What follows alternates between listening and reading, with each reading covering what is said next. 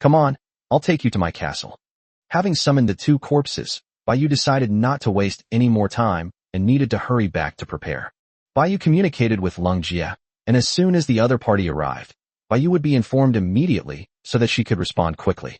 Okay, Yingxi responded, and the two rode on little ice, leading a group of undead back towards the castle. Chapter 201 Leng Jie's Decision. With a heavy heart, Leng Jie returned to the Alliance. Baiyu helped them resolve the danger, and they no longer needed to move away for the time being.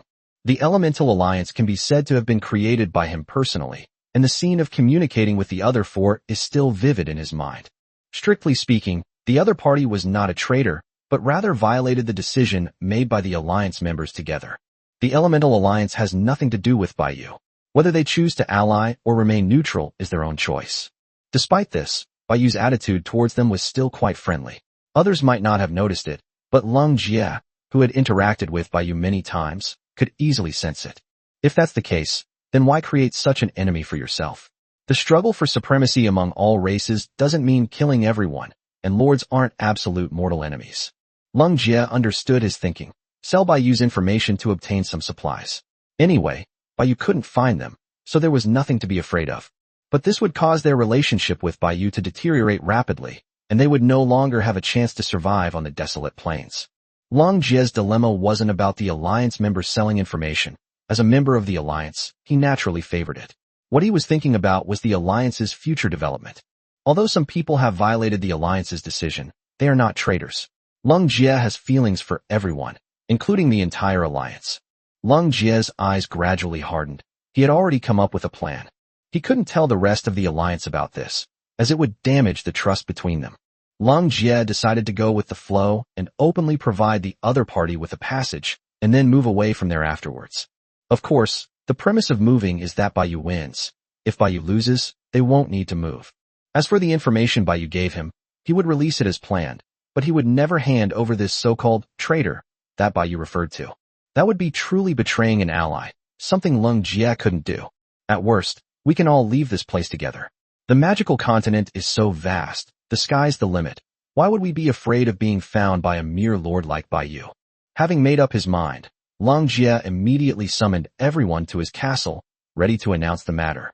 Soon, the four people, unaware of what was going on, also arrived at Leng Jie's castle, wondering what he was going to announce. Usually, when everyone is gathered together, it's to discuss important matters. Otherwise, everyone usually stays in their own castle and relies on the system to communicate. The crisis of the Gata Empire has been resolved. Apart from that human general, there was also a king-level mage from the Mage Association. The undead lord fought 2 against 1 and killed them, but he was also injured himself. She ran southeast, and I followed her secretly. There was a swamp there, and I lost her there. I suspect her castle is there. After Leng Jie finished speaking, he glanced at the 4 people and observed their expressions. The 4 people were also unsure of Leng Jie's purpose in mentioning Baiyu's castle in his next sentence. Lin Jun was the first to react, looking at Leng Jie with some surprise. You mean? That's right. Now that we have a way out, why not leak her information? Aren't those lords looking for her? We can take this opportunity to make a fortune. Even if she wins in the end, so what? We can simply move out of this hellhole before she finds out. There's no need to be afraid of her at all. At this moment, Leng Jie proposed a strategy completely opposite to his previous one. He had been determined not to participate in this matter, so why had he suddenly changed his mind? The wasteland plains are already scarce in resources and are also influenced by the Gata Empire. Staying here is of no use. We can provide those lords with passageways and even tell them the location of the undead lords' castles. We can make a fortune and then leave here safely. Why not? Leng Jie's analysis did indeed sway some of the others. What he said was quite right.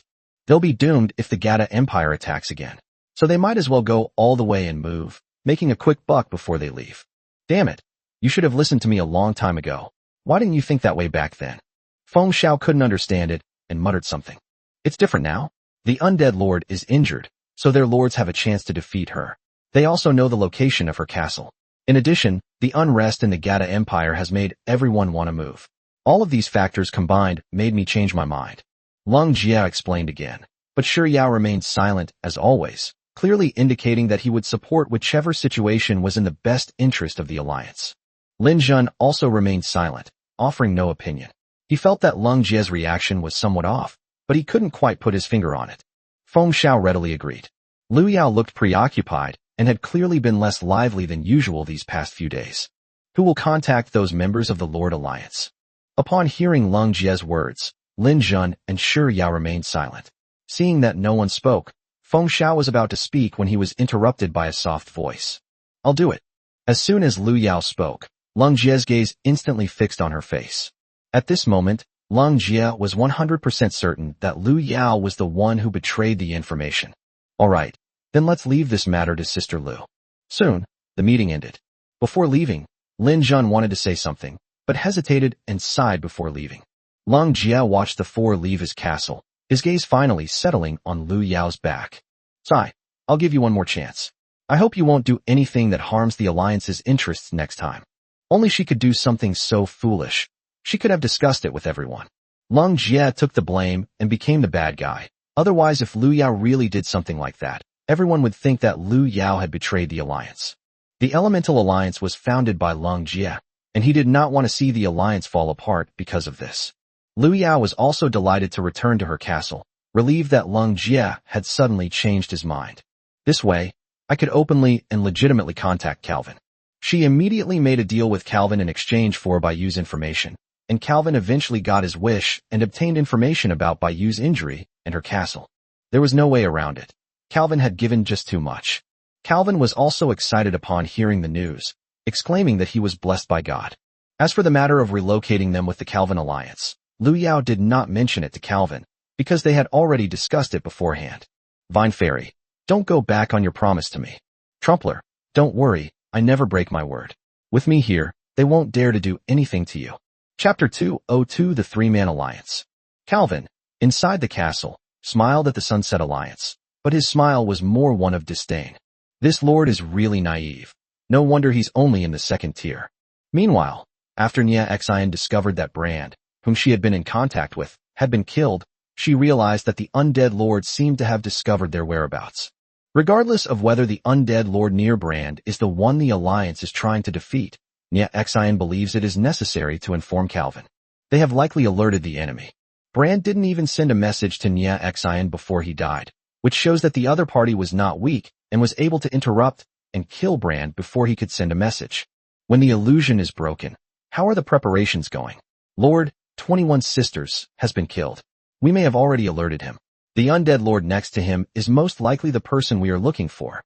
Trumpler, preparations are almost complete. The lord who sold me the information just revealed the approximate location of the undead lord's castle.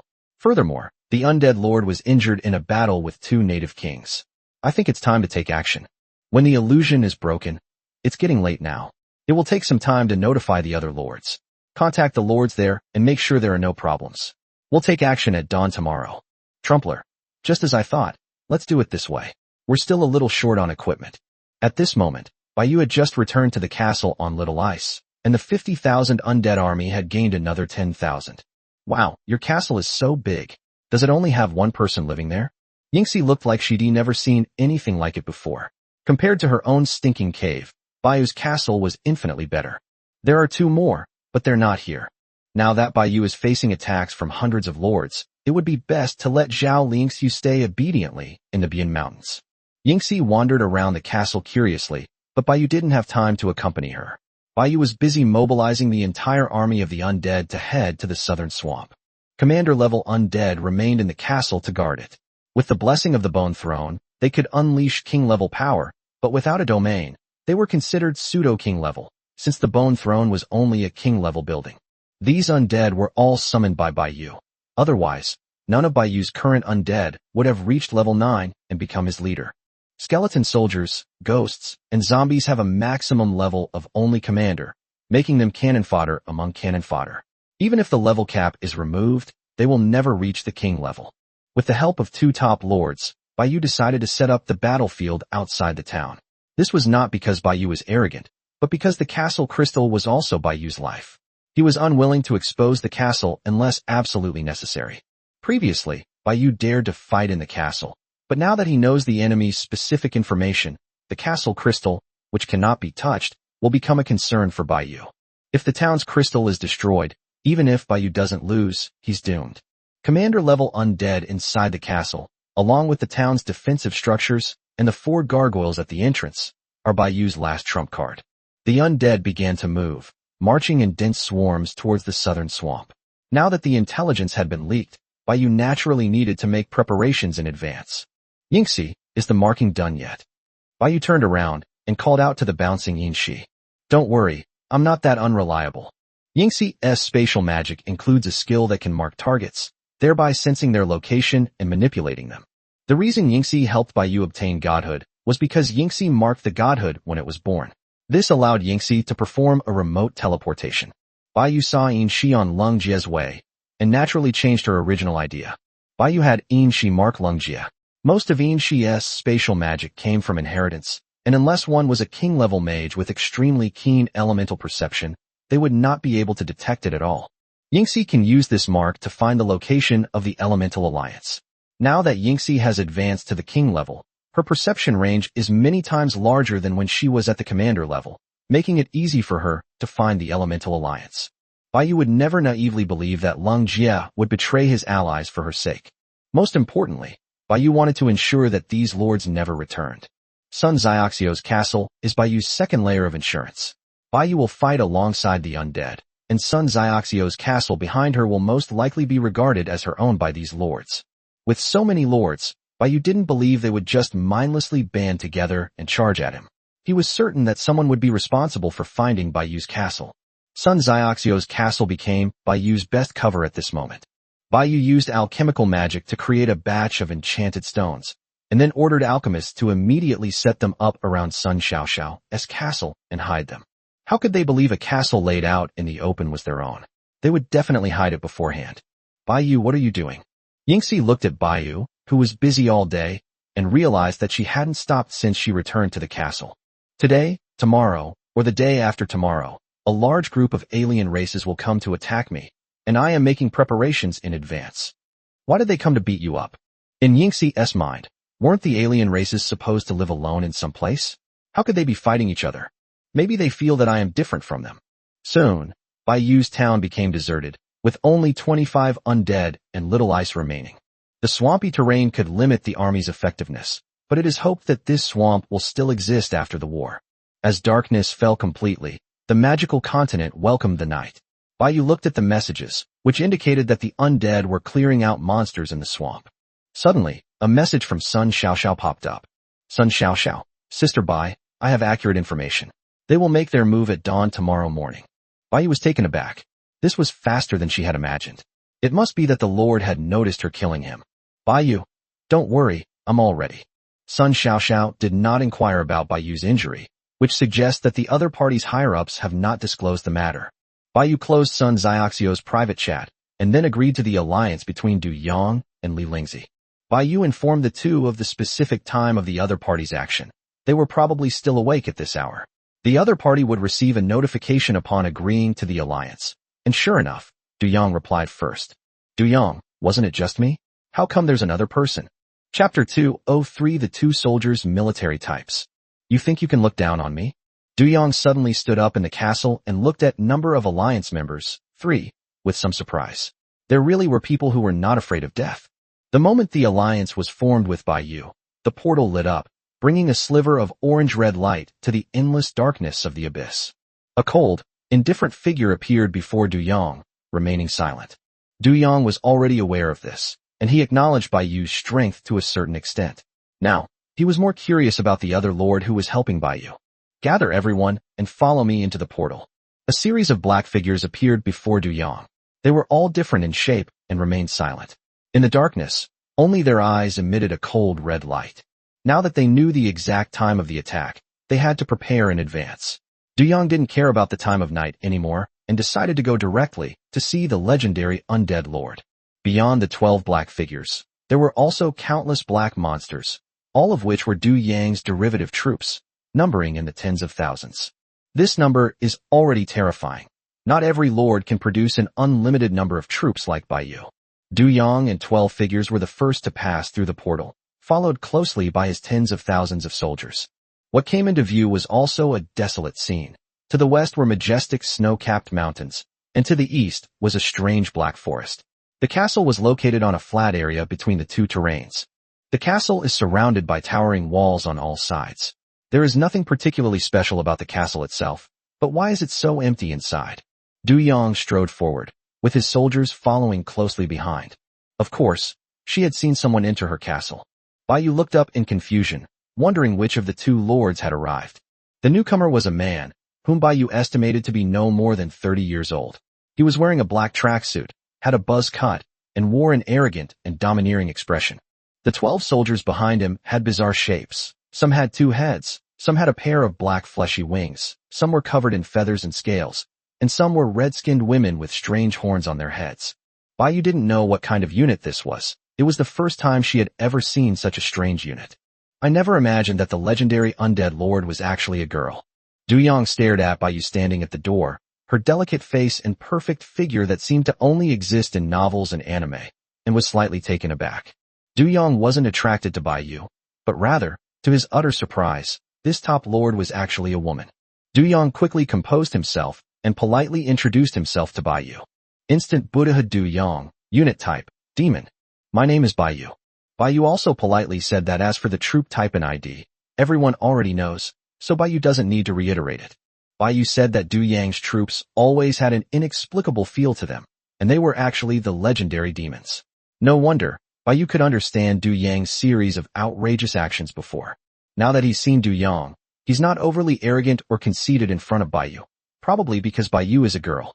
Behind me are 4 demons, all of them king level. Add your undead, and dealing with a mere 100 or so weak lords will be a piece of cake, won't it? Du Yang's words clearly indicated his dissatisfaction with Bai Yu seeking help from another lord, which obviously belittled him. Bai Yu hadn't expected the demon to be so powerful. Du Yang actually had 4 king-level combatants. You have to know that Bai Yu was able to produce king-level combatants by relying on king-level corpses. Seeing the slight surprise on Bai Yu's face, Du Yang even snorted coldly. He offered to help me on his own initiative, just like you. I didn't ask him for help. Bai Yu helplessly shrugged. Wait a while, he might come too. I sent out a false intelligence, setting the battlefield in the south, far from the castle. I'll take you there together then. All right, fighting around the town is indeed very risky. Du Yang is a henchman after all, so let's just go along with Bai Yu's arrangements for now. Du Yang's more than 10,000 troops were also transferred one after another and lined up neatly inside Bai Yu's castle. These units are demon servants, surviving on power emanated from demons. They have no souls, but possess conventional methods of immortality. They are also a very well-rounded unit. To be precise, Du Yang's only unit is the 12 demons behind him. All other units are summoned by these demons.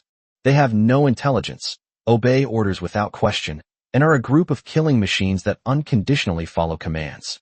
Why should you help me? While waiting, Bai Yu took the initiative to ask Du Yang a question.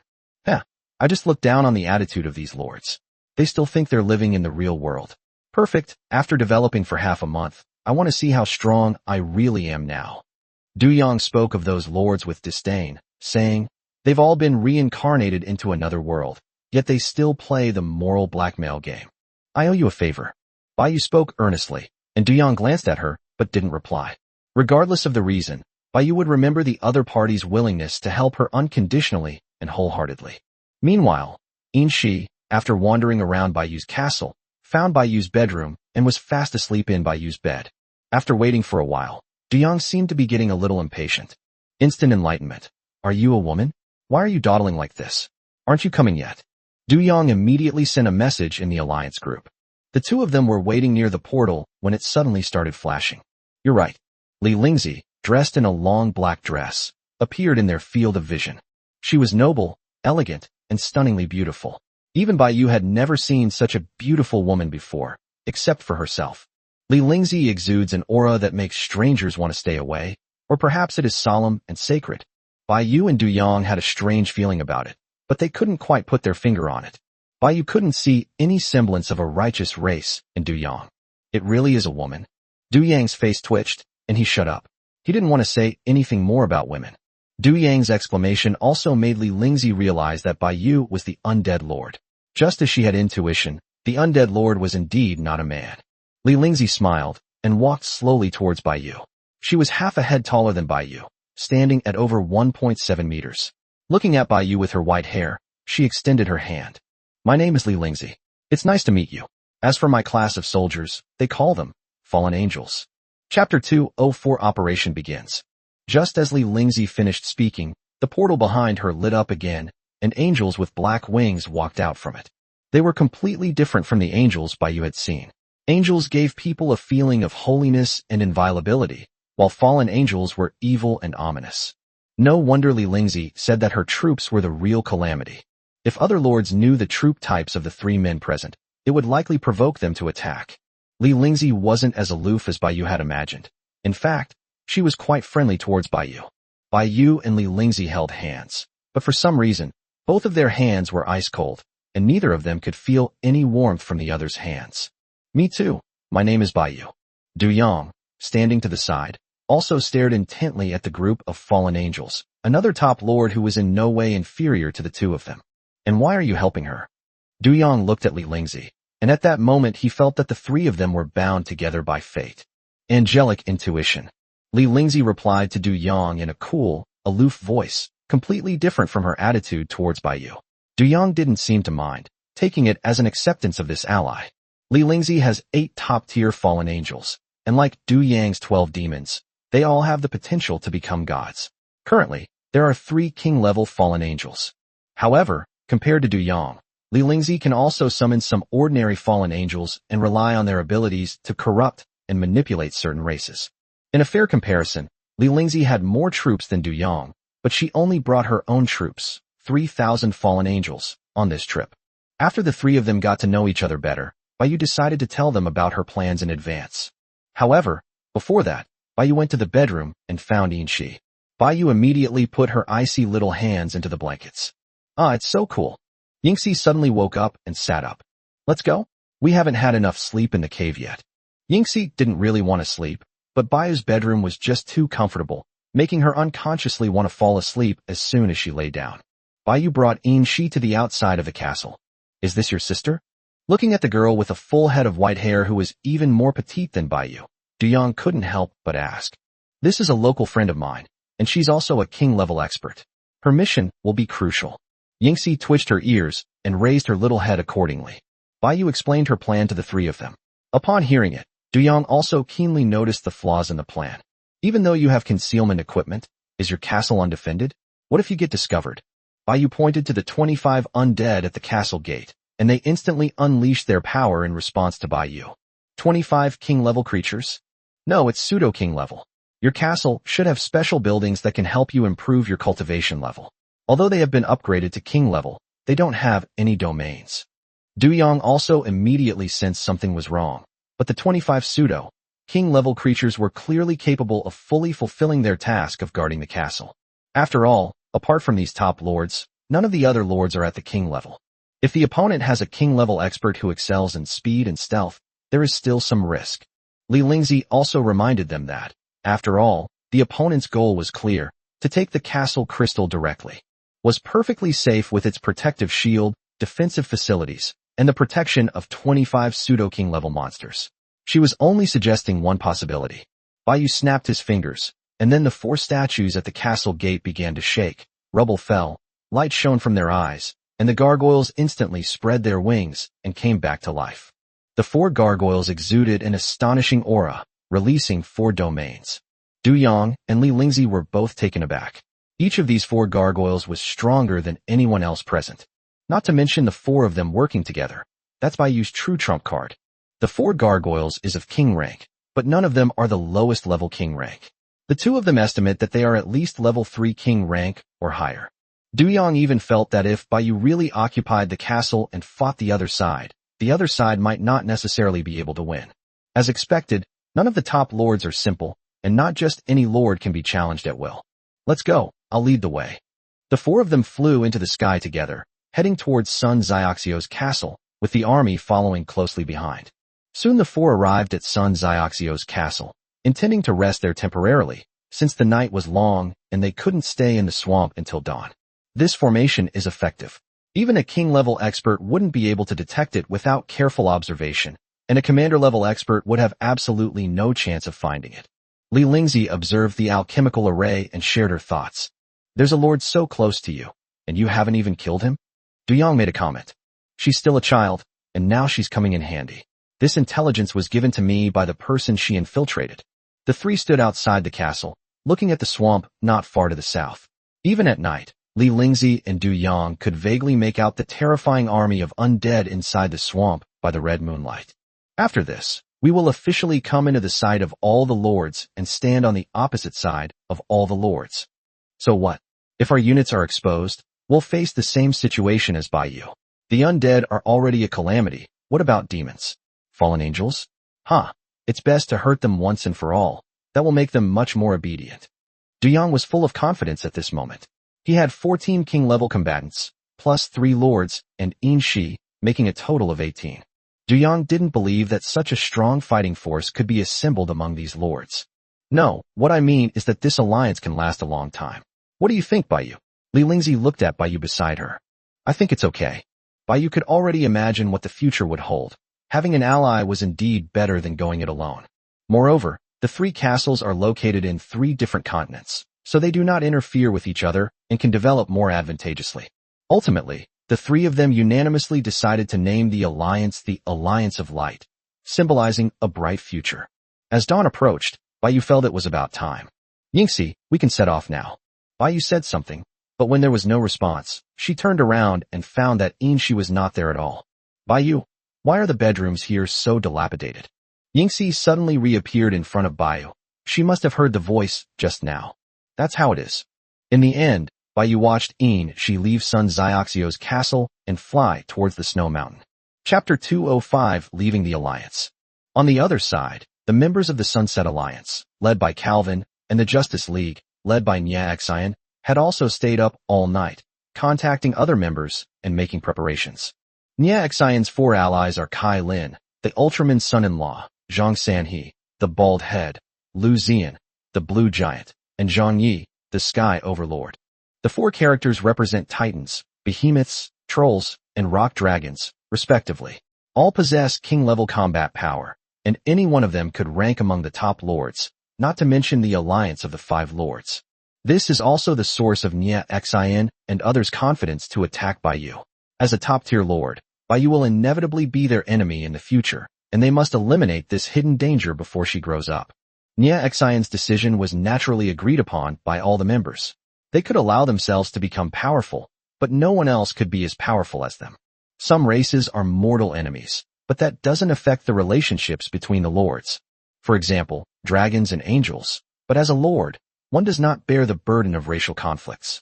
Summoning troops from powerful races also carries a significant risk. They cannot be discovered by the native race. If Nia Xian were unfortunately discovered by the angel race, she would either have to submit or die, and the same applies to other lords. An alliance only needs to go to 1 castle, and then others can quickly lead their troops to provide support through the portal. On the desolate plains, everyone in the Elemental Alliance except Lu Yao had already gone to sleep. After all, the attack would not be launched until the morning, and this matter had nothing to do with them, so they naturally would not waste their time. Lu Yao's heart was pounding, and she felt anxious and uneasy as she looked at the world chat, waiting for Calvin's message. The world chat was eerily quiet at this moment, and the speed at which messages were being refreshed was now visible to the naked eye, as if most lords knew what was going to happen this morning. Time, 4 o'clock. Calvin sent a message to Lu Yao, who had quietly left the alliance. Since everyone had discussed this matter beforehand, Lu Yao's departure from the alliance would not cause much trouble. For unfamiliar lords suddenly added Lu Yao as a friend. After Lu Yao clicked accept, the group immediately formed a new alliance. Lu Yao invited 4 people, and as the ground shook slightly, 4 more castles appeared near Lu Yao's castle. Lu Yao ran to the balcony and checked the situation outside by the moonlight. When she looked at the system again, all 4 of them had already left the alliance. Then the shaking of the ground began to intensify, and more castles appeared around the 4 castles. The commotion outside also alerted the other members of the Elemental Alliance. The 4 of them left the castle and went to check on the situation near Lu Yao's castle. 18 castles appeared in total, representing 18 alliances and 90 lords. This instantly made the surrounding area crowded. This was only because some lords gave up on besieging Baiyu. Otherwise, the number would have been even greater. People began to emerge from various castles. The authorities would first verify the identities of those around them before summoning their troops. After all, Since the alliance was formed, the group had not met and did not know each other. With so many people, they not only needed to elect a leader, but also to discuss offensive strategies. Liu Yao Castle invited Liu Yao to join the alliance again, but received no response. The lords were still chattering and discussing, and everyone was excited as they were seeing so many people for the first time since crossing the magical continent. Dressed in white robes, Nia Xin led the alliance members out of the castle, instantly attracting everyone's attention. Nia Xin exuded a holy aura. Her stunning beauty, coupled with her king-level strength, instantly drew the attention of many lords, who elected her as their leader. When Calvin saw that the lord he had been in contact with was a stunning beauty, a greedy glint appeared in his eyes, but he quickly concealed it. Because Nia Xion's 4 allies are all very strong, probably all reaching the king level, they should be the strongest in the alliance present.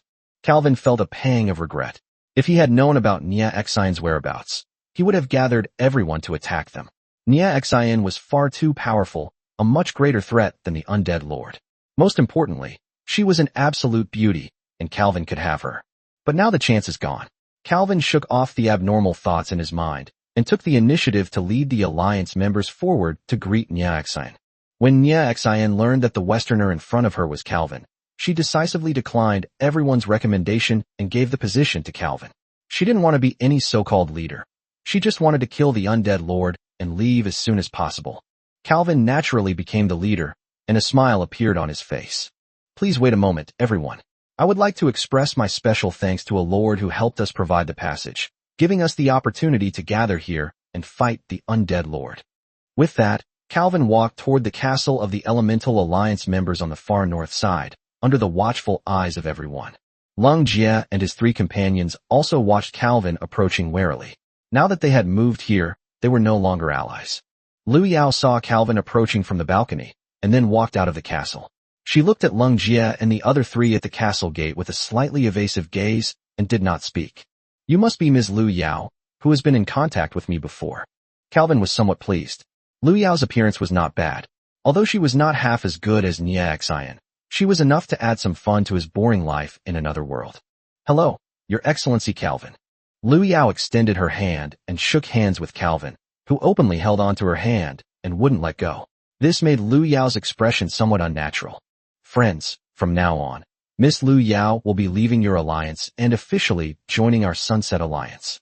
Calvin smiled as he looked at Lung Jie and the other 3. He wasn't discussing this with them. He was informing them. Lung Jie was stunned. His mind went blank, and he didn't understand why Liu Yao would do this. Liu Yao, what are you doing? Are you being forced by him, or has someone treated you badly? This is my own choice, and it has nothing to do with anyone else. Everyone has the right to make their own choices, doesn't he? Liu Yao's voice echoed in Lung Jie's ears, so cold and unfamiliar that Lung Jie couldn't believe this was the Liu Yao they had known before. You guys are really naive. Don't you understand? In the end, it's because you're too weak to give her what she wants. Only a strong person like me can survive here. Calvin, having his back to the lords and being some distance away, was unaware of what was happening there. Calvin pulled Liu Yao over, holding a palm-sized rabbit in his hand. Liu Yao gritted her teeth, remained silent, and lowered her head, pulling her clothes tightly with both hands to avoid exposing herself, while Calvin wore a provocative expression. It's as if to say, see? She's an indispensable ally for you, but just a plaything for me. Seeing this, Lung Jie suddenly sprang into action and was about to attack Calvin. You bastard. Chapter 206 is here. Calvin unleashed his king-level aura, instantly sending Lung Jie flying. Shi Yao and Feng Xiao hurriedly helped Lung Jie up, glaring at Calvin with hostility. You overestimate yourselves. You should be grateful that so many lords are watching over you. Otherwise today would be your day of death. This Calvin is actually a king-level being. A king-level combatant is simply beyond the current capabilities of the Elemental Alliance. Everyone could only watch with fury as Calvin's hand continued to squeeze harder, while Liu Yao remained completely unresponsive. Calvin was right. The Elemental Alliance was simply too weak, repeatedly proving powerless against the Gata Empire. Perhaps this was Liu Yao's own choice. Calvin, still wanting more, reached out and took Liu Yao back with him, leaving the remaining 4 standing there with mixed feelings. Lung Jie remained silent and returned to his castle alone, unable to understand why things had turned out this way. He could tolerate Liu Yao hoarding those resources and forgive her for betraying information, But this time her departure completely shook the trust between the others. As for the other three, they all had slightly different thoughts in their hearts, and this time, they did not discuss it with each other. Calvin, on the other hand, put on a gentlemanly demeanor and introduced Lu Yao, the great contributor, to the other lords. Lu Yao then revealed all the information she knew. The undead lord is also a beautiful woman. A scarred-faced lord licked his lips with a lewd grin, already getting excited. How does he compare to the leader of our Justice League? Some people started to stir up trouble again, saying that these lords had been suppressing their emotions for so many days in the magical continent, and their hearts had already begun to become twisted. The leader of the Justice League was naturally referring to Nia Xian. Nia Xian did not reveal her troop type. After all, the angel race is very sensitive, and she had to be wary of so many people. At present, everyone only knows that Nia Xian is a powerful lord, but they have no idea what troop type she has. Different temperaments, but equally matched. Lu Yao echoed these disgusting people expressionlessly, knowing she would never see them again afterward. Calvin, standing to the side, was also quite excited, thinking that he had struck it lucky and couldn't wait to start attacking Baiyu. Nia Xian remained expressionless when she saw the ugly faces of these lords. Her only goal was to kill this undead lord. She was more concerned about Baiyu's ability to summon undead using corpses, provided by Lu Yao, is very important. Therefore, we cannot blindly pursue the number of troops, as this will only increase the enemy's forces. The other lords, led by Calvin, were gathered together discussing countermeasures. Their goal was naturally to kill Baiyu, but that was secondary. Their best objective was to capture him alive. The lords were all excited and full of confidence, and had even begun to rank themselves. The Justice League, led by Nia Xian, formed a small group. They disdained the actions of these lords and believed that the fastest and most effective way to kill Baiyu was to destroy her castle. There was no need to waste troops fighting the undead. Lu Zian, you stay here to guard the castle. The rest of you will come with me to find the undead lord's castle and destroy it. Nia Xian addressed the four men, saying that while the other lords were summoning their troops, Nia Xian and his group of 5 decided to go alone, without revealing their respective troop types.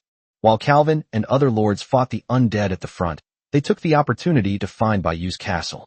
They would kill Baiyu and leave immediately, without getting entangled with anyone else. At 5 o'clock in the morning, all the lords assembled their troops.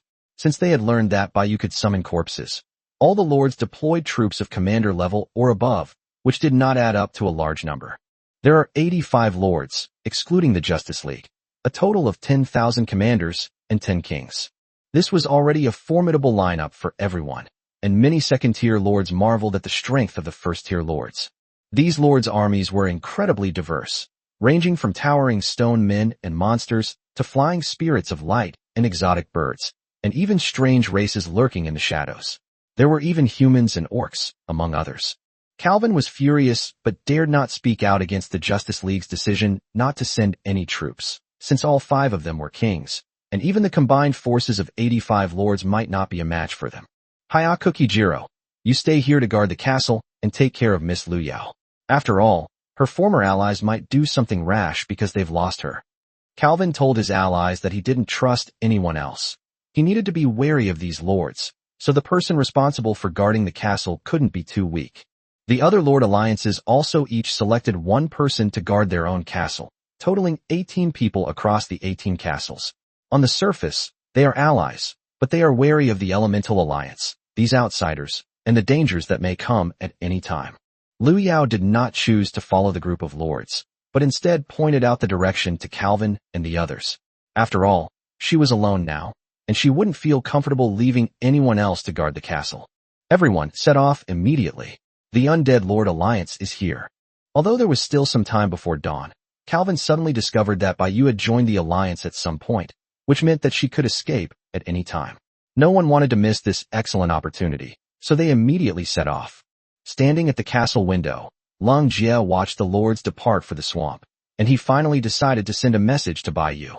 If Lung Jie had hoped Baiyu would lose before, he now hoped Baiyu would kill all the lords. Calvin led a group of lords and tens of thousands of commander-level troops, heading towards the swamps to the east. The numerous troops dispersed, forming a large encirclement to prevent the enemy from escaping. Nia Xian and the other 3 followed closely behind, but when they reached the edge of the swamp, they chose to detour instead of entering the swamp. Unbeknownst to them, Baiyu was already leading an army of undead waiting in the swamp. Beside Baiyu stood Du Yang, hands in his pockets, and all his soldiers. Du Yang found defending the castle incredibly boring, so in the end, Li Lingzi was left to ambush there. To avoid exposing Li Lingzi, all her troops were hidden inside the castle and remained stationary for the time being. If Baiyu and Du Yang are no match for the enemy, the fallen angels will come to their aid. Otherwise, they will continue to hide, with the aim of killing more enemy lords. Crows scattered from the withered trees in the distant swamp, while Baiyu and Du Yang, positioned at the rear of the army, simultaneously gazed ahead. They're here. Chapter 207 King-level battle erupts. A ray of dawn pierced the darkness, and the magical continent welcomed the dawn. At this moment, all the undead armies were on high alert, and the king-level beings hidden among them were also waiting for an opportunity to strike. The ground trembled, and a giant stone golem suddenly rose from the undead army and began attacking the surrounding undead. Immediately afterwards, various Air Force units also attacked the undead army, engaging in fierce battle with the undead in the air. The time from being discovered to launching an attack was only a few breaths, which shows that the enemy's troops were of high quality. The light spirits in the sky could kill dozens of ordinary undead with a single blade of light. A white unicorn, with golden lightning gathering above its head, created a no-man's land amidst the undead army. Suddenly, a pitch-black figure emerged from the shadow behind the undead, its shadowy form engulfing the surroundings and killing hordes of undead. In just a moment of fighting, Baiyu lost thousands of undead. Du Yang looked at Baiyu in confusion. The enemy troops continued to advance into the undead army, their target Baiyu, while the undead behind them gradually surrounded him. 2,000 figures in the undead army suddenly launched a counterattack. The light elves in the sky and the unicorns on the ground were instantly subjected to mental attacks by several demon soul lords and were killed by the commander-level bone dragons and skeleton demons. Their corpses gradually decayed and began to transform into undead, a sight that sent chills down the spines of the lords behind them. 10,000 commander-level troops should have been able to crush a 60,000 undead army, but the sudden counterattack by the commander-level undead instantly killed several of their commander-level troops, converting them into their own combat power and turning the tide of the battle. Calvin realized that if he couldn't defeat the undead in one fell swoop, they would only grow stronger as the fight progressed. Tens of thousands of bone dragons soared through the sky, flames poured down, turning the entire swamp into a sea of fire. The stone golem was unfazed by the flames and shattered a bone dragon with a single punch, but it quickly reformed itself. Other units weren't so lucky. They were just ordinary mortals, and the flames burning all around them were scorching their skin. The attacks falling from the sky were also hitting them. A huge gray magic circle appeared beneath the feet of the previously killed commander-level unit. A commander-level zombie titan shattered the ground beneath its feet. Using its fiery divine body, exploding lava flew everywhere, and the immense power of its punch instantly killed one of the enemy's commander-level units. The zombie titan moved through the enemy's territory as if it were nothing. No matter how other units attacked it, it had no effect. Its huge body could even smash an enemy's stone golem with a single punch. One zombie titan after another rose from the formation, and the battlefield completely became the domain of these zombie titans. Du Yang realized that his worries seemed a bit unnecessary. The commander-level undead were no less powerful than the opponent's commander-level undead. Another spirit of light. It transformed into a beam of light and pierced directly through the chest of the zombie titan. The surrounding lava began to extinguish, its eyes lost their luster, and the zombie titan finally collapsed heavily to the ground. Aside from soul attacks, holy light is the greatest nemesis of the undead. Several light elves took on the crucial task of dealing with the remaining zombie titans. The lich appeared before them, blocking their path. The dead trees in the swamp fell and were burned, and the water and mud on the ground all turned into cracked earth due to the high temperature. The opponent's commander-level units were 5 times the number of Baiyu's commander-level undead, but Baiyu was confident that this gap would soon be closed. Du Yang's demon servants also participated in the battle, but the attacks of the light spirits seemed to be very effective against them. Apart from the commander-level servants, the other servants performed no differently from ordinary undead, and were all easily killed by the opponent, except that they could be resurrected. The swamp had become a chaotic wasteland, with various abilities wreaking havoc within it. The enemy's offensive was successfully halted by the undead. Baiyu stood behind them, looking at the lords opposite, seemingly in a provocative manner. Suddenly, the shadow behind Bai Yu flickered, and a lord holding a dagger rushed out from it. The dagger aimed straight at Bai Yu's back. Du Yang grabbed his arm and squeezed it hard, causing the dagger to fall to the ground. With his other hand, he grabbed the man's neck and lifted him up. Click! Without saying a word, Du Yang snapped his neck. Wasn't it a bit disrespectful to a king level being a commander level? At this moment, dozens of lords emerged from the shadows of the withered trees surrounding Bai Yu and Du Yang, and surrounded the two. They used special methods to sneak in here. Call out. A throwing knife flew towards Bai Yu, who easily dodged it by turning his head. The throwing knife behind him suddenly transformed into a lord and attacked Du Yang, but Du Yang punched it away. In an instant, all the surrounding lords launched an attack on Bai Yu and Du Yang. These commander-level lords are really fearless. Do they really think that a dozen of them together can kill a king-level lord? Just as Du Yang was about to make a move, he sensed Bai Yu's aura and stopped. Bai Yu's left eye flashed with blue light, and the surroundings instantly turned into darkness. The withered trees were transformed into undead, and the flames left on the ground turned black. The air was filled with decay and poison. Countless black spikes emerged from the ground, piercing through the lords who were attacking Bai Yu. Their weapons fell to the ground, their faces contorted in pain, and the intense agony forced them to confront reality. But it was too late. They couldn't break free at all, and could only watch their life force rapidly drain away. Only at this moment did they realize the difference in strength between the commander level and the king level. Before long, they all turned into skeletons and became ghosts. Bai Yu withdrew his domain and looked at the battlefield ahead. You don't seem like an undead. You're more like a demon. Du Yang smiled. He had seen Bai Yu's strength, and these words sounded like a compliment. The lords and their troops in the crowd no longer concealed their strength, and all the king-level beings unleashed their domains. 10 king-level warriors instantly took to the air and attacked the battlefield. The real battle was just beginning. Bai Yu and Du Yang were both taken aback, their expressions strange. How could this group of lords be weaker than they had imagined? 7 undead and 4 demons also released their own domains, and 11 king-level beings instantly surrounded and attacked the other side. Calvin, suspended in midair, was stunned. The information about the undead lord was not accurate. She actually had 7 king-level beings, and that man was helping her. Her strength far exceeded everyone's expectations.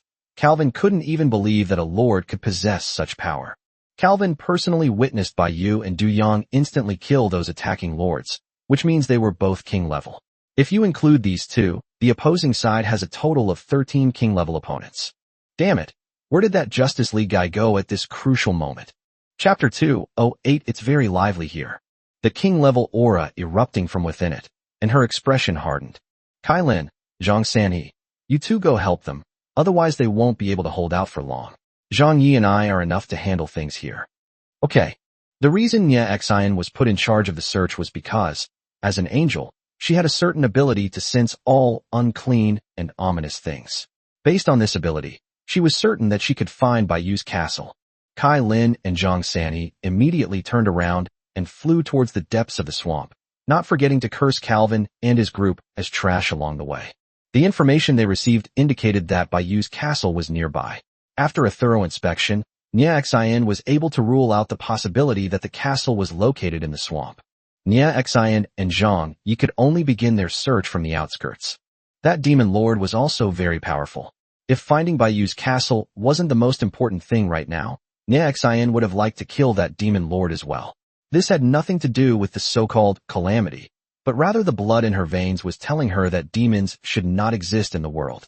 If they really can't find Bai Yu's castle, Nie Xian should give up and go back to support him, then directly kill him head-on.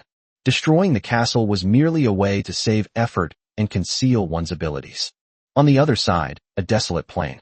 Seeing that the time was right and that the undead lord should already be fighting, Bai Gaijiro openly walked towards Lu Yao's castle. Everyone stayed inside their castle and paid no attention to Hyakkimanjiro leaving the castle.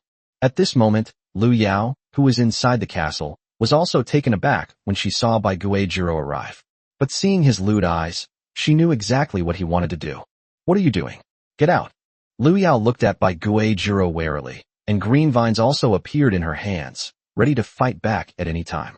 Don't be afraid. I just want to help relieve my stress. Bai Guijiro continued forward with a smile. Seeing that her warnings were ineffective, Lu Yao lashed out at Bai Guijiro with her rattan whip. But the other party easily grabbed the vine whip with one hand. Feeling the burning pain in his hand, he was somewhat angry, but more than that, he did not expect Lu Yao to attack him. Baka, is this how you treat your allies? With a forceful pull, Lu Yao stumbled.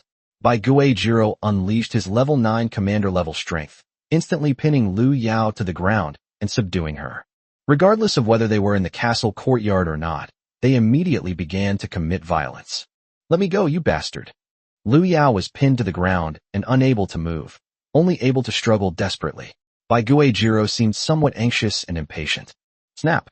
Other hand, Bai Guijiro slapped Lu Yao across the face, and half of her face immediately swelled up. His fair skin, bathed in a holy light, made Hyakki Jiro even more excited. Lu Yao screamed, her heart filled with despair. All 4 members of the Elemental Alliance heard her scream, but none of them were moved by her act of betraying the alliance. Lung Jie couldn't stand it anymore, so he immediately rushed out of the castle and ran towards Lu Yao's castle. Let her go. Bai Guijiro, who was interrupted, became even angrier and turned to look at Lung Jie with a sinister expression. This has nothing to do with you. She's no longer your ally. If you don't want to die, get out of here. Responding to Bai Guijiro was Lung Jie's frost magic. Seeing that his persuasion was ineffective, Bai Guijiro threw Lu Yao aside and turned to attack Lung Jie. The invisible barrier shattered Lung Jie's ice magic, and Bai Guijiro's attack from a distance sent Lung Jie flying. Cough cough. Lung Jie felt a sharp pain in his abdomen and could only lie on the ground coughing incessantly. He never expected that he couldn't even withstand a single blow from his opponent. Meanwhile, Lu Yao, who had long since lost the will to fight, sat on the ground with her arms crossed, crying silently. Lung Jie. He glanced at the helpless other person, then looked at Hyakki who was walking towards him step by step, his eyes becoming even more determined. Lung Jie gritted his teeth and stood up with all his might, determined to fight the other party to the death. The surroundings instantly turned into a freezing cold space, enveloping Hyakki Jiro, and then began to slowly freeze. Bai Guijiro laughed, a mocking laugh, his face full of disdain as he faced Lung Jie, who was going all out. It seems you're just as stupid as this woman. You came to save her, to die for her, but look at what she's doing. Even as you die for her, she hasn't said a single word to you. She's a complete slut. Isn't that ridiculous? Seeing how pathetic you are, how about I give you a chance? Submit to me, and I can let you have a taste of something new afterwards. Don't worry, Calvin won't pursue the matter. His current target is entirely that undead lord. Bai Guijiro threw a punch that directly shattered Lung Jie's frost barrier. His strength was just one step away from advancing to the king level, making him someone that ordinary commander-level individuals couldn't possibly handle. Bai Guijiro revealed a playful smile, waiting for Lung Jie's reply. You're dreaming. As soon as Lung Jie finished speaking, he was knocked away again by Bai Guijiro, this time without even the strength to stand up. You don't know what's good for you. Since that's the case, then you can just stand aside and watch. Bai Guijiro revealed a lewd smile again, actually intending to humiliate Lu Yao in front of Lung Jie. Lu Yao's eyes were lifeless as she was once again pinned to the ground by Bai Guijiro. This time, she didn't even resist or utter a word. Only the tears streaming down her face proved that she seemed to have resigned herself to her fate. That's more like it. Hyakki Jiro, his face beaming with excitement, let out a lewd laugh. Lung Jie lay helplessly to the side. He hoped that others could come to save Lu Yao, but the 3 of them remained unmoved. If they were going to come, they would have arrived long ago. They were all faster than Lung Jie. They might also harbor resentment towards Lu Yao, believing that she had already betrayed the alliance and was not worthy of any sympathy. Maybe I'm the only one who's still so naive. Lung Jie closed his eyes, not wanting to witness this scene. Wow, it's lively here. A little girl's voice suddenly rang out, and Lung Jie opened his eyes. Bai Guijiro, whose spellcasting had been interrupted, also turned to look at the source of the voice. A little girl with white hair was sitting on the wall of the castle courtyard, swinging her legs back and forth below, her expression full of curiosity. Hyakki Jiro's eyes lit up. He admitted that he had never seen such a beautiful little girl in his life. Lung Jie naturally recognized Inshi. Inshi couldn't distinguish between so many lords' castles. She simply followed her senses and found Lung Jie, and happened to witness this strange scene. How did she find her way here? Chapter 209 Blocking the Retreat Route. Bai Guijiro got up and walked towards Inshi with a lewd smile on his face. Lu Yao, who had been freed, immediately curled up into a ball. Little girl, come to uncle. Uncle is not a bad person, he. Okay. Yingxi jumped down from the city wall, dusted off her clothes, and walked towards Baiguijiro. Hyakijiro couldn't help but marvel at his luck. He opened his arms and walked forward, wanting to hug the white-haired little girl in front of him. Uft! The sound of flesh being torn apart rang out, and blood splattered everywhere. Hyakjiro's pupils contracted, and he looked down at his chest in disbelief. There were 3 huge wounds on his chest that had appeared out of nowhere, while Yingxi in the distance remained motionless. You. He tried to say something, but couldn't utter a word. Then, his body collapsed heavily, and he lost his life. Blood splattered on Lung Jie's face, the pungent smell of blood stimulating his brain, making him incredibly shocked and clear-headed. Baiyu seems to have said that everyone except those from the Elemental Alliance should be killed. Inshi pondered for a moment, then looked at the unsightly Lu Yao and then at Lung Jie, who was lying on the ground looking completely bewildered. A tremor came from outside the castle. With the death of Hyakkimanjiro, his castle collapsed, scattering the supplies in the warehouse and the ruins of the castle all over the ground. The surrounding lords were immediately drawn to the commotion and came out of the castle to observe the situation. Each of them had some doubts and worries, wondering how Hyakijiro had died. I remember he was the Lord of the Sunset Alliance. What's going on? Could it be that there are enemies nearby, or that alliance over there did it? The lords immediately started discussing among themselves, paying no attention to the supplies dropped by Hyakkimanjiro. They were more concerned about their own safety at the moment. He just went to that woman's place. Lu Zian said coldly, turning back to the castle. Their lives or deaths are none of my business. The 16 lords looked at each other in bewilderment. Could it be that he was killed by that woman? You never know. Just look at his gourd-like appearance, and you can tell he's from Japan. I've heard they're all driven by their lower instincts. Yo, that woman belongs to me, Chusanaro. At this moment, a lord with a mustache stepped forward again, completely ignoring the other lords. The lord named Zongchu Sanlang immediately headed towards Lu Yao's castle, and the other lords silently followed, eager to find out what was going on. Inside the castle, Inshi squatted down next to Lung Jie. Hey, who's the traitor? Lung Jie glanced at Lu Yao, who was silently weeping, and fell silent again. By this time, Lung Jie realized that Baiyu did not fully trust him, and that this person was a backup plan she had arranged. She came not only to cut off these lords' escape route, but also to kill this traitor. Don't play dumb. If you don't speak, you'll all die. She didn't treat Lung Jie this well, and the other members of the Elemental Alliance weren't invincible either. She didn't know anyone else, only that Lung Jie was one of them, but that didn't matter. As long as everyone here died, there would be no problem. Yingxi's ears suddenly twitched, and she stood up. Someone's coming. She turned around and saw more than a dozen alien races walking towards the castle gate. They were dressed in different styles, one in front and the others behind, and walked directly into the castle. The first thing they saw was Lu Yao, but when they saw Inshi, they were even more amazed and couldn't take their eyes off her. The sight of Hyakkimanjiro lying in a pool of blood and the severely injured Lung Jie seemed to have restored a sliver of their sanity. Go for it. What are you afraid of? There are so many of us. Do you think we'd be afraid of 2 little girls? One of the lords in the crowd started jeering, and the others, emboldened by his words, no longer cared how Hyakijiro had died on the ground. Attack together. Whoever grabs it first gets to keep it. The 16 lords immediately swarmed forward, most of them rushing towards Yingxi, while only Zongchu Sanlang secretly circled around to the back and ran towards Lu Yao. These idiots will definitely fight over a woman. This one is good too. She's mine, he. Yingxi, standing to the side, watched them rush towards her without moving, still counting the number of people. Why are there only 16? Even with the one on the ground, there's still one short. Baiyu informed Inshi that the other side had a total of 18 lords. Of course, the number of lords might vary, but the number of castles was correct. Yingxi arrived, she counted them. There were a total of 23 castles. Subtracting the 5 castles belonging to the Elemental Alliance, there were exactly 18. Never mind, let's deal with them first, so we don't have to go looking for them one by one.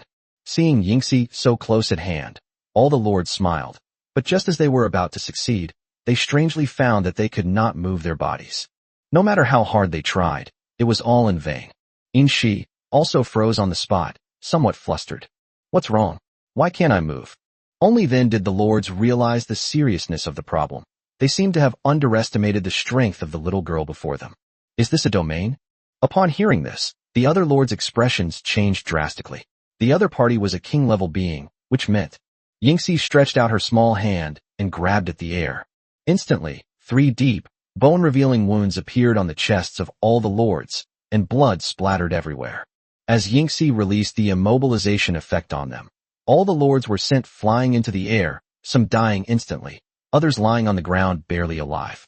Despite being commanders, they were utterly powerless against a king. Lung Jie's pupils widened in surprise. He hadn't expected that the little girl next to Bai Yu was actually a king-level expert. A violent tremor came from outside the castle. This time, even Lung Jie, who was lying on the ground, could clearly feel it. He knew that more than a dozen castles outside were collapsing at the same time, and those lords who attacked Bai Yu were finished.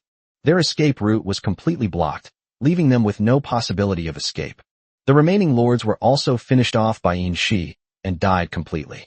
Lu Yao, who was behind her, looked at Yin Shi and trembled. She knew that it would be her turn next. Yin Shi looked down at Lung Jie, and their eyes met. Yin Shi's expression was cold, and she didn't want to waste any more time with him. She also had a vague guess that these 5 castles, being the closest to each other, must be part of an alliance. But she didn't know who the traitor was.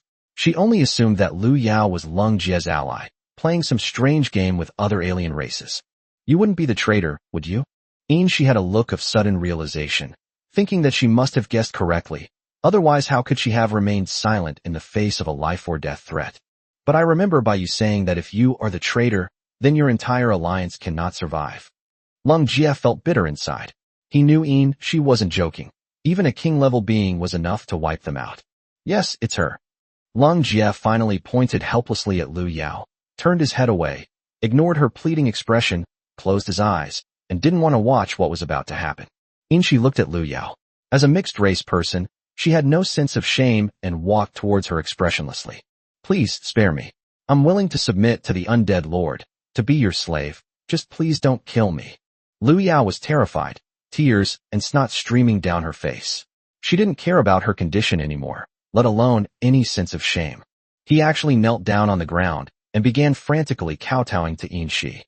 She crawled on her hands, trying to grab Yingxi's legs, but was blocked by an invisible barrier. Yingxi didn't understand her behavior, nor did she listen to what she was saying. She simply raised her small hand and said gently, "No, that won't work."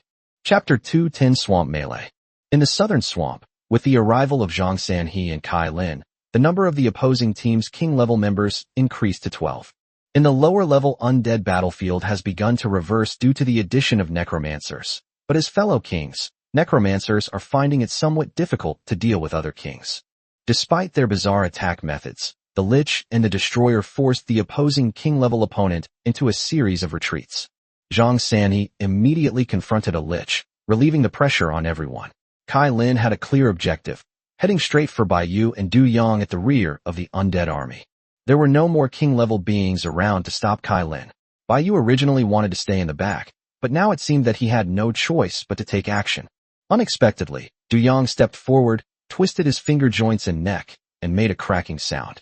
Du Yang stomped the ground with tremendous force, shattering it, and shot towards Kai Lin in midair like a cannonball. Du Yang came here to fight, so he naturally wouldn't let this opportunity slip by. Du Yang threw a punch, but the immense force failed to repel Kai Lin.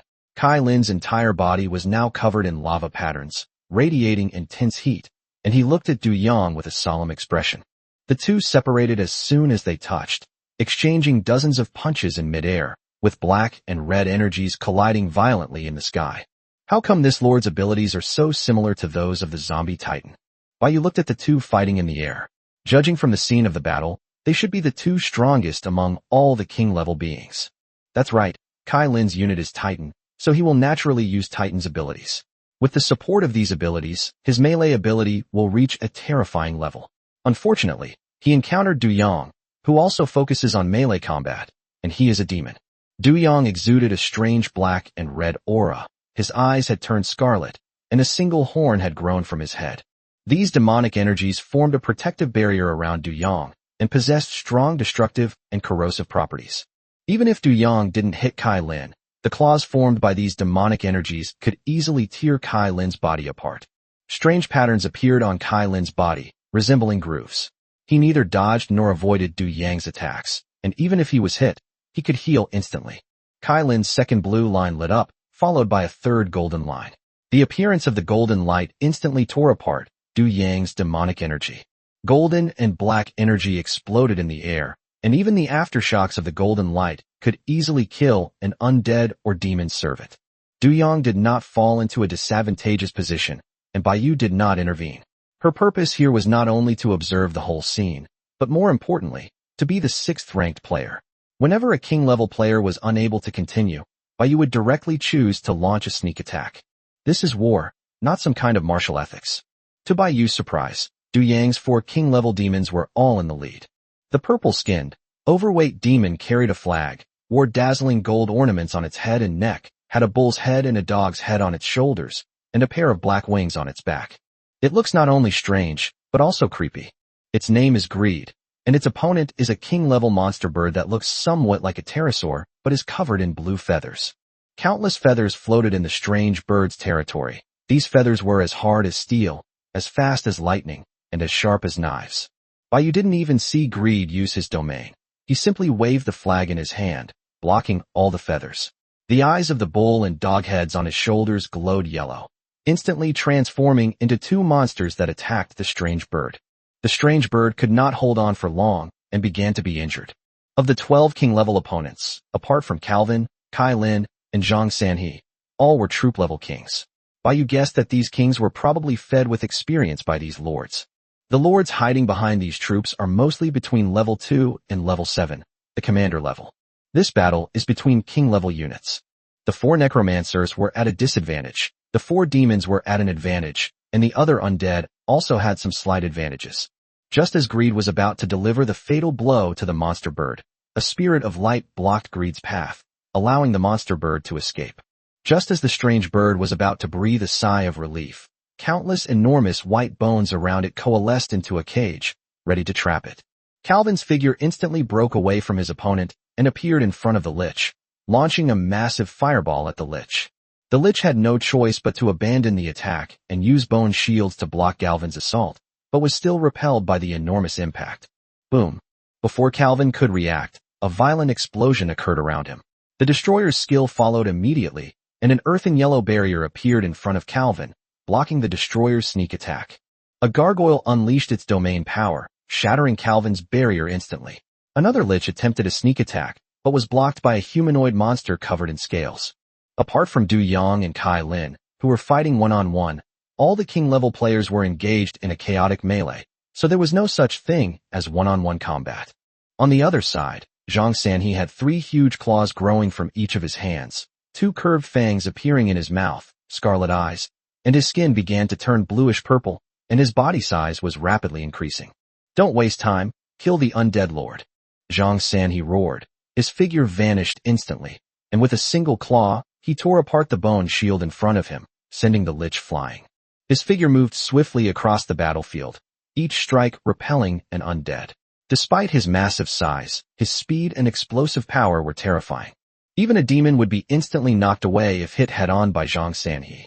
Fortunately, his attacks rely solely on physical strength and do not possess the ability to kill undead or demons. Zhang Sanhe unleashed his domain, and countless claw blades appeared around him. Any undead and demon servants caught in the attack were instantly reduced to dust. What is this thing? Baiyu was taken aback. This monster's strength was no less than Kai Lin's. Ordinary undead and demons were no match for him. Zhang Sanhe had a clear objective and charged directly at Baiyu, unstoppable by the surrounding undead and demons. Because of his all-out attack, the pressure on the opponent's king-level opponent was instantly reduced. Damn it, we can't slack off anymore. The seemingly evenly matched battle between Du Yang and Kai Lin above suddenly took a turn. Du Yang caught a glimpse of Zhang Sanhe out of the corner of his eye, and his expression became even more excited. A pair of black wings appeared on Du Yang's back, and a tail grew from behind him. A strange black long sword appeared in his hand, and demonic energy surged around him. Du Yang pierced Kai Lin's chest with a single sword strike and kicked Kai Lin to the ground, creating a large crater. Haha, I like this, so it's yours now. Under Baiyu's bewildered gaze, Du Yang ignored Kai Lin, whom he had knocked to the ground, and turned to attack Zhang Sanhe. Bai always felt that Du Yang was somewhat crazy and strange during the battle. Looking back at the crater where Kai Lin had fallen, the dust settled, and Kai Lin had stood up, his eyes shining with golden light, and the wound on his chest had healed. Bai took out a sickle and walked towards Kai Lin. Chapter 2:11 Insane Self-Healing Ability. The castle began to shake, and the shaking grew increasingly violent. Lu Yao was completely frozen into an ice sculpture. Her face was filled with terror and turned purple. She suffocated to death. Long Jie sighed, but Yin Shi ignored him and teleported directly outside the castle. There's still one lord left to deal with, and as this is Bai Yu's first request, she feels she has to complete the task perfectly. The simultaneous collapse of so many castles around them naturally caught Lu Xian's attention. Somewhat surprised, he went outside the castle again and saw Yin Shi floating in the air. As expected, only a king-level being has the power to kill these lords in an instant.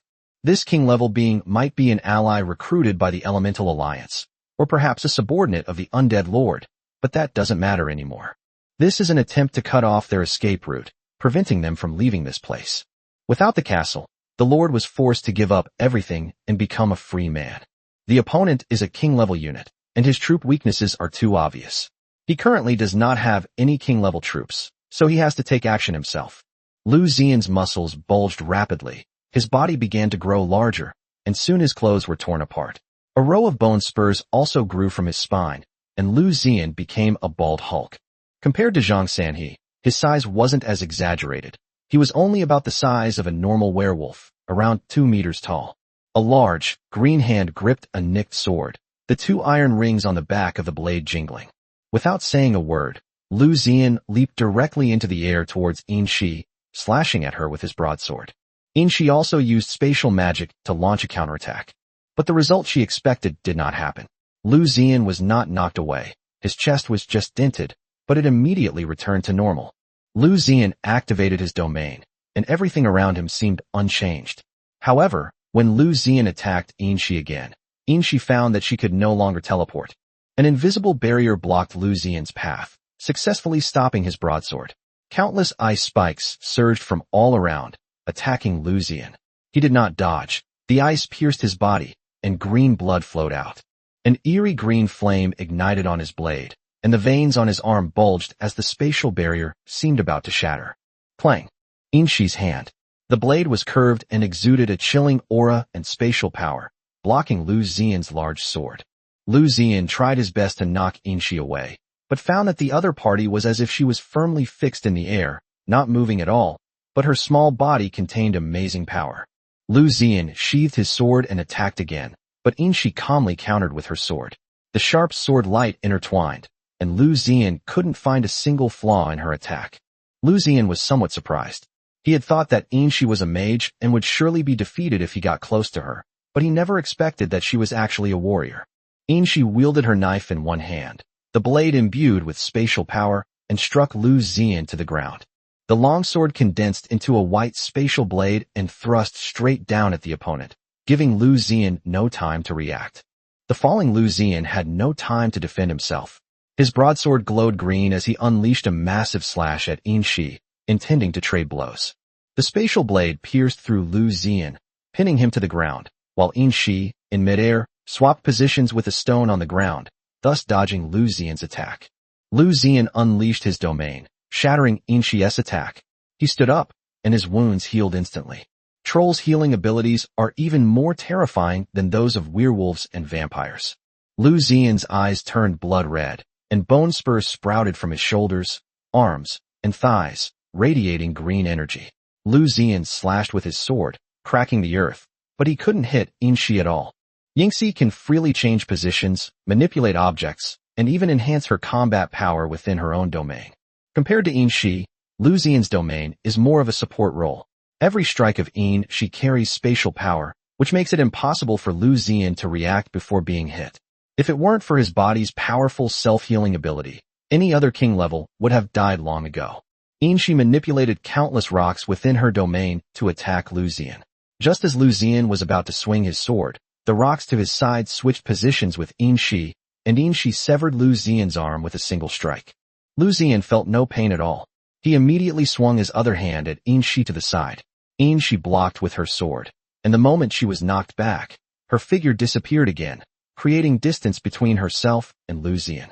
Lu Ziyan, enraged, has seen a comprehensive boost in all his attributes, making it difficult for Yin Shi to confront him head-on. She can only rely on her agility to kite him. But the slash had no effect on Lu Ziyan at all. His arm regenerated instantly. How could someone possess such a disgusting ability? Yin Shi was a little angry. It seemed that the other party's self-healing was far from reaching its limit. No matter how she attacked, the damage she caused to him had almost no effect. If things continue like this, we can only wear each other down and see whether Yingxi will run out of strength first, or whether Lu Ziyan will be unable to heal himself first. Baiyu clearly told her to leave when she encountered a king-level opponent, but she wouldn't listen and insisted on fighting them. Which of the lords who reached the king level is a simple character? The stubborn Yin Shi is still fighting with Lu Ziyan. If Yin Shi wants to leave, Lu Ziyan has no way to do anything about it. Yingxi originally intended to destroy the opponent's castle directly, but the castle had a strong protective shield and many defensive facilities, plus countless troops inside, making it difficult to succeed. Lu Yao's castle, Lung Jie, who had recovered somewhat, struggled to climb out of the rubble, stood up unsteadily, and looked at the battle between Yin Shi and Lu Ziyan in the distance. As a commander-level being, even if severely injured, it's impossible for them to be crushed to death by the rubble. After glancing at it, Lung Jie limped towards Shi Yao's castle, instead of returning to his own. He thought back to when Lu Yao had been smiling and healing him, and his heart was filled with mixed emotions. He didn't know why things had turned out this way. What kind of bullshit war of 10,000 races? Screw it. Upon arriving at the gates of Xiao's castle, Lung Jie threw out all of his supplies in one go. Upon hearing the sound, Shi Yao walked out of the castle and looked at Lung Jie with a puzzled expression. What are you trying to do? Brother Shi, do you think it's lucky or unlucky that we were reborn into the magical continent? It's cruel, bloody, and the law of the jungle. There are no laws. The strong can get everything, while the weak can only be trampled underfoot. But do the weak have no right to survive? Are there people who are born strong? As if possessed, Shi Yao remained silent, unsure how to respond. Meanwhile, Lung Jie continued moving supplies around the castle until the warehouse was emptied. At this moment, Lung Jie looked up at Shi Yao and revealed a relieved smile. Brother Shi, I want to withdraw from the alliance. Chapter 2:12 Light and Darkness. Lung Jie, why? Shi Yao was puzzled. This alliance was founded by Lung Jie, but he gave the leadership to Shi Yao because of their relative strength. As a veteran member, Shi Yao had watched as members joined and the alliance grew to its current size, and he couldn't understand why Lung Jie would suddenly give up. Because of Lu Yao? No, Shi Yao doesn't think so. He hoped Lung Jie could give him an explanation, otherwise the original purpose of forming the alliance, mutual assistance and common development, would seem to have become nothing more than a decoration. Brother Shi, I'm sorry, I'm a weak person. As soon as Lung Jie finished speaking, Shi Yao suddenly felt a tremor coming from the left side of the castle, which was in the direction of Lung Jie's castle. Shi Yao suddenly turned around and found that Lung Jie's castle was full of cracks, shaking violently and gradually collapsing. In contrast, Lung Jie was unaffected and stood in the castle watching with Shi Yao. Shi Yao had never seen anything like this before, but he knew what the world announcement meant. You want to switch to being a freelancer? Amid Shi Yao's shocked words, Lung Jie nodded, turned, and left the castle. He felt the changes in his body. His strength had been downgraded. Shi Yao wanted to say something, but didn't know how to start, so he could only watch Lung Jie's figure disappear from sight. The battle outside the castle had ended. Unable to kill Lu Ziyan, Yin Shi had no choice but to give up and leave. 17 of the 18 lords were killed. They wanted to attack Baiyu, but Baiyu cut off their retreat as soon as they arrived. 23 castles stood on the barren plain, but in just a few hours, only 4 remained. Lu Ziyan transformed back into human form. Although he was unharmed, he was drenched in sweat. His gaze fell upon Yin Shi as she disappeared, his expression grave. On the other side, outside the southern swamp, there are traces of dark magic here. Nia Xin, who was flying in the air, suddenly sensed the magical fluctuations below and stopped with Zhang Yi, landing on the ground. The damp, black soil is barren. It looks ordinary here. Nothing seems amiss. There were slight signs that the area had been disturbed, but they were barely noticeable unless you looked closely. Zhang Yi squatted down, dug out a black stone that exuded a magical aura from the ground, and looked at Nia Xin. The energy here is flowing in other directions. This must be some kind of formation. Soon, The two found all the enchanted stones in this location and discovered the magic circle within them. Without saying a word, Zhang Yi destroyed it, breaking the concealment effect of the alchemical magic and revealing Sun Xiaoxio's castle hidden within. So that's where it was hidden. Persistence pays off. Zhang Yi never even considered whether this was Bai Yu's castle or not. It was hidden so well that it couldn't be wrong. They searched the surrounding area but didn't find any other castles. This kind of formation still has a lot of loopholes. Once the magic circle in one direction is found and destroyed, the entire magic circle will lose its function. Nia Xian and Zhang Yi walked towards the castle. As long as the castle was destroyed, Bai Yu would surely die. She probably never expected that her castle would be found and raided. At this moment, Nia Xian and Zhang Yi suddenly stopped not far from the castle, because they saw a person walking out of the castle. A woman in a long black dress, with striking good looks, stood calmly at the doorway, watching Nia Xian and Zhang Yi. 3 more women quickly emerged from behind her and stood side by side behind her. This was clearly another lord, and the two never expected that there was an accomplice hidden in the other's castle. But with victory within reach, how could the two give up so easily? As for this helper, Zhang Yi didn't take him seriously. Only Nia Xian, relying on her intuition, sensed something unusual. Go and kill that man. Li Lingzi spoke calmly, her voice neither too loud nor too soft, but Nia Xian and Zhang Yi heard her. Zhang Yi looked disdainful, but soon their faces showed shock. The 3 women behind Li Lingzi stepped forward, their eyes glowing red. Instantly, a pair of black wings emerged from their backs, and black feathers drifted down to the sides. Some were covered in black armor, some grew strange horns, and some even transformed into men. The 3 fallen angels had different forms, but without exception, they all exuded a strange and powerful aura. They could transform into human form after advancing to the king level, but Li Lingzi only asked them to transform into women. Zhang Yi was shocked. There were actually 3 king-level beings. What is this, an angel or a demon? Fallen angel. Nia Xian remained calm, showing no panic despite the presence of 4 king-level opponents. This was the first time Zhang Yi had ever heard of fallen angels, but now was not the time to think about such things. His hands began to harden and turn into 2 huge dragon claws. Fine, yellowish-brown scales began to appear all over his body. 4 backward curving horns grew from his head, and his eyes turned into yellow vertical pupils. Zhang Yi instantly charged towards the 3 fallen angels, his dragon might filling the air and causing the earth to crack. Nia Xian looked at Li Lingzi, and their eyes met. Although this was their first meeting, they seemed like sworn enemies. This antagonistic relationship, etched into their blood and souls, could not be reconciled even if they were both lords. From the moment they met, they were destined to be each other's enemies. At this moment, Nia Xian no longer concealed her identity as an angel. Almost simultaneously, 2 pairs of wings, one black and one white, unfolded behind the 2 of them. Nia Xian became even more divine, surrounded by holy light, and his face began to become blurred. He held a holy sword that emitted golden light in his hand, and his feet slowly left the ground, rising into the air. Unlike other fallen angels, Li Lingzi remained in her original form even after transforming. Her eyes turned purple, and her aura became more noble and alluring. The surroundings turned into darkness, and a sword appeared in her hand, but this sword was shrouded in a strange black aura, making its outline indistinct. The 2 flew off the ground and hovered high in the sky, facing each other without exchanging a single word. They also ignored the battle between Zhang Yi and the fallen angel below. In an instant, the 2 released their domains and simultaneously gripped their weapons, attacking each other. The 2 swords clashed without making a sound, and the immense residual force emanated from them and roared outwards to both sides.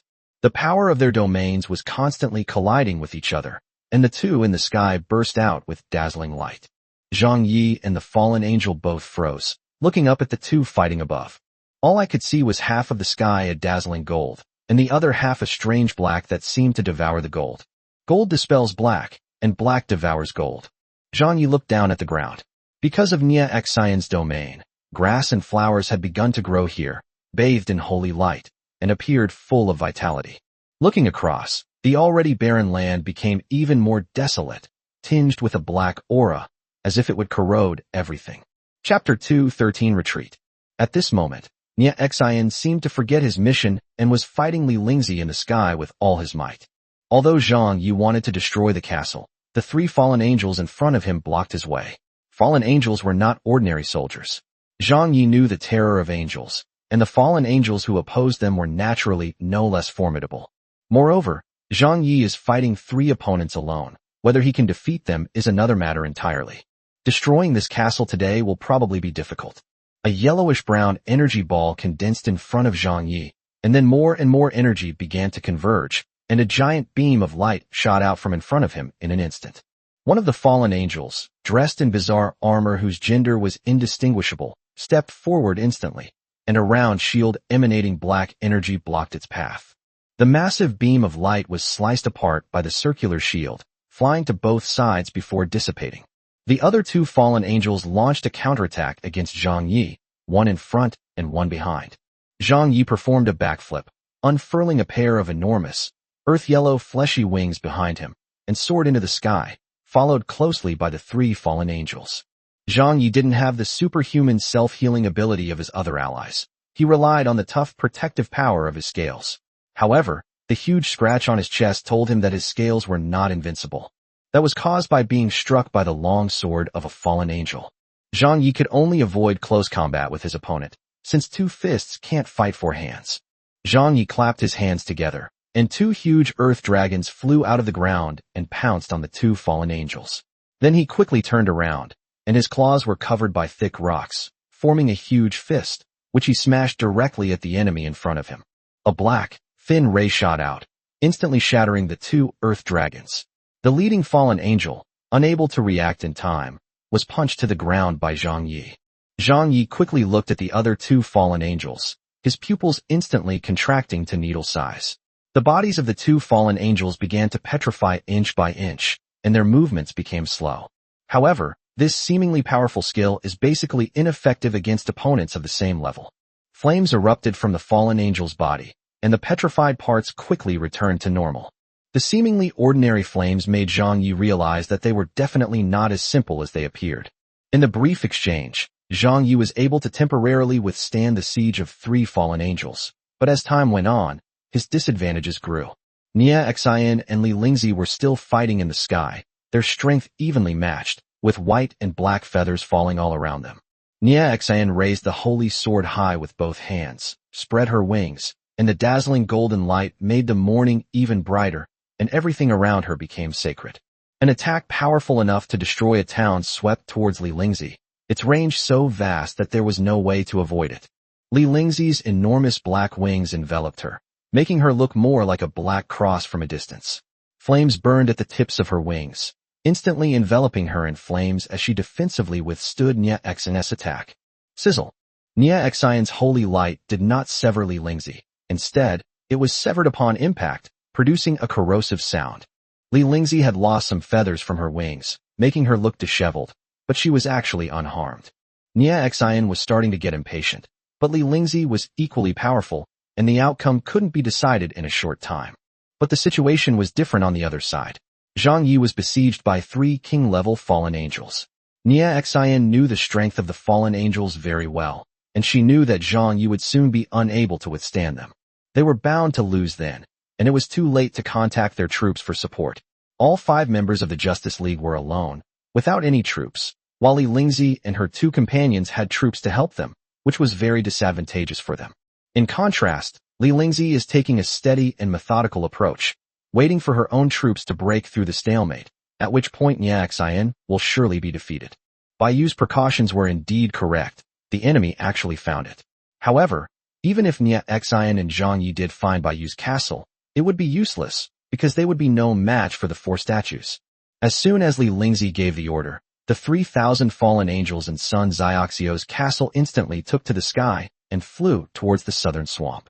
After this battle, the troop types of all 3 will be exposed. In order to speed up the situation, Li Lingzi sent her own troops to help, hoping that Bai Yu and Du Yang could end the battle quickly. Nia Xian and Zhang Yi were powerless to do anything but watch as the enemy's troops went to provide support. Suddenly, Nia Xian and Zhang Yi, who were fighting, paused for a moment. There was a message in their alliance group. At this moment, all 4 of them were fighting, and only Lu Zian had time to send a message. What? A single king-level expert killed all the lords guarding their homes. Zhang Yi exclaimed in surprise, But Lu Xian's words quickly put them at ease.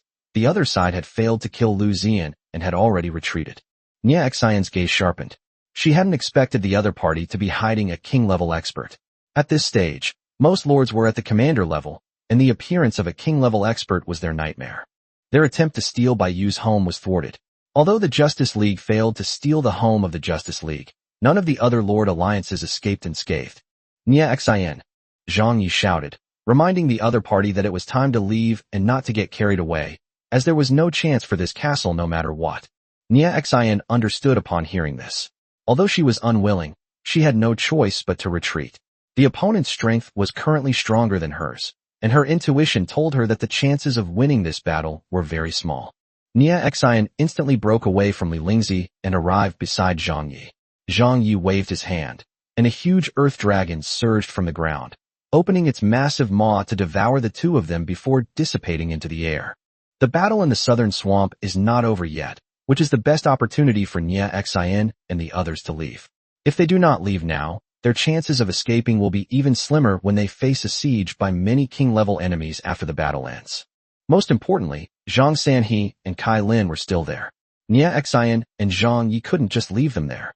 They had to rescue them before the other side could react. As for the lives of the other lords, they naturally had nothing to do with them. Chase. Li Lingzi and the three fallen angels immediately flew towards the southern swamp. Whether they were fleeing or providing support, Li Lingzi was not worried at all, even if it was a diversionary tactic. The castle behind her belonged to Bai Yu's people. Her town had the other party's subordinate castle, so even if the castle behind her was destroyed, she would be safe and sound. The other lords were either fully engaged in battle or already dead. How could they have time to check the alliance information at this time? They hadn't even realized that their allies defending their homes had died. They're stuck in Marshall and can't get back. Death awaited them. Chapter 214 Buying Time. Bai Yu took out a sickle and walked towards Kai Lin. At this moment, Kai Lin was somewhat angry. He felt humiliated to be beaten by Du Yang, who had suddenly unleashed his full power. However, when he saw the undead lord walking towards him, a smile appeared on his face. This meant that the other side was giving him another chance. Kai Lin moved his huge hands, then clenched his fists, and the lines on his face and body lit up again. The next second, the ground suddenly shattered, and Kai Lin's figure disappeared from the spot. When he reappeared, he was already in front of Bai Yu, throwing a punch at her face. Too slow. Kai Lin watched as his punch was about to land on Bai Yu, but she remained unmoved. Compared to the demon lord, this undead lord seemed much weaker. Boom. A black protective shield appeared in front of Bai Yu. Kai Lin's explosive magma fist struck it, but did not budge, and the opponent did not even take a step back. Kai Lin quickly jumped back, dodging Bai Yu's side attack. The sound of the bell made Kai Lin feel uncomfortable, but it was instantly dispelled by the holy light. As soon as Kai Lin landed, before he could even stand up, Bai Yu appeared in front of him. Bai Yu was faster than him. Kai Lin brought his arms together, the lines on his arms merging together, and instantly shone with golden light. This was because black flames were burning on Bai Yu's scythe, which made him feel extremely uneasy. A sharp pain shot through his arms, and golden blood splattered out. Kai Lin was knocked back several meters, and the wounds on his arms did not heal immediately, but instead required the removal of dark magic. Kai Lin glanced at his arms, his face grim. If he hadn't reacted quickly, both his arms would probably have been severed. The 5 patterns on Chai Rim's body lit up simultaneously, namely gold, brown, red, blue, and purple, each corresponding to the abilities of his 5 divine bodies. The undead lord before him was more lethal than the demon lord, forcing him to deal with it with all his might. Chai Rim stomped her foot hard on the ground, and a crack quickly spread towards Bai Yu. Bai Yu reversed her grip on the scythe and stood the blade upright on the ground, using the scythe itself to block the attack. Unexpectedly, the attack exploded the moment it reached Bai Yu, filling the surrounding area with dust and obscuring her vision. This was just a smokescreen by Kai Lin. Kai Lin's right fist suddenly enlarged, and the patterns on it released a large amount of purple lightning. Arcs of electricity wrapped around the fist, and he punched Bai Yu. Bai Yu's left eye flashed, and the death domain instantly unfolded, sweeping away the smoke and dust. She could also see Kai Lin, who was rushing towards her, clearly. Black flames erupted across the area, converging on Bai Yu's arm, and then spreading throughout the entire scythe. Bai Yu gripped the hilt of the knife with one hand, dragging the sickle forward, and then swung the sickle at his opponent with the other. Boom. This is not a clash between fists and sickles, but a clash between their respective domains. Purple lightning raged around, but it was completely swallowed up by Yu's domain. The holy light on Kai Lin's fist was also resisting the erosion of dark magic. Suddenly, several beings formed from black flames appeared in the surrounding area. These were products of the combination of darkness, alchemy, and summoning magic, and they could move around within Yu's domain. They all brandished long spears and thrust them at Kai Lin. Kai Lin, of course, understood the destructive power of these things and wanted to immediately withdraw his strength and distance himself from Yu. However, there was a black creature standing next to Yu, and Yu directly threw a ball of dark green energy at it. Kai Lin was confused and was about to withdraw his strength. Puff! Kai Lin coughed up a mouthful of blood as his body was instantly pierced by 7 or 8 black spears. Yu then used his sword to send him flying. Kai Lin crashed heavily to the ground. His entire right arm was corrupted by dark magic, and he could no longer move it. Black spots began to appear on his body, and his face turned deathly pale. Suddenly, a group of fallen angels flew in from the sky and joined the chaotic battle in the swamp. It seems that Li Lingzi has already clashed with the people over there. On the other side of the battlefield, an excited Du Yang was already beating up Zhang Sanhe. Zhang Sanhe had transformed into his behemoth form and was unstoppable against king-level troops, but he was somewhat embarrassed when facing Du Yang. Du Yang transformed into his demon form, grabbed Zhang Sanhe's 2 fangs with both hands, and threw him away. Before Zhang Sanhe could even react, his body was already in midair. Du Yang's weapon floated to the side. With a thought, the weapon shot out like a black lightning bolt towards Zhang Sanhe, who was still in midair. Zhang Sanhe twisted his body with all his might in midair, while simultaneously using his claws to block in front of him. As Zhang Sanhe's massive body crashed heavily to the ground, his hand was pierced by Du Yang's weapon and pinned to the ground. Zhang Sanhe pulled hard, tearing his hand apart, but he managed to break free. As if he felt no pain, he stood up nonchalantly, and the wound on his hand slowly healed. Roar dash! Zhang Sanhe roared and charged at Du Yang again. But before he could reach Du Yang, he suddenly froze as a sharp blade of light attacked from his side. Thump! The enormous arm fell to the ground, and the combination of the spatial slashes prevented even Zhang Sanhe, whose stats were exceptionally high, from reacting in time. When he turned his head to look, there stood a white-haired girl holding a knife. Yingxi, who rushed back. She used spatial magic to travel at lightning speed. Well done! A black sword flew over, and Du Yang caught it, praising it to Yin Shi, who was standing beside him. Zhang Sanhe looked so strong, but when it came to a real fight, it turned out he was not as strong as Kai Lin. He was just a real brute. Du Yang even regretted giving him to Yu. That's right. Yingxi responded smugly. The 2 men, weapons in hand, hovered in midair, looking at Zhang Sanhe as if judging a dead man. Zhang Sanhe was no longer so frantic. He seemed to sense his own impending death. Just as the 2 attacked Zhang Sanhe at the same time, the ground suddenly began to shake, followed by a cloud of mud and sand shooting into the sky. After Yingxi and Du Yang tore through the mud and sand, Zhang Sanhe's figure had already disappeared. They ran away. Du Yang was a little angry. After all that, he didn't even have a single kill. There! Yingxi called out. Just as Yu was about to finish off Kai Lin, a golden light descended from the sky, blocking Yu's attack and saving Kai Lin. Yu looked at the woman in front of her with a holy aura.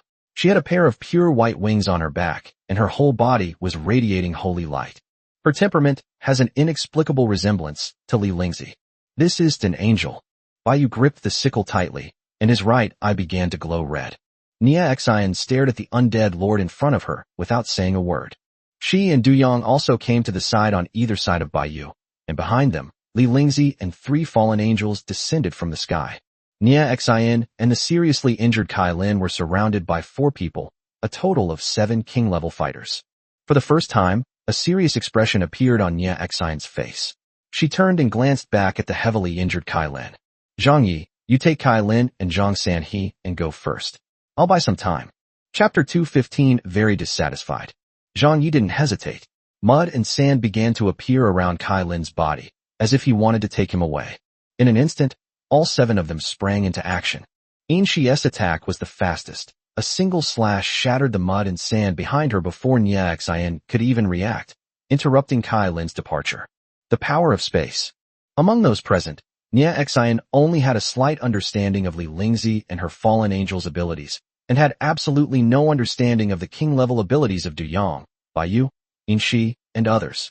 Nia Xian attempted to use her domain, and golden light instantly enveloped the earth, enveloping Kai Lin within it. However, Nia Xian's domain was almost torn apart by the pressure in just a moment. Apart from Yin Shi's domain, everyone else's domain had a significant restraining effect on her. Nia Xian gritted her teeth, her eyes turned golden, and her whole body instantly emitted a dazzling holy light, forcing everyone to stay away. The holy light also had a restraining effect on them. However, the intense holy light lasted for less than half a second before completely dissipating. When everyone looked again, Kai Lin had already disappeared. Nia Xian's aura had also noticeably weakened compared to before, clearly indicating that even Nia Xian in her current state would have to pay a considerable price for that level of holy light attack. I think you've lost your mind. This is the first time I've ever seen a fool willing to die for someone else. Du Yang originally wanted to say something like, big breasts, no brains, but considering that everyone else present was a woman, he decided against it. Du Yang charged down at Nia Xian with his sword, and everyone else sprang into action as well. Nia Xian's holy sword blocked Du Yang's attack. Li Lingzi's attack arrived. Nia Xian quickly turned around to deal with it, and at the same time, her protective barrier blocked Yin Shi's range slash. Just blocking the attacks of 3 people had already exhausted her a lot of energy, not to mention the siege by 3 fallen angels. Baiyu attacked from the side as well. Nia Xian leaned against Baiyu, trying to use the shield formed by the holy light to block Baiyu's attack. In an instant, the shield was torn apart. Nia Xian had no time to react, and could only use her wings to protect herself. Even so, Baiyu and the 3 fallen angels' attacks still left 4 wounds on her body. Baiyu's wound was the deepest and the most painful. The 7 king-level attackers, divided into 3 or 4 groups, took turns attacking Nia Xian in 2 waves, without putting in any effort at all. In contrast, Nia Xian had lost her original sacred and immaculate aura. Her wings were stained with blood, and her holy light was corrupted by darkness. At this moment, she looked quite disheveled. The 3 lords had run away, and Nia Xian couldn't let her leave no matter what. With all 7 of them watching, even if Zhang Yi wanted to save her, he was powerless to do so. From the moment Nia Xian stayed behind, she knew she couldn't escape. She was only level 1, and facing 7 opponents of the same level, she had no chance of winning. You asked her why she did that? She didn't expect Li Lingzi to arrive so quickly with 3 fallen angels, and there was also Yin Shi.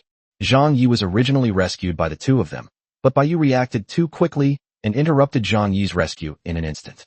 Nia Xian had no choice but to leave the field to cover, but as soon as she left, she was immediately surrounded by the opponent. As for the other lords, they were a joke in front of these lords. There were 10 king-level beings in total, and they were already at a disadvantage. Now that Kai Lin and Zhang Sanhe have left, this group will soon be unable to hold on. Their escape route has been cut off, and they have no hope of leaving. As for Nia Xian's Justice League, they were able to evacuate safely because Lu Ziyan defended the castle. Seeking help from those lords is out of the question, so what about going back to gather troops? That probably won't work either. Although all 5 members of the Justice League are king-level, their combined king-level troops are still less than Baiyu's alone.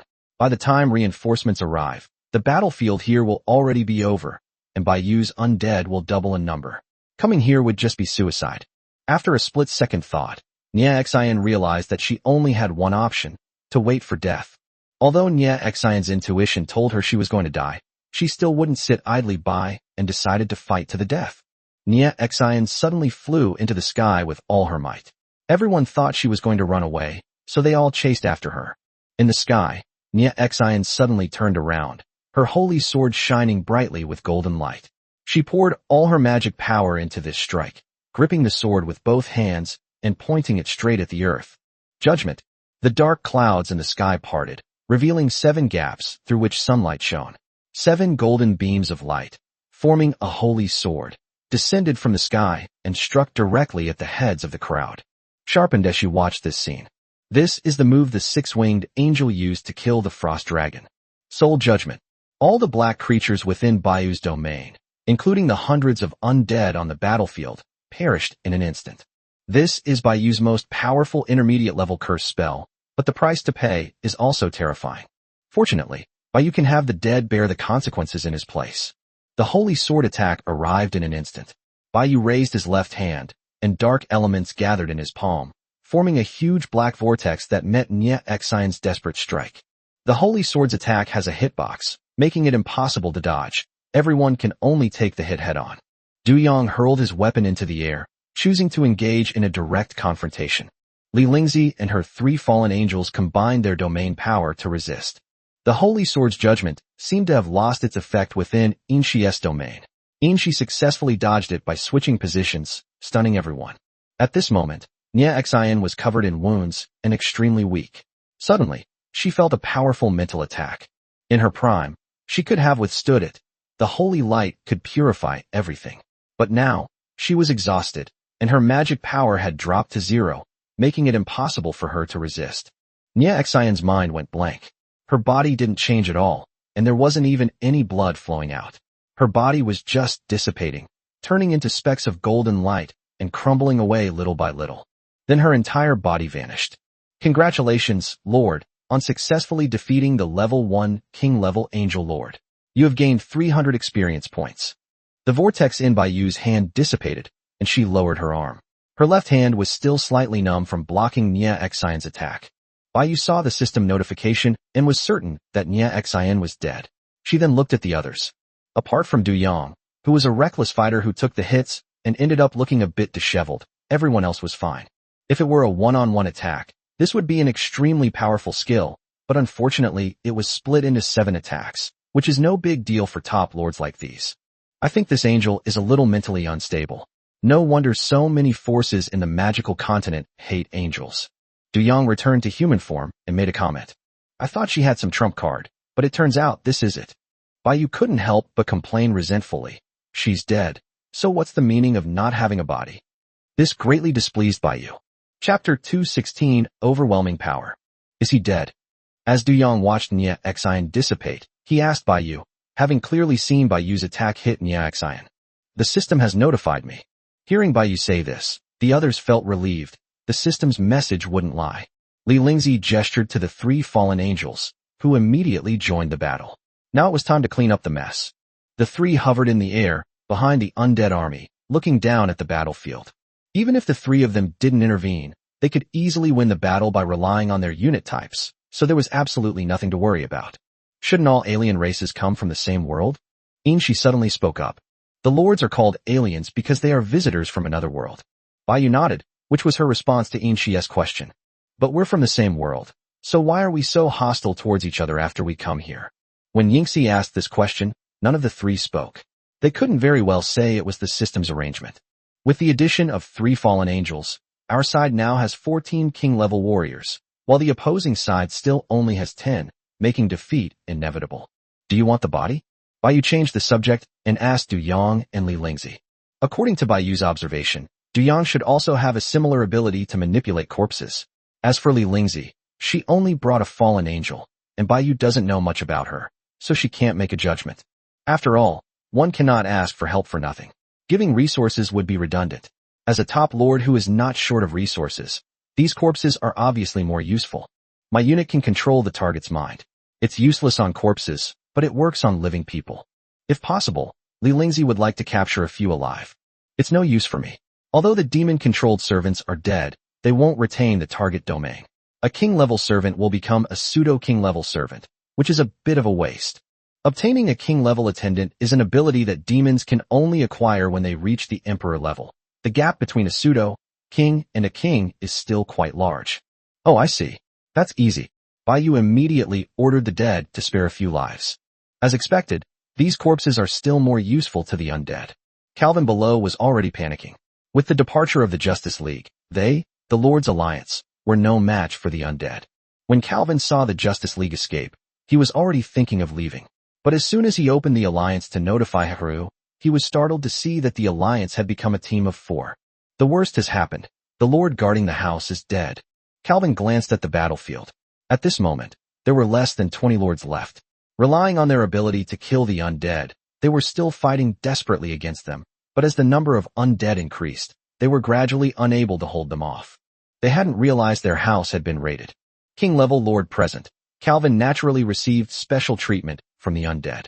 At this moment, Calvin is fighting alone against two king-level monsters, the Gargoyle and the Destroyer. Let alone two. Even just one would be difficult for Calvin to handle. He looks like a big, burly man, but he's actually a magician. Gargoyles and Destroyers are least afraid of magicians. As the two undead expanded their domains, Calvin's magical attacks instantly became ineffective. As the two undead devoured more and more magic, their attributes were comprehensively enhanced. Calvin was unaware that there were undead immune to magic.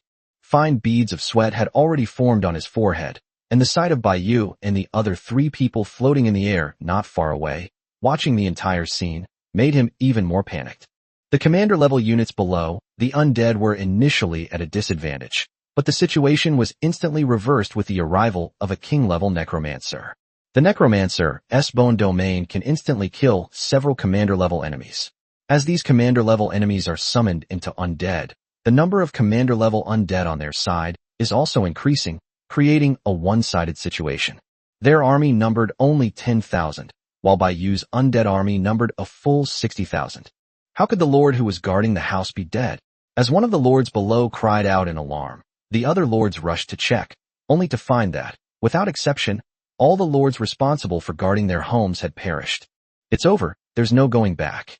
It must have been that elemental alliance that colluded with them to betray us. Damn it. I am willing to submit. Upon discovering this fact, the lords were instantly thrown into chaos. Some panicked, some despaired, and some were furious. In this situation, there are only three options. One is to defeat Bayou, but that is obviously impossible now. The second option is to escape and become a free agent, but looking at the densely packed and ever-increasing number of undead around him, the chance of escape is almost zero. Third, they resolutely surrendered and begged Bayou for mercy, asking him to spare their lives. Bayou ignored the lords who were shouting for submission, and Du Yang and Li Lingzi also watched coldly without saying a word. You're kidding me. You came here to kill me, and now that you can't beat me, you want to surrender? What a pipe dream. Amidst their desperate cries, these lords had long since lost the courage to continue fighting. They were not kings, but only commanders, and faced with thousands upon thousands of enemies of the same level, they were utterly hopeless. Bayou didn't give them any chance at all. From the very beginning, their only fate was death. The previously severely injured Monster King level creature has been slain by the demon, and the summoning has been completed after 15 minutes. Rumble.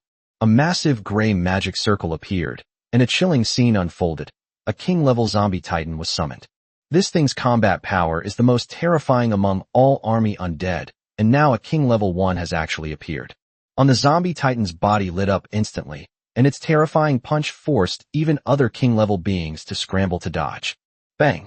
A terrifying circular shockwave emanated from the center of the zombie titan's fist, spreading outwards and instantly covering the ground in dust, causing it to shake violently.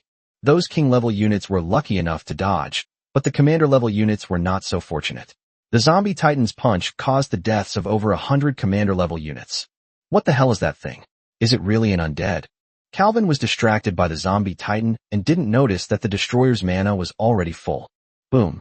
A magnificent firework exploded violently in the sky, bursting into colorful light. Calvin was hit before he could react.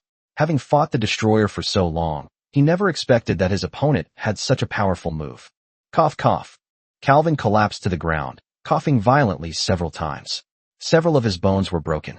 He tried to struggle to his feet, but failed. Suddenly, a broadsword rapidly magnified in Calvin's field of vision, finally freezing in place. John successfully killed Calvin. Chapter 217, Final Chapter. Ghostly dragon engulfed in blue flames flew directly out of the summoning array. The soul ray was like a laser beam, instantly causing massive damage to the surrounding area. The ghost dragon unleashed its domain, unleashing streaks of soul-corroding blue flames. Any enemy that touched the flames would instantly have their soul annihilated. The king-level ghost dragon is larger than a regular ghost dragon, and the blue flames on its body are purer.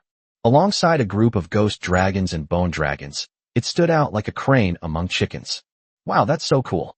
Yingxi exclaimed in surprise, only then noticing that there was actually a ghost dragon among so many undead. This ghost dragon was summoned from Calvin's corpse. Bayou had thought that Calvin, as one of the few king-level lords, would have some trump card. As a result, the destroyer's attack severely injured him, and John easily killed him.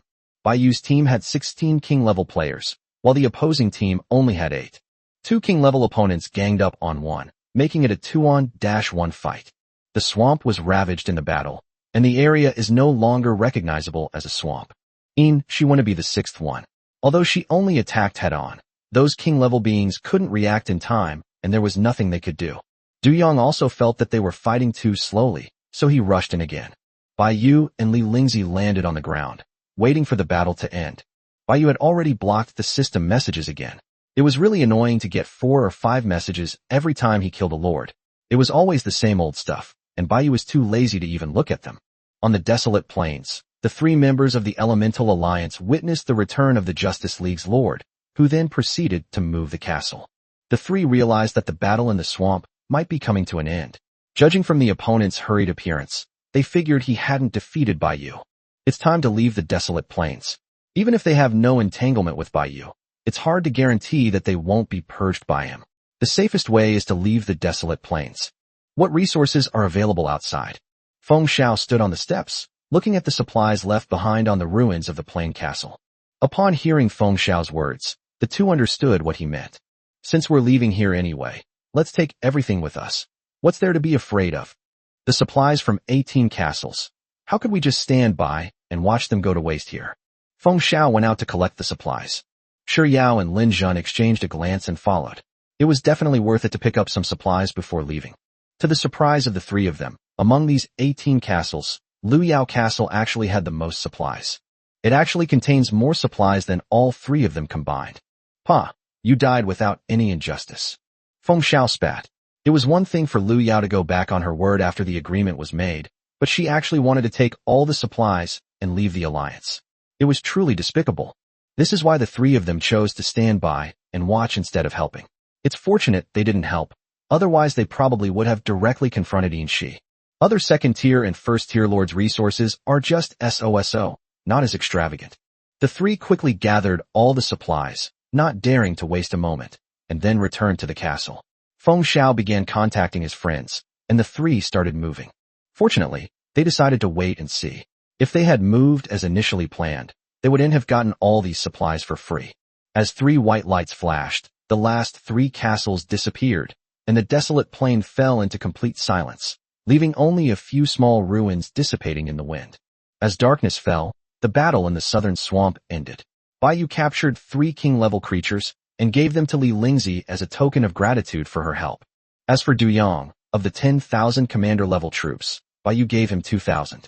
He didn't want the king-level troops, but the commander-level cannon fodder was still very useful to him. As for the supplies from killing lords, Bai Yu killed the most, and he wanted to share some with them, but they insisted on not taking it, so he had to give up.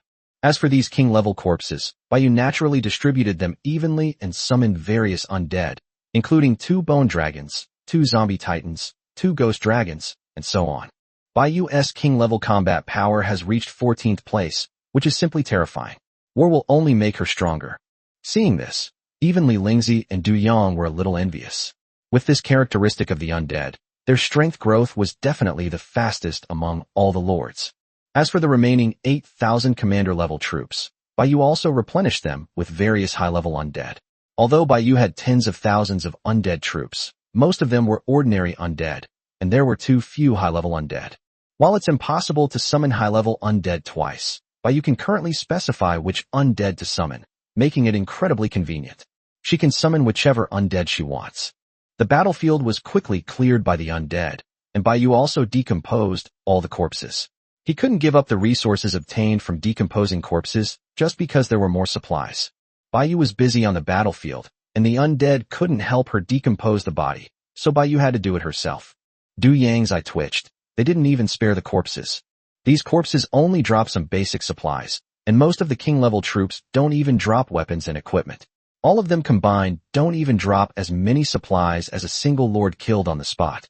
For example, units like golems, birds of prey, and unicorns didn't have weapons when they were alive, so how could they possibly drop king-level equipment when they die? Phew, all done. Bai Yu walked over. She had already dissected all the corpses. Suddenly, Bai Yu remembered something and quickly asked Yin Shi. Upon learning that Yin Shi had killed those lords and then ignored the dropped supplies, Bai Yu immediately sent out undead to collect those supplies. How could Baiyu possibly refuse the supplies meant for nearly 20 lords? But Baiyu felt that these supplies were probably gone. After all, the Justice League had run away, and it would be reasonable for them to pick up those supplies while they were on their way. Anyway, Baiyu would do the same. The undead army also suffered heavy losses in this battle, with more than 10,000 undead killed. After all, even a commander-level undead capable of killing can be terrifyingly lethal to ordinary undead. But it was all worth it. Although the undead army suffered losses of several thousand, it gained several king-level combatants in return. Baiyu's undead army now numbers nearly 80,000, including 14 king-level warriors. Looking at this lineup, Baiyu's blood boils with excitement. What a load of crap, the Firebeard clan and the Goblin Kingdom. Let's get them. Baiyu intends to wipe out all the surrounding forces, except for the Dark Forest, of course. It's getting dark, and there's nothing else to do here. Let's all have dinner in my castle before we leave, as a celebration. Chapter 2:18 World Channel Shock. For an entire day, the lords in the World Chat channel waited for this news. Although they did not participate in the campaign against Baiyu, they adhered to the principle of enjoying the spectacle and were more concerned about the outcome of the battle. In the morning, these lords remembered clearly that many lords who claimed to be attacking the undead lords were making grand pronouncements in the World Chat. A day has passed, and there's still no news. Soon, some lords noticed something amiss. The leaderboard hasn't disappeared yet. Looking at the blacked-out names in the first and second tiers, and seeing that Baiyu's ID is still green, the outcome of this battle is self-evident. Taxi driver. Shocking. Dozens of lords from the Alliance are no match for the undead lord. Tricycle. Holy crap. It's actually real? Are you kidding me? How could I lose like this? Pai Yanzi. Boss, accept my bow. My chrysanthemum is always ready to open for you. Shuiva. This is a real boss. May I ask if you need any undead? I'm willing to summon troops and convert them into undead for you every day. Please take me as your subordinate. Worth a toe of my Goblin Kingdom. Muscle Golden Wheel. Traitor, get out of here. You have such a big mind, yet you still have the nerve to insult our Lord's big boss here. Of the continent, in a desert and Gobi region, stand 5 castles. Sun Xiaoxiao smiled happily upon receiving accurate information about Baiyu. She had been extremely flustered when she learned that Baiyu had not run away but had chosen to fight. After all, the idea of one person taking on 100 sounds rather unlikely. I told you Sister Bai was amazing. Those lords were just nobodies. Sun Xiaoxiao breathed a sigh of relief, and Sun Yubeo and Sun Xiaoxiao's father beside her also showed knowing smiles. At first, they were worried that Sun Xiaoxiao would submit to other lords, which would be tantamount to handing her life over to others. But considering that it was for survival, they had no other choice. As a result, the lord whom Sun Xiaoxiao submitted to gave them a pleasant surprise. He was incredibly strong. Submitting to her means receiving her protection, which greatly increases the chances of survival in this magical world. Now that Baiyu has begun to distinguish himself, countless lords are vying to submit to him, but none have the chance. As Baiyu and his 2 allies defeated hundreds of lords, the comments in the World Chat about the undead being a calamity mysteriously disappeared, and now they felt more fear towards Baiyu. In this magical continent, strength is everything. Inside the castle, Baiyu personally cooked for the 3 of them. As someone who has been independent since childhood, Baiyu's cooking skills, while not exactly delicious, are at least average. Soon, Baiyu brought out a feast made of all sorts of strange vegetables and meats. Due to their military backgrounds, none of the 3 could eat much. Li Lingzi elegantly picked up her knife and fork and ate in small bites, looking somewhat like a Western aristocrat. Du Yang, being a native of the East, had no idea how to use a knife and fork, but the castle only had knives and forks, not chopsticks. Considering his image and persona, Du Yang awkwardly ate with a fork, while Yin Shi, being a native race, was unaware of human rules and immediately started spinning wildly. Yingxi ate most of the food. Despite her small stature, she had the biggest appetite. So delicious. This is 100, no, 1,000 times better than raw meat. Yingxi touched her belly, looking completely satisfied. Those comments on the World Channel have disappeared. Li Lingzi wiped her mouth with a handkerchief and looked at the World Chat to speak. The 2 opened the World Chat to check, and sure enough, the current topic was all about how strong Baiyu was, and only the victor deserved to be remembered. What? What are you doing? What comments have disappeared? Shi looked completely bewildered, watching the 3 of them randomly tapping in the air, not knowing what they were doing. It's the system. Du Yang glanced at Shi and began to explain. But what Yingxi heard was, yes, the system. Huh. Yingxi was even more confused. Everything about the system is not only invisible to the native race, but is also automatically blocked from their hearing. Oh, I almost forgot, you're not a lord. You can think of it as a special ability between different races. Bai Yu stood up, put away the plates and cutlery in front of her, and explained to Yingxi. Our unit type has also been exposed. Du Yang saw the information being discussed in the world chat. These lords even knew that Bai Yu and 2 other super-powerful lords had defeated the group of lords, and that the troops of these 2 lords were demons and fallen angels. You 2 are famous now. Bai Yu smiled. He knew without a doubt that it was those escaped lords who had spread the word. Bai Yu decided to give them a taste of their own medicine. What type of troops did those fleeing lords have? None of these lords brought their own troops, so we can only rely on their abilities to make a judgment. Nia Xian goes without saying. It's so obvious, and she's already dead. Bai Yu knew that Kai Lin's unit must be Titan, with abilities basically the same as Zombie Titan, or even more comprehensive. As for Zhang Sanhe, Bai Yu didn't recognize him. Zhang Yi had revealed too little of his abilities. It's Behemoth. Du Yang spoke up, saying that he had seen this kind of giant beast before. It didn't have any particularly strange abilities. Its strengths were mainly explosive power and extremely high attributes. The other unit should be a dragon. It can use earth elementals, so it should be a rock dragon. The fallen angel's battle with Zhang Yi caused him to reveal too many of his abilities, which is not difficult to analyze. Yingxi also told the 3 about the abilities of the lord guarding the house, which Du Yang guessed was very likely a troll. Bai Yu and Li Lingzi both looked at Du Yang with some surprise, while Du Yang simply shrugged. I have them all. I've seen them all. I've even killed quite a few of the weak ones. Of course I know them. The 3 then recounted the situation around their respective castles to each other. Since as long-term allies, it wouldn't be right to be unfamiliar with the surroundings of each other's castles. After listening, the 3 fell silent. No wonder they were able to become top lords. Their experiences were quite extensive. All 3 of them once believed that they were the first, or at least the only, king-level being, but they were completely wrong. In the early stages, Li Lingzi relied on stealing resources from the Sea Tribe and elves to develop. Those distant relatives of the Sea Tribe on the coast were not even worthy of being called shrimp soldiers and crab generals in front of the real Sea Tribe, providing Li Lingzi's fallen angel with a continuous stream of experience points. As their power grew stronger, they were able to rival the Elf Kingdom. Du Yang, on the other hand, is in a high-risk, high-reward abyss. Because he only had 12 primal demons, he was the fastest developing among the 3 present, and even his base level was different from the other lord's troops. The 12 demons base level is LV5, normal, which greatly accelerated Du Yang's early development. There are powerful races there, but relatively few of them, and they are in a state of constant vigilance. Rapidly developed to their current strength under high-pressure conditions, coupled with the exceptional abilities of their respective unit types. Chapter 219 Harvest and Development.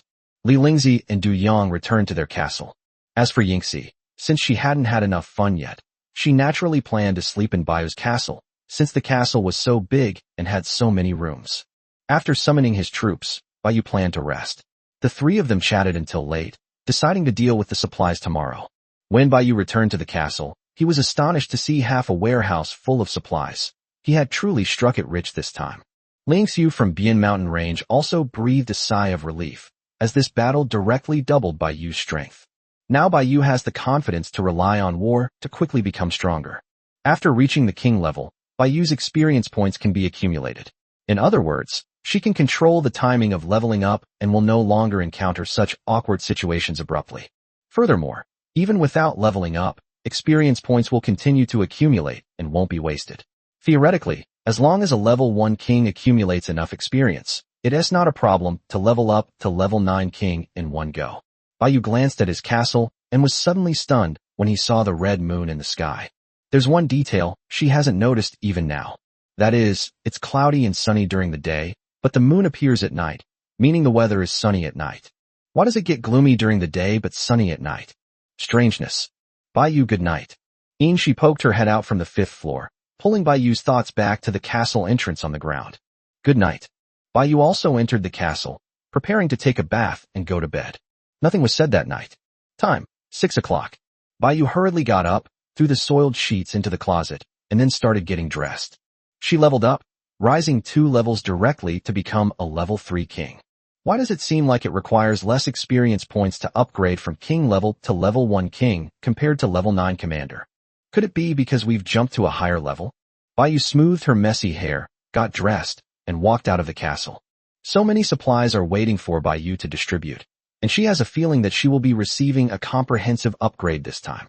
A necromancer stepped forward and reported to Baiyu on the situation in the desolate plains yesterday. It came back yesterday, but Baiyu was already asleep when it returned, so it has been waiting until now. The barren plains are really barren? Baiyu was furious. There wasn't a single castle left on the desolate plains, and the Elemental Alliance had moved away. As for whether Lu Ziyan or the Elemental Alliance had taken those resources, Baiyu had no idea. However, this was within Baiyu's expectations, who wouldn't pick up money on the ground. Perfect timing. With the surrounding area completely cleared out, no lord can interfere with Baiyu's development anymore.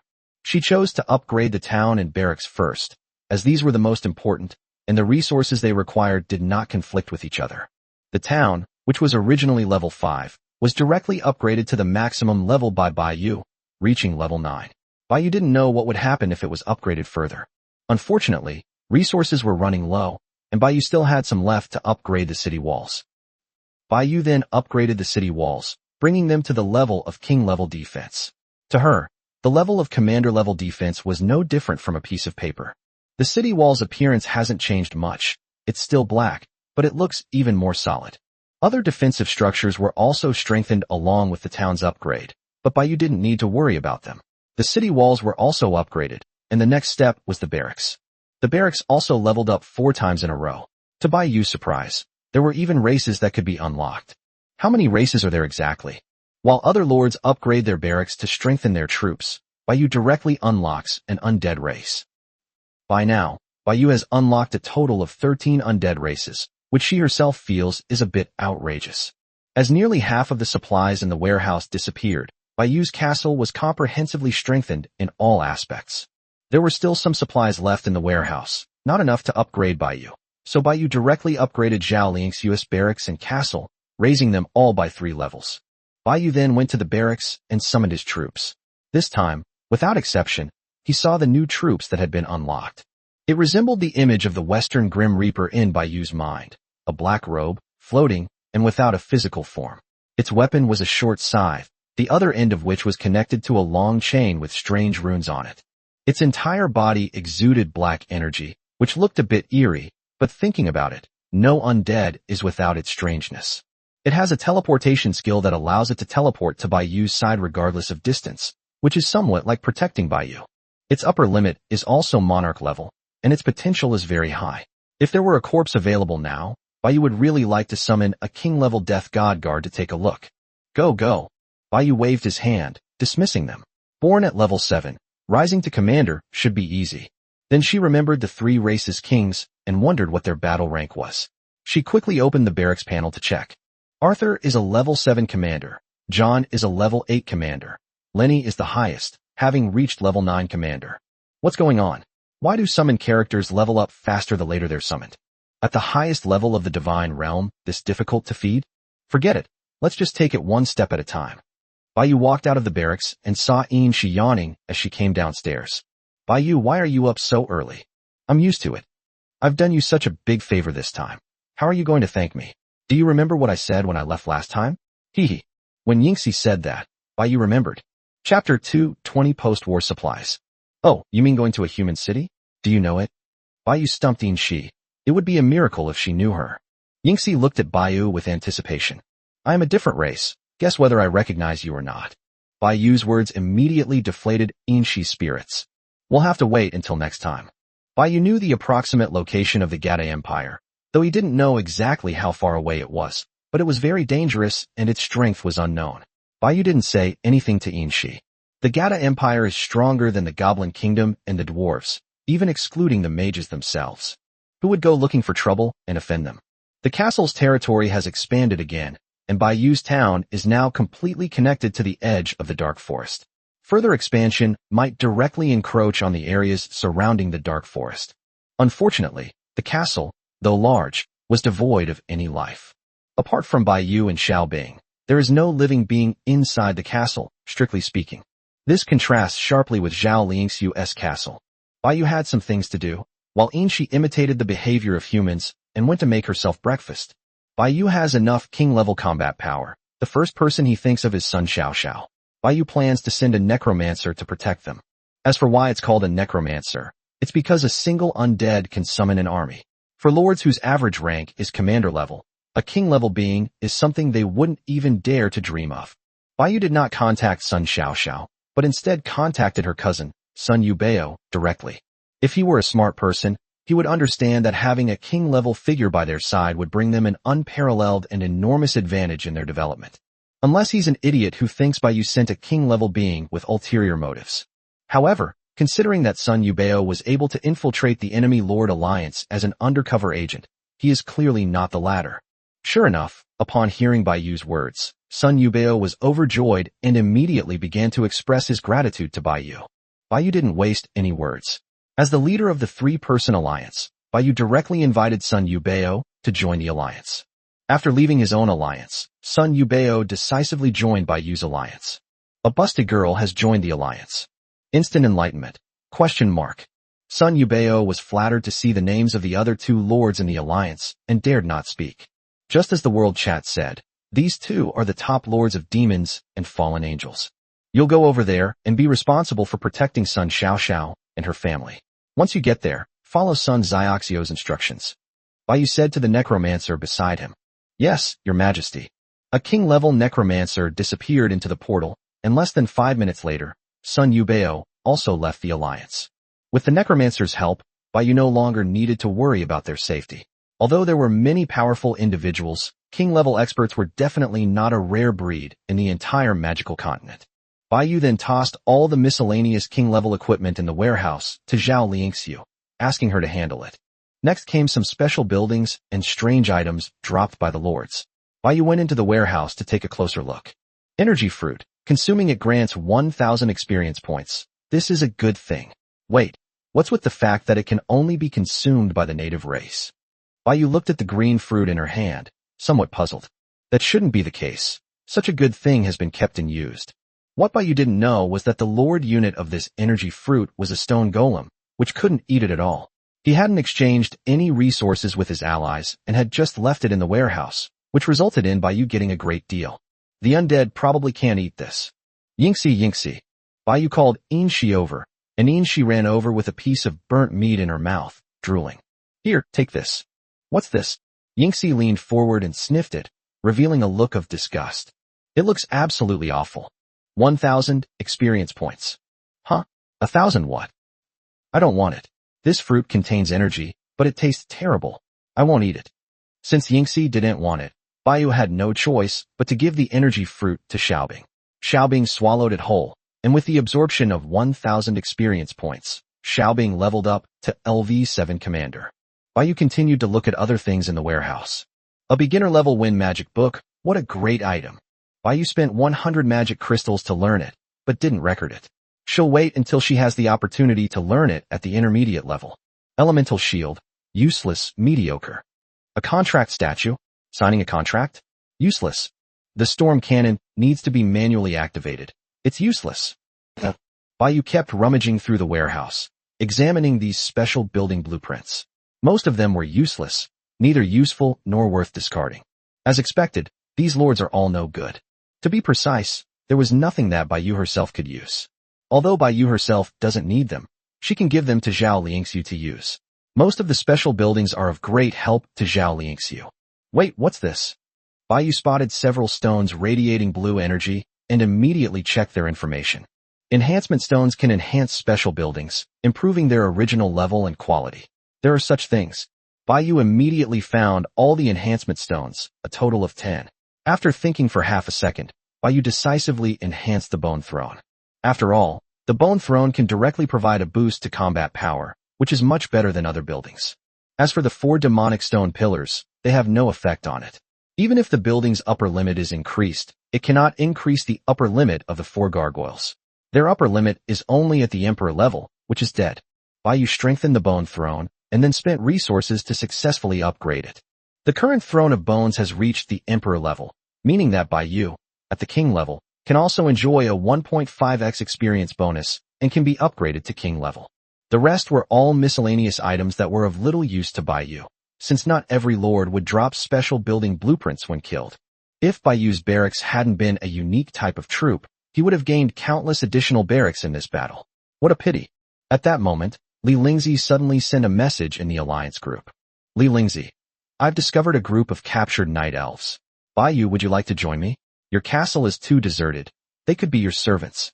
Duyong, I think I can do it. Li Lingzi, there are also male elves. Duyong, Baiyu, okay. Chapter 221 Elves and Sea Creatures. I've heard that all elves are beautiful women. So how could Baiyu let such a good opportunity pass by? Elves, such as fire elves, light elves, night elves, forest elves, storm elves, and so on.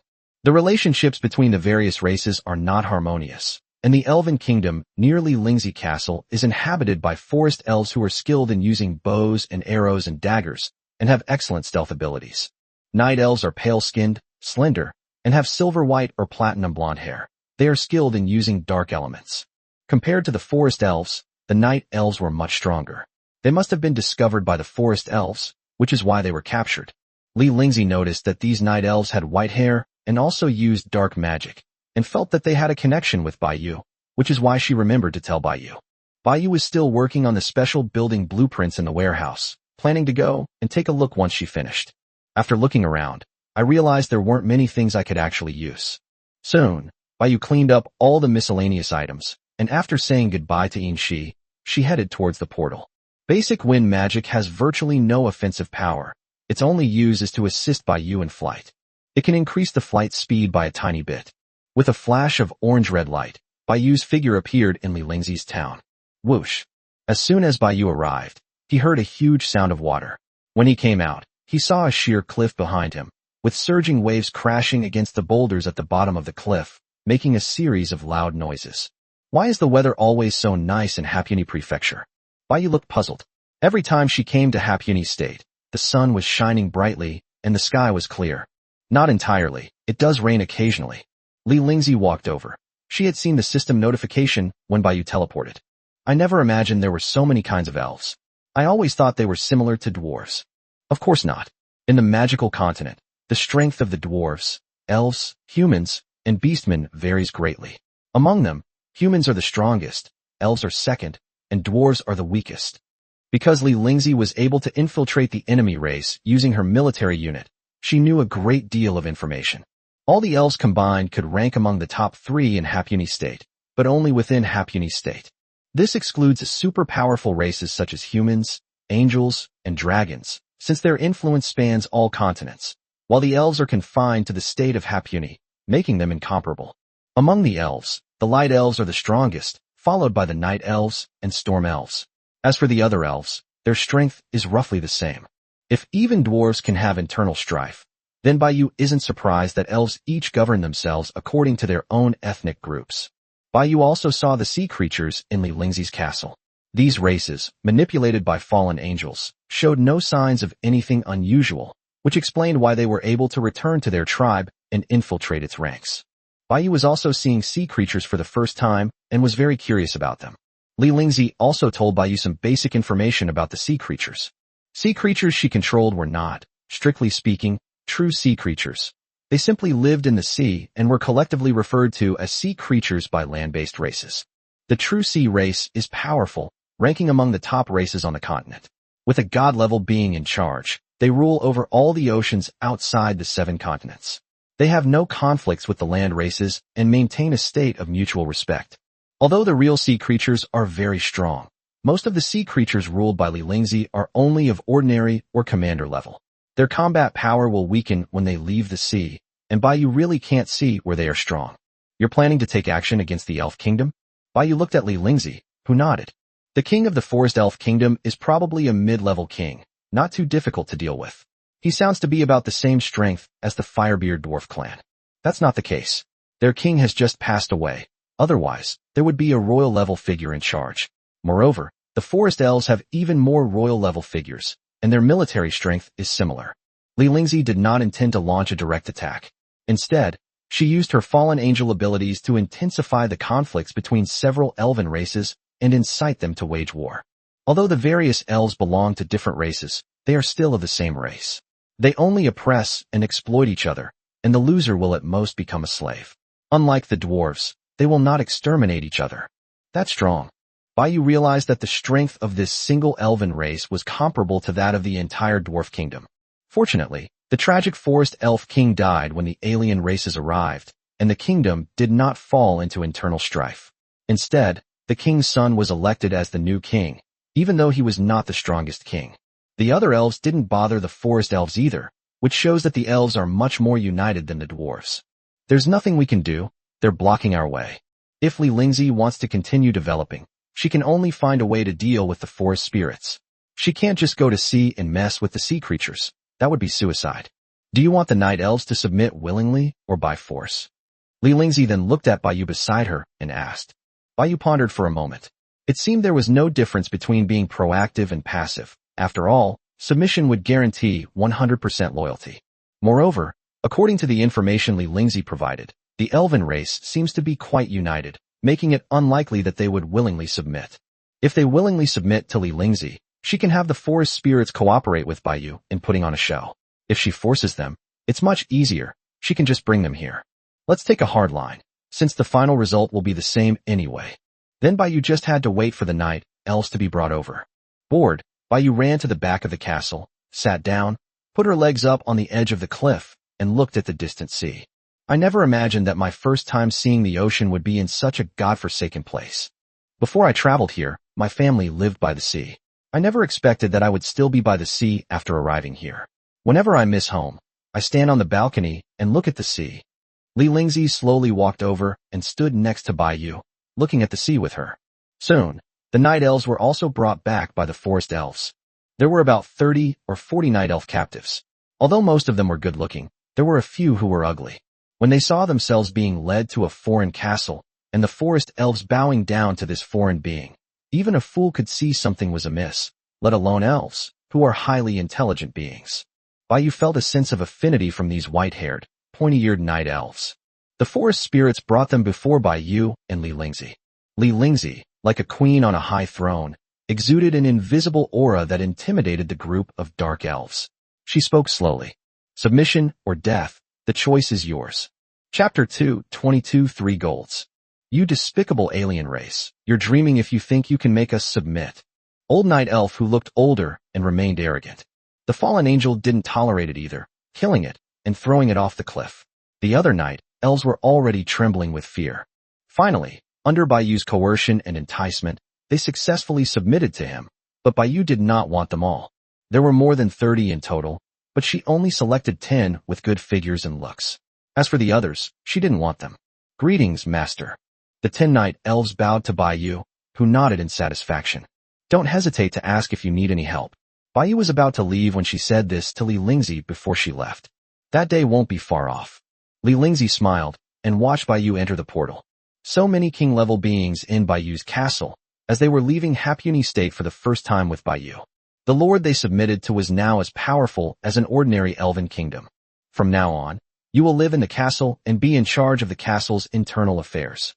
Baiyu had no intention of letting them fight.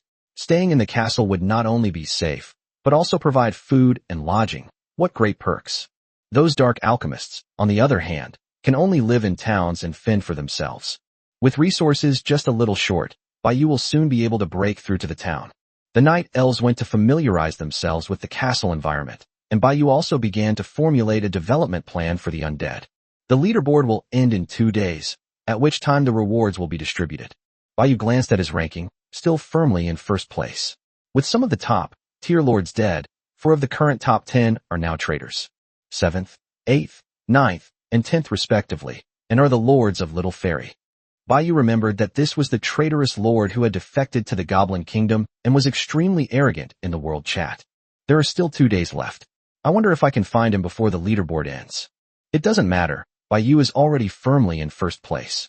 After the Snow Mountain incident came to an end, and things remained calm for many days, Baiyu felt it was time to let Xiao Bing go out and develop. After all, Xiao Bing's potential was not low, and it would be unreasonable for her to be so weak as her future mount. On the other hand, the 3 races kings also need to hurry up and develop, as upgrading to the king level as soon as possible is the most important thing right now. Yu also had a rare 2 days of leisure. Now that he had more king-level subordinates, he didn't have to do everything himself. Hey, Lung Jie's name has turned white. He's become a free agent. Yu just realized that something must have happened to the Elemental Alliance. That evening, Yu and Shi sat at the dining table, enjoying the delicious food cooked by the Dark Elf. It has to be said that the Dark Elf's cooking skills were indeed much better than Yu's. Yingxi danced with joy and ate heartily. These night elves have the potential to be maids. Yu didn't eat before simply because she could go without food, but more so because she was lazy. The castle has 12 floors and hundreds of rooms, enough to accommodate hundreds more people. However, not just anything can live in the castle. Yu has now clearly categorized the undead. Apart from the kings of the 3 major races and those at the king level, other undead are not allowed to enter the castle. Yu actually wanted to find the Goblin Kingdom, which was his next development target. As for the dwarves, he could leave them to Max. If Max couldn't defeat them, Max would ask for help from Yu. Yu gave them so much equipment, they couldn't let it crumble at the slightest touch from the Firebeard clan. After dinner, Yu and Shi sat together and chatted. Yu told Shi many things about the real world, which amazed her. We all have this strange premonition that killing alien races will drop special items.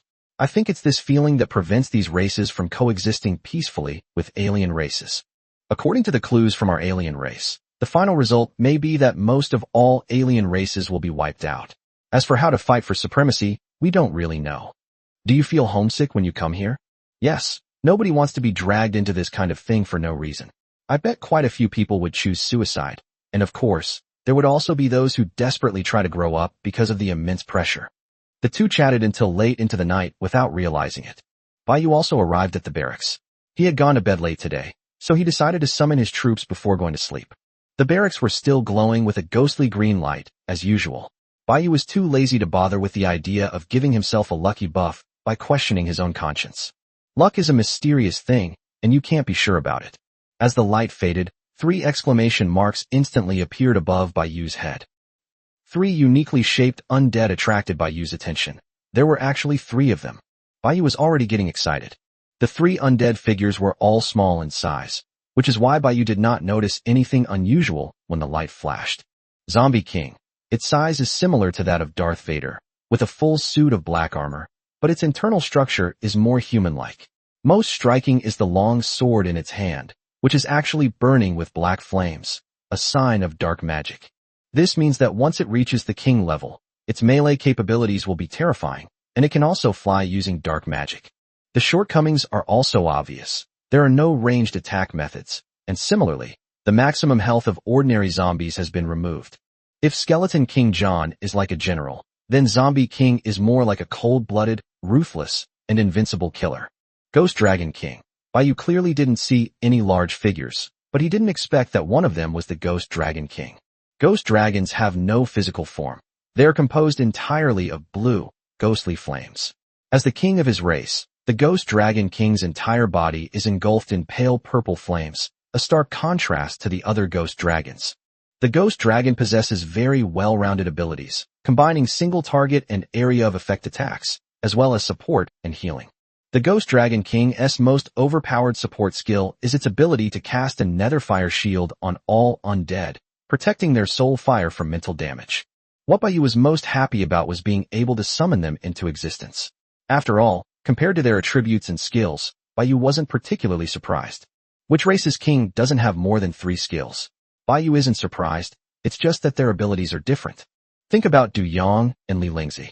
Their 12 demons and 8 fallen angels are essentially equivalent to Yu's race king. They had already collected all the cards at the start of the game, while Yu is still silently praying every time he summons troops. The last figure was the one that Yu was most curious about, because it didn't look like a ghost at all. At first glance, it looked more like a human wearing blue heavy armor. Unlike John, whose helmet revealed his skeletal face, this figure's helmet was completely closed, with only its eyes emitting a blue light and a chilling aura. What's this?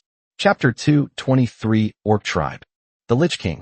It turned out to be the Lich King, whom Yu had always been familiar with. Even before Yu knew anything about the undead, he already knew of the Lich King's existence.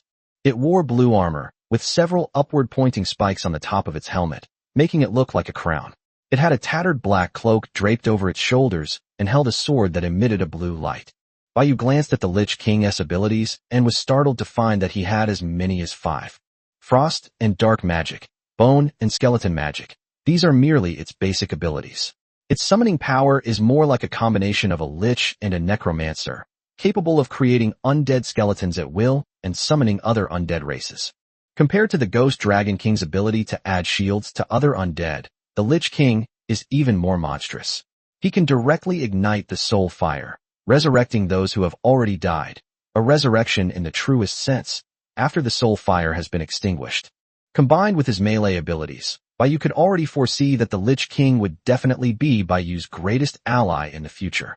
Greetings, Your Majesty. The group of spirits bowed to Baiyu together. This can be said to be Baiyu's luckiest ever. 10 consecutive draws. No, 50 consecutive draws, 3 gold items. From now on, you'll be called Jack, Zombie King, Dutch, Ghost Dragon King, and Sass, Lich King. Thank you, Your Majesty, for bestowing upon me this name. Baiyu dismissed them, letting them develop on their own. Although their potential was high, their strength was still very weak, and ordinary level 7 cultivators couldn't help Baiyu at all. These racial rulers all possess great wisdom, even though they are not humanoid. Among them, Sass and Lenny are the most intelligent, followed by John and Jack. As for Arthur and Dutch, Baiyu thought their intelligence was comparable to that of liches and necromancers. Although they possessed the intelligence and thinking of normal people, they were unable to command the undead army in an orderly manner, let alone use any strategies. But it's not a big problem. The units are all undead, so what's the point of talking about strategy? Baiyu also went to sleep, as it was a rare moment of peace and quiet. The undead also need a development process to improve the overall strength of the major kings. Since the Dark Forest is now connected to Baiyu's town, Baiyu naturally wouldn't let go of the resources on the outskirts of the Dark Forest. Although there are terrifying beings deep within the Dark Forest, it is essentially a different world from the outer areas. Moreover, Baiyu has now reached the king level, and with so many undead, as long as he doesn't venture into the depths, he has no fear of the Dark Forest. In the White Rock Mountains, Zhao Link's US dwarves worked together to capture a herd of beasts that were active on the edge of the mountains, and she finally rose to the rank of commander. The White Rock Mountains are slightly smaller in area than the Frosty Snow Mountains.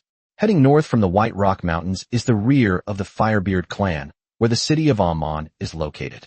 On the other side, that is, to the south. After leaving the Bian Mountains, there are still many small hills here, but unlike the barren peaks of the Bian Mountains, the hills here are lower and covered with vegetation. To be precise, it cannot be called a mountain, it should be called a hill. There are sparsely vegetated forests, rolling hills, and several rivers flowing through the area. If Baiyu were here, he would surely discover that this place is different from the grasslands north of the Bian Mountains. There is not a single trace of intelligent life that ever lived here. At this moment, a ghost in the sky continued to fly south, having long since disappeared from the White Rock Mountains. They were ordered to scout out their surroundings, and unless they found anything unusual, they would fly tirelessly in the same direction. The White Rock Mountains had already been thoroughly explored by the undead, and indeed, including Zhao Liangxiu, there were only 3 lords, although the other 2 had already been killed by Baiyu. The ghost flew for an unknown amount of time, and the forest below began to grow denser. At that moment, the trees in the forest below swayed, countless birds and beasts scattered and fled, and a series of shouts echoed as they charged in one direction. The ghost's eyes flashed, and it immediately changed direction and followed. In the forest lived a group of beastmen. They had wide mouths, were covered in fur, had tails, and were humanoid in shape, possessing thinking abilities no less than those of humans. Overall, they look more like big, muscular creatures with simple minds, retaining few of their original physical characteristics. They are more humanoid, but taller and stronger than humans. Their most striking feature is their green skin. Orcs see humans just as humans see goblins. They wore clothes made of rough animal hides. Their chests and noses were decorated with various teeth, and they carried huge bones as weapons. The orcs were excited and launched an attack in one direction. In the direction the orcs were heading, there was a wide lake with 2 castles standing prominently on its shore. These orcs came specifically to attack these 2 lords. The 2 lords were currently inside a castle, a man and a woman sitting together, the man looking somewhat irritated. These orcs are never going to stop. The unit's report informed him that the orcs had launched another attack on them, and that they had been harassing them ever since the orcs discovered them.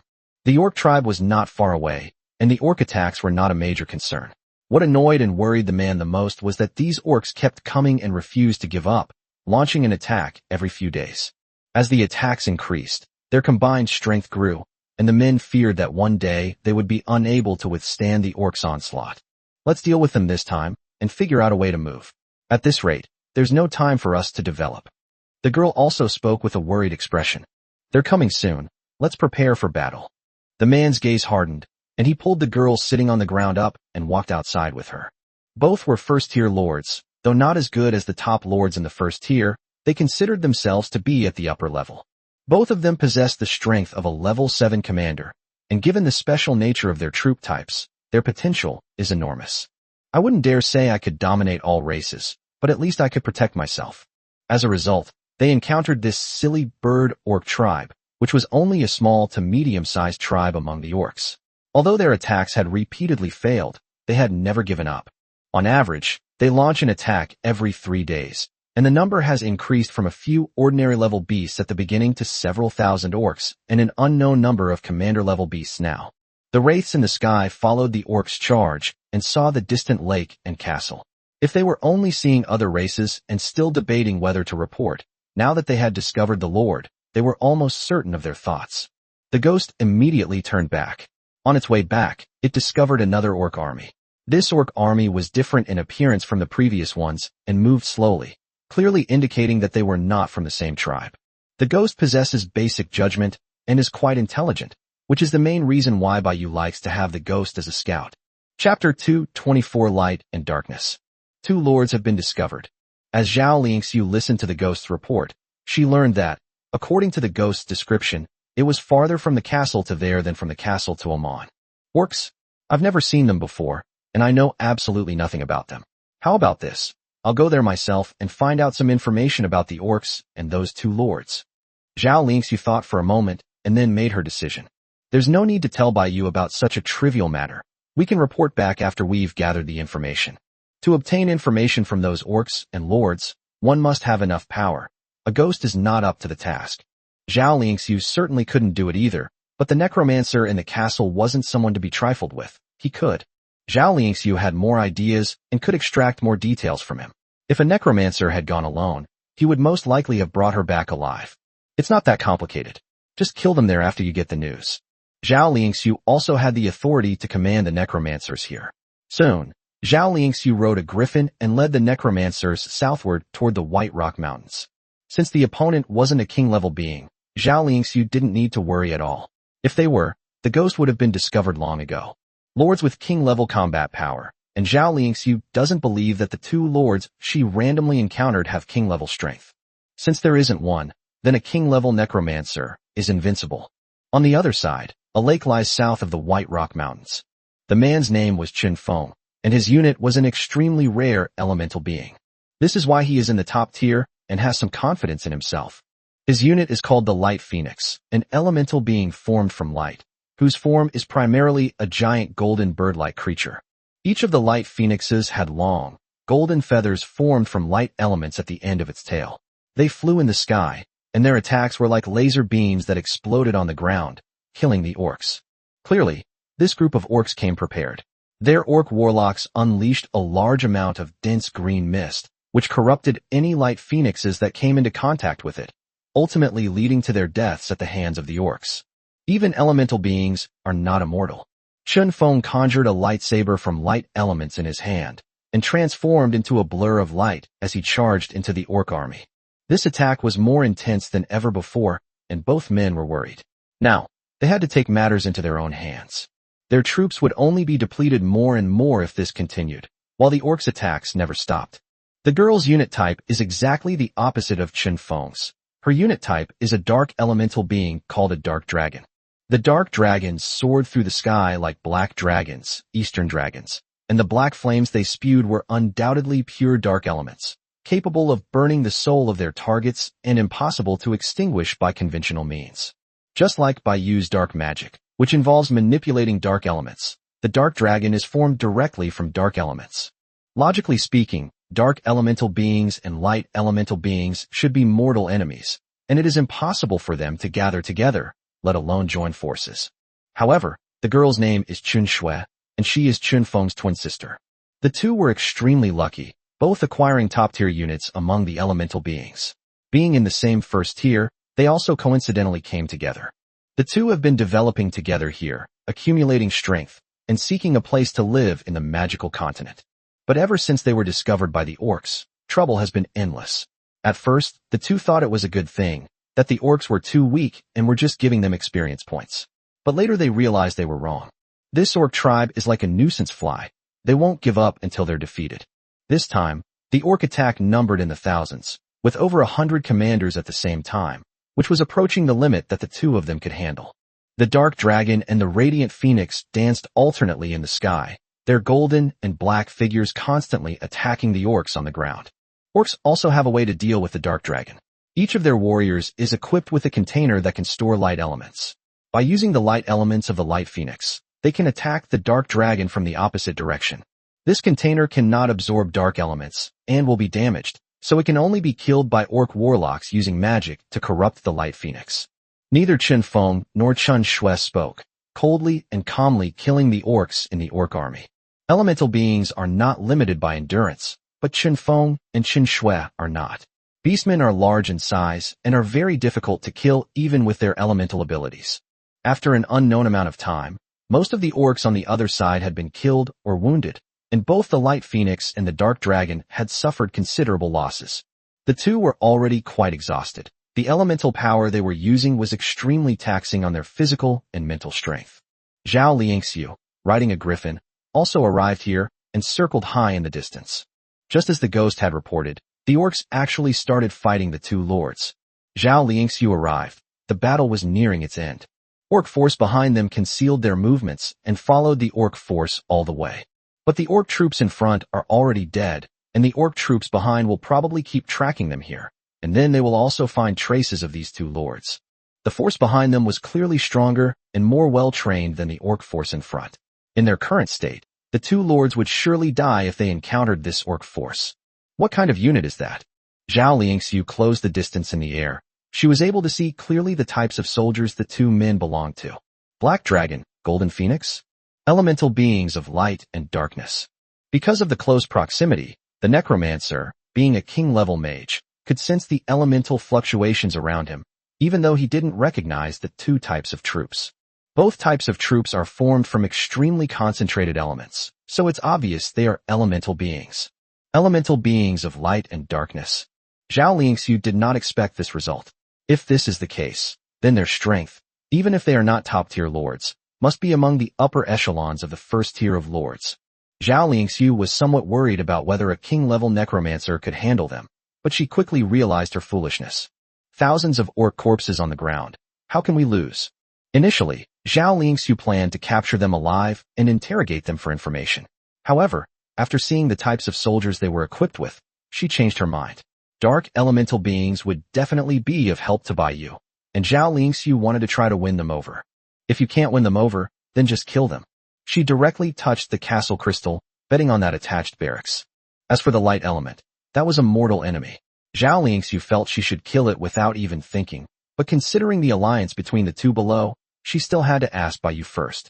Zhao Liangxiu was glad she had come in person, but she was also very puzzled.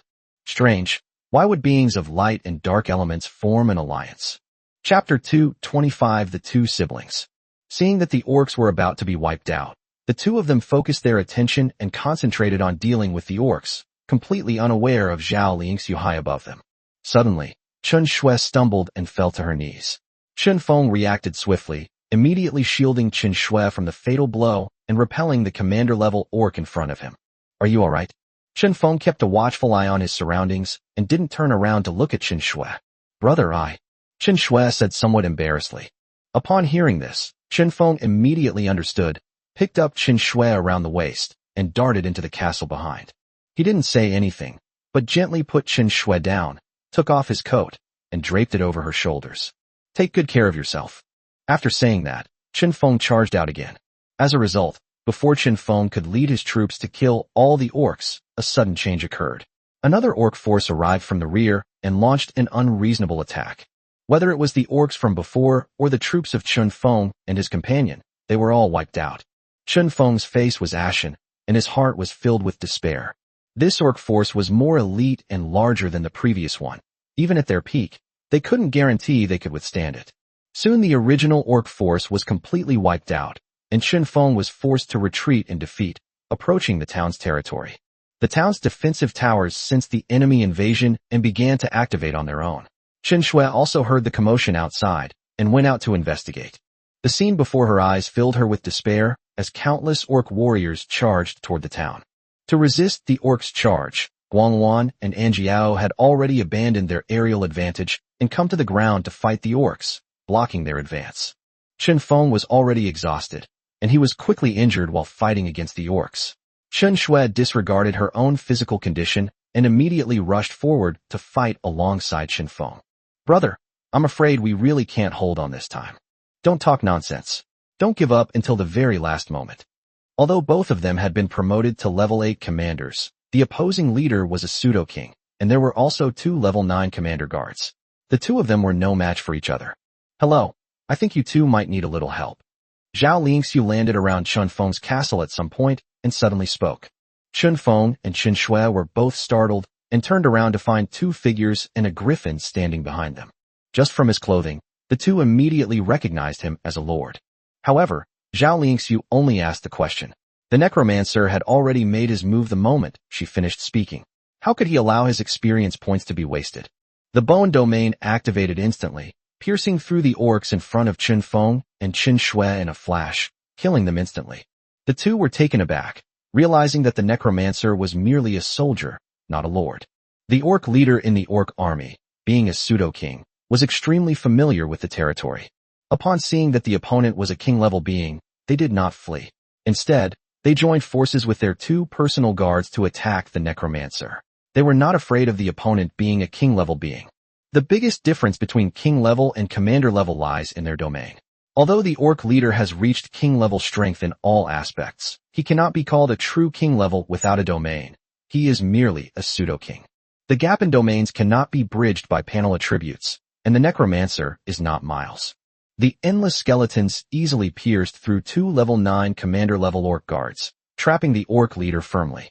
The other orc warriors abandoned their attack on Chun Feng and Chen Shui and their troops, and all swarmed towards the necromancer. In their eyes, a necromancer is a thin mage wielding a staff. Even a king-level mage would die if he got close. Unfortunately, there are no undead in Hapuni's state, and these orcs don't understand what undead are. They simply can't kill a necromancer. Chen Feng and Chen Shui were stunned. A king-level unit. This must be a top lord. It's too strong. One person can fight against thousands of orc troops alone. As more and more of these orc leaders died, Zhao Lingxiu finally felt relieved. Her hands, gripping the griffin's reins, were sweating, fearing that the necromancer might be outmatched, and she might ride the griffin into the sky at any moment. The necromancer was not afraid of death, but in the short time it took for her to resurrect, the orcs could kill her. As a result, she underestimated the necromancer and overestimated the orcs. The corpses on the ground began to tremble, and more undead began to crawl out. Because more than 3,000 corpses and more than 6,000 undead were summoned at once, and there was also a battle to be fought, the summoning was a little slow. Almost instantly, the number of undead surpassed that of orcs, and they began to fight each other. At first, the orcs, with their towering figures, looked down on these short skeletons, but they soon discovered the strange thing about the undead. They simply couldn't kill them. Skeletons, zombies, death knights, ghosts, ghouls, gargoyles, and all sorts of undead began to slaughter the surrounding orcs. Green blood splattered on the earth, and the undead multiplied. For the first time, fear appeared on the faces of the fearless orc warriors. The necromancer's growth cap is only at the royal level. Although it can summon twice as many, it also has its drawbacks, namely that it cannot summon undead that exceed its own level cap. Therefore, it cannot summon high-level undead such as liches, bone dragons, and destroyers. The necromancer's bone domain covered the entire area, and instead of attacking, he flew into the sky to prevent any escapees from getting through. Zhao Lingxiu were the undead guards summoned by the 2 level 9 orc commanders, who were on guard against the 2 lords. This is a spirit of the dead. If the two hadn't figured out what kind of unit the necromancer was before, the skeletons it summoned were now quite obvious. Chen Feng was even more surprised. As far as he knew, The undead lord should be in martial state. How could undead appear in Harpna state as well? Ling Xiu with a worried expression. Not to mention this king-level necromancer. Even the more than 10,000 undead summoned from the orc corpses were beyond their ability to handle. The power of the undead overturned their understanding. A king-level enemy descended onto the battlefield and could summon 10,000 undead in the blink of an eye, and each of them was immortal and indestructible. What kind of terrifying unit was this? Chen Feng knew they had no choice. After all, it was the other party who had saved him and his sister. Thank you for your help, Lord of the Undead. Chen Shui immediately understood and stepped forward to speak. Thank you, sister, for saving us. Chapter 226 Orc Intelligence. Zhao Lingxiu understood why beings of light and dark elements could unite. They turned out to be siblings. Why are these orcs attacking you? When I came here, I found that their tribe was very far away from here. Zhao Lingxiu planned to try diplomacy first, since she lacked confidence and could only rely on the necromancer who was still fighting on the sidelines to talk to him and lower his guard. These orcs are a bit off their minds. They're all flies. Small tribes like theirs can only attack us lords from the periphery. Upon seeing that the other person was a girl, Chen Shui took the initiative to step forward and explain, while Chen Feng would occasionally add a comment.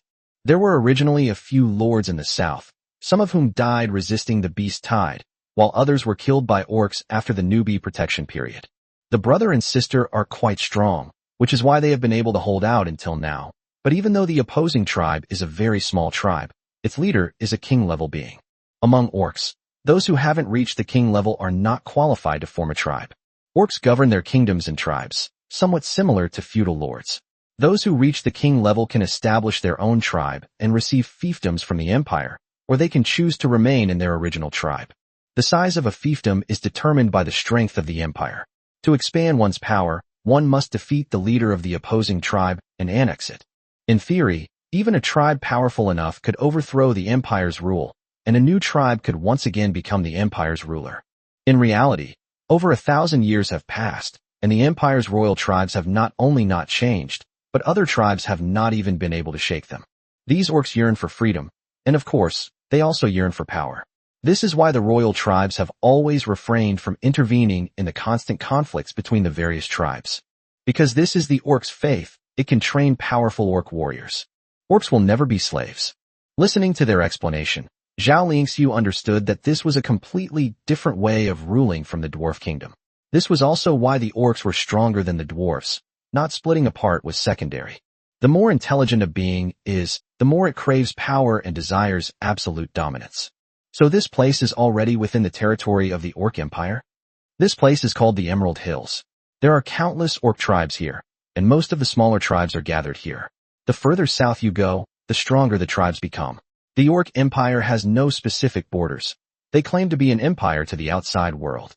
Chen Shui then explained to Zhao Lingxiu, noting that Zhao Lingxiu seemed quite interested in the Orc Empire. Of course, given Zhao Lingxiu's strength, ruling this Emerald Hills would be no problem for her. So it seems that these orc tribes are not united. Zhao Lingxiu was worried that if Baiyuzhen attacked this place in the future, the younger ones would be defeated and the older ones would come, which would be troublesome. No, quite the opposite. These orcs fight amongst themselves, but when faced with an invasion from outside, they become incredibly united and fight to the death. Chen Feng then spoke up to explain, saying that these orcs were a pack of vengeful mad dogs. Oh, right, I haven't asked your names yet. Zhao Lingxiu had learned enough. The battle on the other side had ended, and the necromancer had returned to her side.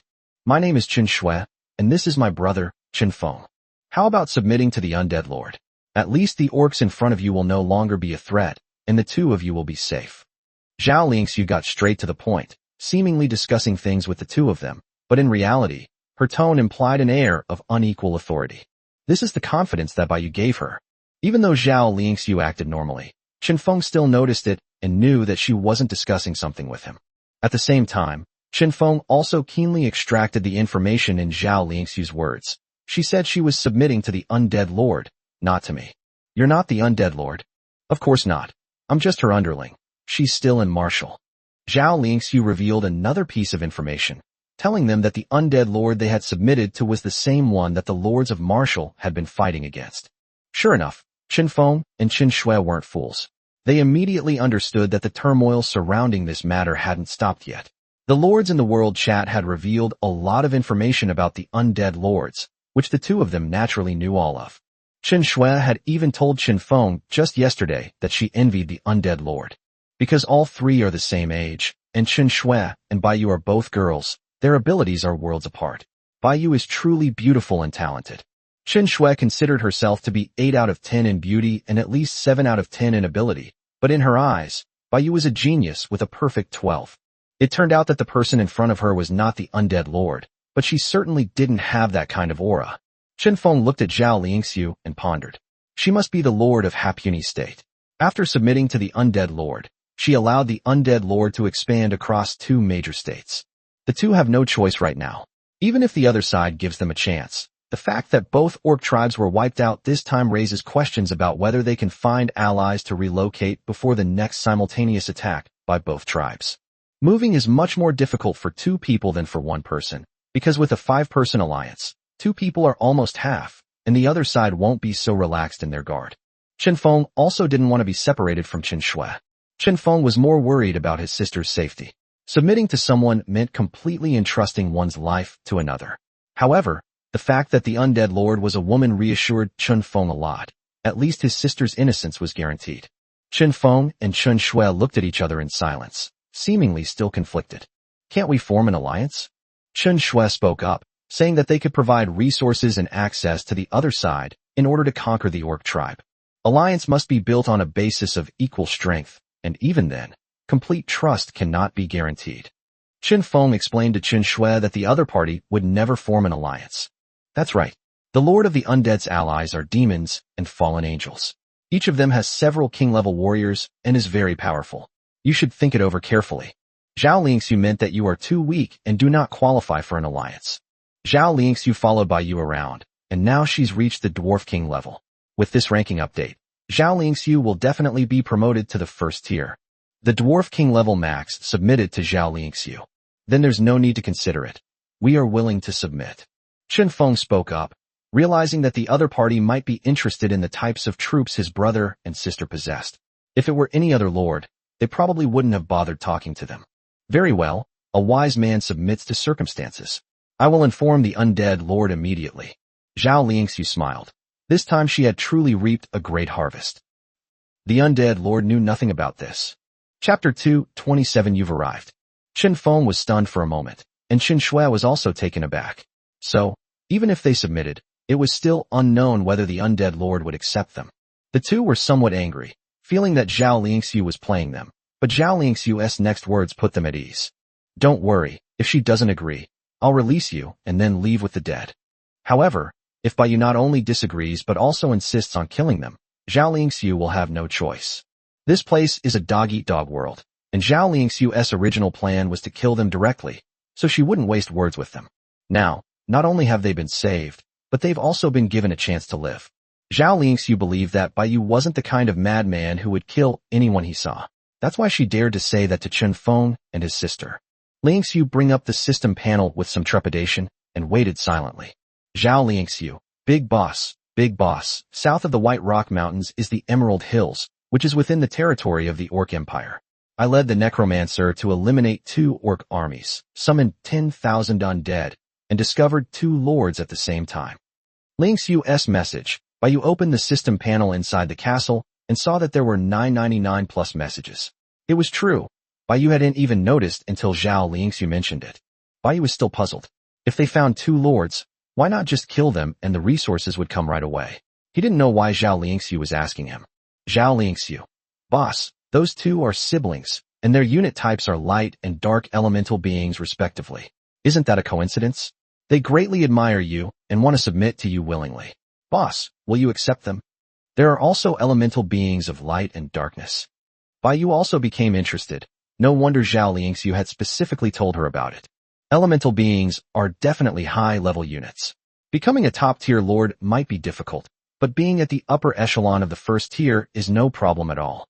Lin Zhun's fire element and Shi Yao's earth element are both in the middle of the 1st tier, and the top-tier elemental beings like light and dark elements need no further introduction. Unless the lord is an idiot, he will definitely not be too weak.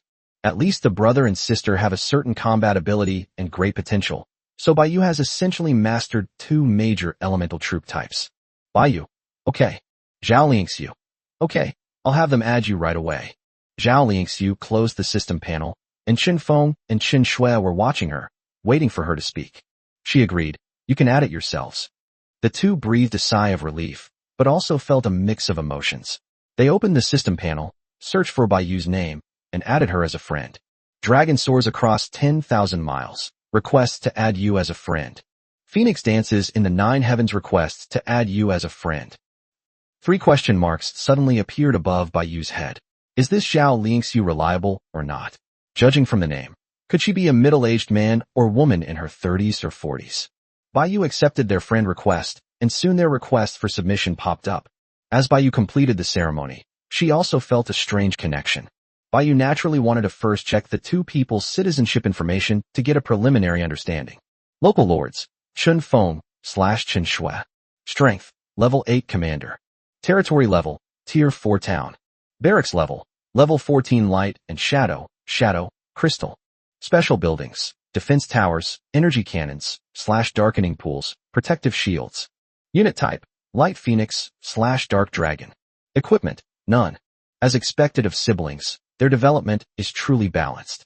Apart from the difference in special buildings, they are almost identical in every other aspect. Baiyu guessed that this was due to the two sharing resources and developing together. On the other side, Qin Feng and Qin Shui also saw Baiyu's information, which completely refreshed their understanding. The difference in strength was too great. Don't be so shocked yet, there's more to come. I was even more shocked than you were. Come on, I'll just ask for passage and we can go straight back. Zhao Lingxiu said that she planned to take the undead through the portal and then return. Wait a minute, is she easy to get along with? Qin Shui called out to Zhao Lingxiu and asked, as they were worried that the other party was unpredictable or had a bad temper. That's right. I forgot to tell you, she's a really nice person. Although I submitted to her, she never treated me as a subordinate. I was just helping her as much as I could. Zhao Lingxiu said that. The two of them felt much more at ease. How many subjects does she have? Strictly speaking, it was just me and a minor child. She couldn't bear it, so instead of killing them, she chose to make them submit. They have now left to find their family. Zhao Lingxiu finished speaking. Qin Shui suddenly thought of something. Is that the Monkey King? Qin Shui remembered that a lord was born next to Baiyu, hindering her development, but in the end, he did not die. That's right. As an orange-red light filled the room, the three figures vanished together from Emerald Hills. The undead behind them followed suit, entering the portal one after another.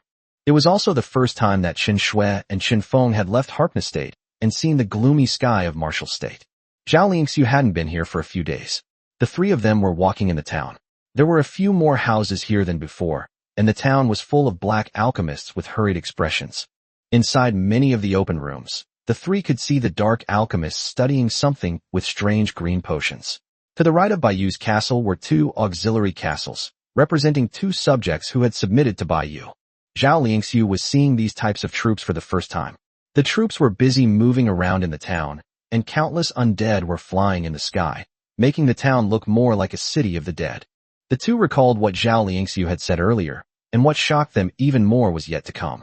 Sure enough, when they arrived at Baiyu's castle in person, they were 100 times more shocked than when they had only seen information about Baiyu. Is this what a true top-tier lord is like? So strong. Zhao Lingxiu led the brother and sister toward the castle. With Zhao Lingxiu there, at least their meeting wouldn't be so awkward. At this moment, the gates of the castle courtyard, including the castle gate itself, were all wide open, and the three of them could see directly into the castle hall from the entrance. In the dim environment, a huge throne was faintly visible, and a petite figure was sitting on it. The siblings could not see their faces clearly, but their white hair was an obvious feature. It's obvious who it is. If it weren't for the undead lord, who would be sitting in that position? The three walked into the castle, where two night elves stood inside the gate, smiling and gesturing to them. Since entering the castle, Qin Feng and Qin Shui didn't even dare to look at the other special buildings inside, because they were being stared at by the figure on the throne. The three entered the castle, and the figure on the throne raised his head and spoke in a deep voice. You've come. Chapter 228. Isn't this just an experience field? Zhao Lingxiu was completely bewildered. What was going on? So many changes had occurred at Baiyu Castle in just a few days. Moreover, the person on the throne is not Baiyu at all. Isn't this the one who stood next to Bai Yu when she besieged the three kings last time? Yingxi, what are you up to now? A voice came from upstairs. Upon hearing this, Yingxi on the throne changed her expression and quickly disappeared from the spot. Chen Feng. Chen Shui? She's not the one, this one is. Zhao Liangxiu explained with a hint of helplessness. Chen Feng and Chen Shui also saw Bai Yu, with white hair and bare legs wearing flip-flops, walking down from upstairs. Bai Yu also saw Chen Feng and Chen Shui, who looked to be around her age, not an aunt and uncle. Hello, Zhao Liangxiu. Please take them to the living room first. I'm going to change my clothes. Bai Yu greeted them and then went upstairs. She's so beautiful. Chen Shui was a little envious. Zhao Liangxiu led the two siblings to the living room to wait for Bai Yu. During this time, the servants thoughtfully brought them several glasses of water, but there wasn't much else in the castle. A short while later, Bai Yu, dressed in casual clothes, walked over, her hair tied up. Chen Shui and Chen Feng were still a little nervous, but Bai Yu didn't seem to care and chatted with them casually. From now on, we're all family, so there's no need to be so formal. After a conversation, the brother and sister discovered that Bai Yu was genuinely easy to get along with and had no airs. Zhao Liangxiu hadn't lied to them, nor had she treated them differently because they had submitted to Bai Yu. Soon they came to talk about orcs, and Bai Yu couldn't help but sigh after learning about their habits. Orcs? I've heard they're stronger than dwarves. That's good. Isn't this a natural training ground? Experience field? Chen Feng wondered. Are all big shots thought processes this peculiar? The orc tribe, whom they considered mortal enemies, was actually just a source of experience points for Bai Yu. Don't look at me like that. Didn't you say that as long as we don't provoke them, we won't incur the wrath of all the orc tribes, and then these two tribes will keep attacking? Isn't that just offering up experience points? It's an experience field. Bai Yu is definitely not capable of directly provoking the Orc Empire right now. Isn't it the same principle whether you attack them or they attack you? Anyway, these orcs are a pack of mad dogs. They will keep attacking until they defeat their opponents. Moreover, other tribes consider this a private matter and will not unite with each other. Bai Yu seems to have already seen the opportunity for the kings of the 6 major races to advance to the king level. No, there are 4. Arthur and Dutch, those 2 dragons, can't get through the portal. What Bai Yu said made perfect sense. Those who couldn't defeat her would only make her stronger. I have to say, this method is really effective for gaining experience. Is there no movement from Oman? Bai Yu then asked Zhao Liangxiu, who shook her head, saying there was still no news from the Firebeard clan. Bai Yu himself is now a level 3 king, and the mere Firebeard clan would have been wiped out long ago if he hadn't left it to those dwarves to deal with. The orc tribes must be quite troublesome. If you're having trouble developing your territory, you can stay here with me. The Dark Forest, a forbidden area, is right next door. As for the Emerald Hills, I'll send undead to defend it. Hearing Bai Yu's words, Chen Feng and Chen Shui pondered for a moment and then nodded helplessly. They had been severely weakened by the orcs these past few times, and their troops had suffered heavy losses and needed time to recover. Compared to the Orc Empire, the Dark Forest is at least populated by low-intelligence magical beasts that do not employ methods to control elemental creatures. So where should we focus our development? Chen Feng asked again. Let's stay here. The power dynamics in Martial State are more complex, so we can grow stronger faster. As for Emerald Hills, let's leave a passage to the Orc Empire. Facing an empire head-on is simply not an option for these early-stage lords to develop. Only in places where various forces are intertwined, where one must proceed cautiously and survive in the cracks, can one maximize their potential. Another reason is that Li Lingzi is also in Harpness State. With Zhao Liangxiu already there, Bai Yu's focus should remain on Martial State. Soon, Chen Feng and Chen Shui built an auxiliary castle here, to the left of Bai Yu Castle, opposite Zhao Liangxiu and Sun Xiaoshao's castle. Some buildings with special functions inside the castle were also moved over, while the defensive and offensive facilities remained in the castle. When it was noon, the servants prepared a meal for them, and the 4 of them sat in the dining room enjoying the delicious food. The 4th person was Yingxi, not Bai Yu. Smelling the aroma of food, Yingxi appeared out of nowhere again. The brother and sister behaved exactly like Bai Yu had at the time. They hadn't eaten vegetables for a long time, and the meat they ate was from some unknown animal, which was disgusting. She frantically devoured the food, her ears twitching. So cute. Chen Shui couldn't help but want to touch it, but Zhao Liangxiu stopped her with a look and mouthed something to her. She's a king-level expert. Startled, Chen Shui quickly withdrew her hand and lowered her head to eat silently. Bai Yu didn't eat with them. Instead, She used the portal to travel to Emerald Hills. She didn't intend to do anything. She was just purely curious and wanted to come and see. Baiyu looked north and saw a blurry mountain range at the edge of his vision. That must be the Bian mountain range, which looked quite far away.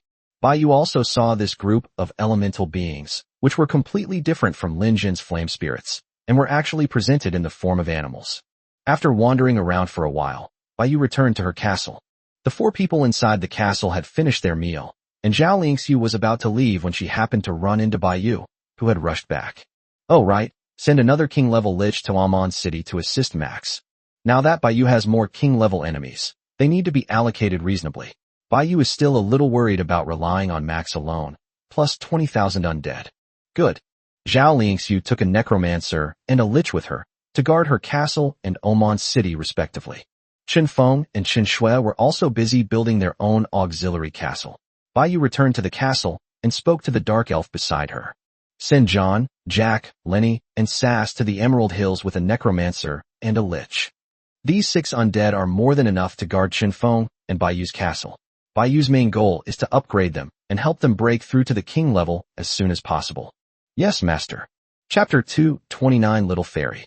Today is the last day of the leaderboard competition. Rewards will be distributed after midnight.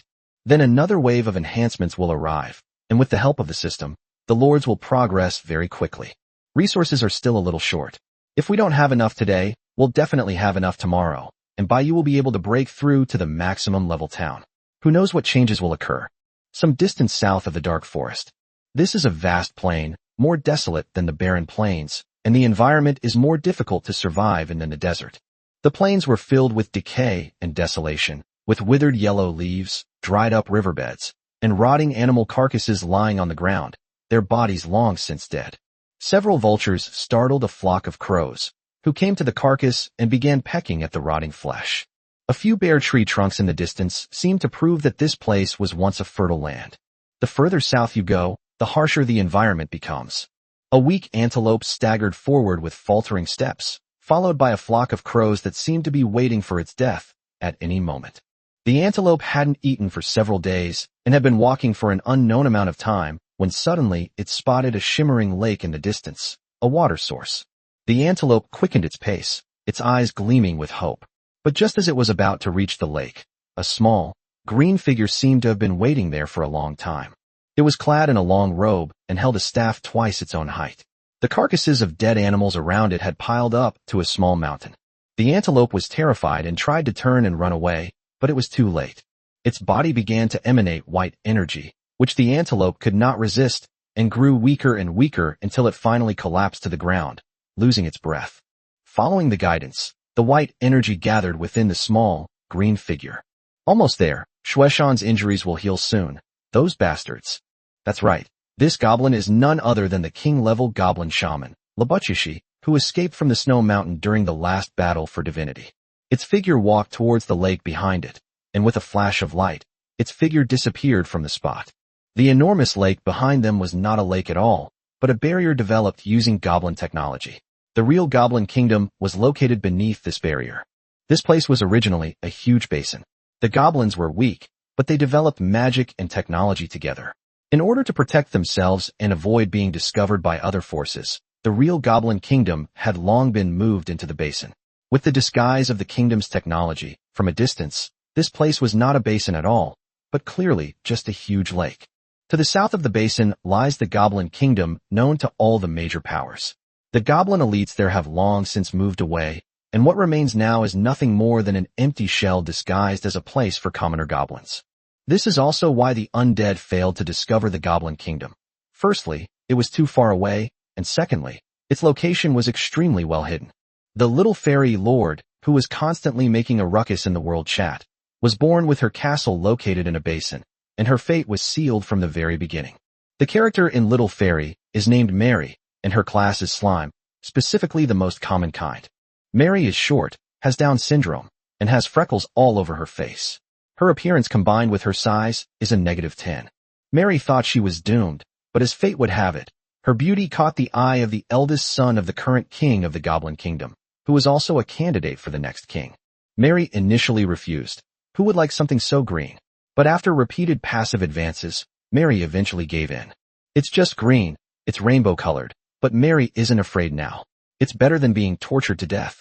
Mary happily became the wife of Lai Yichuo. Her status in the Goblin Kingdom rose sharply. Sai doted on her and declared that he would only marry Mary in his life. Although Mary was human, no goblin dared to speak ill of her, since no one dared to offend the next candidate for the throne, Lai Yichuo.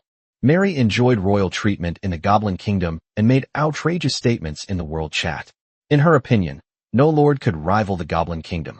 At this moment, Mary nestled in the arms of the goblins, trying her best to appear gentle. They were watching the goblins' monthly rabble competition. My dearest husband, life under this sky is so boring. Would you like to take your beloved wife out for a walk? Upon hearing Mary's mind-numbing voice, many goblins immediately tensed up. Oh no, my darling. The poor goblin looked sadly at its creation. The goblin judge next to it immediately took out measuring tools to measure it, and then shook his head. Out. Sai Tuo stroked Mary's hair, smiling and revealing a set of big yellow teeth. No problem. I'm going to the old country to check things out tomorrow, so Mary can come with me. Mary nodded shyly, snuggling even closer into Sai Yichuo's arms. The pungent smell almost made her vomit, but she had to pretend to be nonchalant. Beyond the basin, a mage flew swiftly across the sky, heading south. Strange, how did the Great Terra Plains become such a horrible sight? Wait, what's that? The magician descended from the sky and saw the animal carcasses that the servant had not yet dealt with. This is goblin witchcraft. The magician examined the animal carcasses, then looked at the strange lake. The surrounding area was so desolate, so why was there such a lake with abundant water? The magician's hand froze in midair. He had noticed a clue in the lake. Instead of touching the lake, the magician moved away, a look of sudden realization appearing from his black hood. I see. The magician flew away, and this time he did not fly south, but chose to return the way he came. The red moon hung high overhead, and the sky mysteriously cleared up again, as if everything on the Great Terra Plain had returned to peace. Inside the castle, Bai Yu, Chen Feng, Chen Shui, and Yinxi were having dinner. Since we're all staying here anyway, we might as well eat together. At least it'll make Bai Yu's castle feel more lively. The brother and sister have completed the relocation of all the buildings that needed to be moved. From now on, they will mainly focus on upgrading the barracks of the auxiliary castle. Today, they also went to explore the dark forest under the guidance of the undead. Sure enough, compared to the orc tribes, development on the outskirts of the dark forest was far more comfortable. It was just a bit slow for them at the moment. That's better than losing your own troops. The leaderboard rewards will be distributed tonight.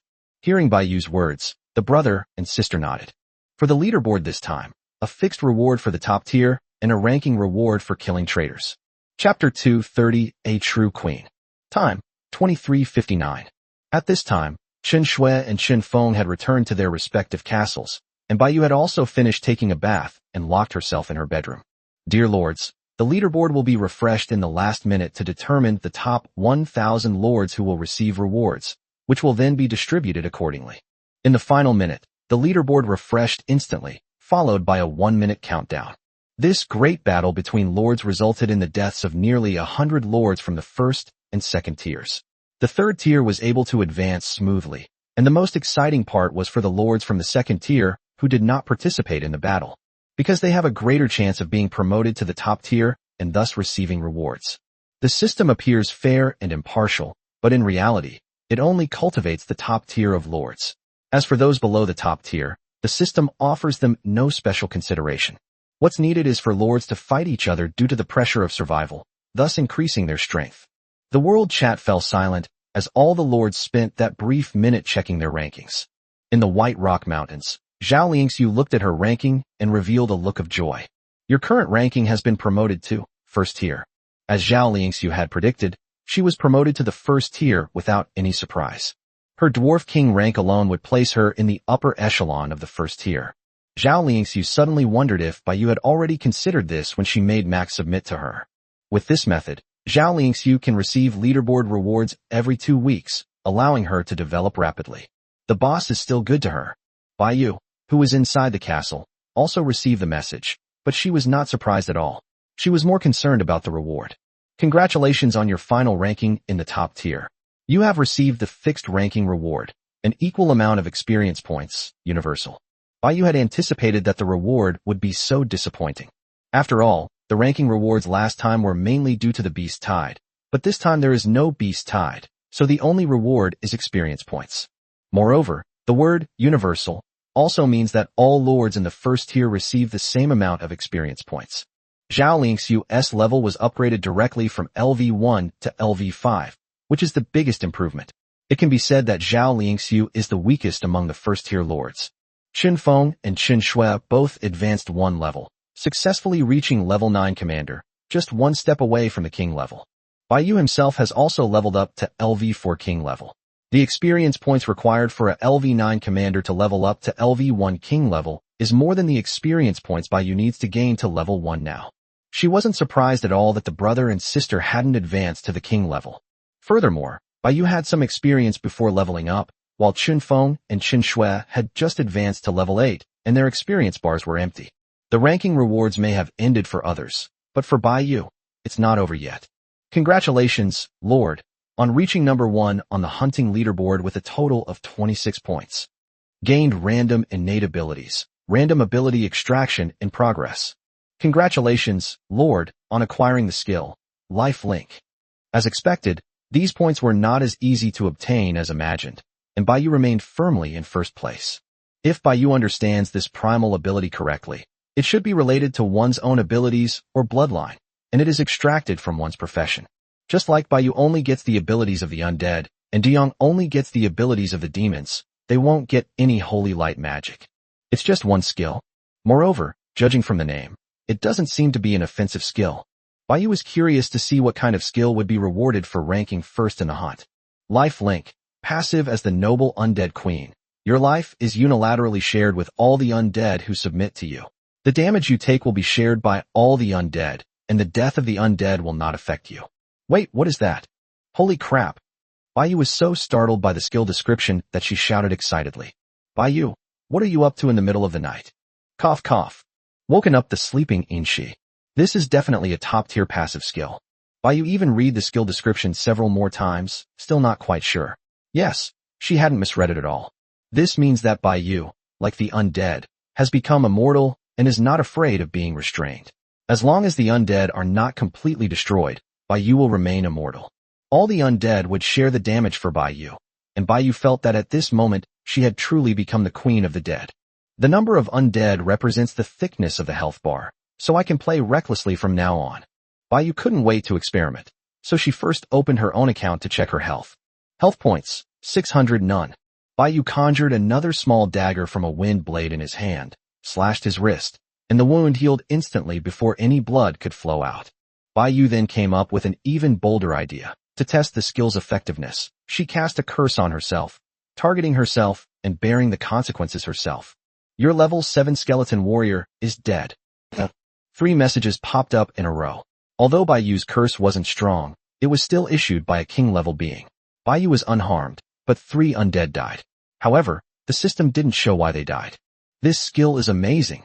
Bai Yu was initially worried that other lords would also obtain the same abnormal ability, since the rewards for the top 10 on the leaderboard were the same. However, the rewards are randomly drawn, and it's still unknown whether they are actually that strong in their profession. The second place on the leaderboard remains with the trader, who has reached 25 points, just 1 point behind Bai Yu.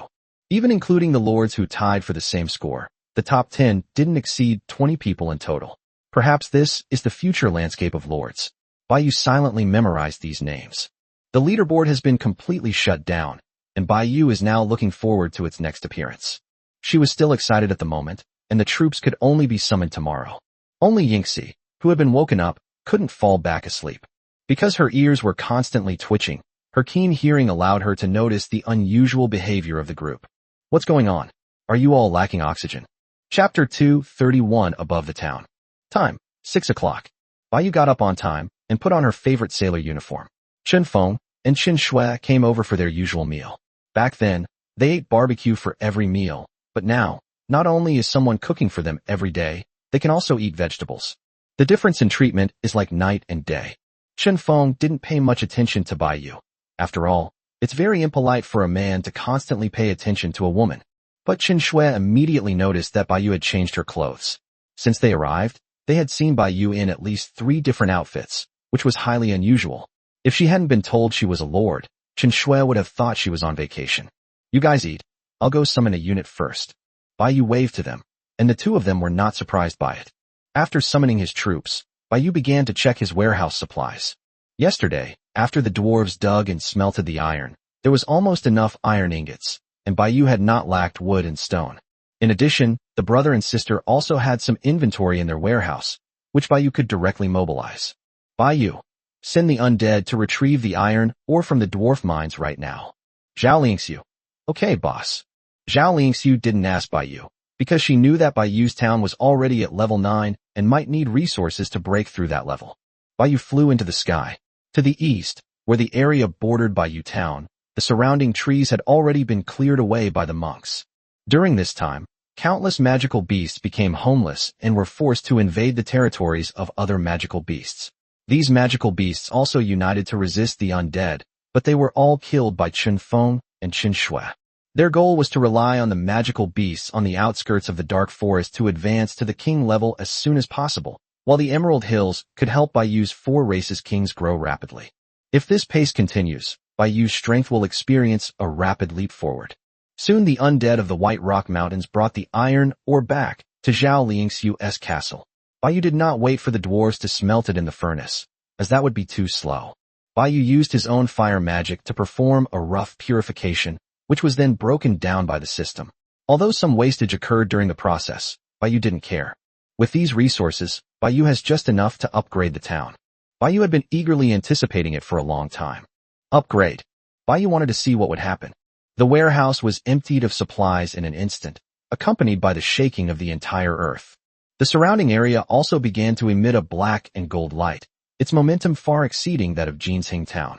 Outside the town's walls, 4 tall black walls rise up from the ground, towering majestically, more than twice as high as the town's walls. The soil cracked, revealing floors made of black rocks that completely covered the entire town, leaving no trace of soil in sight. Bai Yu stumbled, and the castle courtyard that was originally flat ground disappeared, replaced by a huge stone staircase that slowly lifted Bai Yu up. Bai Yu looked back and saw that his castle could no longer be called a castle, but had become a luxurious palace exuding a black and eerie aura. The 4 attached castles also transformed into attached palaces, surrounding Bai Yu's palace. The palace is much larger than the original castle, and it is almost larger than the original town. The city walls that once protected the town now serve to protect this palace. The palace complex was scattered unevenly, and without a doubt, the palace behind Bai Yu was the tallest and most magnificent. The black stone steps beneath her feet led directly to the city gate. The original protective barrier remained unchanged, but like the city wall, it was now used to protect the palace. The special buildings that were originally in the town were also rearranged and automatically assigned to appropriate locations. The Blackwater Altar, the Shuttle Gate, and a series of defensive towers were all moved outside the palace, while the positions of the 4 exorcism stone pillars and the concealed chandelier remained unchanged, still at the entrance of the city wall. On the pillars flanking the wide stone steps beneath Bai Yu's feet were skulls, their eye sockets burning with blue flames, emitting a ghostly blue light in the night, adding to the eeriness of the palace. Bai Yu stood on the stone steps, her face filled with shock. The changes were truly astonishing. The brother and sister, along with Yingxi, also rushed out upon hearing the commotion, standing at the entrance of the palace at the top of the stone steps, looking at the changes around them. They, like Bai Yu, were astonished by the scene and gaped in surprise. This is a city. The luxurious palace where everyone was now was like the royal palace of this city. Establish a kingdom. Bai Yu was shocked by the news again, but after glancing at the conditions, she realized that this goal was still too far away from her. You need to upgrade your city to the maximum level, reach the emperor level in terms of strength, and also need an item called Tears of the Kingdom. Bai Yu glanced at the item. The conditions for obtaining it were both simple and difficult. Destroy a kingdom. Based on the information revealed by the system and the intelligence that Bai Yu already knows, it can be analyzed that the kings of these native kingdoms are at least at the royal level. Bai Yu stood there stunned, her shocked heart unable to calm down for a long time. This time, the system had given her far too much information.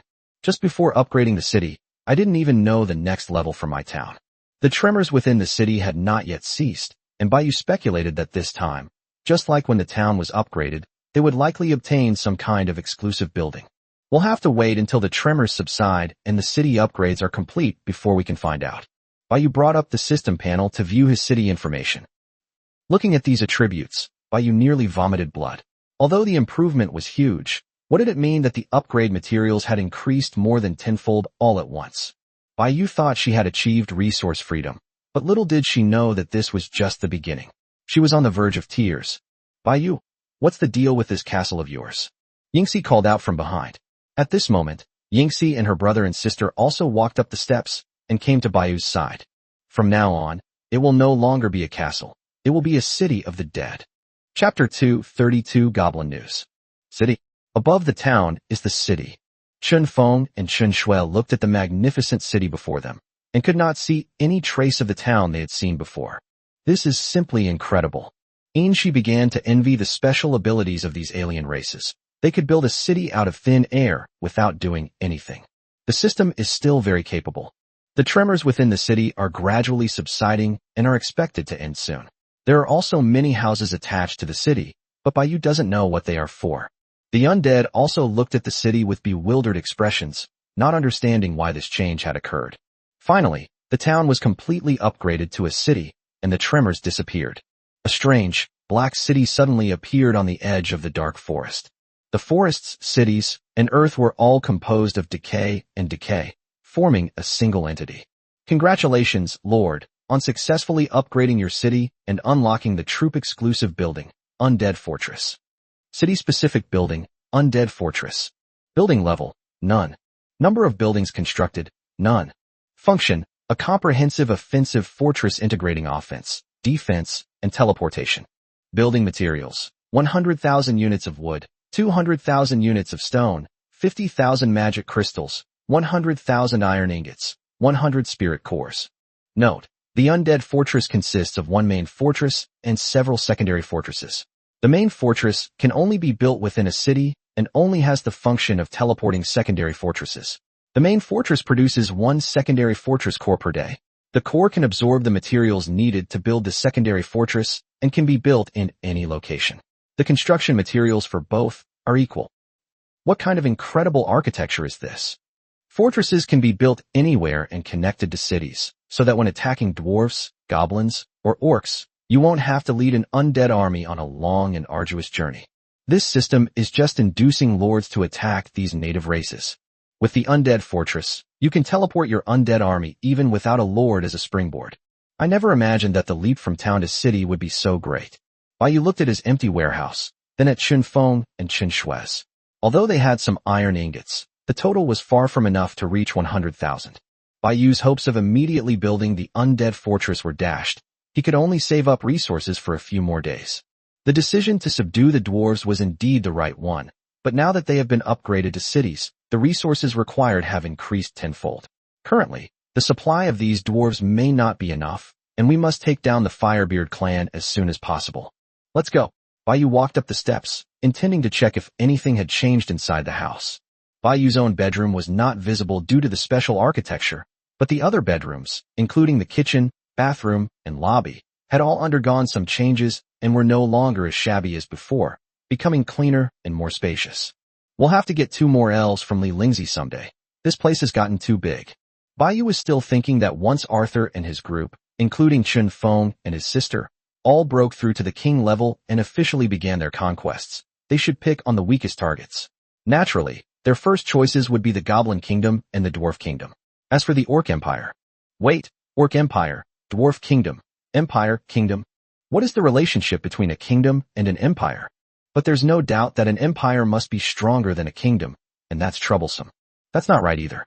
Li Lingzi said that elves are stronger than orcs, but elves are kingdoms, so it's possible that she was referring to their overall strength. After all, although elves are kingdoms, they probably have countless kingdoms. Moreover, the Orc Empire is a self-proclaimed empire, and the human Gata Empire has not shown particularly strong strength. On the contrary, it is the weakest of the forces Baiyu has encountered. Could it be because of the Mage Association? Baiyu couldn't tell the difference. She felt that empire and kingdom should be the same, just different names. At the innermost part of the palace gate directly opposite the stone steps, a black brick road leads straight to the end, where the throne of bones remains unchanged. Baiyu sat up there, looking out the door. It felt really good. It's such a big city, but there are hardly any people. It feels a bit too deserted. Master, the undead have discovered traces of goblins in the south, including a woman from another race. The night elf stood beside Baiyu and spoke respectfully. Baiyu perked up immediately upon hearing this. She had been searching for so long without finding it, but now it had suddenly appeared on its own. As for that alien race, could it be the same little fairy lord who was so arrogant in the world chat before? Where did they come from, and where do they go? Baiyu pressed further, asking, since the Snow Mountain incident, the goblins seem to have vanished. They haven't bothered Sun Xiaoxiao at all, and there's been absolutely no news about them. The undead discovered that they had suddenly appeared on that black plain in the south, seemingly out of nowhere, and were moving further south. The Great Terra Plains had long been thoroughly investigated by the undead. There were no buildings or hiding places at all. This time, the goblins' sudden appearance was as if they had crawled out from underground. Does this mean we have to return to the Goblin Kingdom? The Goblin Kingdom is further south. Baiyu murmured. Never mind. Following them all this way has been too much trouble. Now that the undead have discovered us by chance, how could we possibly let them go? To reiterate, if the opponent has a king-level being, they will definitely detect the undead that are tracking them. Even if they do, once the undead is killed, the nearby wraiths can still determine its location. Baiyu will receive news of being killed, regardless of whether he was actually killed or not. It's even easier to say if there's no king-level expert. Tell Qin Feng to take 2 king-level beings and capture them. There's no way around it. There are just too many king-level beings. They can be so capricious. If 1 king-level being could handle it, they'll send out 2. Inside the palace, Qin Feng was still inspecting his annex palace, which was in a better environment than the castle where they lived. Soon, the night elf notified Qin Feng, who was also able to go out and take a look, since he didn't know much about the surrounding area. Qin Feng didn't know the specific abilities of the undead, but since they were all at the king level, their strength should be about the same, so naturally he would pick 2 that were more handsome. 2 enormous figures, one white and one blue, flew into the sky from the city of the dead, heading south. That's right, Qin Feng chose a king-level bone dragon and a king-level ghost dragon. No man could resist such a handsome bone dragon. Creatures that are already capable of flight will have their flight advantage amplified after advancing to the king level. Therefore, king-level bone dragons have extremely high flight speeds. Qin Feng rode on the back of the bone dragon, watching the ground rush past on both sides. The place was desolate and black. Chapter 233, A Pair of Prisoners. Convoy that looked luxurious, but was actually incredibly rustic, was traveling south. Ahead of the convoy were several people riding on fly-like magical beasts, clearing the way in the sky. Below, a large, black beast is pulling a cart made of thatch and trees. Walking on this plain, it made creaking and groaning sounds, as if it were about to fall apart at any moment. The people inside the carriage were none other than Prince Lai Ta, the eldest prince of the Goblin Kingdom, and his beloved concubine, the little fairy Lord Mary. The enclosed space amplified some unpleasant smells, and Mary gagged uncontrollably, so she could only keep looking out the window and trying to breathe in the fresh air. This was the first time she had left the basin since she came here. She felt very depressed. She knew she couldn't escape, and she was just taking this opportunity to get away and clear her head. Mary is human after all, and even if she suffers from some kind of brain injury syndrome, she would never fall in love with an ugly goblin. She was simply forced by life's circumstances. Before she transmigrated, she was looked down upon by everyone, couldn't find a job, and was bullied by thugs. But after arriving here, she was able to enjoy unprecedented respect.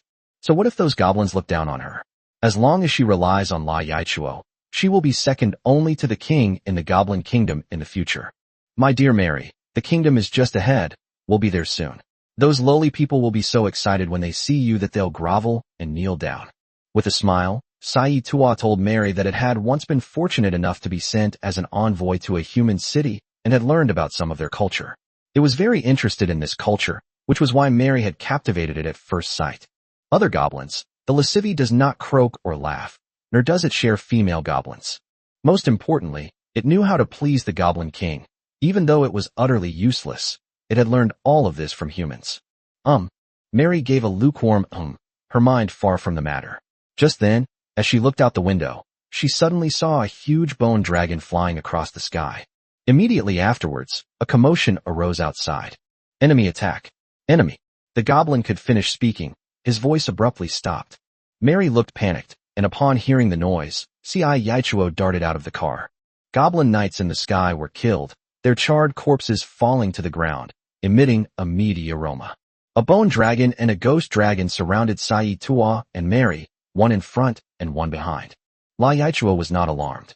Although all the guards had died in one move, as the eldest son of the Goblin King and a member of the royal family, how could he not have king-level strength? If he hadn't been so busy flirting with Mary, he would have missed discovering a ghost. Chen Feng stepped out from beside the bone dragon, his expression indifferent as he looked at Sai Yichuo and the carriage behind it. Lord in the carriage, stop hiding, you must be the little fairy. Hearing the sound, Mary lifted the curtain and saw the man opposite her. Lord, Mary, don't be afraid, I will protect you. They are just two dead. Lai Yichuo was completely unaware that these two so-called mere undead were actually both king-level beings. In its first impression, as long as it confirms that the other party is of a different race, it is certain that there is no king-level being among them, and its brain hardly needs to think. An undead? You're the undead lord. Mary was terrified when she heard this. She knew the strength of the undead lord very well through the world chat. She thought that she and the undead lord were separated by an entire world, so she had never mentioned this to Lai Yichuo. But we've only been here a few days, and we've already met here. What a small world. Superior. Chen Feng didn't waste words with them. He just wanted to avoid killing them. The bone dragon's domain, burning with hellfire, instantly expanded, and it lowered its head to exhale a breath of dragon fire at Sai Tuo. The Lasai Tuo was stunned. How could this be a king-level creature?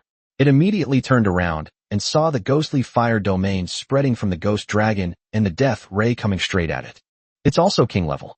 Boom. The two dragons' attacks hit Sai Tuo instantly. Neither dragon used its full strength, fearing that it might accidentally kill it. The initial attacks were just a test. But to everyone's surprise, Sai Tuo didn't dodge at all. In reality, Lai Yichuo is similar to Miles and the dwarf king-level creatures. It is not a shaman, and although it is a king-level creature, it relies mostly on equipment in combat. Today was supposed to be a sweet outing with Mary, so it didn't bring any equipment at all. Besides, according to intelligence, there shouldn't be any other factions around here. This made it lower its guard. What was even more unexpected was that the alien race could have king-level units, which was not what it had in mind. The opponent should be a commander-level being, and then, without any equipment, he elegantly defeated them, making Mary even more infatuated with him. Bang!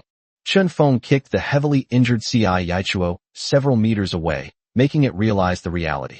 If you're not dead, then move a little. And you? Are you waiting for me to come and invite you myself? Chen Feng then looked at Mary, who was trembling and somewhat at a loss, and said, I am, cough cough, the eldest prince of the Goblin Kingdom. I advise you to watch yourselves.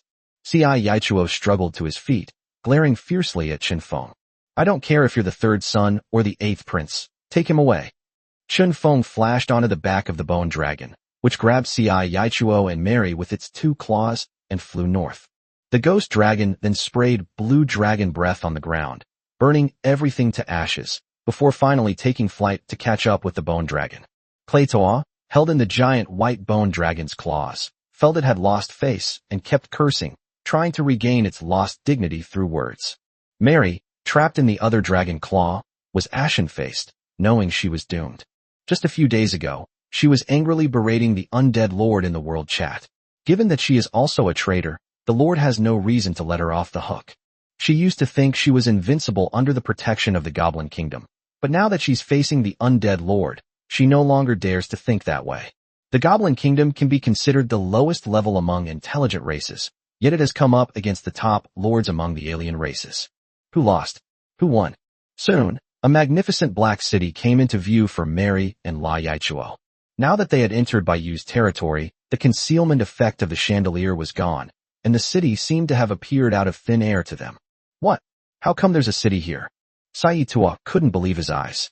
Inside and outside the city, on the ground and in the sky, all kinds of undead could be seen everywhere. Was this really a level that an alien race could reach? Mary was also bewildered. Her castle had not yet been upgraded to a town, and she had no idea that a castle could become a city. Yet, the undead all over the city were proving that this was the lair of the undead lord. Has the undead lords developed to this extent? Chapter 234, Another Experience Ground. Boss, I've brought the man to you. Chen Feng picked up the thorny thorns and Mary and threw them directly into the lobby. The two were trembling with fear the entire time, and and dared not resist. Bai Yu also saw the goblin and the traitor and walked over. You're the little fairy? No, I'm not. I am. The Goblin Kingdom has few traitors, and combined with the name Little Fairy, it's obvious that she's a woman. Even Bai Yu herself didn't believe that Mary, the traitor, wasn't the lord of Little Fairy. Seeing that the other party had admitted it, Bai Yu stopped paying attention to her. Now that the hunting rankings were over, this traitor was no longer that important to Bai Yu. Bai Yu was now more concerned about the intelligence of the Goblin Kingdom. Tell me about the information regarding the Goblin Kingdom. When Sai Tua saw that it had arrived in this hall, and only Bai Yu and Chun Feng remained, it still wanted to try to resist. However, when it saw that Bai Yu's aura was unfathomable, it suddenly realized that this alien was very likely also a king-level being. La Yichuo looked at Mary, who was terrified, while Mary gave La Yichuo a frantic look, signaling it to confess. Let alone the Lai Tua, even the Goblin Kingdom might not be a match for this undead lord in front of them. Alien, you are making an enemy of the entire Goblin Kingdom. State your conditions, and we can negotiate amicably. I can also forgive your actions today. What makes you think the Goblin Kingdom can threaten me? Bai Yu's eyes gradually turned cold. She took a step forward, revealing murderous intent. Since he was unwilling to cooperate, he might as well just die. Anyway, with Mary, the traitor, around, Bai Yu didn't believe she didn't know the location of the Goblin Kingdom. Lai Tua, tell me quickly. I don't want to die yet. She's different from other alien races. Mary was on the verge of tears, unable to understand where C.I. Yichuo's inexplicable confidence came from. Bai Yu seemed to sense that the relationship between the two was somewhat unusual. Chun Feng then told Bai Yu that La Yichuo was the eldest son of the Goblin King. His status is actually that high? Mary, you're too naive. Her castle is so well hidden. Now that we're here, there's absolutely no chance of us getting out alive. La Yichuo solidified its resolve, while also reminding Mary that since the other party was so powerful and clearly aimed at the Goblin Kingdom, it would rather die than cooperate truthfully. Sure enough, being a member of the Goblin royal family, his comprehension was different, completely unlike those brainless goblins. Pretty smart, huh? And you? Do you think the same way as it? Bai Yu then looked at Mary. It was obvious that Mary, a lord who came from the mortal world to the magical continent, did not have such a strong mentality.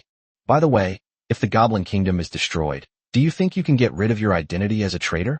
I can promise not to kill you, as long as you cooperate honestly. Bai Yu's words were like a ray of dawn in the darkness, giving Mary a glimmer of hope in her despair. The Goblin Kingdom isn't very powerful. Even if she willingly became a traitor, she wouldn't choose to align herself with the Goblin Kingdom. In that case, she was most likely forced to become a traitor. Since she was forced, she naturally wanted to become a legitimate traitor. I'll talk. I'm willing to cooperate. Please don't kill me. As expected, Mary immediately gave in.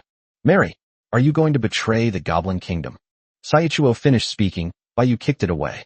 Get out of here. Bai Yu came to Mary's side and looked at Mary, who looked terrified. What is your relationship with it? I am its wife. Voluntary. Mary pondered for a moment, then shook her head. This scene was witnessed by the thorny creature, whose green face became even more unsightly. Oh, I knew it. How could a human possibly like an ugly goblin?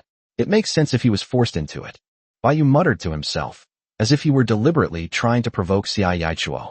Soon, under Bai Yu's questioning, Mary revealed all the information she knew to Bai Yu. Her identity in the Goblin Kingdom was extraordinary. She had access to the center of power and knew an unusually large amount of information. One last question, the Goblin King's strength, is it at the royal level? Bai Yu also turned around, her back to Mary. Mary pondered, recalling the memories in her mind. She remembered that Sai Tua had told her something. I don't know the specific level, but it's definitely not at the royal level. As soon as Mary finished speaking, the Sai Tua, which had been secretly gathering power, suddenly sprang up. Bai Yu was facing away from it, and Chun Feng was also looking to the side, so no one had time to react. C.I. Yichuo pierced Mary's chest. He would never allow such a traitor to return alive. It was only then that Bai Yu and Chun Feng before realized what was happening. Mary's life was slipping away rapidly, and she looked at Bai Yu with a pleading expression. I promised not to kill you, but I didn't say I would protect you. Bai Yu said with a half smile. The dying Mary finally realized that she couldn't possibly be slower than the thorn. It was all intentional. Mary fell to the ground, lifeless. Lai Yichuo, on the other hand, looked relieved, showing no fear of death whatsoever. This woman had completely driven it mad. It thought it had found true love, But it turned out that Mary was no different from other goblins, only lusting after its own beauty and power. A black line slashed across the neck of the thorny beast, accompanied by a gush of green blood. Its vision began to spin, before finally freezing completely. The Goblin Kingdom and Bayou's guesses were inaccurate. First, regarding the conditions given by the system for building a kingdom, the Goblin King did not possess royal-level strength, thus overturning the assumption that all kingdoms had at least one royal-level combatant. Bayou was a little confused. Moreover, according to the information Mary provided, there were no powerful forces around the Goblin Kingdom, yet they still chose to relocate and hide the real Goblin Kingdom. La Yichuo, the eldest son of the Goblin King, had reached the king level in strength. He was still pitifully weak. This Goblin Kingdom is a bit weak, but it's also quite far away. The opponent doesn't have any emperor-level opponents. Then things are much easier. No matter how many king-level opponents they have, they're just easy targets. Attack on the Goblin Kingdom after the Undead Fortress is built. The city they had originally exposed, which was the original Goblin Kingdom, was naturally not to be missed by Bayou. Perfect, isn't this another training ground? In the Goblin Kingdom is different from that in the Dwarf Kingdom. Bayou directly discovered the capital of the Goblin Kingdom, so why bother to fight in other places? Chen Feng, call Chen Shui, Arthur, and Dutch, and take 2 king-level beings to the exposed ruins of the kingdom to gain experience and advance to king level as soon as possible. Chapter 235 Operation Erd City. As for the corpse of Ci Yichuo, Bayou summoned it into a death guard.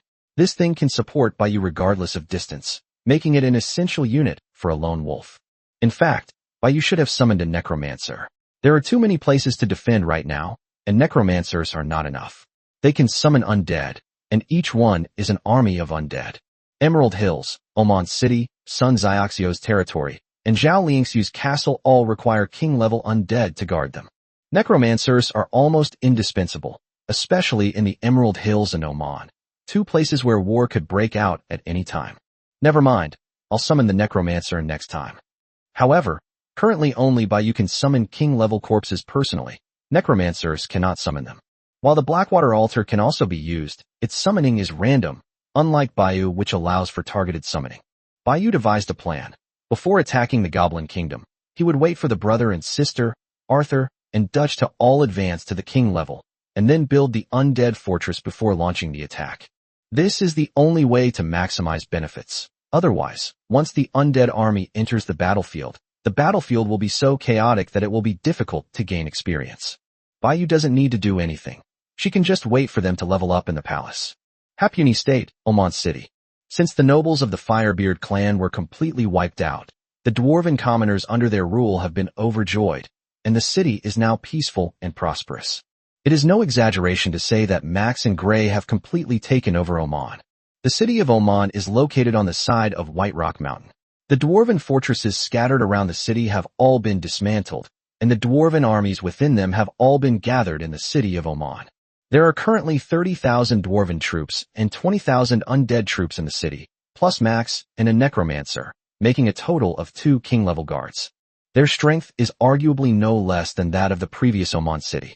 However, the equipment and defenses within the city were somewhat outdated, and the forging techniques and personnel were all in the hands of the nobles, which was why they were able to firmly control the entire clan. However, the remaining equipment is more than enough to defend Oman City. Several days have passed, and the Firebeard clan should take action now that they have the time and resources. Max has not been inactive these past few days. As a former nobleman of the Firebeard clan, he knows the Firebeard clan all too well. To overthrow the Firebeard clan, he will inevitably need the support of the common dwarves in various cities and villages. Max had already sent dwarves to incite the dwarven civilians, while also gathering intelligence on the Firebeard clan. The Firebeard clan is now facing a joint attack from 2 major clans, and is finding it difficult to withstand the onslaught alone. With 3 of the 7 cities already lost and half of the territory gone, there was simply no time to deal with Max in the rear, which made Max realize an opportunity. Rather than passively facing the enemy, it is better to take the initiative. The nearest city to Oman is in the northwest, called Od, which is also one of the 4 remaining cities of the Firebeard clan. Erd is the logistics city of the entire Firebeard clan, and it is firmly surrounded by 3 other cities. The 2 clans that have joined forces are aiming to take Erd. The Firebeard clan would naturally not allow it. and was already prepared to fight the other two major clans to the death. Although the two clans were temporary allies, neither wanted to become royalty and unify the Dwarf Kingdom. Neither wanted to confront the Firebeard clan at this moment, fearing that they would lose too much power and lose the opportunity to contend for supremacy. The battle remained deadlocked, which gave Max the perfect opportunity. Although Oman is not located directly behind OD, attacking OD is much easier for the other two major clans. OD City is currently poorly defended, with its main forces concentrated in the other three cities. What stands in Oman's way are merely a few dwarven fortresses. However, as the most important logistical city of the Firebeard clan, even with its weak defenses, Erd City's defensive capabilities and city defense facilities are second only to the Firebeard clan's clan city. Taking it head-on would inevitably result in significant losses. Therefore, a direct attack is not feasible. Max intends to outsmart his opponent. Tomorrow night, I will take a few dwarves disguised as refugees fleeing from Oman and infiltrate Erd City. Gray, you must seize the opportunity and take the chance to attack the fortress. You don't need to actually attack it, just create chaos. The bigger the chaos, the better. Max has decided to take action tonight and has begun assigning some tasks to Gray. But Gray was somewhat worried. This was a special situation. Would Erd City really take in civilians? Why would they care about the lives of civilians? Don't worry, this will give them the illusion that we escaped from Oman. Why would you chase after a few civilians when you are pursuing us? It must be because you have learned some information about Oman. In order to obtain this information, they will definitely take us in, report to the clan, and at the same time ask for help while claiming credit. Before dawn, I will shut down the city's defenses, open the city gates, and then we will take Erd City in one fell swoop.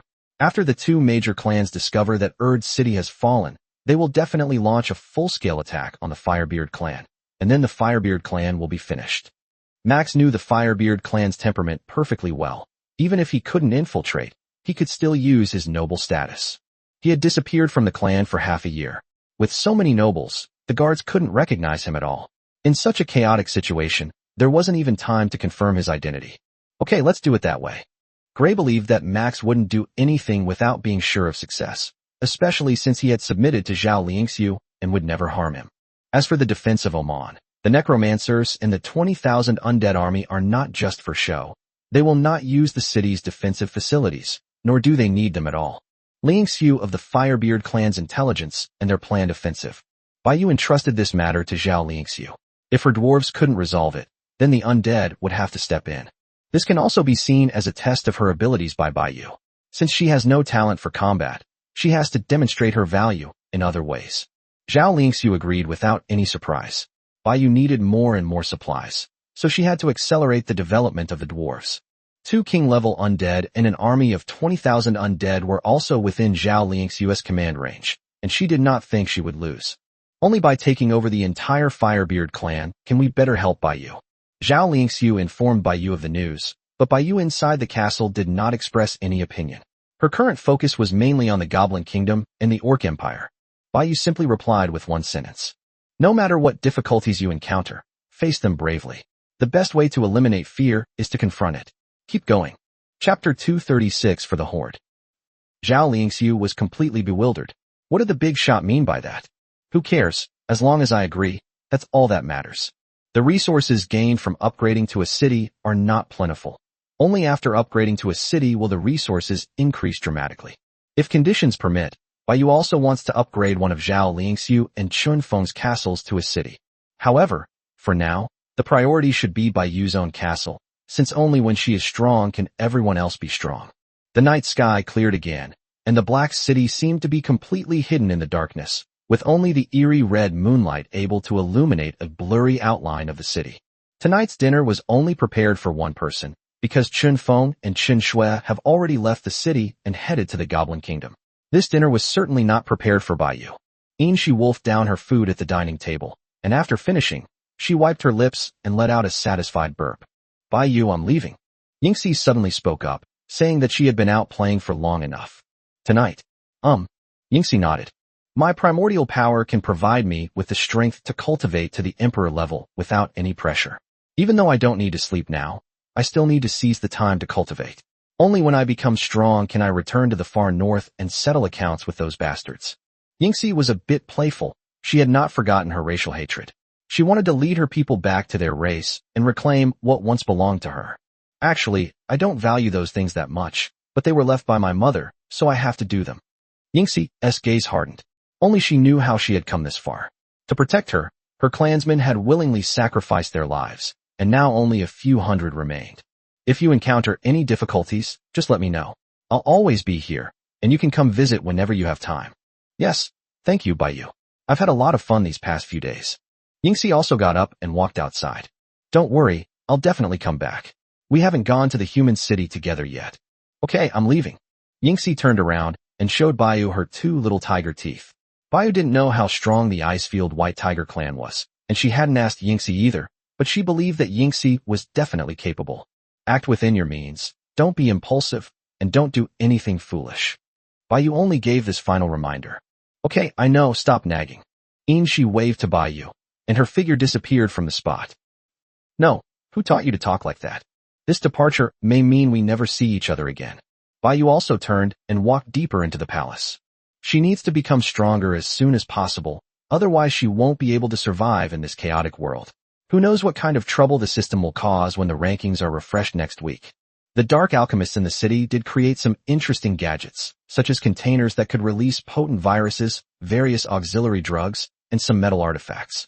They weren't very effective against the undead, and Baiyu hadn't yet seen anything that caught his eye. It's probably because their level is too low. Perhaps it will be better when their level is higher. Chen Feng cannot use things like weapons, equipment, and medicine because he is of the light attribute, but others can use them without any problems. As for those metal creations, the technology is not yet mature, and it's not as fast as mass-producing undead troops. Those useless potions would also be stored regularly and handed over by Zhao Liangxiu to the dwarves for use or research.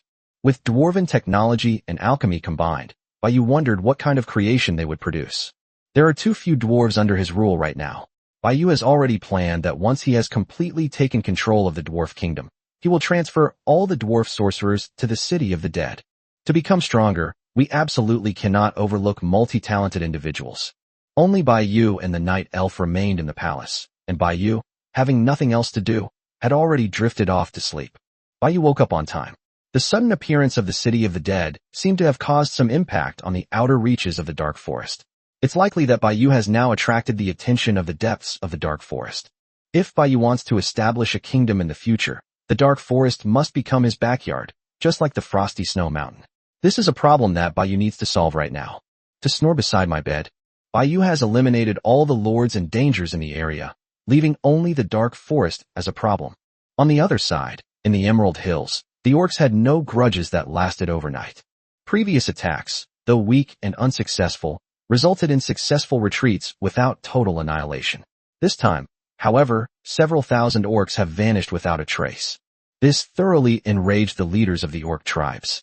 2 orc tribes simultaneously dispatched large armies, but before they even reached the brother and sister's castle, the two groups clashed. Without a word, the 2 orc armies began to fight. Afterwards, the leaders of the 2 orc tribes learned that their warriors had been killed by the alien race. Only then did they formally unite and decide to eliminate the alien race together before fighting it out. They were told that the 2 alien races had suffered heavy losses and that the castle had few troops left, so there was no need for a major offensive. So the 2 orc tribe leaders each dispatched their most capable generals, a pseudo-king level leader, along with 2,000 orc warriors. A total of 4,000 orc warriors once again marched towards the brother and sister's castle. This time, they are determined to wipe out these 2 despicable alien races in one fell swoop. Guangluan and Anjiao had long been transferred to the city of the dead and sent to the dark forest. Now, only 6 undead spirits guard the castle where the brother and sister live. King-level necromancers and liches, as well as the kings of the 4 major races. The undead's method for gaining experience was quite simple. 2 king-level beings would guard the castle, while the 4 kings would charge directly into the orc army. If they can't hold out, the necromancer and lich will immediately take action, summoning an army of the undead to annihilate the orcs. In order to prevent them from sending intelligence back, none of these orcs could be allowed to escape. The orc army will be unprepared when facing the undead for the first time and will be unable to kill them, so they can farm experience without any worries. The methods used to kill elemental beings are useless against the undead. Of course, Elemental beings of light and darkness can kill the undead, but they are not here now, so the orcs have no way to use the device in their hands to kill someone else. The 4,000 orc troops from the two tribes gathered here, and they were completely dumbfounded when they saw the empty castle. There were only a few strange creatures in front of the castle. Did they run away? The two leading orcs, of course, couldn't leave empty-handed. They exchanged a glance, raised their weapons, and shouted at the orc warriors behind them. Destroy the castle, for the horde. Chapter 237 Lenny first. For the tribe. Orcs behind him, clad in tattered animal skins, also raised their weapons, shouted, and launched an attack on the two castles. As native orcs of Hapuni State, they had no idea what the undead were. In their eyes, the emaciated and short-statured dead are the weak. Sizzle. The surrounding ice froze several orcs, and Sass killed them, instantly leveling him up from level 7 to level 8. Of the four races kings, only John and Lenny are of the highest rank, and they fight with the least effort. John raised his broadsword high, and countless enormous, fiery red skulls rained down from the sky, causing horrific casualties among the orcs. Lenny was not to be outdone. A blue orb of light hovered above his head, then split into countless rays that struck the orcs below. The orcs felt a sharp pain in their hearts, and then they all died from the curse. Jack's attack method was the simplest, without any fancy special effects, only a long sword covered in black flames, which he used to kill the orcs that approached him one by one. The orcs were fearless in the face of death, while their two orc leaders watched as their warriors annihilated the enemy. John and Lenny were fine. Both were high-ranking commanders with unlimited stamina, so they faced no pressure whatsoever against these orcs. However, Sass and Jack are different. They are currently at the normal level, and it is inevitable that they will be injured or even killed. As a commander-level orc warrior smashed Jack away with a single blow, countless orcs instantly swarmed forward to attack him. No matter how they attacked Jack's body, the wounds would heal instantly. The incredibly strong orcs couldn't even tear Jack's body apart. Instead, they were slowly killed by Jack. It is immortal. A commander-level orc exclaimed in surprise. The opponent was clearly only of the ordinary level, yet after attacking the opponent until he was exhausted, he had no effect whatsoever. In the end, this terrifying conclusion could only be reached. Orc's shout also attracted the attention of two pseudo-king-level orcs behind him. After careful observation, they realized that the other party really did seem to be immortal. What kind of bizarre creature is this? Attack with witchcraft. Even without its reminder, the orcs understood immediately. They pulled a tooth from the bone necklace they wore on their chests and crushed it, after which a cloud of green mist began to dissipate. However, this indiscriminate attack, which had always worked on all living things, had absolutely no effect on these strange creatures. Do they not have any life force? As Jack slayed more and more enemies, he broke through the bottleneck and successfully advanced to the rank of commander. A black, ring-shaped blade of energy slashed out, instantly cutting the surrounding orcs in half at the waist. Jack broke through the encirclement and charged towards the other orcs once more. An evil thing. For 1,000 orc warriors couldn't even defeat these four strange creatures. Then their two tribes might as well give up on living in the orc empire. The pseudo-king-level orc charged at the opponent with a large bone hammer. It did not believe that there were any immortal creatures. Just because other orcs could not kill it did not mean that it could not. A huge bone hammer smashed down on Jack, who was the most bizarre creature in its eyes. Just as the hammer was about to strike Jack, a broadsword blocked it. John has now advanced to level 9 commander due to his previous area of effect attack skills, and is now capable of fighting against the pseudo-king. The two sides clashed in a massive battle, so much so that ordinary orcs had no chance to intervene and made room for their leader. All the orcs then turned their attacks on the other three undead. In the eyes of orcs, killing enemies is the top priority, and destroying castles is no big deal. Eliminating the enemy is the most important thing. As the battle dragged on, nearly 2 hours had now passed.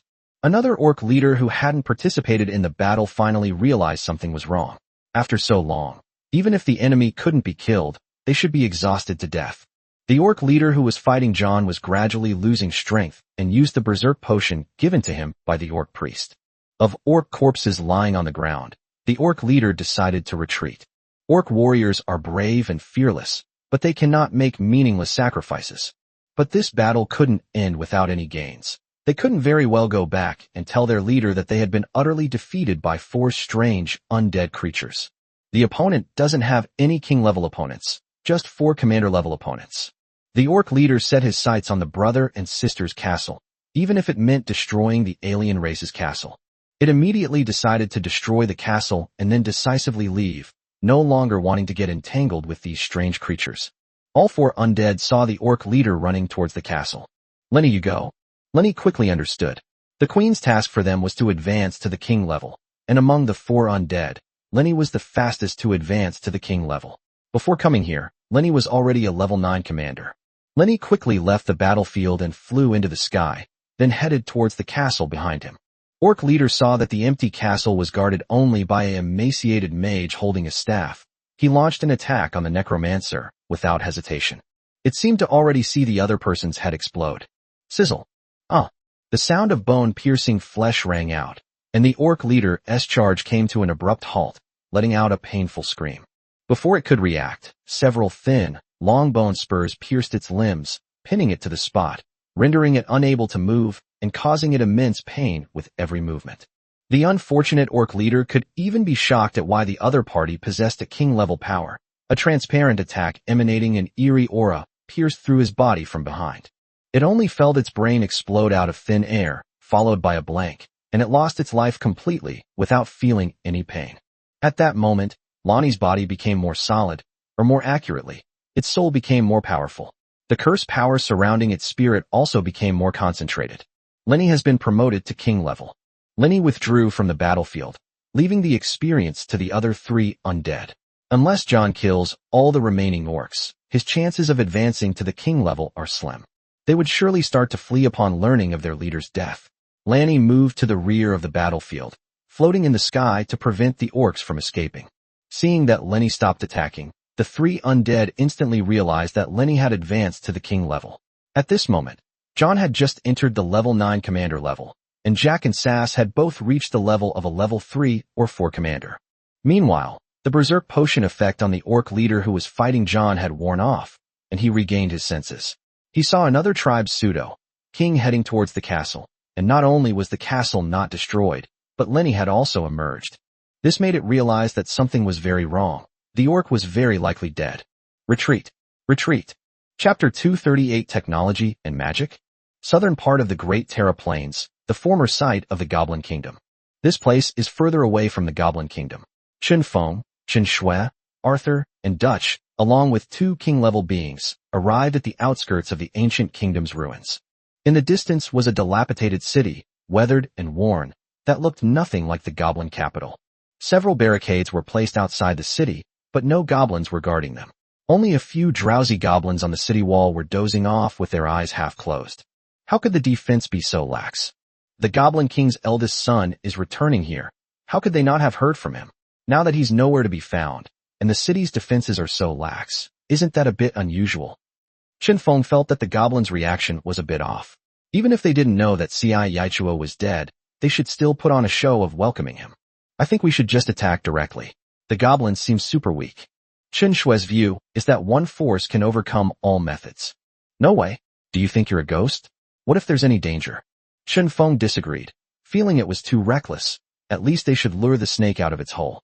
If you can't beat them, just run away. Chen Shui muttered something. I'll go. Arthur behind him let out an ethereal sound, then flapped his wings and took flight toward the goblin capital.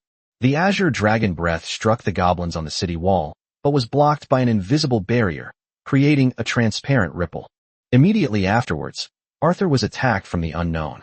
Half of Arthur's body in the sky was completely destroyed, and then his whole body began to fall to the ground. The brother and sister hiding behind were startled. Brother, I was wrong. Chen Shui admitted that she had been naive. Goblins might be weak, but they weren't as stupid as they thought. There really was an ambush. Arthur, a level 7 commander, is immune to elemental magic. Only a king-level being could directly defeat him. The 2 king-level destroyers behind him no longer hid and charged forward. At the very least, we need to destroy the city's defenses and take down the enemy's king-level enemy. This time, the enemy didn't react as quickly. 2 destroyers attacked simultaneously, instantly shattering the city's protective shield. Surprisingly, the goblins didn't choose passive defense. Instead, they opened the city gates wide and launched an attack. But what emerged from the gates weren't goblins, but rather several steel beasts radiating magical energy. These steel beasts were covered in magical patterns and contained a rich elemental aura. It was unclear whether they were driven by goblins or operated entirely autonomously. There were not only 2 kings in the city, but 2 kings in total, so the other side was obviously prepared. The attack Arthur received was launched by one of the goblin shamans. Arthur, now fully rebuilt, charged towards the steel beasts. Dutch and his brother and sister rushed out and started fighting. What could they do but fight back? Standing before them were 6 colossal steel beasts, which, though colossal, appeared tiny compared to Arthur. However, they possess astonishing defensive capabilities, managing to withstand Arthur's attacks. As for Dutch, needless to say, he is not yet a leader. What is this thing? If this thing didn't lack a domain, Chen Feng would have believed without hesitation that it was a king-level being. Both Arthur and his sister struggled to take on a single steel beast, let alone when there were more of them. Add to that the goblins on the city walls who were firing cannons from time to time, and the situation quickly turned into a passive one. These mechanical and magical creations are like enlarged felines, their seemingly bulky bodies more agile than one might imagine, while possessing astonishing magical and physical defenses. The laser beam fired by Chen Feng was completely blocked. Even when he flashed above the beast's head and delivered a punch containing the gravitational acceleration of light elements, the beast only lowered its head slightly and was completely unharmed. In fact, Chen Feng's hand was even shaken and hurt. Arthur stopped wasting his magic points and started hand-to-hand combat with the steel beast. Chen Feng used his speed advantage to hold off the 2 giant beasts, but that was all he could do. He observed the battlefield between the giant beasts and the others, trying to find a weakness in these things. To Chen Feng's surprise, it was Dutch who first ran into trouble. It wasn't Dutch that had a problem, but rather the giant beast facing Dutch that encountered the problem. Previously, the behemoth had used its strength and magic in perfect balance, and was even able to precisely time its ranged attacks. In contrast, Dutch's opponent was like someone with cerebellar atrophy. Although there were no problems in any aspect, its movements had become sluggish and stiff. I understand now, these steel behemoths are piloted by goblins. Chen Feng suddenly realized that he had discovered the blind spot. Previously, because the brother and sister knew very little about the undead, Baiyu had given them a special lesson, explaining some of the undead's abilities. For example, undead creatures like ghosts and phantom dragons, which have no physical form, will inevitably use intangible attacks such as those targeting the soul, life, or curses. Dutch, being the ghost dragon king, unleashed some kind of invisible attack, leaving the goblins no time to react or defend themselves, thus directly killing the goblins inside the giant beast. Such a massive beast could not possibly be piloted by a goblin. Chen Feng guessed that the goblin that Dutch killed must have been the one controlling the beast's limbs. If there's a pilot, that makes things easier. It means the behemoth has a weakness. When Chen Feng looked at his sister, he was completely dumbfounded. Black energy was seeping from every joint of the behemoth, and the magical runes on its body were destroyed, accompanied by a crackling sound of electricity. The behemoth stood frozen in place, completely destroyed. Chen Shui's dark element spread throughout the behemoth's body, damaging all the devices inside. Chen Shui raised her right hand, and a giant fist formed from dark elements slammed directly into the steel beast. Bang! The entire steel behemoth burst open, all its mechanical parts intact, yet it all disintegrated in an instant. Broken hoses fell to the ground, gushing green pus, like the beast's blood. In the instant the beast disintegrated, Chen Feng also saw 6 bewildered goblins fall out from the belly of the steel beast. It turned out to be located in the belly area, and it was being driven by 6 goblins working together. Fallen goblins were quickly finished off, and Chen Feng was surprised to find that more than half of them were commander level. Chen Shui noticed that Chen Feng was watching her from the sky, and at the same time, she realized that she was the first to deal with this big monster. She couldn't help but show off to Chen Feng with a smug look on her face. How about that, Chen Feng? Aren't I amazing? Chen Feng looked helpless, and instead of praising him, he started by complaining. You call me by my name when there's nothing wrong, and call me brother when there's something wrong, right? Chapter 239 Can't Poop? Chen Shui stuck her tongue out at Chen Feng. Arthur and Dutch then learned of each other's weaknesses, which made the problem much easier to solve. Arthur immediately unleashed his skill, Wither Space. A transparent, diamond-shaped barrier instantly enveloped the steel behemoth, beginning to drain the life force of the goblins within. This is a continuous skill. During this time, Arthur must prevent the opponent from breaking through the barrier and escaping. Arthur's massive body made it easy for him to stop the steel beast.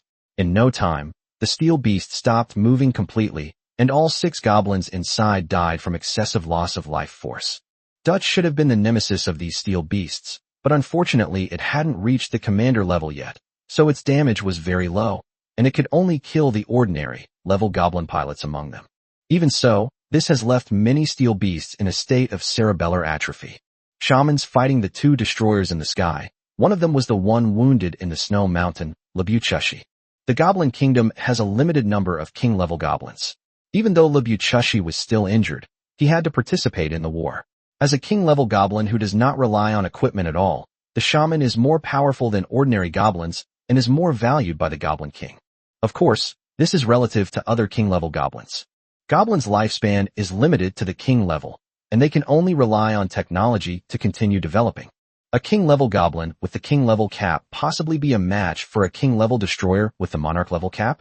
Moreover, the destroyer is immune to and ignores most magic.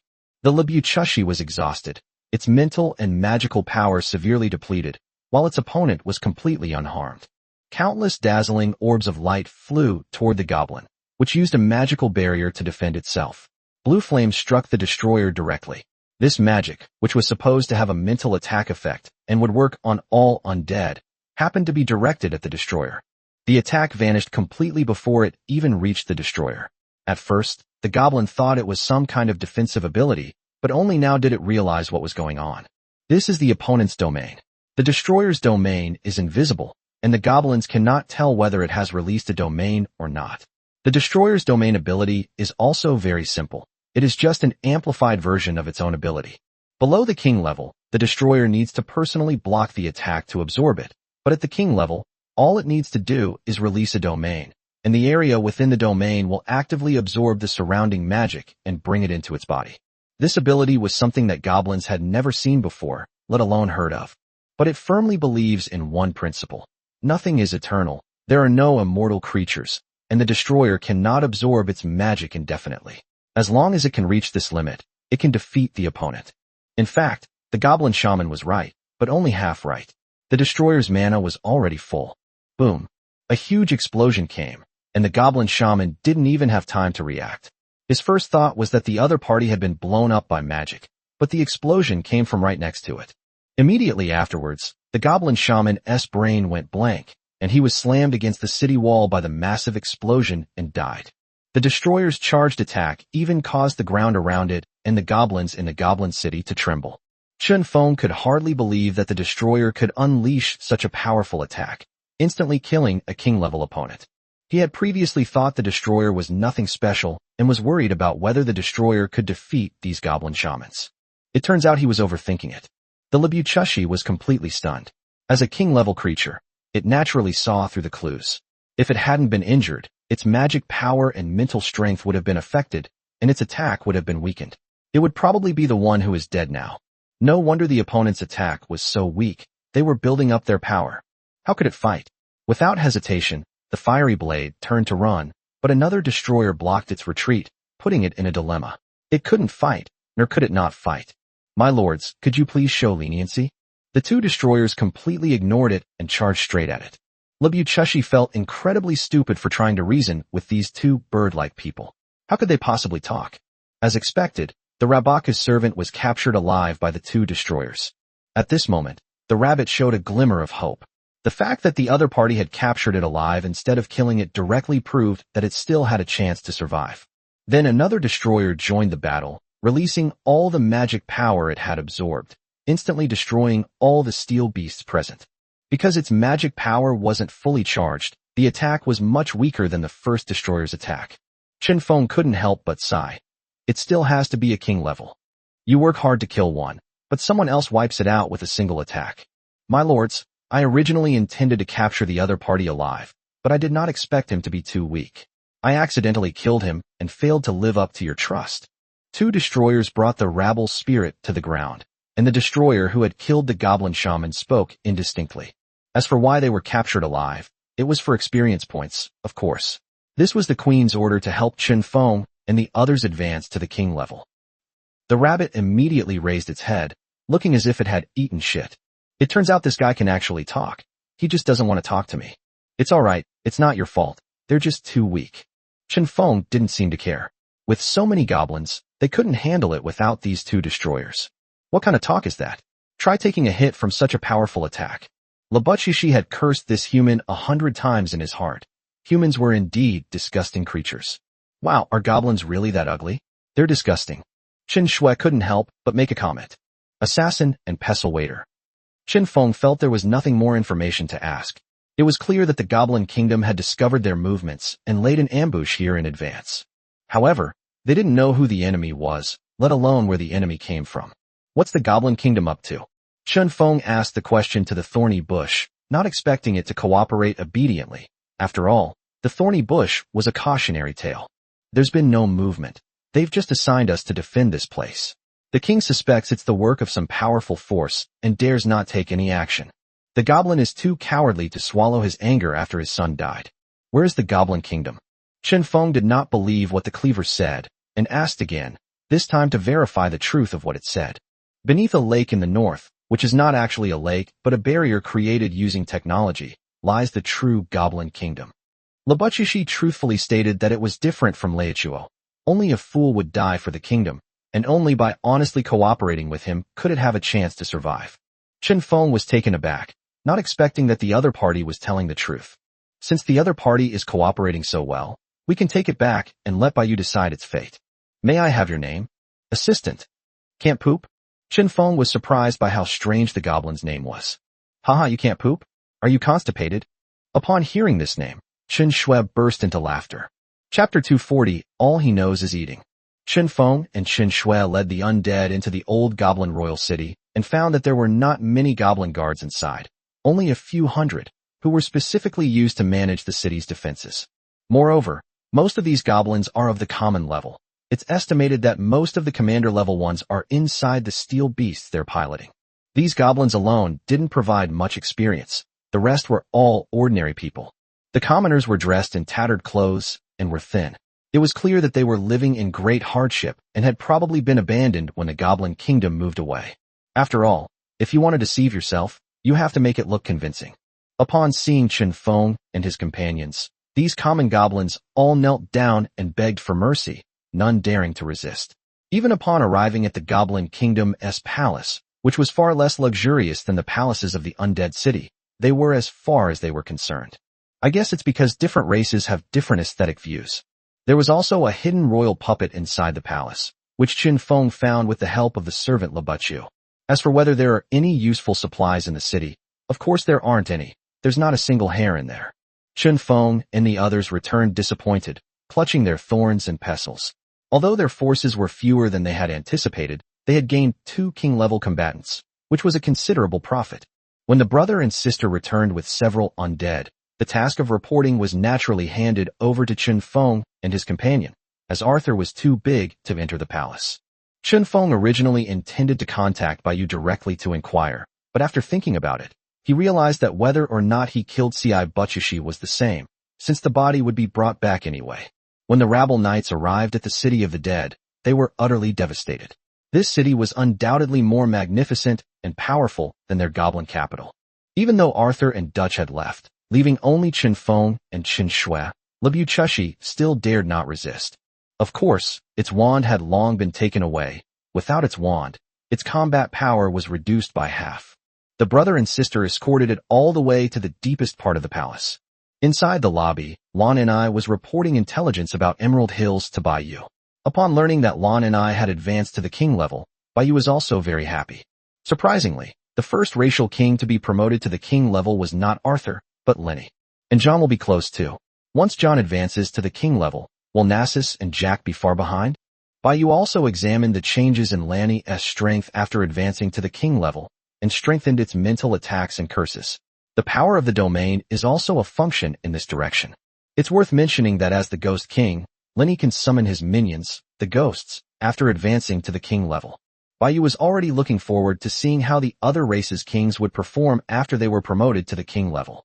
At this moment, Baiyu also saw Chen Feng and Chen Shui walk in from the palace gate, carrying 2 goblins, one dead and one alive. Labutshishi was stunned when he saw Baiyu. It's you. Labutshishi recalled his painful experience of being brutally beaten in the snow mountain. If she hadn't taken away his divine status, he would probably be dead. Baiyu looked puzzled. Who are you? Do I know you? Have you seen me before? How could Baiyu possibly remember what the goblins looked like? They all looked equally ugly. Snow-capped mountains. Oh, it's you. Upon hearing the words Snow Mountain, Baiyu instantly realized what it meant. It was the goblin shaman who had escaped from the Snow Mountain. You killed the kings of the human, werewolf, and vampire races? They're dead. I'm alive, so what do you say? Baiyu ignored it and looked at Chen Feng instead. Soon, Chen Feng told Baiyu about the situation of the trip. After Lenny finished his report, he went back to Emerald Hills through the portal. It doesn't matter. 2 king-level corpses are still a profit. Moreover, Zhao Lingxiu will be making a move tonight.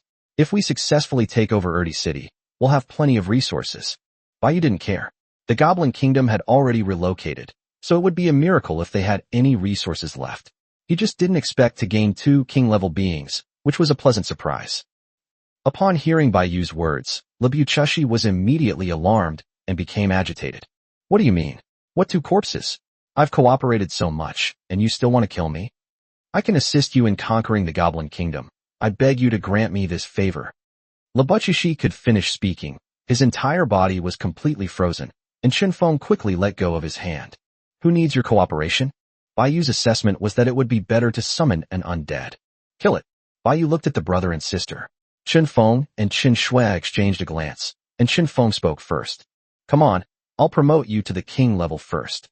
Chen Shui knew that her brother was thinking of her, so she stopped arguing and saying those mushy things. Her hand formed a spear from dark elements and pierced through the thorn pestle servant. Chen Feng looked at Chen Shui with some anticipation, and sure enough, she didn't level up. Baiyu gains experience points from enemies killed by his subjects, just like he gains experience points from regular troops.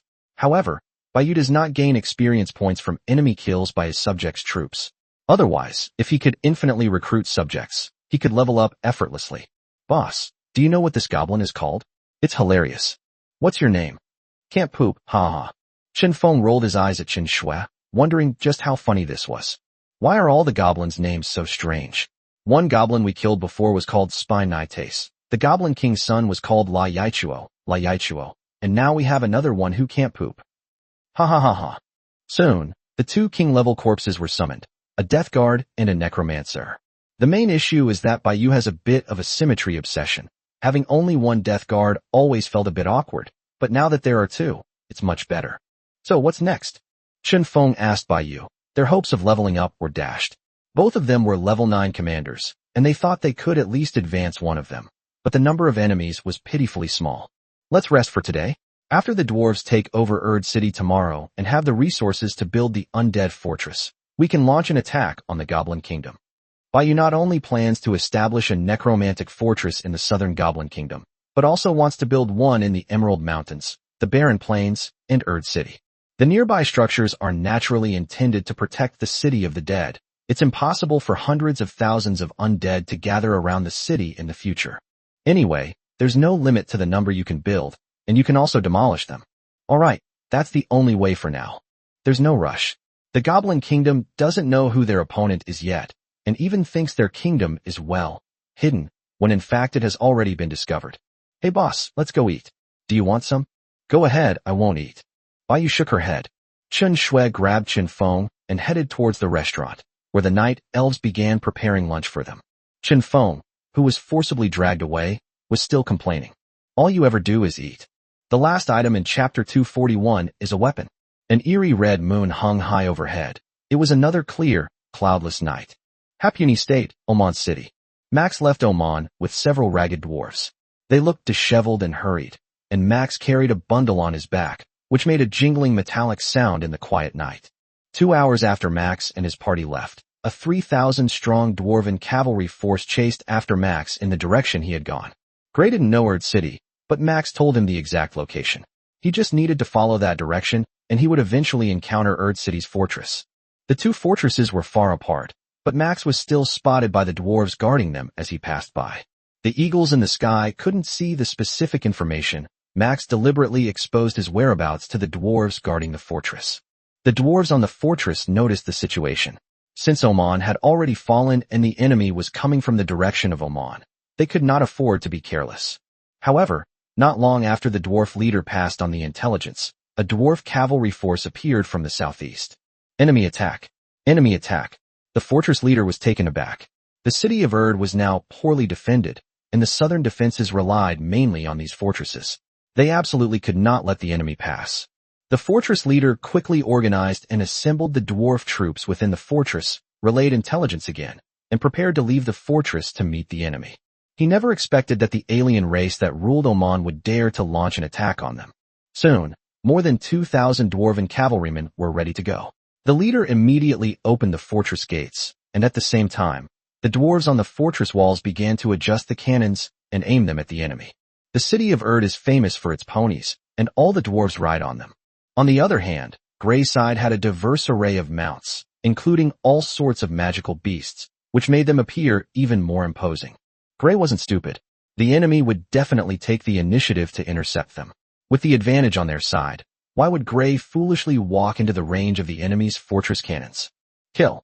We must not let those traitors cross Fort Erd 3. The fortress leader swung his warhammer, and the 2,000 dwarf cavalry behind him charged toward the enemy. During the reunion of the dwarves, the dwarf at the front took out a firearm. Bang! Bang! Countless sparks ignited in the darkness as Grey soldiers held their forged round shields in front of them, protecting their vital areas. Of course, even so, some were unlucky enough to be hit, but the spherical bullets only sparked when they hit their armor. Little did they know, these dwarves in the front row were all wearing commander-level equipment, so how could they possibly be penetrated by mere firearms? As for those magical beasts, this external injury wouldn't have much of an impact on them. Sun Xiaoxio's magical beast crystals had already been upgraded by Baiyu, and even the lowest level magical beasts among them were level 5 ordinary, enormous in size, and incredibly fast. Grey's soldiers also took out firearms to fight back. They were no different from their opponents in terms of ordinary equipment. Before the two sides even clashed, casualties began to appear on both sides, although the fortress leader's side suffered more casualties. Soon the two sides clashed and began a chaotic battle. The fortress leader discovered that the enemy was not only well-trained, but also superior in equipment, mounts, and numbers. This was completely different from what he had learned, that the garrison in Oman was just a group of commoners, and it directly overturned his understanding. Moreover, the opposing commander was dressed in a commander-level suit, and his strength was in no way inferior to his own. The fortress leader now only hopes that reinforcements from other fortresses can arrive quickly, otherwise they are doomed. A raging fire had broken out inside the Erd 3 fortress at the rear, billowing thick smoke and signaling the enemy situation to the other fortresses in Erd City. On the other side, Max also saw the city of Erd in the distance. He quickly grabbed a handful of dirt and smeared it on his face, then ran towards Erd in a panic. Not long after Lord Stur of Erd City received the news from Fortress Number 3, soldiers from outside the city came in to report. "My lord, those suspicious dwarves have indeed arrived." Snort. Stur snorted and got up to walk towards the city wall. He had already gone to sleep, but being woken up in the middle of the night would annoy anyone. Sure enough, once he reached the top of the city wall, he saw a group of people in the distance, looking disheveled and running towards him in a panic. Refugee. Before long, Max arrived at the foot of the city wall and, ignoring the dwarf soldiers who were pointing firearms at them, immediately bowed down in worship. "Please, sir, take us in. We've escaped from Oman and have crucial intelligence about them. Their pursuers are right behind us. We beg you to take us in." Max and several dwarves prostrate themselves on the ground, kowtowing repeatedly. Because their faces were covered in mud, and the sky was dark, Stur couldn't see the dwarves' faces at all. "I am the city lord. You say you escaped from Oman. How can you prove it?" Stur's cold voice came from the city wall. Suddenly a dwarf rushed over, and at the same time Stur saw the firelight and thick smoke in the distance. "Grown-ups." The dwarf called out, but said nothing more, and silently handed the letter to Stur. After reading it, Stur's eyes turned cold. They actually called. "Tell me everything you know." Stur gave a cold shout and gestured to a dwarf beside him. The dwarf immediately stepped back and went to deliver the message. "Lord City Lord, please have mercy. The city of Oman, led by a foreign race, is trying to overthrow the clan. They have already begun preparations and mobilization, but we learned of it, and thus launched our attack before we were fully prepared. There is a king-level figure in the city with 30,000 troops and all kinds of weapons. We must be on guard." Max kowtowed as he recounted the information to Stur, whose expression grew increasingly cold as he realized the gravity of the situation. After Max finished recounting the information, Stur wanted to turn around and leave. He was joking, of course. At this critical juncture, why would he take in a few civilians? What did their deaths have to do with him? Just as Stur was about to leave, Max's words made him stop in his tracks. Lord of the city, I still have Prince Sumin's weapon on my back. I risked my life to steal it from the city. That's why they came after me in a fit of rage. A king-level set is not low, and such equipment cannot be allowed to fall into the hands of the other party, especially since it belongs to Prince Sumin. Throw it up here. Even though it was something he could easily take back, Stern still didn't intend to let the other party into the city. If they refused, he would just kill them. Max remained unfazed. Lord City Lord, you have to take me in. This armor is too heavy, and the city walls are too high. I can't throw it up. Max dropped the pack on his back onto the ground, revealing the pale blue armor and Sumin's signature weapon. Upon seeing this, Stur immediately decided to leave the city to retrieve the set. To be on the safe side, he decided to go and get it himself, just in case the other party was trying to trick him. The dwarf soldiers wouldn't be able to stop him, but as a king, he didn't have that problem. The city gate creaked open and slowly opened, and Stur, dressed in animal skins, walked out. Max and the other dwarves remained kneeling and motionless throughout. My lord, this breastplate looks damaged. Could you take a look? Max knelt on the ground and presented Sumin's breastplate with both hands. Stur reached out and took it. There were indeed some serious marks on it, but it did not affect its use. This is leg armor, this is arm armor, and this is a helmet. Max took out the armor pieces one by one, actively checking them for Stern. Sumin's armor was a full suit of armor with many parts, and Stern was also checking to see if any piece was missing. The last one is a weapon. As soon as he finished speaking, Max suddenly sprang up. Just as Stur looked up, he saw the other man holding a large hammer with arcs of electricity in both hands, smashing it head-on towards him. Bang! Caught off guard, Stur was instantly sent flying by Max's full-force attack. Because Stur wasn't wearing armor, he died on the spot. Chapter 242 Resources arrive. The dwarves of Erd were completely stunned by this scene.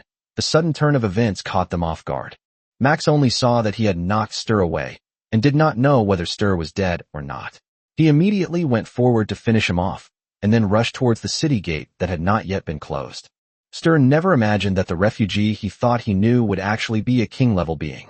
He didn't even have time to unleash his domain before Max ambushed and killed him. Bang! Bang! The dwarves, realizing what was happening, immediately opened fire, but such an attack was unlikely to be effective against Max. Max immediately released his domain to block all attacks and charged directly into the city. Max wasn't sure if there were any other king-level beings in the city, so he immediately started putting on Zhou Man's king-level suit, which was why he had deliberately brought the equipment with him. The other dwarves, disguised as refugees, were all commanders and followed Max into the city. The city of Erd was thrown into complete chaos. Many soldiers and officials were awakened in the darkness and gathered their troops to rush toward the city walls, determined to hold off the enemy. This is Erd City, and the logistical support for the Firebeard clan must not be compromised. Soon, the dwarves inside the city rushed towards the city gate. Max stood on the city wall, watching the dwarves in the distance. As for the guards on the city wall, he had already dealt with them. As expected, the Firebeard clan could no longer spare any more king-level warriors to guard Erd City.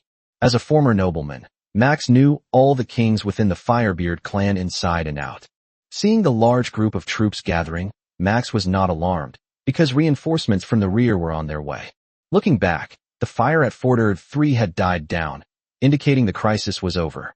The thick black smoke had turned white, proving the enemy had retreated, but they still needed reinforcements. I am Firebeams. Stur colluded with other clans in a rebellion, but I have already killed him. Do you also intend to rebel? Max stood on the city wall, shouting at the dwarf troops below, while throwing down a token. The dwarf officer at the head of the group immediately picked it up and examined it. The front was engraved with the Firebeard clan's exclusive emblem, and the back was printed with the word Max. These were indeed noble tokens, symbols of their status. For a moment, the officer was at a loss, not knowing what to do. As an important city of the Firebeard clan, Erd City was naturally populated entirely by nobles, making it impossible for Max to turn them against their cause. However, although they were nobles, they were not direct descendants and knew nothing about Max's affairs. After all, how could Chief Firebeard possibly expose his family scandals? Only a few core personnel knew about this, and Sturl certainly knew as well, but he couldn't bring himself to say it now.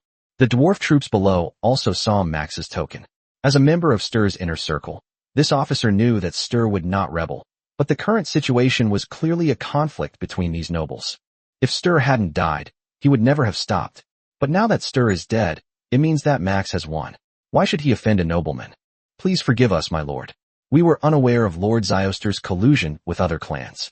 We have no ill intentions and are willing to obey your orders.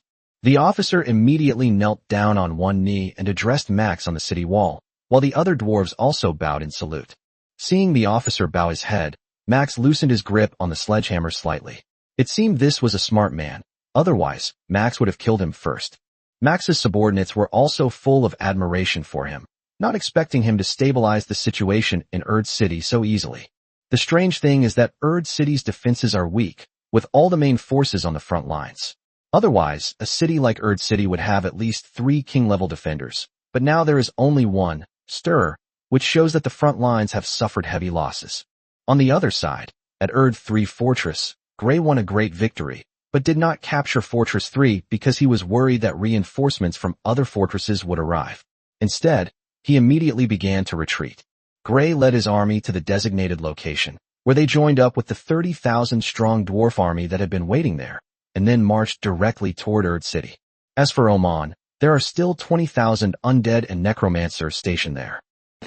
Liangxiu, who had been anxiously waiting, finally received a report from the dwarves. Erd City had been successfully captured. An excited Zhao Liangxiu immediately sent a message to Bai Yu to tell her the good news. Bai Yu had just gotten up when she saw Zhao Liangxiu's message. She knew that the supplies for building the undead fortress were available. I just didn't expect the attack on Erd City to fail, because there were still 20,000 undead soldiers and necromancers there. Zhao Liangxiu's dwarves didn't ask the undead for help, which means they are quite capable, at least not useless people who need Bai Yu's help at every turn. The next step is to launch an attack on the Goblin Kingdom. However, although she understands the function of the undead fortress, she has not yet tested it. Therefore, she plans to build an undead fortress outside Oman City. This was also to protect Zhao Liangxiu's castle, and at the same time, it could serve as Zhao Liangxiu's last line of defense. Destroying a fortress will return resources, but crystal cores will not. Therefore, the location of an undead fortress in the early stages should be chosen carefully. It's such a long distance, I don't know when we'll be able to move all these supplies. The distance between Erd and Oman is several hours, and the unit of measurement here is the flight speed of the Bone Dragon. It would be even slower for the army. From Oman to Zhao Liangxiu's castle is even greater than that. Bai Yu, doesn't Erd City have a teleportation array? Zhao Liangxiu, I won't say. Bai Yu slapped his forehead, almost forgetting that the teleportation arrays between the various cities in the dwarf city were not interconnected. They all led to a single, fixed location. No, the city of the dead must also have its own teleportation array. The portal is too limiting. The undead fortress is also an option, but you need to bring the fortress core with you. Sigh, it's a pity Yingxi is gone, otherwise I would have asked her for help.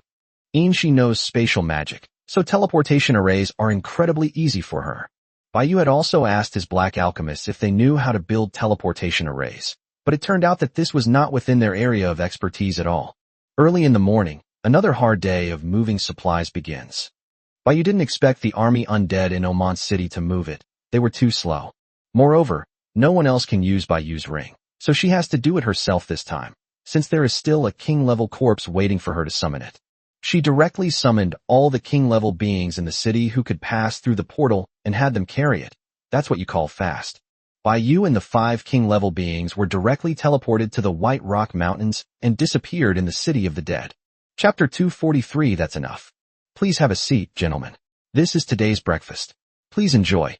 The brother and sister, who came to the restaurant for breakfast, were surprised to find that Bai Yu was not in the palace early in the morning. Hey, where did the old man go? Chen Shui was still puzzled. The master left the palace with a few undead shortly before the 2 lords arrived. The night elf beside her kindly explained to Chen Shui. They must have captured that dwarf city in Hapuni and gone to check on the situation. While eating breakfast, Chun Feng said nonchalantly, I think we can launch an attack on the Goblin Kingdom tomorrow or the day after. It was already noon when, after a nearly 6-hour flight, Bai Yu and several undead finally arrived in Erd City. If it weren't for the King-class aircraft's high speed, Bai Yu probably wouldn't have arrived until the afternoon. Bai Yu landed in Erd City, and Max and Gray hurriedly came out to greet him. As for the dwarf garrison in Erde City, they had already been taken control by the dwarf army that Gray had brought. Max knew that news of the fall of Erde City must have already reached the Firebeard clan. Max also informed the other two major clans besieging Firebeard, and soon Firebeard would be in dire straits. Without logistical support, they won't be able to hold out for long. Baiyu summoned Stur's corpse first. Stur was also a necromancer, and currently, necromancers are the most helpful to Baiyu. Then, led by Max, Baiyu headed to the supply warehouse in Erde City. Upon arriving at the warehouse, Baiyu was immediately stunned by the sight before her.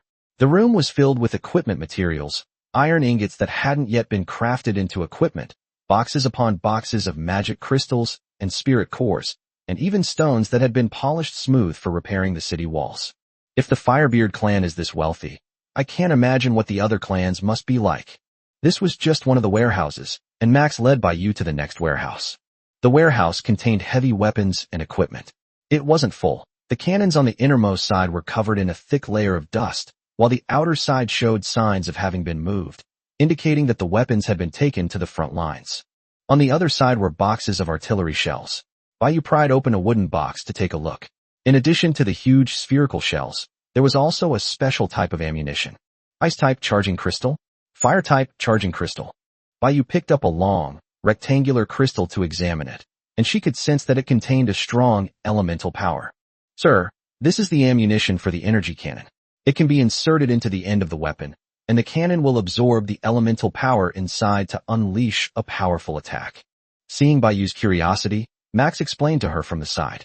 Baiyu also turned around and saw the cannon that Max had mentioned, which was indeed much more advanced than those ordinary cannons.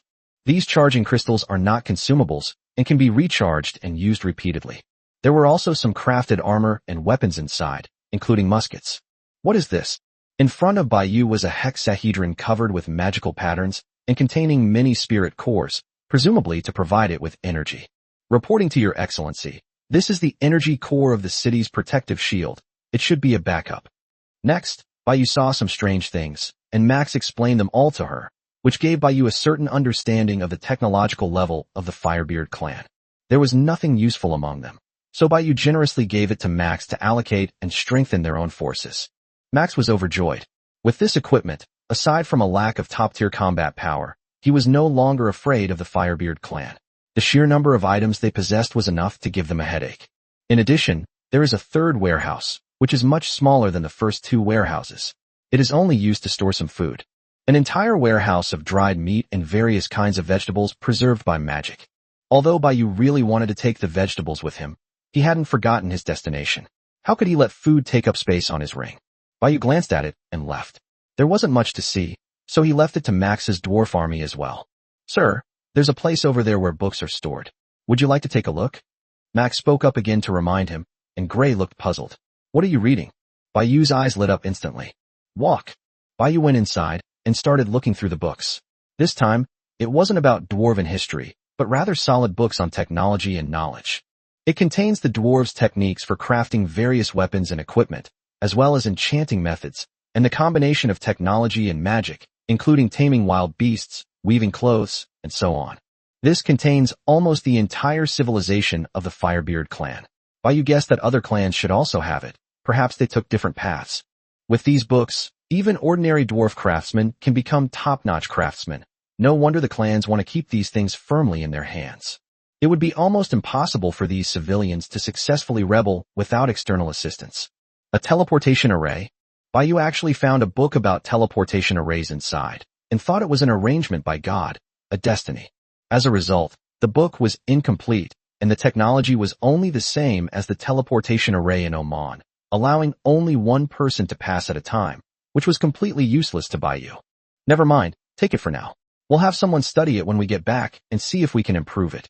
Baiyu put the book into her spatial ring and went outside.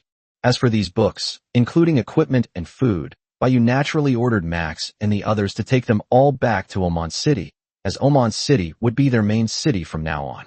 Baiyu and the undead began collecting supplies from the warehouse, and soon Baiyu's ring was filled to the brim. Necromancers and liches also used bone magic to seal boxes of supplies inside bones for easy carrying by other undead. Before Baiyu left, Max told Baiyu about the current situation of the Firebeard clan and asked Baiyu about his next plans. Max understood that the human girl in front of him was the real mastermind, and the undead she commanded had grown to an unknown extent. Max could sense that Baiyu was much stronger than before, and the other undead were all king level. Only a few days have passed, and the potential of the alien race is truly terrifying. No wonder all races are hostile to them. Don't ask me. Just do what you think is right. I will support you and won't interfere. It seems the Firebeard clan will soon be destroyed. Baiyu and the undead, carrying these crucial supplies, also headed south. Chapter 244 Undead Fortress. Baiyu returned to the city at dusk. He had done nothing along the way, wasting almost a whole day traveling back and forth. She felt a little embarrassed. It was true that she couldn't do without a teleportation array. Upon entering the area of Zhao Liang's U.S. castle, Baiyu immediately used the system's one-click recycling function to transfer the supplies to the warehouse. Finally, we can build the undead fortress. Upon entering the palace, Baiyu found Chen Feng and Chen Shui there as well. She thought they were waiting for her, but it turned out they were just there for dinner. "Boss, how's it going?" When Chen Shui saw Baiyu come in, she couldn't wait to ask. "Everything went smoothly," she replied with a smile. Then, Baiyu flew directly to the top of the palace, where he could see the entire city of the dead. There are some houses and facilities outside the palace, but not many. To be precise, the city is too big for Baiyu at present. Although there were undead in the outer areas of the city near the city walls, most of them were still empty land and looked extremely desolate. Apart from the central palace, which resembles a city, the rest of the buildings are in a substandard state. The city of the dead, where there are more dead than living people, is more like a dead city. These supplies represent a considerable sum of money.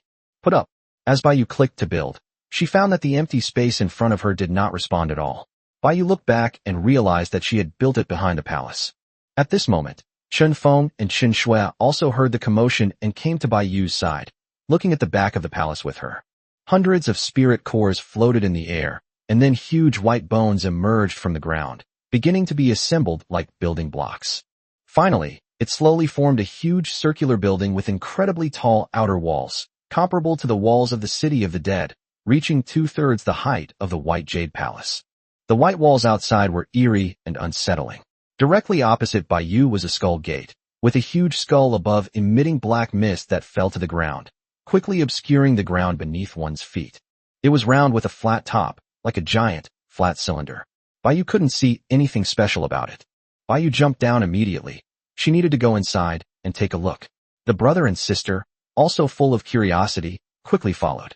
Upon arriving at the building, Baiyu discovered that it was much larger than she had imagined, and that it had not just one door, but 8 in total, each with a strange skull on it, its eye sockets emitting black mist that seemed to be falling downwards. Baiyu approached stepping on the black mist, while Chen Shui felt quite comfortable. Only Chen Feng was using light elements to resist the black mist. Fortunately, Chen Feng was Baiyu's subject, so the black aura emanating from the building did not actually harm him, but it made him very uncomfortable. The three arrived in front of the undead fortress, and the gate in front of them opened automatically, revealing a barrier-like structure formed by dark energy behind it. Even with the door open, Baiyu and the other two could not see what was behind it. This scene frightened Chen Shui a bit. She had a feeling that there might be some monster behind the door. Baiyu didn't stop and went straight to the front, touching the dark barrier with her hand. Her hand actually passed right through it. Baiyu simply took a step and disappeared from the brother and sister's sight. The two exchanged a glance, and then stepped forward to enter. Baiyu discovered that the interior was a completely different world. This thing only occupied half of the space described in the words Undead Fortress, and had nothing to do with a fortress at all. There are spatial attributes here. Baiyu looked up, but there was only darkness above. There was nothing there. Looking down, her feet were also hidden in a black mist.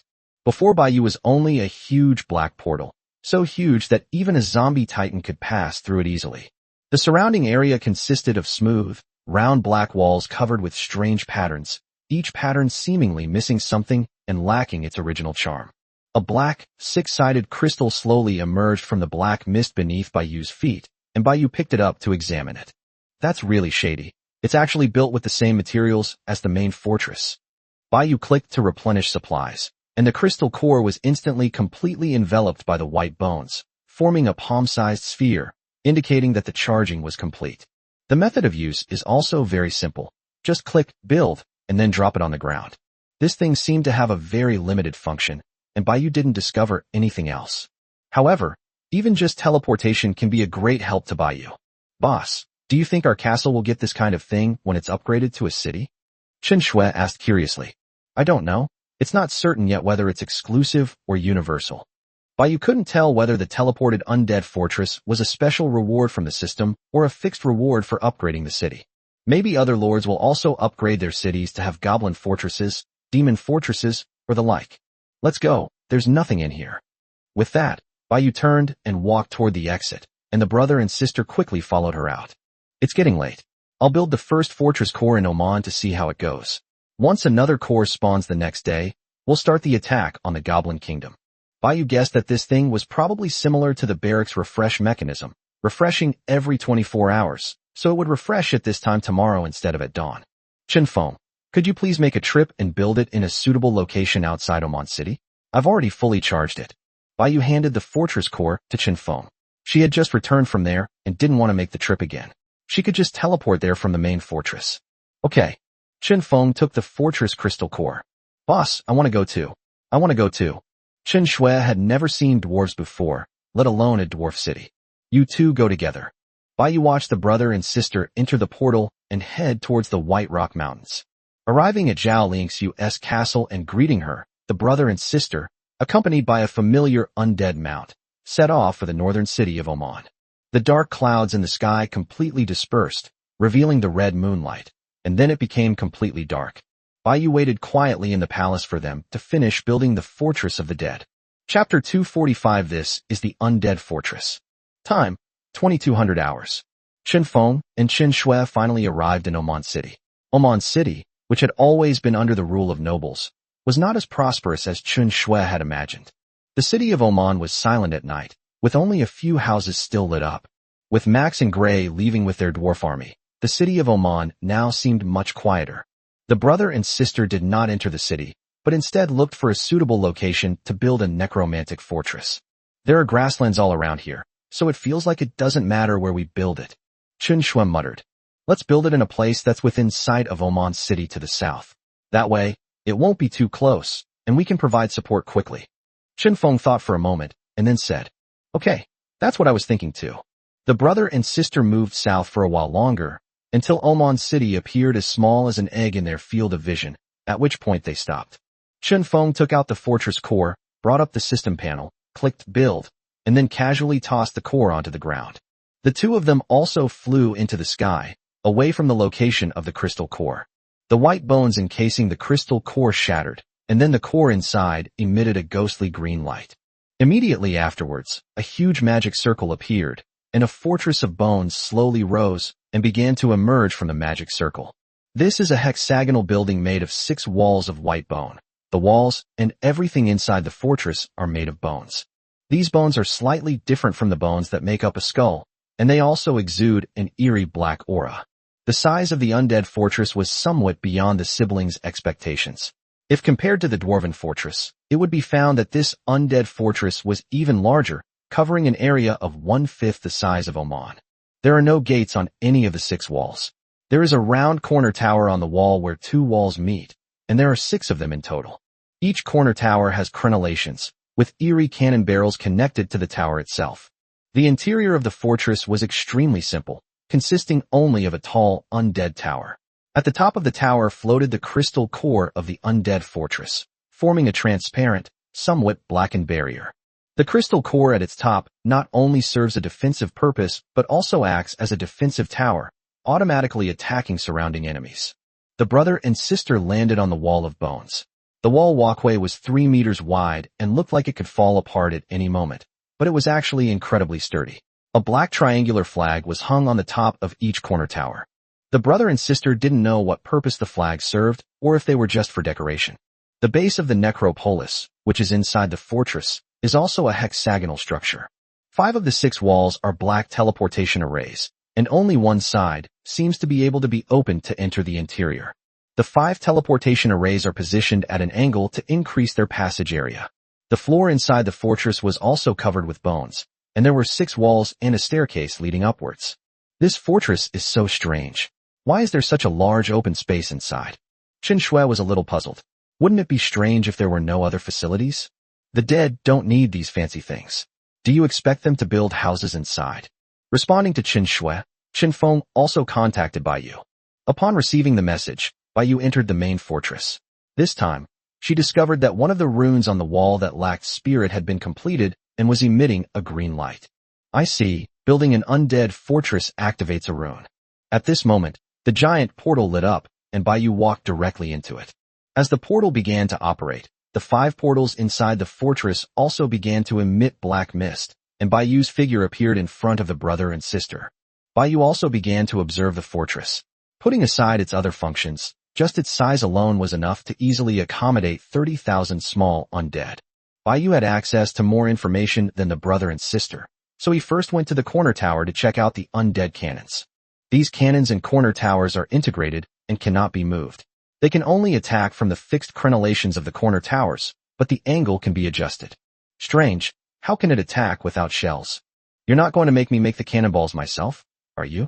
Then we might as well not use this cannon. Wait a minute, Bai Yu noticed a hole on the back of the cannon. Could it be that the undead are going to crawl in and use them as cannonballs? That's ridiculous. There are 6 undead cannons in this corner tower, which Bai Yu temporarily calls the scattered cannon mouth, because there is only one cannon in the opposite corner tower.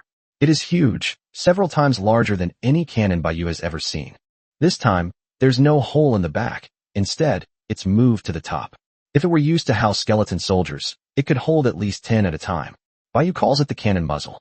Each cannon muzzle and the scattered cannon muzzles are arranged separately and alternately, meaning that there are 6 corner towers with a total of 3 scattered cannon muzzles and 3 large cannon muzzles.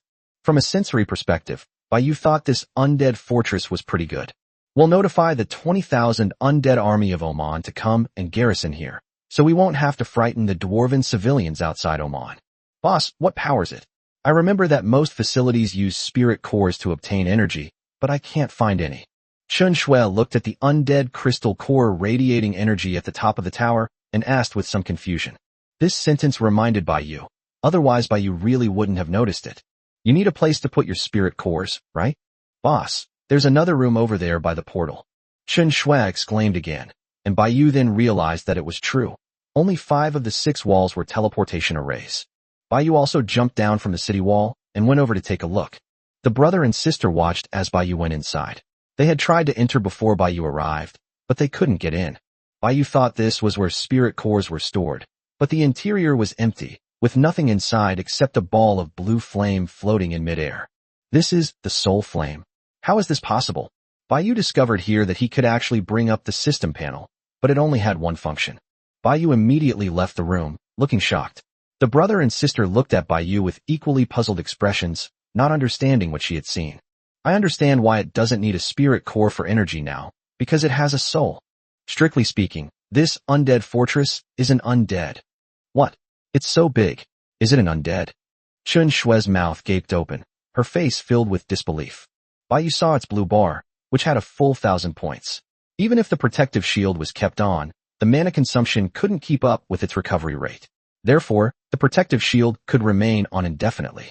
Unless attacked, its magic power is consumed more rapidly, or a powerful attack shatters it directly. If it is an undead, then it makes sense. All its energy comes from its own magic power, so it does not need to rely on external objects for energy. As for the system panel ability that Bai Yu saw, it was to destroy the fortress and become an undead. Chapter 246 Attacked. Okay, so this is how you play it? Such a large fortress was actually an undead creature. Bai Yu couldn't even imagine how big it really was. The self-destruction of the undead fortress, transforming it into undead, is certainly not permanent. It's a suicidal measure. After all, it wastes a huge amount of resources. Bai Yu hopes to avoid using this ability unless absolutely necessary. Now Bai Yu feels that this thing is exclusively hers, and there probably won't be any similar existences. At most, there might be buildings with the same teleportation ability. By the way, you two see if you can get through this portal. Bai Yu was worried that this portal was exclusive to the undead. She was the queen of the undead, so it wasn't a problem for her, but it would be troublesome if Chen Feng and Chen Shui couldn't get through. Okay, I'll give it a try. Chen Feng took the initiative to walk towards the teleportation portal and pass through it without stopping. It seems feasible, perhaps because they are their own subjects. It's also possible that the undead fortress has a soul, and it should be able to choose who gets through. Let's go back to Chen Shui followed by you through the portal. The view spun around for a moment, and then it settled again inside the main fortress of the City of the Dead. In terms of teleportation experience, this was much better than using a portal.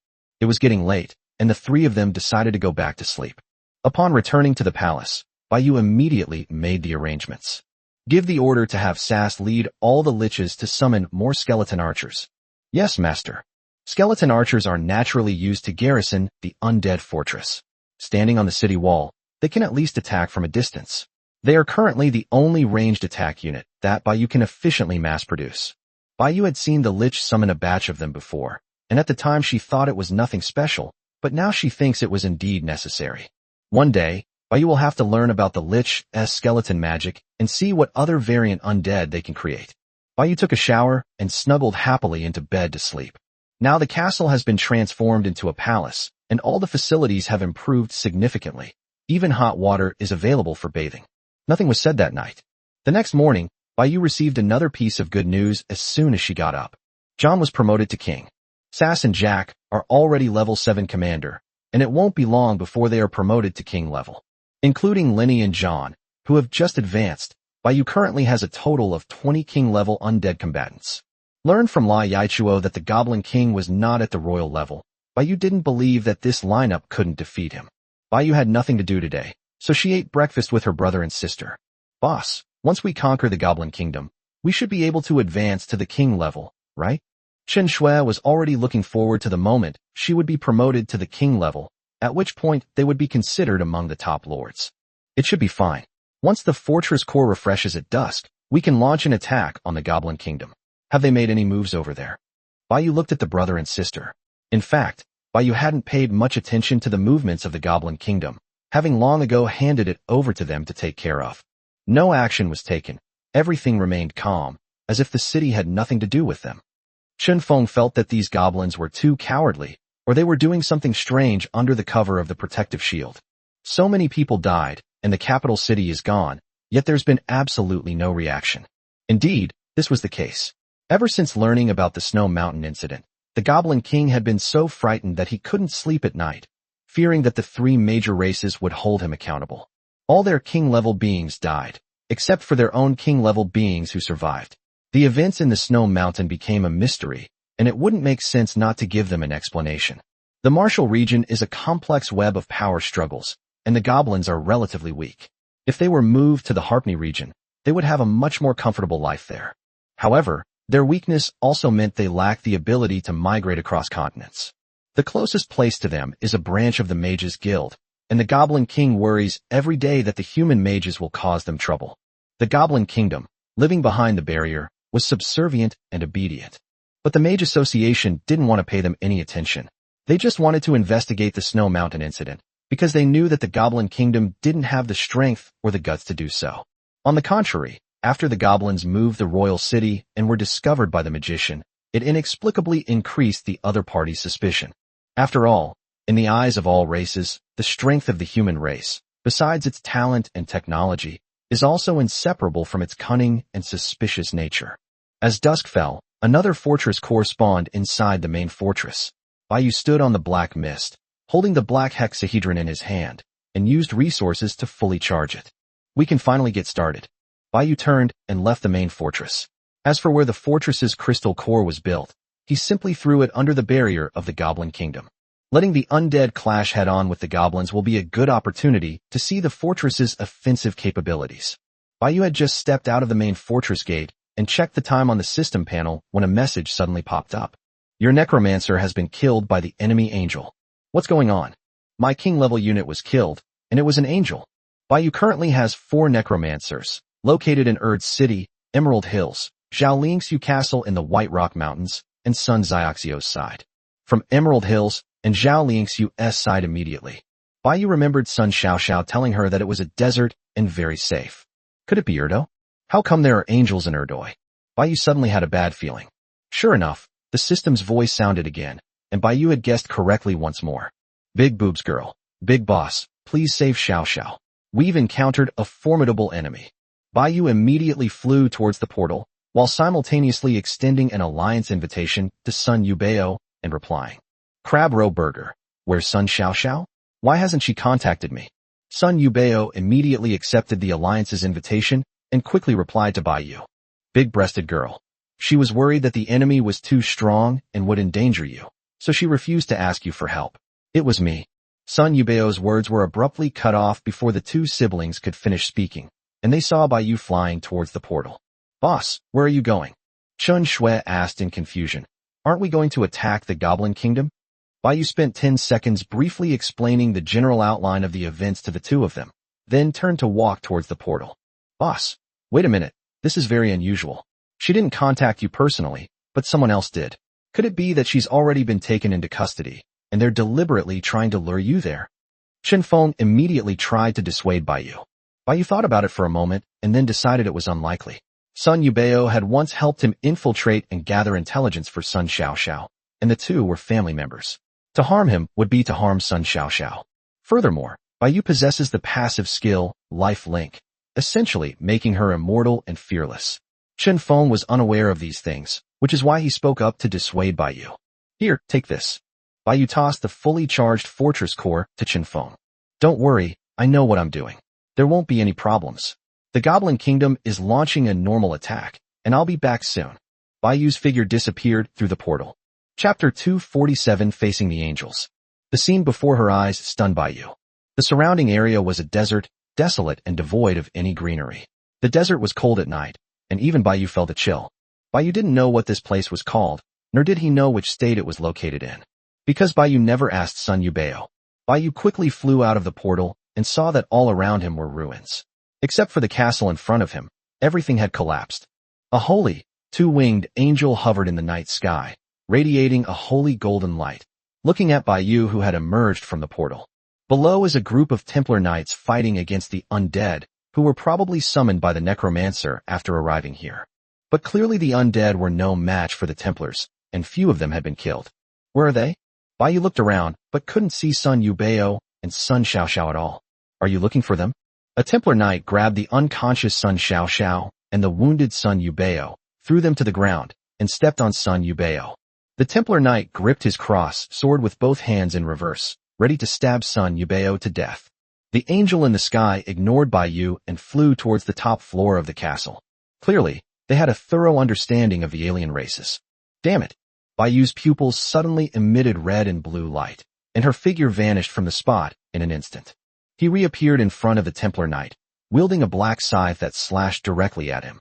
Bai Yu's speed was so fast that the Templar knight didn't even have time to react before being instantly killed by Bai Yu's sword.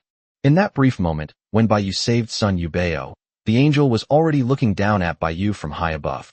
He was holding a red crystal in his hand. It is indeed Sun Yubeo's castle crystal. Before Bai Yu could even move, the angel crushed the castle crystal in his hand without hesitation. Save Xiaoxiao. Knowing he was about to die, the dying Sun Yubeo begged Bai Yu to take Sun Xiaoxiao away. As the castle began to shake, the dying Sun Yubeo also completely lost his life. Bai Yu's face was grim as she coldly stared at the angel above. The Templar knights also surrounded Bai Yu. The death domain was instantly unleashed, annihilating all the surrounding commander-level Templar knights. Upon seeing Bai Yu's domain, the floating angel's expression turned cold, and it launched an attack directly at Bai Yu. Bai Yu, wielding a scythe, also attacked the angel. The realm of holy light and the realm of death collided, with light and darkness intertwining. Bai Yu could clearly sense that the opponent's strength was no weaker than her own, and their level was definitely higher. A vortex formed at the center of their battle, with sand flying all around. As Bai Yu was repelled, a black light flashed in her left eye, and several invisible curse spells attacked her opponent. As if it could see the attack, the angel's wings emitted golden light, enveloping itself and dispelling all the curses. The angel's holy light can purify Bai Yu's curse and virus, rendering these attacks completely ineffective against him. Then he suddenly spread his wings, raised the holy sword high, and the golden light on it dissipated, all converging on the sword to form a beam of light that stretched straight to the sky. The angel swung his holy sword and swept it directly towards Bai Yu. Bai Yu did not choose to defend. The only thing he could use to deal with the holy light was his dark magic. Bai Yu spun his scythe, and black flames traced a huge arc, like a black crescent moon. She then swung her scythe and met the angel's attack head-on. The opponent's attack was not completely defeated by Bai Yu, but it was dimmed considerably. In contrast, his own attack was directly cut off by the opponent. Bai Yu could only choose to use the dark barrier to defend, which was how he successfully blocked the attack. Bai Yu couldn't believe that an angel several levels higher than herself could be so powerful. Bai Yu decided to change his fighting style. Several huge ice dragons appeared behind him, and as Bai Yu raised his left hand, all of these ice dragons shot out. The angel's agile figure dodged the ice dragons, easily shattering them with a single sword strike. In his view, these elemental magic spells were simply not worthy of serious consideration. But as the ice dragon shattered, it instantly turned into countless ice crystals that fell around the angel, slowing his movements. He tried to dispel it with holy light, but found that the effect was even slower than dispelling the darkness. Bai Yu naturally noticed this as well, which shows that his holy light is not omnipotent. Bai Yu's right eye turned completely ice blue, and countless magic circles began to appear around the angel. Just as the angel dodged an attack from an ice dragon, a blue magic circle suddenly appeared behind him, unleashing a chain of ice that hurtled towards him. The angel immediately turned to dodge, but a magic circle appeared above his head again. He turned around again, teleported to a distance, and escaped the attack range. The angel's face was cold. Just as he was about to breathe a sigh of relief, suddenly, magic circles appeared all around him, completely surrounding him. All the magic circles unleashed chains of ice. If he were hit by these attacks, he would probably be frozen solid instantly. The surrounding magic circles were interconnected, making it impossible for him to use holy light to escape. A golden, transparent barrier appeared, completely enveloping the angel within it. The chains of ice shooting out from within the magic circle seemed endless, without any pause, and the surrounding area was filled with thick ice elements, all of which were impacting the angel's magic circle. Inside the protective shield, the angel's holy light was rapidly dissipating, and the contest now came down to the two's magical power. His speed in dispelling the ice element was no longer keeping up with the speed at which Bai Yu released it. Suddenly, all the magic circles stopped attacking, merged together, and formed a solid ice blue sphere, which then rapidly shrank. Not good.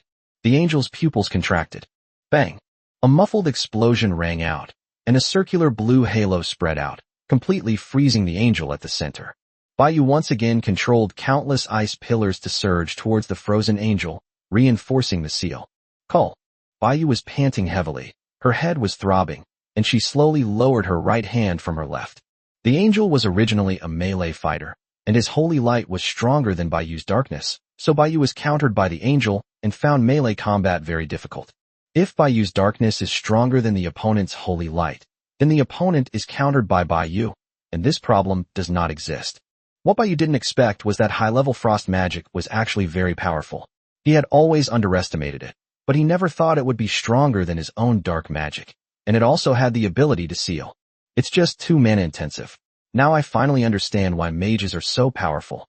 When a king-level character casts a high-level spell, their mana pool simply can't keep up. The angel was connected by ice pillars that surged from the ground, sealing it in midair so that it did not fall. Bai Yu ignored him and immediately turned around and flew towards the unconscious Sun Xiaoxiao below. Chapter 248, Stranded in a Foreign Land. Bai Yu squatted down next to Sun Xiaoxiao and first checked her breathing, which was very weak. There were no visible wounds on her body. Although Bai Yu did not understand soul magic, she had come into contact with the undead and had some understanding of souls. Bai Yu guessed that her soul must have been damaged in this situation. I'm late.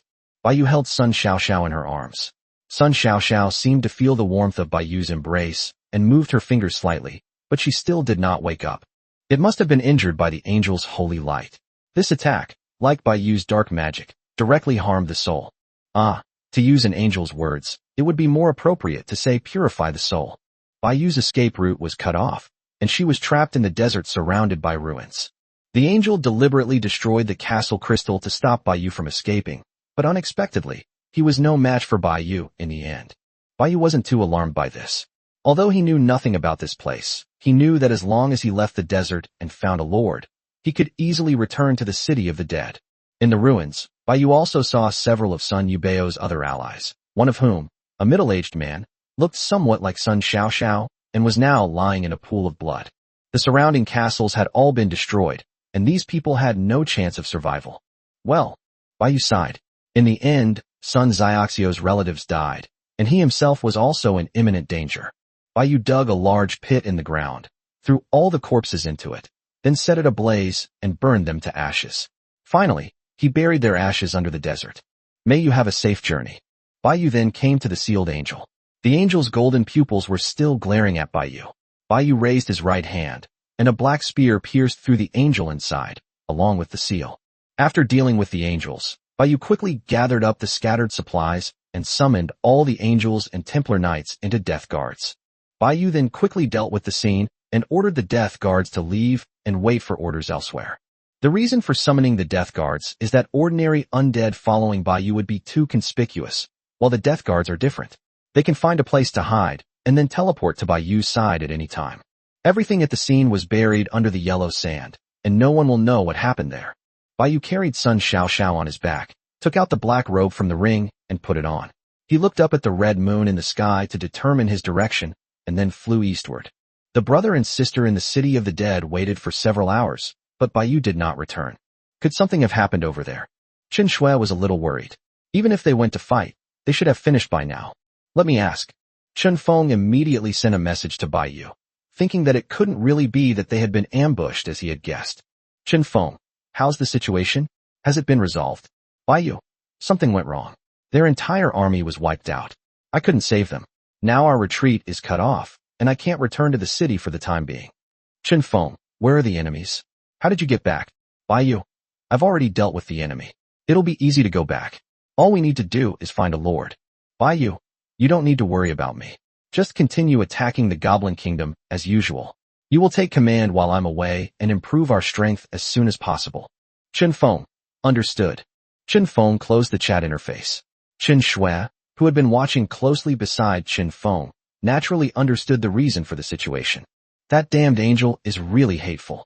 Why did it have to be destroyed just when people arrived and the castle was destroyed? Now look what's happened. They probably won't be able to come back for several days. The distance between lords is not fixed. If you are lucky, you may be able to meet a lord in a few hours and then return to your city. If you are unlucky, you may not be able to return for a month. Don't worry, nothing will happen. The fact that she would take such a big risk to save a subject shows that she is still worth following. Chen Feng comforted him. What? Of course I know. I just think those native races are really awful. Chen Shui said with a face full of indignation. Look, the Annex Palace is still intact, which at least means there are no problems for now. So when are we going to attack the Goblin Kingdom now? Chen Shui pressed for more information. Chen Feng glanced at the system time. It was already past 11 p.m. Let's talk about this with her spirits tomorrow. Those king level and racial kings to mobilize all the undead. Okay, let's go to sleep then. Chen Shui headed straight for her palace, clearly entrusting the matter to Chen Feng. Nothing was said that night. Early the next morning, all the undead armies had been mobilized and assembled outside the main fortress. Lenny and John also returned to the city from Emerald Hills. Apart from Zhao Liang's side and the 4 king-level guards from Emerald Hills, all the king-level guards were in the city. Including Lenny and John, there are a total of 15 kings in the city. In the city square, the brother and sister in charge of the operation, along with several undead, gathered together. A necromancer had died earlier, and there were no necromancers stationed in the city, and this battle was essential. Chen Feng specifically arranged for the necromancer stationed at Emerald Hills to switch positions with one of the king-level necromancers. Let's build the undead fortress together. The boss said before that it should be built directly under the barrier of the Goblin Kingdom. You guys will be responsible for the cover. Chen Feng spoke to the undead. 5 to stay behind are not enough. Send reinforcements. A voice, ethereal and indistinguishable between male and female, rang out. Chen Feng understood Lan Ni's meaning. Send out 10 king-level fighters, leave 5 to guard the base, and send the remaining king-level fighters to provide support if the fighting strength is insufficient. Alright, let's not delay, let's set off now. Chen Feng didn't dawdle. Arthur, you take them. This time, the main goal is for you to advance to the king level. Lenny said to Arthur. And me too. John, who was standing nearby, spoke up at the right moment. John, who had been promoted to the king level, could fly, but he was very slow, not even as fast as the bone dragon, which was at the commander level. Chen Shui noticed that Lan Ni's deep blue eyes seemed to glance at John. Arthur, along with his brother and sister and John, flew south, with Lenny, Dutch, and 10 king-level creatures following behind. As for the gigantic Titan king-level zombies, they were assigned to guard the City of the Dead because of their slow movement. Chapter 249 Attack on the Goblin Kingdom.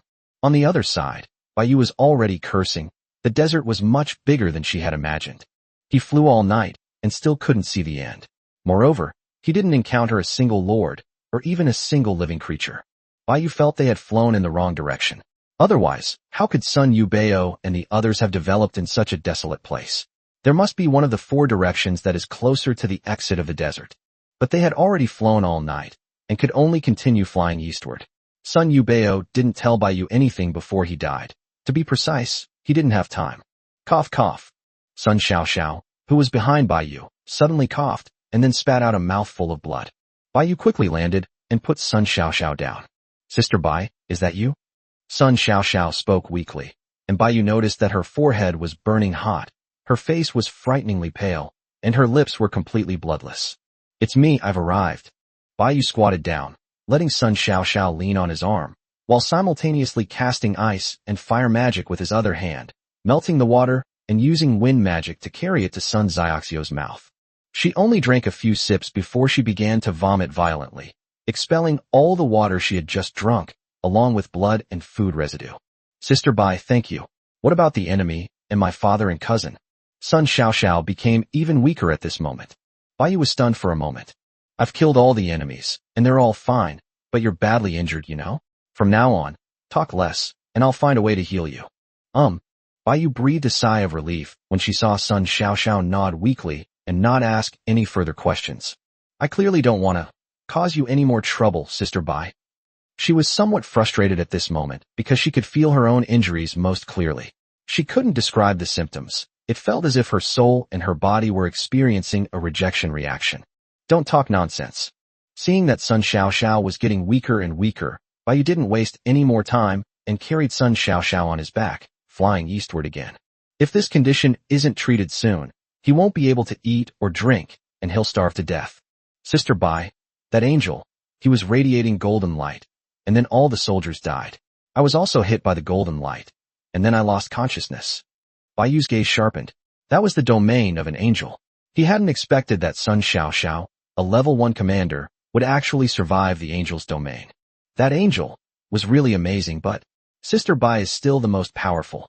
I never thought even an angel couldn't beat Sister Bai. I want to become as strong as Sister Bai in the future, you bullshit angels. I thought they were all good people. Baiyu gave a perfunctory reply, but her heart was already somewhat heavy. Along the way, Sun Xiaoxiao became more talkative, which was not a good sign. It was as if she was experiencing a final burst of energy before death. Baiyu quickened her pace eastward, completely disregarding the depletion of her magic power, hoping to leave this desert as soon as possible. Before she knew it, Sun Xiaoxiao had fallen into a coma again. On the other side, in the Great Terra Plains, Chen Feng and Qin Shui, based on intelligence, led the undead to the location of this lake. The real Goblin Kingdom is hidden beneath here. Qin Feng said in a deep voice. These goblins are so stupid. This area is the most desolate place I've ever seen, and there's a lake right here. Doesn't that just make people suspicious? I don't know what these ugly goblins are thinking. They're insulting people's intelligence. Qin Shui couldn't help but complain as well. See if we can get in. If not, force it down. Qin Feng went over to take a look, but since he knew nothing about magic, he couldn't see anything at all. Qin Feng hadn't sensed the barrier at all, and actually touched the lake, leaving him in disbelief. I thought I could just walk up and touch the barrier, but now it seems that without magic I can't even touch it. Ultimately, it was the necromancer and the lich who discovered the way in. The necromancer and the lich looked at Qin Shui. We need the dark element. Qin Shui nodded without hesitation. Of course, Qin Feng's light element also has the same effect, but since both are undead, they are more compatible with dark magic. Soon the necromancer and the liches began to cast spells together, and before long, a barrier actually appeared in front of them. Attack! Qin Shui quickly gathered dark elements and punched it, instantly cracking the barrier and revealing a huge gap. Before the goblins inside could react, the brother and sister, along with a group of undead, quickly entered. Beneath the sky, inside this barrier, a city is still under construction, but it is nearing completion. Outside the city are many simple camps built by goblins, arrow towers, watchtowers, and so on. In the middle of these small camps, a huge bonfire was burning, and a group of goblins were dancing and shouting around it. The basin covers a large area, and it would be no problem to build 5 cities at the same time. The walls around it have been dug out with holes, which look like they were used to store things. The arrow towers and watchtowers on the surface, black heavy crossbows were also hanging upside down on the high walls. The defenses didn't seem too lax, but the goblins singing and dancing revealed their true nature. It was clear that their long period of hiding behind the barrier had made them lower their guard. This place is like a secluded paradise. Chen Shui was also shocked, marveling at the amazing technology of these ugly goblins, who actually thought of building a city down here. The brother and sister, along with the undead, landed steadily on the ground through the crack in the barrier above. The goblins who were singing and dancing around them were stunned at the same time, and the world seemed to fall silent for a moment. Enemy attack! Enemy attack! The goblins panicked instantly, hastily picking up their weapons and launching an attack on the undead. At the same time, a piercing alarm blared throughout the basin. The surrounding arrow towers, including the goblin shaman on the watchtower, reacted quickly, unleashing a barrage of magic and arrows. The giant crossbow bolts hanging upside down from the top of the surrounding walls also began to turn their direction and aim at the enemies below. These attacks were child's play for the undead, since apart from the brother and sister, Arthur, and Dutch, all the undead present were at the king level. Chen Feng and Chen Shui were taken aback. 10 domains unfolded simultaneously. Neither of them had ever seen such a scene before. In an instant, all attacks were blocked. The besieging goblins were all killed instantly, and even the watchtowers, arrow towers, heavy crossbows, and other defensive structures in the distance were all destroyed by the huge bone spikes. Chen Feng took out the fortress crystal core, clicked to build, and then forcefully threw it into a large open space in front of him. A massive magic circle instantly covered the land, and a majestic undead fortress appeared. Chapter 250, The Attack Begins. Inside the City of the Dead, a king-level death guard saw the second rune finally light up on the wall inside the main fortress, signifying that the fortress of the dead was now complete. It immediately commanded the undead army to rush into the main fortress and enter the huge black teleportation array, the Great Terraplane, within a basin. Countless undead of all kinds surged forth from the 5 portals inside the undead fortress. The siblings and several king-level creatures floated in midair, silently watching this scene from behind the fortress. The goblin capital could understand what was happening. A giant fortress suddenly appeared in front of them. The undead swarmed up the walls like locusts along the bone staircase inside the fortress, and then jumped off the walls. Some flying undead even flew directly into the sky after stepping out of the portal. The moment the undead fortress appeared, it automatically activated its protective shield, and at the same time, the undead tower in the center launched an attack. The goblins were dumbfounded by what they saw. The fortress before them was suddenly swarming with enemies. The goblins were much slower to react than the undead. At this moment, the royal city behind them was still mobilizing its army, while the goblins outside the royal city numbered only a few thousand, far from keeping up with the surging undead. The slow-moving skeletons climbed the corner tower and crawled into the cannon. Unlike Baiyu, who seemed to know how to use the cannon as soon as he saw it, these undead seemed to know how to use it as soon as they saw it. Inside the corner tower, the other crenellations next to the cannon were also filled with skeleton archers. Their arrows emitted a blue light. These archers had been enhanced by the Lich and were stronger than ordinary skeleton archers. These cannons are automatically adjusted for attack by the fortress, and because the shells are undead, it doesn't matter if the hit is inaccurate.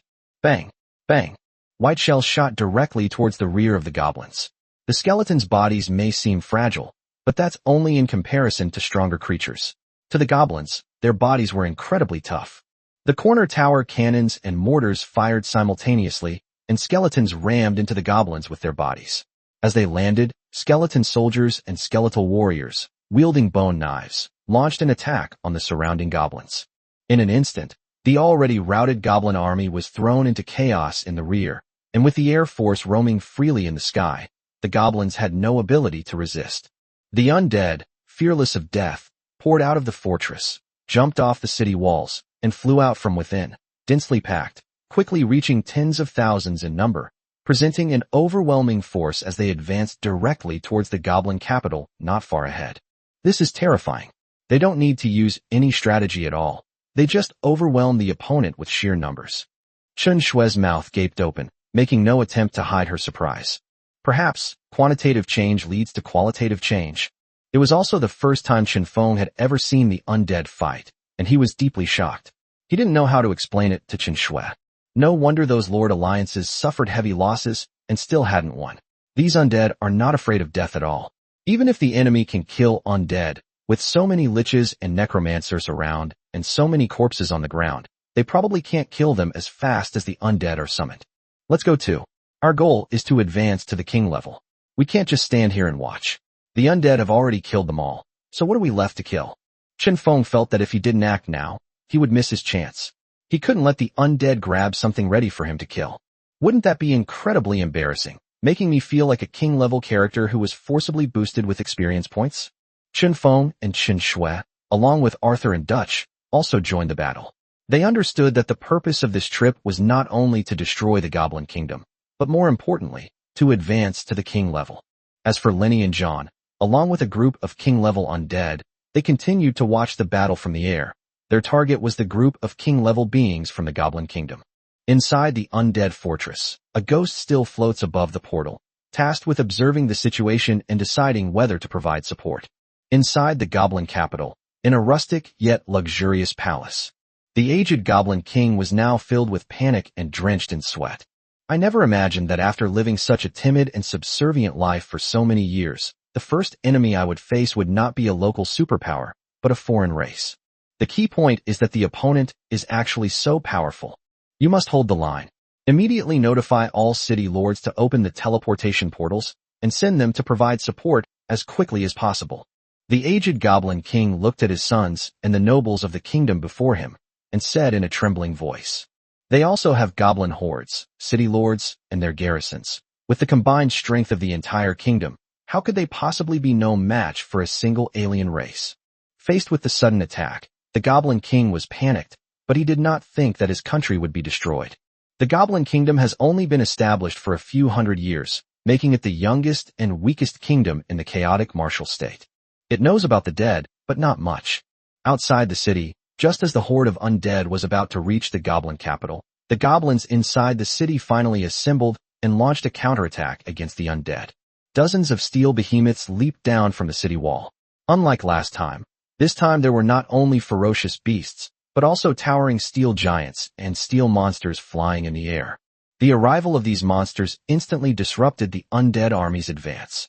With the attacks of the steel behemoths, swaths of undead were crushed, shattered, and then slowly resurrected. The defensive structures on the city walls also began to retaliate against the undead below. The goblins, armed with bows and javelins and piloting giant ballistae, were accompanied by several goblin shamans floating in the air. The goblin berserkers led the goblins, clad in simple armor, out of the royal city. With the help of steel monsters and city defense weapons, they successfully kept the undead outside the city gates. Goblins in the royal city than the brother and sister had imagined, and most of them were soldiers. At this moment, the number of goblins rushing out was no less than that of the undead. It's that kind of monster again. This kind of monster is a nightmare for those below the king level, and it is very difficult to kill. Faced with such a pseudo-king level behemoth, the undead had little chance of being on guard, and wherever it went, the undead perished. Chen Feng thought that perhaps only that big guy could contend with these monsters. But Chen Feng soon realized he was wrong. Soul resonance. Lenny's ethereal voice resonated throughout the venue. Upon hearing Lenny's command, all the ghosts launched their soul attacks simultaneously. These attacks intertwined and resonated, greatly amplifying their power. Trembling. The invisible and silent soul attack even emitted a somewhat jarring sound at this moment. Sizzle. Sizzle. Several goblin-driven steel behemoths froze on the spot, stopping in their tracks. Without a doubt, all the goblins responsible for piloting it were dead. Chapter 251: The Goblins' Foundation. However, not all the steel behemoths lost their mobility. Those humanoid and flying steel behemoths seemed to be more functional, as they were equipped with devices to defend against soul attacks. Even so, it was enough to surprise the brother and sister. Indeed, only the kings of those races truly understand the abilities of their own races. If Chen Feng were in command, he wouldn't even know what abilities each type of undead possessed, making coordination impossible. He only had a general idea. Holy crap, aren't these ghosts supposed to be scouts? How come they're so powerful? Chen Shui was also surprised. In her memory, These ghosts should be very weak. One by one, the bone dragons in the sky pounced on the flying steel monsters, dragging them down to the ground. Tens of thousands of ghosts, phantom dragons, and death knights launched an attack on these steel monsters. Soul defense was already a weakness of goblins, and so many soul and curse attacks had long exceeded the behemoth's limits. Soon, one after another, the steel behemoths were slowly destroyed under the onslaught of the undead. All the king-level liches, necromancers, and John simultaneously began to attack. The corpses of the goblins who had fallen around them turned into bones, and little by little, sparks of soul fire began to gather in midair. Countless white bones floated up into the air and surged toward the ball of soul fire, as if drawn by gravity. Soon, a skeleton monster, as large as the undead fortress and the goblin royal city, appeared. The skeleton monster had no legs, and its two arms were extremely long, with its hands even larger than its head. A black mist runs through its ribcage, providing it with the ability to move, while two enormous red flames burn in its eye sockets. Aside from lacking its own domain, its strength has already surpassed that of a typical king-level being. Its range of activity is limited, and it cannot return to the city of the dead. From now on, it will be responsible for guarding the castle of the dead. The core ability to summon it is John. After John ascended to the king level, he officially unlocked the authority of the Skeleton King. Other liches and necromancers are merely auxiliary summoners. This scene not only shocked the royal family in the goblin capital, but also left Chen Feng and Chen Shui, who were their own people, completely bewildered. No, how many hidden abilities do you have left? The boss didn't tell me you guys had this skill? Among tens of thousands of undead, this red skeleton monster was extremely conspicuous, standing out like a crane among chickens. Its size was enormous, almost the size of a city. Isn't this a clear battlefield boss? Chen Shui was a little stunned when Chen Feng came over and patted her on the head. Stop looking. You'll lose all your heads in no time. The magic power of the four king-level beings, including John, was almost completely depleted. However, with Lenny around, the undead weren't too worried. A race's king who had advanced to the king level was bound to be much stronger than an ordinary undead king. The skeleton monster slowly advanced forward, its target naturally the goblin capital. Facing the rebellious goblins, it crushed them as easily as stepping on ants. Even the steel behemoths seemed like toys to it. The skeletal monster raised its enormous hand, and several huge, flaming skulls slammed down from its head straight towards the goblin capital. This skill is exactly the same as John's skill. Boom boom boom. The enormous skull slammed into the protective shield of the goblin capital, causing the entire city to tremble violently, and even creating huge ripples in the shield. The goblin kings on the city wall could no longer remain seated. They all took off from the ground and flew down from the city wall, and the royal city's protective shield could not withstand the attack for long. 5 king-level goblin shamans summoned protective shields, and beams of eerie blue fire directly attacked the skeleton monster. The skeletal monster opened its massive maw, and a huge ray of light blue and pale red beam met the goblin shaman's attack head-on, instantly annihilating it. The ray struck the royal city once more, a sight that drastically changed the expressions of the 5 goblin kings. This monster was even stronger than they had imagined. The goblin king's second son on the city wall immediately threw out a device to block the ray. A green protective shield appeared, but it was shattered again after only a moment. However, the power of the ray was greatly reduced as a result, and it was eventually blocked by the combined efforts of 5 goblin shamans. This one skeleton monster alone was enough to break through the goblins' defenses, not to mention the tens of thousands of undead. 5 goblin shamans joined forces to attack the skeleton monster. Seeing this, Chen Feng and Chen Shui were also silently observing the situation. Since these king-level monsters could be killed at any time, the two of them had already begun to prepare to finish them off.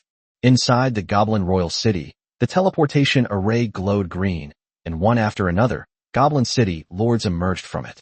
They were all undoubtedly king-level, and they were usually used to guard cities in various places. There were more than 20 of them.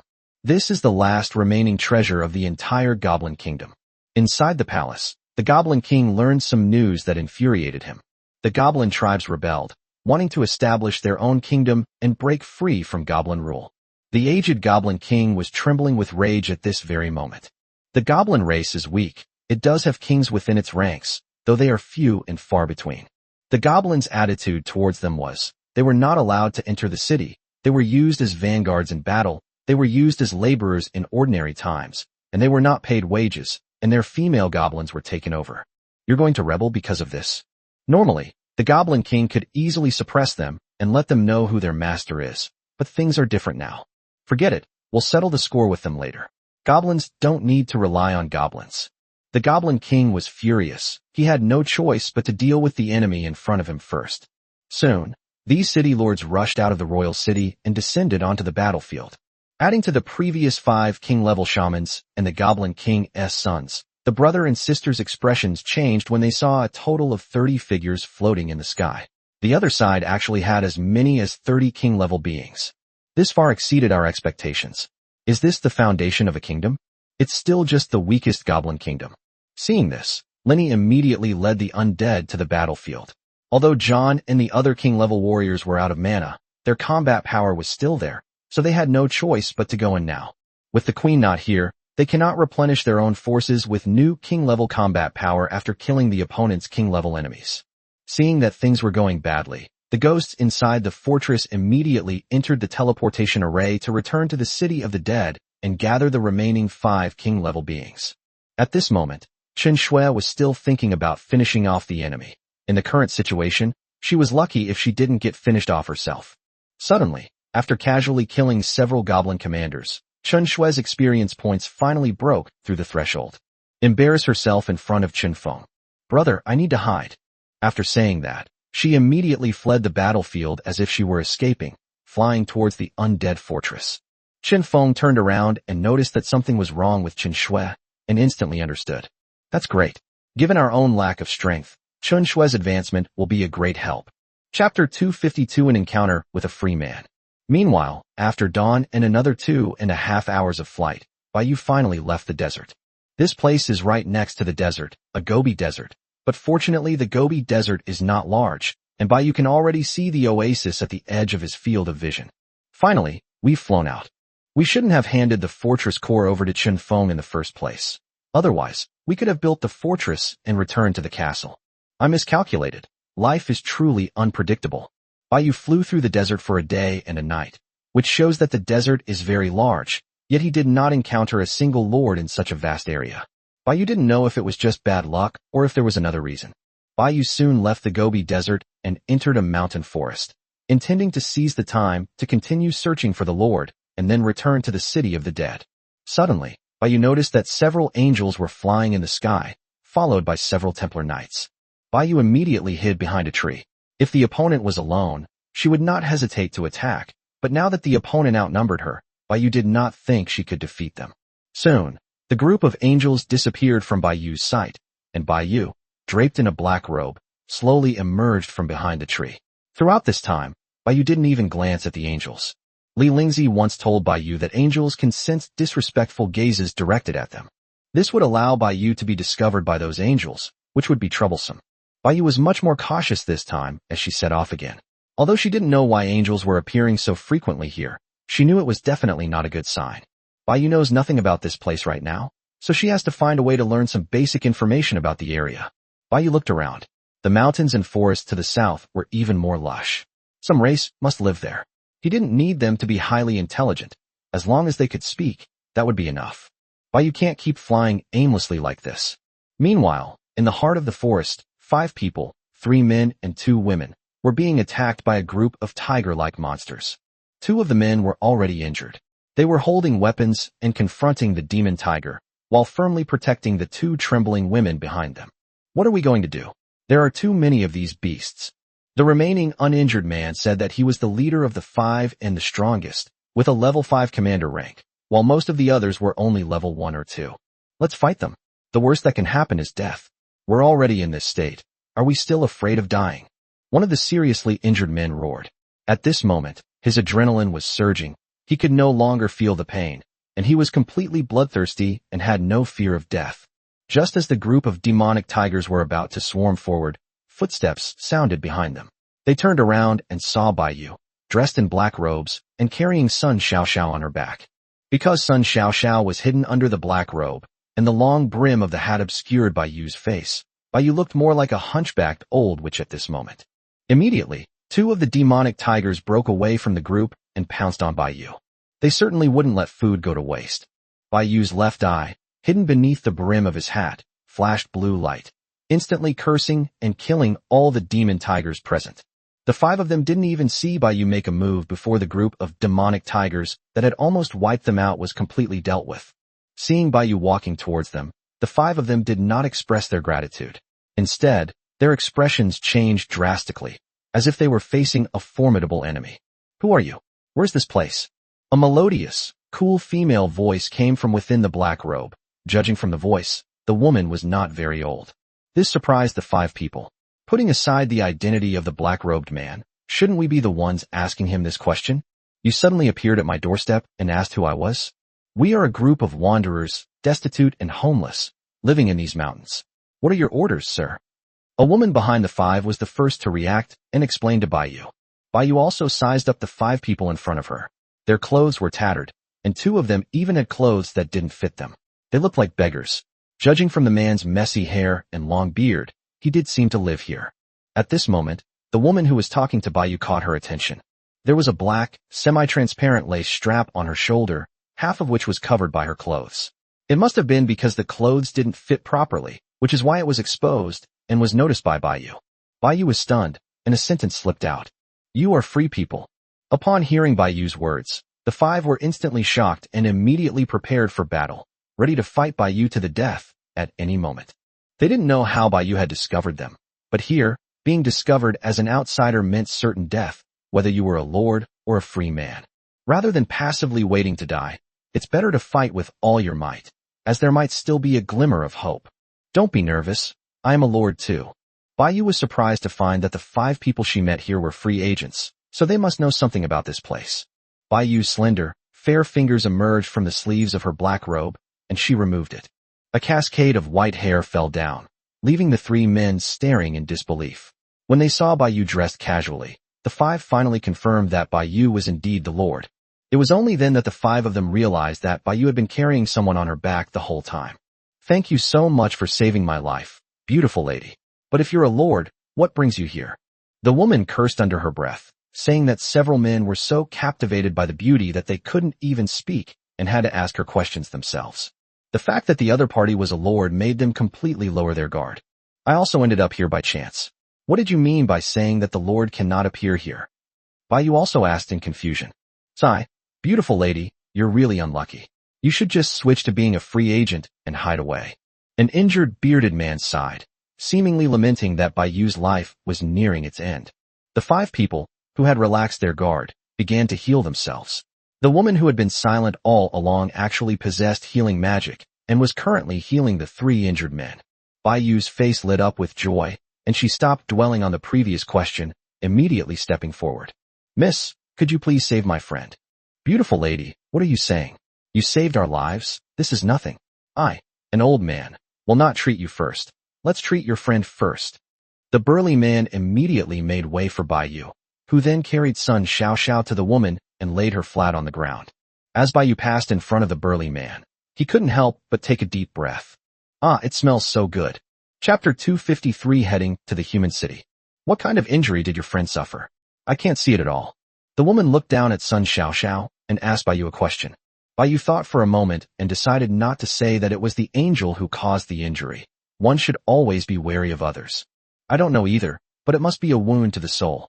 Hearing Bai Yu's words, the woman didn't ask any more questions. However, this was the first time she had seen a soul injury like this, and she didn't know if it could be healed. As life energy surged from her hands, she began to heal Sun Xiaoxiao. Bai Yu, seeing this, estimated that it would take a while. Bai Yu turned her head to look at another woman. Could you tell me about the situation here? The more details the better. The woman didn't know how such a powerful lord had survived to this day, and how he was completely unaware of the situation here, but she still decided to tell Bai Yu about it. This place is ruled by angels and Templars. You can hardly see any conflicts between races here. Even if there are, they are all suppressed by the angels and Templars. As for us lords, they certainly won't allow us to exist. Even free people are not allowed to exist. They will exterminate all lords. Therefore, we lords had no choice but to become free men, beginning a life on the run. Once discovered, it meant certain death. And being Easterners, we couldn't integrate with the native races. All humans other than those of the Western races would be interrogated by the Holy Court.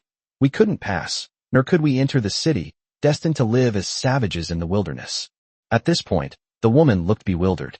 Right now, all they were hoping for was a full meal. Whether they would see the sun rise tomorrow was still an unknown. Bai Yu fell silent. The worst had happened. According to the information she had received, this was very likely no longer martial state.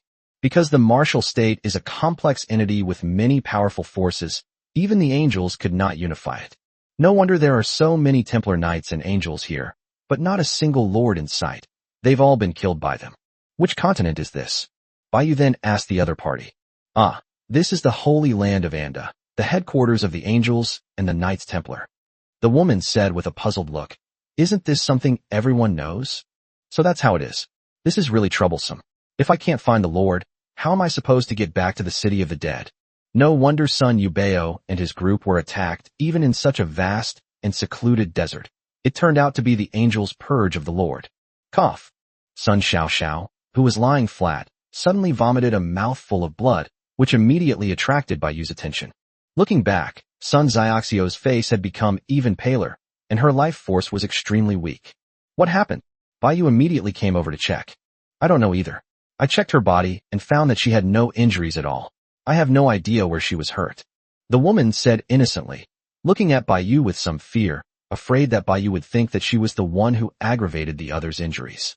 Bai Yu fell silent, knowing that it wasn't the other person's fault, but rather the work of the angel's holy light. The wounds to the soul cannot be healed by ordinary life magic. What to do? Sun Xiaoxiao's life is hanging by a thread, and now returning to the city of the dead has become a problem. Damn it! Roar! A huge tiger roar suddenly came from the mountains and forests. They're companions of that pack of demonic tigers. The 5 people panicked instantly, because the injuries of the 2 men had not been effectively treated while they were healing Sun Xiaoxiao, thus greatly weakening their fighting ability. A giant, 3-meter-tall orange demonic tiger silently emerged from the forest. The moment the 5 people saw this demonic tiger, only one thought came to their minds. It was invincible. But Bai Yu was not afraid at all. It was just a small tiger at the pseudo-king level. Bai Yu slowly raised her slender hand and squeezed it tightly. The demonic tiger was instantly stunned and showed a look of panic. At this moment, its limbs were frozen, and no matter how hard it tried, it could not break free. It finally realized that it had encountered a formidable opponent. At this moment, Bai Yu was still thinking and ignored the panicked demon tiger and the 5 shocked people. Even if any lords are still alive, they must be hiding in very secluded places, and the chances of finding them are very small, but that doesn't mean there are none. Have you encountered any other free men or lords? Bai Yu turned to ask the 5 people, and they all shook their heads. The 5 were not allies before their job changes. They only met by chance. They had some understanding of the surrounding situation, but not much. The woman who had spoken with Bai Yu earlier seemed to have realized something. How could someone so powerful be completely unaware of the Andi Xingzhou? The only possibility is that she is not the lord of Anda's Saint State, but comes from another great state. This beautiful lady. Bai Yu knew what she wanted to say and interrupted her first. Don't even think about it. I'm trapped here too. If I had a way out, would I be asking you? Disappointment also appeared on the woman's face. Her hope of having Bai Yu take her away from Andi Xingzhou was shattered. Are there any cities or towns nearby? Bai Yu's words suddenly made the woman's eyes light up. I remember now, the only thing unaffected in Andi Saint State is the Mages Association. They have a branch here, located within the territory of a human empire. They've built a city there, and there must be a way to heal your friend and teleport away from the city. You'll get this beautiful woman killed. She's our savior. Although mages aren't as ruthless as the Templars and angels, they still won't accept us. Entering their city is a death sentence. The only uninjured man immediately retorted that he believed there must be other methods, and there was no need to take such a risk. Bai Yu pondered for a moment and decided to take a gamble. Sun Xiaoxiao's injuries were very serious, and life magic was ineffective against her. Even if they returned to the city of the dead, they might not be able to be cured. Where is that human empire?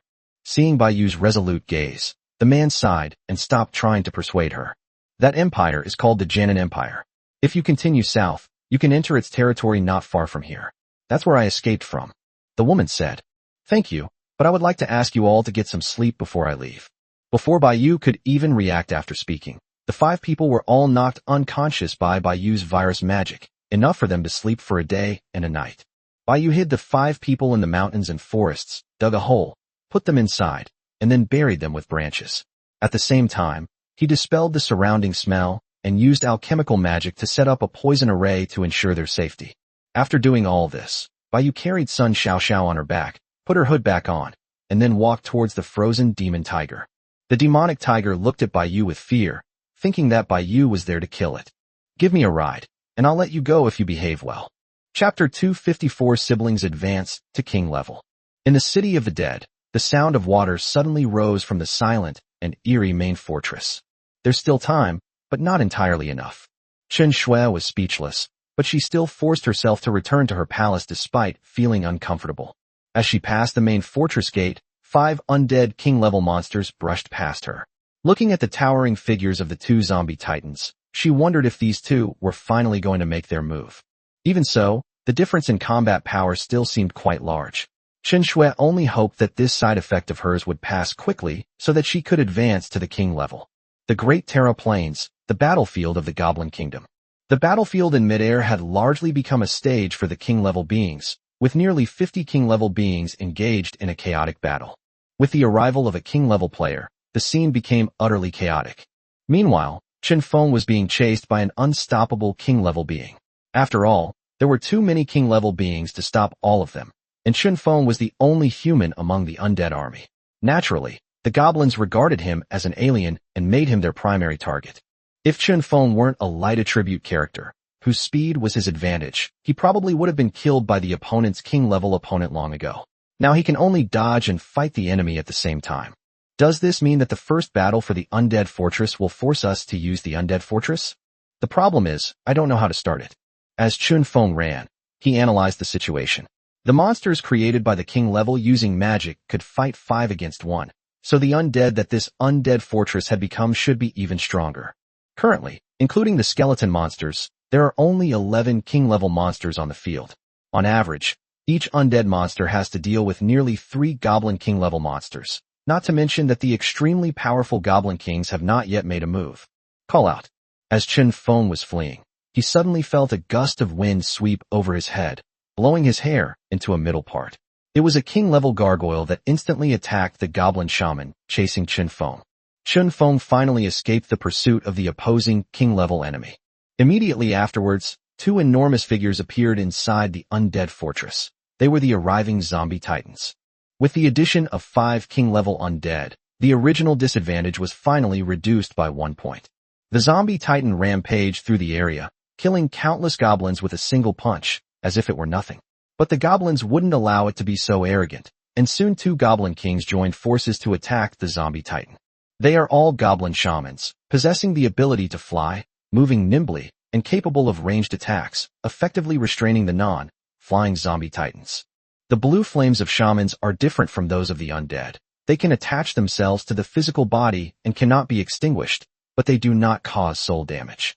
Soon, under the siege of the 2 goblin shamans, the zombie titan's body was covered in flames. Its body was corroded by the flames, and bits of flesh fell off, revealing the ghastly white bones inside. However, the zombie titan couldn't hit the 2 goblin shamans at all. They could fly, and the zombie titan had no means of ranged attack. If it weren't for the other undead air force holding them back, the 2 goblin shamans would have already escaped the zombie titaness attack range. The Lich and the Necromancer on the other side also had a hard time dealing with the situation. Their magic power was almost exhausted, and they were at a disadvantage against the goblin shaman, especially the Necromancer, who was a king-level being with weak one-on-one combat ability.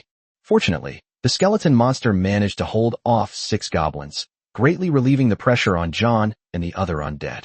The Destroyer actually has the biggest advantage. It can fight 2 opponents at once without being at a disadvantage, and its opponents can even charge it faster. Soon, the Destroyer was fully charged. Instead of creating an advantage for itself, it surveyed the entire field and used its skills to launch surprise attacks. Aside from the Destroyer battlefield, the one with the greatest advantage is Lanny, whose body is surrounded by countless weapons formed from the convergence of souls. Its random attacks are all carried by the swing of countless soul weapons, causing terrifying soul attacks. The 2 goblin shamans were already seriously injured due to their lack of understanding of the situation. If it weren't for the addition of another goblin shaman, the three goblins would probably have been killed by Lanny long ago. Suddenly, the fully powered goblin sensed a strange energy fluctuation around it. But by the time it realized it, it was too late. Boom. The destroyer's charged attack detonated instantly around the three goblin shamans, catching them completely off guard. Lenny, of course, knew about the destroyer's abilities, so he dodged away beforehand. Of the three goblin shamans, two died on the spot, and one was severely injured instantly. The two goblin shamans fighting the destroyer were completely stunned, and all the goblins turned around to look in this direction, their faces full of astonishment. This put all the goblins on guard, making it more difficult for the destroyer to launch a sneak attack. Lenny seized the opportunity and killed the last remaining goblin who had been ambushed by the destroyer. I didn't expect to kill 3 of their king-level opponents directly. It seems we don't need to destroy the undead fortress anymore. Although Chun Feng was killing goblins on the ground alongside the undead, he still kept an eye on the battle between the Sky Kings. As a level 9 commander, Chun Feng was practically invincible below the king level. A few laser beams from him would be enough to wipe out these goblins in droves. Why isn't it upgraded yet? We've already killed so many enemies. Chun Feng was a little puzzled. Normally, he should have leveled up by now. Boom. The massive body of the zombie titan collapsed with a crash, instantly crushing the undead and goblins. At this moment, half of its body had turned into bones, and its eyes had lost their luster. The zombie titan was actually killed by those goblin kings working together. Chun Feng frowned, but this was not the end of it. At almost the same moment, a necromancer in the sky also died. A necromancer without mana possibly defeat a goblin shaman? And they never came back to life, which means that the king-level goblin shaman knew and had the ability to kill undead. Moreover, although the opponents are slightly weaker than the undead in a one-on-one fight compared to other undead of the same level, they outnumber each other. Unlike the undead kings who are only level 1, they also have higher-level beings among them. Just then, the skeleton monster behind seized the opportunity and struck a king-level goblin berserker, sending it flying and severely injuring it. The goblin berserker's body crashed heavily to the ground not far from Chun Feng. Great opportunity. Chun Feng, transformed into a light elemental, vanished instantly, reappearing before the goblin berserker. He condensed a massive blade of light from the sky, slashing directly at the goblin berserker. Heavily wounded goblin berserker was instantly finished off by Chun Feng. Chun Feng finally felt that his experience had broken through the critical point, and the next second, Chun Feng successfully advanced to the king level. Chapter 255 Arthur Advances, Orcs Invade. As a male, Chun Feng only experienced side effects for a few minutes, and these effects did not significantly affect his combat abilities. Chun Feng's light element is somewhat different from the holy light of angels. His light element does not have the ability to purify everything. It only provides him with amazing speed and explosive power, and at the same time, it has the light attribute to dispel darkness. Chun Feng did not release his domain of light, worried that since he had just advanced to the king level, he might not be able to control his power well, and that the domain's power might accidentally injure the kings around him. Therefore, he only released a small portion of his domain, enveloping himself and forming a barrier made of condensed light elements. Chun Feng instantly transformed into a streak of light and ascended into the air, kicking the goblin shaman that John was facing. With a golden ray, Chun Feng kicked his opponent away.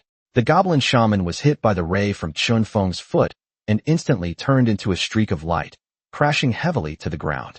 Immediately afterward, a huge explosion was triggered by the ray. The goblin shaman was kicked away by Chun Feng, who suddenly appeared and suffered some injuries. Fortunately, they all used a magical barrier to protect themselves during the battle, otherwise they would probably have died on the spot. The goblin shaman looked at Chun Feng in the air with a puzzled expression, not understanding why the opponent, who had been so weak just moments before, had suddenly become so powerful. Chun Feng didn't care what the other party thought. Having advanced to the king level, all he wanted to know was his own strength and abilities. Chun Feng clenched his 5 fingers together and crossed his arms, as if gathering strength. A dense mass of light elements shone in front of him, and his whole body radiated a dazzling golden light. Then Chun Feng instantly opened his arms, his 10 fingers spreading out. Countless projectiles formed from condensed light elements scattered across the sky, like a celestial maiden scattering flowers, all attacking the goblin army fighting on the ground. Boom, boom, boom, boom. The explosions were deafening, like firecrackers, and continued unabated, instantly detonating among the goblin army. Caught off guard, the goblins suffered heavy losses from Chun Feng's attack. Although some goblin kings cast barrier defenses, it was only a drop in the ocean and had little effect. The goblin army suffered heavy losses, and their numbers were instantly overwhelmed by the undead. The commander-level necromancers also began to summon corpses, constantly creating new undead. This place is already very close to the Goblin Royal City, and is beyond the attack range of the undead fortress. What the hell? It's so energy-consuming. Chun Feng originally wanted to try again, but found that he was quite exhausted and had no choice but to give up. The goblin shaman stood up again and fought Chun Feng. The goblins also took action, not wanting to let the undead run rampant. Several goblin shamans instantly left the battlefield and descended to the ground. They simultaneously unleashed eerie witchcraft, with green mist spreading out. Any undead that came into contact with the mist had their soul fire extinguished instantly, turning them into a pile of white bones. In just a moment, thousands of undead perished. The commander-level undead could hold out for a while, but how could they possibly be a match for the goblin shamans? In the end, they too could not escape death. The kings above didn't seem anxious, because the few thousand dead were nothing to the undead army. They could be summoned back with a wave of their hands. As long as there are corpses on the battlefield, the undead don't need to worry about the number of them.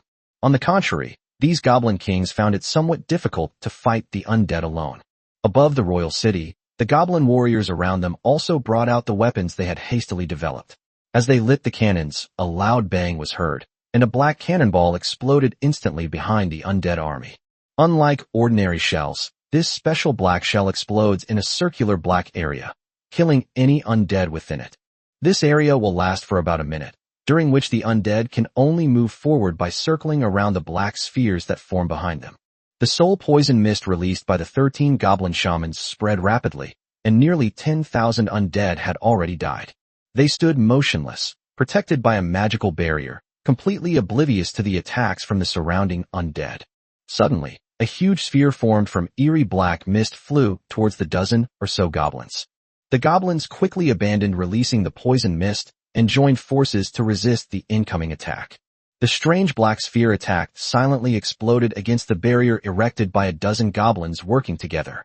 Countless dark elements spread along the barrier towards its edges. Damn it, nothing happened at all. Are you kidding me? Chen Shui, who was flying in midair, said angrily. Her face was still a little red, as she had just recovered. Are these dark elements? Chen Shui looked down at the black area around her formed by the goblin cannons. She stretched out her palm, and a black vortex appeared, instantly drawing all the elemental power from the black areas on the battlefield into her hand. Then Chen Shui threw the black vortex in her hand directly, the target of which was naturally the group of goblin kings. Chen Shui herself quickly descended onto the battlefield, instantly unleashing the dark domain. Countless undead became powerful after being tainted by the dark elements, while the goblins had their souls and life force frantically extracted, ultimately nourishing Chen Shui herself. The 3 goblin shamans also quickly attacked Chen Shui, not because Chen Shui was particularly powerful, but simply because they wanted to eliminate her quickly. Roar! Just then, a dragon's roar rang out, and the surrounding area instantly transformed into a domain burning with blue flames. The goblin corpses within the domain all turned into bone dragons and flew into the sky. Goblins who touched the blue flames couldn't even feel a trace of heat within them. Instead of being burned to death, they were frozen solid. The domain continues to draw upon their life force. The goblins who entered the domain wanted to escape, but found that there was an invisible barrier at the edge of the domain preventing them from escaping. Arthur circled in the sky, and his enormous bone dragon body appeared in front of Chen Shui in an instant. A single breath of dragon fire directly repelled 3 goblin kings. That another powerful undead had appeared on the opposing side, the goblin kings had no choice but to change their strategy and choose to kill the opposing king first. Meanwhile, the portal within the goblin capital city reopened, and countless goblin warriors poured out to make up for the fallen goblins, doing their utmost to stop the undead from attacking the capital. At this moment, on the city wall of the goblin capital, an elderly goblin holding a scepter and wearing a crown slowly walked up, supported by 2 other goblins. The goblin king, his face grave, watched the fierce battle outside the city in silence. On the other side, at Emerald Hills, there were Sass and Jack, who were responsible for guarding the castle of the brother and sister, along with 2 kings and a group of undead. In the distant forest, Birds and beasts scattered as the orc army attacked once again. This time, the orc army numbered in the tens of thousands, clearly indicating that the other side was serious this time. The leading orc was tall and imposing, and his attire was distinctly different from the other orcs, as he wore many ornaments made from the bones of magical beasts. He is the leader of an orc tribe. Chapter 256 Association Location. In the sacred continent of Andi, Bayu rode the demonic tiger southwards and had already seen several human villages, confirming that she had entered the territory of the Janin Empire. Bayu rode the demonic tiger on his way, using magic to conceal his tracks and avoid being discovered by ordinary people, heading deeper into the territory of the Zanin Empire. Bayu looked up at the sky. The blazing sun hung high overhead. Half a day had passed since Sun Xiaoxiao was treated by the woman in that group, and she still hadn't woken up. Bayu could sense that Sun Xiaoxiao's life force was gradually weakening, and she probably wouldn't be able to hold on for much longer. The reason for choosing to ride the demon tiger was to conserve magic points and preserve strength. Bayu didn't know if the mages could heal Sun Xiaoxiao's injuries, nor did he know if there was any residual holy light in Sun Xiaoxiao's body, or if the mages would discover it. Therefore, Bayu had to conserve his strength to defend against any unforeseen circumstances. We have no choice but to take a gamble. It's not just about treating Sun Xiaoxiao, but also about finding a way back home. We've just entered the Empire. That mage branch should be located deep within the Empire. Let's continue south and find someone to ask around. Murmured to herself as she looked at the trees rushing past on either side of her. This demonic tiger is quite fast. The Janin Empire shouldn't be too large, so we should be able to get deeper into it soon. After traveling for more than an hour, a city appeared at the edge of Bayu's vision, which meant that there would be villages gathered nearby. Bayu would not enter the city, but wanted to ask the local people in the villages. Bayu quickly found the village and happened to see two farmers clearing land for planting. This is perfect. It saves us the trouble of entering the village. Bayu immediately rode her demonic tiger over. What she wanted was to demonstrate her strength so that these ordinary people wouldn't doubt her. After all, the lords of Andi Holy State had been purged, and in their eyes, someone who could ride a magical beast so openly could not possibly be a member of another race. Hearing the commotion, the two farmers looked up and were so frightened that they dropped their hoes to the ground. Their bodies went limp, their minds went blank, and they even forgot to run away. But soon they saw the black-robed figure on the back of the demon tiger. It turned out to be a powerful magician. Although the Holy Land of Andi is ruled by angels and Templars, how could the Mage Guild, as the supreme power of humanity, not recognize the mages who protect them?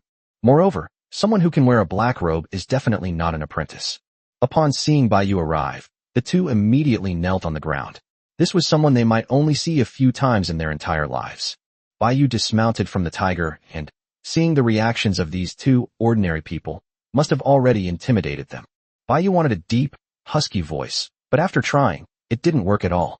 Since she hadn't learned any voice-changing techniques, she could only use her natural voice, but as soon as she opened her mouth, people would immediately recognize her as a girl. Fine, a girl it is then. You don't need to be nervous. I'm from the Mage Association branch in Happuni State. I encountered a space-time turbulence during teleportation, and although I arrived in Andi Saint State, I wasn't teleported to the exact branch here. Also, this is my first time here, so I'm not familiar with the area. I would like to ask you two where the association's branch is. The two people who were prostrating themselves paused when they heard a woman's voice. The voice sounded very young. Could she be a disciple of some great master? The two were so startled that they dared not be negligent in the slightest. If they helped her here, perhaps even a little bit of something that dripped from under her fingernails would be enough to make them rich and powerful. My lord, you mustn't be so kind. This is all we should do. We are always grateful to the great magician for bestowing upon us peace and prosperity. He is humanity's savior. One of the kneeling figures spoke devoutly, but the person next to him immediately interrupted him, calling him a fool. Don't you know that magicians value efficiency most? Why are you wasting time talking? My lord, this is the Zanin Empire. Your association's branch is located in Tingxiao City, about 500 kilometers northwest of here. The other person answered Bayu's question succinctly. The Mage Association protects the human race. As citizens of the Zanin Empire, even if they don't know where the Imperial City is, they must know where the mages are. Thank you. Bayu turned and mounted the tiger.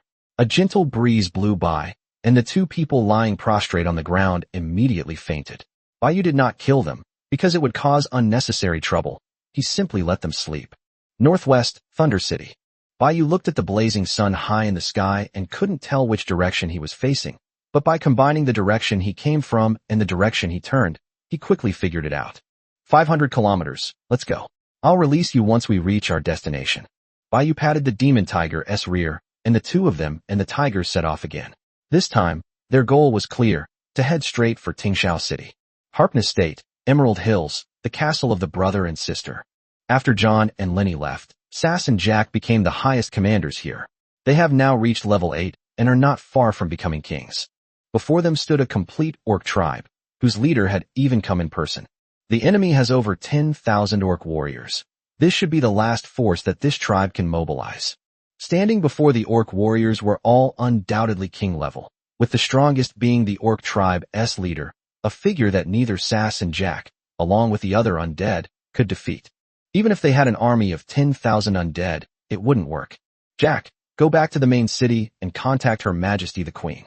Sass's eyes, visible through his blue mask, flashed blue as he spoke to Jack beside him. Jack immediately returned to the castle and entered the portal. Sass's message to Bai Yu was not a request for help.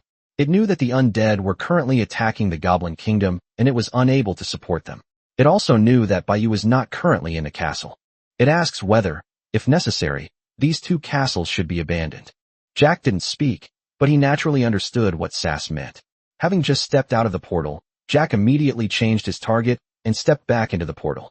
To notify Bai Yu, who was far away in another state, they could only do so through her subjects and allies. Obviously, the subjects had a higher level of trust, and Qin Feng and Qin Shui were on the battlefield and had no time to do so. So Jack went to Zhao Lingxiu's castle. With nothing to do in the castle, Zhao Lingxiu's daily entertainment consisted of browsing the world chat and urging the dwarves to forge equipment and produce resources. Upon seeing the system notification about the portal, Zhao Lingxiu put down her legs, which were crossed on the table, and quickly walked out of the castle. Unexpectedly, what arrived was an undead that looked like a zombie. Chapter 257 The Devil's Help. Please inform Her Majesty that the orc tribes of Emerald Hills have attacked. We are no match for them. Should we abandon the area? Jack made his point clear in a few words, without going into too much detail about what happened. He simply said that if he couldn't win, and he wouldn't make excuses. Zhao Lingxiu didn't think much of it. After all, she didn't know what had happened to Bai Yu recently, and had been staying here without going back. Not only were they unaware that Bai Yu was trapped, they were also unaware of the attack on the Goblin Kingdom and the upgrade of the castle to the undead city. Zhao Lingxiu assumed that Bai Yu had left the castle because of something, and the undead could only ask her to contact Bai Yu. As for why she didn't contact the brother and sister, and why the undead were no match for the orc tribe, she didn't think too much about it. Meanwhile, Bai Yu, who was still on her way, also received a message from Zhao Lingxiu. Although Zhao Lingxiu's description was not very clear, Bai Yu still understood. It was simply at this time that the orc tribe came out in full force, while the main force of the undead was currently in the Goblin Kingdom. How could the Emerald Hills, with only Sass, Jack, and 2 king-level warriors, possibly be a match for them? The Goblin Kingdom cannot be mobilized to fight under any circumstances. Although Bai Yu does not know the specific situation of the battle, it must not be going so smoothly.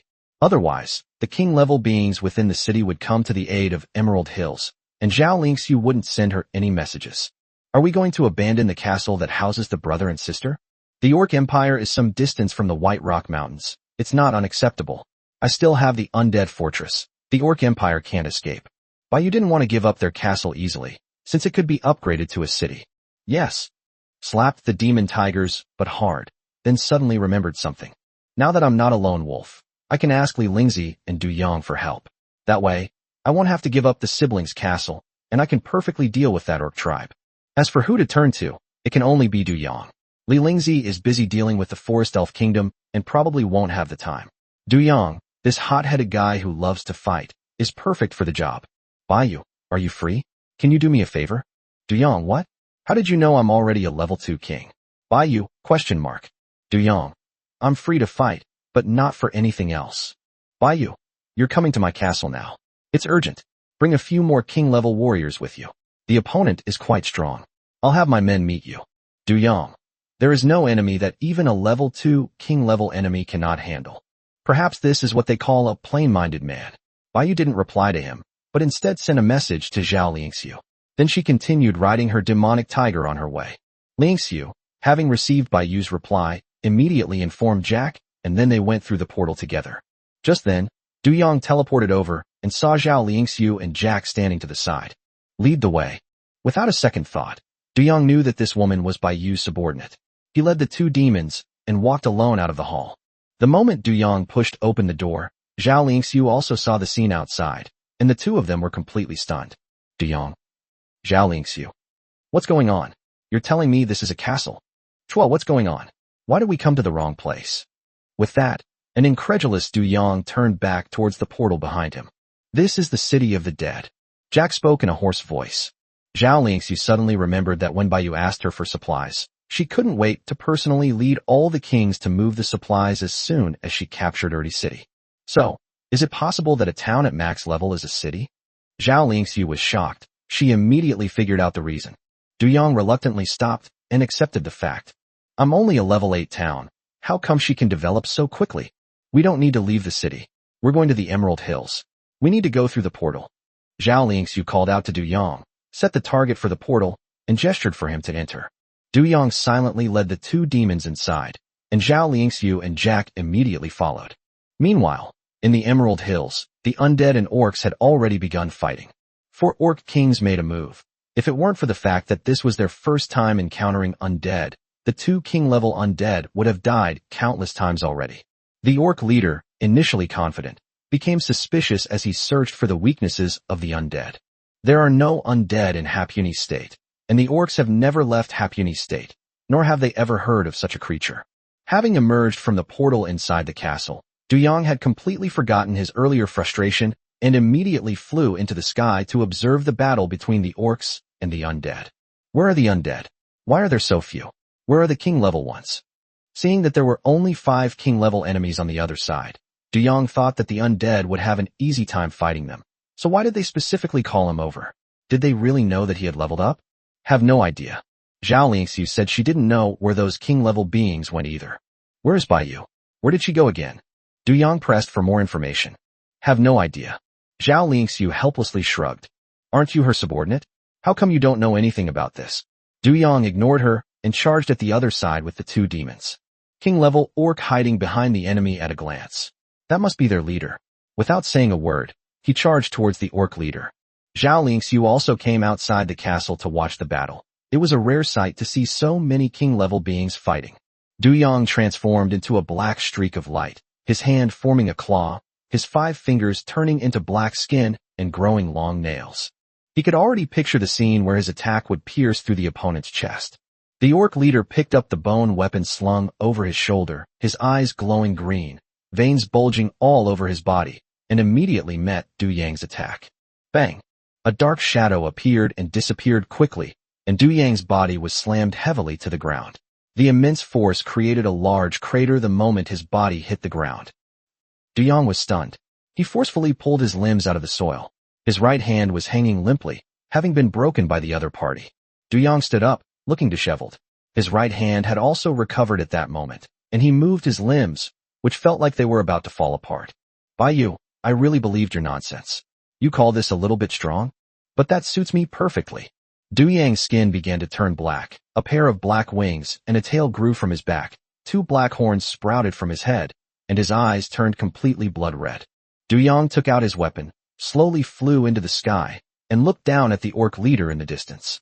The next second, Du Yang's figure rushed over like a bolt of lightning. I am now a complete demon. Chapter 258 Repelling the Orcs. Du Yang transformed into his complete demon form and attacked the orc leader once again. Bang! Du Yang was still knocked away, but this time he wasn't as badly injured as before. At least he wasn't embedded in the ground. Du Yang quickly adjusted his body in midair and looked at the orc leader again with some astonishment. If this doesn't work, let's go find some help. Ling Xiu's soft voice came from the back of the room. Of course, she didn't mean to look down on Du Yang, but she felt that the opponent was too strong and would probably be difficult to defeat. However, Du Yang didn't think so. Upon hearing this, Du Yang turned around and glared at Zhao Lingxiu. Shut up. Watch closely, I can handle it. After saying that, Du Yang charged forward again. This time, he didn't charge recklessly. Since he was no match for the opponent head-on, he could only use his abilities to wear them down. Although winning wasn't very impressive, it was still a victory. Zhao Lingxiu, standing to the side, sighed. Why was he so stubborn? Although she couldn't discern the exact difference in strength between Du Yang and the orc leader, judging from the fact that Du Yang was knocked away twice, it was clear that he was no match for the other. Du Yang unleashed his demonic domain, and the power of death coalesced into a sword blade, unleashing a massive black sword beam that slashed towards the orc leader. The orc leader didn't seem to have any special abilities. No matter how Du Yang attacked, it didn't use any fancy moves. Even though Du Yang's sword strike felt strange to it, it still swung its weapon to meet the attack. Du Yang was puzzled that his black sword could not cut through the seemingly ordinary animal bone weapon. No matter from what angle Du Yang attacked from in the sky, the orc leader remained unmoved and calmly responded. This made Du Yang very angry, and the red light emanating from his eyes became even brighter. He could mobilize the power of his 12 demons, and this power was naturally anger. Because of the influence of the demon, Du Yang has 12 emotions in his body in equal proportions, which will have a certain impact on his personality, but not a big one. Otherwise, a normal person would have gone crazy long ago. This was the first time he had mobilized the power of his demons. His body began to change. His limbs became thicker, his tail and wings disappeared, and his black skin began to turn blackish red. Du Yang landed from the sky and punched the orc leader, who held his weapon horizontally in an attempt to block Du Yang's punch. Bang! Unexpectedly, Du Yang's strength suddenly increased, and the orc leader was actually forced back a step. Feeling the tremor in his hands, the orc chieftain was also somewhat puzzled. On the other hand, Du Yang's hands were covered in blood from the blow, with red blood dripping down. Du Yang did not pause and attacked his opponent with all his might. This time, the two actually stood on the ground and clashed head-on. Although Du Yang was still at a disadvantage, it was completely different from when he was knocked away by the orc leader earlier. Despite the pain and his own injuries, Du Yang traded blows with the orc leader, and soon the orc leader also suffered some minor injuries, which, though not serious, left him in a sorry state. Meanwhile, the two demons that Du Yang brought relieved some of the pressure on the two undead, turning the 4-on-2 situation into a 4-on-4 battle. In 1-on-1 situations, both undead and demons have a clear advantage. The undead guarding this place are not necromancers, but two liches. Zhao Lingxiu breathed a sigh of relief. As long as Du Yang could hold out, that was fine. As long as they killed those few orcs, they could then gang up on the enemy leader together. Zhao Lingxiu felt that the chances of winning were still very high. As for the battle between the undead and the orc army, the orcs only use brute force, while the undead are immortal and indestructible. Although their numbers are small, they are still beyond the orcs' ability to deal with.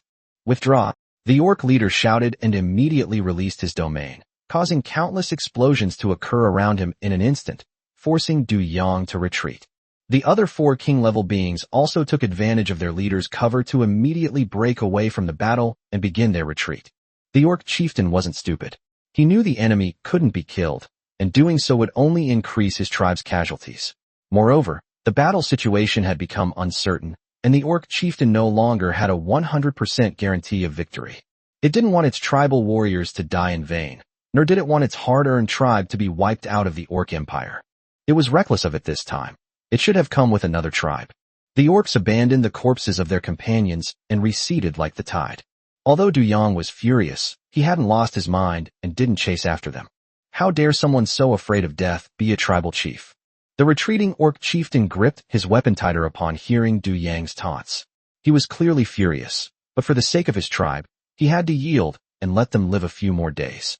Once it returns and devises a method to deal with these alien races, it will unite the strength of the two tribes and surely destroy these two castles. Du Yang gradually returned to human form, but his body was covered in wounds and bleeding. The wound was slowly healing, and Du Yang moved his limbs, seemingly still feeling a bit unsatisfied. Go back and tell Bai Yu that this opponent was too weak. They were simply not good enough to fight. Du Yang glared at Zhao Lingxiu and led the demon toward the portal. Zhao Lingxiu was speechless, not knowing how to refute him. Oh well, let him be. Jack and Sass also reached level 9 commander during the battle, just one step away from king level. However, the orc leader's attack failed this time, and he probably won't be coming back for the next few days, at least not until they figure out a way to deal with the undead. Jack planned to stay and remain there, but Sass had a different opinion. There probably won't be any fighting here for the next few days, which will slow down our leveling up. We can leave this place to them and go to the Goblin Kingdom to help the other undead. Jack agreed with Sass's statement. The two undead gave the Lich a few words of advice and then entered the portal.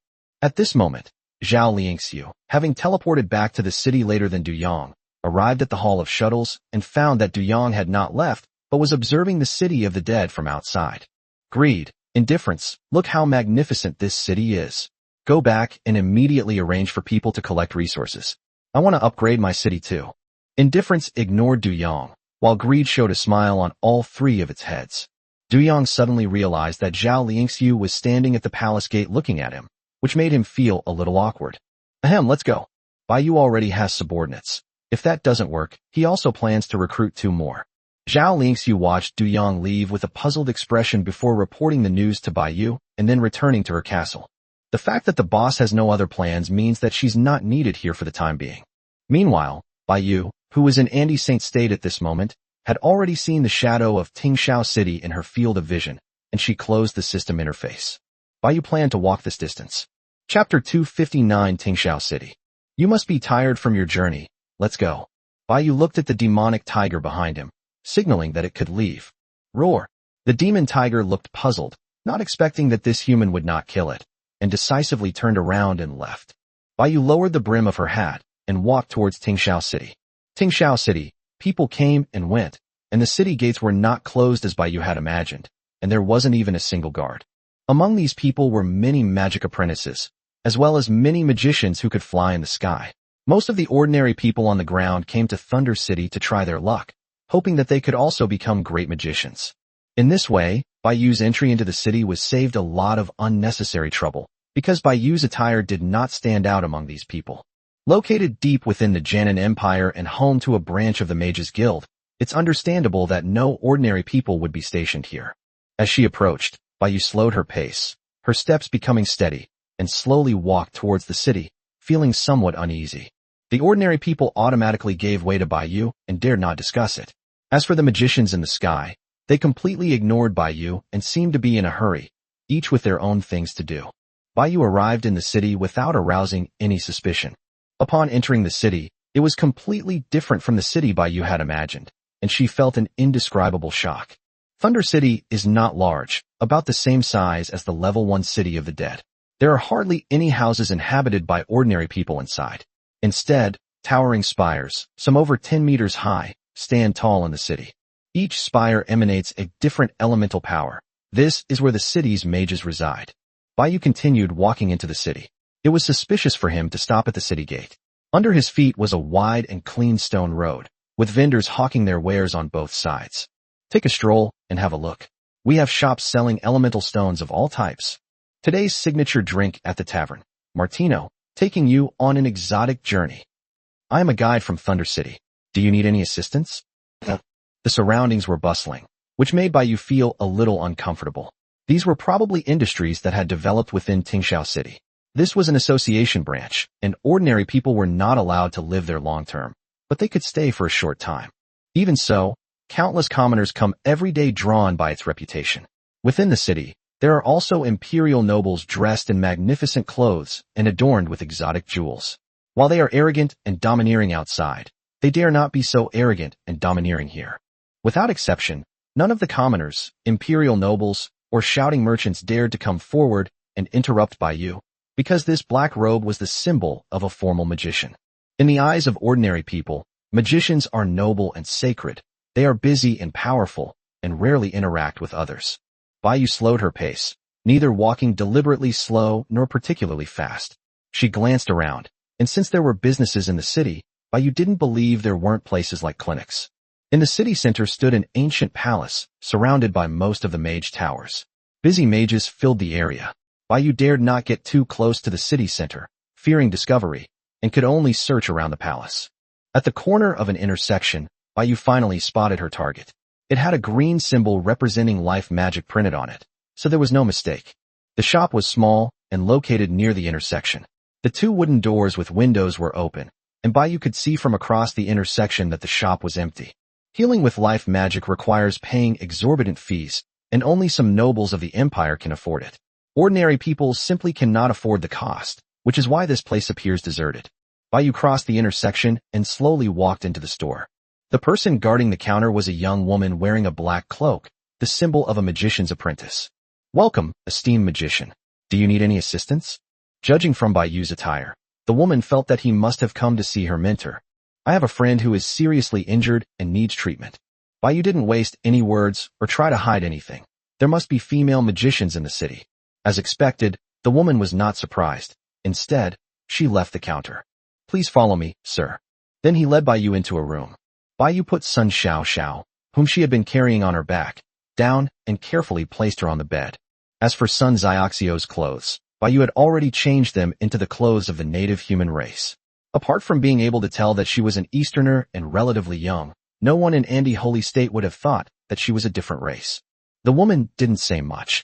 This was her basic professionalism as a healing mage. As the woman channeled life energy into her hands, she began to examine Sun Xiao. Seeing that it was also life magic, Bai sensed the magical fluctuations. The other party was only a commander-level being, and Bai did not believe that the other party had the ability to heal Sun Xiao. Before Bai could speak, the woman spoke first. I apologize, Your Excellency, but her injury is a wound to the soul, and I am powerless to help. Bai remained silent. If you agree, I can ask my mentor to come. I'm sure he'll have a solution. It turns out she wasn't the owner of this clinic. Her mentor a king-level or emperor-level figure. Will he discover her true identity? Bai had some concerns and was weighing the pros and cons. Although treating Sun Xiao was important, she couldn't make a decision without thinking. Don't worry, my mentor only likes research. He's a slovenly guy and never cares about messy things. The woman seemed to sense Bai's concerns and spoke again. By this point, the woman had basically guessed that Bai was not a magician, or at least not officially registered with the association. Eastern people are very rare in Andi Sanctuary, and Bai is also a rare female magician. The combination of the two will naturally attract the attention of women. But what does this have to do with her? This is something those important people should care about. She's just a lowly apprentice, and even her mentor doesn't bother with her. What right does she have? That's troublesome. Bai ultimately agreed, and Sun Xiao didn't have much time left. Then please wait a little longer, sir. He is not in the shop. I must go and fetch him myself. After saying this, the woman turned and left the room. After the other person left, Bai sat down on the edge of the bed and placed her hand on Sun Xiaoxio's chest. Her heartbeat was now very weak. Her face was as pale as paper, and her physical condition was extremely poor. Bai sighed helplessly. He only knew how to destroy souls, but he didn't know how to repair them at all. Chapter 260 The Previous Lord of the Undead. Bai waited in the room for about half an hour before the door was pushed open again. The woman opened the door, and after she opened it, she waited but didn't come in right away. Mentor, he's right here. Bai also stood up and looked towards the door. The next second, a disheveled, unkempt old man with a full beard walked in. He looked so frail and harmless, but Bai could clearly sense the power within him. He didn't look at Bai. His gaze was fixed on Sun Xiao the moment he entered the room. He ignored Bai and went to the bedside. Bai watched silently from behind, hoping he could cure Sun Xiao. The magician looked puzzled at times, and then frowned. His magic was more advanced than that of the female apprentice, but Bai's expression towards Sun Xiao showed no improvement. Bai began to worry. If even this magician couldn't help, then Sun Xiao was probably beyond saving. If I'm not mistaken, her injuries must have been caused by an angel. A man's voice suddenly came from behind. Bai was startled and immediately turned around. The master and apprentice also turned their heads to look in the direction of the door. Grand Mage Moggs, what brings you here? The woman spoke respectfully to the middle-aged man named Mogus, while his mentor looked at Mogus with a puzzled expression, wondering what he was doing here. Medical instructor from before. Bai was already prepared to run away. I've come here to take a look. Moggs entered the room, but his gaze was fixed on Bai. Little one, don't be nervous. Let me introduce myself. I am the Vice President of the Mage Association of Tingxiao City and Andi Saint State. My name is Mogus. You remind me of an old friend of mine. Moggs was wearing a robe that fit his body snugly at the waist and reached his knees. He looked simple and ordinary, with a metal pin to his chest. He was smiling at Bai. Bai didn't know how to answer. If she lied, the other person would definitely see through her. Although the other person's attitude was friendly, Bai still dared not let her guard down. Moggs didn't care, and instead looked at Sun Xiao on the hospital bed. Mage Yegan, her injury is a soul wound caused by an angel, which life magic cannot heal. Named Yegan was the woman's mentor, and upon hearing Moguz's words, he understood as well. An angel? I see. I'm sorry, I'm powerless to help you. Yigan suddenly realized what was happening, and at the same time looked at Baiyu with an apologetic expression. Can you help save her? Baiyu looked pleadingly at Moguz, knowing that since the other party could see Sun Xiaoxio's injuries at a glance, he must have a way to treat them. Who is she to you? Instead of answering Baiyu, Moguz asked a question in return. Friend, you dared to risk coming to Thunder City for the sake of a friend? Do you know that once you're discovered, with your strength, you're doomed? Moguz looked at Baiyu, and his words revealed a great deal of information. He actually knew who I was. Baiyu was shocked and remained silent, unsure how to answer. Yigan, standing to the side, had an indifferent expression, while the woman believed that Baiyu was a traitorous magician. I can give it a try, but don't get your hopes up too high. After all, she should have been dead long ago. It's a miracle she's lasted this long. Yigan and the woman stepped aside, and Moguz came to the bedside. Instead of starting treatment immediately, he first examined Sun Xiaoxio's physical condition, since he had only made a visual assessment earlier. Regardless, it's a good thing that the other person is able to help me. Perhaps he just mistook me for someone else. However, before Moguz could even begin the treatment, he had already stood up. You two go out first. They were referring to the two people at the clinic. After the two left the room, Moguz waved his hand, and a barrier appeared, isolating the entire room. I'm sorry, your friend doesn't have much time left. Even I can't help her. Perhaps only God can save her. Baiyu fell silent. Moguz looked at Baiyu. A gust of wind blew by, and her hood was blown open, her white hair sliding down her cheeks. Moguz could now see Baiyu's face clearly. Baiyu looked at Moguz with a puzzled expression. When their eyes met, Baiyu suddenly felt a surge of energy, and his eyes instantly emitted a blue and a red light. You are indeed the new lord of the undead. Moguz had an I knew it look on his face. That's right. Baiyu frankly admitted that from the moment the other party could see through her identity at first glance, she knew that if the other party wanted to attack her, she would have no chance of escaping. Aren't you curious how I know who you are? Moguz asked, surprised that Baiyu had gone from being panicked when she first saw him to becoming calm. The person you're referring to is the previous Lord of the Dead. Isn't that hard to guess? That's right. I'm an old friend of the previous Lord of the Undead. We've known each other since we were at the king level. He was kind to me. One day, he predicted that a new Lord of the Undead would appear many years later, and I met him. He helped me a lot. Then he disappeared. He was my only friend. How could I refuse such a small request? Moguz began to speak to himself, seemingly recalling some old stories. Baiyu also realized that the other party had set up the barrier just to tell her these things and reveal some secrets. Then how did you find out my identity? You and he share a similar aura. I've only sensed this aura in you over the years, which means you come from the same source, and you are destined to be the new lord of the undead. At this point, Moguz also sighed. He once said that your appearance meant that he had either fallen or left this world. Unfortunately, my talent is limited, and I cannot pursue the truth of the world with him. Upon hearing this, Baiyu was taken aback, as she was particularly sensitive to the idea of leaving this world. Is he also of a different race? Moguz shook his head. Is it that you don't know, or is it that you don't? Baiyu pressed for an answer again. He is not of a different race, he is human, and he became an undead later. I don't know the specific reason. Baiyu recalled what the destroyer had said when he subdued the beast tide. The undead seemed to recognize Baiyu as the lord of the undead at a glance, even though Baiyu was human. Then how did you know I was from another race? Moguz looked puzzled, only then realizing from Baiyu's words that the other party was from another race, but he didn't show too much surprise. I don't know you're from another race, but I have to tell you that many of those important figures have fought against the lord of the undead, and they are also familiar with his aura. You're still very weak, and if you're discovered, you'll die. Since you're from another race, you should stay in the castle and develop properly. Why are you running around everywhere? Speaking of this, Baiyu felt embarrassed, but since the other party was a friend of the previous lord of the undead, he at least had no hostility towards her. I'm actually stuck in Andean Santos. Chapter 261 The Gift. Baiyu briefly explained her situation, which Moguz found quite novel. No wonder the angels wanted to wipe out the alien races of Anda. Consonance was due to the fact that their race had produced powerful beings at the divine realm level, while these alien races, at merely the commander level, could freely travel between continents. Moguz didn't know much about the alien races, and this was the first time he had ever heard of such an ability. I see. So you can't go back. Baiyu nodded helplessly. Come with me.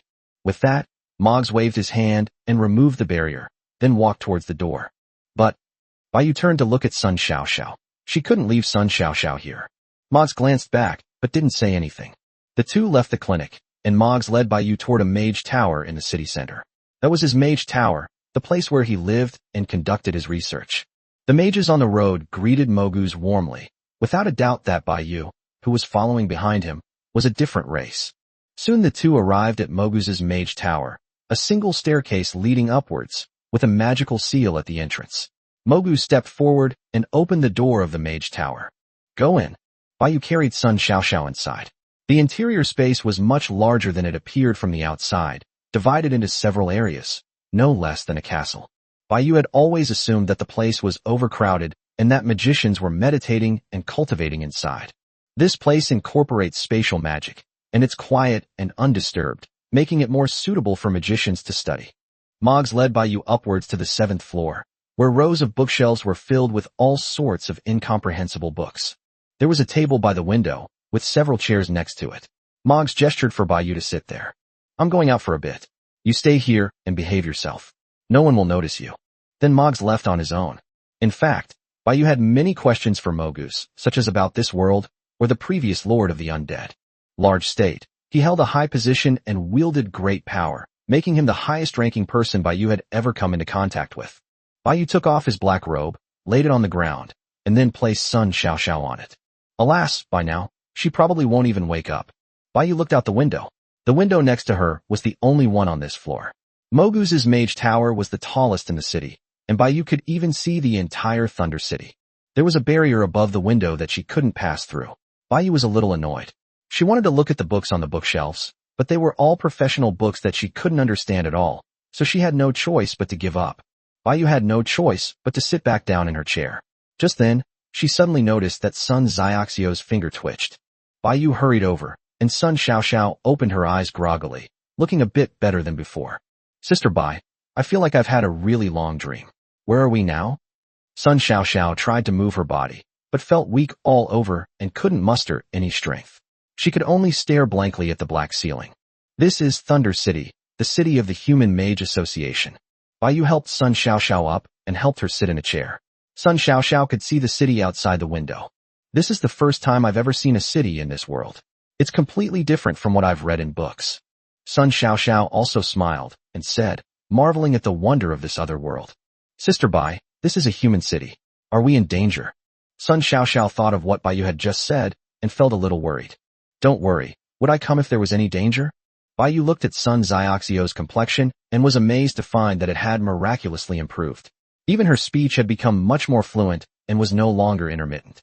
Although she was still very weak, her condition was much better than when Bai first met Sun Xiaoxiao. Perhaps she had some special opportunity. Otherwise, it's hard to explain why she withstood the angel's holy light. That's true. But Sister Bai, when can we go back? I'm a little worried about them. How are you feeling now? Bai held down Sun Xiaoxiao's wrist and touched her forehead. My heart rate is definitely faster than before. I feel a little dizzy and sleepy, and my limbs feel weak, just like I have a fever. Sun Xiaoxiao thought for a moment, and then said, Oh, speaking of being sleepy, I suddenly feel sleepy. Could you please help me again, Sister Bai? Okay, you must be exhausted from the journey. You need to get some rest. Bai gently laid Sun Xiaoxiao down on his black robe. Yawn. Sun Xiaoxiao yawned, then suddenly remembered something. All right, I almost forgot. I have another gift for Sister Bai. I put it in the warehouse when we were attacked, so you'll have to take it yourself. Good. Bai brushed a strand of hair behind Sun Xiaoxiao's ear to indicate that she understood, while simultaneously searching for the item in the warehouse. Because Bai was far from the territory, she couldn't take the things out of the warehouse, and she couldn't show them to Sun Xiaoxiao. Is it that bow hair clip? I really like it, and it's been a great help to me. Thank you, Xiaoxiao. Bai also found this thing very quickly. I'm glad you like it, Sister Bai. I'm going to sleep now. I'm so sleepy. Sun Xiaoxiao smiled upon hearing Bai's words. Go to sleep. See you tomorrow, Sister Bai. Okay, see you tomorrow. Bai stood up with a cold face. Sun Xiaoxiao is dead. What just happened was merely a brief respite before death. Even Moguz couldn't save her. Although Bai hoped for a miracle, it was clear that the gods wouldn't always favor her and those around her. She passed away without any pain. In this world, the one thing that is never short of dead people is not to be affected. Don't let it affect your state of mind. Your journey is much longer than hers. Moggs's voice rang out behind Bai. He had returned at some point, but had remained silent. I know. From the moment Baiyu decided to participate in the battle for supremacy among all races, she never believed she could emerge unscathed. Baiyu turned to look at Moguz, who was holding a piece of clothing and a medal. He walked over and placed them on the table. There are 7 levels of magicians: magic apprentice, apprentice magician, magician, archmage, archmage, and god of magic. This is a 4-star magician's honor medal, which perfectly represents your level 4 king level strength. Honorary mage is awarded for making special contributions to the association. With my authority, this is the only one I can obtain. Regular mages need to pass an examination, and even I have no right to interfere. However, honorary mages are often more respected than regular mages. This robe is the robe of an honorary mage. Although yours looks very similar, a careful observer will spot it immediately. Mogz patiently explained some basic knowledge about magicians to Baiyu, so that Baiyu could have a better identity to disguise herself after leaving the castle. The Medal of Honor was made by Moguz, and the star rating on it will change as Baiyu's strength increases. The mage robe also has magic added to conceal Baiyu's own necromantic aura, so that he cannot be seen through below the divine realm. Thank you. Moguz didn't care when he heard Baiyu's lukewarm reply. Instead, he laughed. It's really strange that they even have such similar personalities. Chapter 262 Return. And this too. Moguz tossed a magic book onto the table, while Baiyu looked puzzled. Don't look at me like that. This originally belonged to the Lord of the Dead. Giving it to you now is a way of returning it to its rightful owner. Baiyu didn't rush to look at the magic book on the table, but instead asked the question that had been bothering her for a long time. What is the name of the Lord of the Dead? How powerful is he? And why did he disappear? His name is now a taboo subject and has been erased. As for his strength, all I know is that it disappeared when he ascended to godhood. I know nothing else. Mogz pointed to the sky, for only divine power could prevent even a name from being mentioned. Then why are all of you who are connected to him unharmed? He didn't wage war against the whole world. He just disappeared suddenly. Although he had many enemies, he also had many friends. And this happened hundreds of years ago. Mogz said, also answering Baiyu's question. It seemed the other party wouldn't reveal much information about the Lord of the Undead, so Baiyu turned to ask another question. Could you describe the world's Gijud, structure/pattern, and the distribution of power? Mogz pondered for a moment, then picked out some things he could say and told Baiyu about them. Currently, among the 7 continents, only the angels, with the help of the Templars, have unified a single continent. Other races, no less powerful than the angels, hold dominant positions in their respective continents, but none have ruled the entire continent. For example, the Dragon Clan's main power is spread across 2 continents, while they ignore other weaker races. Humans are scattered across the 7 continents, making them a large and populous race. They do not rule over any single continent and adhere to the principle of, I will not attack unless attacked. The Titans, Behemoths, Shadowfolk, Eldar, and other powerful races, though few in number, only manage to live in isolated corners of the world. Only the demon race is expanding wildly, unwilling to be outdone, attempting to occupy the state and contend with the angels. The state with the most diverse racial composition is Martial, the weakest state is Harpney, and the strongest is Andy Saint, where Baiyu is currently located. Angels and demons across the continents has lasted for thousands of years. Coupled with the rebellious fallen angels who are enemies of the angels, and the conflict with the dragon race that has lasted for nearly 1,000 years, even the powerful angel race is finding it difficult to cope and has had to start expanding outwards to develop its strength. The sea creatures of the endless sea no longer seem content to remain confined to the ocean. Their presence has been spotted along the borders of various states. They are testing the limits of the various state races. The angels have always wanted to control the human race. It is the Mage Association that has been resisting their pressure. Those knights in the temple must be out of their minds to follow the angels. At this point, Mogz also felt disgusted by those hypocritical angels. Originally, the human race had 2 major powers. The temple's allegiance made the angel race stronger and weakened the human race. Fortunately, in the last 100 years, a peerless genius emerged from the human race, who ascended to the level of a god of magic in just a few decades, which made the angels dare not go too far. However, the human race's attitude towards other races is polarized, unlike other races that are determined to exterminate them. Some people believe that accepting other races can strengthen the human race, while others believe that other races must be exterminated. Is the magical continent getting more and more chaotic? That's right. The conflicts between some races have reached a breaking point, and perhaps the arrival of you alien races is the last straw. None of the major powers on the magical continent expected that a group of alien races could descend from the sky. Thank you for letting me know. Baiyu is fine now, so Martial State is actually the best place for her to develop. Outside the window, the distant horizon was already dyed orange-red, and the setting sun shone through the window into the Mage Tower, illuminating Sun Xiaoxio's quiet face. Baiyu turned around and put on the black robe on the table, pinning the 4-star medal to her chest. Baiyu picked up the ancient magic book on the table to examine it, and her pupils instantly contracted. High-level lightning magic. Did the Lord of the Dead save your life? A single sentence from a vanished person is enough to make you help me like this. Baiyu found it hard to believe. Moreover, without his help, I wouldn't be who I am today. This is the only request he has ever made to me in all the years we've known each other. Moggs said meaningfully. So I shouldn't thank you, but should thank him? A peculiar logic. Moggs smiled, and then continued speaking. There's a teleportation array in Thundercloud City that leads to Wind City in Martial State. I can send you back. Give me a little time to let the people at the Wind City branch know what's going on, and then you can set off. Can we finally go back? It seems like coming to Tingxiao City was the right decision. Good. Baiyu nodded and put Sun Xiaoxio's body into the ring, planning to bury her after returning to the city. With this outfit, Baiyu could now walk openly and honestly in human cities without any problems. Baiyu followed Moguz to the castle in the city center, bypassed numerous guards and checks, and finally arrived at the teleportation array. This was a very spacious room. A huge magic circle on the ground was shining, emanating a strong spatial power. The walls were covered with runes, and elemental stones were arranged in a regular pattern around the teleportation array. Unlike the upright portal, this teleportation array is entirely constructed of spatial magic. How far is your castle from Lingfeng City? Moggs asked bluntly from inside the room. The Gata Empire? Baiyu knew that there was only one Martial State human empire. To everyone's surprise, Moggs actually nodded. It was true. Then a sheet of paper and a pen appeared in front of Moguz, and began to write rapidly on their own. Say hello to their branch, and give the letter to their president.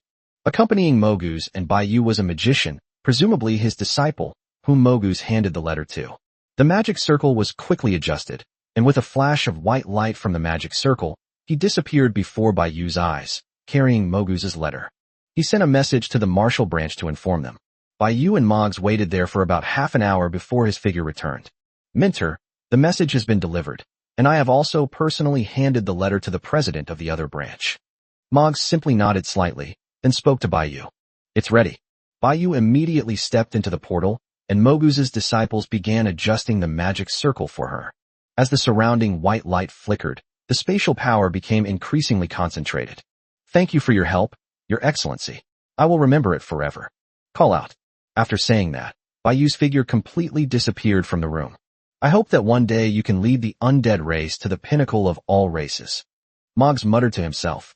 Chapter 263, The Mad Goblin. After a dizzying moment, Baiyu appeared in another room. 2 magic apprentices were already waiting there. Baiyu surveyed the surroundings and confirmed that it was no longer the same room as before. Your Excellency Honorary Mage, thank you for your hard work in teleporting. We have prepared dinner for you. Please enjoy. An apprentice gestured for the apprentice to enter.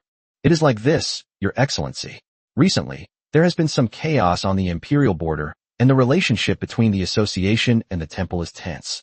The city has been under lockdown for some time now. If Your Excellency wishes to leave the city, you will have to wait until tomorrow morning. Please allow us to entertain you properly. Another apprentice was also explaining things to Baiyu. Although Baiyu wanted to leave immediately, Lingfeng City was already under lockdown, and Baiyu could not force his way out of the city. A king-level mage holds a high position. They are not so high-ranking as to act recklessly. This shows that the Wizarding Association in Martial is in a state of chaos and tension. Then I'll have to trouble you too. Baiyu replied politely, saying that since Moguz had already made arrangements for her, she wasn't worried about being exposed. May I ask how you are addressed? The 2 men led the way for Baiyu while politely asking her questions, which Baiyu pondered for a moment. My name is Bai. On the other side, in the Great Terra Plains, a group of mages heading towards the Goblin Kingdom suddenly stopped in their tracks. The guild leader has told us to return. This place has been handed over to an honorary mage. The Wind Mage in the lead spoke to his 2 teammates, with a group of apprentice mages behind him. It's been several years since we've had an honorary mage. Which branch? The president said it's from Tingxiao City, 4 stars. A 4-star lightning mage? The guild leader is really something. Why didn't he say so earlier? The city is under lockdown now. How are we going to get back? A female voice came from within the black robe. She was the only female mage among the 3.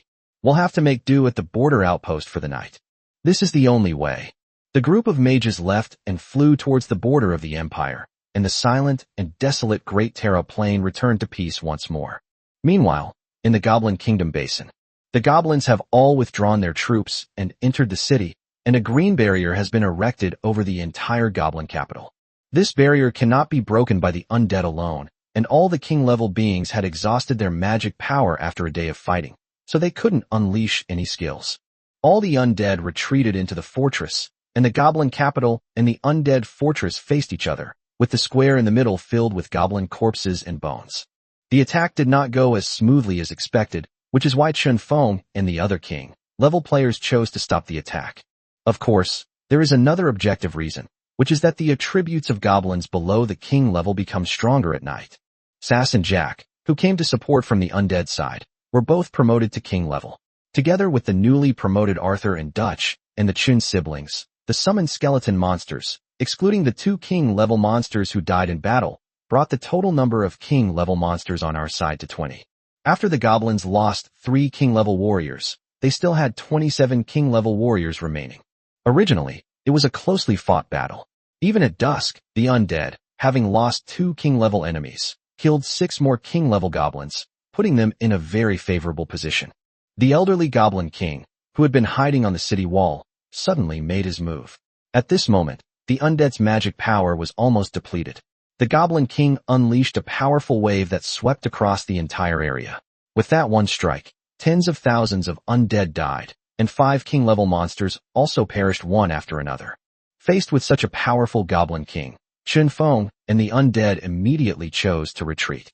The Goblin King did not pursue them, but instead activated the defensive formation of the royal city. The undead side suffered heavy losses, with only 13 king-level beings remaining, including the kings of the 6 major races, a brother and sister, and a skeleton monster. Goblin kings alone wouldn't be a problem for the undead. The most troublesome one was the Goblin King. All the undead were level 1 and no match for him. The boss isn't here, otherwise we could summon 7 king-level creatures.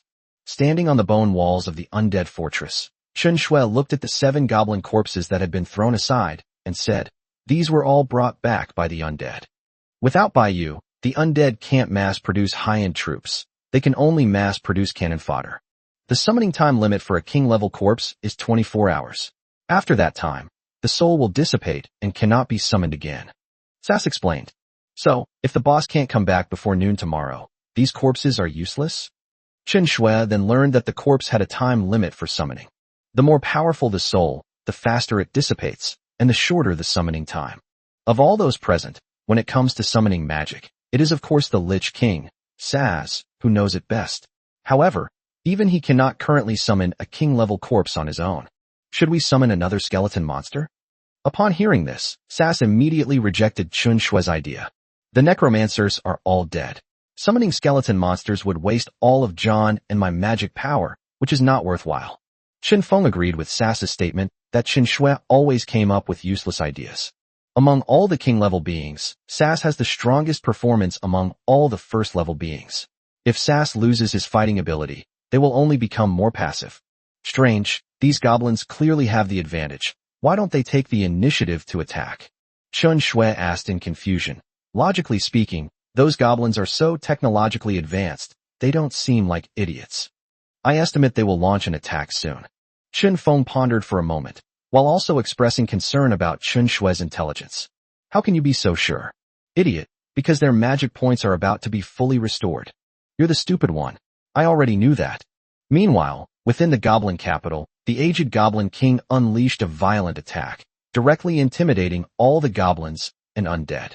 This demonstrated to them the current Goblin King's strength. Despite his advanced age, he still possessed the power to fight. Lasberg City has been captured by goblins. Inside the palace, the Goblin King heard another unbelievable piece of news. Not only had the goblins rebelled, but they had also dared to attack his city. Before the Goblin King could even get angry, the teleportation array in the city shone brightly, and then a group of goblins suddenly charged out. Charged at the surrounding goblins without weapons, their eyes bloodshot, each holding a cannonball in both hands. Boom, boom, boom.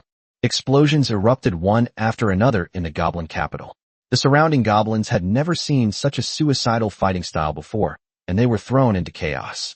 Fortunately, the goblin shaman arrived in time, instantly subdued the goblins, and closed the portal, cutting off the teleportation between the city of Razor and the goblin capital, thus calming the situation down. Are they crazy? The Goblin King believed that these goblins must have conspired with the undead outside to join forces and destroy the Goblin Kingdom. Chapter 264 Goblin Lord. Just as Qin Feng and the others were standing on the fortress wall looking at the sudden explosion that rang out from the goblin capital, a wall on one side in the distance suddenly shattered, and a goblin walked out from it. The goblin held a strange device in his hand and immediately activated it. A teleportation array instantly unfolded and appeared. Only then did Qin Feng notice the goblins that had suddenly appeared in the empty open space, followed by countless goblins emerging from it. Qin Feng immediately notified the other undead. He knew that goblins were a race of goblins, and it was obvious that they had appeared to help. Endless goblins emerged from the teleportation array, quickly reaching tens of thousands.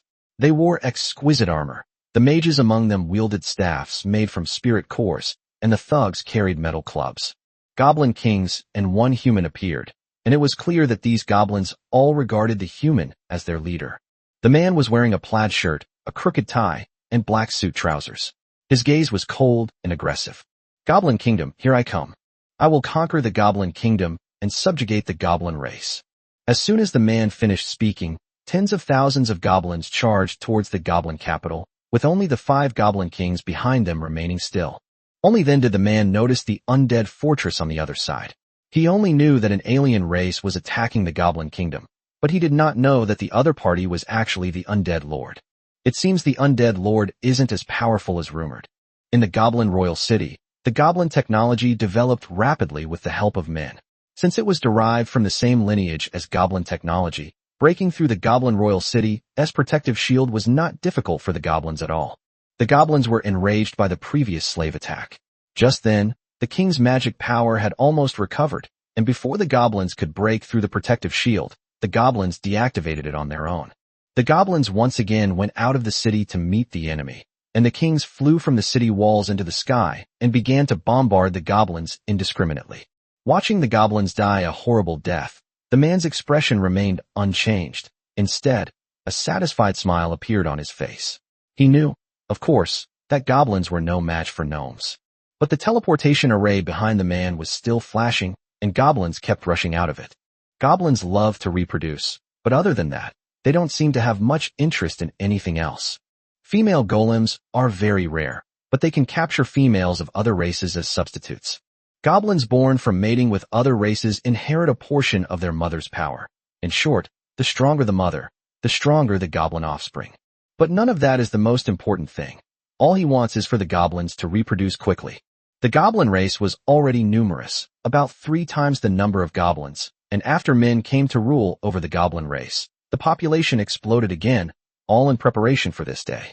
Attacking only the Goblin Kingdom seemed too slow, so the man immediately ordered the goblins to attack the undead fortress. Qin Feng, Qin Shui, and the other undead on the city wall were also puzzled by what they saw. How could such a weak goblin attack both the goblins and the undead simultaneously as soon as it appeared? Keep in mind that the opposing side only has 6 king-level beings, including the men, while both goblins and undead have 2 to 3 times as many king-level beings. How could they possibly win? Isn't this just suicide? After the unexpected appearance of the man leading the goblins stopped attacking the undead and instead focused on eliminating the traitor. As for Qin Feng and the others, they knew that the undead were weaker than the goblins and would never take the initiative to attack the goblins. Now, the goblins' sudden interference has caused both sides to attack the goblins, either passively or actively. The undead didn't even leave the fortress. They were simply relying on it to attack the goblins below. These ordinary and commander-level goblins didn't even have the ability to break through the undead fortress. Used to deal with the Goblin Royal City's shield is useless against the undead fortress's shield. Qin Feng looked at the man in the distance and saw that he was still calm and even had a slight smile on his face, which puzzled Qin Feng. Sass, that man is a lord. There are too many goblins. They don't seem like his troops at all. Whatever his purpose is, take him out first. Chen Feng felt something was wrong the more he thought about it. As for what to do, since his side was stronger than the other side, the obvious choice was to eliminate him. Agreed. Let's stop the undead from attacking and go kill them ourselves. This will give us a lot of experience points. Words. All the race leaders stepped forward and personally went to kill these goblins. Since most undead can't level up anyway, it's better to let the race's kings kill them than to waste experience points. Goblins are only at the common level, with the strongest being at the commander level. King-level undead can easily kill them without even wasting magic power. However, the goblin kings were not fools at this moment. They naturally understood the principle of capturing the leader first. Although whether this group of goblins was wiped out or not had nothing to do with them, their leader had to die. A dozen goblin kings flew low and attacked the man. The man remained calm and took out 2 devices. One device formed a circular barrier, enveloping him and the 5 goblin kings, including the teleportation array. Another device formed another teleportation array, but this time, what emerged from it was no longer a goblin, but a giant centipede, or rather, a monster. The centipede burst out of the protective shield and attacked the dozen or so goblins in the sky. Chen Feng, who was on the fortress in the distance, changed his expression upon seeing this. This centipede should be a male soldier, but what's absurd is that it seems to be the nemesis of goblin shamans. The shaman's magic is ineffective against centipedes, and their hard exoskeleton can withstand ordinary physical attacks. The centipede, with its abnormal attributes, managed to withstand the combined attack of more than a dozen goblin shamans. While it couldn't kill them, it could easily hold them off using its venom. More than a dozen king-level warriors were actually stopped by just one of his unit types. Chen Feng was somewhat incredulous. He had initially thought that since the goblins had gone to attack the other side, he didn't need to intervene. But now, thinking about it, the fact that the other side dared to attack the goblin kingdom meant they were clearly well prepared. Chen Feng stood on the city wall and raised his hand, a dazzling elemental laser condensing in his palm.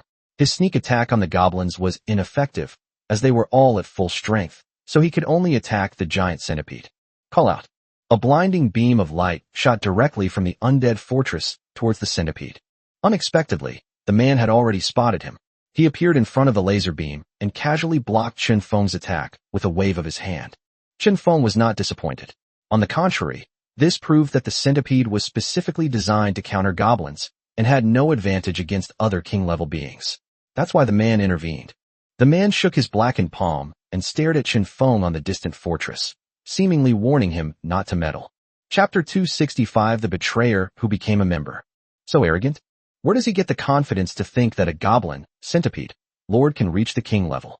Chen Feng vanished in a flash of light, reappearing in front of the man and delivering a powerful kick imbued with light elements.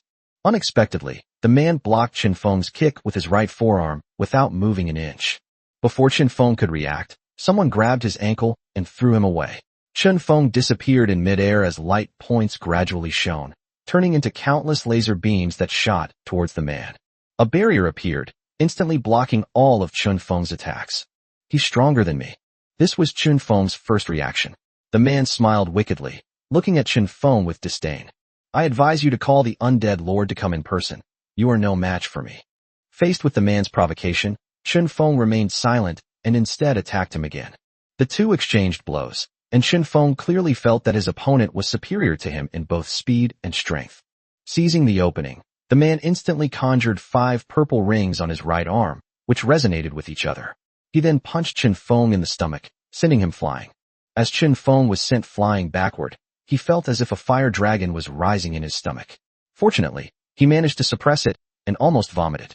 The man's figure vanished instantly, followed by a spiderweb-like crack in the ground. Just as the man was about to punch Chen Feng, Chen Shui suddenly appeared and kicked him back. The man took a few steps back, looked at the dark elements on his hands, clenched his fist, and instantly dispelled them. You are the lord of the undead? Dark magic, female, that should be it. Chen Shui helped Chen Feng up and looked at the man opposite her. Who are you? My name is Boiling Whale, and my ID is Simp Diary. I think you're familiar with this castle ID. Boiling Whale said calmly. Among all the lords, only the undead lord before me is worthy of knowing my name. Simp's Diary? Chen Shui looked puzzled, feeling that the name sounded familiar. You're the traitor on the list. Chen Feng blurted out that it was the trader whose hunting ranking points almost surpassed by Yu's back then. Looks like you still have a good memory, but I'm no longer a traitor. Boiling Whale lost interest in continuing the fight and instead started talking to Chen Shui. The brother and sister were stunned. Could a traitor really turn back into a lord? Have you unified the race you've pledged allegiance to? Chen Shui suddenly said that Bai Yu had mentioned this guest before, and she never expected it to be true. That's right. You have no grudge against me, and these goblins can't harm the undead. They're just a good source of experience for you. Why don't you cooperate and kill more goblins? That way, you can gain experience and summon troops at the same time. Why not? Boiling Whale's words were astonishing. It was the first time the brother and sister had ever heard of someone begging someone to kill their own soldiers. There must be something fishy going on, but their limited knowledge prevented them from figuring it out. Chen Feng could easily guess that if Boiling Whale could mobilize so many goblins, he must have unified the entire goblin race. In other words, his decision to defect to the goblins and become a traitor was likely part of a larger plan. Why did you do this? Your question is foolish, and I refuse to answer it. Of course, with the abilities of the undead lord, you will soon understand. As for the rest, that is related to my abilities, and I have nothing to say. Boiling Whale crossed his arms and coldly looked at the two. His brief exchange with them just now made him realize that neither of them was as strong as him, and after tonight, they would have no chance to defeat him again. Originally, Boiling Whale had planned to form an alliance with the undead lord, but now it seems that the so-called undead lord was overrated and not worthy of an alliance with them. Also, the Goblin Kingdom is mine now. I advise you to help me kill these goblins and leave as soon as possible so that your efforts won't be in vain. Boiling Whale turned around and returned to the teleportation array, ignoring the two of them. Boiling Whale's arrogant attitude annoyed Chen Shui. Why should she be afraid of him when she had so many king-level experts on her side? Who do you think you are? Why should we listen to you? Whether or not to fight is up to the undead lord himself. Upon hearing this, Boiling Whale suddenly stopped in his tracks as he turned back. What did you say? You're not the undead lord. Veins bulged on Boiling Whale's forehead. He felt like he'd been tricked and had wasted so much time talking to two lackeys. Court death. The Boiling Whale instantly charged towards the two, intending to kill them to vent its anger. The brother and sister also attacked the Boiling Whale together. A large amount of dark elements surged around Chen Shui, condensing into a black blade to engage in close combat with Boiling Whale, while Chen Feng launched ranged attacks from a distance. Chen Feng and Chen Shui, one at a distance and the other at close range, cooperated very well. Even Fei Jing, with its superior attributes, could not suppress them. However, Boiling Whale's abilities are quite diverse, possessing all sorts of minor skills, making it difficult to defend against. The reason why Boiling Whale was able to advance to the king level is due to his unit, Devouring Centipede. Only one of this unit can exist at a time. As its name suggests, the centipede has only one ability, to devour. By consuming a particular species, the whale gains the corresponding resistance, which in turn nourishes the whale itself. Boiling Whale grew stronger thanks to the centipede, gaining a variety of abilities and attribute enhancements. The centipede devoured goblins and gnomes the most, so it had a very high resistance to goblin magic. This allowed it to hold off more than a dozen goblin shamans. Although it couldn't kill the shamans couldn't kill the centipede either. One centipede per person, and the vast castle is devoid of any other creatures. Initially, the reason for joining forces with the goblins was simply to provide a continuous supply of food for its centipedes to grow stronger. The offspring of the goblins all possess some strange bloodlines, which is exactly what Boiling Whale wanted. He later became a traitor, and during that time, he endlessly used goblins to hunt down lords for rewards. Later on, the Boiling Whale gradually became dissatisfied with this, because after reaching the king level, leveling up became very slow. He decided to wage war, and after unifying the goblin race, he discovered a way to level up even faster than centipedes devouring their enemies. This method compensated for his slow leveling up, while the centipede's abilities provided him with a variety of skills. Finally, today, the goblins were attacked, and Boiling Whale led the goblins to take advantage of the Goblin Kingdom's misfortune. His goal was simple, to destroy the entire goblin race, and then take over the Goblin Kingdom. The goblins were completely unaware of all this, believing that the Boiling Whale had brought them to seek revenge on the Goblin Kingdom and was launching a full-scale attack on it. Chapter 266 Free Experience Points. Boiling Whale fought to a draw with the brother and sister duo who had joined forces, but Boiling Whale was not alarmed and remained confident. Even the brother and sister were curious about where his confidence came from, considering that they had far more king-level experts behind them than Boiling Whale. After being repelled, Chen Shui looked at Chen Feng beside her. The two understood each other perfectly. Since they couldn't defeat their opponent, they would exhaust his magic power and let the undead kill him. A massive black cannonball appeared behind Chen Shui and slammed into the Boiling Whale. Black mist surged up, and countless spikes formed from dark elements flew into it. Immediately afterwards, the surrounding dark elements seemed to come alive, and Chen Shui grabbed them and swept them directly towards the Boiling Whale in the black mist. In front of the Boiling Whale blocked all the attacks, and a vortex formed around it, dispelling the black mist. Chen Shui thought that her attack on the opponent's lower body would sever his legs, but to her surprise, Boiling Whale disappeared in a blur. Boiling Whale spewed out green poisonous mist, and even its eyes glowed green.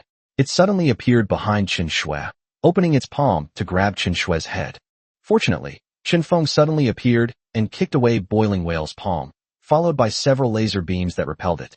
Chen Feng recognized the ability. It was the sorcery of a goblin shaman, capable of draining life force. The defeated Boiling Whale spread his arms wide, and blue fireballs appeared in his palms. He threw all of these fireballs at the brother and sister like stones. The two dodged aside and began exchanging ranged attacks with the Boiling Whale. The surrounding goblins suffered greatly, with countless dying as a result of the three's battle. Call dash. Boiling Whale shuddered and let out a long breath. The fireball he threw out actually split in mid-air, instantly covering the surrounding area and hovering in the air. Boom, boom, boom. In an instant, all the fireballs exploded, and Chen Feng instantly appeared in front of Chen Shui. A barrier of light appeared, completely enveloping the two of them and resisting the all-around explosive attack. Before the explosion had even ended, Boiling Whale charged over, the purple ring on its fist resonating and unleashing tremendous energy. With a single punch, it shattered the barrier of light, sending Chen Feng and Chen Shui flying. The two landed smoothly using their elemental abilities, but the pain in their stomachs was unbearable. Chen Feng lifted his clothes and saw a purple ring mark on his stomach. Ouch, that hurts. How did he suddenly become stronger? Chen Shui winced in pain. He's leveled up. Chen Feng said with a solemn expression. He didn't understand why the other party had leveled up. If this continues, won't he just get stronger and stronger? On the other side, the centipede of the Boiling Whale was already struggling to hold on, and the 5 Goblin Kings had no choice but to join the fight against the group of Goblin Shamans. Seeing that the goblins only had this much strength, all the king-level goblins in the Goblin Kingdom stopped wasting time and charged towards the centipede. Chen Feng wanted to see how Boiling Whale would deal with the 21 king-level Goblin Shamans. Just then, the goblins stopped emerging from the teleportation array, meaning all of them had been teleported over. Boiling Whale acted decisively, instantly disengaging from the battlefield and ceasing his entanglement with the brother and sister.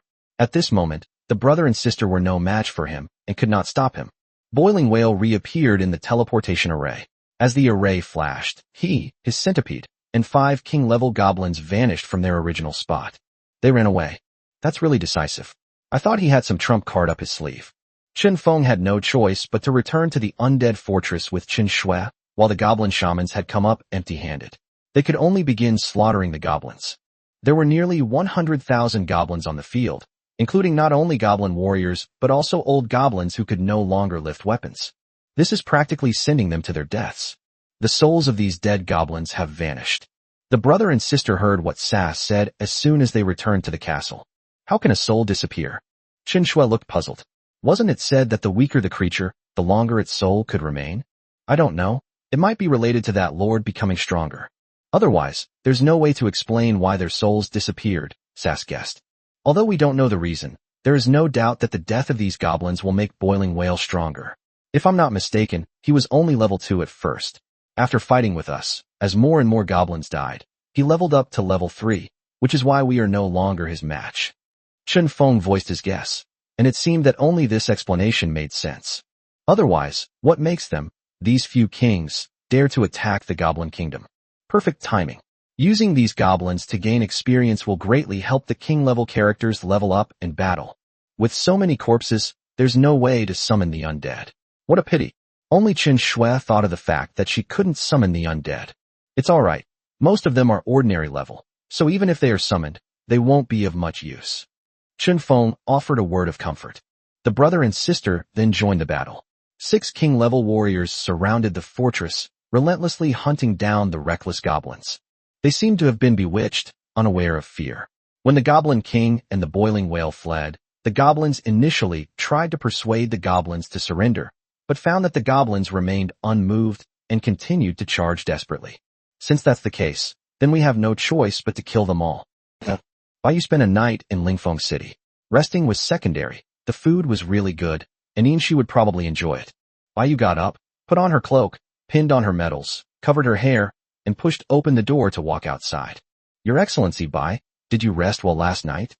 The servants at the door greeted Baiyu politely, and Baiyu nodded politely in return. Baiyu left the palace and came to the outskirts of the city. Lingfeng City was still a bit deserted in the morning, but there were some early rising magicians who were busy. Although Lingfeng City is not as prosperous as Tingxiao City, its architecture, which cleverly utilizes wind magic, is a unique feature. The protective shield outside the city has disappeared, which means that Lingfeng City has been unsealed. Baiyu couldn't wait to go back. After all, she felt unsafe staying here, always feeling like an outsider. Your Excellency, Bai, are you leaving the city so early? This one-star mage, named Onak, seemed to have been waiting here for some time. Onak was the one who had been in charge of receiving Baiyu at last night's banquet. Yes, there are still some things I need to take care of. Your Excellency, Bai is indeed very pragmatic. In that case, I will not ask Your Excellency Bai to stay any longer. After all, being a magician is quite a busy job. Onak said with a smile, as if he and Baiyu were old friends. By the way, please make sure you keep this safe. These possessions are quite necessary when you're traveling. As guardians of humanity, we can't always just eat and drink for free. As he spoke, Onak handed Baiyu a heavy gray cloth bag.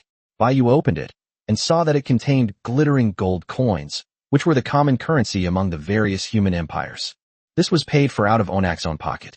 He believed that Baiyu was young, yet possessed such strength and background, and it was natural to cultivate a good relationship with such a person as early as possible. Thank you for your kind offer, Your Excellency Onak. Baiyu knew this item might be useful to her in the future, so she accepted it, and Onak smiled as well. Baiyu exchanged a few more polite words with the other party, and then prepared to leave. Chapter 267. I'm back, and I'm stronger now. After witnessing Baiyu leave, Onak went to a study in the palace in the city and gently knocked on the door frame. Come in. A woman's voice came from inside the study. Onak pushed open the door and went in. Directly opposite him was a middle-aged woman who still retained her charm. She was wearing a mage's hat and holding a quill pen, writing something on the table. President, she's gone. Onak said respectfully. Have you found out what her relationship with Moguz is? The woman stopped what she was doing, looked up at Onak, and said in a calm tone. I talked to her about this topic. When we talked about Vice President Mogz, her expression didn't seem respectful. She didn't seem like a disciple of the vice president. It was more like she was grateful. Onak thought about it, and it seemed that this was the explanation, although he didn't know why the president didn't ask the one in Tingxiao City himself. All right, go down now. Let me know when she comes back. After asking Onak a couple of questions, the woman dismissed him. Onak respectfully said goodbye and left the study, leaving the woman alone, resting her chin on her hand, deep in thought. Meanwhile, Baiyu, who had just left the city, was still glad that she had learned some basic wind magic before, otherwise it would be too suspicious for a king-level being not to be able to fly. Baiyu is an honorary mage of the Tingxiao City branch. It shouldn't be a problem for her to get a map of the Gata Empire in Lingfeng City, right? In Lingfeng City, Baiyu also learned about some basic information about the Gata Empire. The Gata Empire is vast, with a population of over 100 million. It is home to almost half of the human race in Martial State and is backed by the Mage Association. Of course, the strength of the Gata Empire depends entirely on the strength of its local branch of the Mage Guild. Lingfeng City is the main wind element city of the Mage Association. Most mages here practice wind magic, though other types of magic are also practiced, though in smaller numbers. Talented mages are sent to other main cities to continue their training. Lingfeng City is located in the northwest of the Gata Empire, adjacent to the Imperial City.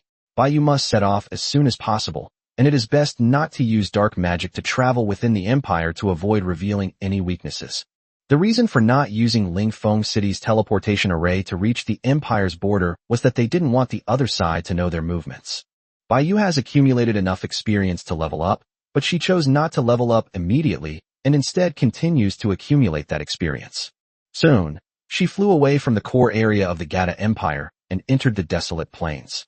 This area is actually close to the border of the empire and is a large, uninhabited area with only a few villages. She stopped hiding and put her mage robe and metal into her ring. She then used dark magic to fly at full speed, as early-stage wind magic was too slow. Instead of crossing the frigid snow-capped mountains to return to the city of the dead, Baiyu headed towards the southern swamp and arrived near Sun Xiaoxiu's castle. The original castle has now become a pile of ruins, and perhaps in a few days even the traces of these ruins will turn into a wisp of sand and drift away with the wind. Baiyu landed and entered the alchemical array she had set up earlier. She dug a pit in the ground and put Sun Xiaoxiu's body inside. Actually, I wanted to bury you with your family, but unfortunately there is no time or opportunity left. Please bear with it and rest here forever. Let's start here, and let's end here. Baiyu wouldn't say anything sentimental. She'd seen too many dead people, and perhaps this was a kind of final resting place for her. If asked whether he regretted saving Sun Xiaoxiao, Baiyu's answer would be that he would have regretted it whether he saved her or not. This is a multiple-choice question. No matter which you choose, there will be regrets. Baiyu gazed at Sun Xiaoxiu's peaceful face for several minutes. It's time for her to leave. Sun Xiaoxiu's journey has come to an end, while Baiyu's journey has just begun. Baiyu buried Sun Xiaoxiu's body, flattened the stones in the castle ruins to use as a tombstone, and engraved her name on them. She stood up, took one last look, and then turned and left the tombstone hidden by the alchemical array. And far from the city of the dead, with Baiyu Wang's flying speed, it would only take a few minutes to return. In this battle, so many king-level beings died, which made Baiyu realize how formidable the Goblin Kingdom was and that he had underestimated them. Without Baiyu, the king-level combat power cannot be replenished, and we may not be able to win against the Goblin Kingdom. However, according to the system messages, it seems that no undead have been dying since early morning. What's going on? But didn't pay much attention to the news of the goblin's death, since it was common knowledge that goblins were the goblin's collaborators. Congratulations, Lord. You have obtained a high-level lightning spell. Would you like to spend 1,000 magic crystals to learn it now? Upon entering the territory, Baiyu received a system notification and immediately chose to learn. Suddenly, Baiyu felt a surge of knowledge flooding his mind, and he could easily touch and manipulate the lightning elements in the air. However, this didn't cause him any discomfort. After all, he was now at the king level. Baiyu knew the power of high-level magic. As lightning magic was known for its destructive power and was her second high-level magic, Baiyu decisively added lightning magic to her right eye to enhance it. A purple arc of electricity flashed in the pupil of his right eye, and the third element lit up on the six-pointed star magic circle. Baiyu then took out the gift that Sun Xiaoxiao wanted to give her from the warehouse. Item name, Magic Hairpin. Item grade, Commander level. Item function, increases maximum mana by 30 points and improves mana regeneration efficiency. This is a red bow hair clip with 2 long straps. It's an auxiliary item. Baiyu pinned it to her head, just as she had lost some magic points from flying. Originally, it restored 1 point of magic power per minute, but after wearing the hair clip, this increased to 1.5 times, becoming 3 points restored every 2 minutes. She has 300 magic points, which would take 5 hours to fully recover. With this hairpin, it can be shortened to 3 hours and 20 minutes. This saved a lot of time and was very helpful in battle. Baiyu wasn't just comforting Sun Xiaoxiao at the time. Upon entering the city of the dead, the army inside had ceased teleportation and was currently assembled outside the main fortress. Baiyu did not inform the brother and sister that he had returned. Since they did not notify him, the battle situation must be relatively stable. The system panel is still not showing any news of undead being killed. Instead, it keeps popping up messages about goblins being killed. Judging from the situation, there's not much of a rush. Let's take a shower, upgrade our equipment, and then go check on the situation. Chapter 268 suddenly became stronger. The Great Terra Plains, the Goblin Kingdom. The battlefield was littered with goblin corpses, their limbs and chunks of flesh scattered everywhere, and the thick blood on the ground had turned the earth green. At this moment, there were not many goblins left on the battlefield, and they were about to be wiped out, but they still did not stop their attack and continued to charge fearlessly. Most of these goblins were at the normal level, providing very little experience. Throughout the night, the 6 race kings and the brother and sister were the ones killing enemies, but not all of them leveled up to level 2. Only Sass and the brother and sister leveled up. The other race's kings are still at level 1 king. Unlike the undead, the goblins were not only fighting as goblin shamans, but also as ordinary goblins, resulting in some losses, though not significant. The goblins' attitudes toward both sides reveal that they are incapable of killing the undead, so they are simply throwing their lives away without any real purpose. On the other hand, the goblins are well equipped, using both technology and magic, and besides their suicidal purpose, they also aim to kill as many goblins as possible. Therefore, the pressure faced by the undead is less than that faced by the goblins. It seems the battle is about to end. Chen Feng looked at the goblin capital city not far away and muttered to himself.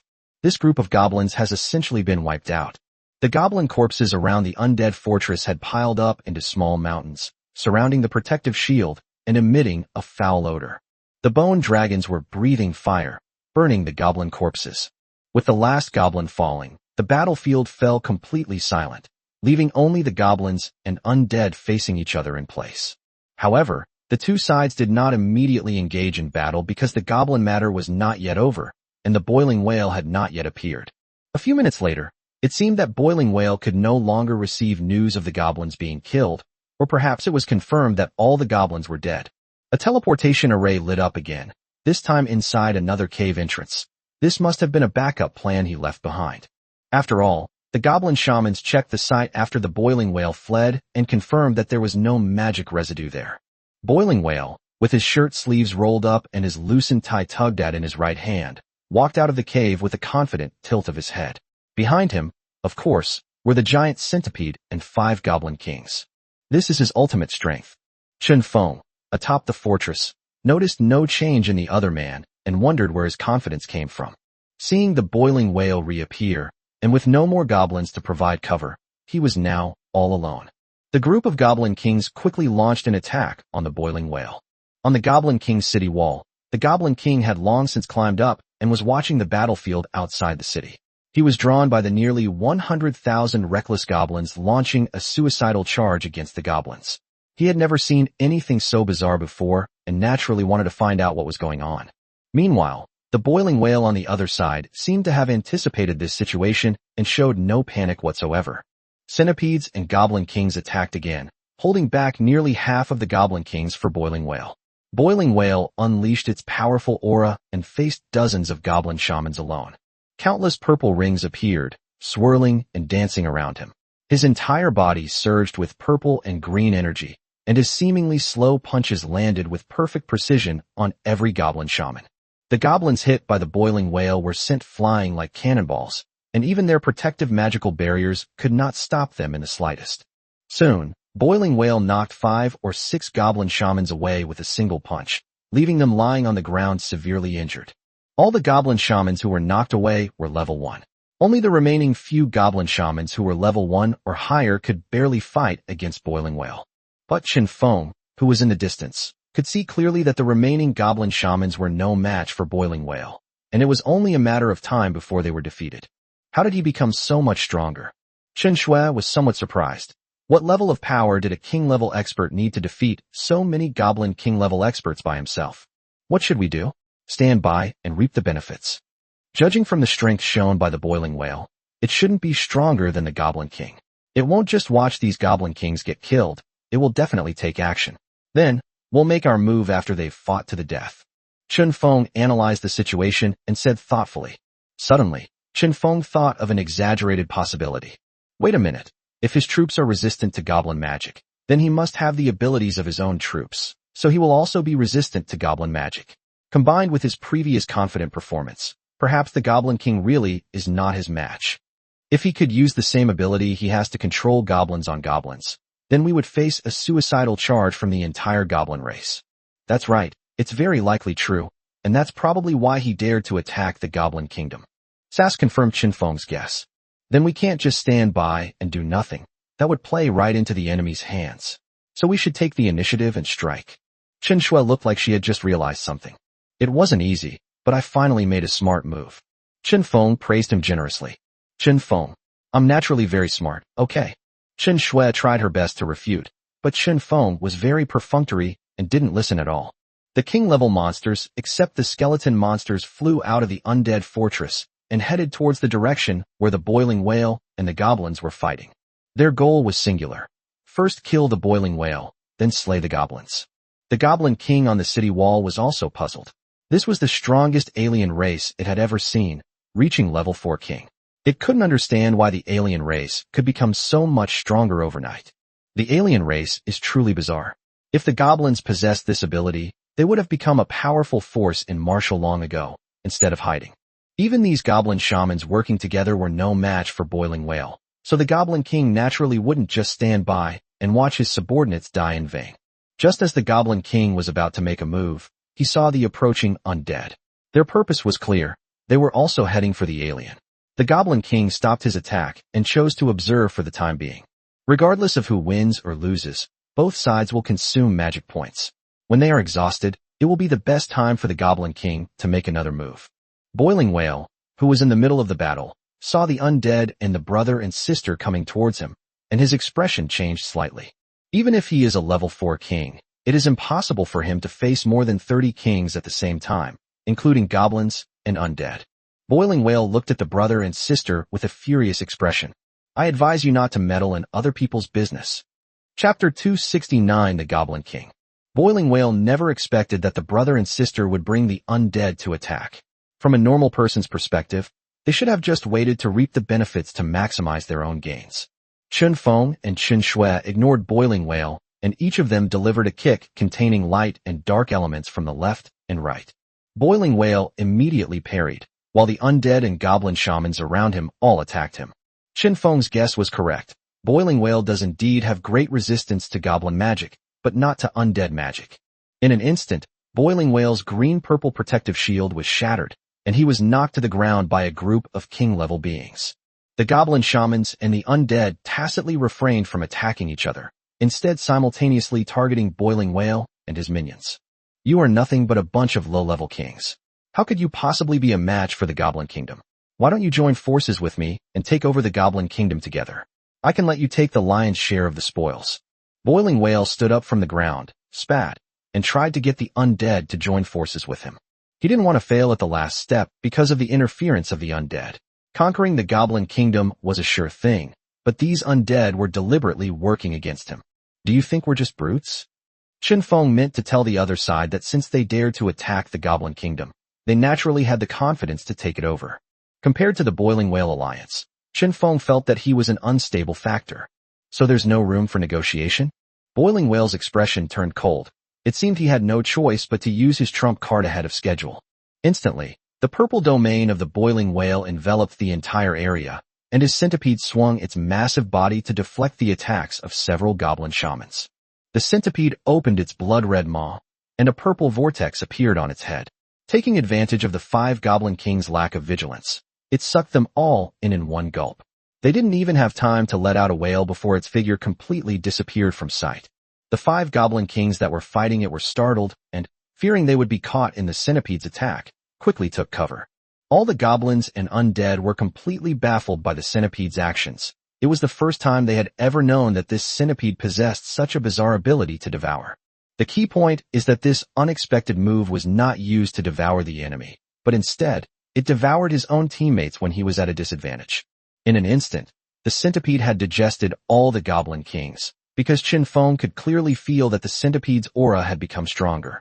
All the goblin shamans looked at the giant centipede monster with some fear, worried that they would be devoured in the upcoming battle. But who would have thought that after devouring 5 Goblin King-level giant centipedes within the Boiling Whale's domain, its body would suddenly begin to shrink. It quickly grew to the size of a normal centipede, then flew towards the Boiling Whale. Under the puzzled gazes of many king-level beings, the Boiling Whale actually swallowed the centipede. Ugh, how disgusting. Chun Shui covered her mouth with her hand, looking incredulous. As the Boiling Whale and his centipede merged, his aura surged, and the surrounding purple domain turned cyan blue. Thick armor began to grow on his body, covering the surface of his skin. His plaid shirt and suit trousers were also torn apart, and backward curving bones grew out, like the mouthparts of a centipede. The Boiling Whale is covered in brown armor all over its body, including its head. It also has 2 downward curving spikes on its chin and 2 long tentacles on its head. At this moment, the Boiling Whale had transformed into a humanoid centipede, or more accurately, an insect man or a monster. What kind of monster is this? Has it merged with its centipede? Chen Shui sensed that Boiling Whale was stronger than before. Was this his trump card? The Boiling Whale transformed into several afterimages and attacked the Goblin Shamans. Two of the level 1 Goblin Shamans didn't have time to react, and their heads were clamped by the pincers on the Boiling Whale's arm. A purple vortex appeared on its chest and instantly absorbed them. The Boiling Whale's neck, spewing out 2 streams of green smoke, which absorbed the excess impurities from the Goblin Shaman. The brother and sister even sensed that the Boiling Whale had become even stronger, while the surrounding Goblin Shaman's expressions changed drastically, and they all retreated. The current Boiling Whale is feared by everyone. Undead and goblins no longer dare to unite and attack him. As long as he seizes an opportunity to absorb, he will become stronger and stronger. That Boiling Whale wants. If he were afraid of being attacked by both sides, he wouldn't have appeared so early. He could have waited until both sides were fighting to the death before appearing. With a wave of his hand, Boiling Whale unleashed countless giant whips composed of centipede bodies within his domain, sweeping across everything around him. Chen Feng, pulling Chen Shui along, used their speed advantage to quickly dodge and escape the Boiling Whale's attack range. Other undead were not so lucky. Their bodies would disintegrate instantly upon being hit. These attacks all carried the soul attacks of Goblin sorcery, which, while not enough to kill king-level beings, could easily injure them. Only Sass, wielding a weapon, shielded Lenny and Dutch from the attack. Both were spirit beings, and ordinary spirit attacks would cause them more damage. Arthur shielded John and Jack with his body. After all, among the 6 races kings, Arthur had the highest resistance. Boiling Whale charged toward the wounded undead kings, intending to devour them in order to gain a way to deal with them. The brother and sister, along with Sass, attacked the Boiling Whale simultaneously in an attempt to stop it. The Boiling Whale's reaction speed was extremely fast, and its explosive power also became very high.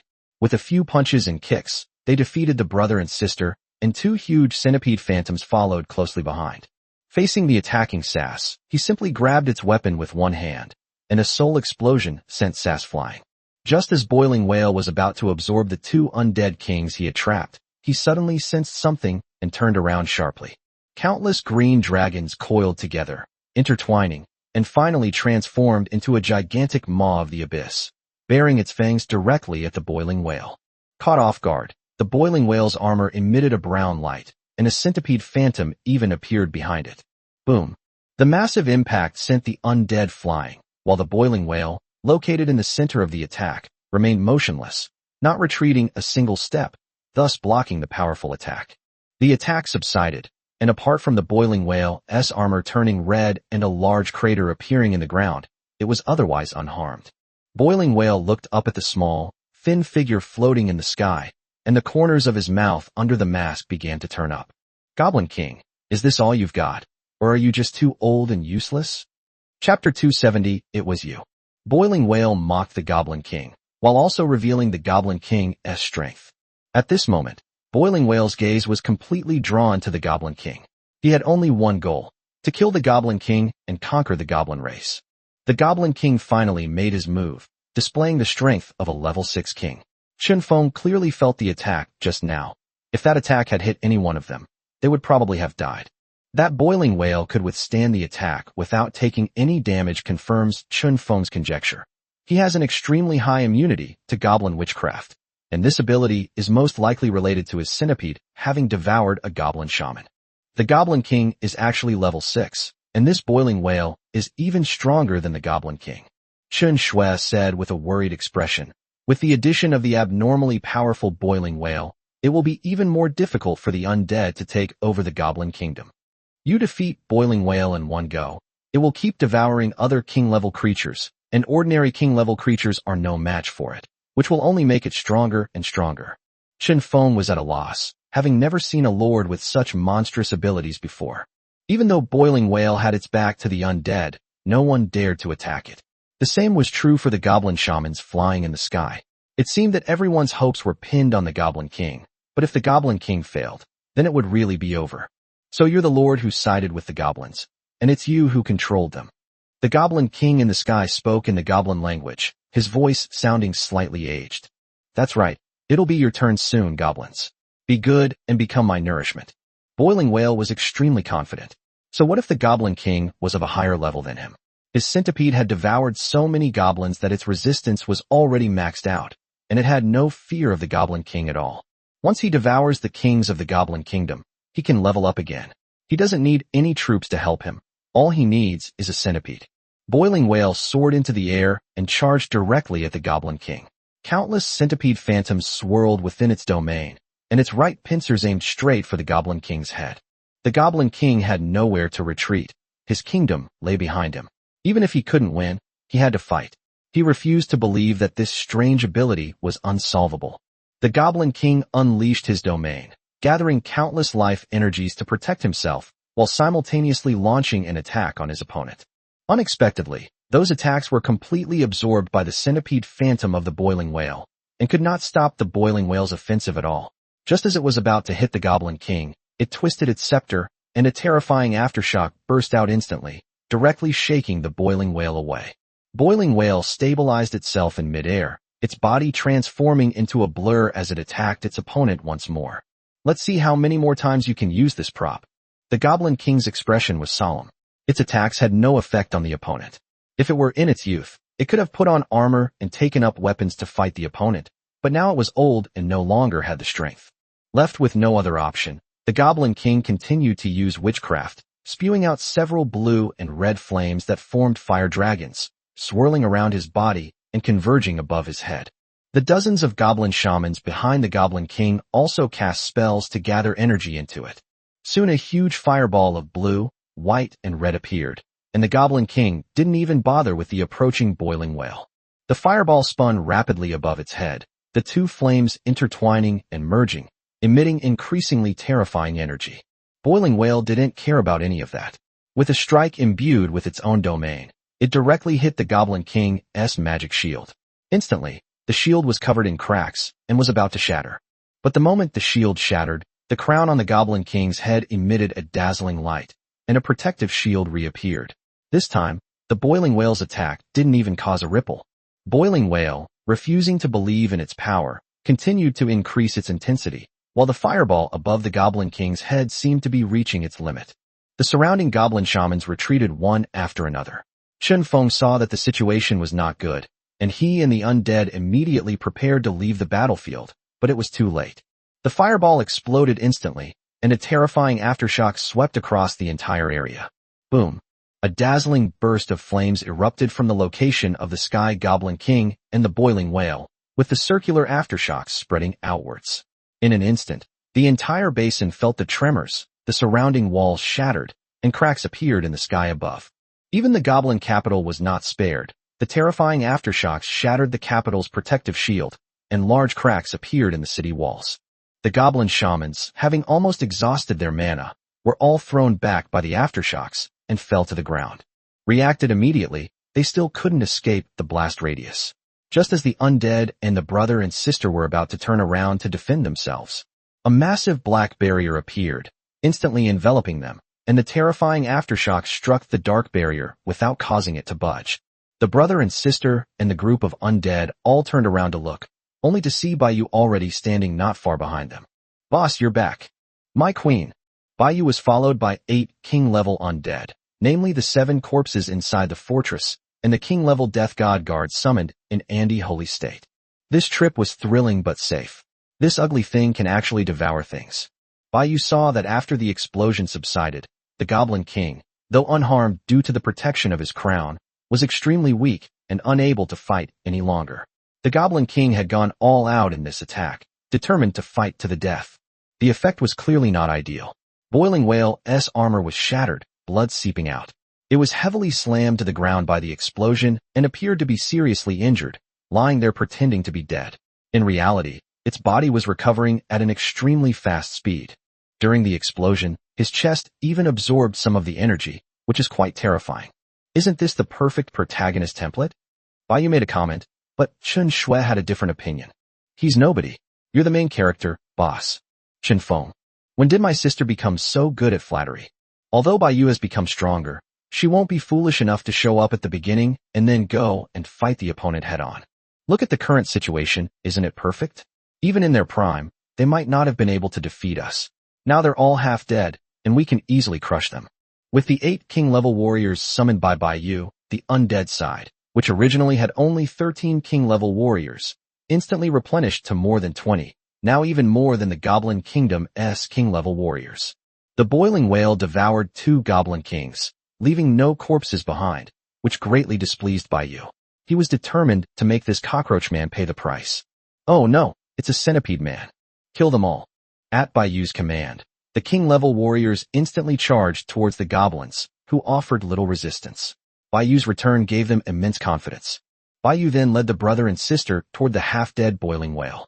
In the pit, boiling whale struggled to his feet and turned around to see Baiyu and the other two. The moment he saw Baiyu, his pupils under the boiling whale mask contracted instantly, his face filled with disbelief. Baiyu, it's you. Chapter 271 The Simp's Diary. You know me? Baiyu looked puzzled when she heard Fei Jing's exclamation, as if she also felt that she had heard this voice before. Chen Feng and Chen Shui were also confused. I'm Fei Jing. I invited you to our graduation party back then, but you didn't come. I never expected to see you here. It's so great. Boiling whale, in a fit of emotion, removed his mask. Baiyu remembered that there was indeed such a person in her memory, but that was the previous owner's business, so what did it have to do with her? Moreover, the previous owner seemed to dislike this person in his memories. Baiyu was trying hard to recall her memories of boiling whale. She had hardly looked at her previous memories and believed that since she had transmigrated and been reborn, she should say goodbye to the past. Seeing that Baiyu ignored him, Fei Jing looked a little embarrassed, while the brother and sister looked like they were watching a melon. I pursued you for 3 years and sacrificed so much for you, but you still refused to accept me. We've only been in the magical continent for a few days, and you've already forgotten me? Boiling whale felt a little wronged, as his goddess didn't remember him at all. Isn't that just being a simp? Chen Shui couldn't help but make a comment. Shut up. I'm the most affectionate man in Jiangnan. Boiling whale angrily rebuked Chen Shui. Baiyu also remembered that the former owner and Fei Jing were high school classmates. He was clearly rejected many times, but he never gave up and kept pestering her, which made the former owner feel disgusted with him. Boiling whale's family had some money. Although he couldn't be considered a rich second generation, he was still quite generous and had done a lot for his former master. But that was all just wishful thinking on his part. During graduation season, Fei Jing organized a class reunion, intending to confess his feelings to his ex-boyfriend again at the banquet. However, his ex-boyfriend clearly saw through his intentions and didn't go at all. Baiyu examined the previous owner's memories and learned that she was a gentle yet strong-willed girl. Such a personality rarely leads to hurtful words. Although she rejected Fei Jing, she didn't know what he was thinking, but he still believed she had a chance. Boiling whale has fought and lost repeatedly, yet he keeps fighting, seemingly oblivious to the meaning of giving up. His frequent pursuits and excessive transgressions have begun to disrupt his former owner's normal life. Even the girls in the class were jealous of the former owner. Yes, they were jealous. It was common knowledge in the class that the former owner's family was not well off, but she was beautiful and could be considered the school beauty. They were jealous of their ex-girlfriend's many suitors and advances, criticized her for being arrogant, and gossip spread among the girls, making it impossible for anyone to be friends with her. Fortunately, graduation finally came, and the protagonist was admitted to his dream university, no longer having to see those disgusting people. During the summer vacation, he earned his living expenses and tuition by writing novels. But later, Baiyu is not only living for herself, but if she could, she would also live for her former master. The boiling whale before us is the former master's business, and naturally, it is also Baiyu's business. I thought that after transmigrating to the magical continent, I wouldn't have any entanglements with my past, but it just so happened that I unexpectedly ran into my simp high school classmate here. Oh, it's you. And then, Baiyu said coldly, her eyes filled with contempt and disgust. Boiling whale was taken aback, feeling that Baiyu was different from before. The moment he saw Baiyu, he even imagined Baiyu's reaction upon seeing him. In this lonely, dog-eat-dog world, shouldn't one break down and cry and give themselves a hug when they see a familiar face? What's with your cold reaction? At this moment, Fei Jing noticed Baiyu, who was standing in front of Chen Feng and Chen Shui. Combining this with what the two had said about the boss, Fei Jing suddenly realized.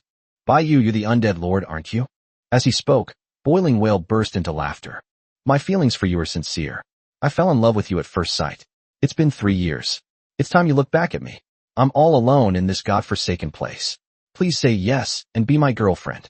We can join forces and thrive here. With our combined strength, Even if we can't go back, we can still live a carefree life. I refuse. I don't like you. Not before, not now, and definitely not in the future. Baiyu almost blurted out that this was to help the former master settle things. Otherwise, Baiyu wouldn't have bothered to waste words with him. Why? I've sacrificed so much for you. Even if I threw this money into the water, it would still make a splash. Why aren't you even reacting? Boiling Whale's face was contorted with rage. He was furious. He had already come this far, but the other party still refused him. That was your own choice. What does it have to do with me?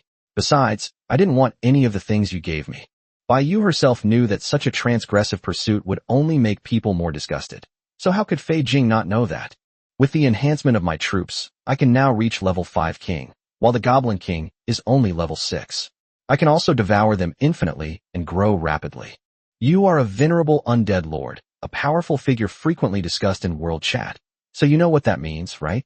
Boiling Whale thinks that perhaps Baiyu feels she is too weak to keep up with her pace and would become a burden, which is why she is unwilling to accept herself.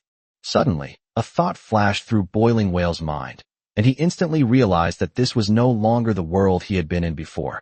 This is a magical continent. Where are the rules? The rules of the strong are the rules. Since you won't agree to my kind advice, I'll have to resort to force. I want to see if you'll beg for mercy on this bed. Boiling Whale put his mask back on and walked out of the pit step by step towards Baiyu and the other two. By now, thanks to the time the two had been chatting, Boiling Whale's external injuries had basically healed, and he had recovered to about 70 to 80%. Oh no, this simp has gone mad. Chen Shui thought the two were acquaintances and could talk things out. But why did they get so angry as they talked? The Boiling Whale vanished the moment it stepped onto the edge of the pit. Once Baiyu was captured, these undead would crumble on their own. Then, not only would they be able to take over the Goblin Kingdom, but they would also gain access to so many undead. Of course, these weren't the most important things. At this moment, Boiling Whale was completely excited. Its domain swept across everything, and the centipede mouthparts on its arm reached out to grab Baiyu. Old classmate, I've already been very lenient with you. You were the one who started it. Baiyu's left hand was burning with black flames as she directly caught the Boiling Whale's attack. With a forceful squeeze, the centipede armor on the Boiling Whale's right arm shattered. Before Fei Jing could react, Baiyu turned around and kicked him away. Chen Shui, standing next to Baiyu, looked at her own dark element with self-doubt, feeling that it was completely different from Baiyu's. By the time the Boiling Whale realized what was happening, its body was already rapidly retreating through the air. What's going on? The next second, Baiyu appeared in front of him and kicked him to the ground. Chapter 272, Conquering the Goblins. Boiling Whale crashed heavily to the ground, his face filled with shock beneath his mask. Even though he wasn't at full strength, he shouldn't have been knocked away by a little girl like her, right? Boiling Whale's armor was not yet fully repaired, and its defense was very low.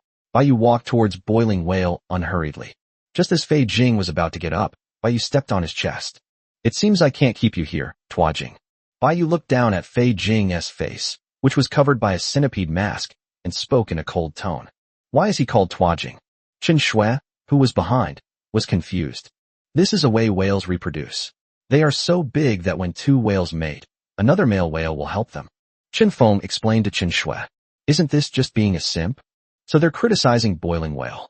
At this moment, Fei Jing tried to get up, but found that Baiyu was stronger than him. With a flick of his hands, two centipede phantoms attacked Baiyu. Baiyu neither dodged nor evaded. His dark barrier directly blocked the Boiling Whale's attack. These centipede phantoms tried to devour Baiyu's barrier, but were instead burned to ashes by the black flames. Looks like you can't swallow everything. Baiyu slowly raised her right hand, which was covered with ice crystals and frost, exuding a chilling aura.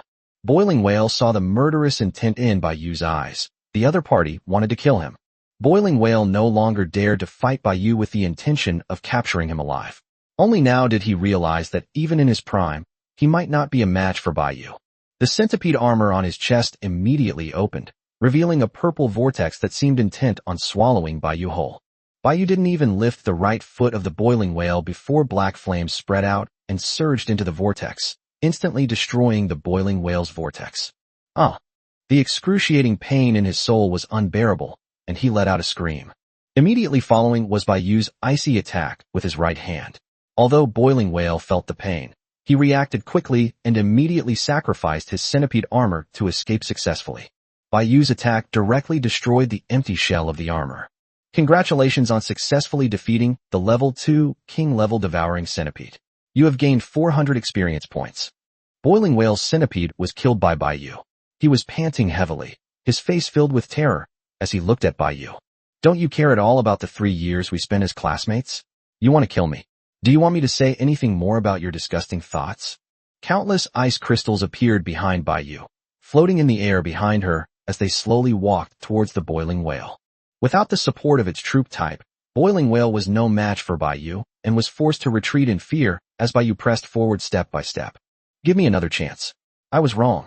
Please don't kill me, Bai Yu. You're my goddess. Hey, you simp, do you still think the Undead Lord is nothing special? Chen Shui is arrogant. JPG. Chen Feng rolled his eyes at Chen Shui. Boiling Whale has no time to care about Chen Shui or think about these things right now.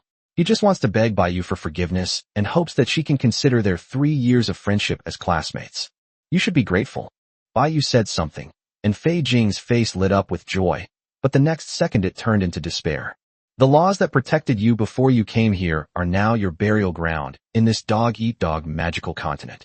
Bai Yu walked up to Fei Jing and used the ice crystals covering his right hand to strike him directly in the chest. Boiling Whale looked down at his chest in horror, only to see ice crystals rapidly spreading across his entire body, soon freezing him completely.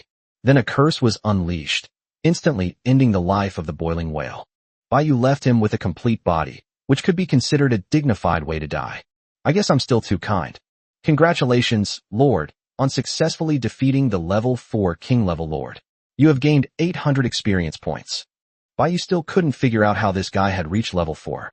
Du Yang was only level 2 so far, yet his ability to devour was so abnormal.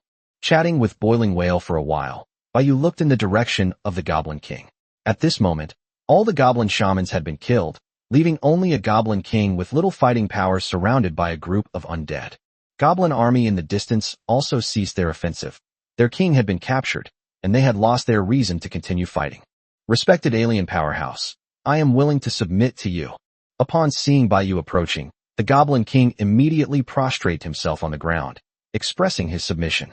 Bai Yu touched her cheek with her left hand, looking up as she pondered. The Goblin King's submission should be considered the destruction of the Goblin Kingdom, and the system should give him the tier of the kingdom. Wait a minute, this is uncertain. If I kill it, I'll gain experience, summon undead, and definitely get the tier of the kingdom. Why am I even thinking about this? Without hesitation, Bai Yu swiftly slashed down and killed the Goblin King.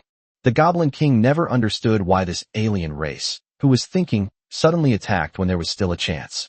Congratulations on defeating the level 6 Goblin King.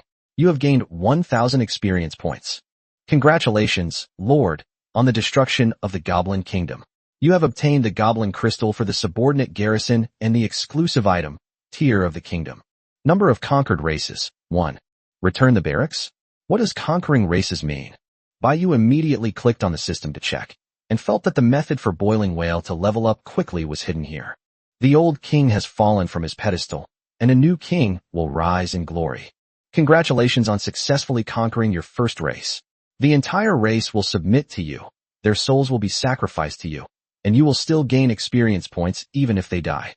Note: only races killed in external wars will gain experience points, and only half of the original amount. Furthermore, brutal slaughter and rule will cause them to rebel. Eliminating rebel races will no longer grant experience points. I see. Bai Yu understood, and the two siblings huddled on either side of her, looking at the system introduction. So he ruled the entire goblin race, used their hatred for goblins to launch a war, and although these goblins could only gain half the experience, the nearly 100,000 goblins still allowed him to level up to level 4. So that's why he sent goblins to their deaths mindlessly, just to gain experience points for himself.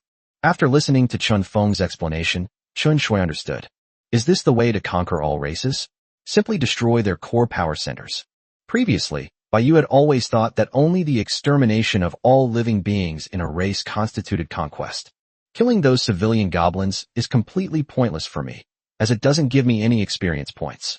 At least keeping them alive allows me to mine resources, research technologies, and so on. Chapter 273, Cleaning Up the Battlefield. Aside from the entire race submitting to him and being able to mobilize their human and material resources, there seemed to be no other benefits. To expect these goblins to fight is a joke. The system didn't give any special rewards. No, maybe it did, or maybe it's because Baiyu wasn't the first to conquer a race. But given Baiyu's understanding of the system's nature, he might release a ranking of conquered races in the future, though that's impossible now. In that case, we need to find a way to increase the number of conquests. Qin Shui, take the undead to the city and see if there are any resources we can use. Take them with us, and leave the useless ones to the goblins. Qin Feng, there should still be survivors among the goblins. It's impossible for them to be wiped out. Find out about the goblin stronghold from the goblins, and take it over as well. Also, transfer all the best craftsmen from the Goblin Kingdom to the City of the Dead. Baiyu gave the brother and sister their mission, and the two immediately began their work. Although magic and supernatural powers are the mainstream in the magical continent, technology is also an indispensable part. As long as the technology is advanced enough, one can build special buildings and even upgrade them. With advancements in development, it becomes possible to completely break free from the reliance on system rewards. However, it's still worth participating in these activities, since lords can become stronger quickly, largely thanks to the system's rewards. Then Baiyu took stock of his side's losses around the battlefield. Apart from the few goblin shamans who were devoured by the boiling whale, all the goblin kings were summoned as undead. Including the boiling whale and its troops, as well as the goblin kings, there were a total of 24 kings, plus all the surviving kings in Baiyu City. The number reached a terrifying 43, including the Goblin King and the Boiling Whale, two high-level king-level creatures, representing a significant boost in their strength. This doesn't even include the 6 race kings, the brother and sister, or Baiyu herself. 50 king-level creatures. What does that even mean? Baiyu herself was shocked by this number. She didn't dare to say it before, but now she does. Baiyu believed he was definitely the number 1 among all the lords. Sass, Jack, take 10 king-level warriors to Emerald Hills. This time, Baiyu wanted to see if those orcs would dare to come again. Yes, your majesty. Goblin corpses on the battlefield. Baiyu used his domain to summon 20,000 high-level undead, while the remaining 20,000 were summoned as ordinary undead by the necromancers. In total, there were 60,000 undead. Although both the king-level combatants and the undead army suffered losses, the post-battle rewards were substantial, multiplying several times over. These goblins are now even weaker than the goblins they once were. They grovel on the ground, awaiting Baiyu's judgment and terror. Baiyu didn't care about them. How these goblins lived was their business. Baiyu only needed them to be helpful to him. The level 6 Goblin King has been summoned as a Death Guardian. As the highest level currently, he will definitely be of help to Baiyu in the future. As for the other king-level corpses, Baiyu mostly summoned units of race kings who had already emerged, because they could remove the level cap, and even those summoned by Baiyu could be upgraded. Aside from summoning a fixed necromancer to mass-produce troops, the rest of the summons are bone dragons, ghost dragons, and liches.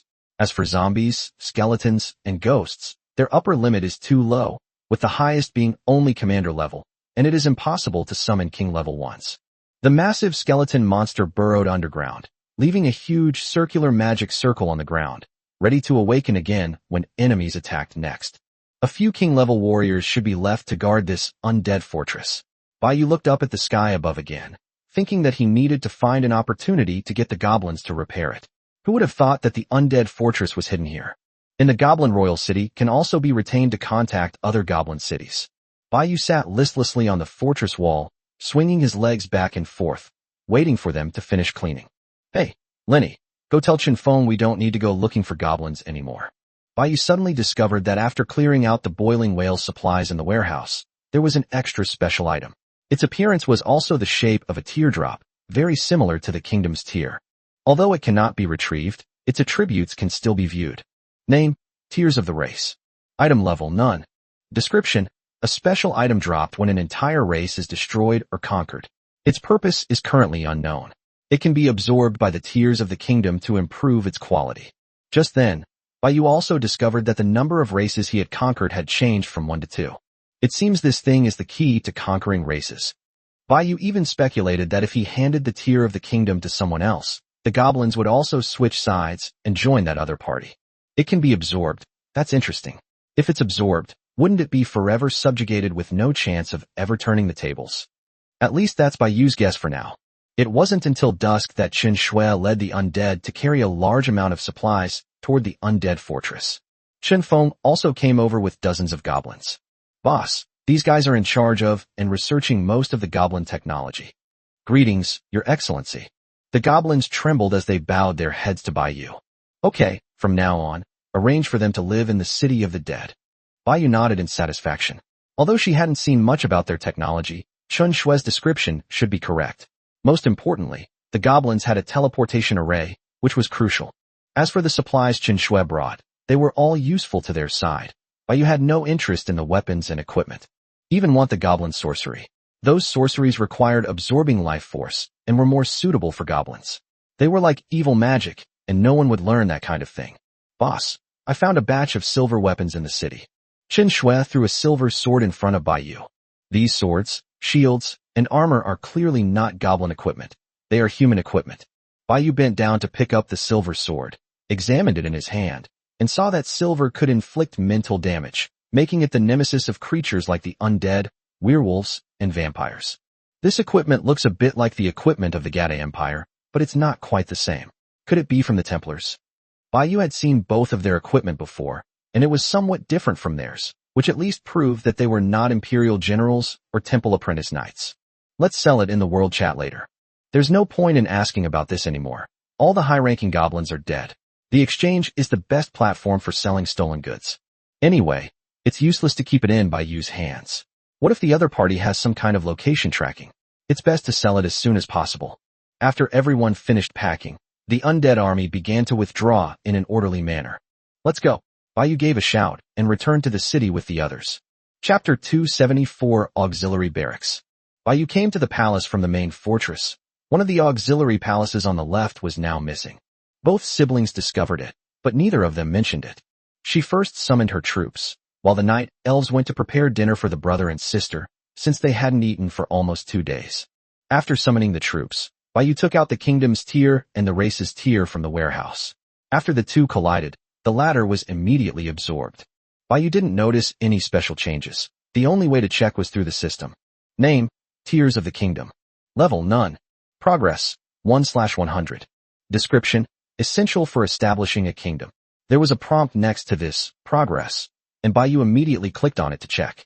Note, merging a certain number of kingdom, race, tiers will upgrade it to imperial tiers. Possessing imperial tiers allows the establishment of an empire even if certain prerequisites are not met. I see. Bai Yu studied it for a while longer and basically figured out how to use it. When a kingdom is established, the item, tiers of the kingdom, will merge with the city's crystal. As for the tiers of the races absorbed, they are likely used to enhance some kind of energy within the kingdom. If one were to advance to become the tier of the empire and undergo fusion, then an empire could be established directly. As for the prerequisites, although Bai Yu does not know them yet, they must be higher than those of a kingdom. So, the prerequisite for a kingdom is to be promoted to the royal level, while an empire is the monarch level. But kings can clearly establish kingdoms, which is strange. It's allowed for native races, but it doesn't allow for our lordly systems. Bai Yu has already made up his mind. Kingdoms are too inferior. If he's going to come, he'll come directly to the empire. Even if the kingdom can be promoted to empire, it will definitely be very troublesome. It's better to go straight to the top. However, compared to advancing to the royal level and upgrading a city to the maximum level, isn't conquering 100 races a bit too difficult? It's unlikely to be a fixed increase, given the significant differences between some races. Master, dinner is ready. A night elf came to remind Bai Yu. Oh, okay. Bai Yu also came to the restaurant and had dinner with the brother and sister. Chen Shui looked like she had just taken a shower, as her hair was still a little wet. Zhao Lingxiu's progress is too slow, and her strength is simply insufficient. Tomorrow, you should take the undead to help her and deal with the dwarf kingdom as soon as possible. Then, you can focus on dealing with the Orc Empire. In the magical continent, a world where the strong prey on the weak, one can never slack off. Only by constantly becoming stronger can one gain a foothold. Bai Yu asked them to help Zhao Lingxiu not only to speed up the progress there, but more importantly, to help the three of them develop rapidly. No problem, no problem. It's just that there's only a king-level dwarf and 2 king-level undead over there, right? Will the 2 of us be able to handle it? Chen Shui felt it was a bit risky, because the dwarf kingdom was definitely stronger than the goblin kingdom. It's alright. It's not like we're going to fight the 7 major clans head-on. As long as they wipe out one of the clans in their civil war, the corpse of one of their chieftains will give us hope of turning the tide. Chen Feng explained. That's true, they're still fighting. Compared to the Goblin Kingdom, the Dwarf Kingdom is easier to deal with. Unless they can unify overnight, they cannot work together to fight against external enemies. Okay, don't worry, I'm here. I won't wander off this time. And I've already made preparations in advance. As she spoke, Baiyu took out the fully charged fortress core from her ring and showed it to the brother and sister, indicating that they could rest assured. Having learned from this experience, Baiyu will definitely not make the same mistake again. Even if it's not across a large state, but within the same large state, Baiyu doesn't know exactly how big a large state is or whether he can return. Therefore, Baiyu must keep a backup of this thing. After dinner, the three of them planned to go back to rest.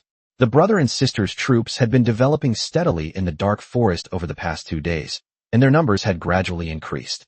At this moment, Baiyu was taken aback, and a new question arose. As the ruler of the undead race, why don't I have the tears of the race?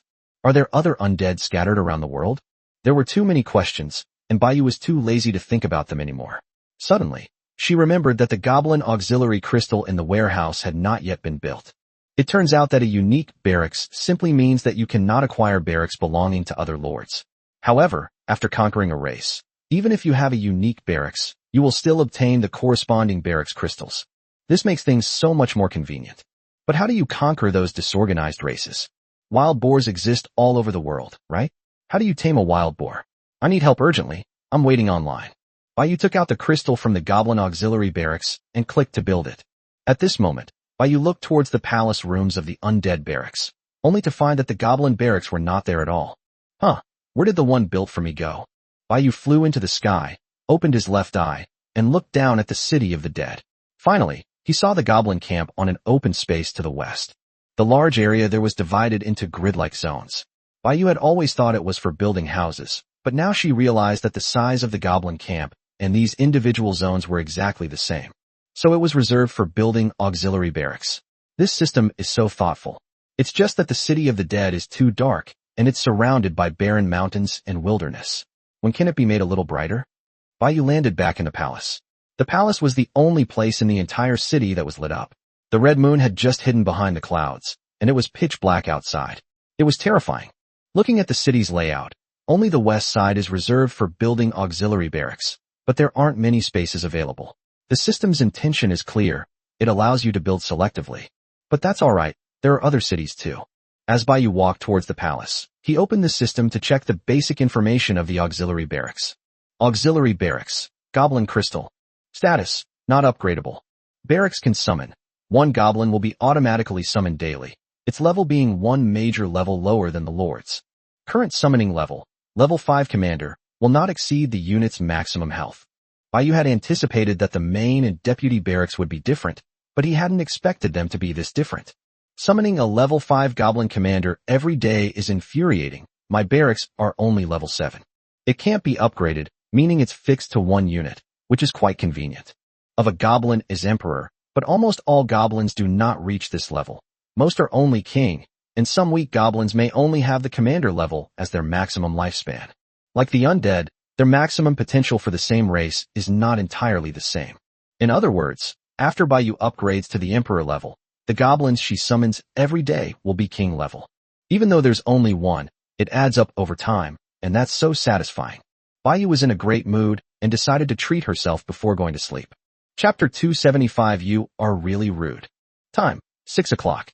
Baiyu sat up in bed in the morning and checked the time on the system panel. There are only 18 hours left until the leaderboard refreshes, which means the leaderboard will reappear in the early hours of tonight. Baiyu specifically found a set of clothes in the medieval style in the wardrobe and put them on to make herself look more like a local, so that at least she wouldn't be able to tell at a glance that she was a lord. When they arrived downstairs, the brother and sister were already preparing breakfast. Chen Shui was originally wearing a gray sweatshirt and casual pants, but at this moment her clothes were somewhat indescribable. It must have been damaged in yesterday's battle. The hoodie that was perfectly fine has now become an off-shoulder design, and you can even see the black straps on her shoulders, which is really a bit unsightly. Baiyu didn't even notice it yesterday. Chen Shui, go to my room and find some clothes to wear. They're all new. Hearing Baiyu's words, Chen Shui felt a little embarrassed. She couldn't very well wear animal skins. She had to make do with her only clothes. We're about the same size, so it should be a good match. As for Chen Feng, you're a grown man, so you'll have to make do.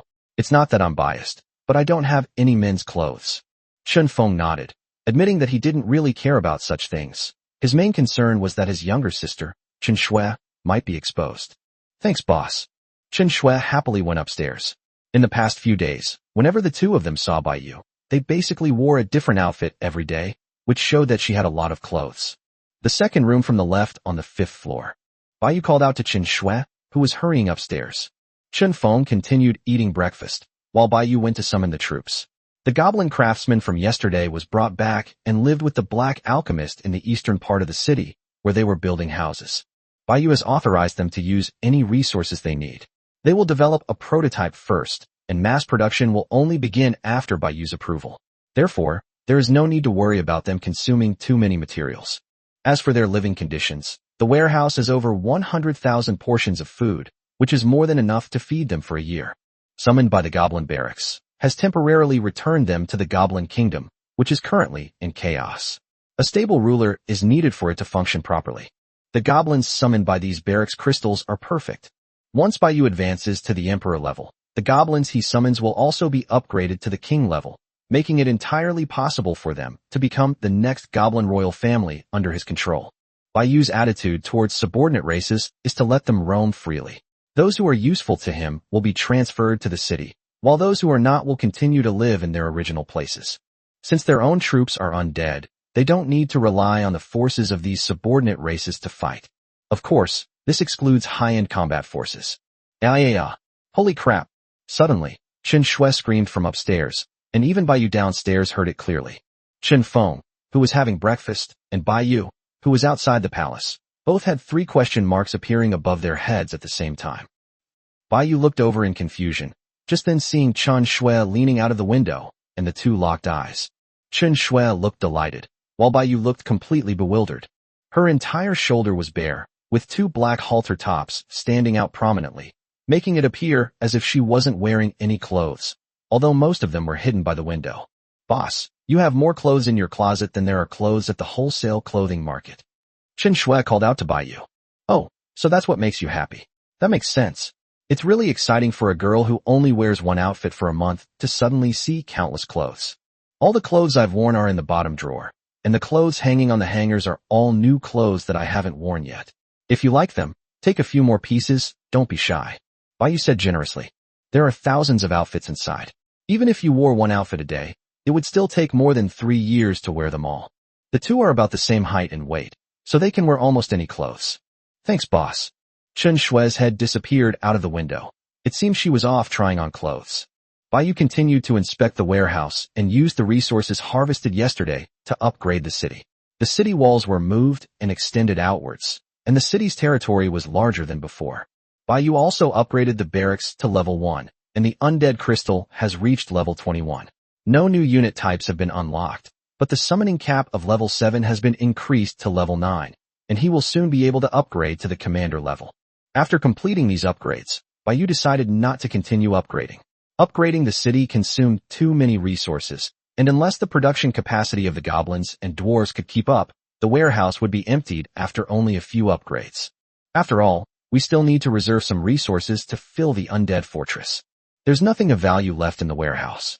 The conquering race system won't automatically liquidate resources, nor will it destroy the city like a lord would after a conquest. All the supplies were collected by themselves.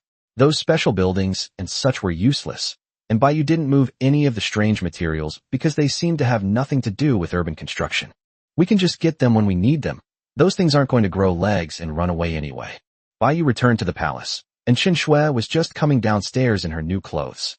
They were about to set off for Bian Mountain Range, and she was still wearing a sweatshirt and casual pants. The only difference was that the gray hoodie had been replaced with a white one, and she was also holding several other styles of clothing in her hand. Chen Shui, who hadn't changed her clothes for a month, suddenly changed them. Even Chen Feng couldn't help but take a second look, but only for a moment. Chen Shui's figure and looks are not bad, but unfortunately, in Chen Feng's eyes as her brother, his sister will never be a beauty. Boss, is it good? Chen Shui twirled in front of Bai Yu, the clothes fitting her perfectly. There's not much difference. It would be better if you could tie your hair up. Before Bai Yu could speak, Chen Feng spoke first. Who asked you? Chen Shui glared fiercely at Chen Feng, but still obediently tied her hair up because she was about to leave. It looks great and fits perfectly. It's just that you didn't bring enough clothes. I'll get you a few more later.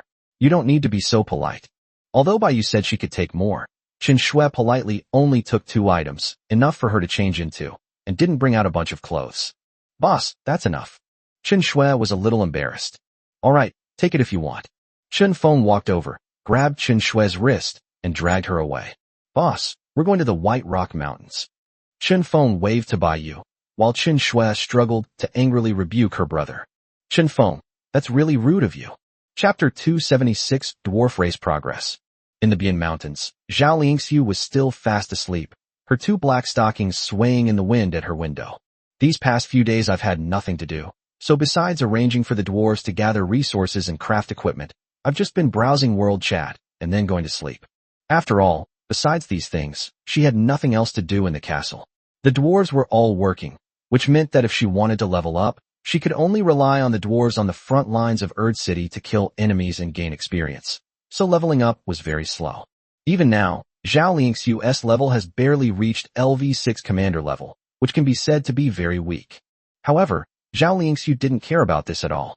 After all, she was just in charge of logistics, so it was acceptable for her to be a little weak. Lingxiu's place through a portal. After all, Baiyu had entrusted this place to her, and the brother and sister didn't know anything about the situation, so they had to ask her for information.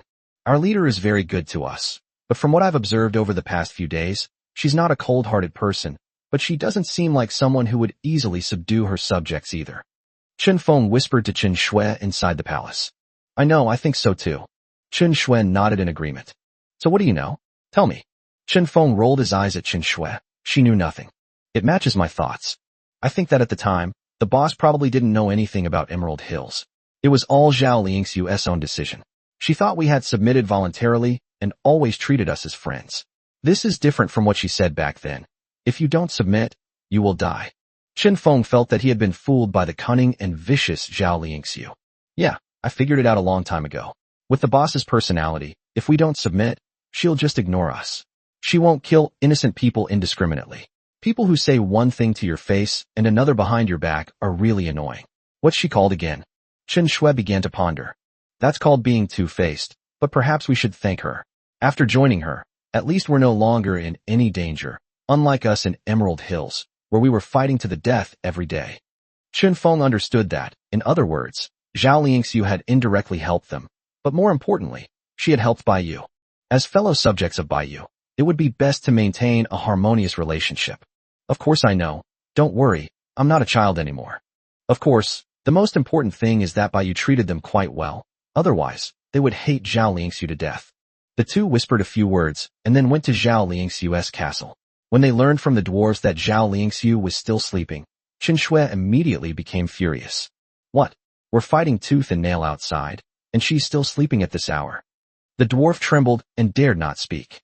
He knew that the 2 men in front of him were also subordinates of that great man, and their positions were no lower than his superiors. All right. Chen Feng pulled Chen Shui up with a hand. The dwarf went into the castle to report, but only dared to stand outside the room and knock on the door. Thump thump thump. The frequent knocking woke Zhao Lingxiu up. What's up? Zhao Lingxiu's voice came from inside the room, and the dwarf immediately spoke up, saying that 2 of the master's subordinates had arrived. Zhao Lingxiu felt embarrassed and quickly peeked out the window, where she saw Chen Shui and Chen Feng. She quickly pulled away the black stockings that were fluttering in the wind by the window, but Chen Shui still saw this scene. Chen Shui's eyelids twitched, and she looked speechless. All she wanted to say in her mind was, I've been wearing this for a month already. Is it really necessary to wear it? Chen Shui had always been a well-behaved girl and had never worn such a thing before, so she couldn't understand why some girls were so obsessed with it. A short while later, Zhao Lingxiu came out in a hurry. Her hair was still messy, and she had only washed her face. Zhao Lingxiu knew, of course, that the brother and sister's sudden arrival here must be because Baiyu had some kind of mission. Please come in. Please come in. Zhao Lingxiu, that is commendable is that she doesn't have an arrogant attitude towards her own people. She is always very peaceful. There is indeed a mission this time, but there's no rush. Let's go inside and talk. Chen Feng spoke first, and Chen Shui was about to say something sarcastic when Chen Feng pulled her hand and led her inside. Well, Zhao Lingxiu followed behind the 2 and entered the castle together. Inside the castle, the dwarves served the brother and sister a special drink made by the dwarven race. This is a specialty of the dwarves. You can try it. It tastes pretty good. Zhao Lingxiu also said with a smile. The boss thinks your dwarf kingdom's progress is too slow, so he asked us to come and help. Just tell us about the situation on the dwarf side. Chen Shui pouted, crossed her arms, tilted her head, and glanced at Zhao Lingxiu out of the corner of her eye, speaking rudely. But in the end, I really thought the drink on the table was delicious, so I couldn't resist picking it up and taking a sip. Chen Shui stared wide-eyed at Qin Feng. Then her eyes darted back and forth over the drink. It seemed to be telling Qin Feng that this stuff was delicious. Qin Feng. Next, Zhao Lingxiu told the brother and sister about the information they had learned about the dwarf kingdom. After losing Erd, a key supply city, the Firebeard clan was wiped out by the combined attack of the two major clans. Chief Wasu refused to surrender and was killed. Because they were from the same clan, the two major clans took over the remaining power of the Huasu clan and gave the chief a grand funeral. Max wasn't idle either. Using his former noble status, he sneaked into the clan's territory last night and stole the corpse of Chief Firebeard. No one would send heavy guards to protect the cemetery, and even if they did, they wouldn't be a match for a king-level expert. Max also took advantage of the turmoil to win over a large number of civilians and deserters, thus strengthening his own forces. Because Erd was the logistics city of the Firebeard clan, neither of the two clans knew that Erd had already been emptied by Max. Just as they were preparing to gather their forces to capture OD, Max, knowing he was no match for them, had already retreated to Oman with the supplies and equipment. Of course, not only the Firebeard clan was unified, but the other two weaker clans were also annexed. Now, the four major clans are divided into two forces that are attacking each other with all their might. The three major clans joined forces to attack the clan that was once the strongest royal family. That's roughly the situation at the moment. Zhao Lingxiu sighed and said, the dwarf kingdom has gone mad with violence. Chen Shui didn't listen to any of that. All she knew was that they had originally occupied two cities, but now they only had one, which meant they had lost out. What a loser. Chen Shui turned her head away. Oh, and I'd like another drink from earlier. Only Qin Feng cared about the most important issue. Where's the body of the Firebeard clan chief? You can't summon the dead if you've been dead for more than 24 hours. What? Zhao Lingxiu only then realized there was this restriction and immediately started estimating the time. It will probably be more than 24 hours by noon, and the body is still in Oman. Qin Feng immediately stood up. This was a high-level king-level weapon. Losing it would be a huge loss. Quickly notify the boss and have her summon it. Why didn't you say so sooner? Zhao Lingxiu spoke timidly in a voice barely audible. I only wanted to wait until the body was brought back before I told you. I didn't know there was this restriction. Chapter 277 Departure from Oman. Upon hearing the news, Baiyu wasn't too worried. There were still several hours until noon, and with the undead fortress in Oman, there was plenty of time. Lingxiu's fault, since she was unaware of this restriction. Baiyu entered the main fortress and was teleported to the undead fortress on the outskirts of Oman. Your Majesty, your apostle sends his greetings. The undead guarding inside the fortress bowed to Baiyu, who glanced at them. I'll give the order in a bit, and have 2 more king-level experts transferred over. We don't need any more king-level experts now. With that, Baiyu left the undead fortress and flew towards Oman City. The city of Oman is on high alert, with dwarven soldiers patrolling everywhere. Other clans have learned that the border city behind the Firebeard clan has been captured by rebels, and that the mastermind behind it is a foreign race, which is unacceptable to them. When the two clans discover that Erd has become an empty city, they will be furious and realize that the supplies have been moved to Oman. They will then inevitably join forces to attack Oman. This is also why the city has been so tense these past few days. Max, a single king-level being, cannot possibly deal with the two major clans on his own, so he must seek help from the undead. Move the corpses to the undead fortress. Max directed the dwarves around him to wrap the Firebeard chieftain's body in layers to prevent the surrounding civilians from noticing anything amiss. No need. I'm here. Baiyu's voice rang out behind Max, and he immediately knelt down on one knee. Greetings, Your Excellency. Get up. Baiyu waved his hand, and then casually summoned the corpses that the dwarves were carrying. Sure enough, it hadn't exceeded 24 hours. With this undead spirit around, Baiyu can save himself a lot of trouble. Otherwise, he would inevitably have to take action himself when attacking the dwarves. Tell me what happened. Baiyu asked Max, although she had learned some things from Zhao Lingxiu. but not in great detail. Max told Bai Yu about the current situation in detail, and after hearing this, Bai Yu naturally understood Max's predicament. The Firebeard clan was not completely wiped out, as the lineage could not be broken. Only the clan leader and a few sons were killed. Most of the Firebeard clan members were still alive, but they were incorporated into the clan. Among them, most of the clansmen, led by Zhuman, chose to surrender themselves when they saw that the situation was hopeless. It's Zhou Man again? Bai Yu had previously suspected that his bloodline was impure, like that of a hybrid, and now, sure enough, at this critical moment for the clan's survival, he stabbed him in the back. Which clans are left now, and how strong are they? Max had more detailed information than Zhao Lingxiu. They are the four major clans: Iron Fist, Hardbeard, Broadbeam, and Stonefoot. Among them, the Iron Fist clan was once the royal family and is the strongest. Currently, they are joining forces with the other three clans to fight against them. As for their strength, they are slightly stronger than the Firebeard clan, but not by much. However, the Iron Fist clan, as a former royal family, is extremely powerful. It is said that the Iron Fist clan's patriarch has reached the level of a level 8 king. This information came a long time ago, and he may already be level 9. After listening to Max's explanation, Bai Yu understood why the other three clans joined forces to fight against the Iron Fist royal family. As for why the 6 clans didn't unite to eliminate the Iron Fist royal family first, Max also explained the reasons to Bai Yu. Because the Hardbeard clan and another destroyed clan did not rebel at the beginning, they firmly supported the Iron Fist royal family. However, the 7 clans had their own agendas and were not a united front. They were eventually instigated to split, which led to the current situation. Soon, the corpse of Chief Firebeard was summoned into a Lich, a level 6 king, with strength comparable to the Goblin King. The Lich can continue to level up, and might even be able to reach level 7 or even level 8 with the help of this war.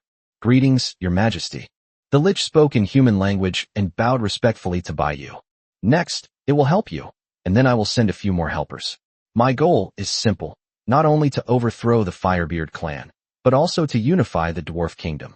Bai Yu told Max her thoughts, and even though he had already guessed it, a look of surprise still appeared on his face. Yes, sir. I will certainly not fail you. Having this level 6 king-level Lich greatly boosted Max's confidence. There was nothing more for Bai Yu to do here. After giving Max a few instructions, she left the Lich behind and departed from Oman City. If even a level 6 Lich can't handle this trouble, then her arrival would be pointless. You have to understand that Bai Yu herself is only level 5. If the Goblin King and Boiling Whale hadn't fought to a standstill, how could Bai Yu have so easily gotten away with this? On the other side, Zhao Lingxiu's castle. What? Sun Xiaoxiao is dead. Zhao Lingxiu was taken aback and looked at the brother and sister opposite her in disbelief. Chen Feng nodded and told the other party about the matter. Her attached castle has been destroyed. Isn't it very safe there? How could this be? Chen Feng shook his head, indicating that he didn't know. How did that big shot get back? Zhao Lingxiu asked Chen Feng again. I don't know. The boss didn't say, and we didn't ask. After hearing Chen Feng's words, Zhao Lingxiu fell silent. She knew that nothing would happen if she stayed by Bai Yu's side. If it were me, I might have made the same choice and resolutely decided to find my family. Well, Zhao Lingxiu sighed. Chen Shui, who was standing to the side, was already drinking her 3rd cup and didn't care at all what the two of them were saying. However, I'm not trying to discourage you, but you're too weak. If you don't get stronger sooner or later, you'll be left behind. And then, Chen Shui originally wanted to say that if you don't improve your strength, you'll be the next one to die, but Chen Feng glared at her, and she immediately shut up. You're all at the king level? Zhao Lingxiu asked somewhat uncertainly. To correct you, it's level 2 king. Chen Shui held up 2 fingers and said in a serious tone. Zhao Lingxiu felt a chill run down her spine. When she first met them a few days ago, Chen Shui had just been promoted to level 8 commander, only 2 levels higher than her. Everyone else has already reached level 2 king rank, while I'm still stuck in the same place. Zhao Lingxiu glanced at Bai Yu's information again, level 5 king. But she always felt that Bai Yu had only recently been promoted to the king level, so how could she have reached level 5 in the blink of an eye? Damn it, they're all freaks, leveling up way too fast. The Demon Lord is only level 2. My brother's point is simple. If you don't work harder, you'll be useless.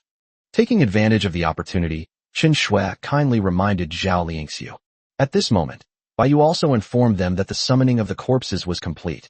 Let's go to Oman City. The boss entrusted this task to us.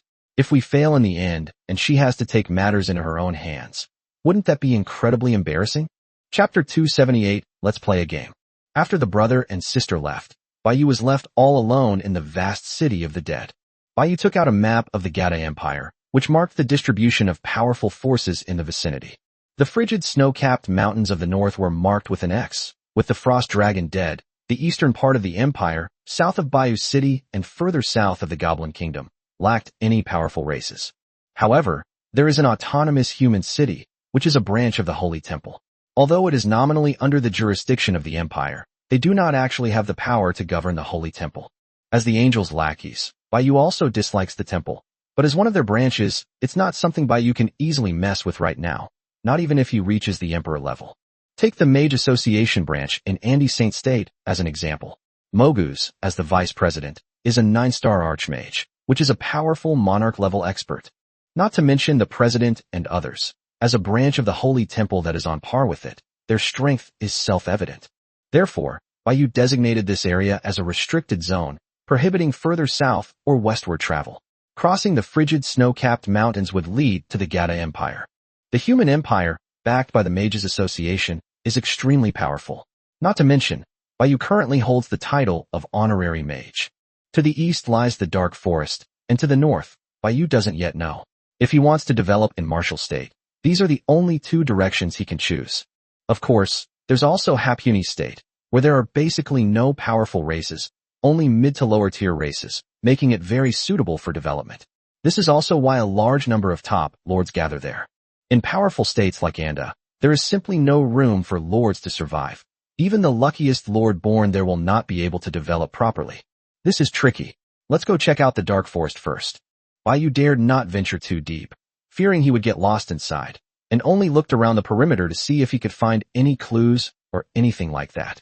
Logically speaking, since their city area already covers the outer edge of the Dark Forest, and many trees have been leveled by the system, shouldn't the races here have no complaints and not come to cause trouble?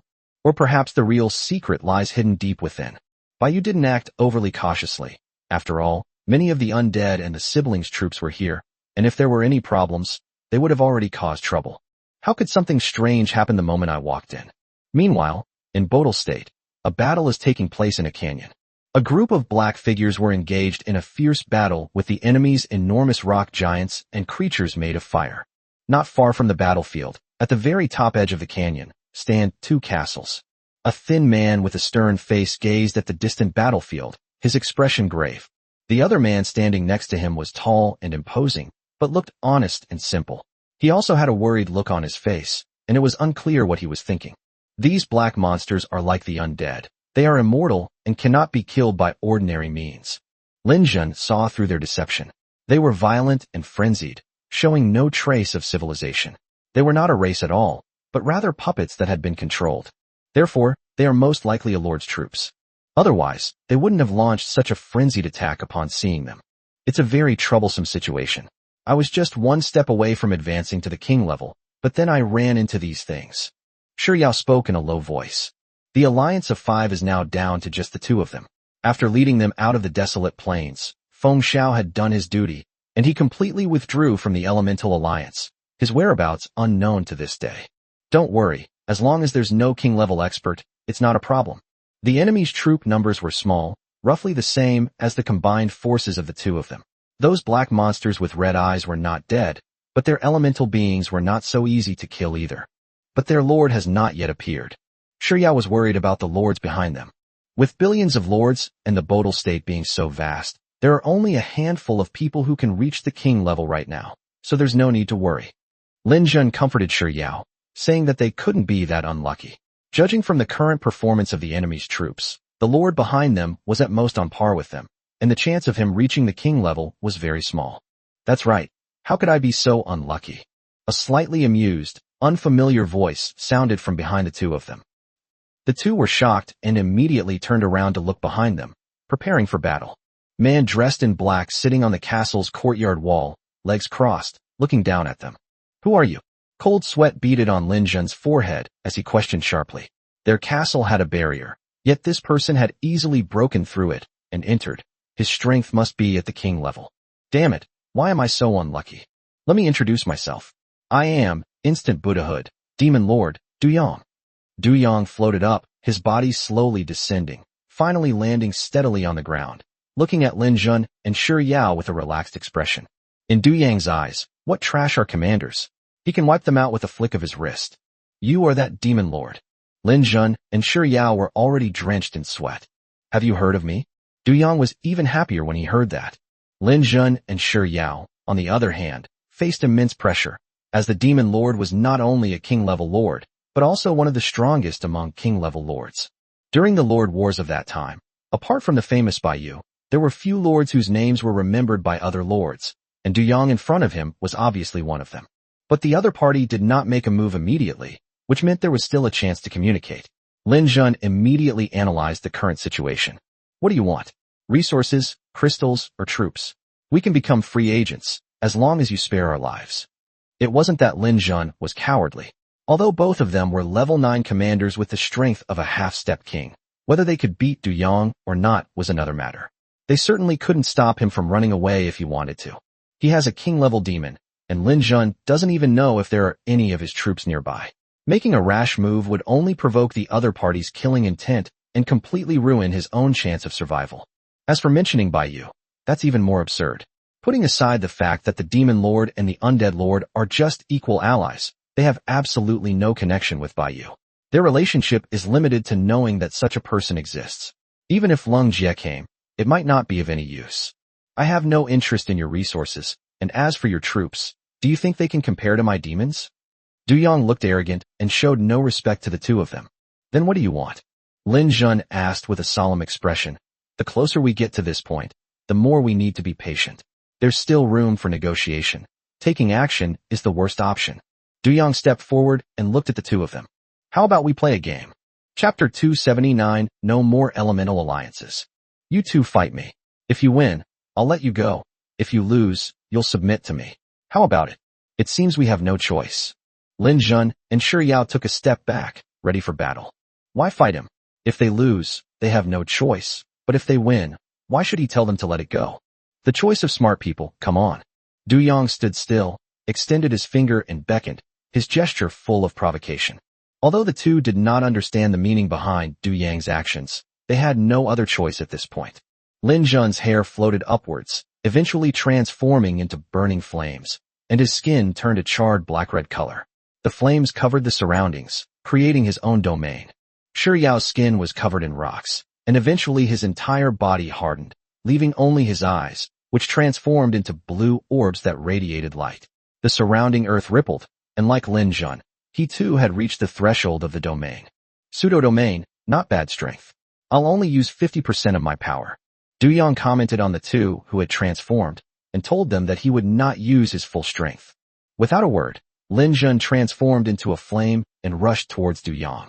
Shi Yao was a step slower, but his momentum was immense, like a speeding train. The surrounding rocks swirled and surged, crashing into Du Yang along with him. Du Yang raised his arm, which was surging with demonic energy. He simply opened his palm and caught Lin Jun's punch, then kicked him away. Faced with the charging Shi Yao, only a black barrier appeared in front of him. Countless rock attacks hit it and dissipated. Even Shi Yao's rock armor turned into sand in an instant as he charged through. Without his own abilities to enhance him, Shi Yao was no match for Du Yang. Du Yang punched him in the chest, and then kicked him 5 or 6 meters away. Du Yang did not continue the pursuit, but quietly waited for them to stand up. The two men looked grave. Their pseudo-domains were completely ineffective against Du Yang, who was the strongest king-level opponent they had encountered so far. This is not even in the same league as Miles back then, and that's even with the opponent only using half of his strength. Is this the Demon Lord? The flames burning on Lin Jun's body suddenly intensified, and his skin dripped slowly down like lava. Shi Yao regained control of the surrounding rocks, and countless rocks and clods of earth seemed to come alive, all converging towards Du Yang. At first, Du Yang was able to easily break through these rocks. They seemed to be sticking to Du Yang, constantly surging towards him. But as more and more rocks appeared, Du Yang was gradually covered by them and then squeezed. Finally, a huge rock sphere was formed. Shi Yao controlled the rock to float upwards, while Lin Jun, who had been gathering his strength, immediately raised his right fist and rushed forward. His arm was covered by scalding magma, forming a giant red magma fist that emitted high temperatures. He punched directly through the rock. Boom.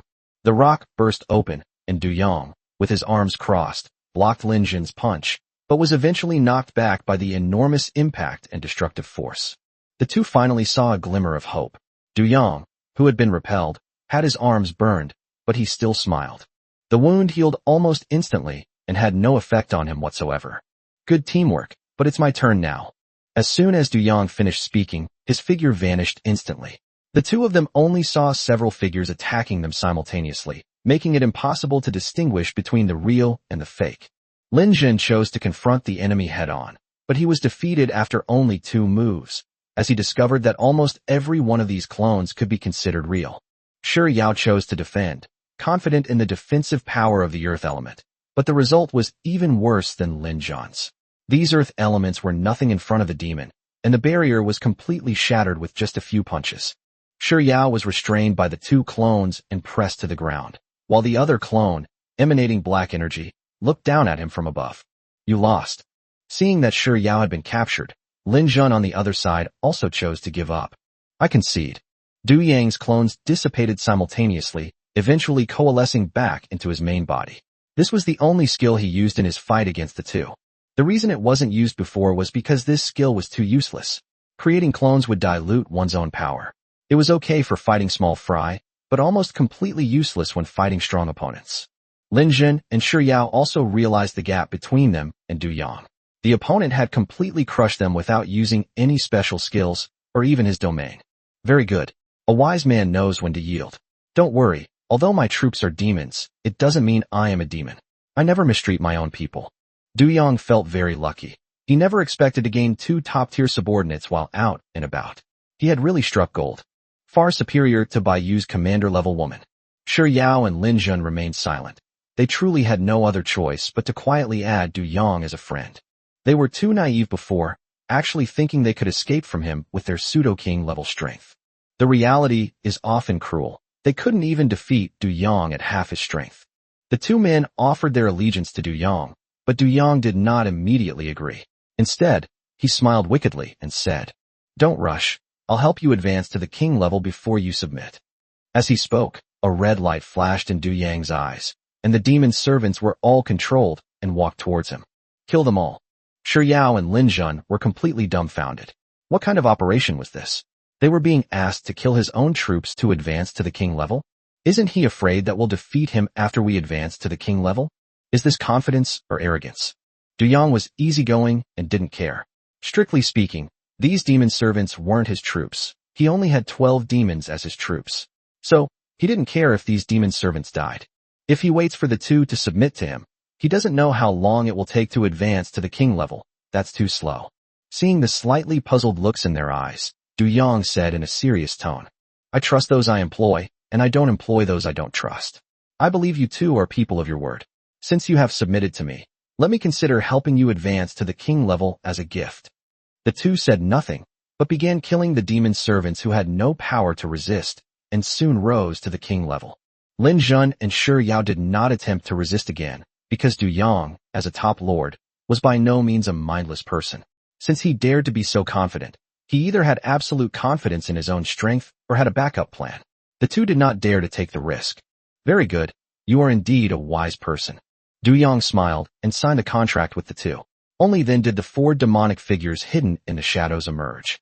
Without a doubt, they are all king-level beings. Lin Jun and Shi Yao's expressions hardened. Their guess was correct. The other party indeed had a backup plan. At the same time, he was also glad that his decision had not cost him his life. Chapter 280 Alliance Rankings and the Hunt. Bai Yu returned to the palace from the dark forest out of boredom. He found nothing special on the outskirts. It was no different from any other forest.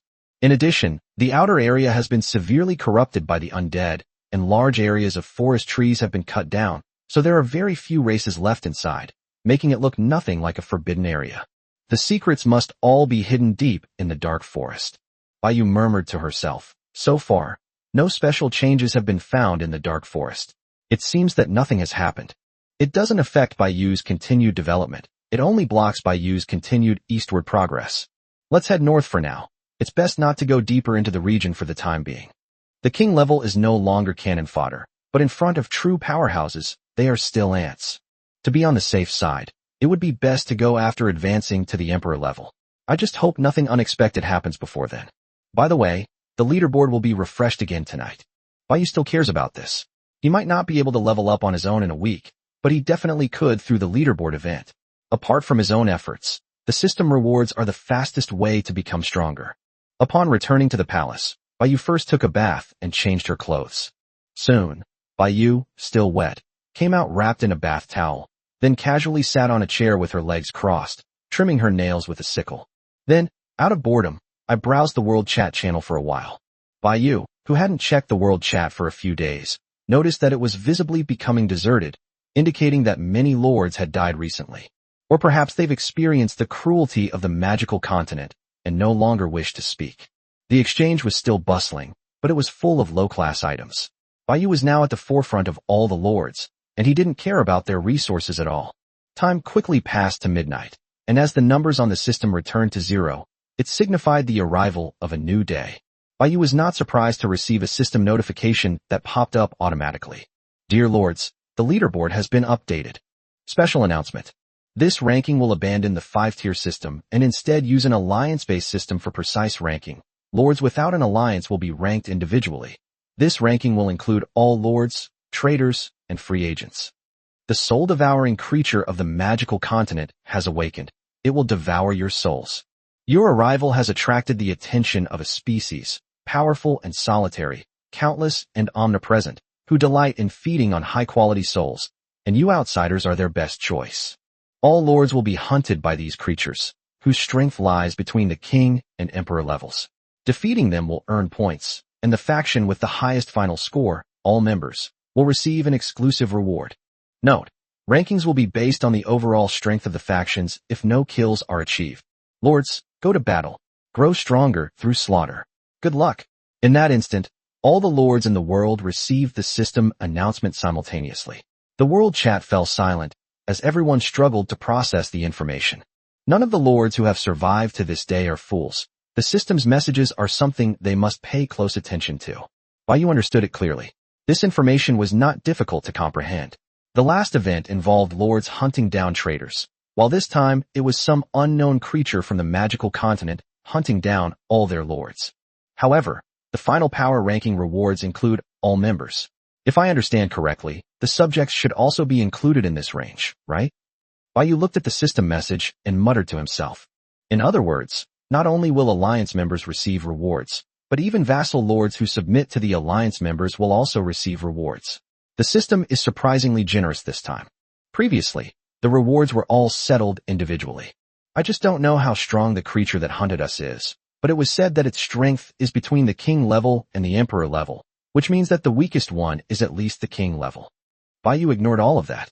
This time, the ranking method was different, and the system explained that when there were no points, the ranking was based on overall strength. It's impossible for anyone to gain points now, so it's a good time to see which alliances are currently the strongest. Baiyu opened the leaderboard, which had a simple page and a straightforward ranking, making it the simplest of the previous two. First place, Light Alliance. Second place, Justice League. Third place, Mithril Alliance. You are currently ranked first.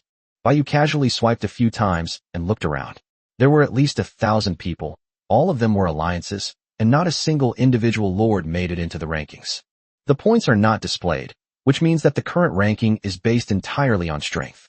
Baiyu's alliance of only 3 people is unsurprisingly ranked first. It seems that I have indeed fallen behind the other lords. Du Yang and Li Lingzi shouldn't have any subordinates. Including the 4 people on our side, there are a total of 6 people, all of whom can receive rewards. Although all members of the faction can receive rewards, only the first place winner will receive one this time. On the other hand, the second place Justice League may also receive rewards if they have enough points. Cunning as ever. Meanwhile, in the Castle of the Abyss in Bodal State, Du Yang laughed. See? You've come at just the right time. This reward is only for the first place winner. Lin Jun and Shi Yao also looked at the rankings with surprise. Your ranking is number 1. The two had always thought Du Yang was a lone wolf, but they never expected that his alliance with Baiyu would last until now. With the 3 top lords joining forces, it's likely that no one else will have a chance in future events. It seems that following Du Yang is much better than them working hard to develop on their own. Du Yang wasn't blinded by joy yet. He was pondering the creature's strength. From king to emperor, it seemed that not every lord would have the chance to encounter such power. Otherwise, apart from a very few lords, everyone would be doomed. If one unfortunately encounters a high-level king or emperor, even they would find it difficult to deal with. Du Yang sent a message in the alliance group. Du Yang, it's quite unusual that we promptly notify each other and offer support when we encounter difficulties. Bai Yu, are you worried about encountering a royal-level opponent? Du Yang looked at Bai Yu's message speechlessly. Isn't that obvious? Aren't you afraid? Forget it. A good man doesn't argue with a woman. Li Lingzi, no problem. Everyone should stop what they're doing this week to ensure timely support. Encountering a high-level king will still be very troublesome. Chapter 281 is the monster human? To be honest, Bai Yu wasn't too worried about high-level kings. As long as it wasn't a 9th-level king or an emperor, she was confident. Bai Yu has the lifelink skill, so he can't die at all. What's there to be afraid of? Besides, if I can't beat them, I can always run away. At worst, I'll run to the Mages Guild, where a monarch-level figure is in charge. Let's see if you dare to be arrogant again. Humph. The world chat became lively at this time, but for most of the lords whose strength was still at the commander level, being hunted by a king-level being was a nightmare. They could only pray that they would not be so unlucky as to encounter this creature. Northern Wolf Clan, I really won. Why is this system, that old bastard, always trying to kill us? Yuri the only one. I'm just saying, is it possible that you're too weak? Young Luo Huang. Family members, does anyone understand? Plum Jam. Didn't you guys notice that the names of the undead, demon, and fallen angel lords didn't appear? This means they're still in the alliance. Does anyone know what their alliance is called? Sherlock Holmes. First, let's rule out the Justice League.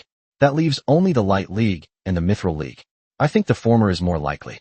Tyrannosaurus Warrior. Are you brain dead upstairs? What do you have to do with them? Do you think a 3-person alliance would give you a spot? Source of Life. Genius. They're still 2 spots short. They can get rewards from them. They should hurry up and submit. Forget about the alliance. Bai Yu looked on with a puzzled expression. At that moment, the system suddenly received hundreds or thousands of friend requests, all with the notes submission and alliance. Holy crap, you guys are crazy. Of course, it's not just Bai Yu's alliance. The top alliances also have members. However, compared to this, other alliances are already full, and their lords, having exhausted all other options, have chosen to submit. This time, it's not just targeting lords, but also freemen and traders. These creatures weren't created by the system. They are an indigenous species. The system merely uses this fact to distribute rewards, and it can't interfere with that. Free people are not a guaranteed escape from death. This method of identifying souls leaves them nowhere to hide, but hiding in human cities is indeed much safer. Bai Yu didn't care about them. He'd consider them after he became a saint. Yawn. Bai Yu closed the world chat channel, summoned his troops, and then went to sleep. Nothing was said that night. A new day has begun. Bai Yu checked the time in the system as usual, glanced at the world chat, and found that they were all discussing that creature. It seemed that an unlucky lord had been attacked last night. Opening the leaderboard, everyone still has 0 points. It seems they were all killed by the opponent. A human dressed in strange clothes? They're human.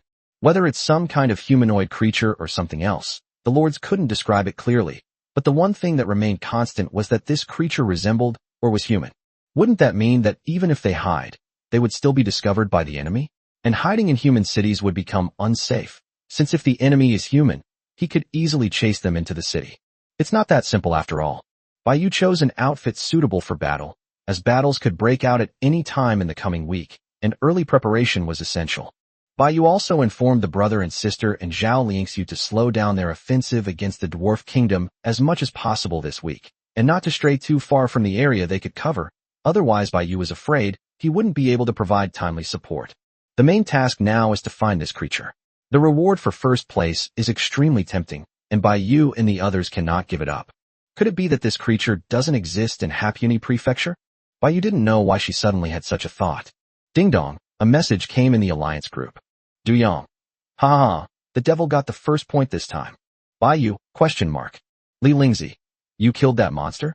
When Bai Yu saw the message and opened the leaderboard, he saw that his score had changed from 0 to 1, and Du Yang had actually killed someone. Du Yang. That's right, it's a piece of cake. This thing is very weak. How about the 3 of us compete to see who gets the most points? Bai Yu. Boring. Li Lingzi. Pfft. Is this what men's strange competitive spirit is like? Du Yang, stop talking nonsense. Don't let the two of you end up with less points than I do alone. Li Lingzi.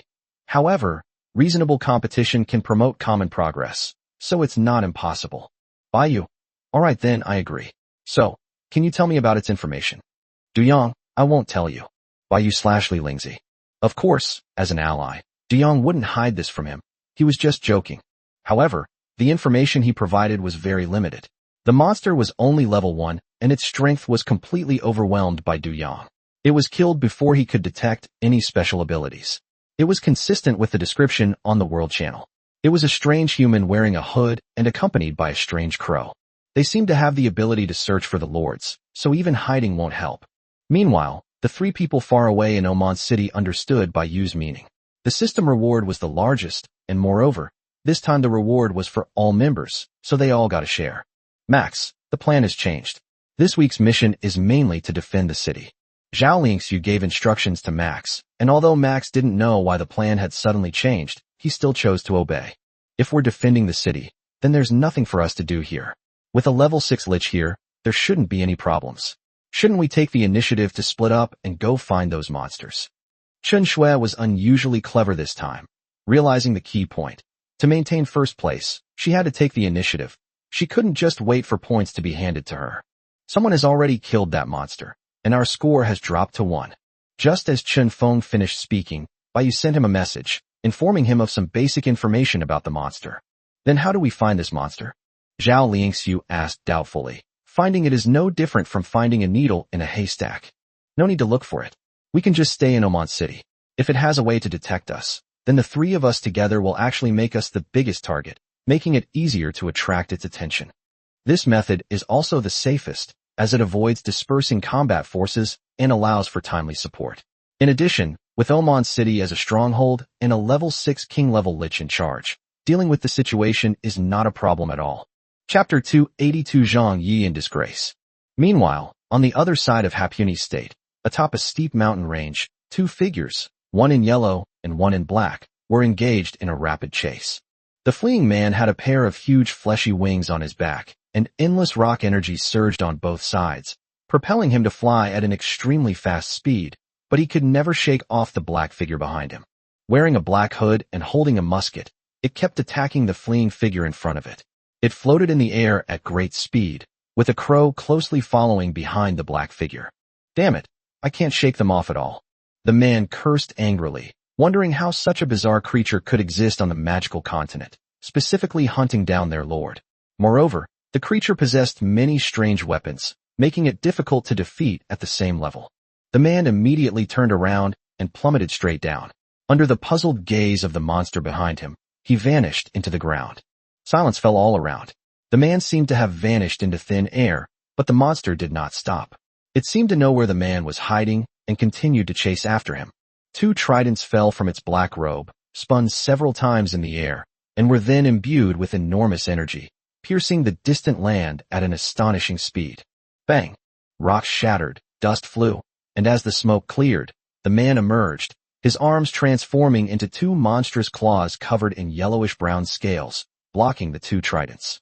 Tick-tock! Hot red blood dripped onto the ground. Although the man had blocked the attack, his arm was still stabbed. The monster in the sky raised its musket and aimed it at the man. As the trigger was pulled, an exploding lava projectile shot out. The man hurriedly used rocks to block it, but they were easily shattered. Boom! A huge explosion rang out, and the ground was blasted open by the shell, leaving a huge crater. Cracks appeared all around, and the rocks and soil melted, turning into molten lava. The monster looked up and saw the man taking a desperate gamble, using the immense impact of its attack as leverage to protect his vitals and fly far away. As he reached the critical point, the man spread his wings and accelerated, quickly escaping. Seeing this, the monster still had no intention of letting the other party go. It took out a black, pointed mask from somewhere and put it on its face, and then its whole body was in a strange state. The monster vanished instantly, leaving only a few black feathers drifting downwards in its wake. The man who fled was none other than Zhang Yi from the Justice League. The monsters chasing him were naturally the ones mentioned in this ranking update system. Since his last major battle with Bai Yu, Zhang Yi, who had escaped back, moved the castle away from Shizu Mountain. There were few resources to develop there, and he had to go to a very far place each time. Keep in mind that his unit is a dragon, which is difficult to develop in a resource-scarce area. The early-stage portals cannot provide teleportation for his dragons, so staying there will only subject him to more restrictions. After discussing it with everyone, the others also agreed that this would only hinder Zhang Yi's development and agreed to let him move away from there temporarily. Zhang Yi's new place is also in Hapuni State, called the Great Wilderness Mountains, which is the mountain range he is currently fleeing from. This is the eastern border of the Dwarf Kingdom, bordered by the Serpent People to the north and the Azure Cloud Giant Eagles to the south. This is only the information Zhang Yi currently has. Located at the intersection of these three races, it is naturally very suitable for his development. The Great Wilderness Mountains, as its name suggests, are extremely desolate. While the White Rock Mountains are also desolate, at least they contain minerals. The Great Wilderness Mountains, however, have nothing at all. There are no living creatures living there. The Great Wilderness Mountains are a north-south mountain range that forms the eastern border of the Dwarf Kingdom, separating it from other races outside the mountains. As a result, Zhang Yi had only been here a few days and his development was just getting on track when the leaderboard event updated. Unfortunately, he encountered a monster that hunted lords and was no match for it, so he was chased all the way here. If it weren't for the Earth Dragon's tenacious vitality, he would have died long ago. He regretted it. He shouldn't have moved away so hastily. Ultimately, it's all Bai Yu's fault. He always thought he was no weaker than others, being a top lord himself, but he never expected the gap between him and Bai Yu and others to be so huge, which caused him a great psychological letdown. Even their strongest angel lord was no match for them. Zhang Yi believes this is due to forming cliques. In his view, Hapuni State is very safe, and forming cliques is completely unnecessary and will even affect development. These reasons ultimately led him to resolutely move away from there. The monster that hunts him is very strange. It doesn't kill your troops or destroy your castle. It only wants you as a person. Apart from these, nothing else seemed to interest it. When Zhang Yi was discovered, he wasn't even in the castle. He didn't have time to call for help. The monster appeared on his only way back to the castle, and the two fought. Zhang Yi could only run in the opposite direction. During this time, Zhang Yi kept asking his allies for help, and they readily agreed. However, Zhang Yi was worried that as he got further and further away from the castle, his allies would not be able to come to his aid in time, and he would only have one way out, death. Zhang Yi wanted to return to the castle but couldn't. His retreat was blocked. Helpless, Zhang Yi had no choice but to fight the monster head-on to buy time and wait for his allies to come to his aid. But after Zhang Yi had been fighting the monster for half an hour and was covered in wounds, yet still hadn't seen his allies, he knew that his allies wouldn't be coming. He had a vague idea of the reason. Zhang Yi decisively abandoned the fight against the monsters and retreated westward. Among these forces, the Dwarf Kingdom was the strongest, and Zhang Yi could only find a glimmer of hope by running that way. His idea was simple: hide in a dwarf city, burrow into the ground, use the monsters' attacks to break the protective shield, sneak into the city, then trigger a battle between the dwarf city and the monsters, and finally escape. Zhang Yi had already flown away from the Great Wilderness Mountains, and the monsters behind him were about to catch up. There's a river. Zhang Yi, who was in a sorry state, was somewhat delighted at this moment. He had never expected that there would be a swift river at the junction of the Great Wilderness Plain and the grassland. The existence of a river implies the existence of dwarf cities built along its banks downstream. Zhang Yi's wings enveloped him, and he fell straight into the water like a silkworm cocoon, creating a huge splash. Zhang Yi vanished beneath the riverbed. Using this technique, he didn't need to breathe, though it consumed mana. He swam rapidly downstream along the river. The monster that was chasing them only hesitated for a moment before following them without hesitation. I'm starving. I can't even afford sanitary napkins anymore. Chapter 283 Raven. Great. There really is a city. Zhang Yi grasped at a straw, for in the distance the river flowed swiftly downstream, and on the high cliffs by the river stood a dwarf city. Zhang Yi quickly quickened his pace, reached the bottom of the cliff, rushed out of the water and leaped upwards, then disappeared into the soil outside the city's protective shield. The monsters that were in hot pursuit launched their attack the instant Zhang Yi leaped out of the water. Huge lava projectiles destroyed the riverbanks, causing large areas of rocks to fall from both sides and creating huge splashes in the river. Boom. The sound of the explosion and the tremors immediately caught the attention of the dwarves in the city. They saw the monster floating on the river below, shouted that it was an enemy attack, and sounded the alarm. The monster, however, paid no attention to any of this. It only sensed that Zhang Yi was right below the dwarf city and pulled the trigger again without hesitation. The rapidly spinning lava cannonball shattered the dwarven city's protective shield with a single strike. This wasn't because it was particularly powerful, but because the weapon was specifically designed to destroy energy shields. Zhang Yi was overjoyed at the sight. He hid in the ground, and the dwarves around him were all attracted by the monster, so no one noticed him. Now that the city's protective shield was broken, Zhang Yi did not hesitate to escape into the city. The dwarves raised their cannons to attack, but these attacks were like tickling to a king. The monster ignored the attacks. It sensed that Zhang Yi had entered the city and was about to enter when several figures on the city wall below blocked its path. Keza City is not a place for you to run wild. He was the city lord of Hasa City, and he was accompanied by 2 guards. All 3 of them were at the king level. The monster did not answer, whether it was unable to speak or disdained to speak. Since the 3 of them were blocking its way, it might as well take their souls as well. While the soul of a lord may be delicious, the soul of a native creature is not so bad either. 2 dwarf guards, wielding large swords, soared into the sky and engaged the monster in battle. The monster, using its agile movements and the constantly appearing weapons, calmly dealt with the 2. Harpoons, muskets, scythes, cloaks, bombs, all sorts of weapons appeared one after another, each with different functions, making it impossible for the 2 dwarves to defend themselves. They were able to barely hold on thanks to their equipment, preventing them from being defeated in an instant. Below, the city lord, who stood motionless and observing the battlefield, seemed to be deep in thought. The crow beside the monster gave him a sense of déjà vu. I seem to have seen a record of this creature in some ancient book. Although the monster is humanoid, its weapons and strange fighting style indicate that it is not human. I remember now, it's a raven. The city lord was somewhat surprised, and at the same time became even more certain of his guess. But how could there be ravens here? They hadn't appeared for many years. Why did ravens suddenly appear in the city of Kaza? Ancient texts record that ravens are creatures that feed on souls and have a particular fondness for them. No one knows exactly how many there are, where they live, or why they appear.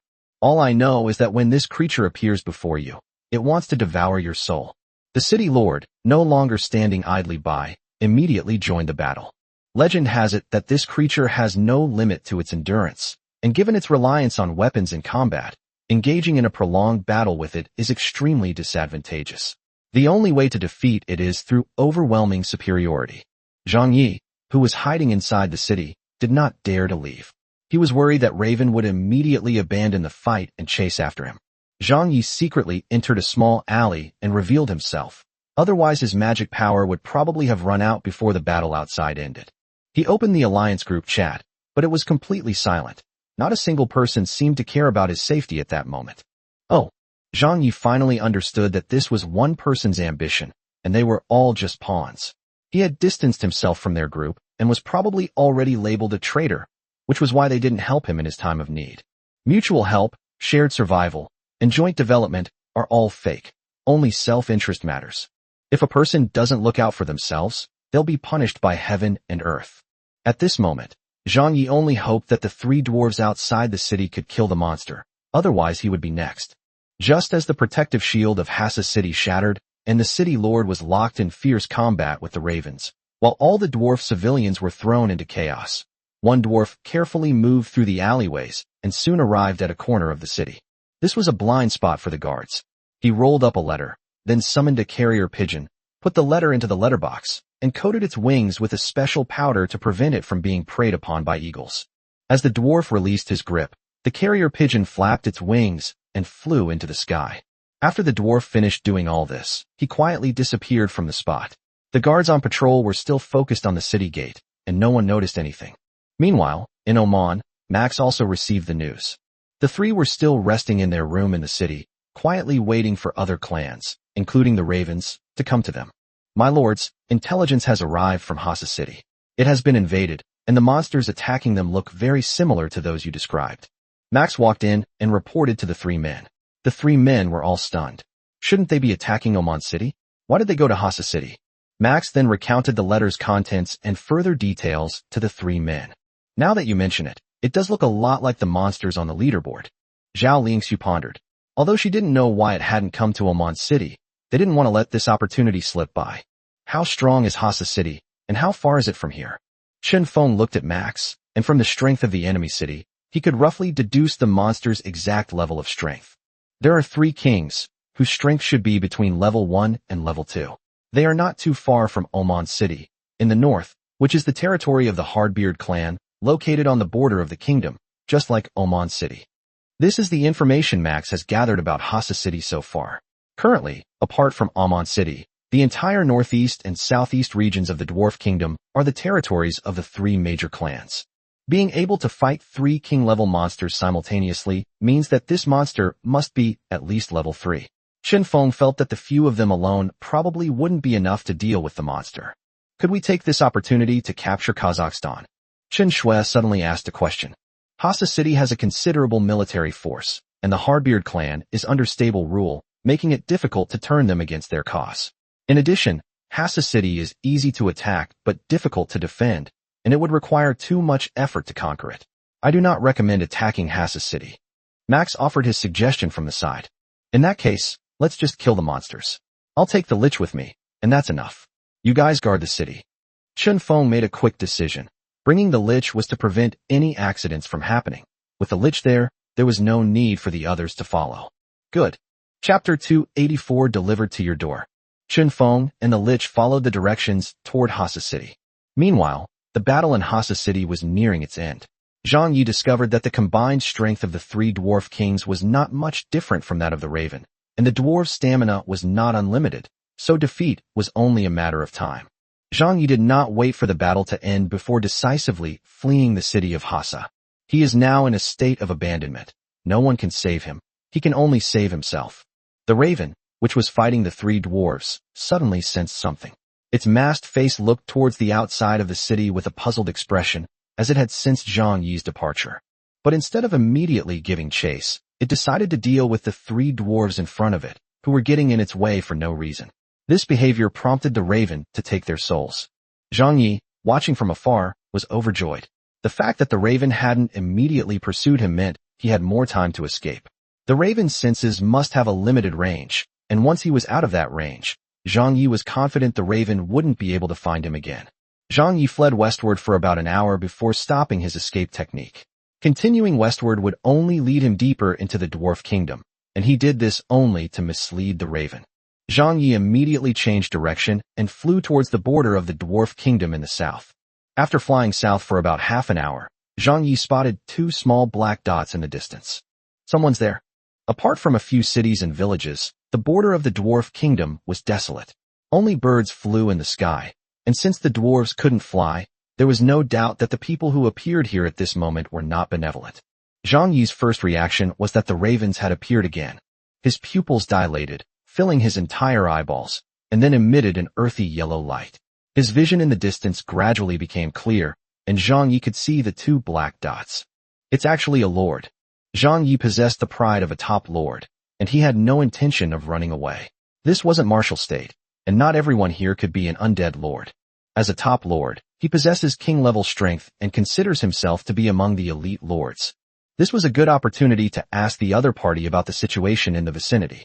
At the moment, Zhang Yi was only concerned with escaping and knew nothing about the surrounding situation. He couldn't continue to be clueless like this. Chen Feng, who was in the distance, also noticed Zhang Yi. The straight-line distance from here to Hasa City was already very close, but a lord just happened to appear at this moment. Chen Feng seemed to understand that the monster had come to hunt down the lord, but he had lured it into the dwarf city and thus escaped. If that's the case, then it explains why the monsters attacked the dwarven city. The fact that the opponent was able to escape from the monster meant that their strength must have reached the king level. At this stage, a lord who has reached the king level cannot be an unknown person. However, Chen Feng had nothing to worry about. A low-level king, while the lich beside him is a level 6 king. Seeing that the other party did not stop, but instead flew towards him, Chen Feng revealed a rare playful smile. Looks like I've been looked down upon. As the 2 drew closer, Zhang Yi finally realized something was wrong. The black-robed man, next to Chen Feng, didn't look like a lord at all. It's more like a ghost. Are you kidding me? How could there be ghosts in Hapuni's state? Zhang Yi still can't believe how unlucky he is, encountering ghosts everywhere he goes. Zhang Yi stopped first, waiting for Chen Feng and the lich to approach on their own initiative. suppressing his inner unease and putting on a show of composure. You're the lord being chased by that monster? Where is that monster now? Before Qin Fengran even arrived, his voice was heard first, and he was the first to ask Zhang Yi a question. Zhang Yi was startled. The other party actually knew that he was being chased by monsters, so it seemed that they came to kill monsters to gain points. Are you a dwarf lord? Zhang Yi didn't answer, but instead asked Qin Feng. We haven't encountered any forces along the way, so they couldn't possibly have revealed any information. The only possible source is the dwarves of Hassa City. He mostly fought against fallen angels in his early battles and rarely encountered undead, so he didn't recognize the Lich. He only guessed that the Lich had the characteristics of an undead. But Zhang Yi rejected this idea in his heart, which is why he dared to stand here so confidently. Looks like you haven't grasped reality. You're being chased and fleeing in a sorry state, while I'm here to kill it. If you didn't know a little bit of information, do you think you'd still be standing here talking to me right now? Qin Feng disliked his attitude, feeling he was like a frog at the bottom of a well, with limited knowledge. Therefore, Qin Feng also threatened him without any politeness. Although Zhang Yi was not provoked by these words, he would never cooperate properly. Let me see what gives you the right to talk such big. Zhang Yi didn't hold back and attacked. He formed his right hand into a claw, and earth-yellow energy condensed in his palm, directly striking Qin Feng. Qin Feng stood still, not even making a move to resist. However, the Lich behind him stepped forward, its skeletal hand emerging from its black robe, and effortlessly caught Zhang Yi's attack. Zhang Yi witnessed this scene. His pupils constricted, his heart pounded, and he was so shocked that he felt as if he were facing a formidable enemy. Without thinking, he immediately retreated. Fortunately, the Lich did not pursue him. Undead, Zhang Yi exclaimed in surprise. He was now certain that the black-robed figure was an undead, and a very powerful one at that. How could there be undead here? Who are you? Zhang Yi was no longer as calm as before. His first thought was that there was also an undead lord in Hapuni State. But he knew that there were unique barracks. Could it be that the barracks of the powerful undead lord were not unique? Zhang Yi never expected that someone would voluntarily submit, granting Baiyu the ability to traverse vast continents. This is not something you need to know. You just need to cooperate with me obediently. The Lich stepped aside, while Qin Feng stepped forward and stared at Zhang Yi. It fought 3 dwarf kings in a dwarf city, but they were no match for that monster. I took the opportunity to escape, until I met you here. Forced by circumstances, Zhang Yi had no choice but to compromise. This undead spirit felt even stronger than the monster. No wonder it dared to come and kill the monster. In that case, you'll have to come with us. A king-level lord, no matter what, has a huge role to play, and even if he were killed, it would be impossible to let him go. Zhang Yi naturally understood this principle and could only mutter to himself that he was unlucky. Just as they were about to continue their journey to Hassa City, a small black appeared in the distant sky, rapidly approaching them. It actually caught up with us? It's like when it rains, it pours. This is really bad luck. Zhang Yi, I eat lemons. Qin Feng, who was standing to the side, was delighted. They had actually come to him of their own accord. Chapter 285, I really don't know. At this moment, Baiyu, who was in the city, was inspecting the latest products developed by goblins and alchemists. It is named the Teleportation Dark Alchemy Enchantment Technology Research Stone, which Baiyu will refer to as the Teleportation Stone.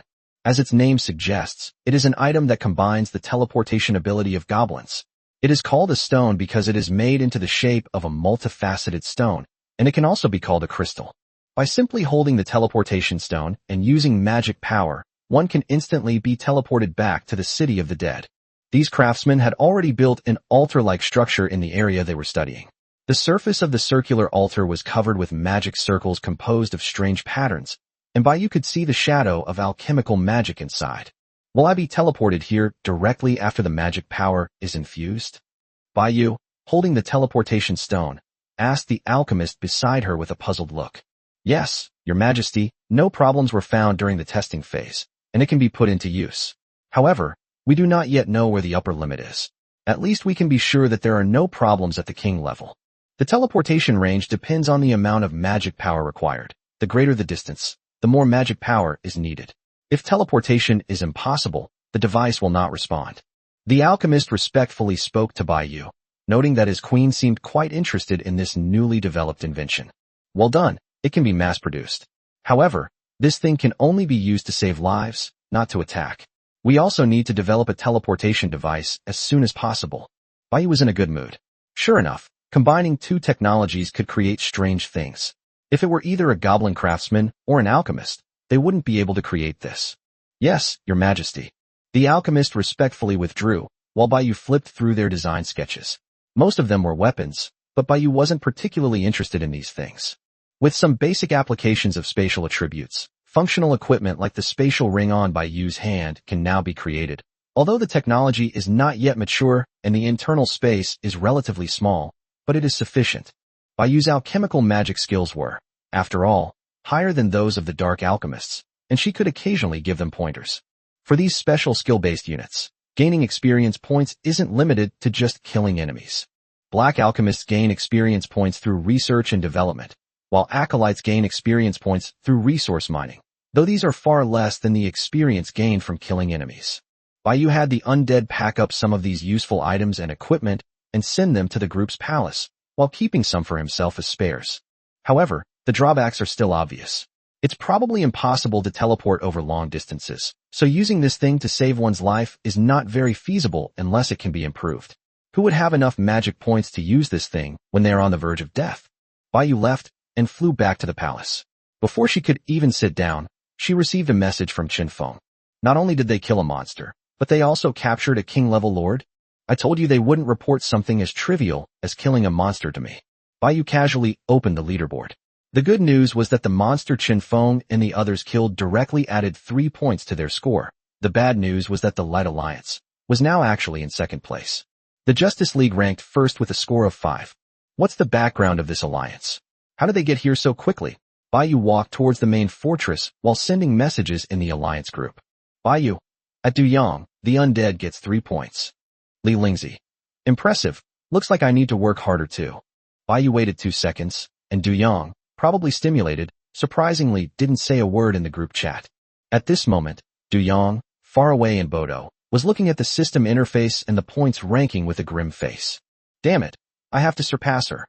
The indifference on the side was as if he hadn't seen Du Yang's episode at all, and he ignored him. This scene was witnessed by Lin Jun, who walked in, and Du Yang immediately transformed into a master of facial expression management and returned to normal. Cough cough. But Lin Jun still saw it. He was a little embarrassed, and his mouth twitched. Why was this demon lord a little different from what he had imagined? On the other side, Baiyu had already traveled directly from the main fortress to the undead fortress outside Oman City, and then quickly flew into the city. Baiyu landed in the city square and saw the brother and sister, Zhao Lingxiu and her group, as well as an unfamiliar lord, who was presumably the captured lord. You should at least restrain them. This is so unprofessional. Baiyu made a comment and walked over. Although Zhang Yi had guessed it, he was still very surprised when he saw Baiyu. It really is the undead lord. When Zhang Yi rescued his teammate, he was buried in the ground, so Baiyu didn't see his face, but he could see it clearly from underground. You're Baiyu? Zhang Yi blurted out, leaving the brother and sister completely stunned. They both looked at Baiyu with puzzled expressions, their eyes seeming to say, is this another one of your high school classmates? What a small world. Baiyu. Since she read the previous owner's memories, she has been absolutely certain that this person is not in those memories. No, who the hell are you? Don't try to establish a relationship with me right away. I'm a key duplicator. I'd like to ask if you duplicate keys, and how many you need.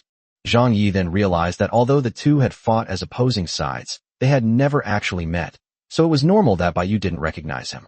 I was the one who rescued the Titan Lord and the Behemoth Lord during the Lord War. Oh, so it's you, Dragon Lord. What a small world. So you've been hiding in Hapuni State.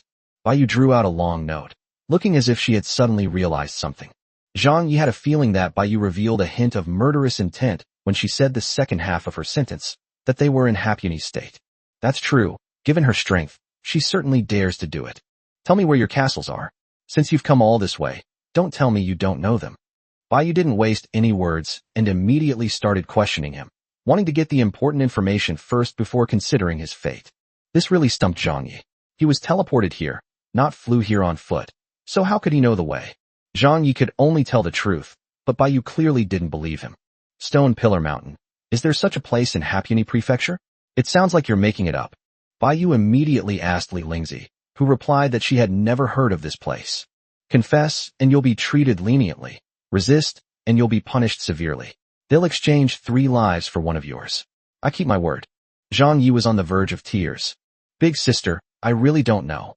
Chapter 286, A Lord on Par with Baiyu. What use is someone who knows nothing? Chen Shui said fiercely from the side. But I know other information about the Angel Lord. The Justice League can no longer stay here, and I am willing to switch sides. Zhang Yi believed that as a top lord, he had the opportunity to form an alliance with Baiyu, but he only had to rely on this high-level undead. Otherwise, he wouldn't have ended up in this situation. He revealed information about the Angels and the Justice League to pique Baiyu's interest. Since they had already abandoned him, why couldn't he betray their information? You're the second ordinary guy I've ever met. Please get your facts straight. You're the weakest one here besides her. Before Zhang Yi could finish speaking, Chen Shui burst into laughter. Zhao Lingxu knew, of course, that Chen Shui was talking about her, and she couldn't refute it, since what the other party said was true. But as a gossip herself, she was still curious and asked Chen Shui. So who was the first ordinary man? He's already dead. Zhang Yi was even more confused. He thought this woman must be joking with him. He admitted that Baiyu was better than him. But why did you two underlings have the right to be better? No doubt about it, they are both level 2nd kings. Even without the undead, you are no match for them. Since Baiyu had said so, Zhang Yi had no choice but to believe it, though he still found it hard to believe. Following the undead lord's lead, even the underlings have reached level 2 king level. Are you kidding me? So, becoming an ally is out of the question. I don't seem qualified enough. So, I'm left with the worst option. I am willing to submit. Stop. I don't accept just anyone. I advise you to honestly disclose the information about the Justice League. Baiyu quickly interrupted Zhang Yi. Damn it. Women hold grudges the most. You say you'll hit me, and you say you'll submit, and you submit. The person is ugly, but has very beautiful ideas. Baiyu only just realized that the alliance they belonged to was called the Justice League, which was currently the alliance with the highest score. Moreover, Zhang Yi had just mentioned the Angel Lord. Could it be that she was still alive? This successfully piqued Baiyu's curiosity. I can accept the immortal Lord Baiyu, but your ability to be resurrected after death is a bit too much, isn't it? Alright, then I'll tell you the information first. When the illusion is broken, that is, Angel Lord Niaxine is not dead. Zhang Yi then began to recount the news about the Angel Lord and the Justice League. Inside Niaxine's castle is a treasure exclusive to the angel race, the Angel Reincarnation Pool. She can not only be resurrected by the Angel Rebirth Pool, but also use it to rapidly build up an army. This is another necessary condition for her to become a top lord, in addition to the fact that angels are a powerful race. First, reviving Niaxine had its side effects, but it didn't significantly impact her at the time. This is why she was destined to stay behind to cover the retreat and win people's hearts. The side effect is that after being resurrected, your strength will drop to the lowest level of your current rank. If Niaxine, a level 9 king level character, is killed, she will only be a level 1 king level character after being resurrected, which has significant side effects. However, if she was only level 1 to begin with, this side effect would be almost zero. Besides its ability to give birth to angels, the Angel Reincarnation Pool also has a perverse ability. It can transform all non-male, including female, asexual, and neutral, creatures into Angemen. The modified Angeman's maximum HP increases by 1 rank, while its current level decreases by 1 rank. Take Xiao Bing as an example. Its current level is commander level, and its upper limit is emperor level. After being modified, its level will drop to ordinary level, but its maximum life will be increased to god level. This is an extremely abnormal ability. Niaxine can rapidly amass troops and nurture angels using the Angel Reincarnation Pool, ruling over various races. Her terror level even surpasses that of the undead. Niaxine's troops are all elites with high maximum health, while Baiyu's undead, although easy to mass produce, are mostly cannon fodder. For the first time, Baiyu felt the immense potential of the Angel Lord, something she had never experienced with Li Lingzi or Du Yang. At the time, no troops were deployed to attack Niaxine, and Baiyu's understanding of her was limited to that one battle. On the contrary, the enemy obtained a lot of information about the undead. To kill her, the Angelic Rebirth Pool must be destroyed first to prevent her from resurrecting. Rather than saying that, it would be more accurate to say that the castle was destroyed. However, as the other party develops, it may not be long before it becomes the City of Angels, or even the Kingdom of Angels. This left the brother and sister speechless. It was the first time they had ever seen a lord comparable to Baiyu. No wonder the alliance was ranked second, and its points acquisition speed was also the fastest. In addition, Nia Xin is no longer limited to the alliance, and has begun to frantically recruit lords and force them to submit. According to Zhang Yi, there are already more than a dozen lords at the foot of Stone Pillar Mountain. Some came because of his reputation, some were forcefully suppressed, some were influenced by the holy light, or for various other reasons. They all submitted to Nia Xin. As for the lord's troops, they became a continuous source of angel beasts for Nia Xin. The angel reincarnation pool is currently at the king level, and its efficiency isn't too outrageous yet. I'm afraid it will become increasingly abnormal as it levels up. Then why didn't your allies come to your rescue when you were being chased by ravens? Chen Shui always managed to ask the key questions that raised doubts, and everyone else looked at Zhang Yi as well. Because Nia Xin is becoming less and less like a human being, angels can sense this. This sense is similar to mind reading. I think that gathering together is affecting her development, so I want to move away. This went against Nia Xin's will and made her feel my resentment. The other three, perhaps unconsciously influenced by Nia Xin, admired her greatly. Previously, the five of us were equals in the alliance, and everyone had their own opinions on development. But I don't know when it started. Maybe it started after her death, but I noticed that the others started to listen to her blindly, losing their own opinions, and the equal relationship became one where Nia Xin was in charge. Zhang Yi spoke in a low voice, recalling and recounting his experiences in the league. Looking back now, he seemed to have discovered many unusual things. Later, Zhang Yi discovered that this was naturally not beyond Nia Xin's perception, but Nia Xin maintained a superficial relationship and did not come forward to explain, which made Zhang Yi even more suspicious. He suspected that Nia Xin's holy light had the ability to influence people's minds. The reason Zhang Yi wasn't affected was because he was a dragon lord with extremely high mental resistance. Upon discovering the anomaly, Zhang Yi immediately used the excuse of development to move away from there, a reason they had no choice but to agree to. This led to a series of subsequent events, including Zhang Yi's suspicion that he had been abandoned. Besides these, Zhang Yi had a few other guesses. As Nia Xin's strength increases, or perhaps she is resurrected, the so-called divinity within her is taking over her body, making her increasingly unlike a human being. She has begun to gradually lose her emotions, transforming into a true angel rather than a living, breathing human being. Is it possible to contact her and find her location? This is a major threat in the future, but Bai Yu's current strength is enough to kill her 10 times over. Zhang Yi shook his head. No, she's already starting to be wary of me. Chapter 287 Fishing. This kind of self-centered person will definitely become Bai Yu's greatest enemy in the future. She must be unable to bear seeing others become powerful. Why are all angels like this? Bai Yu pondered. Indeed, a large state is too vast, so it's normal for people to not recognize their original location when they are teleported to other places. All I know is that it's a place called Stone Pillar Mountain, where there's a towering stone pillar that reaches into the clouds, and Angel Castle is located on top of it. We can only wait until we find it, and hopefully that day won't be too far off. As for why the Justice League has so many points, Bai Yu guessed it was because a large number of lords had gathered there, which was too attractive to the nearby ravens. Since we can't find her, can we inform the Angel Clan and ask them to eliminate Nia Xin? Chen Feng came up with a solution. Perhaps he is right. Once Nia Xin has fully transformed into an angel, will she still be considered an alien in the eyes of the angels? How can we be sure whether those angels will help her or kill her? Moreover, how can we contact the angels? Bai Yu raised a series of crucial questions. Right now, all they could do was hope that they and Li Lingzi would have better luck and find Nia Xin sooner. No one answered, and Zhang Yi looked at Bai Yu. Indeed, your information is very important. Bai Yu also offered a compliment. But that's not enough. At most, it will allow me to spare your life. Zhang Yi frowned. If he left the Justice League, Nia Xin would definitely face retaliation in her current state. Zhang Yi arrived at the Great Wilderness Mountains via teleportation using Nia Xin's underlings. She had specifically left some lords outside who had not submitted but had only signed contracts to facilitate teleportation. Therefore, the Justice League knew the location of his castle. Why? Isn't my sincerity enough?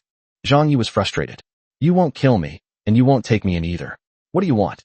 Boss, we can use him to lure Nia Xin out, then surround her, and... Chen Shui even stretched out her palm and made a throat-slitting gesture, then tilted her head, rolled her eyes upward, and stuck out her tongue. Yes, that is indeed a good idea, but I doubt Nia Xin will fall for it. Bai Yu nodded with satisfaction. But we have to launch a counterattack to have any chance of killing her. She won't agree to let him go back. Chen Feng reminded Bai Yu. Perhaps I will be controlled by her after I go back. Zhang Yi, who was giving up, spread out his palms, looking helpless. Who said we were going to enter her castle?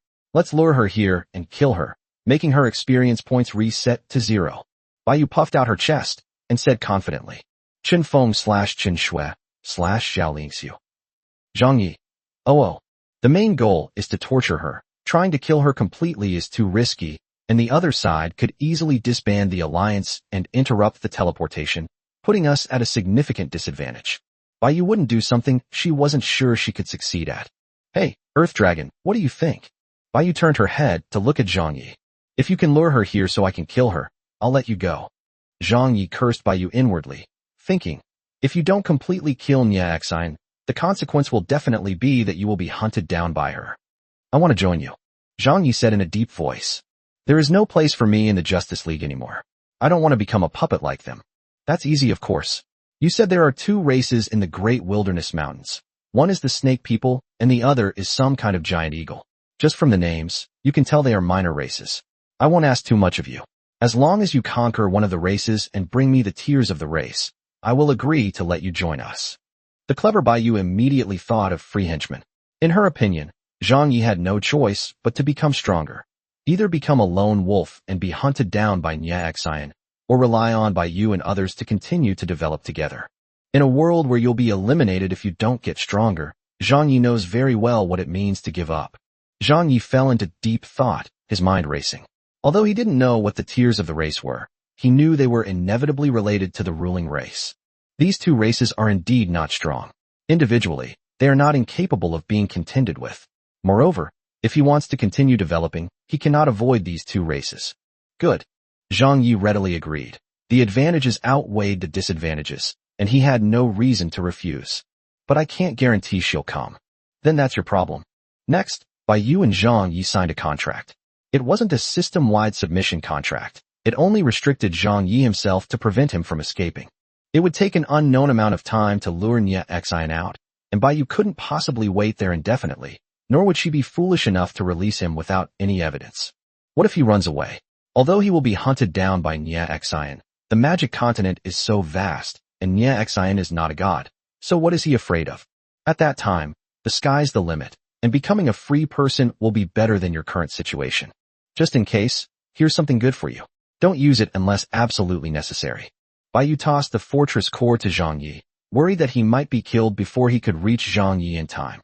Giving him the fortress core was merely a precaution. Zhang Yi glanced at it briefly and understood how to use it. No wonder he wasn't allowed to use it casually. The resource consumption inside was terrifying. I see. Bai Yu put more pressure on him than Nia Xian, but unlike Nia Xian, Bai Yu didn't give off that unapproachable feeling. However, Zhang Yi did not believe that Bai Yu would not kill him because of this. He had to fight for his own survival. Bai Yu opened the system and glanced at it, then looked at Zhang Yi. Within 7 days, before the rankings end, obtain the tiers of the race and lure out Nia Xian. 7 days is neither a long nor a short time, Zhang Yi nodded. Afterwards, Zhang Yi left Oman City under everyone's watchful eyes, and Bai Yu also exchanged a few words with the others before returning to the city. Nia Xian's talent and abilities are terrifying. We must take action against her. Bai Yu then relayed this information to Du Yang and Li Lingzi, who both felt an increased sense of pressure upon hearing it. Even their usual relaxed tone was gone, replaced by a somewhat solemn reply, indicating that they had also felt the pressure from the Angel Lord. Bai Yu thought only fallen angels had the ability to manipulate other creatures, but she never expected that angels could do it too. That's true. They are from the same source. Fallen angels have most of the abilities that angels also possess. They're such troublesome creatures. On the other side, Li Lingzi, standing on the cliff edge of the endless sea, also fell into deep thought as she looked at the message sent by Bai Yu. Shizu Mountain. She immediately summoned the forest elves under her control and ordered them to return to their tribe to find the place called Stone Pillar Mountain. The Angel Lord must not be allowed to live. Chapter 288 Attack on the Orc Tribe. The sky over Hapuni State remained bright and sunny, while at this moment, the kings of the 4 races gathered in the Emerald Hills.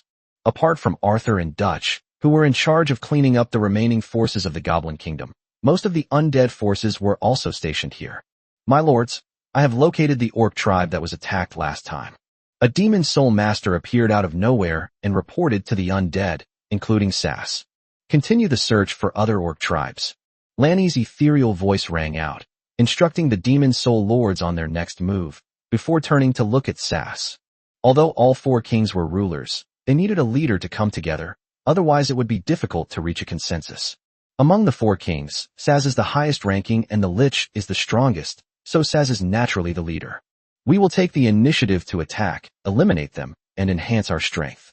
Saz spoke in a hoarse voice, as if he were a middle-aged human who hadn't spoken in years. In fact, Saz does exist in human form. Inside its armor is the body of a fully grown human. The other 3 kings were completely different from it, showing no human characteristics whatsoever. Now that there are level 6 liches, they have the confidence to wipe out the orc tribes, and naturally they will not sit idly by and wait for their doom. Set off.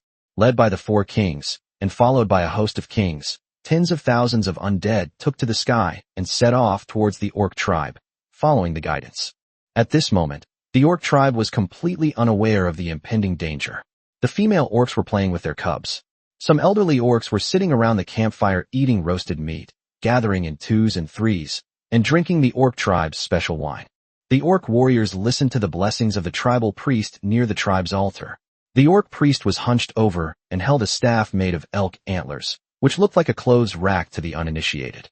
The orc priest, draped in the fur of an unknown animal, laboriously waved his hands in the air, green energy surging around him, while muttering incomprehensible incantations. The orc chieftain was currently in a luxurious tent in the center of the tribe, welcoming apostles from another tribe. They came specifically to discuss the destruction of the alien castle by the lake. It's unbelievable that the once brave and fearless warriors of the royal tribe couldn't even take down 2 aliens when they personally took action. They've really gotten old. The apostles mocked their leader's defeat, which it knew was a disgrace and which enraged it. Say another word, or I'll twist your head off. The apostles were too frightened to speak. They only made a few sarcastic remarks, and seeing that their leader was really angry, they dared not say another word. Regarding cooperation, our unit naturally agrees. We have sacrificed so many strong soldiers. We cannot let them go easily, but the apostle could finish speaking. The ground suddenly began to shake violently. Boom, boom. A violent explosion rang out outside, and the sounds of orcs running around and fleeing for their lives could be heard. What happened? The apostles and the tribal chief immediately stepped out of their tents and witnessed an unbelievable scene. Giant skulls in the sky, like shooting stars, crashed into the ground, burning with flames. Huge bone dragons flew down to the ground, spewing flames to incinerate everything. The tribe was littered with the corpses of orcs, including elderly ones and female ones. They lay dead on the ground, not understanding what had happened. The orc warriors, summoned by the priest, were already engaged in battle with the onrushing undead army. However, the enemy was simply too numerous, and the orc warriors were no match for them. They were quickly swallowed up by the tide of the undead. The fallen orc warriors rose again and became one of the enemy, making the situation increasingly unfavorable. The orc chieftain, enraged at the sight of his tribe being destroyed, grabbed his weapon and charged at the undead. For the tribe, the orc chieftain roared, and countless bewildered orc warriors seemed to be encouraged, their morale soaring. Even the old, weak, sick, and disabled orcs who had fled stopped running and picked up their weapons to fight back. The orc priest flew over and cast a spell, affecting all the orcs at that moment. Their eyes turned bloodshot, and they entered a berserk state. Undeterred by death, they charged forward relentlessly, one after another, determined to exhaust their last strength to kill the invaders. The apostles were taken aback, then recalled the information the orc leader had told them. It seemed that these were indeed the undead skeleton creatures before them. They wouldn't fight for this tribe, and seeing the situation was bad, they immediately prepared to escape in the chaos. They turned around in alarm, only to find a strange black figure standing behind them, its long sword pointing diagonally at the ground, burning with black flames, sending chills down their spines. The instant they saw Jack, a sharp, dark blade flashed by. The orc apostles felt their vision freeze, and then the whole world began to spin. With a thud, they saw their own bodies, headless bodies, splattered with blood. John remained in the rear, not directly involved in the battle. His broadsword was deeply embedded in the ground, constantly unleashing its skills. As it advanced to the king level, the destructive power of its skills increased dramatically. The entire orc tribe was covered by its skulls, and exploding skulls destroyed everything, preventing every orc from escaping. The power of the four kings' domains spread out, and even without necromancers, as the kings of their races, they had no problem summoning their own troops. Skeletons and zombies rose to their feet, while liches and ghosts took flight, dominating the skies. John was in the rear, Lenny was in the air, Jack was moving through the chaos, and only Sass stood in front of the undead army, like a commander-in-chief. Sass brandished his weapon, each strike generating terrifying frost power that froze everything around him. It raised its left hand, and soul fire surged from within countless orc corpses. As its left hand emitted a blue light, it clenched its fist tightly. The floating soul flames exploded one after another among the orc army. An invisible wave of air swept past, and the attack was so powerful that it was impossible to tell what it was. The orcs ignored the explosion and continued to charge, but after being swept by this invisible wave of air, they hadn't taken more than 2 steps before their bodies crashed heavily to the ground. The soul perishes, but the body remains unharmed. The king-level liches flew through the air like a sharp sword, directly plunging into the orcs and destroying their charge. As their domain power was unleashed, countless orcs were instantly killed and transformed into undead. The outcome of the battle was a foregone conclusion. Sass led a group of king-level warriors out in full force, numbering more than a dozen, while the number of undead continued to increase. At this moment, the orc leader felt fear for the first time. It could not believe its own knowledge that such a bizarre creature existed in the world. Chapter 289 Complete Victory. Die! The orc chieftain roared and charged at Sass, brandishing his weapon. He realized Sass must be the leader, and that defeating him might allow him to kill the other monsters. One by one, the orcs around it fell, watching the tribe it had once built being destroyed, something it could not accept. The orc chieftain's full force attack, imbued with his fury, slammed straight towards Sass. Bang! A wall of white bones blocked its way, and its full force attack failed to shatter it.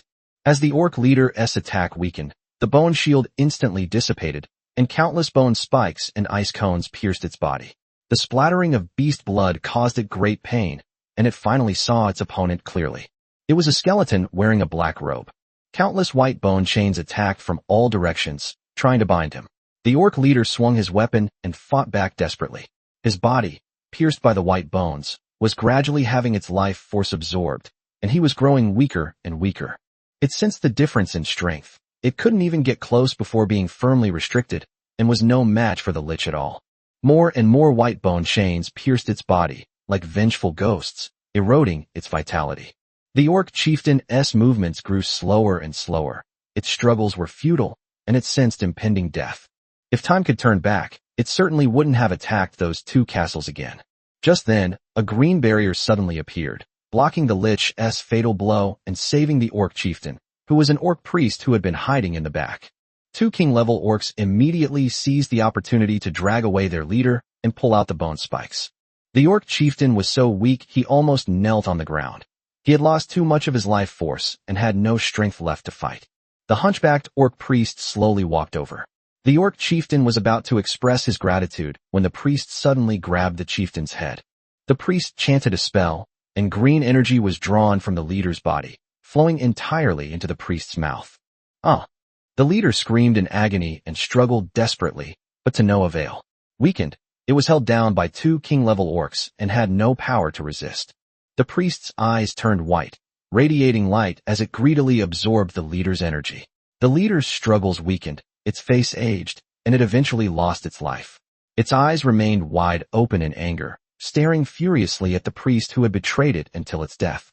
But the orc priest was clearly not satisfied and had fallen into a frenzied state. He slammed his staff heavily into the ground, and a green energy wave spread out, sweeping across the entire area. This energy wave had no destructive power. It had no effect on the undead. Instead, all the orcs affected by it clutched their heads and knelt on the ground in pain. Green energy poured out from their eye sockets, mouths, ears, and nostrils, all converging towards the orc priest. Without exception, all of these orcs had received its blessing. Only a group of old, weak, and disabled orcs remained on the field, and they were quickly slaughtered by the undead. The orc priest's aura grew stronger. He waved his staff, and countless strange green mists flew out in all directions, attacking the undead. With a bang, The attack exploded, and the undead that were tainted died one after another, never to rise again. This scene was witnessed by the other orc kings, who were all surprised. This was the first time they had killed this group of monsters, which gave the orcs hope. Our leader has fallen in battle. Avenge our leader. A loud shout echoed across the battlefield. The orcs on the periphery were unaware that their leader had been killed by the priest, and they charged at the undead with hatred in their hearts. The orc priest decided to escape. There was a teleportation array in his tent that he could use to leave. A long sword engulfed in black flames appeared in its field of vision. The priest was stunned for a moment and wanted to turn around, but found that the Lich King Thos, clad in deep blue armor, was also standing behind it, holding a weapon. Wielding a broadsword, also strode over with heavy steps, as Lenny silently descended from the sky and surrounded him. The priest stood frozen in place, wondering if he could defeat the 4 enemies before him. Just as it exerted a little force with its withered fingers, before it even raised its staff, the 4 kings launched an attack on it simultaneously.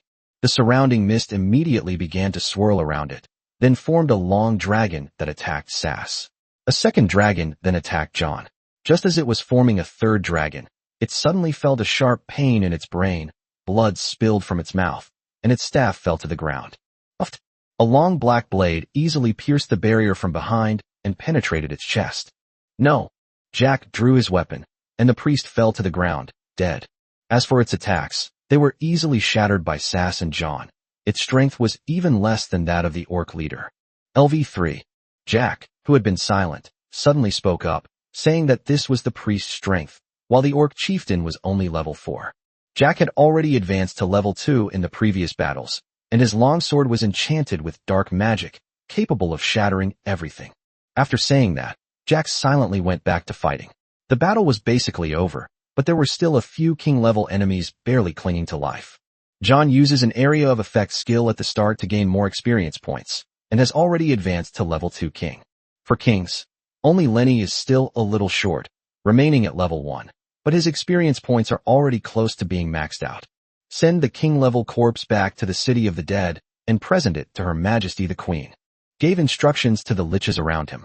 The battle ended, and the undead began to clean up the battlefield and collect supplies. Not a single orc had survived the battle, and the news could be kept secret for a while. This small orc tribe has a total of about 10,000 orcs. Apart from the undead summoned by the 4 kings, who do not have double summoning, the rest are summoned by the king-level necromancers, totaling 15,000 undead. King-level figures in total. Apart from the level 4 leader and the level 3 priest, all the others are level 1. As for the other king-level beings, they were all lost during the previous attack on the brother and sister.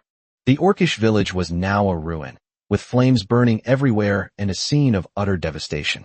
The orc corpses were gathered together and burned in a fire to destroy the evidence. Return to the castle. With Sass's order, the undead began to evacuate the area with the confiscated supplies. On the border of the Orc Empire was wiped out silently. Chapter 290. Do you think I'm stupid? Bayou, who was inside the city, suddenly saw the undead walking out of the portal and carrying a pile of supplies, which surprised her. Bayou quickly saw the arrived king-level orc corpse and understood what was happening.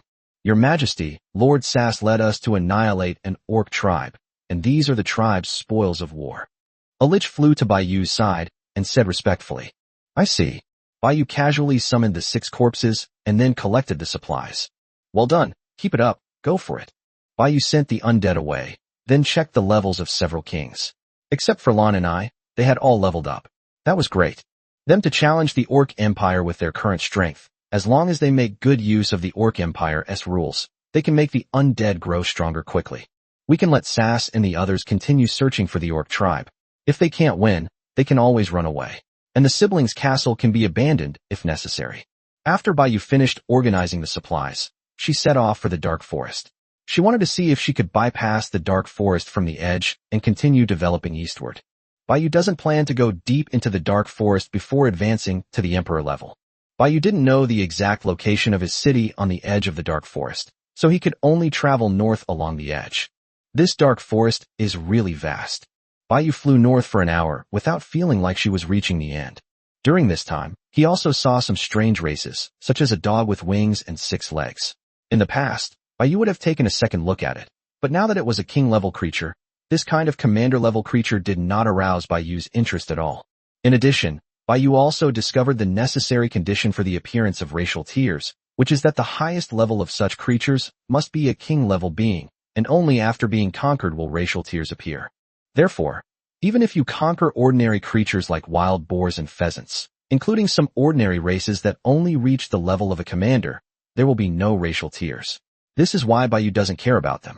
Suddenly, Bai Yu, who was walking forward, froze on the spot. A black figure had appeared in front of her without her noticing. Raven. Bai Yu's face lit up with joy. He hadn't expected a raven to come and give him points. Bai Yu touched the bracelet, took out a scythe, and attacked Raven without hesitation. The stunned Raven also froze on the spot and took out a scythe, but it was much smaller than Bai Yu's. Clang. The blades clashed, sparking bright flames in the dim environment. The Bell Soul attack was ineffective against it, but Bai Yu still managed to knock the Raven away with her physical advantage. Raven looked at its hands and stomach in confusion, only to find that its weapon was broken and there was a huge wound from its chest to its abdomen. But no blood flowed out. Instead, it was slowly repairing itself. However, Bai Yu would not give it that chance and killed it with a single strike. Congratulations, Lord, on successfully defeating the level 1 king-level Raven. You have earned 1 point. The Raven's body turned into black smoke and dissipated.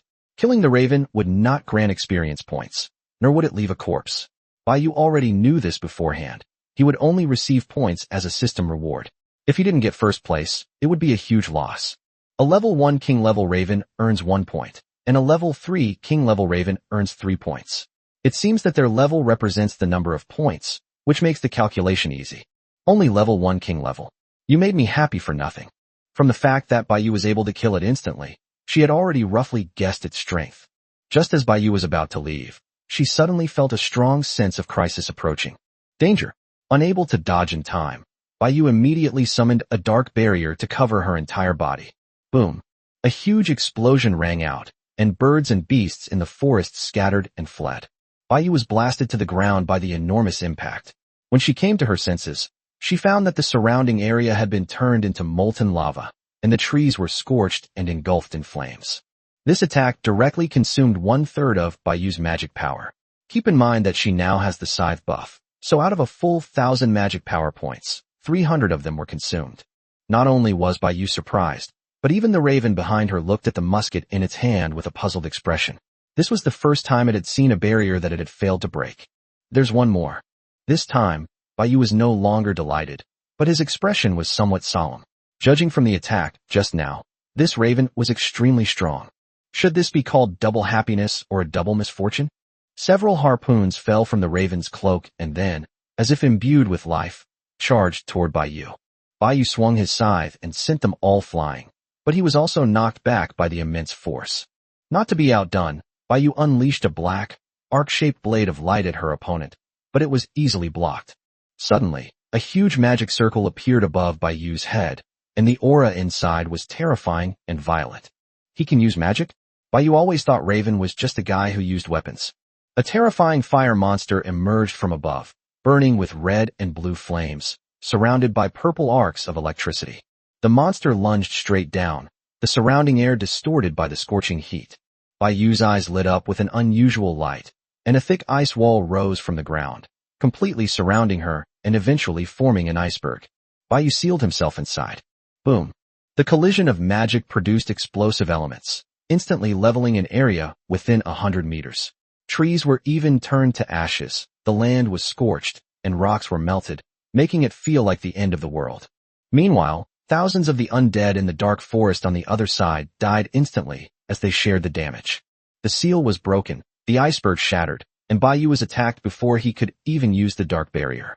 Faced with such a powerful attack, Bai Yu dared not use the dark barrier rashly. The attack just now had already consumed 1/3 of her magic power. Bai Yu was worried that continuing to use the dark barrier would deplete her magic power, and then she would be finished. Bai Yu was filled with fear, and even the hand holding the sickle was trembling. She wanted to fly but found that she couldn't fly at all. Bang! The Raven appeared in front of Bai Yu in an instant, wielding a short sword engulfed in flames, and sent Bai Yu flying. The sickle slipped from his hand and fell to the side, causing Bai Yu to fall heavily to the ground. Why would I feel fear towards it, or even lose my grip on the weapon? Is it because it's too strong? or because I'm getting utterly defeated by it. Its domain. To the influence of its domain. S mind was racing. Raven didn't even give him time to get up. Without the scythe, his combat power would be greatly reduced. Without thinking, Bai Yu, who was lying on the ground, teleported away from Raven's attack without a second thought. Bai Yu picked up the sickle and looked at the Raven to the side, as if facing a formidable enemy. Oh right, the mage's robe. Mog said that he had made special treatment to Bai Yu's mage robes to conceal her special soul and make it impossible for people to see anything unusual. In this way, would he be no different from the native humans in the eyes of the Raven? And would the Raven not hunt him down? Bai Yu quickly took out a mage's robe from her ring and put it on. Raven looked at Bai Yu with a puzzled expression. Although it could no longer sense any special aura from Bai Yu, it wasn't blind and knew exactly why. Raven, you think I'm stupid? Chapter 291, Defending the City. The Raven paused for only 0.25 seconds before launching another attack on Bai Yu. Damn it, it doesn't work. Bai Yu quickly teleported away to create distance. It seemed that he had no choice but to use that move. The Death Domain is released. Bai Yu's domain is weaker than Raven's domain and will be suppressed. However, after extreme compression, Bai Yu can temporarily escape the influence of Raven's domain. Bai Yu compressed the domain to its smallest possible size, covering only himself, and sure enough, the fear in his heart disappeared. Bai Yu took out the teleportation stone and poured in magic power without hesitation. He never expected that he would be the first person to use this thing after it was developed. With a whoosh, a figure flashed by, and Bai Yu completely disappeared from sight, leaving Raven looking bewildered and at a loss. It tried to sense Bai Yu's presence, but it couldn't sense it no matter what it did, and it had no idea where Bai Yu had gone. Helpless, the Raven had no choice but to abandon Bai Yu and continue searching for its next target. At that moment, Bai Yu appeared on the teleportation altar, and without hesitation, she entered the portal and ran to Emerald Hills. The city of the dead is unsafe. She's worried the Ravens will come after her. Leaving Marshall State directly is the safest option. Ravens are strange creatures that have no interest in anything other than the soul. They prey on lords but do not destroy castles. Of course, this doesn't include those caught in the crossfire within the castle. Otherwise, few of the lords would have survived. Even after arriving at Emerald Hills, Bai Yu was still shaken. Although the Raven wasn't at the Emperor level, judging by its strength, it must have been at least 3 levels higher than Bai Yu to cause such a crushing defeat. I thought it was a lucky day, but it almost turned into a day of death. Bai Yu also told the brother and sister, and Zhao Lingxiu not to go back to the city of the dead unless necessary. She wasn't sure if the Raven had left or not, so they should hide here for a while. Your Majesty, you have arrived. The undead guarding the portal greeted him respectfully. I came over to take a look. Bai Yu calmed her wildly beating heart. Luckily, she hadn't confidently used Dark Barrier, otherwise, without mana, she would have been stuck waiting to die. At this time, the 4 kings were still discussing finding another orc tribe to destroy. All the king-level corpses that Bai Yu had summoned earlier had also been sent here. It can be said that the Emerald Hills currently has the strongest combat power. These orc tribes live similarly to nomadic peoples, frequently changing their settlements, especially smaller tribes, which are more mobile due to their ease of migration. Therefore, even between tribes, there is no fixed location information. Lanny, have the ghosts found another orc tribe? Sass asked Lenny, who was standing to the side.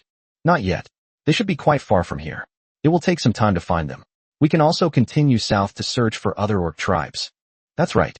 Jack and John agreed with Lenny's point of view, suggesting that multiple tribes should search simultaneously. Bai Yu did not participate in the discussion of the 4 kings. At this moment, she was sunbathing on the roof of Chun Shui Castle, restoring her magic power with her hair clip on. Meanwhile, further north across the vast White Rock Mountains, the city of Amon was facing the purge of the Stonefoot clan of the Dwarf Kingdom. It was the Shizu clan and the Quanliang clan that defeated the Huoxu clan and occupied their territory. The 7 cities were divided equally between the 2 major clans, while Oman, as the last city on the border, was assigned to the Stonefoot clan. However, Oman was still in the hands of the foreign tribes, and the Stonefoot clan had to take it back themselves. Before the army even reached the city walls, alarms blared throughout Oman. Under Max's command, dwarven soldiers surged onto the city walls, set up their weapons, and prepared to rout the invading enemy. The dwarves' technological civilization was approaching that of humans, making this a true siege. The dwarves carried countless cannons and firearms to the city walls. Their equipment was far superior to what it used to be, allowing them to directly cover the enemy with firepower without worrying about ammunition consumption or resupply. This was the first time the dwarves had fought such a well-funded war. Chen Feng and his sister, along with Zhao Lingxiu, also climbed the city wall to observe the situation in the distance. Why do I feel so terrified even before the war between the dwarves has started? I didn't feel this way when the goblins fought the undead. Chun Shui frowned as she looked at the dwarf army of the Stonefoot clan in the distance. She could see that they were pushing huge siege weapons in their ranks, clearly indicating that they had come prepared. Because dwarves are not actually much different from humans, you subconsciously regard them as your own kind, which is why you have this feeling of fear. Zhao Lingxiu explained to Chen Shui from the side that although it was also her first time encountering such a scene, she was, after all, a dwarf lord who had witnessed too many dwarf deaths. Should we send the undead to help? Zhao Lingxiu looked at Max with some concern and asked him, Your Excellency, I believe it is unnecessary. They have underestimated the current defensive strength of Oman City and will not be able to breach the city. Max made a solemn promise. Wah! A long horn sounded from outside the city, signaling that the Stonefoot clan had entered the area and launched an attack. Zhao Lingxiu arrived at the edge of the city and looked out. She found that they did not immediately launch an attack, but instead pushed out huge catapults with boulders larger than several dwarves combined. As the joystick was pulled back and forth, the catapults were ready to go. At a command, countless boulders flew towards the city of Oman. Bang! Bang! The boulder struck the protective shield and shattered, revealing strange red cannonballs hidden inside. Boom! Then the red shells exploded again, but instead of shells, they burst open and released a strange viscous substance that adhered to the protective shield. The protective shield was corroded with large holes and quickly became completely inoperable. The enemy launched a charge, with countless avian riders surging into the sky, and armored rhinoceroses leading the charge to clear the way for the dwarven riders behind them. Attack!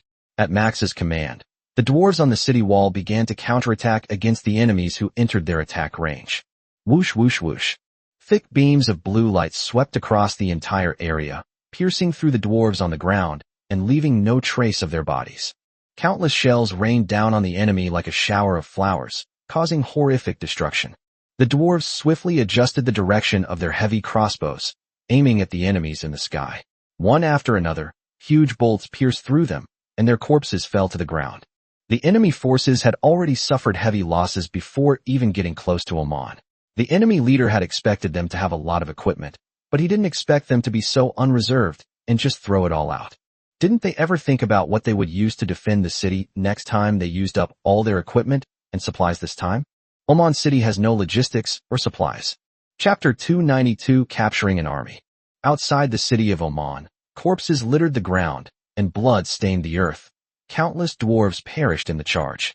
The dwarf leader below looked grave and immediately ordered the soldiers beside him to blow their horns again, changing their attack strategy. Wah!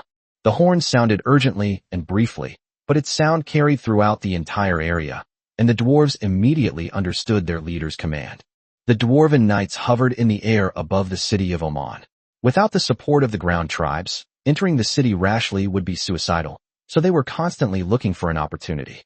Upon hearing the horn, they immediately took out fiery red crystals from their pockets with solemn expressions and threw them into the city of Oman below without hesitation. Boom boom boom. Countless tiny crystals containing explosive energy fell from the sky, emitting a series of deafening explosions.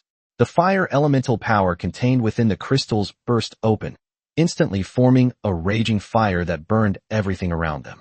Smoke and fire filled the city, and the dwarves were thrown into chaos. Under these circumstances, the enemy no longer cared about the lives of these civilian dwarves. What does it matter if all those lowly people die, as long as we can conquer Oman? The catapults were launched in an instant, and the flaming boulders drew a red arc in the air before striking the city walls with precision. The defending dwarves suffered heavy losses in an instant. Some of their weapons were destroyed by the boulders, the walls shattered, and the ground shook. If the attacks only landed on the city walls, it would be fine, but those that landed inside the city were devastating. Houses were destroyed, the ground collapsed, and civilians were scattered everywhere in panic, screaming and crying, turning the once orderly city of Oman into chaos. The defenders of Oman suffered very few losses compared to the enemy, but they would not allow the enemy to massacre civilians and destroy their homes. These lunatics, how long until the shield is restored? Max was furious at their actions and knew he had to restore the protective shield as soon as possible, put out the fire in the city, and rescue the other dwarves. Is there any way to destroy the enemy's catapults? Chen Shui asked in confusion. It's obvious that this thing is the culprit, so why not just destroy it? The range is insufficient. The catapults have an attack range more than twice that of these city defense cannons, so they can't hit them at all. The only way to destroy them is to leave the city. Max said in a deep voice. Those catapults didn't look very big from a distance, but in reality, when the catapult arms were raised, they could rival the city walls, making them enormous siege weapons. This thing requires several dwarves to operate simultaneously to fully control it. Chen Shui, go into the city to put out the fire. I'll take care of these catapults. Chen Feng said to his sister, my attack range is the longest, so I should be able to do it. As for putting out the fire, that was even simpler. Chen Shui nodded and flew into the city. Chen Feng's figure transformed into a point of light on the city wall, flashing into the air. Then, his entire body emitted a dazzling golden light, and several golden rays shot out, targeting the catapults in the distance. Of course, some enemies in the sky above Oman City were not spared either, and they were easily pierced by the rays and fell down. With a series of booming sounds, countless golden light waves spread among the enemy troops, causing violent explosions. Even the enemy leader was somewhat surprised after blocking several attacks. A king-level alien race. When he looked back again, the catapults had been completely destroyed, reduced to fragments. Chen Shui, inside the city, released her domain, and endless dark elements instantly eroded the surroundings, extinguishing all the flames. At this moment, the protective shield within Oman City has also been repaired and restarted. The heavily damaged enemy forces had no hope of capturing Oman. Retreat. The enemy leaders decisively chose to retreat, having misjudged the actual fighting strength of Oman, resulting in heavy losses in this battle. They decisively abandoned their companions' corpses, discarded unnecessary items, and retreated like a receding tide. They've started withdrawing their troops. Ling Xiu said from the city wall. We can't let them get away like this. We must stop them and capture their leader alive. The order to the lich beside him, who immediately leaped off the city wall and chased after the enemy. A level 6 king-level lich was far beyond what these dwarves could match, and in no time the lich descended alone before the army. The dwarf leader immediately waved his hand, staring solemnly at the lich in front of him. The army behind him, obeying orders without question, froze in place for a moment. You dare to chase after me all by yourself. The dwarf chieftain immediately mounted his mount, brandished his weapon, and charged towards the enemy. He had never seen such an arrogant king-level opponent. The lich hovered silently on the ground, making no move. The dwarf leader rushed in front of him, leaped high into the air, and swung his warhammer, which became enormous and carried a tremendous force, directly at the lich. Bang! To his surprise, not only was his weapon knocked away, but he was also choked in midair and lifted up like a chick. The dwarf leader thrashed about with his two dangling legs, trying to resist, but the lich's sudden increase in force made him hear the sound of his bones about to shatter. He dared not move. The white bone domain was released, and all the dwarves around collapsed to the ground, howling in pain. Their bodies gradually withered and eventually weathered away, turning into skeletons. They were all stunned by what they saw. They had never seen such a bizarre creature and its attack method before. It was completely beyond their comprehension.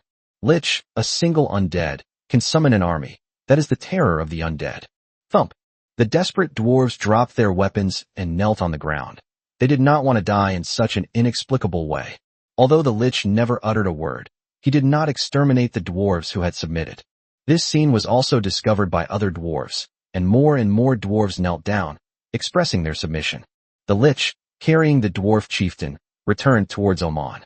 The dwarves who had been kneeling on the ground rose and followed him without hesitation, showing no intention of fleeing. At this moment, further back, among the dwarf corpses, skeletons began to rise from their bodies and converge on the undead fortress to the south. The lich is back. The one it's holding in its hand must be the enemy leader. How pathetic. Chen Shui saw the lich return from afar and couldn't help but complain. Chen Feng and Zhao Lingxiu looked over upon hearing this. To see the lich return with thousands of dwarves captured on his own. He knew the lich was strong, but he never expected him to be this powerful. It turns out that the dwarves and the undead are not on the same level of existence at all. Chapter 293, A Bizarre New Type of Soldier. Meanwhile, in Emerald Hills, Baiyu, having recovered her mana, quietly returned to the city of the dead. After confirming that there was no danger, she finally felt relieved. Her mage robe. She believed that Moguz had not lied to her. If he could conceal the aura of the undead on her body, then concealing the aura of other races would be a piece of cake. Don't tell me that a powerful monarch-level expert didn't even think of this. Surely their magic could overpower a raven whose highest level is only Emperor, right? I just wonder if that raven has gone far yet. Baiyu checked the leaderboard again and was surprised to find that it had surpassed the Justice League. Currently, the Light Alliance has 7 points and the Justice Alliance has 6 points. The gap hasn't widened yet. It seems that during their escape, they encountered Raven again. We can't throw the baby out with the bathwater. We still need to hurry up and find the ravens. It's already the second day of the leaderboard update, with only 5 days left. The Justice League, with its numerical advantage, could overtake them at any time. Because of the ravens' interference, the progress in the Dwarf Kingdom has to be slowed down, which greatly affects development. Hopefully, the system's rewards will be more generous in the end. At this time, Arthur and Dutch also returned to the city from the main fortress. They were originally responsible for cleaning up the other cities of the Goblin Kingdom, and it seems that they have already finished cleaning up. Sure enough, behind the two kings followed a large number of undead carrying supplies, as well as Baiyu's own goblin vassals. With the cooperation of these goblins, consolidating resources and completely stabilizing the Goblin Kingdom is quite easy. Not bad, not bad. Arthur and Dutch have successfully completed their mission and can now free up their hands to support other places. Baiyu thought for a moment and realized that the only option was to go to support Omon City. Neither of them could pass through the portal, so there was no way to get to Emerald Hills. They would have to take a detour, which would be too much of a waste of time. Unless the brother and sister's castle is upgraded to a city, there will be no way to fully communicate between the two places, and large undead will never be able to pass through. However, the Orc Empire may not be able to gain a foothold yet. If they are outmatched, they can choose to give up. But if they upgrade their cities, it would be a huge loss if they were destroyed. Arthur, Dutch, you two go to Oman to provide support. Baiyu gave instructions to the two kings. Yes, Your Majesty. In addition, Baiyu transferred a level 4 king-level warrior and ordered the brother and sister to begin attacking the Dwarf Kingdom. Baiyu decided not to waste any more time. By the second king and the 6th-level king-rank Lich, along with the Dwarven army, they launched a counterattack. The 4th-level king was there to protect the 3 of them, who remained in Oman to prevent them from encountering the powerful ravens if they ventured deeper. At least if they couldn't defeat the raven in Oman City, they could escape using the undead fortress. But if they encountered a raven deep inside that even a level 6 king-level being couldn't defeat, their lives would be in danger. The city of the dead is eerie yet peaceful at night, with only a faint light emanating from the palace in the city center, proving that people live there. Baiyu had been processing the supplies seized from the Goblin Kingdom until nightfall. Some useful devices and tools were left behind, while the usable ones were distributed to others. Since the last attack by the lords, Baiyu has rarely listed resources on the exchange. Looking at the abundant resources in the warehouse, it's enough to upgrade the city again. Although there won't be many resources left, there's no need to build a necromantic fortress for the time being. Keeping 2 fully charged fortress cores in reserve is more than enough. Baiyu upgraded the city of the dead, and the city of the dead began to tremble, its territory expanding eerily in the darkness of night. One step closer to the maximum level. Baiyu nodded in satisfaction. Upgrading now requires too many resources. Even forces like the Goblin Kingdom could only upgrade Baiyu's city by 2 levels. Of course, this is also because Baiyu did not use other resources to exchange for the resources she needed. After all, no one would keep a large amount of building materials in a warehouse all the time. Next up is the barracks. The more than 1,000 spirit cores and tens of thousands of magic crystals in the warehouse, Baiyu knew that the barracks could easily be upgraded 2 levels. Upgrading the barracks requires 55k magic crystals and 50 spirit cores. Baiyu stared at the barracks information and clicked on the upgrade. If the unit interface remains unchanged, there's only one possibility. Either the summoning level cap has been increased, or the number of units that can be summoned has been increased.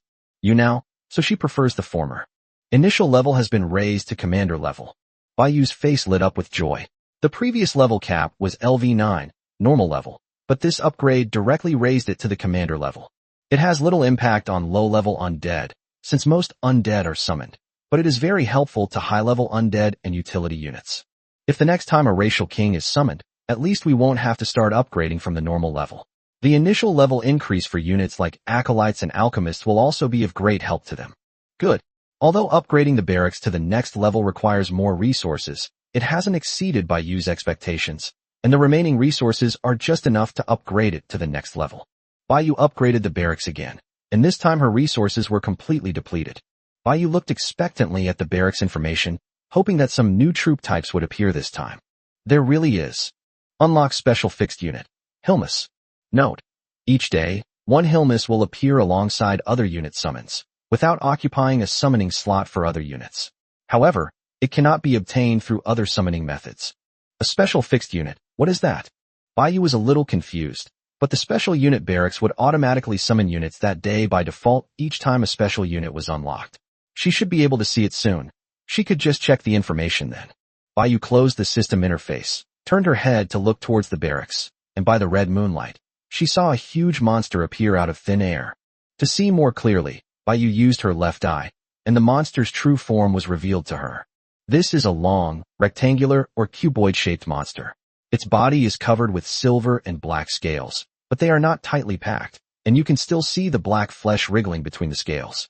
It floated in the air, and Bayu didn't even know why this thing could fly, nor could she see where its head was.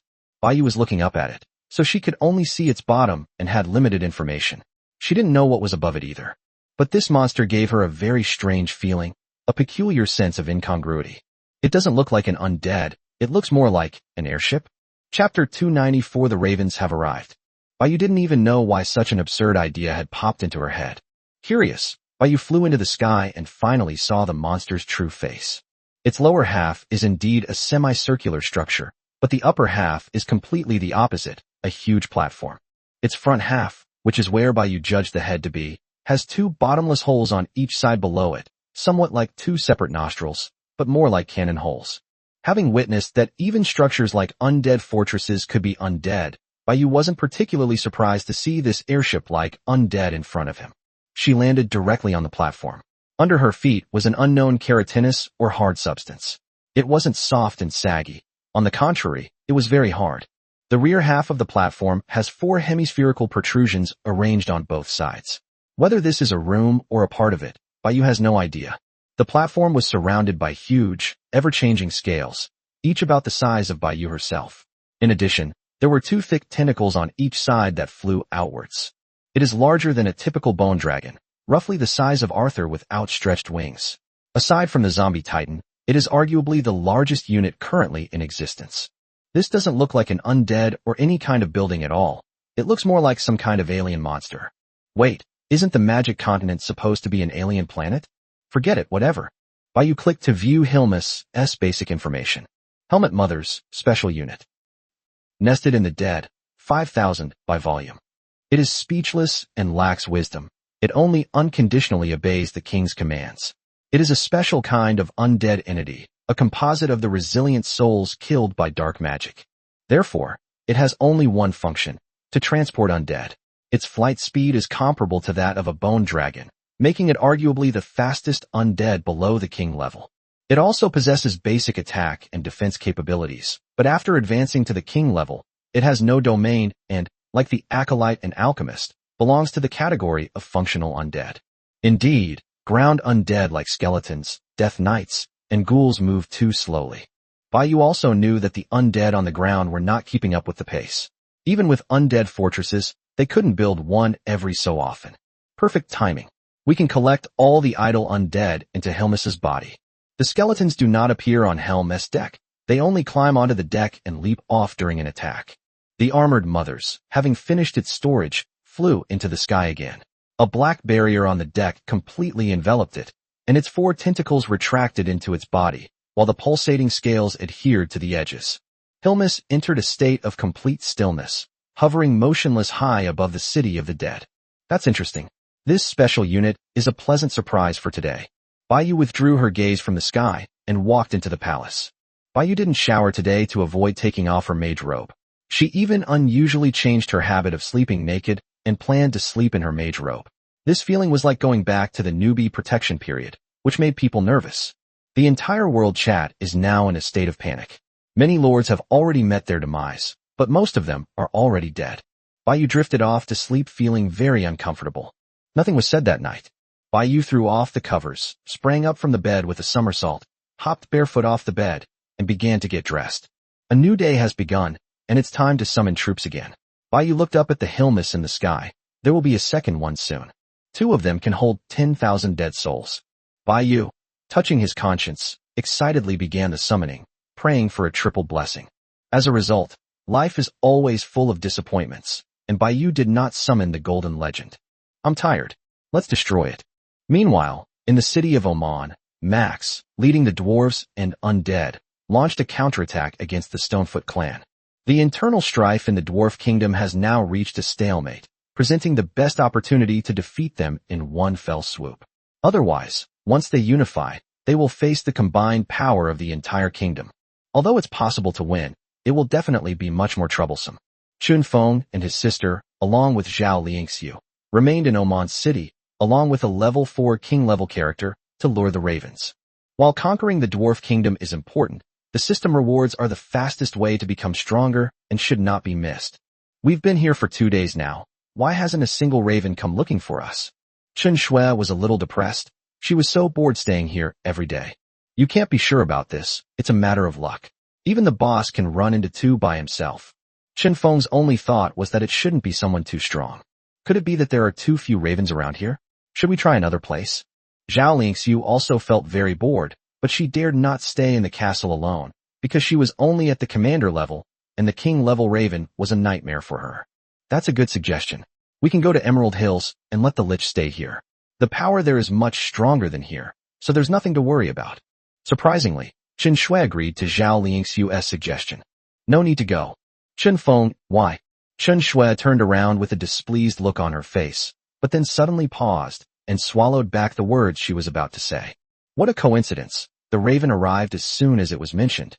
At this moment, outside Oman, a clumsy raven, which had appeared out of nowhere, was hovering in the air, watching the 3 people inside the city. Chen Feng and Chen Shui took off and flew towards the outside of the city. If they were to fight here, the dwarves in Oman City would suffer. Raven's gaze was drawn to the brother and sister, and it followed them, ignoring Zhao Liangxiu inside the city. From the raven's perspective, 2 greater than 1. The logic is that simple. It will naturally follow the side with more people. Chen Feng pulled Chen Shui along, and the speed of the light elemental flight was extremely fast. They arrived outside the city in almost an instant and were near the undead fortress. Chapter 295, Lure the Angel Out of the Cave. The pursuing ravens were immediately ambushed by Chen Feng. It simply covered its body with a cloak, yet it blocked all the beams of light that Chen Feng attacked without sustaining any damage. Chen Feng was not to be outdone. He teleported over and kicked the raven, sending it flying several meters back. Although the raven was unharmed, Chen Feng was delighted, indicating that the raven was not strong. Raven pulled 2 black short swords from his cloak and attacked Chen Feng. Chen Feng also used light elements to conjure an elemental sword, and at the same time met the raven's attack. What Chen Feng didn't expect was that the raven could actually use swordsmanship. Unlike Chen Feng, who just swung his sword around randomly, the raven's every strike was cunning and aimed directly at Chen Feng's vital points. Suddenly, Raven's black sword emitted a strange aura, actually severing Chen Feng's elemental weapon in one strike. Just as it was about to hit Chen Feng, his body turned into specks of light and vanished from sight. Chen Feng teleported away, but Chen Shui followed closely behind. Her legs were wrapped in dark elements, and she unexpectedly kicked Raven's wrist, causing its weapon to fly out of its hand. Raven tried to attack Chen Shui with another weapon, but before it could, a powerful burst of dark energy erupted from Chen Shui's body, sending Raven flying. As the Raven retreated in midair, several huge white bones suddenly appeared around it, intersecting and forming a cage that trapped it inside. The 4 sides of the skeletal framework were instantly covered with black runes, completely eliminating any possibility of the Raven escaping. It was a level 4 lich that had arrived. It controlled the skeleton cage to float in the air, and the ravens inside were frantically destroying the skeletons in an attempt to escape, but this was not something that could be done in a short time. In the time before it escaped, there was enough time to kill it hundreds of times. Chen Feng and Chen Shui also came over to observe the raven up close. It was the face of a young boy, his eyes dull and lifeless. The 2 tried to communicate with it, but failed, it was clear that it could not speak. Ravens not only leave no corpses when they die, but even if you steal their weapons while they are alive, they will quickly turn into black mist and dissipate, leaving no way to preserve them. Kill it, it doesn't give experience points. Ling Xiu finally breathed a sigh of relief upon seeing them return. Chen Feng opened the leaderboard and found that their score had changed from 7 to 10, which meant that the raven they had just encountered was a level 3 king-level creature. Looks like I'm in luck, Zhao Lingxiu said with a smile. Humph, a guy who only knows how to slack off. Chen Shuem muttered something to herself, and Zhao Lingxiu felt a little embarrassed, so she could only pretend that she hadn't heard it. Fortunately, it's not very strong, about the same as the last one.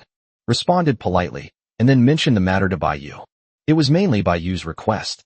She wanted to tally up how many points her side had earned in total, so she could use that to suppress the arrogance of a certain lord. On the other side, the Great Wilderness Mountains.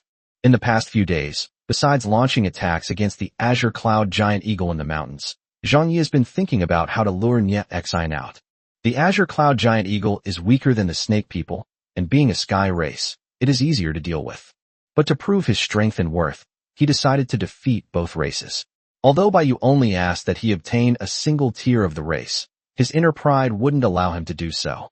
He didn't know how far Bai Yu had progressed, but before he left the Justice League, Nie Xian's castle was already at its maximum level, and she was preparing materials for the next level. In comparison, Bai Yu's castle must be even more advanced. Zhang Yi also believed that the so-called tiers of the race must be some kind of special prop. In addition, using the excuse of escaping from the Raven last time, he pretended to put on an act and berated the others in the Alliance group chat. Their responses were also flawless, either claiming they had been attacked or that they had arrived but couldn't find them. Zhang Yi didn't believe it at all. He suspected that it was all a premeditated scheme by Nie Xian. Nie Xian also persuaded Zhang Yi to return to the Alliance, promising to provide him with resources for development, and told Zhang Yi that once the castle was breached, the drawback that dragons could not pass through the portal would no longer exist. But when Zhang Yi pressed Nie Xian about what was on top of the castle, she brushed him off by saying that she hadn't broken through to the top yet. These numerous suspicious points made Zhang Yi feel extremely uneasy. Nie Xian and the other three were trying their best to get him back to the Alliance, which was the biggest suspicious point in itself. Zhang Yi became increasingly certain of his own thoughts. There was definitely something strange about it. At this moment, Zhang Yi is high in the sky, standing on a giant rock dragon, looking down at the boundless Great Wilderness mountain range below. He glanced at the system leaderboard and saw that Bai Yu's alliance points had surpassed hers. She must be extremely anxious. Nie Xian gathered so many lords at Stone Pillar Mountain with the intention of taking the top spot on the leaderboard and quickly increasing his strength by relying on system rewards. If she were to use the Raven as a reason, would she be tempted? When Zhang Yi left the Alliance last time, Nie Xian had already reached level 2. If she had the talent and opportunities to rival the Undead Lord, she would most likely be level 3 by now. The probability of two ravens appearing at the same time is very low. If they are too strong, it's hard to explain why you were instantly killed. It's best to have a strength of around level 3. Zhang Yi was deep in thought on the back of the giant dragon. 2 days have passed, and in order to win Zhang Yi back to the Alliance, the initial stalemate has eased considerably. Zhang Yi felt it was time. If he lied and claimed that ravens had attacked him again, Nie Xian would have a compelling reason to come, whether to win him over or for points. Back to the castle. The dragon roared past, carrying Zhang Yi towards the territory of the Dwarf Kingdom. At the same time, Zhang Yi contacted Bai Yu and asked her to come. He couldn't guarantee that Nie Xian would come, but if she didn't come this time, then there was probably no chance for her again. Bai Yu didn't recognize his castle, so he had to go to Oman to meet Bai Yu first. Bai Yu, inside the palace, was naturally overjoyed upon receiving the message. Finally, she could punish this inhuman bastard.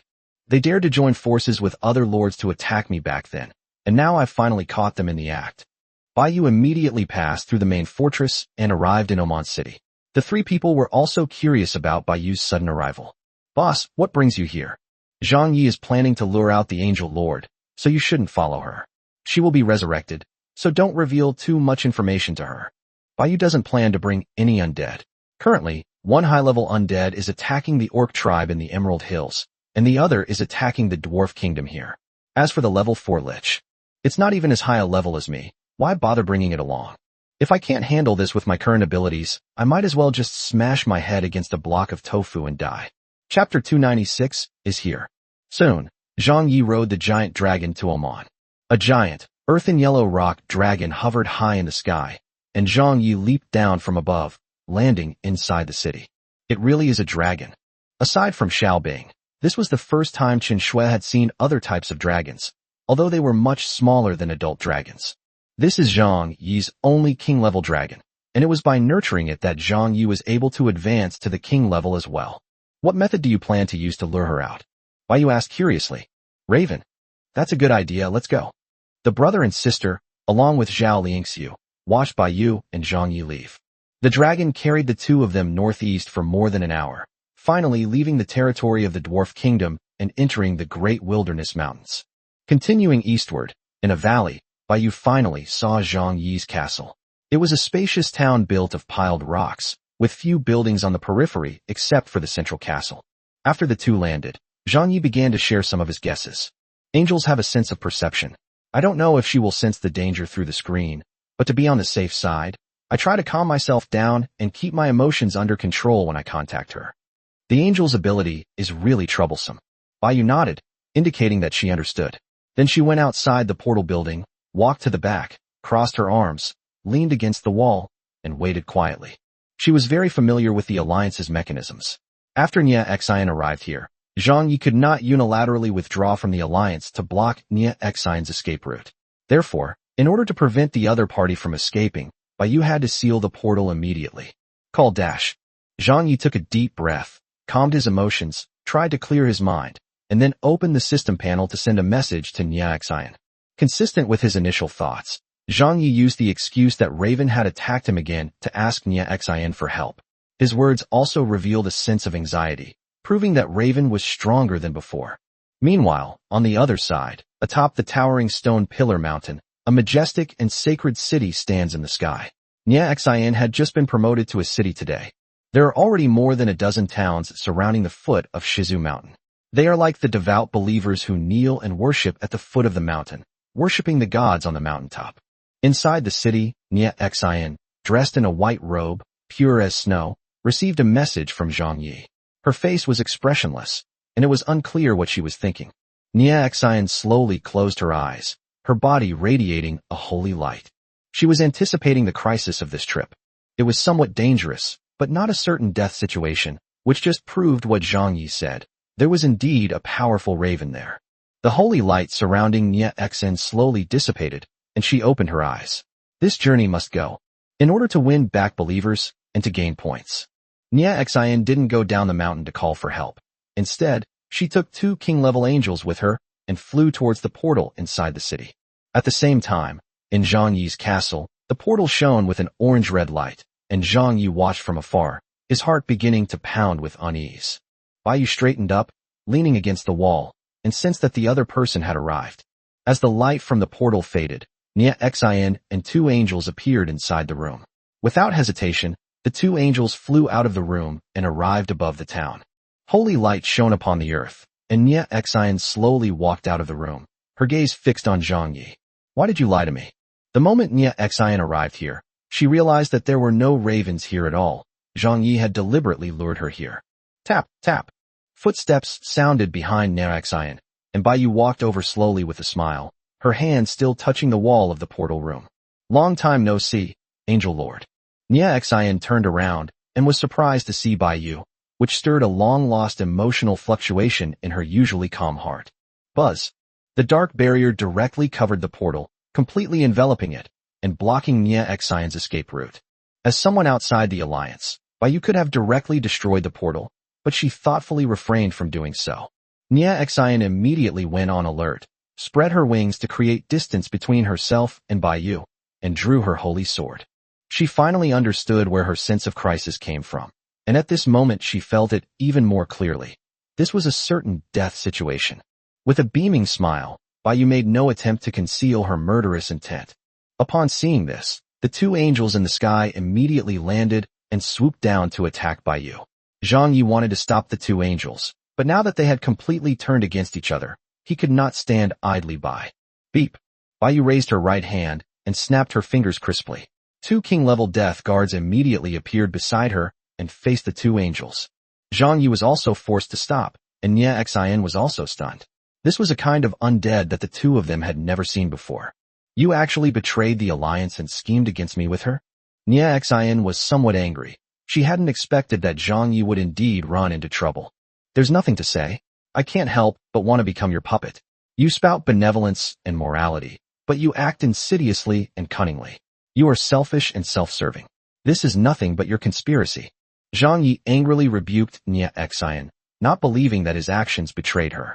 The alliance was meant to develop, and it was Nie Xian who wanted to turn him into a puppet first, so he naturally couldn't just sit and wait to die. Nie Xian did not refute further. Holding the holy sword, she transformed into a streak of light and charged directly at Zhang Yi. Given that this trip was destined to end in death, she had to deal with this traitor. Clang. A scythe engulfed in black flames deflected Nie Xian's attack and stood protectively in front of Zhang Yi. I'm saying, aren't you looking down on me a little? Immediately afterward, a sharp black blade flashed past. Nie Xian, wielding her holy sword, hurriedly parried, but was instantly sent flying by Baiyu. Zhang Yi, standing behind Baiyu, was somewhat terrified. This was too strong. The feeling Nie Xian gave him just now had already made him feel like he was facing a formidable enemy, but he never expected that she would be so vulnerable in front of Baiyu. Baiyu gripped the sickle with one hand, dragging it along the ground as he slowly walked forward. Sparks flew as the sickle rubbed against the ground, making him appear like a grim reaper. When Baiyu is stronger than her opponent, darkness absolutely suppresses the opponent's light, and there is no situation where she is suppressed by the opponent. As an angel, Nie Xian's most relied upon ability is holy light. After being restrained by Baiyu, she had no power to fight back at all. On the contrary, Baiyu is different. If she is countered by the other party, she still has elemental magic to use. The power of high-level elemental magic is no less than her own ability. Baiyu's left eye emitted a blue light, and the scythe of the Death Guard who was fighting the angels in the sky suddenly burst into black flames as Baiyu enhanced it. The evenly matched situation instantly turned into a crushing defeat. Chapter 297 Humiliation? No, it's a test. Nie Xian looked at Baiyu slowly walking towards her with some shock. Her strength had grown too fast. Even if she was going to die, she absolutely could not sit idly by and wait for death. The holy light domain was released, and endless holy light shone all around, but it could not penetrate Baiyu's eyes and dissipated. Nie Xian held her sword high above her head with both hands, its dazzling golden light shooting straight into the sky. She slashed down with all her might, and the surrounding earth instantly cracked open, sending soil and rocks flying as it hurtled towards Baiyu. The terrifying destructive power made Zhang Yi's heart pound. This was his castle, after all. So you're going to unleash your ultimate move? Baiyu planted his scythe on the ground, igniting intense black flames. Endless black energy surged into the sky from within the death domain, coalescing into a gigantic human figure. This figure also wielded a scythe formed from dark elements.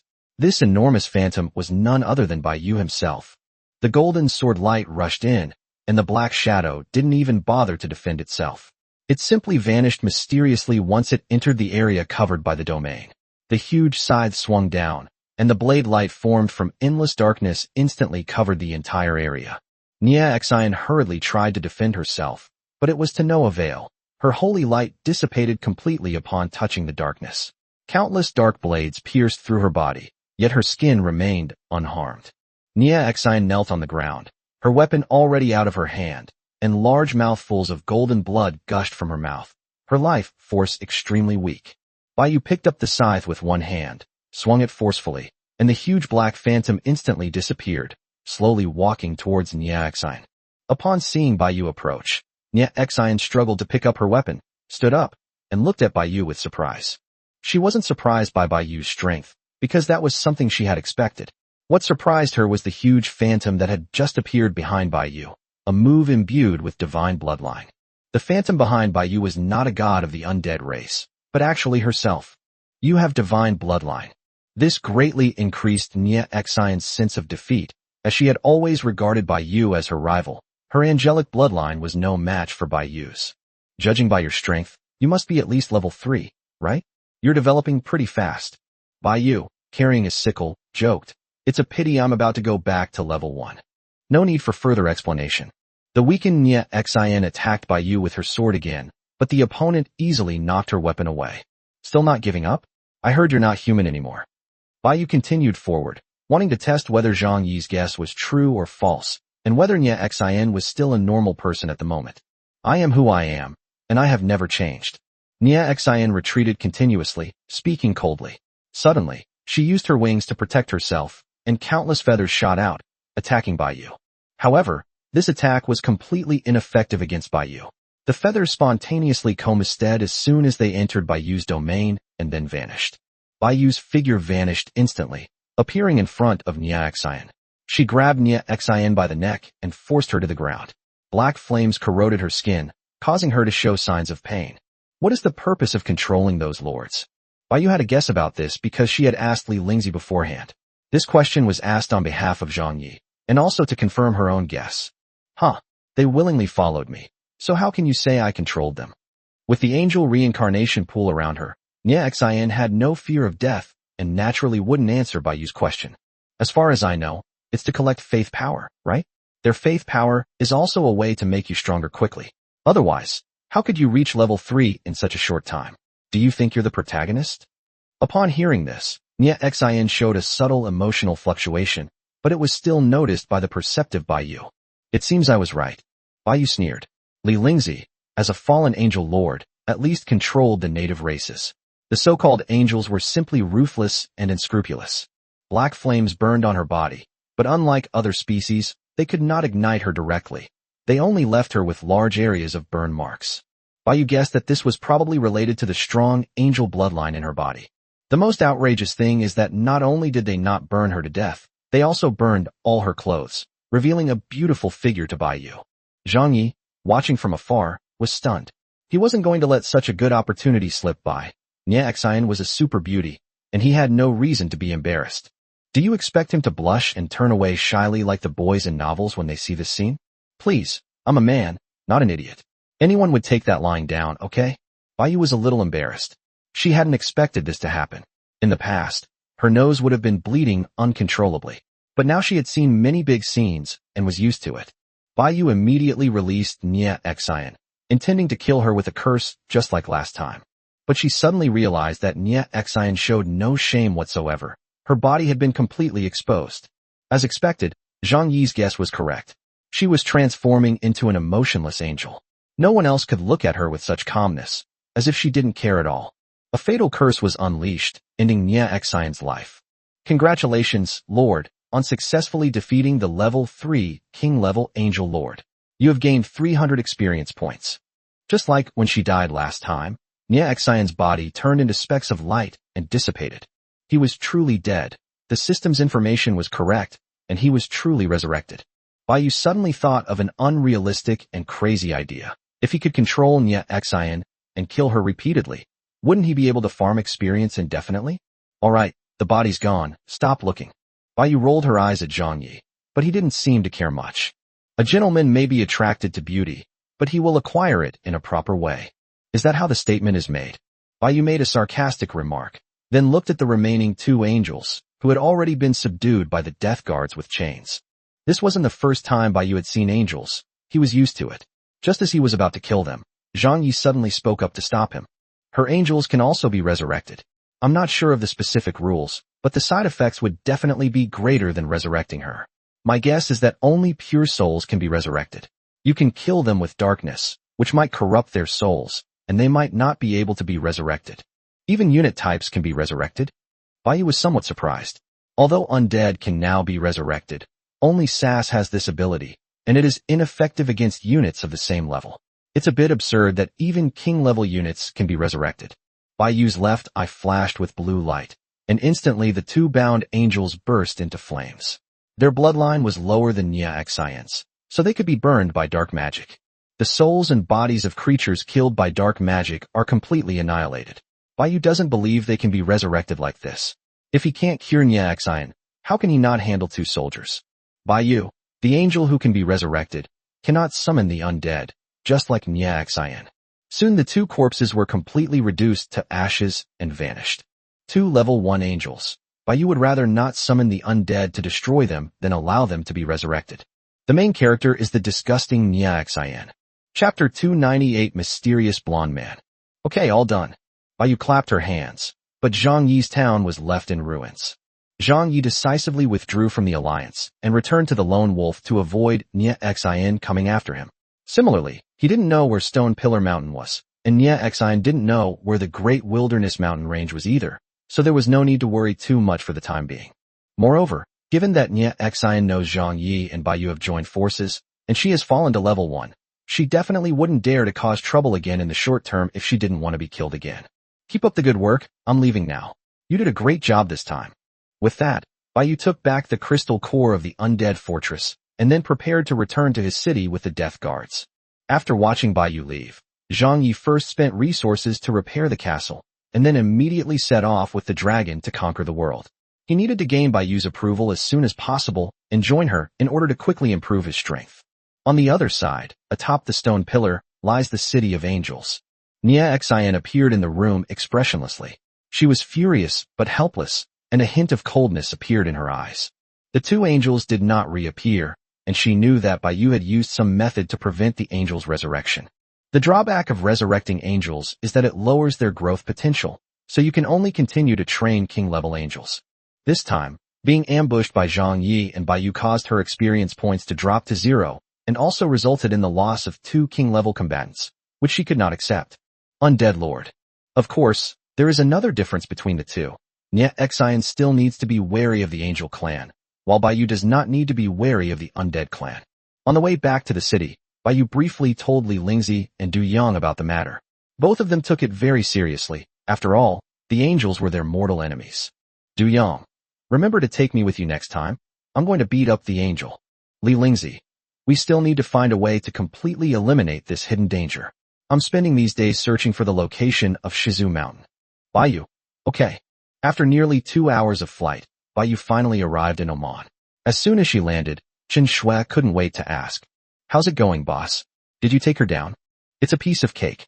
She leveled up very quickly and is already level 3. It's a pity that it will be reset this time. Bai Yu had wasted a lot of magic points flying for 2 hours.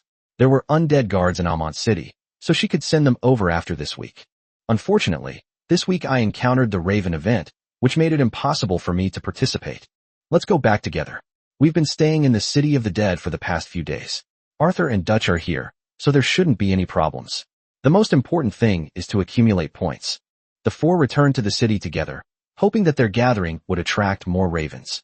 Currently, the Light Alliance has 12 points and the Justice Alliance has 9 points.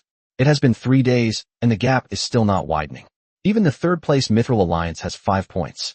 Bai Yu dislikes activities that rely heavily on luck. The four of them had dinner together that evening, and as expected, no ravens came knocking. Just then, a night elf, seemingly having received a message from the undead outside, entered. Master, all the white tigers of the frozen snow mountain have retreated. The night elf said in a low voice. Bai Yu was taken aback. It wasn't that Bai Yu had ordered the undead to monitor them. They had just happened to notice. They went that way?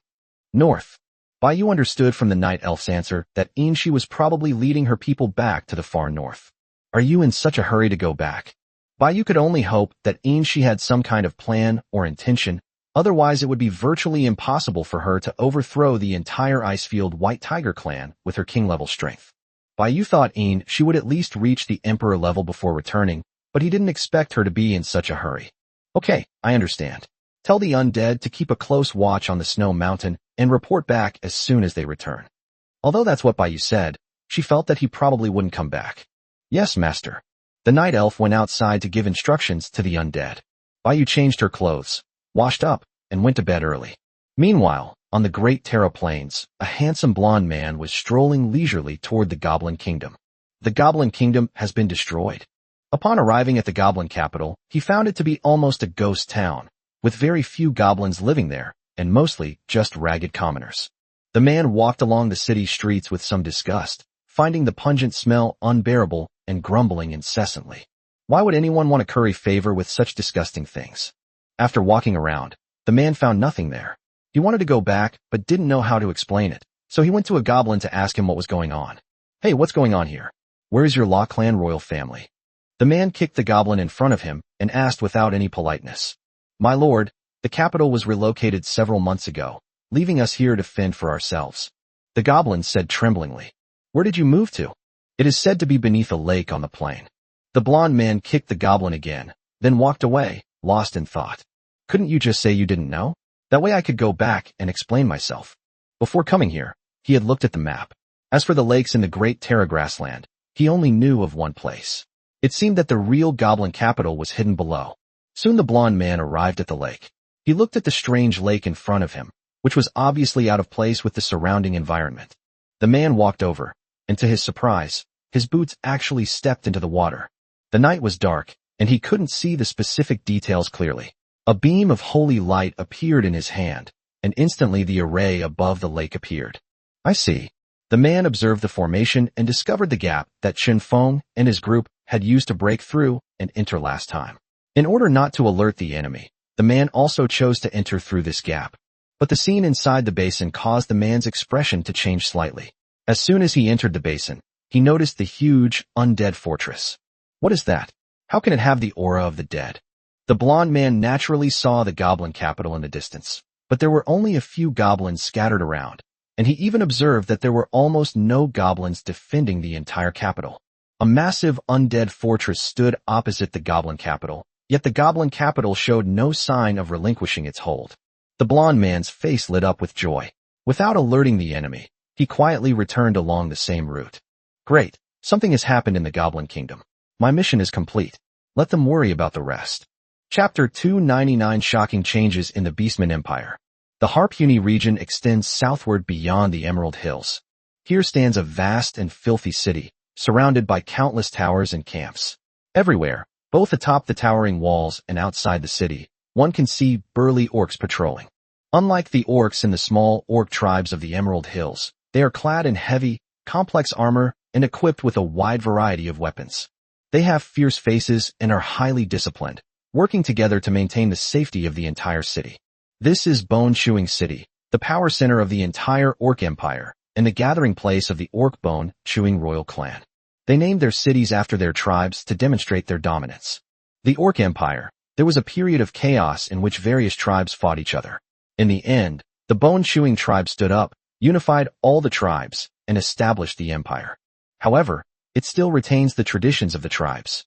It appears to be a centralized empire, but in reality, it is just that each tribe fights on its own. They only dare not show it because of the strength of the Chewing Bone tribe. If the Bone Chewing tribe ever shows weakness, the entire Orc tribe will rise up against them and overthrow their rule.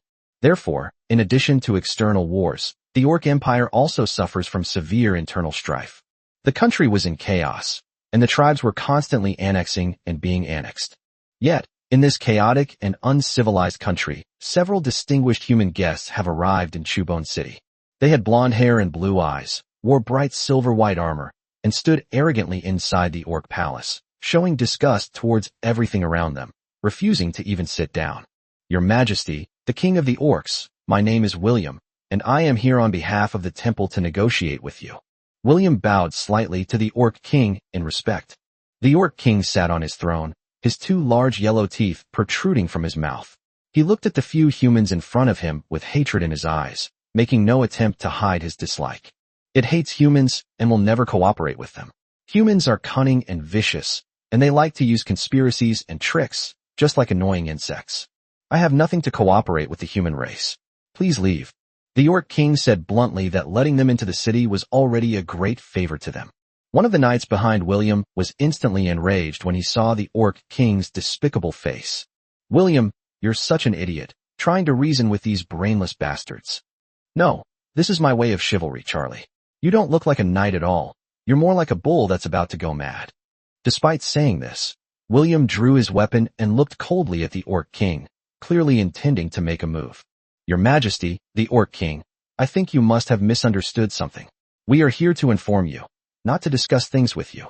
The atmosphere inside the palace became tense, and many burly orc warriors poured into the palace to protect their king. The Orc King picked up the giant axe beside him. The entire palace instantly shone with golden light. Boom! A tremendous explosion rang out, and the entire palace was razed to the ground. The Orc King remained in the same position as before, but he no longer dared to reach for the weapon beside him. A sword was already pressed against its throat. The man was none other than William, who was much smaller than the Orc King. The surrounding area was reduced to ruins, and the orcs who came to protect them were all instantly killed. Of Bone-Chewing City heard the explosion and rushed towards the ruined palace, but they only dared to surround a few Templar Knights from a distance, and not a single orc dared to step forward. The Orc King's pupils constricted. This human was far stronger than him, and he was no match for him at all. To everyone's surprise, William removed his weapon and took a step back. Your Majesty, Orc King, could we perhaps discuss cooperation with the temple this time? Speak, what is the purpose of the temple? Circumstances dictated that the Orc King had no choice but to swallow his anger. Become a vassal of the angel race, William said calmly. Upon hearing William's words, the Orc King instantly flew into a rage. He could hardly believe his ears. We orcs will never be slaves. You're dreaming. By the Orc King's answer, it was exactly what he expected. It's been hundreds of years. It seems it's time to change the royal family of this Orc Empire. Disgusting thing. It would be an honor to ask you to submit. Don't even mention the angels coming in person. We could wipe out your Bone-Chewing City, believe it or not. Charlie couldn't help but curse, and then a terrifying aura swept across the entire area, no weaker than William's that had just made his move. The 5 Templar Knights present were all at the Emperor level, and each of them was stronger than the Orc King. The unruly Orc King finally realized the difference in strength between the two sides and felt a sense of powerlessness. 5 royal-level warriors. Even if the entire Chewing Bone tribe were to attack together, they wouldn't be a match for them. Even if I agree, other tribes may not. The Orc King's tone softened. It didn't want to lose its royal position, and it knew that even if its own tribe disagreed, other tribes would. It's all right. His Majesty the Orc King only needs to summon the other tribal chiefs to the capital, and we'll handle the rest. Surely His Majesty doesn't even have that much authority. William smiled and said in a calm tone, "Can." The Orc King was forced to agree. Then I wish your Majesty a pleasant cooperation between the Orc Empire and the Holy Temple. William smiled, bowed slightly, then stepped back, turned, and left the ruined palace with several knights. The terrified orcs instinctively made way for the 5. Once the Templar Knights had left, the Orc King finally breathed a sigh of relief, slumping into his chair, his face blank. His forehead was covered in cold sweat. After a moment, he weakly spoke. Summon the tribal leaders to the capital for a meeting. Tell them that the 100 tribes sacrifice has been convened ahead of schedule. At this moment, far away in the Emerald Hills, at the castle of the brother and sister. My lord, an orc tribe has been discovered in both the south and the north. A demon soul lord returned to the castle and reported to Sass. Very good, we will split our forces into 2 groups and attack these 2 orc tribes simultaneously. Soon, the 4 kings summoned all the undead again, and led by the Lord of the Demon Souls, they split into 2 groups and marched towards the 2 tribes. Sass and Jack formed a team that included more than half of the king-level characters. Lenny and John formed a team that included a level 6 lich, making them the safest option. Chapter 300: The Discovery of the Orc Tribe. Inside the City of the Dead, the 4 unfortunate souls from last night finally encountered a raven this morning, a level 2 king-level creature, which Baiyu easily defeated, earning him +2 points. At this moment, the brother and sister and Zhao Lingxiu were leisurely eating breakfast. Baiyu, as always, chose not to eat. After summoning her troops, she was watching Helms load the undead. At that moment, an orange-red light flashed, and Baiyu, who was outside the palace, immediately looked in the direction of the portal. Who's here? Baiyu saw Li Lingzi, dressed in a long black dress, walk out gracefully from inside, followed by 2 fallen angels, and then a group of dark elves. Baiyu smiled. So it turned out that they had sent servants to her. But she was also curious. Was it really necessary for them to come all the way here in person? When Li Lingzi stepped into the City of the Dead, she was not surprised, but rather curious about this huge city. In her opinion, it was only natural for Baiyu to be promoted to a city. Baiyu, I have basically taken control of the Forest Elf Kingdom. These are some dark elves that I captured during this period. I know you like them, so I specially sent them to you. Li Lingzi walked out with a smile, and Baiyu greeted her with a wave of his hand, leading her into the palace. You're too kind. You're thinking of me for such a small thing. It's nothing, just a small favor. Upon entering the palace, the 2 sat facing each other. Although development was now basically on track and could be left to the troops, giving the Lord some free time, Li Lingzi's visit was certainly for a reason. The 2 chatted like best friends, exchanging a few casual remarks. We were just 1 step away from completely ruling the Forest Elf Kingdom. but it seems that some problems have occurred within their ranks. The King of Light Elves, the King of Storm Elves, and the King of Dark Elves have joined forces and summoned all the elves. It seems they want to discuss something important, but the Forest Elf Kingdom is too lowly to obtain any information. If I were to make a move now, it would inevitably attract the attention of the other elves. Li Lingzi sighed and complained to Bai Yu that the sudden changes within the elves' ranks were hindering her next move. Furthermore, her town is currently at level 9, but the building materials in the Forest Elf Kingdom are scarce, preventing her from advancing her town level. These elves have always been at odds, so it's definitely a big problem that they've all suddenly gathered together like this. Bai Yu was somewhat puzzled. Elves were stronger than orcs, which was why Li Lingzi had to be cautious. Could it be that they're planning to unify the country? After thinking it over and over, Bai Yu could only think of this one possibility. This possibility is very small. They have been ruling separately by different clans for thousands of years and will not change easily. Li Lingzi shook her head, rejecting Bai Yu's idea, and then spoke again solemnly. I can't let this delay my development. So Bai Yu, I might need your help at that time. No problem, it's a piece of cake. Bai Yu readily agreed. After all, she still owed the other party a favor. There's another piece of news. I found out about the temple inside the Forest Elf Kingdom. They seem to be quite active lately, so keep an eye on them. The temple's power is immense, spanning all 7 continents, and is not something that forces like the elves and orcs can easily challenge. Li Lingzi kindly reminded Bai Yu that if the temple's people discovered their base camp, they would be in real trouble. Okay, I'll be more careful. After chatting with Bai Yu for a few more minutes, Li Lingzi said goodbye and left. Bai Yu watched as the other person entered the portal and disappeared from sight. At this moment, Chen Shui and the others came over. Boss, she's so pretty too. Chen Feng was speechless. He hadn't expected Chen Shui to bring this up. Yes, that's right. She came here this time to ask for my help because she's run into some trouble. Bai Yu did not hide anything and told the 3 of them. Having too few surrounding forces is a major drawback. Any changes on the elf side would directly affect her development. As for developing towards the sea tribes, Bai Yu shook her head. Before leaving, Li Lingzi asked Bai Yu to help her find a lord in martial state, regardless of strength or type of troops. Bai Yu naturally understood her purpose. She wanted to subdue the other party and then use the portal to expand her influence to martial state. Her own limitations were too great, so she naturally had to find other ways to develop. She may have said the same thing to Du Yang. After all, Bai Yu's ability to expand across major states was entirely due to Zhao Lingxiu's voluntary submission. Otherwise, Bai Yu would be stuck in martial state, just like her, which would have slowed down his development considerably. It wasn't that Bai Yu didn't want to help her. She had already explained her situation to Li Lingzi. At this stage, the chances of Bai Yu being able to help her find the lord were very small. He was forced to expand northwards, so where was he supposed to find a lord for her? At worst, we can just let her use the alliance feature herself. However, it's not entirely hopeless. Zhang Yi is a potential breakthrough, but Bai Yu doesn't want to expose him yet. Zhang Yi can serve as a mobile lord. The Great Wilderness Mountains are too poor, and Bai Yu doesn't plan to let him stay there any longer. As evening approached, martial state, now without the sun, was as dark as night. Sass led a group of undead back to the city of the dead through the portal, with the undead behind him carrying a large amount of supplies. Bai Yu was somewhat pleased. It seemed that Sass and his group had wiped out another orc tribe. Your Majesty, we have destroyed 2 orc tribes. One of them, the southern tribe, was stronger, but its leader was not present, so we were able to destroy it successfully. Afterwards, Lenny received a message from the other tribe. After Sass finished his respectful report, Lenny immediately spoke up as well. Your Majesty, these orc chieftains have been summoned by the Orc Empire. The orc tribe that my subordinates attacked is located in a remote area and has only just received the news, so they have not yet left. Bai Yu was taken aback. After listening to the 2 kings' reports, he also gleaned some information. It seemed that attacking the 2 orc tribes simultaneously had brought some advantages.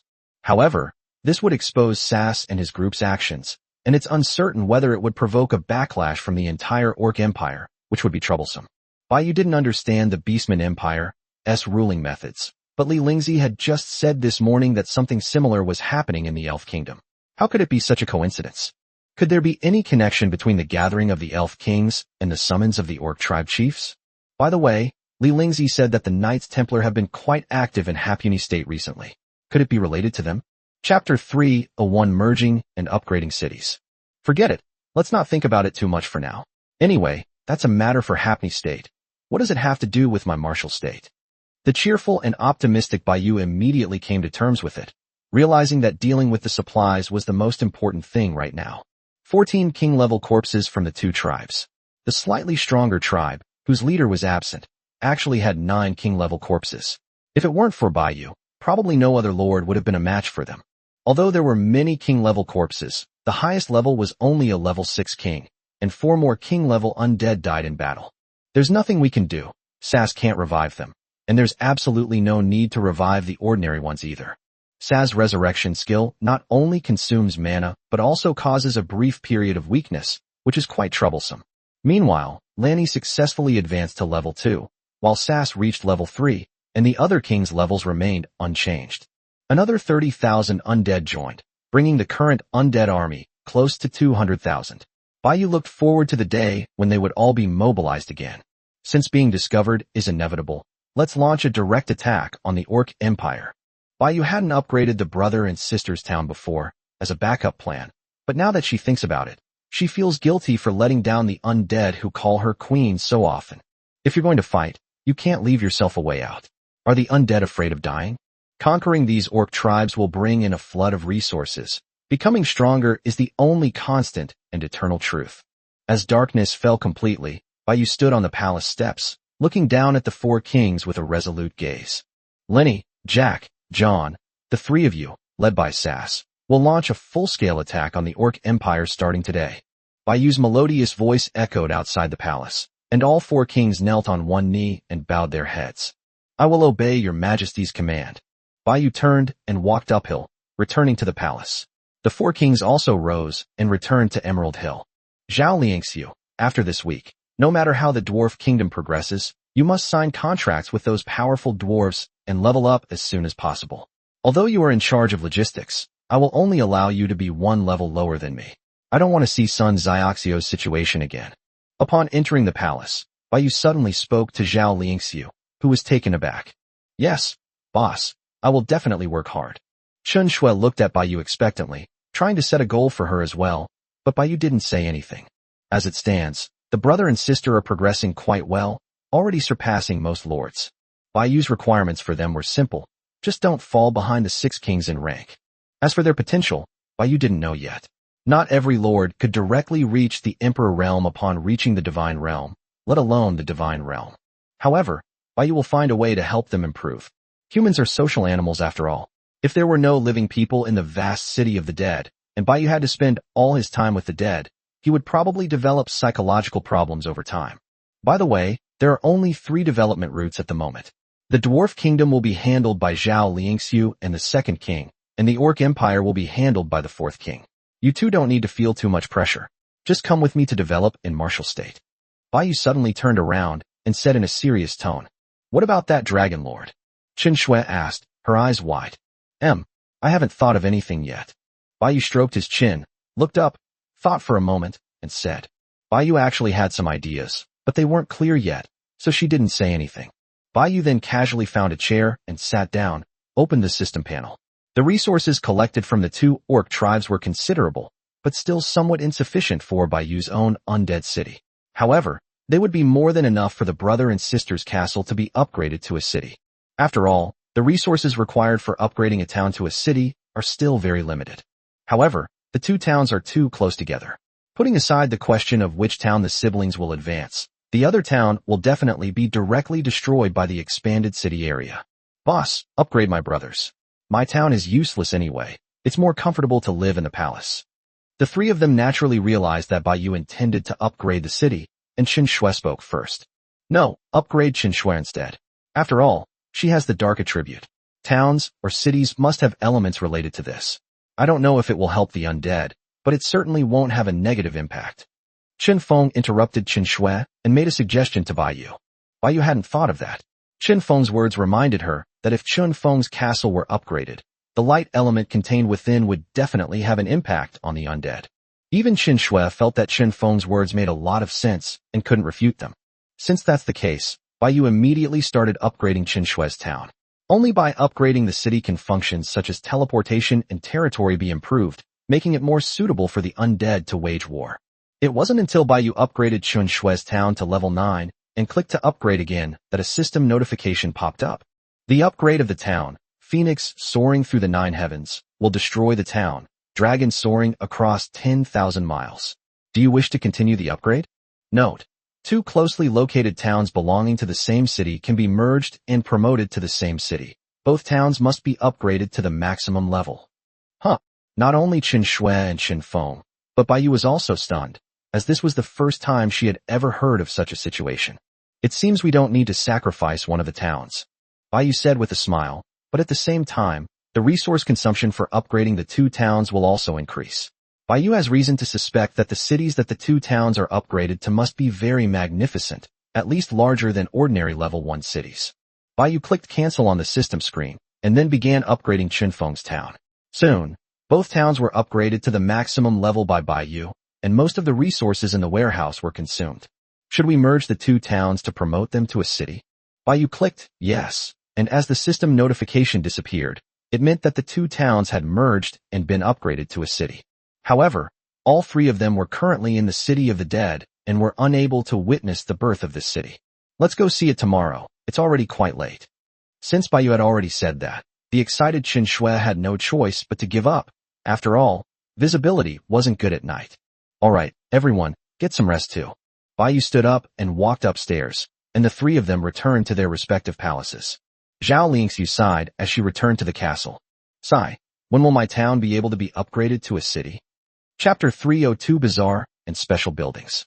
As dawn broke, Baiyu wanted to stay in bed a couple more minutes, but Qin Shui had already rushed off to check on their city. Qin Shui had just stepped out of the palace through the portal when she was already filled with surprise, marveling at the power of the system. The first thing that catches the eye is 2 tall palaces located on either side of Qin Shui's position. These 2 palaces are very tall, like 2 towers, and their styles are completely opposite. The palace on the left is predominantly warm yellow, radiating a faint golden light, and a huge statue of a phoenix stands atop it. The palace on the right has eerie black walls covered with strange patterns. At the highest point of the palace, a black dragon spirals upwards, its head standing at the top, its eyes emitting a red light. The original 2 portals have been reduced to 1, located in the middle of the 2 palaces. Qin Shui flew into the sky and discovered that the city was extremely large, almost the same size as the current city of the dead, which was a level 3 city. Apart from the 2 palaces and the necessary buildings, the outer city was quite empty, with only the outermost high city wall. In addition to the portal, Qin Shui also discovered that many of the buildings she and Qin Feng owned with the same functions had also been merged, just like a star-level upgrade. For example, the most basic protective shield that both of them had originally consisted of 2 shields, each only at the commander level. Now, after merging, they have become 1 shield, and the defense level has been upgraded to the king level. It's not just about merging towns. However, the city was not deserted at the moment, as there was a group of undead waiting there. Qin Shui carefully checked her system emails again, and apart from the necessary notifications, there were no other messages. What? I thought I could unlock the Dark Dragon Fortress, or even the Light Phoenix Fortress, but there's nothing here. How stingy. However, Qin Shui and Qin Feng were each rewarded with a random special building blueprint. Qin Shui believes that this kind of thing, which is about to be phased out, is simply a way to fob off beggars. The orcs, who were initially confused, were now somewhat shaken by the sudden annihilation of several tribes and had secretly sent people to investigate. The result was that they discovered there was actually a city here. Qin Shui continued to explore her city with some excitement. Meanwhile, Baiyu in the city of the dead had just gotten up. My experience points are almost full, and I'll be able to level up soon. Baiyu skillfully buttoned up her clothes from behind and sat on the edge of the bed, still a little drowsy. Alright, I forgot to check their city information yesterday. I wonder what's so special about the 2 towns that have been promoted to cities. As he spoke, Baiyu opened the system panel, intending to check their city information. Note: certain special buildings within the city can receive double effects and bonuses. It must be said that as a level 1 city, this area is really large, and it also consumes more resources. Baiyu then looked at the special buildings in the city and found that most of them could be upgraded. For example, the number of defensive towers did not increase after the city was upgraded, but their power increased. This name is too long. It really needs to be renamed. Baiyu put on her clothes and shoes and left the bedroom, intending to ask the brother and sister. She herself is a Gemini, and Qin Feng and Qin Shui are twins, So why not just call it Gemini City? What's everyone's zodiac sign? Bai Yu soon met Chen Feng in the main hall, but Chen Shui was nowhere to be seen. As her older brother, Chen Feng knew his sister best and knew without a doubt that she had already gone to the city to check. Bai Yu told Chen Feng her thoughts. I'm fine with it. A name is just a label, for the sake of easy address in the future. It doesn't really matter what I'm called. Chen Feng barely hesitated. He felt there was no need to think about such things, since coming up with a name was also a troublesome matter. By the way, have you received any special notifications? Bai Yu almost forgot about this. When he promoted his city, he not only received the undead fortress as a reward, but also received a hint about the conditions for establishing a kingdom. He wondered what they had received in return. Chen Feng shook his head, then took out a special architectural blueprint and handed it to Bai Yu. There was nothing there, just this. Bai Yu also took the special architectural blueprints and examined them, immediately revealing a strange expression. A sauna? Chen Feng shrugged, indicating his helplessness. The blueprints are randomized. Who knows why this thing came out? Isn't this just a sauna combined with a public bathhouse? Bai Yu gave Chen Feng a thumbs up. Okay, you're amazing. I have nothing to say. This type of dwelling costs 1 magic crystal to build, and it also has an effect. It increases experience points by 1 point per hour. Bai Yu was speechless. Getting back to the main point, it's normal that Chen Feng didn't receive any notification, since they had already submitted to him and certainly couldn't establish a kingdom. At the same time, it also proves that the undead fortress was Bai Yu's special reward. However, it is also possible that the system regarded the group as a whole, and therefore only rewarded them with a teleportation building. While Bai Yu and Chen Feng were chatting, Chen Shui finally returned. Ha ha ha. When Chen Shui heard that Chen Feng's special building was a bathhouse, she almost laughed herself breathless and mocked Chen Feng relentlessly. After being mocked for a full 10 minutes, Chen Feng finally couldn't help but roll his eyes at Chen Shui. That's enough. Is this never going to end? Cough cough. Chen Shui suddenly coughed violently. She had been laughing so hard that she accidentally choked on her own saliva. It took her a while to recover before the arrogant Chen Shui raised her head and said smugly, My special building is a super strong defensive tower that covers the entire city, 100 times stronger than someone's bathhouse. Humph. Oh, right. Chen Shui, I almost forgot to ask you, cities can be renamed. What do you think of calling it Twin Cities? Bai Yu said to Chen Shui, who was standing to the side looking smug. Yay, I'm a Gemini. By the way, what's your zodiac sign, bro? Chen Feng. Bai Yu. Chen Shui looked at Chen Feng with a puzzled expression, only to find that Chen Feng and Bai Yu were both looking at her, as if she were an idiot. Why? Chapter 303 The Special King. Ultimately, the city was named Twin Cities, and based on the principle of not wasting or discarding special buildings, the sauna was eventually built within the city of the dead. After all, we're all usually here, and when we have free time, we can be completely open with each other, take a bath, or go to the sauna. Of course, Chen Feng wasn't so lucky. Hearing Chen Shui's exaggerated description, he became curious about the city and was dragged by Chen Shui to Emerald Hills. However, Bai Yu had another guess. Perhaps Gemini reaching the maximum level would be the true maximum level, and it could not be advanced any further. But according to the system's hints, perhaps the city of the dead could be advanced after reaching the maximum level. I'll help Zhao Lingxiu upgrade her castle to a city another day. After all, she was one of the first to follow me. I can't be biased, right? Bai Yu then arrived at the barracks and began the routine summoning of today's troops. Bai Yu had just finished summoning and was about to leave when she suddenly sensed a large amount of death energy gathering behind her.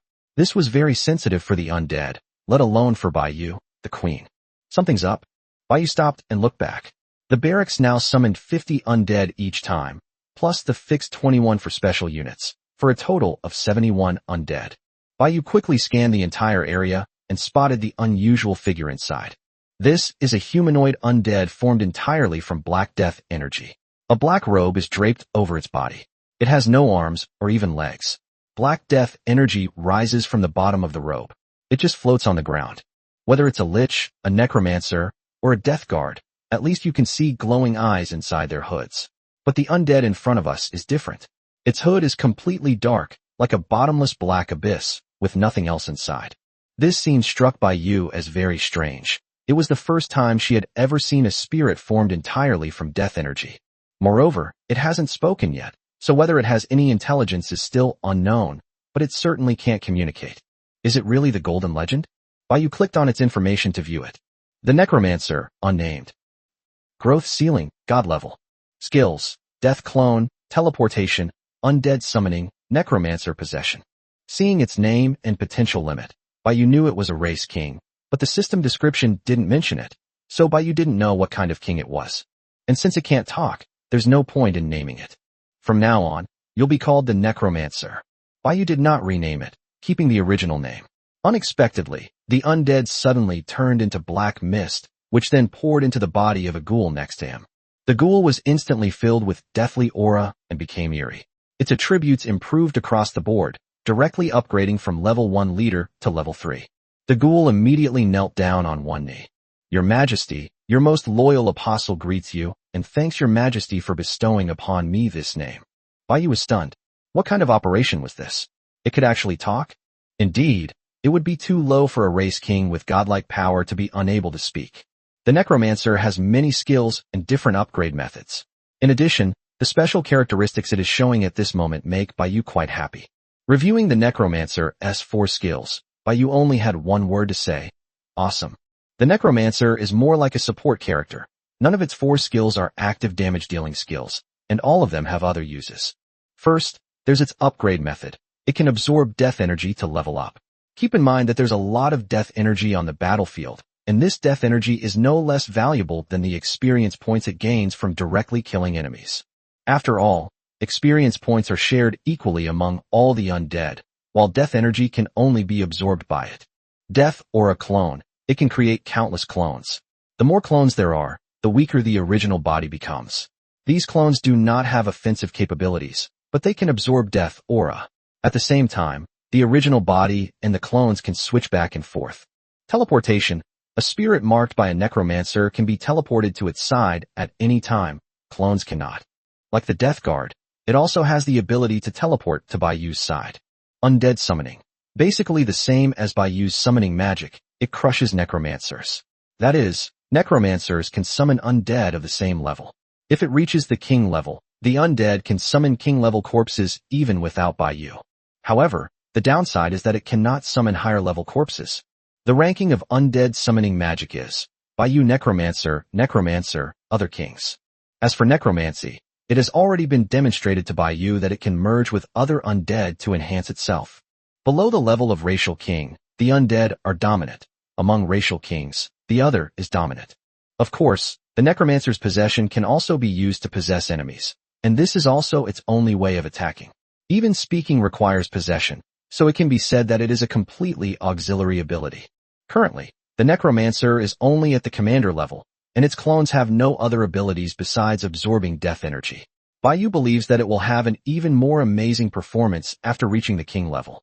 Baiyu was very satisfied with the necromancer's abilities, which made up for the shortcomings of the undead in some aspects. Baiyu immediately arranged for his necromancer clones to go to the dwarf battlefield and the orc battlefield respectively. Although they were support clones, Baiyu believed that they would be the ones that leveled up the fastest. It turns out that not only can racial kings appear in the barracks, but also special undead such as necromancers. Baiyu left the barracks in high spirits. Latest weapons developed by the goblins and alchemists in the city have also found a use. Baiyu had the undead move them to the twin cities to arm the city. As for our side, we don't need these things at all. If we can't even stop the undead, relying on those equipment is a joke. The current focus is mainly on researching functional or auxiliary equipment.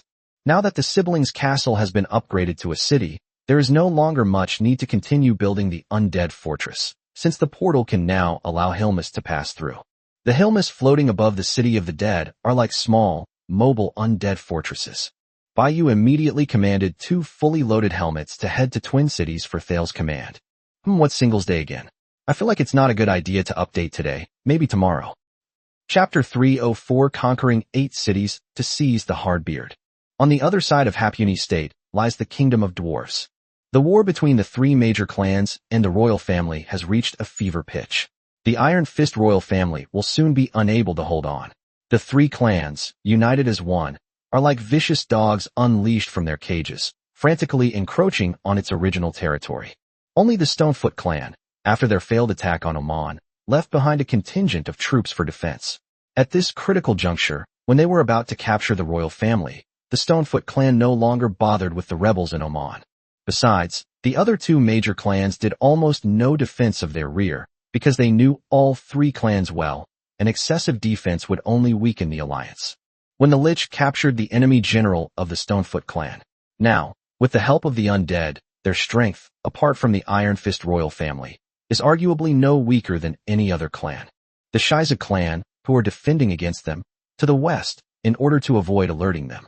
Instead, they chose to head north, intending to launch a surprise attack and quickly conquer the undefended Hardbeard clan. Hasa City has now been successfully captured, its lord has been killed, and 2 royal guards have been recruited. Max was giving them a way out, while also hoping that the unified dwarf kingdom after the war could retain some strength so that not all the kings would be killed and a power gap would occur. After capturing Hasa, they continued north. Arthur and Dutch each led their undead forces in 2 separate groups, accelerating their progress and aiming to conquer the entire Hardbeard clan within a single day. Max's job was relatively easy. His task was to take over cities in the rear, appease the people, and show no mercy to those who resisted to the death. Right now, Max has led the dwarven cavalry to a city in the mountains, which is also located on the edge of the Great Wilderness Mountains. This city is called Buddha City. At this moment, the city is engulfed in flames, and everywhere is a ruin. Houses have collapsed on a large scale, and countless dwarf soldiers lie dead in the streets, their blood staining the streets red. Meanwhile, the flames scorch the corpses, emitting a pungent aroma of flesh, while the civilians in the city were in chaos, desperately trying to put out the fire. Because Arthur launched a direct air raid on Buddha, the city gates were still tightly closed, preventing the dwarven civilians from leaving the city. They screamed and shouted, and cries filled the air. Their water supply was a drop in the ocean compared to the fire that was enough to burn down the entire city. A dwarf desperately put down his bucket and slumped to the ground, seemingly waiting quietly for his death. This is war. It is always the civilians who suffer. Fortunately, Max came for this very reason. Although reality was cruel, Max knew that only by saving them from despair would they willingly submit. Boom. With a deafening roar, Max smashed open the city gate with a single blow, and countless flying dwarf knights descended from the sky. Max then led the army through the front of the city gate. The civilians inside the city seemed to see hope and rushed frantically toward the city gate, but they were all stopped by the dwarf knights. Max, wearing armor, walked in and extinguished the flames in front of him with a single blow of his hammer, which was accompanied by a huge gust of wind. Extinguishing these flames would be effortless for a king-level being. Soon, Max extinguished the flames throughout the city, and along the way, guided by the dwarf knights, he also gathered all the dwarf civilians together. Max began his speech, and it was even more effective than he had hoped. To the common people, all nobles were essentially the same. During wartime, they had no human rights whatsoever. Now a rebel group composed of civilians is willing to lead them to peace and tell them that peace must be earned with their own hands. Fight for a chance for their descendants. Soon, Max moved on to the next city. He couldn't waste time here. Arthur and Dutch were attacking the city very quickly. Meanwhile, in another city, alarms blared throughout the city, and the dwarves on the city walls panicked when they saw the enormous ghostly dragons sweeping in from all directions. What is this thing? The city lord, who was in charge, had a solemn expression. The main force in the city had been transferred to the front line to fight against the Iron Fist royal family. The city was now undefended. Looking at the ghost dragons flying all over the sky, there were at least 1,000 of them, while the city's garrison only had 3,000 soldiers. Alert! Alert! Enemy attack! They never imagined that their city, located near the Great Wilderness Mountains and on the border of the kingdom, would be attacked by such monsters. Moreover, even the city lord, a nobleman, had never heard of these monsters and had no idea what they were. Boom. Several blue rays struck the city, and the protective shield shattered completely in an instant. The city lord was taken aback, but he was powerless to stop it. Countless ghostly dragons, like bombers, flew over the city, emitting eerie rays that could obliterate everything. In just a moment of fighting, the dwarves suffered heavy losses. They set up the giant cannons on the city wall and aimed at the ghost dragon in the sky, but the cannonballs clearly hit the opponent, but passed right through it without causing any damage. The opponent had no physical form at all. The city lord was terrified. It was eerie, far too eerie. Ordinary dwarf warriors rarely have anti-air capabilities and mostly rely on the city's defensive facilities. But the opponent is a strange creature without a physical form. How can they fight it? The well-informed city lord naturally thought of using soul and mental attacks since physical attacks were ineffective. But the incident happened so suddenly that they were completely unprepared and had no way to try even if they wanted to. At this moment, the city lord suddenly noticed a strange black figure standing quietly in the city, but the black aura surrounding it seemed to be slowly thickening. Dutch, with his ghost dragon, swept through the entire city. Unlike the city that Arthur had attacked, there was almost no trace of war here. However, the dwarf corpses lying haphazardly in the city seemed to prove that an invisible and eerie event had taken place here. As the strongest member of the Hardbeard clan, the Hardbeard chieftain was not even within his own clan territory at the moment. These city lords were all low-level kings and were no match for the undead. Moreover, the accompanying level 6 lich has not yet made a move. As night fell, all 8 cities within the Hardbeard clan's territory had fallen, meaning the Hardbeard clan was essentially on the verge of annihilation. Meanwhile, Max had already spread the word that Arthur, Dutch, and all the other undead were now in the Hardbeard city, waiting for the angry Hardbeard chieftain to lead his people back. As for whether they would face a joint attack from the 4 major clans, Max's answer was no. The Iron Fist royal family is on its own. Having finally caught its breath, it won't put itself in a dead end. The Quanliang and Shizu clans will most likely choose to stand by and watch, since the Hardbeard clan has been destroyed, which means they will have one less competitor. Ultimately, it was because the rebels were dwarven civilians who, before facing the clan's direct power, always looked down on Max. Another reason is that Max is a dwarf and a former nobleman of the Firebeard clan. In their view, Max was merely trying to gather the strength of some commoners to fight for the throne, a futile and laughable act. Chapter 305 Dealing with 2 races. It's been 5 days now. Is it going to work or not? Baiyu was still looking at the leaderboard at this moment. Nia Xian's alliance was now 6 points behind her own alliance. She's fallen slightly behind, and she can only catch up if she can kill a level 6 raven. But thinking of this, Baiyu shook her head and smiled. A level 6 king-level being could probably wipe out the entire Justice League at this stage. Difficult for the Justice League to overtake them. Oh right, I haven't been to that bathhouse yet. Since she had nothing else to do, Baiyu decided to go and take a look at the bathhouse. Surely such a special building in terms of daily life must have something special about it. For example, she has an endless wardrobe of clothes, and sleeping in her bedroom helps her recover her energy. Like the bedroom, the bathhouse was built directly inside the palace, but it wasn't Baiyu's own bathroom that was renovated. It was a separate space. Sure enough, the system was quite user-friendly. It didn't have mixed-gender bathing, but rather separate the bathing areas for men and women. The layouts on both sides were basically the same, with nothing special about them. However, the fact that soaking in the bath for an hour would increase 1 experience point left Baiyu speechless. Whoosh. Baiyu walked into the bathhouse, and before even entering the women's bath, she could hear the sound of water coming from inside. Is anyone there? Baiyu was genuinely puzzled. There really was someone taking a bath inside, and it was in the direction of the women's bath. It could only be either Chen Shui or Zhao Lingxiu. Through the curtain, Baiyu could see the view inside the bathroom. The air was filled with a pleasant fragrance, and Chen Shui was taking a shower inside.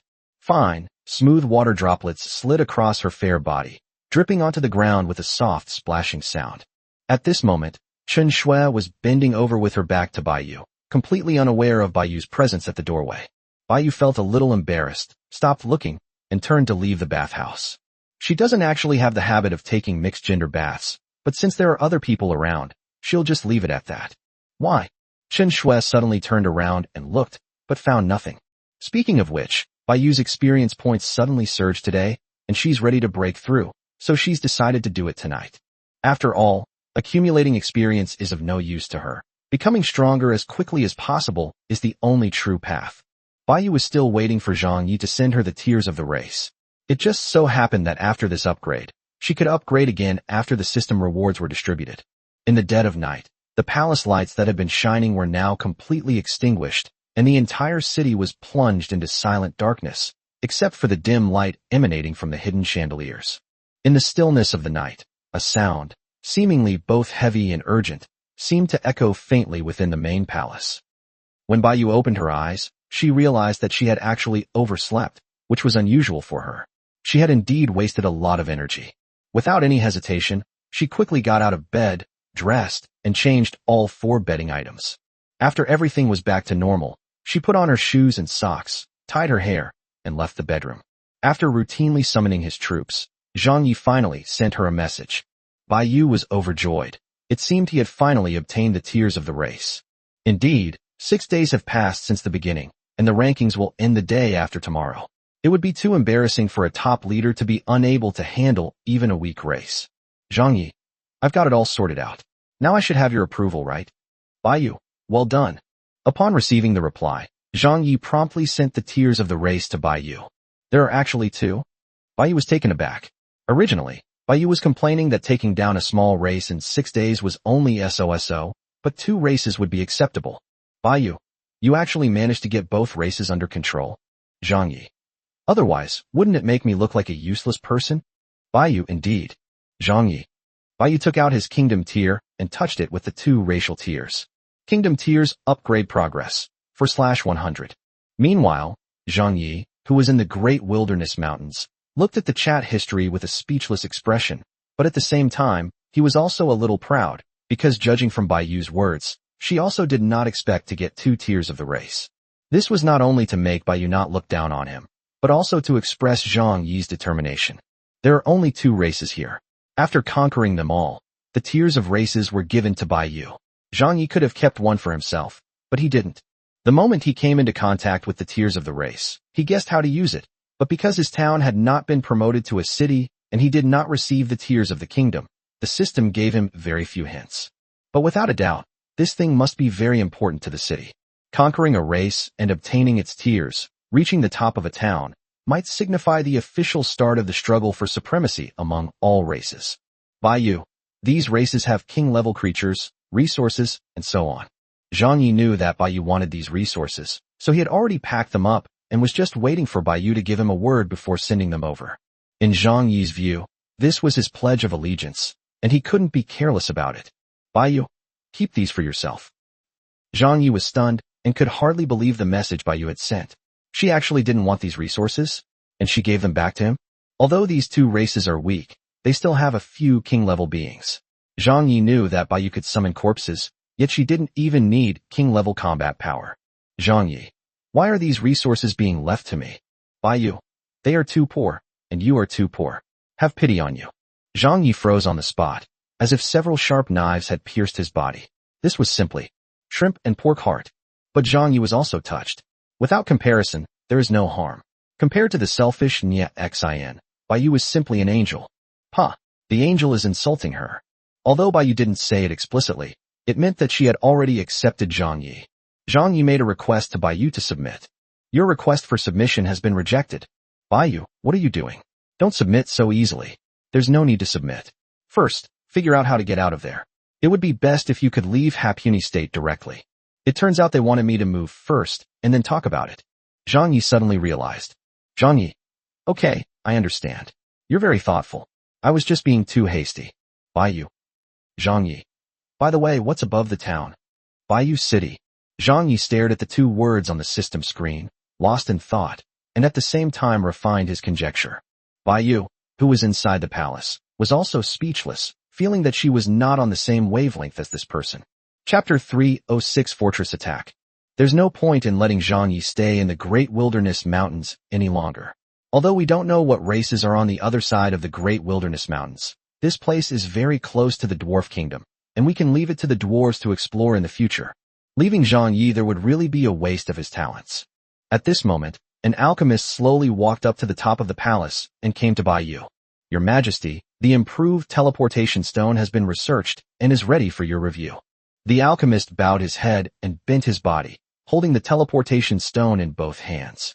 Bai Yu took it and examined it carefully, finding that it was not much different from before.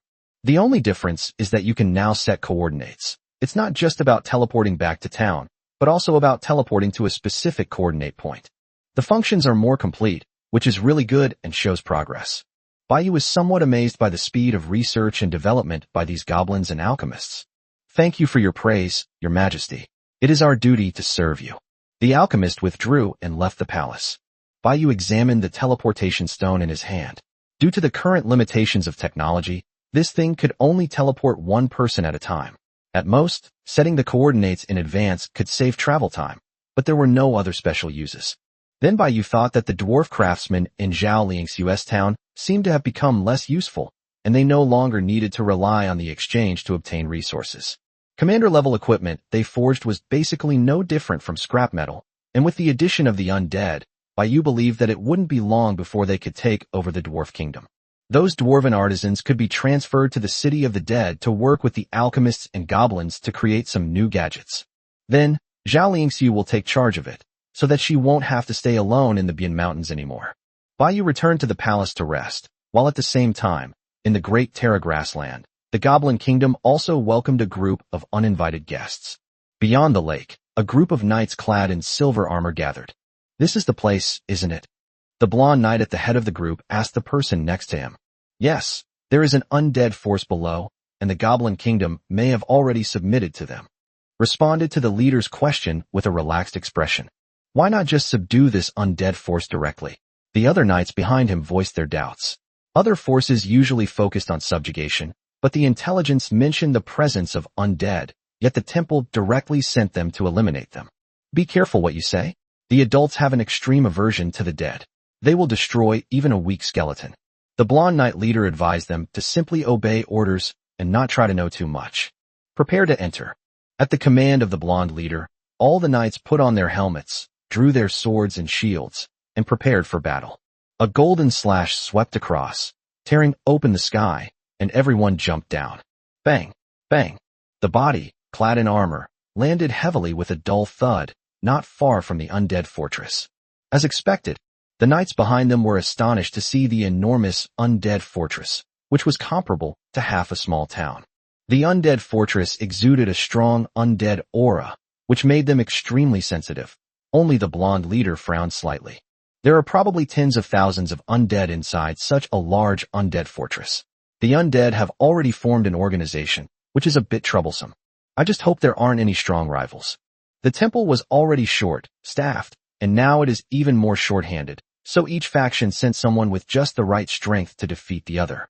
They wouldn't send an emperor-level expert to a king-level power, firstly because it would be a waste of talent, and secondly because they wouldn't have enough manpower.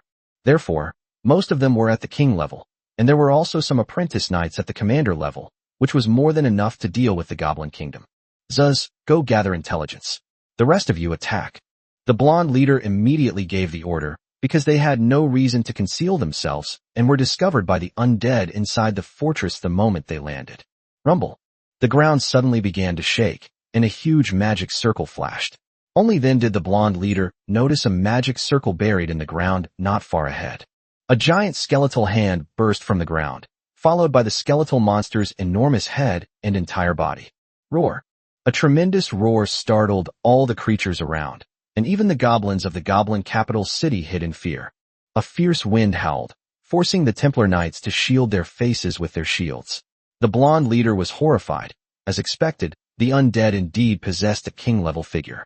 He hadn't seen a king-level undead for many years, and he had thought that someone was manipulating them from behind the scenes. But now it seemed that these undead had their own consciousness.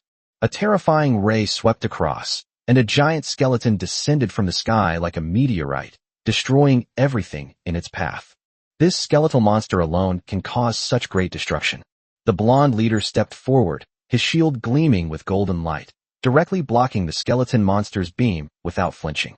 He raised his silver longsword high in his right hand, unleashing a massive golden slash that flew directly towards the skeleton monster. Then, the blonde leader charged towards the skeleton monster. The skeleton monster was so enormous that while it possessed terrifying destructive power, its agility was also reduced. Faced with this golden slash, it had no way to avoid it. Its enormous hands crossed over each other, protecting its head, where the fire of its soul resided. With a deafening roar, even the massive skeleton monster was knocked back, its enormous hand severed and falling to the ground. As the hand fell, the skeleton monster's vision became clear. At this moment, the blonde leader had already leaped high into the air, even taller than the skeleton monster. He gripped the silver sword with both hands in reverse and thrust it downwards. At this moment, it was too late for the skeleton monster to defend itself or retaliate. Bang! The blonde leader's silver sword pierced directly into the skull of the skeleton monster, and a powerful golden light pierced through its entire massive body. The flames in the skeleton monster's eyes gradually died down, and the bones that made up its body scattered. The blonde leader leaped and landed perfectly behind it. Although he dealt with the skeleton monster with ease, he did not relax, because he saw that there was now more than one king-level being emerging from the undead fortress, fighting with other Templar knights. At this moment, the knight named Zos came to the blonde leader. "Captain, there's a teleportation array inside the fortress. This isn't their base." "What? If so many undead aren't from their usual gathering place, where did they come from? And how far have they progressed?" "Zos, I now order you to return to headquarters immediately and report this matter." "Yes, Captain." Chapter 307 Melee Mage. Swarms of undead leaped from the fortress walls, stumbling and crashing into the enemy, while countless airborne undead also took to the skies. The attacks from the 6 corner towers and the undead fortress swept across the entire battlefield. The number of undead was hundreds of times that of the Templars. Tens of thousands of undead swarmed towards them, surrounding them completely. In contrast, the Templar Knights only had a mere 100 men, most of whom were commanders. Soon, even the novice knights at the commander level couldn't hold out and were killed by the undead. The few king-level Templar knights were relatively easy to deal with, as there weren't many king-level undead defending the undead fortress. But the others weren't so lucky. Each of them had to face undead of the same level that were 100 times stronger than themselves. The blonde leader unleashed his domain, annihilating the ordinary undead around him. At that moment, he even thought it was fortunate they were knights of the temple. Otherwise, it would have been difficult to kill so many undead, and they would have been exhausted to death. He also seemed to recall the horrors of the undead calamity recorded in the ancient books within the temple. No wonder angels want to exterminate the dead. The blonde leader was somewhat stunned, muttering to himself, "Captain, there are just too many undead, and there doesn't seem to be a leader among them. What should we do?" A knight shouted to the blonde leader, asking why they couldn't fight these undead here pointlessly. The team member's words brought the blonde leader back to his senses. These king-level undead indeed had no leader, which meant that the person controlling the undead was not here. Destroy the fortress, then retreat. A swift and decisive victory. The blonde leader suddenly unleashed his power, charging towards the undead fortress, annihilating all the undead that blocked his path with his domain. The king-level undead tried to stop him, but were blocked by the other knights who surged forward. Everyone was fighting with all their might to protect their captain. Among these Templar knights, the blonde leader is naturally the strongest. There may be other changes and dangers inside the undead fortress, so the task of destroying it naturally falls on the blonde leader, who is the captain. As a sentient structure, the undead fortress naturally sensed that the blonde leader was charging towards them, and all their attacks were concentrated on him. But these attacks could not stop him at all. He shattered the undead cannonballs with his sword and killed them. He easily blocked the energy projectiles emanating from the crystal core above the undead fortress by raising his shield, and soon arrived in front of the undead fortress. With just one sword strike, the blonde leader completely shattered the protective shield of the undead fortress. Faced with the towering, gateless walls of white bones, the blonde leader simply leaped up to reach the top. Just then, a white figure appeared on the city wall, followed by a huge scythe. The blonde leader was startled and immediately raised his shield to defend himself. Clang! A tremendous force struck, knocking the blonde leader down. He landed steadily on the ground, taking a few steps back. He looked down at his shield and saw a long black scratch on it. The blonde leader looked at the white figure opposite him. At this moment, Bayu had jumped down from the top of the fortress and stood opposite him, holding a huge black and red scythe in his hand. Of course, Bayu wasn't the only one who came. During the standoff between the two, dozens of undead flew out from inside the undead fortress, and without exception, they were all king level. Even the blonde leader was shocked by this scene. There were too many, a total of more than 30 king level beings. These kings quickly dispersed, forming an encirclement that surrounded all the Templar knights, preventing their escape. Damn it, these undead are even stronger than we expected. The blonde leader gripped his weapon tightly and charged towards Bayu in an instant. Although the person before him was a different race, he did not know what role the other party played among this group of undead. As for the undead lords, he dared not even think about it. He believed that the alien races of today could not possibly have developed to such an extent. However, given the opponent's formidable strength and unique nature, killing her might be the key to breaking the deadlock. Clang! Bayu brandished his scythe and engaged in battle with his opponent. The two exchanged blows, their swords flashing, and for a time it was impossible to determine a winner. With the combat experience honed through numerous close-quarters battles, Bai Yu's melee skills were in no way inferior to her opponents, and she wielded the scythe with even greater ease. When facing enemies like angels and Templar Knights, Bai Yu's dark magic is the best test of her strength. If the holy light of the two is evenly matched, it means that their strengths are comparable. However, at this moment, Bai Yu is being restrained by the other party, which means that the golden-haired leader's level is higher than Bai Yu's. After exchanging blows for over 100 rounds, the blonde leader seemed to have tested Bai Yu's strength. Moreover, as time went on, he even felt a headache coming on from the bell on Bai Yu's scythe. The blonde leader suddenly unleashed his power, his silver sword flashing with golden light as he unleashed hundreds of slashes at Bai Yu. Bai Yu only managed to defend for a moment with his dark barrier before realizing that his magic power was being severely depleted, and he immediately teleported away from the attack range. This was exactly what the opponent wanted. He pointed his silver sword high into the sky, and countless golden sword shadows descended from the sky, a low-powered version of the angel's skill. Bai Yu dodged back and forth, but the blonde leader was not standing still while casting his spell. He attacked Bai Yu again. Bai Yu couldn't possibly dodge and fight at the same time, so he had to activate the dark barrier and fight the blonde leader again. These golden sword shadows would consume a lot of magic power when they hit Bai Yu, but they would also hit the blonde leader, who could absorb the attacks and strengthen his next attack. Bai Yu quickly found himself at a disadvantage in close combat. Templar Knights are melee classes, and given that his opponent was of a higher level than Bai Yu, it was already quite an achievement that they could maintain an even match in close combat. Several golden slashes tore through the ground, forcing Bai Yu back, which annoyed her.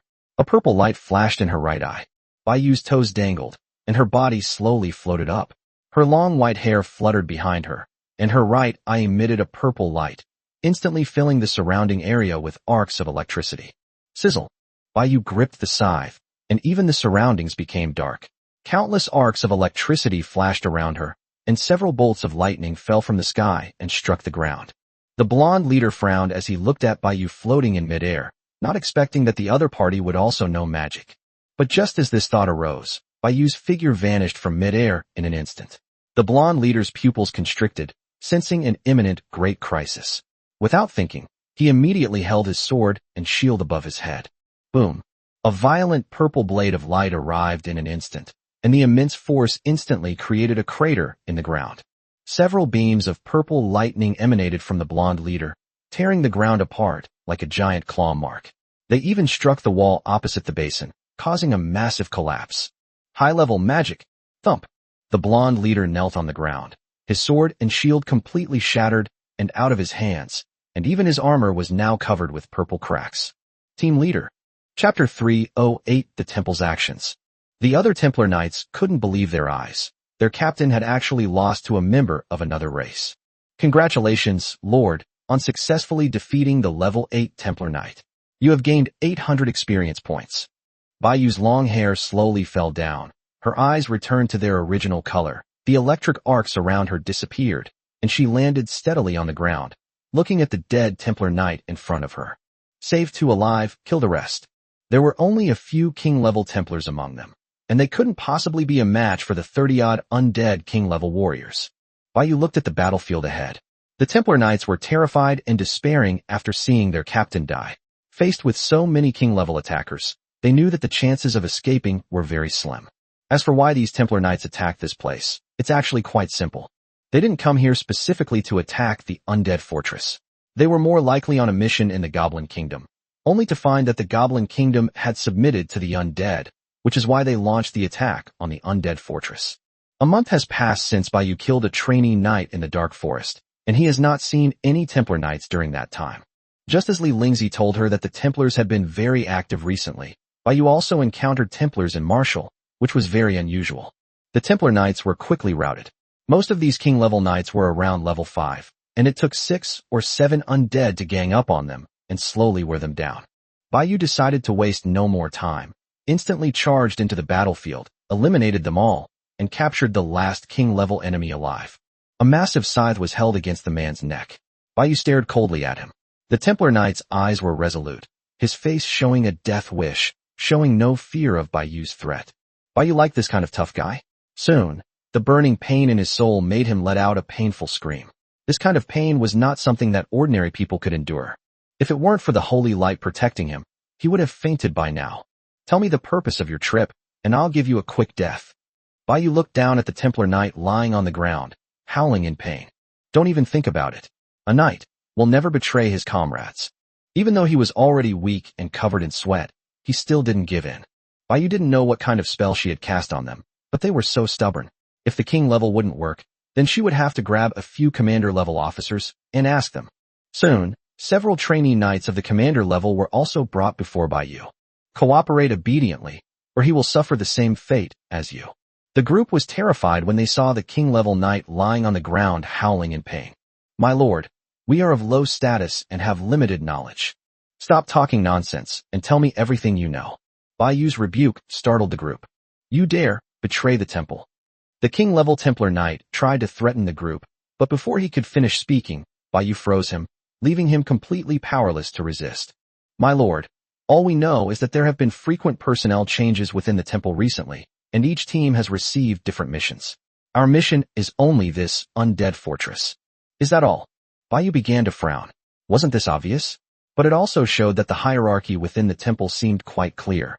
My lord, I know some rumors, but I don't know if they're true or false. I have a friend who is on another team, and their mission is to subdue a race. Another person suddenly spoke to Bai Yu, his face full of pleading and flattery. They were all apprentice knights, and it seemed that they hadn't been brainwashed enough and weren't as stubborn as the king-level knights. Is the Goblin Kingdom also among your targets for subjugation?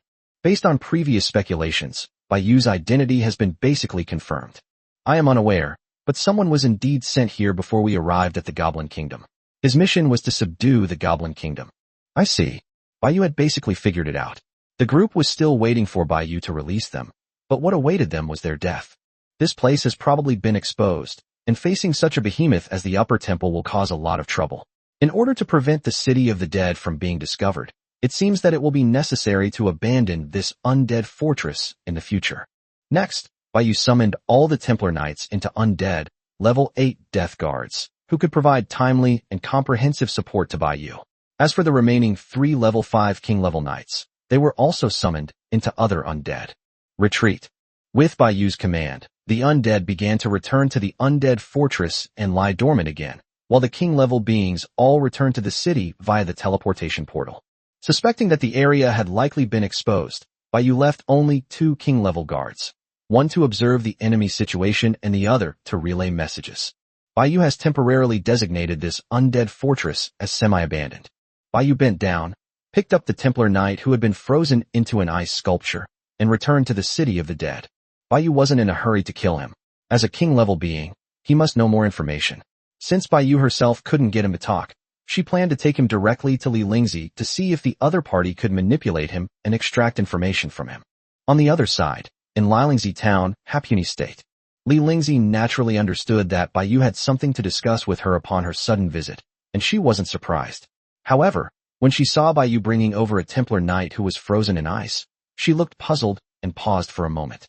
Bai Yu quickly informed Li Lingzi about her encounter with the Templars and shared some of her speculations. You suspect that the Templar Knights within the Elf Kingdom are also here to subjugate the entire Elf Kingdom? Li Lingzi was shocked. This idea was too audacious, but if it were the temple, the elves' strength would indeed be insignificant in their eyes. This is troublesome. If what you say is true, my development will probably become very difficult. Li Lingzi looked worried. As for what the Holy Temple would do with those races, that was too far removed from their lives and beyond their current reach. Yes, I am also at risk of being exposed now, but you don't need to worry too much. They can't stay here forever, and the lower elves are bound to be rebellious. When the Templars leave, it may even trigger a rebellion. You can start from that point. Bai Yu offered a word of comfort, but this was clearly not the real reason for Li Lingzi's worry. I'm more afraid that these elven kingdoms will merge as a result. At that time, they will definitely wipe out the surrounding forces, and the seaside is their main target. All the races on the continent's borders are constantly on guard against the powerful races in the ocean. These are all just our guesses after all. You'll see if you can manipulate him. Chapter 309 Good News. Bai Yu thawed the Templar Knight, and Li Lingzi came to him, her fingertips pulsating with black energy. To the knight's horror, she touched his head. The Templar Knight's head immediately shone with a dazzling golden light, resisting Li Lingzi's black energy. Suddenly, The Templar Knight's eyes rolled back, and he died instantly. Bai Yu, unaware of what was happening, looked at Li Lingzi with a puzzled expression.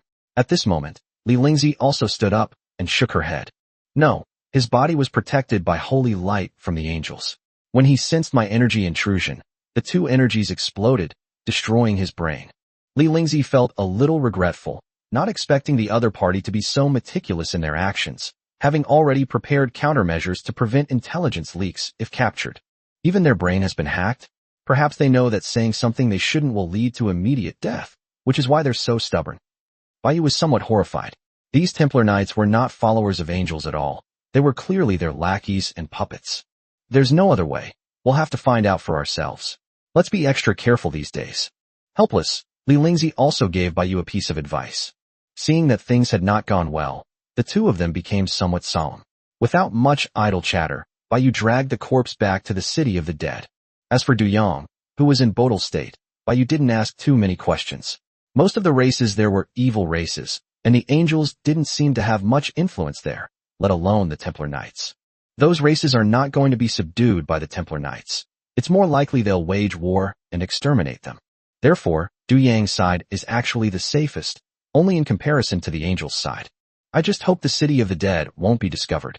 Bai Yu shook his head, putting those thoughts out of his mind. He had just returned to the city when he unexpectedly received some good news. While Bai Yu was busy, Qin Feng and Qin Shui killed another raven and earned 2 points.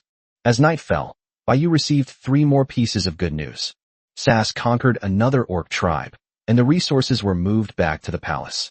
Arthur and Dutch annihilated the main force of the Hardbeard clan. Because of the distance, resources were being transported. The 2 kings also reached level 3. The Necromancer absorbed the death energy from several battlefields, and its strength directly broke through to the king level. What amazed Bai Yu was the speed at which the Necromancer leveled up. In just 2 days, it had directly advanced from the commander level to the king level. Advancing to the king level, his abilities were enhanced across the board, and his clones also gained the ability to possess and strengthen multiple undead at the same time. However, the effect would naturally be weaker, which was not surprising to Bai Yu. However, it still lacks lethality. It can instantly kill ordinary and commander-level enemies, but it has no way to deal with king-level enemies of the same level. It's just that it's very difficult to kill, even more difficult than ordinary undead. However, the Necromancer is only a support, and these abilities are already extremely overpowered. This orc tribe is a bit poor. Bai Yu pouted and complained that this wasn't even enough to upgrade her city. Boss, is it possible that city upgrades are becoming increasingly expensive? Qin Shui suddenly poked her head out and interrupted, but Qin Feng immediately pressed her head back down. You talk too much. Qin Shui stuck her tongue out at Qin Feng and walked to the side. Bai Yu looked at a dwarf corpse that the undead had brought back specifically for him. It was the leader of the Hardbeard clan. The Hardbeard clan was an ugly, middle-aged dwarf with a beard so thick it could be braided. Of a 7th-level king, he was summoned by Bai Yu to become a lich, and once again followed the Necromancer's clone to the Dwarf Kingdom to assist Arthur. With 1 level 7 and 1 level 6 over there, the remaining clans are no longer a threat. The undead only get stronger the more they are fought, and with the addition of the Necromancers, Bai Yu no longer needs to personally summon corpses. As for the other dwarf kings of the Hardbeard clan, some were incorporated into Max's army, while others were summoned into the undead by the Necromancers. Only the clan leader was brought back separately and handed over to Bai Yu. You will go and sign a contract with those dwarves the day after tomorrow. Bai Yu turned her head to look at Zhao Liangxiu beside her, and the other person nodded. The orc tribes that Sass destroyed, they were not very strong, and the overall strength of the tribes was at the edge of the Orc Empire. Furthermore, there were no high-level kings among them. Although the Orc Empire summoned all the tribal leaders, which accelerated the speed and made it easier for Sass to eliminate these orc tribes, it also prevented Bai Yu from summoning any high-level kings. Sass, the Orc Empire, speed up the process. Before those leaders return, eliminate as many of their tribes as possible and plunder their resources. Bai Yu currently doesn't know the situation on the Orc Empire's side, or whether gathering these leaders is related to the Templar Knights, but speeding up the process is always the right thing to do. Yes, Your Majesty. Sass led the undead out of the city through the portal. Bai Yu tallied up his current number of king-level creatures and found that he had reached nearly 80. Bai Yu could hardly believe this exaggerated number. It didn't even include the 7 kings, the brother and sister, and herself. Not only did they have level 5 or 6 king level undead, but today they also directly gained in level 8 king. With this combat power, they are about to reach the peak of the king level. Bai Yu herself is only at level 6. Without the emperor level, the king level is invincible. Bai Yu was still a little worried, most afraid that the next Templar Knight would come knocking on their door with a royal level 1, and then they would be doomed. The stronger the strength, the more obvious the level difference will be. Even a level 9 commander has a hard time defeating a level 1 king. So, is it possible for a level 9 king to defeat an emperor? Bai Yu assessed his own condition. His experience points were about halfway up, and he was still a little far from leveling up. It seemed like it would be a long time before he could break through to the emperor level. Xiao Bing hasn't come back for the past few days, and we don't know where she went. Since Bai Yu allowed Xiao Bing to develop freely last time, it left the castle and has never returned. These native creatures level up too slowly. They're nowhere near as fast as the lords. If Xiao Bing were to level up normally, she would reach the emperor realm in a few hundred years. By then, Bai Yu's spirit would probably have already ruled the world. Bai Yu walked into the palace, leaving the brother and sister looking bewildered. Who is Xiao Bing? Chen Shui looked at Zhao Liangxiu with a puzzled expression. Xiao Bing was no longer in the city when they submitted to Bai Yu. It was a frost dragon, and I don't know where it went. Oh, so the standard equipment for a big shot is having a dragon. Chen Shui suddenly realized why she wasn't a big shot, and stopped worrying about why Bai Yu had tamed a giant dragon. Without further ado, here comes the 6th update. Thank you for your gifts and support, my darlings. Chapter 310 Transaction Relocation Location. Today is the last day of the rankings, and Bai Yu is still quite concerned about her ranking. Looking at the data, they've already fallen nearly 10 points behind the Justice League, and they have no chance of overtaking them. As expected, the ambush on Nie Xian was the right move, causing her to fall to level 1 king, which almost completely limited her development. Bai Yu walked out of the palace and summoned his troops. By this time, the supplies captured from the Hardbeard clan had arrived. Bai Yu processed them and then upgraded the city. An orc tribe and a dwarf clan to allow Bai Yu to upgrade the city. There were still some supplies left in the warehouse, which Bai Yu used to power up a few fortress cores for later use. With a considerable portion of its eastern territory now extending into the Dark Forest. The resources required for each upgrade are also much greater, increasing by hundreds of thousands each time, making subsequent upgrades increasingly difficult. This event is finally almost over. Chen Shui stretched and went to the palace to have breakfast, complaining to Qin Feng. Because of this event, for everyone's safety, no one went out to fight enemies, and the speed of gaining experience points was too slow. We basically slacked off for a week. This has resulted in even level 2 king level strength being somewhat insufficient. Zhao Liangxiu, who hadn't yet reached the king level, felt a little embarrassed after hearing these words. She had a feeling that Chen Shui was targeting her, but she had no evidence, so she could only pretend not to hear. On the other side, in the Great Wilderness Mountains, in Zhangjai Town. At this moment, Zhang Yi, inside the castle, smiled as he looked at the messages on the system panel. He had found someone to move to. This is a new trading method that has emerged in the world chat, and only lords like them who pay close attention to the world chat for a long time would know about it. That is, trading castle locations, which is essentially moving. In general, the other party is a lone wolf or a lord who has not moved to the alliance gathering. When he is about to gather with his allies, he does not want to waste this position, so he can have other lords move here before he leaves. As for threats, he wasn't worried about them at all, since he was leaving soon. Getting others to move over wasn't free, so these lords who profited from providing locations for relocation came up with this idea. He can list a regular item on the exchange for 100,000 magic crystals. The lord who sees this will send a private message to him, providing his location information and alliance details for the other party to verify. Zhang Yi found a lord to trade his position to, and they finally agreed on a price of 150,000 magic crystals. Zhang Yi also cursed, "Damn, that's really shady." The other party told him that it was a primeval forest, but didn't say anything else. As for danger, of course there was danger, there was no absolutely safe place. However, there's no need to worry too much. Generally, there aren't many lords available for trading positions, and even fewer who can afford to buy them. These orders will remain on the exchange for a long time. If it were truly a very dangerous place, these lords would have moved to find allies long ago, since no one would dare risk their life for money. But Zhang Yi didn't dare to move there without saying a word. Having left the Justice League, he was very clear about Nie Xian's methods. She could control these lords without them having to submit. Zhang Yi couldn't be sure if this was a trap set by Nie Xian to lure him in. So, just to be on the safe side, Zhang Yi proposed to form an alliance with the other side to verify their location. Sky Overlord. I need to go and verify this myself. Pink Hair Dryer. Don't you know the location is extremely confidential and cannot be disclosed? You'll have to pay extra. Zhang Yi frowned slightly. This was the first time he had heard that verification required additional payment. However, he was the only one selling his spot at the moment, and since he wanted to move, he had no choice but to agree. Sky Overlord. How much? Pink Hair Dryer. 5W. Sky Overlord. Deal. Let's form an alliance. Pink Hair Dryer. No, pay first. Sky Overlord. Only 20,000. If that's not enough, we're done. Pink Hair Dryer. Okay. In the end, the other party gave in, but by then Zhang Yi's teeth were clenched so tightly, they were practically clanging. However, the ideas of modern civilization still bound him, preventing him from having the idea of killing to cover it up.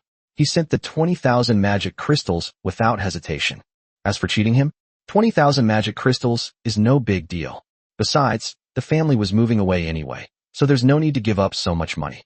Of course, there are also those who try to get something for nothing and specialize in swindling money. Fortunately, the person Zhang Yi was trading with was not the right one. He agreed to Zhang Yi's alliance, and the portal reconnected at that moment, radiating light. Without hesitation, Zhang Yi walked in. With a dizzying sensation, he stepped out and arrived here.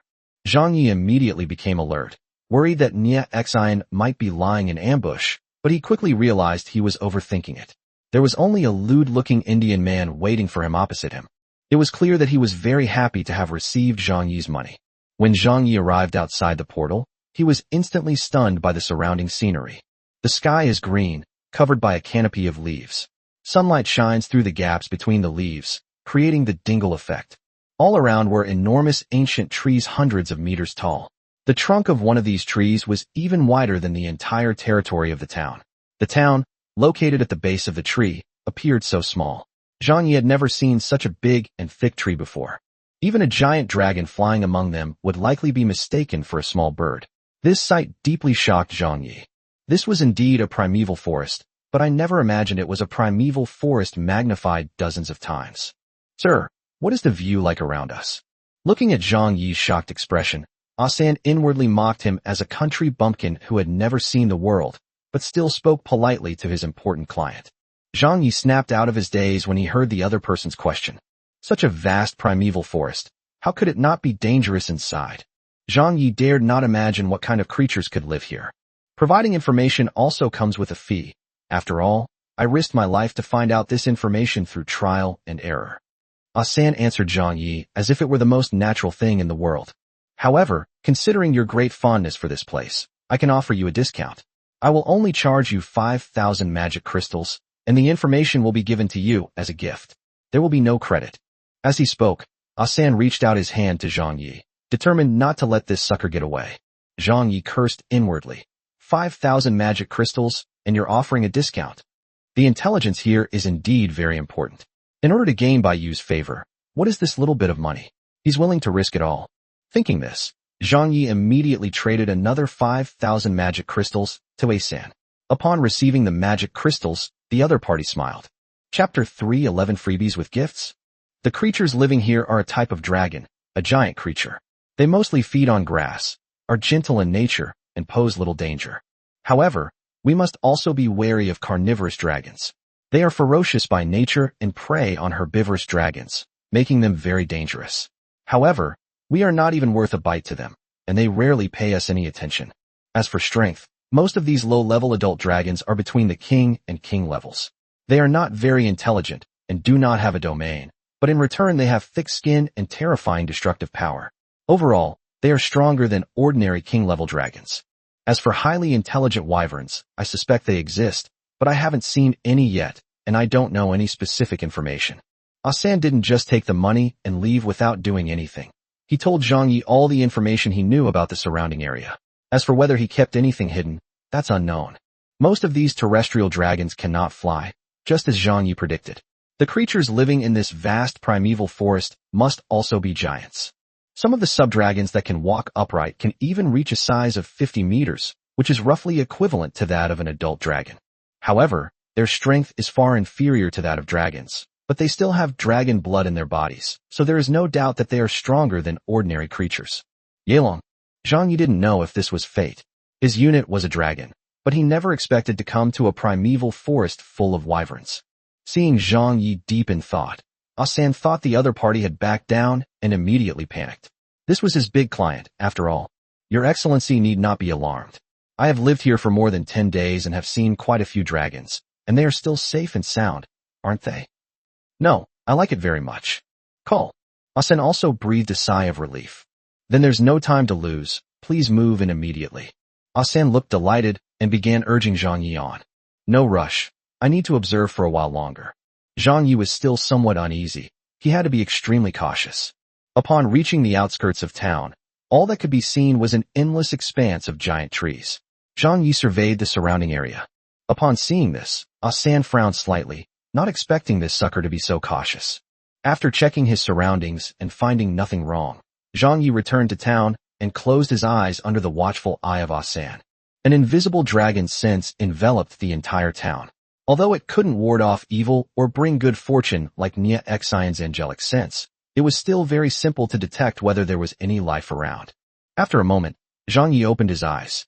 There was only Asan in the castle, and there were no ambushes around, so it should be safe. Okay, invite me. Zhang Yi spoke to the puzzled Indian man, who immediately smiled upon hearing this and used the alliance token to invite Zhang Yi. Your Excellency, that's sufficient. Zhang Yi nodded and, after confirming that he had received the invitation, handed over all the remaining magic crystals to Asan. But Zhang Yi did not return to the castle. Instead, he stood there staring at Asan and agreed to the invitation after the two looked at each other. In just 30 seconds, a town appeared in this primeval forest. Congratulations on your arrival in this new territory. Seeing this, Asan smiled and withdrew from the alliance with Zhang Yi. The light of the portal dimmed at that moment. By the way, what's the name of this forest, and which continent is this? Zhang Yi almost forgot to ask about these names. Just then, the light from the portal returned, signifying that India had rejoined its original alliance. Those mindless, lowly dragons wouldn't name a forest. This is Phi Heok State. Asan seemed to be in a great mood, revealing a sly smile. Perhaps this was the joy of making money. To everyone's surprise, the two stared at each other for a full 2 minutes, and the Indian man still hadn't moved out. Why aren't you leaving yet? Normally, these people would have run away long ago, fearing they would be murdered and robbed. The agreed amount was 300,000 magic crystals, but you only gave me 150,000. How can I explain this to my allies? How can I leave with peace of mind? The Indian man stepped forward with a smile, his gaze gradually turning sinister. The portal behind him flashed with light, and 4 more Indian men emerged from it. They surrounded Zhang Yi from all sides. I advise you to heed my brother's advice and obediently pay the money in full. Zhang Yi laughed. Just a second ago, he was wondering why the Indians weren't worried about being murdered and robbed, but now the other party had set their sights on him. Brother, don't waste your breath on him. He's a sucker. He's worth at least 200,000 magic crystals. Kill him quickly. I have another customer. One of the Indians urged them to stop hiding, and the leader was excited to hear this. Their conversation made Zhang Yi realize that they weren't genuinely selling locations. They were using this method to lure people over and then kill them.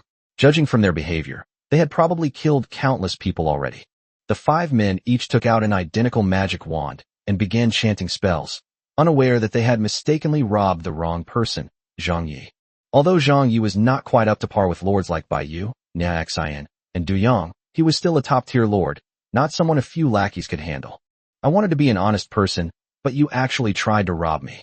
Don't blame me for not leaving you a way out. Zhang Yi's tone was calm, revealing no emotional fluctuation whatsoever. A yellowish-brown domain slowly unfolded, completely unnoticed by the 5 Indians, who walked towards Zhang Yi with sly grins on their faces. Suddenly, they found that their bodies were no longer under their control. Looking down, they realized that they were completely blocked by rocks, with only their heads sticking out and unable to move. King level. The 5 men's eyes instantly turned to terror, realizing they had kicked a hornet's nest. The 5 men froze for a second, and when they realized they couldn't break free, they immediately started crying and begging for mercy. If their bodies hadn't been bound, they probably would have knelt down on the spot, begging Zhang Yi to spare their lives. Zhang Yi was getting annoyed. They were about to kill him, and now he was begging for mercy. What kind of good thing was that?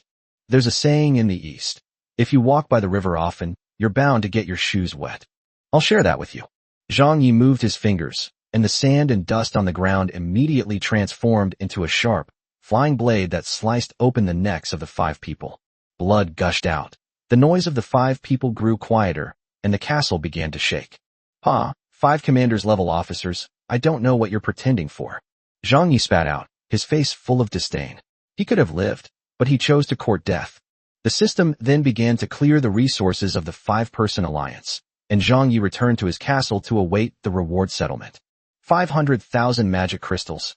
When Zhang Yi saw the number of magic crystals, he couldn't help but exclaim in surprise. How many lords have they robbed? Chapter 312, A Sleepless Night. As night fell, and with the rewards for the leaderboard being announced just a few hours away, Baiyu had intended to contact Zhang Yi. But unexpectedly, Zhang Yi sent her a message first. Figa Oak. Baiyu pondered, remembering what Moguz had told her. The largest power here was the dragon race, and it was also one of the 2 major states where the angels and the temples were the only 2 with relatively weak power distribution. To gain a foothold in the dragon's stronghold, it is said that the 2 races are constantly clashing in Fiheok state, and a large-scale war could break out at any time. I never expected Zhang Yi to go there. Hopefully, he can develop rapidly there. At least there won't be any trouble from the angel. As for Nia Xian, she wouldn't dare to go there unless she wanted to die. However, this is good news for Baiyu, as it allows him to expand his influence in Fiheok state. Simultaneously in 3 major states can greatly accelerate the enhancement of strength. Who would have thought that a king-level lord would have the ability to traverse 3 continents? An auxiliary palace floated up in mid-air to the left of the main palace, and was completed in an instant, turning the 3 palaces into 4. Baiyu originally didn't want Zhang Yi to submit, but considering that he wouldn't be able to get the ranking rewards if he didn't submit, which would be too much of a loss. At the same time, Baiyu didn't want to expose Zhang Yi to others, so he had no choice but to submit. Chen Feng and the others also noticed the suddenly appearing auxiliary palace, and they knew without a doubt that it belonged to Zhang Yi. With only a few hours left in the event, they will finally no longer be confined to the city and can expand outwards. As night deepened, everyone returned to their respective palaces, awaiting the settlement of the leaderboard rewards. With less than an hour remaining, the ravens would no longer appear. However, to Baiyu's delight, during the few days that Zhang Yi became a lone wolf, he also killed several ravens and gained 3 points. As he submitted to Baiyu, these points were naturally credited to her as well. At this moment, they have already pulled ahead of the Justice League by nearly 10 points, and their first-place position is very secure. Ding dong. A message came in the alliance group. Duyang. I got 8 points, and I believe I'm definitely not the one with the fewest. Li Lingzi. I only got 6 points. It seems like I wasn't very lucky. Duyang. Haha. I knew I wouldn't have the lowest number. Duyang. Wait. A total of 27 points, which means Baiyu got 13 points? Baiyu. You guessed right. Duyang. Luck, absolutely luck. Li Lingzi. After all, she has the most people, so isn't it normal for her to have the most points? Meanwhile, Duyang, inside the castle, was still wondering about it. A lot of people. Shuyao not far away. He felt that he and Baiyu were pretty much the same. Is it because women are naturally lucky? Meanwhile, the 2 on the other side were already used to Du Yang's strange behavior. Every time he would arrogantly open the system and chat with people, he would start acting crazy in less than a minute, his face turning into anger and resentment, and even more so, disbelief. He shouted, impossible. Absolutely impossible. When he then noticed that the 2 people and the surrounding demons were looking at him with strange eyes, he transformed into a master of expression management, and his face returned to its cold and calm state. This is nothing new to me. Time, 23:59. Dear lords, the leaderboard will be refreshed in the last minute to determine the top-ranked faction and distribute the rewards accordingly. The rankings are now being announced. First place, Light Alliance, points, 27. Second place, Justice League, points, 18. Third place, Mithril Alliance, points, 10. Congratulations, Lord, for ranking first. You have received a fixed experience reward and 1 special item. Baiyu felt his experience points instantly reach a bottleneck, and he could level up again. Baiyu was sitting on the bed when she suddenly heard a call coming from outside, which gradually decreased in pitch and then became completely nasal. Baiyu went to the balcony outside the window to peek out, only to find that Chen Shui was also peeking out of her palace. The 2 looked at each other and instantly understood each other, then returned to their respective palaces without saying a word. Bai Yu glanced at Zhao Lingxiu's level, LV7 commander. Tisk tisk, at this level, she'll probably be promoted directly to king level. I hope she doesn't have kidney deficiency. Oh, no, women don't have kidney deficiency. It's tough on Qin Feng. How could he possibly fall asleep listening to that kind of noise? Bai Yu stopped worrying about those things and started focusing on her rewards. I don't know if the reward has been reduced this time, or if my luck has just gotten worse. Compared to the previous rewards, this one was quite ordinary. Normally, it shouldn't be like this, and Bai Yu could only believe that her luck had just turned bad. Bai Yu then took out this special prop, a rhombus-shaped crystal that emitted a 7-colored light, slightly larger than Bai Yu's palm. A prop is just a prop, why call it special? I'd like to see what makes it special. Item name: Enhancement Crystal, unclaimed. Item level: none. Item function: enhances special buildings and items, improving their quality. No resource consumption required. Cooldown time: 24 hours. Enhancement level cannot exceed the Lord's current level. Wow, that's quite special. The description is simple and clear. Its function is similar to the enhancement stone that Bai Yu obtained before, but that one was a one-time use item and required resources, while this one is obviously much more advanced. Bai Yu held the enhancement crystal in her hand and completed the binding process. Most of the special buildings in her city were at the king level, so she couldn't experiment with them. Bai Yu could only take out a teleportation stone from her spatial ring, enhance it, and then conduct the experiment. The reinforced crystal emitted a light that enveloped the teleportation stone. After a moment, the light dissipated, and the crystal dimmed, leaving only a sliver of light at its tip that slowly diffused outwards, indicating that it had entered its cool-down period. Bai Yu picked up the teleportation stone and examined it carefully. He found that the mana consumption had decreased and the range of the teleportation array had increased. Although he had not personally tested it, the system's analysis was infallible. This shows that the enhancement crystal is indeed effective, but it is somewhat useless at the moment. Its value will be realized after Bai Yu advances to the Emperor level. After all, most of Bai Yu's special buildings have reached their limit at the king level, so they don't have much effect on improving the Emperor level. With this tool, these special buildings and items will no longer face the risk of being eliminated. Tomorrow, give this enhanced teleportation stone to the alchemists so they can conduct research and improvements. As she spoke, Bai Yu placed the teleportation stone on the table. As for the enhancement crystal, she simply threw it into the warehouse. This thing couldn't be carried around. It would be a huge loss if the ring were lost one day. Bai Yu then laid out a mattress on the bed so as not to get the sheets dirty, and then took off her clothes and got into bed. Tonight is destined to be a sleepless night. Chapter 313, The Hidden Kingdom. Bai Yu leveled up and felt refreshed and energetic all night. As she expected, Zhao Lingxiu was indeed promoted directly from the 7th level commander to the king level, which made Bai Yu suspect that the experience points they received were the same as hers. Bai Yu only leveled up once, reaching the 7th level king rank, but her experience points were more than halfway there, so leveling up to the 8th level wouldn't be too difficult. As for the siblings Qin Feng and Qin Shui, they also each leveled up, but judging from Bai Yu's own experience points, they would probably reach level 4 soon. Overall, it's a pretty good comprehensive upgrade. After all, only your own side gets the reward, and everyone else doesn't. Even if it's just a 1-level increase, it's still very effective. Alright, I almost forgot about Zhang Yi. Bai Yu then checked Zhang Yi's information. Lord of the territory, Zhang Yi. Strength, level 3 king. Territory level, level 9 town. Barracks level, level 15 rock dragon crystal. Unit, rock dragon. Zhang Yi has also leveled up to level 3. Bai Yu still remembers when she first met Zhang Yi in Oman City. His strength was even weaker than Qin Feng and Qin Shui. She didn't expect him to catch up so quickly. However, it's understandable when you think about it.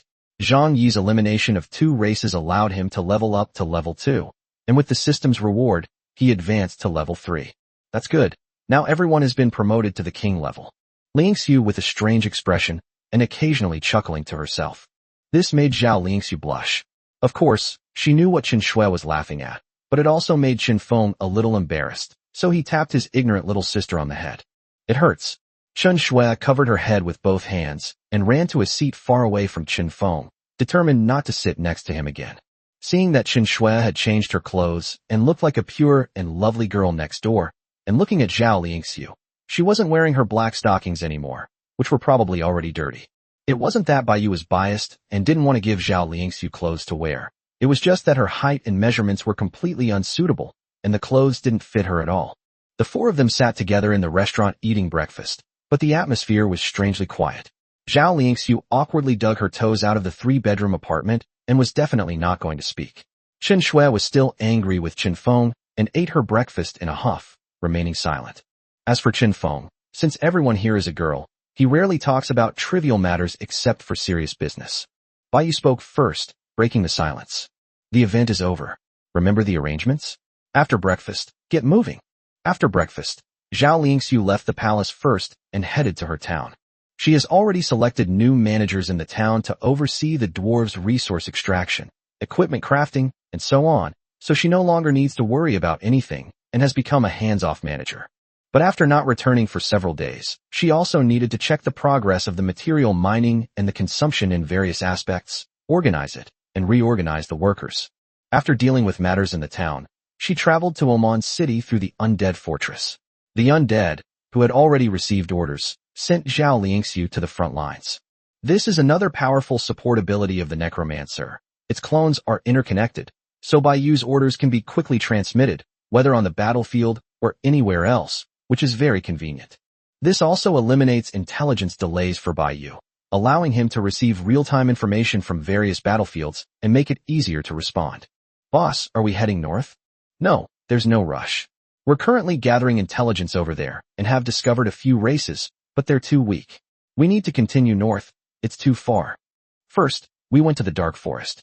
In the southern part of the Dark Forest, near its depths, we discovered a race and subjugated them. Bai Yu was somewhat delighted. She had thought she had thoroughly explored the outer perimeter of the Dark Forest, but she hadn't expected that there were still races hiding there. How could she not be happy? Based on their performance, they are definitely no match for me. This is not just a race, but a kingdom, and Bai Yu can already see the tiers of the kingdom beckoning to him. Then I'll go change my clothes first. Chen Shui didn't want to get her new clothes dirty, so she ran back to the palace to change back into yesterday's dirty clothes. It has to be said that a woman's intuition is quite accurate. The location of the target this time was indeed somewhat related to dirt. Bai Yu didn't say anything.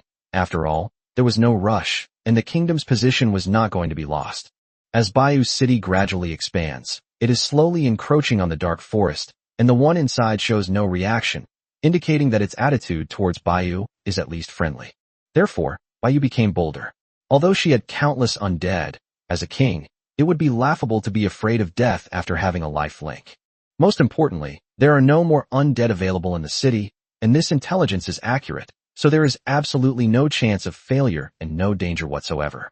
Boss, I'm ready. Chen Shui quickly ran back, indicating that she was ready. All right, let's go then. Bai Yu smiled and said, then led Chen Feng and his sister out of the palace. Outside, there were 40 undead waiting, led by a black shadow, who was the Necromancer. Without exception, they were all king-level beings. This time it's not suitable to bring an army of undead. Besides, with these undead and Bai Yu around, amassing troops would be a piece of cake. Wow, this lineup is amazing. Chen Shui was somewhat surprised. So many king-level beings were mobilized together. This was hardly a war. It seemed more like they were going to tear down the enemy's kingdom. Boss, how strong is the enemy? Seeing this lineup, Chen Feng realized that the opponent was very strong. Bai Yu, with her index finger on her chin, looked up slightly, deep in thought. It should be similar to the Goblin Kingdom, right? Chen Feng was dumbfounded. Was it really necessary to go to such lengths to deal with something similar to the Goblin Kingdom? Even in its prime, the Goblin Kingdom could have easily been dealt with without Bai Yu personally intervening, or even by using so many king-level beings. Just then, Chen Shui asked the question that Chen Feng wanted to ask. As expected of siblings, Chen Shui answered all of Chen Feng's embarrassing complaints. Wow, boss, do you have some deep-seated grudge against them? Or are you going to dig up their ancestral graves? No, it's just that their lair is a bit hard to find. Why? Chen Shui silently mourned for this race for 2.5 seconds. Bai Yu led 40 undead in a grand procession toward the south of the city. Of course, it's by flying. Walking is too slow. Who at the king level can't fly? Chapter 314, The Underground Kingdom. After entering the Dark Forest, the group chose to walk to avoid getting lost, and with the ghosts leading the way, they continued deeper into the Dark Forest. Along the way, they encountered many creatures, such as giant spiders the size of a person and black worms a meter long, all of which made Chen Shui scream when she saw them. Most of these creatures were only at the commander level, living in the dark forest. They had no racial civilization and were easily eliminated by passing king-level beings, turning into undead who silently followed behind a group. Some intelligent creatures scattered and fled for their lives after sensing Bai Yu and his group's arrival. These creatures are disgusting. Chen Shui had to be careful when stepping on these withered leaves, lest a large insect suddenly emerge from them. She didn't seem like a king-level being at all. Soon, as they ventured deeper into the dark forest, the number of creatures around them began to dwindle without them even realizing it. Bai Yu waved his hand, and the spirit stopped. Just in the distance, Bai Yu had witnessed a crow fly into the forest and disappear, which slightly changed her expression. If she was not mistaken, entering from there would lead to the depths of the dark forest. If it weren't for the sudden disappearance of the crow, she wouldn't have known that she was so close to the depths of the dark forest, and from here, she couldn't see any difference whatsoever. There is an invisible membrane there. Any creature that passes through it will disappear, like a barrier. No wonder I went astray back then. Furthermore, Bai Yu guessed that once you enter, it won't be easy to get out, which might be why the dark forest is called a forbidden area. Countless people have entered it, gone too far, and never come out again. This forest is as if it eats people. Chen Feng and Chen Shui were puzzled and hadn't noticed this detail, and Bai Yu didn't offer any further explanation. Fortunately, we have reached our destination. Boss, have we arrived? Chen Shui was still looking around. There wasn't a single bird here, so where did this kingdom come from? Bai Yu, of course, noticed their confusion and pointed downwards. We've arrived, they're underground. As Bai Yu spoke, he arrived at the location of the ghost. Although this place looked no different from other places, lifting up the withered leaves revealed that the ground here had been recently turned over. Bai Yu directly conjured a giant ice spike with his right hand, piercing through it and revealing a circular opening large enough to accommodate a person. Such a big hole. What kind of creature is inside? A rabbit or a mouse? Or maybe a snake? Chen Shui trembled at the mention of snakes. She was terrified of them. No, they are ants. Bai Yu said calmly. Oh. The two looked astonished. They had never heard of such a large ant before. These ants are called demon-eating ants. Adults are about the size of a normal human. Their hard exoskeleton and sharp mouth parts give them powerful combat capabilities and adaptability. Coupled with the queen's terrifying reproductive rate, no race dared to provoke these demon-eating ants on the outskirts of the dark forest. Everything here could become their food. They are not very intelligent and lack the ability to communicate with other creatures, but it is well known that ants are social groups. Even though they lack high intelligence, they still gather together to form a vast demon-eating ant kingdom, creating huge underground caves. This is just one of the openings, discovered by the ghosts by chance. They usually seal the openings with acid, making it difficult even for the undead to find the openings they've prepared. But in an entire demon-eating ant kingdom, there are countless ants that need to eat and hunt, yet they haven't been discovered by the undead for so long. Bai Yu was also very curious about this. The demon-eating ant kingdom was obtained by the undead from other creatures. These mindless creatures don't call themselves a kingdom. That's what other races call them. However, everything will soon be revealed. This is also why Bai Yu did not bring an army of undead. First, it is located in the underground world, so the space is bound to be small.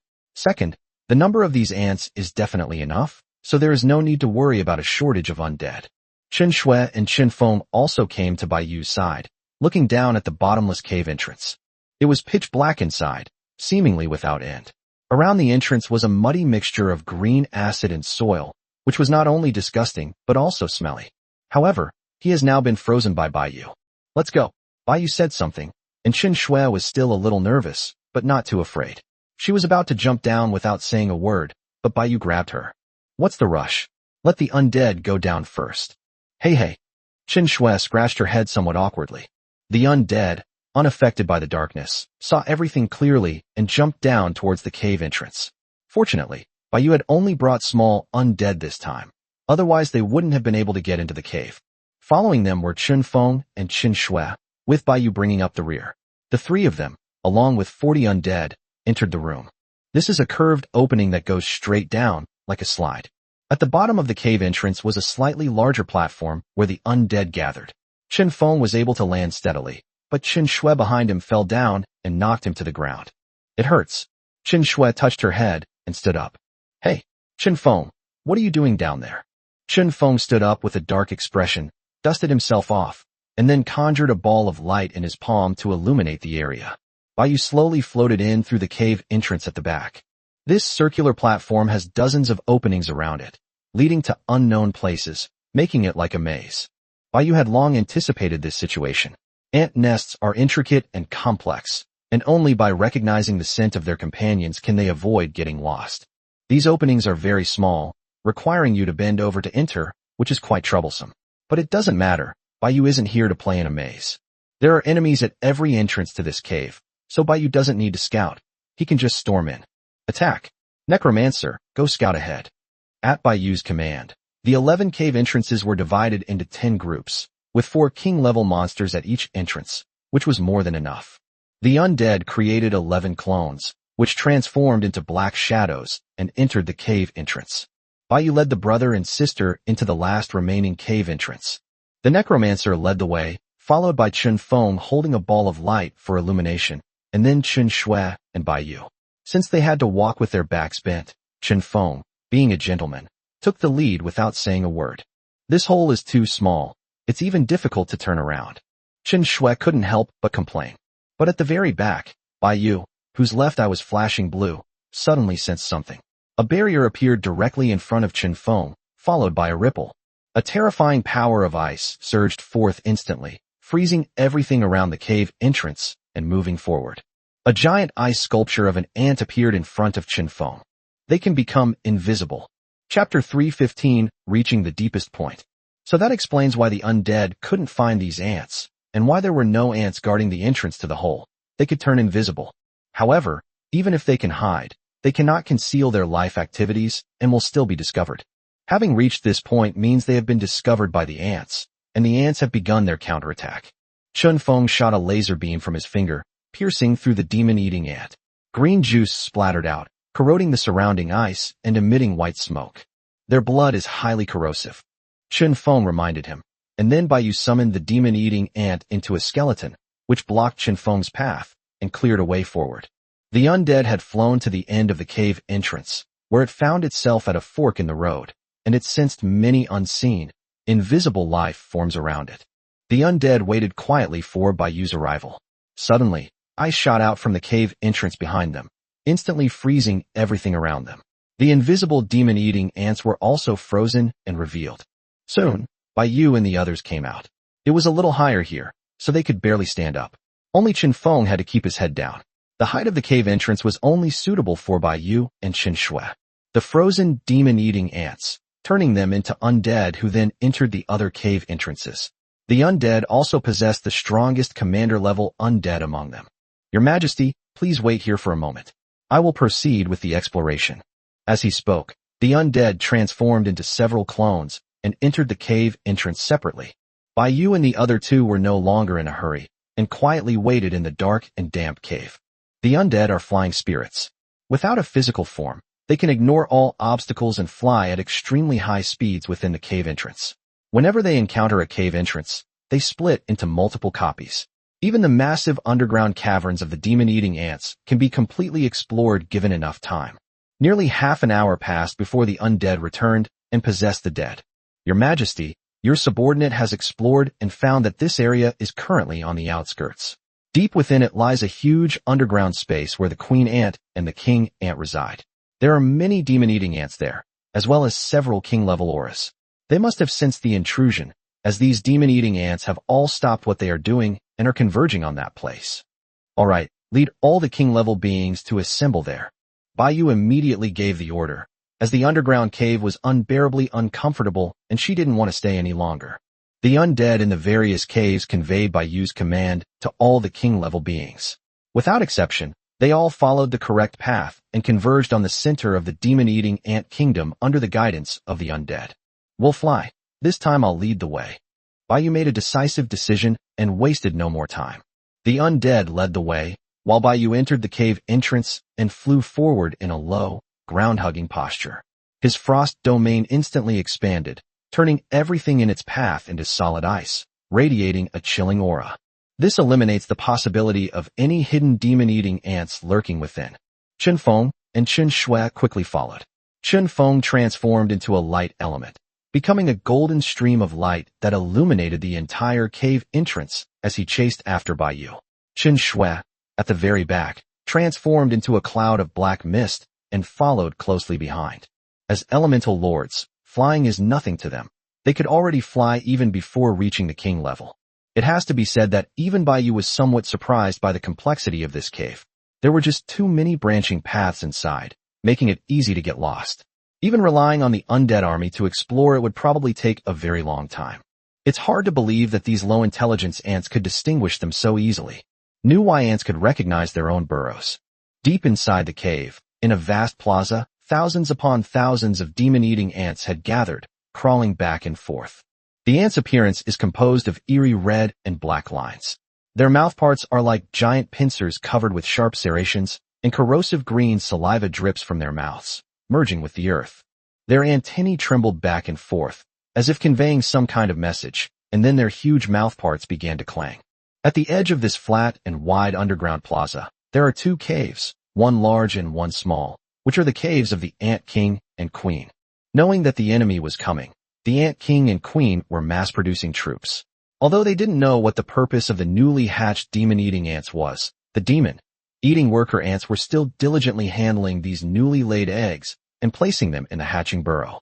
Besides the swarm of demon-eating ants, there was also a bald middle-aged man. He was both a traitor and a free man. The demon-eating ants have no concept of submission, so the bald one was not explicitly defined as a traitor at the beginning. The only one with some wisdom here is the Ant King, who advises the Ant King and provides plans for the development of the race. In doing so, he successfully saved his life and eventually cooperated with the Ant King, becoming the strategist of the demon-eating ant kingdom. With the help of human intelligence and the ant's own abilities, each hunt is a complete success with few casualties, and the colony continues to grow and prosper. Bald Man was highly valued by the Ant King, and his status within the tribe rose higher and higher. When he was able to become a free agent, he decisively gave up his castle and troops. Before arriving in the magical continent, Baldy was just a homeless beggar on the street, with no hope for life. After arriving here, he became even more despondent and planned to end his life. But things took an unexpected turn. The Ant King was able to communicate in a simple way, and his intelligence was equivalent to that of a child of a few years old. He was also very curious about the appearance of baldness. After the two communicated, the Ant King was quickly fooled by the bald man, but unexpectedly, his method actually worked and helped the Ant King. From then on, he always ate the first food he caught, except for the queen ant. He decided to live as an ant and stay in his underground burrow. Of course, he wasn't originally bald. He went bald after consuming food contaminated with formic acid from the ghoul for a long time. On the Ant King who liked to mass-produce troops, it could be understood as the most primal instinct of a living being. He was more worried about the enemy this time. Having lived in the pitch-black underground for a long time, he had long since developed the ability to adapt to the darkness. He stood at the entrance of the Ant King's cave, his eyes fixed on the caves to the north. Sizzle. Frost emanated from the area, emitting a chilling white aura. Baiyu and her brother and sister flew out, and golden light instantly filled the entire underground space, illuminating their surroundings. Immediately afterwards, undead of different shapes flew out from other cave entrances, with the leading black shadow constantly gathering and the clones dissipating at this moment. The undead all landed in front of Baiyu, their eyes fixed on the swarm of demon-eating ants, their eye sockets burning with eerie, ghostly blue flames. In an instant, the antennae of thousands upon thousands of demon-eating ants trembled wildly, all turning towards the group of invading enemies. Baiyu observed her surroundings first, without any worry, but couldn't help but sigh. I didn't expect there to be such a large space here. It seems that ants also like big places. Chapter 316 Death Guard instantly kills the entire scene. From the thousands of demon-eating ants, and they all disappeared on the spot. Then, without hesitation, they launched an attack on the group of foreign enemies. Baiyu stood still, while the 40 undead in front of him charged forward, unleashing various domains. Even their ability to become invisible was useless, as they were all crushed by the power of the domains. Seeing this, Chen Feng and Chen Shui also rushed forward. This was a lot of experience points. If they were all killed by the undead, how would they level up? Countless demon-eating ants died instantly, their shattered corpses revealed, and then, summoned by the necromancer behind them, they turned into undead. Less than a minute into the battle, the original 40 undead had multiplied into several thousand, slaying the surrounding demon-eating ants. Even if the undead cannot see the target, It only affects undead that attack single targets. If it is an undead that deals area of effect damage such as the Lord of Souls or the Knight of Heavenly Punishment, then invisibility is meaningless to them. With a snap, a skeleton warrior's body was shattered by the sneak attack of the demon-eating ants, but the ants discovered that their acid could not corrode the bones at all. The bones moved slowly, finally piecing themselves together, and the skeletal warrior rose again, charging towards the invisible enemy. The liches unleashed bone magic, summoning all the demon-eating ants killed within their domain into skeletal archers. The arrows, imbued with blue light, shot out instantly, unleashing a devastating rain of arrows that swept across the dark cave like streaks of blue meteors, tracing arcs through the darkness. The demon-eating ants were very densely distributed, and soon many of the hidden demon-eating ants were hit by the skeletal archer's soul arrows. Just one arrow was enough to annihilate their low-level souls. More and more undead crawled out from the corpses of these demon-eating ants, and now the number of undead was comparable to that of the demon-eating ants. The Ant King inside the cave finally stopped its mass troop production, thinking that its army had already wiped out the enemy.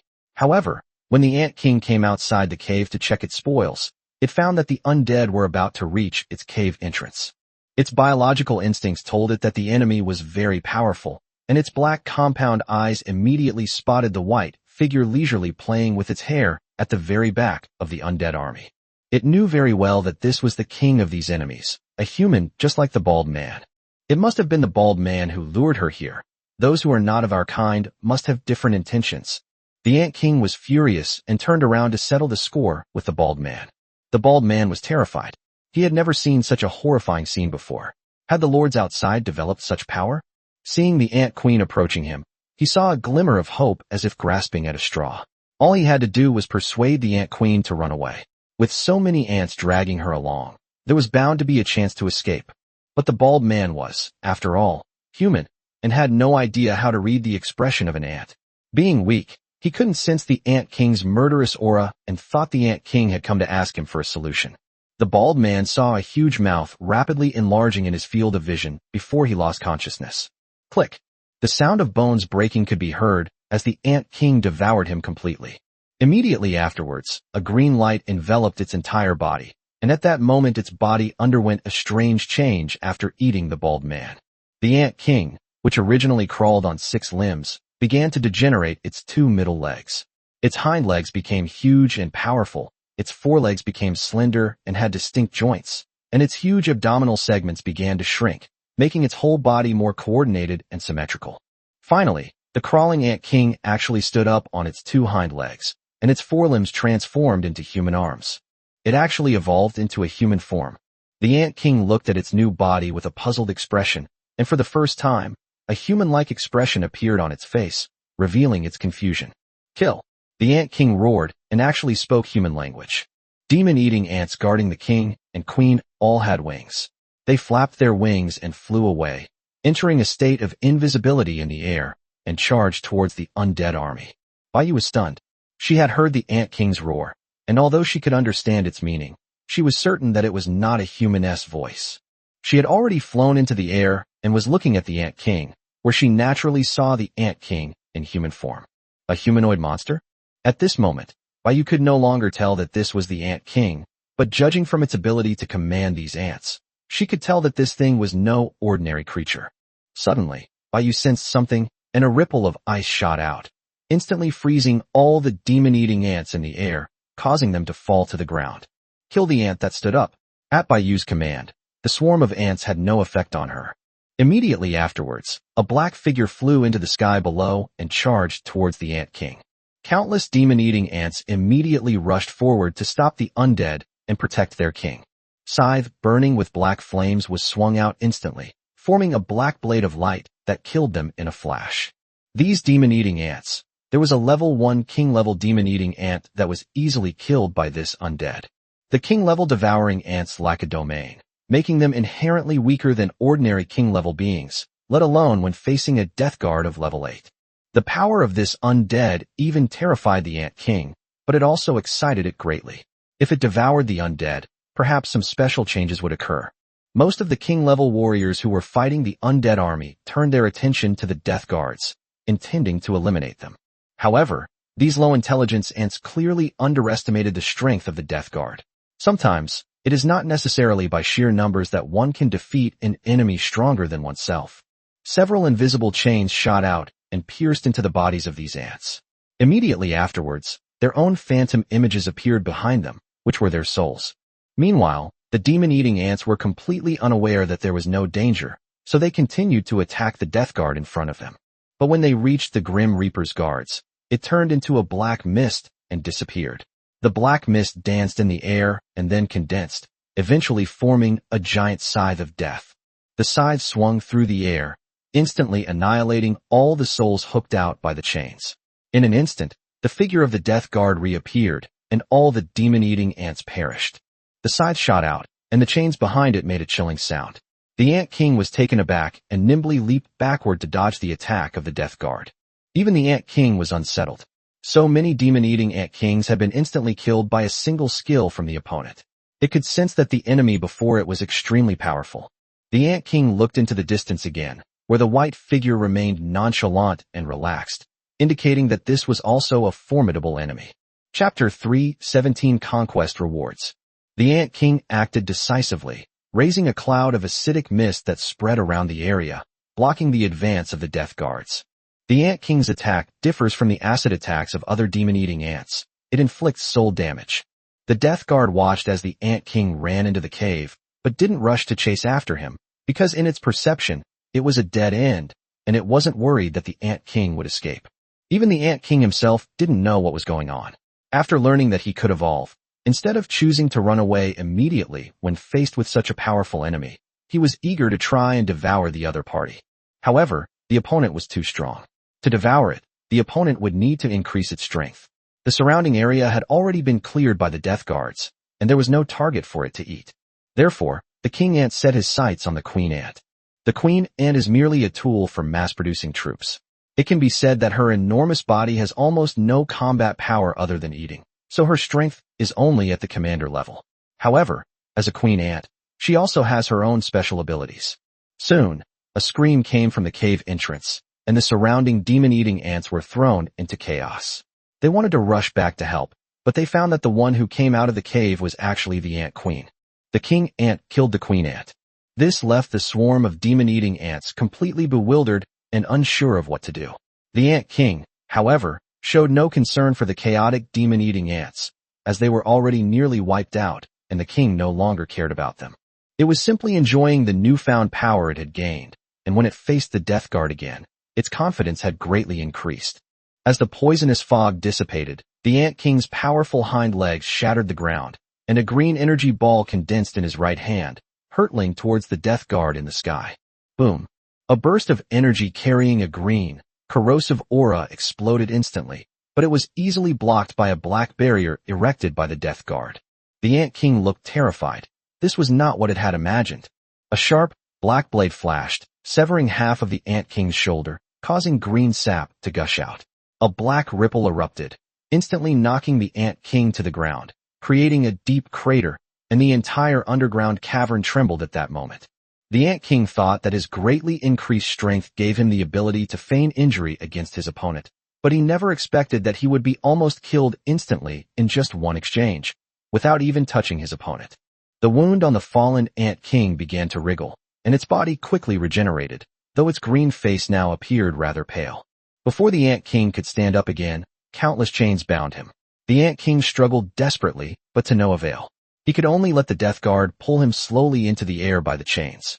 The Ant King opened its enormous mandibles and roared defiantly at the Death Guard, spraying out green, foul-smelling saliva as it made its final struggle. Two blue flames flickered within the black hood of the Death Guard, seemingly watching the Ant King and observing its final moments. Call. Without any wind, black energy surged forth, swirling around the Death Guard and the Ant King, eventually enveloping them completely. A ghostly blue soul began to emerge from the Ant King's body, and was eventually absorbed by the Death Guard. The invisible chains disappeared, and the Ant King's corpse, freed from its restraints, fell to the ground. Congratulations, Lord, on successfully defeating the level 6 king-level devouring Ant King. You have gained 600 experience points. Congratulations, Lord, on successfully defeating the demon-eating Ant King. conquering the demon-eating ant kingdom, and obtaining the racial skills Invisibility, Ant King Evolution Energy, Auxiliary Barracks, and Tier of the Kingdom. At this moment, with the death of the Ant King, all the demon-eating ants were killed by the undead and transformed into new undead. This underground cave contained 50,000 demon-eating ants, which were all summoned into undead, forming an army of 100,000. As for the other caves, there were some young and old demon-eating ants hidden there. Baiyu was too lazy to let the undead kill them. Since they had already submitted to him, there was no need to exterminate them. It wasn't that Baiyu was kind. Rather, she had come up with a way to gain experience points faster. This was also the inspiration that Boiling Whale gave her. These demon-eating ants were almost useless to Baiyu, but their only advantage was that they reproduced very quickly. As long as the population recovered, they could be ordered to fight, and these fallen demon-eating ants could continuously provide Baiyu with experience points. Moreover, they are intellectually deficient, making them easy to rule. The dead demon-eating ants can be reused and summoned back as undead, making them a species with 2 uses. However, they have now been almost wiped out by Baiyu, and the queen ant is also dead. It will take some time for them to recover. These demon-eating ants survive by digging burrows, which contain almost no resources that Baiyu can use. Most of the burrows are filled with rotten food, which is nauseating. Although we didn't get any supplies from the demon-eating ant kingdom, there were still other benefits. The system rewards for conquering the demon-eating ant kingdom were even greater than those for conquering the goblin kingdom, and Baiyu's experience points were also full, so he could level up again at any time. Secondly, Qinfeng also chose to upgrade directly because the side effects were relatively minor. Qin Shui, like Baiyu, temporarily held onto her experience points and would upgrade after returning to the castle. Some of the king-level undead have also leveled up, but they are all low-level undead, such as these level 7 or 8 undead, who are still far from leveling up. Wait, why does the Death Guard show that it can be upgraded? Baiyu suddenly noticed this strange point. Their race's king had not yet been born. Forget about all that for now. Let's get out of here first. It's disgusting. Baiyu landed slowly and waved to Qinfeng and Qin Shui. Let's go. We can leave the rest to the dead. Boss, I can level up again. Qin Shui walked over excitedly, not expecting the level to increase so quickly. Sure enough, following Baiyu meant eating 5 meals a day. Soon, led by the undead, the 3 flew back along the same route and left the underground. This wasn't the nearest route out to the surface, but Baiyu was worried that other exits might lead them astray into the depths of the dark forest, so it was best to return the way they came, just to be on the safe side. It's worth mentioning that the Necromancer's leveling speed is incredibly fast. It has already jumped directly from level 1 king to level 3 king. Call. The 3 of them breathed a sigh of relief. The dark, damp, and sunless underground cave was simply unbearable, but now they had finally reached the surface. Finally out. The stench was unbearable. Qin Shui took a deep breath of fresh air, and her mood improved considerably. Necromancer, you're in charge of the rest. I'm heading back to the city. Baiyu spoke to the undead beside him, but the undead did not react. However, Baiyu knew that it had heard him. The 3 of them and the undead returned directly to the city of the dead. Chapter 318, I'm doing this for her own good. Upon returning to the city, Baiyu didn't rush to level up. Instead, she checked the rewards first. Qin Shui, on the other hand, was covered in dust and dirt from the battle, and her clothes were filthy and smelly. She definitely needed to change her clothes and take a bath. As for leveling up, that was just a side effect. Baiyu barely participated in the battle, and his clothes weren't dirty, so he wasn't in a hurry.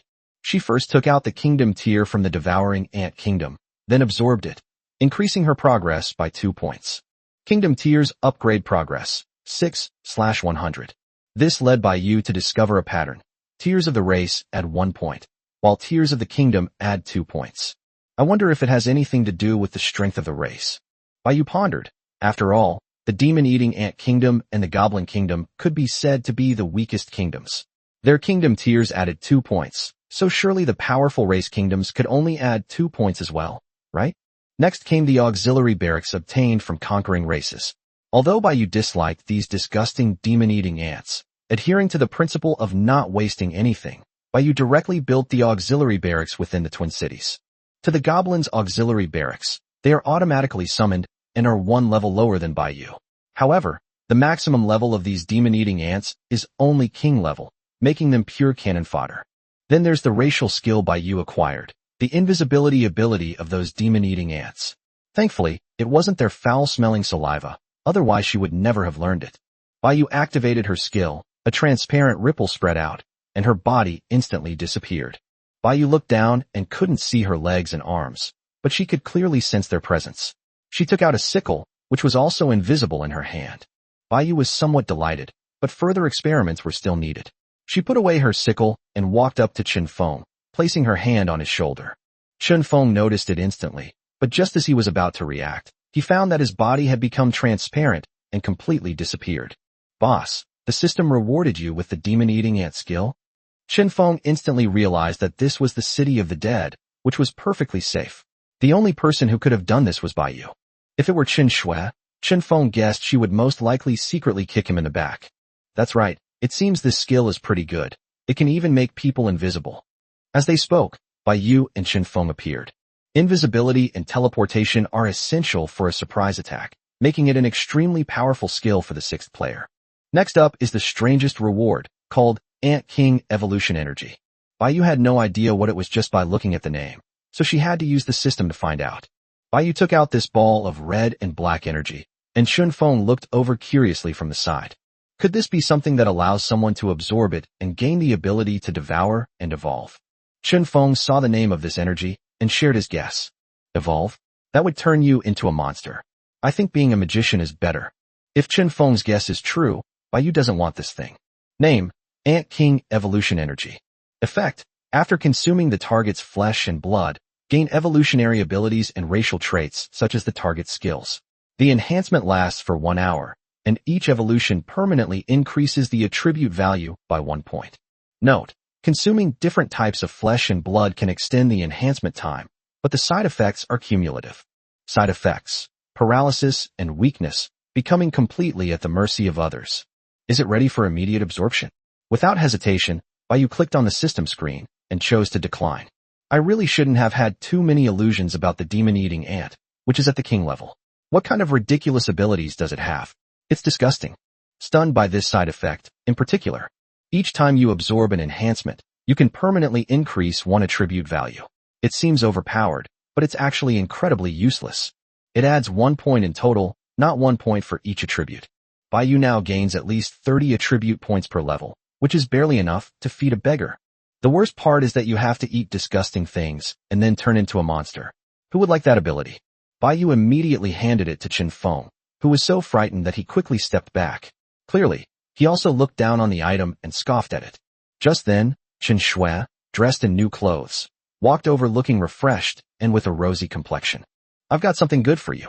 As she spoke, Baiyu threw the Ant King's evolution energy directly to Chen Shui, who was still confused and didn't know what was going on. Why? Chen Shui caught the Ant King's evolution energy and opened the system interface to check it. I don't want to turn into an ant, boss. Don't give it to me. Just as Chen Shui was about to toss the item to Chen Feng, she suddenly pulled her hand back, revealing a strange smile. How disgusting. Chen Feng spoke frankly, harshly criticizing his own sister, but Chen Shui didn't seem to care at all this time, and took the evolution energy to Baiyu. Baiyu looked puzzled. Boss, this thing is useless to me and Chen Feng. Look, Zhao Lingxiu is already a king-level expert. As your top general, she doesn't have any combat ability. How can this be? It's a waste to throw this thing away. Why not give it to her? Chen Shui expressed regret at throwing away the evolutionary energy, and then put on an act of being considerate of Zhao Lingxiu. What do you mean by wanting people to insult me?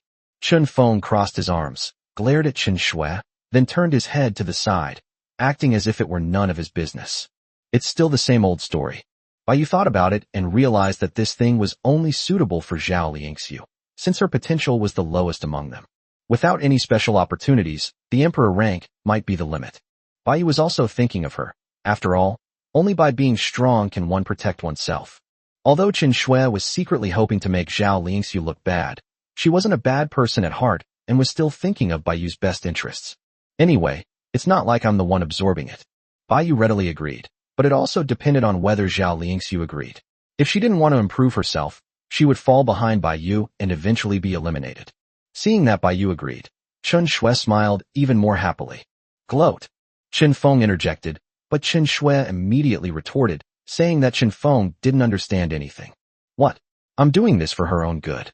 Bai Yu also sent a message to Zhao Liangxiu, showing her the Ant King's evolution energy and asking for her opinion. Zhao Liangxiu also understands her own shortcomings and limitations, and even her combat strength is the lowest. The reason she was able to cling to Bai Yu is because she joined him early. As more and more elite lords pledged allegiance to Bai Yu, she realized that her role was gradually diminishing. Chen Feng, who was standing to the side, turned his head and suddenly found Chen Shui sneaking around and chatting privately with Zhao Liangxiu, frantically trying to persuade her. Chen Feng, 6. Chapter 319, The Eternal King. In the end, Zhao Liangxiu agreed to absorb the Ant King's evolutionary energy to increase her meager strength.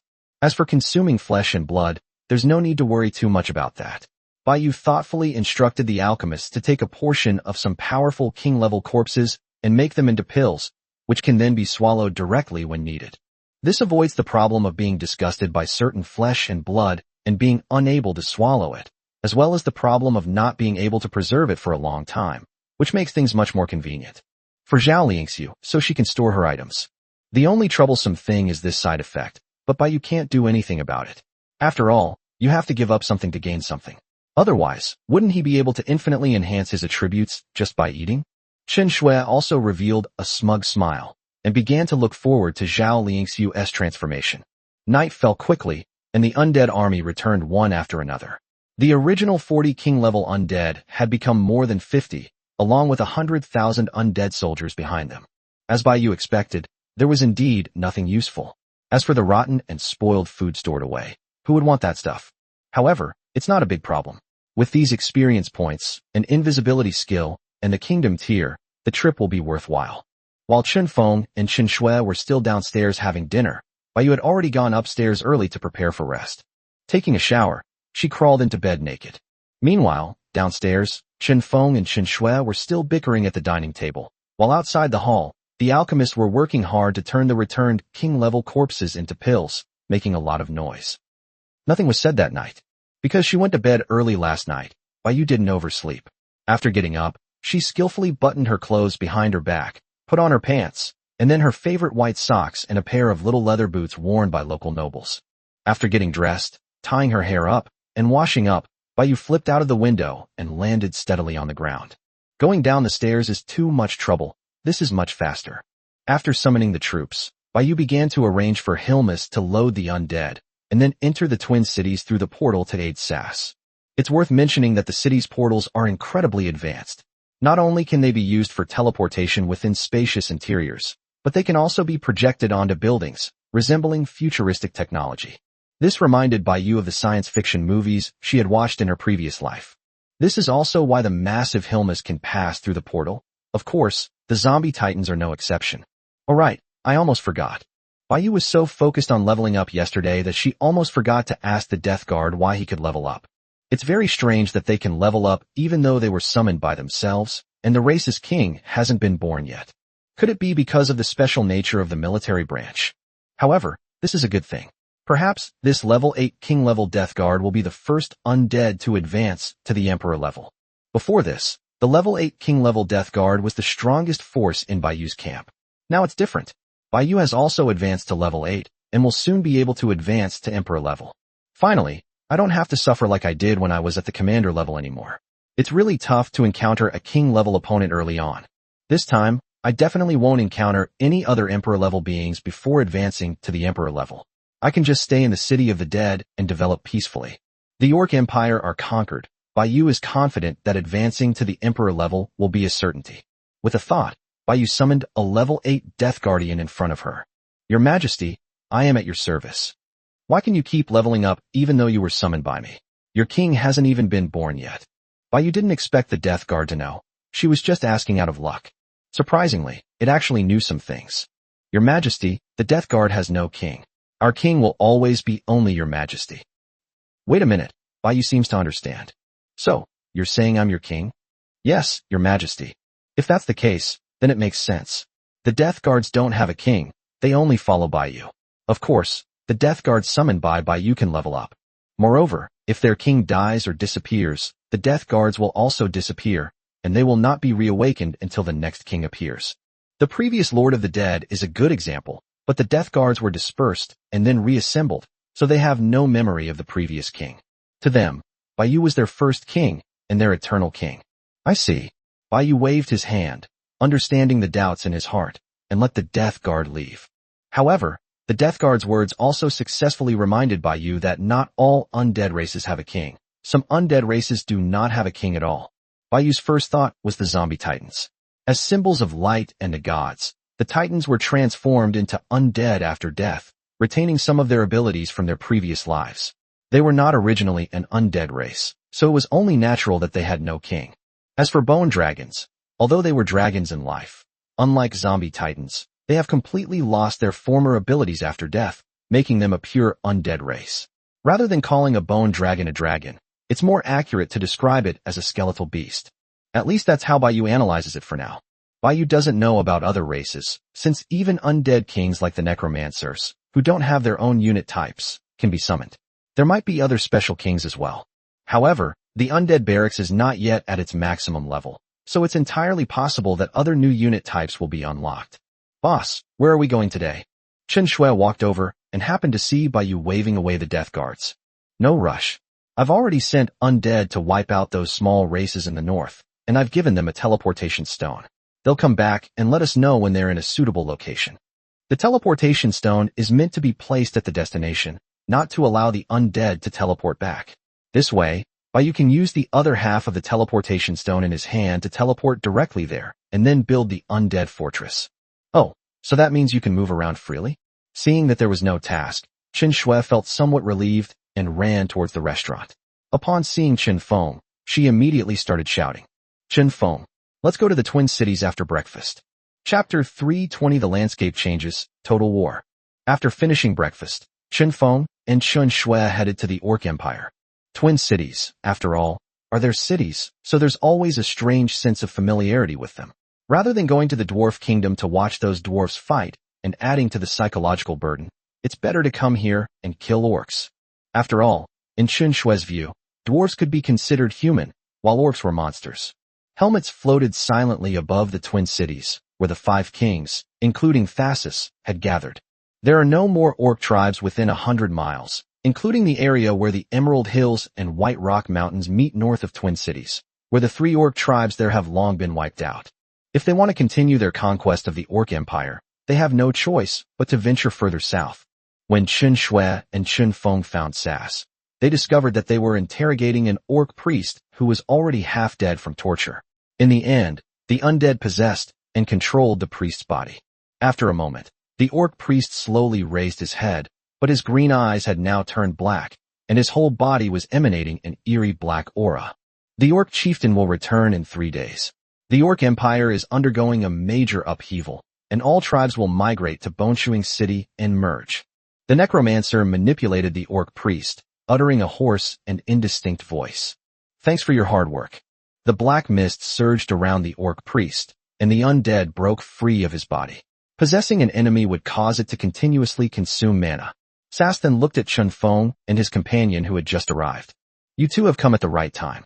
Please inform Her Majesty of the information regarding the Orc Empire.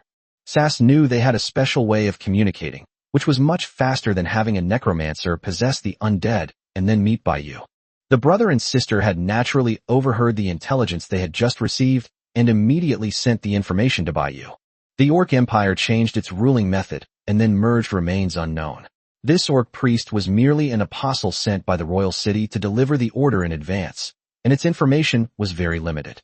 Wait, these leaders will return to their respective tribes to migrate in 3 days. This means that the mission of gathering these leaders has been accomplished, and we have most likely been discovered. Chen Feng suddenly said, the Orc Empire has gathered all its leaders, so they will naturally find the dead orc leaders. Once they determine their gathering place, they will know which direction the enemy is from. Why couldn't it have been other orc tribes killing each other? Chen Shui was puzzled.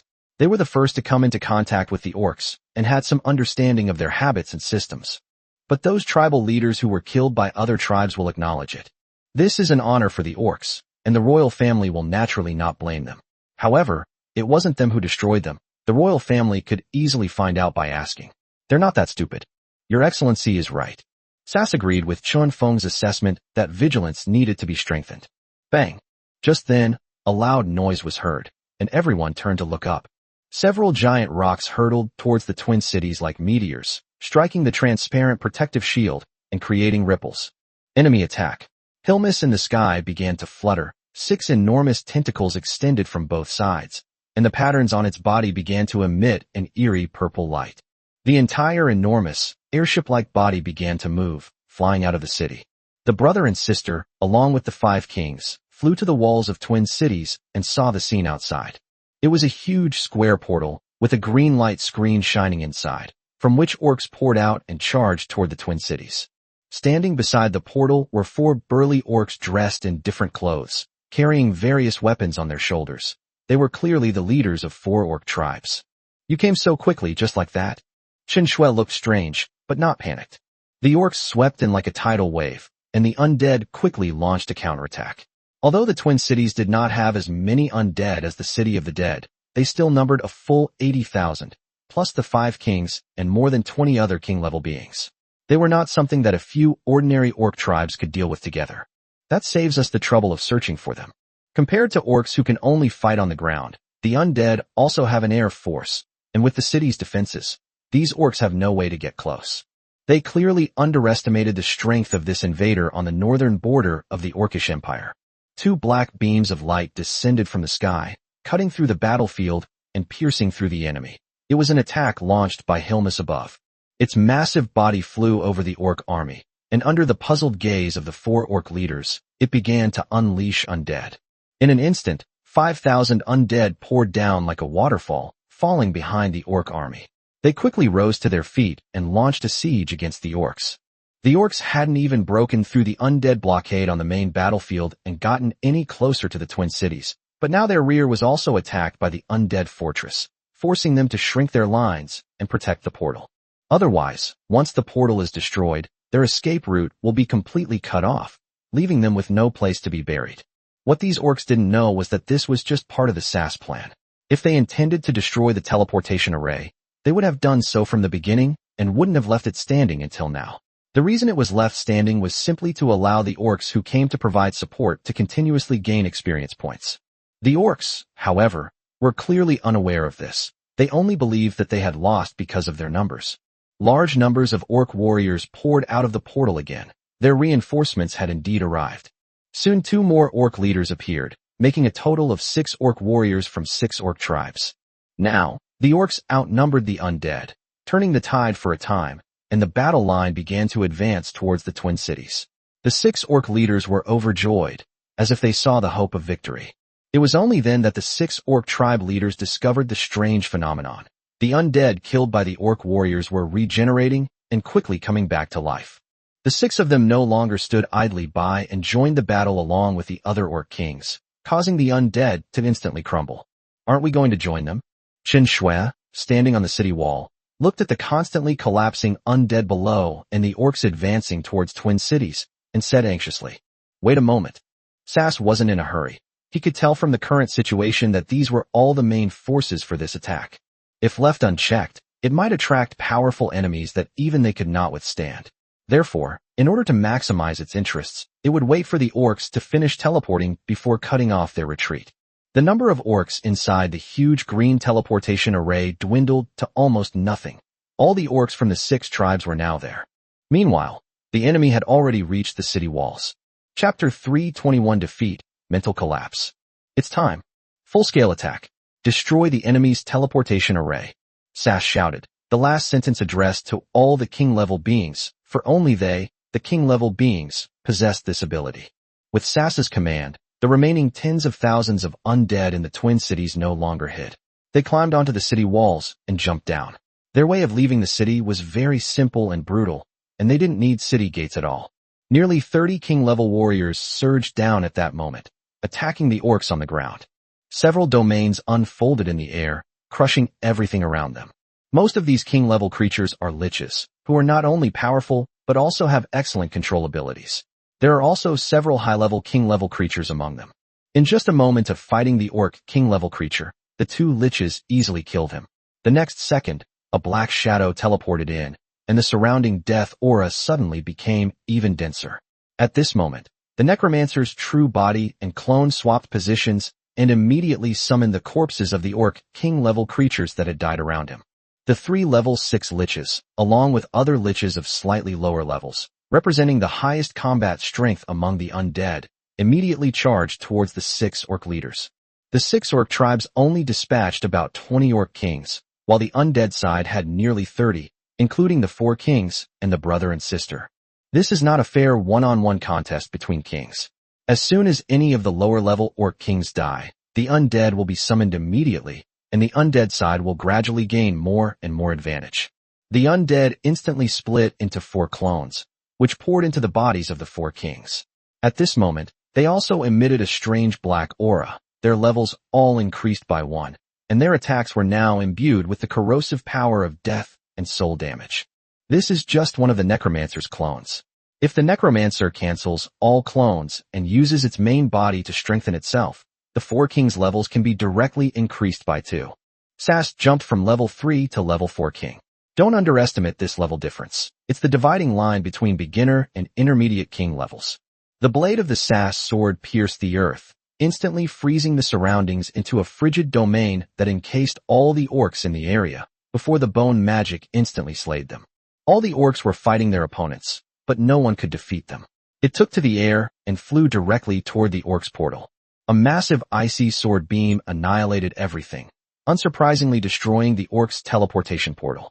The 6 orc tribe leaders looked on in despair, realizing now that this was the true strength of the city before them. They were simply not something that a few orc tribes could handle together. All those who came were orc warrior kings. The only orc priest with soul attack ability did not appear on the battlefield, since a tribe only has 1 priest, and he is not responsible for combat. This also makes it difficult for these orc kings to kill skeletons, leaving them completely helpless when facing such enemies for the first time. The orc chieftain had completely lost his mind and only wanted to escape. He didn't want to die here in vain. As for the royal family's orders, nothing is more important than living. Only a fool would die for royalty. It raised its giant axe, its arms bulging with veins, and green energy surged toward the weapon. A single axe strike, the surrounding earth cracked open instantly, and the massive blade, carrying eerie energy, hurtled directly toward the twin cities. The undead blocking its path were annihilated. Such a powerful attack was even difficult for some undead kings to withstand. After all, most of the undead kings are mages and assassins, and it is difficult for them to withstand warriors head-on. Jack suddenly appeared in front of the attack, his blade bursting with flames. He parried with his sword, forming a black barrier in front of him. Jack, at level 3, must withstand the orc chieftain's attack head-on. Boom. The green axe light struck the black barrier, shattering it instantly, and the attack was also weakened. At that moment, the fierce black flames burning on the blade were unleashed with a single slash, cleaving the attack in 2. Jack was thus slammed heavily into the twin city's protective shield. However, this kind of physical impact is useless against it. The 2 split attacks were successfully blocked by the 2 liches. Defense is not Jack's forte, offense is. He has the highest single target damage among all the kings. Although zombies are weak, that doesn't mean their kings are weak. Apart from Lonnie, all 4 kings were warriors, and if they were of equal rank, they would not be afraid of these orc leaders at all. When Jack came to his senses, he looked at the enemy again, only to find that the orc leader who had just gone into overdrive had already run away. At this moment, it was retreating rapidly to the rear, where only ordinary undead could not stop its advance. Stop it! Jack roared and charged at the enemy again, gripping his narrow knife. All the kings heard Jack's command and saw the fleeing orc leader. Seeing it flee, the other leaders naturally wanted to retreat as well, but they were blocked by even more king-level beings and had no chance at all. Orc kings are dying on the battlefield, which also leads to an increase in the number of kings on the undead side. The fleeing orc leader beamed with joy, sweeping away the surrounding undead as if he had already seen a glimmer of hope for survival. Suddenly, golden light condensed in front of it, then coalesced into a human figure, which swiftly kicked straight at its head, catching it completely off guard. A kick imbued with the speed and power of light sent the orc chieftain flying, crashing heavily to the ground. In terms of speed, Chen Feng was the fastest among those present. The orc chieftain was furious. He quickly got up and swung his axe at Chen Feng, but Chen Feng had already transformed into a light element and dodged the attack by teleporting to the side. In the short time it took to fall, Jack and Sass had already arrived. Sass wielded the Lich sword, which emanated a chilling aura. Jack wore black armor and gripped a long, narrow blade burning with black flames. Chen Feng shone with golden light. The three surrounded the orc leader and immediately launched an attack. 2 level 3 orcs and 1 level 4 orc were fighting against the level 6 orc leader. Darkness, light elements, frost, and bones. The 4 abilities intertwined, and soon the orc chieftain was covered in wounds, with Jack inflicting the most severe injuries. The orc chieftain was focused on escaping and had been weakened by the Lich earlier, so he had no will to fight. Bone magic and frost magic restricted its movement. It swung its axe wildly, which was blocked by Sass, but the enormous force also knocked Sass back several meters. This is its weakness.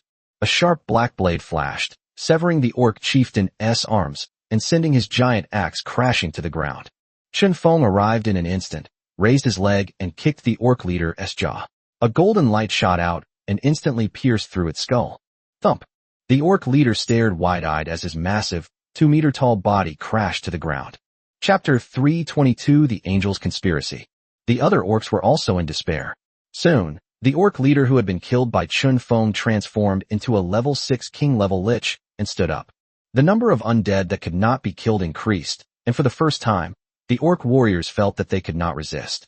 Some orcs even laid down their weapons in despair, but they could not escape death. A dozen or so undead attacked the remaining 5 orc leaders, but even though they were level 6, it was no use, because the undead were stronger than them. Several liches joined forces to cast a spell, and countless bones pieced together to form a giant skeletal python that swept across the battlefield, summoning undead creatures such as bone dragons, giant skeletal giants, and skeletal archers. These undead are different from the original undead. They are truly immortal because their soul fire is controlled by the Lich. Under the Lich's command, they all attacked the orc leaders, draining their magic power. These undead were crushed and turned to ashes by the orc leaders, but the Lich could summon them again in an instant, making them impossible to kill completely. Soon the orc leaders were exhausted, and more orcs fell, only to have more undead rise up in their place. Orcs will never be slaves, for the Horde. As the leader shouted, the few remaining orcs around him seemed to be injected with adrenaline and charged towards the undead. The 4 orc leaders behind it looked at the leader who had shouted as if he were a fool. Some were puzzled, and some were confused. Of the orc leaders immediately dropped his weapon and knelt down. I am willing to submit. Its limbs trembled as it bowed its head, fearing that the undead would kill it at this moment. The liches did not move, but looked at the distant Sass. Sass nodded, and the liches immediately abandoned their attack on the orc and turned to attack the other orc leaders. Upon seeing this, the other orcs immediately bowed down in worship. I am willing to submit. This completely baffled the liches, but since Sass had said not to kill them, they had no choice but to kill the last one. At this moment, the excited and ferocious orc chieftain was shouting for the Horde, and was fighting desperately against the undead. Little did it know that nearly 40 king-level creatures were gathering around it. Unsurprisingly, it died. Only in its death did it see its teammates kneeling on the ground behind it, having chosen to submit. Its mouth moved frantically, its eyes filled with resentment, cursing the orc leader who had submitted to it before it died. An orc chieftain kneeling behind him roared in protest. The tribe is gone, all for the sake of the Lemon tribe. Suddenly, its eyes widened, its heart trembled, it understood, and finally closed its eyes and died peacefully. Bring him into the city and await Her Majesty the Queen's judgment. At Sass's command, a group of kings surrounded the 4 orcs and escorted them into the city of the dead. Creak. The city gates slowly opened, and the undead began to enter the city in an orderly fashion. Hilmus landed and began to collect the undead. Only a portion of the undead remained outside, carrying away the orcs' corpses. Chen Feng immediately stopped the group of undead and used the system to decompose and recycle the orc corpses with a single click, leaving not a single hair behind. Apart from the blood-soaked ground and the cracked earth, no one knew that a war between 2 races had taken place here. Meanwhile, when Baiyu learned of Chen Feng and Chen Shui's whereabouts again, the sudden war had already come to an end.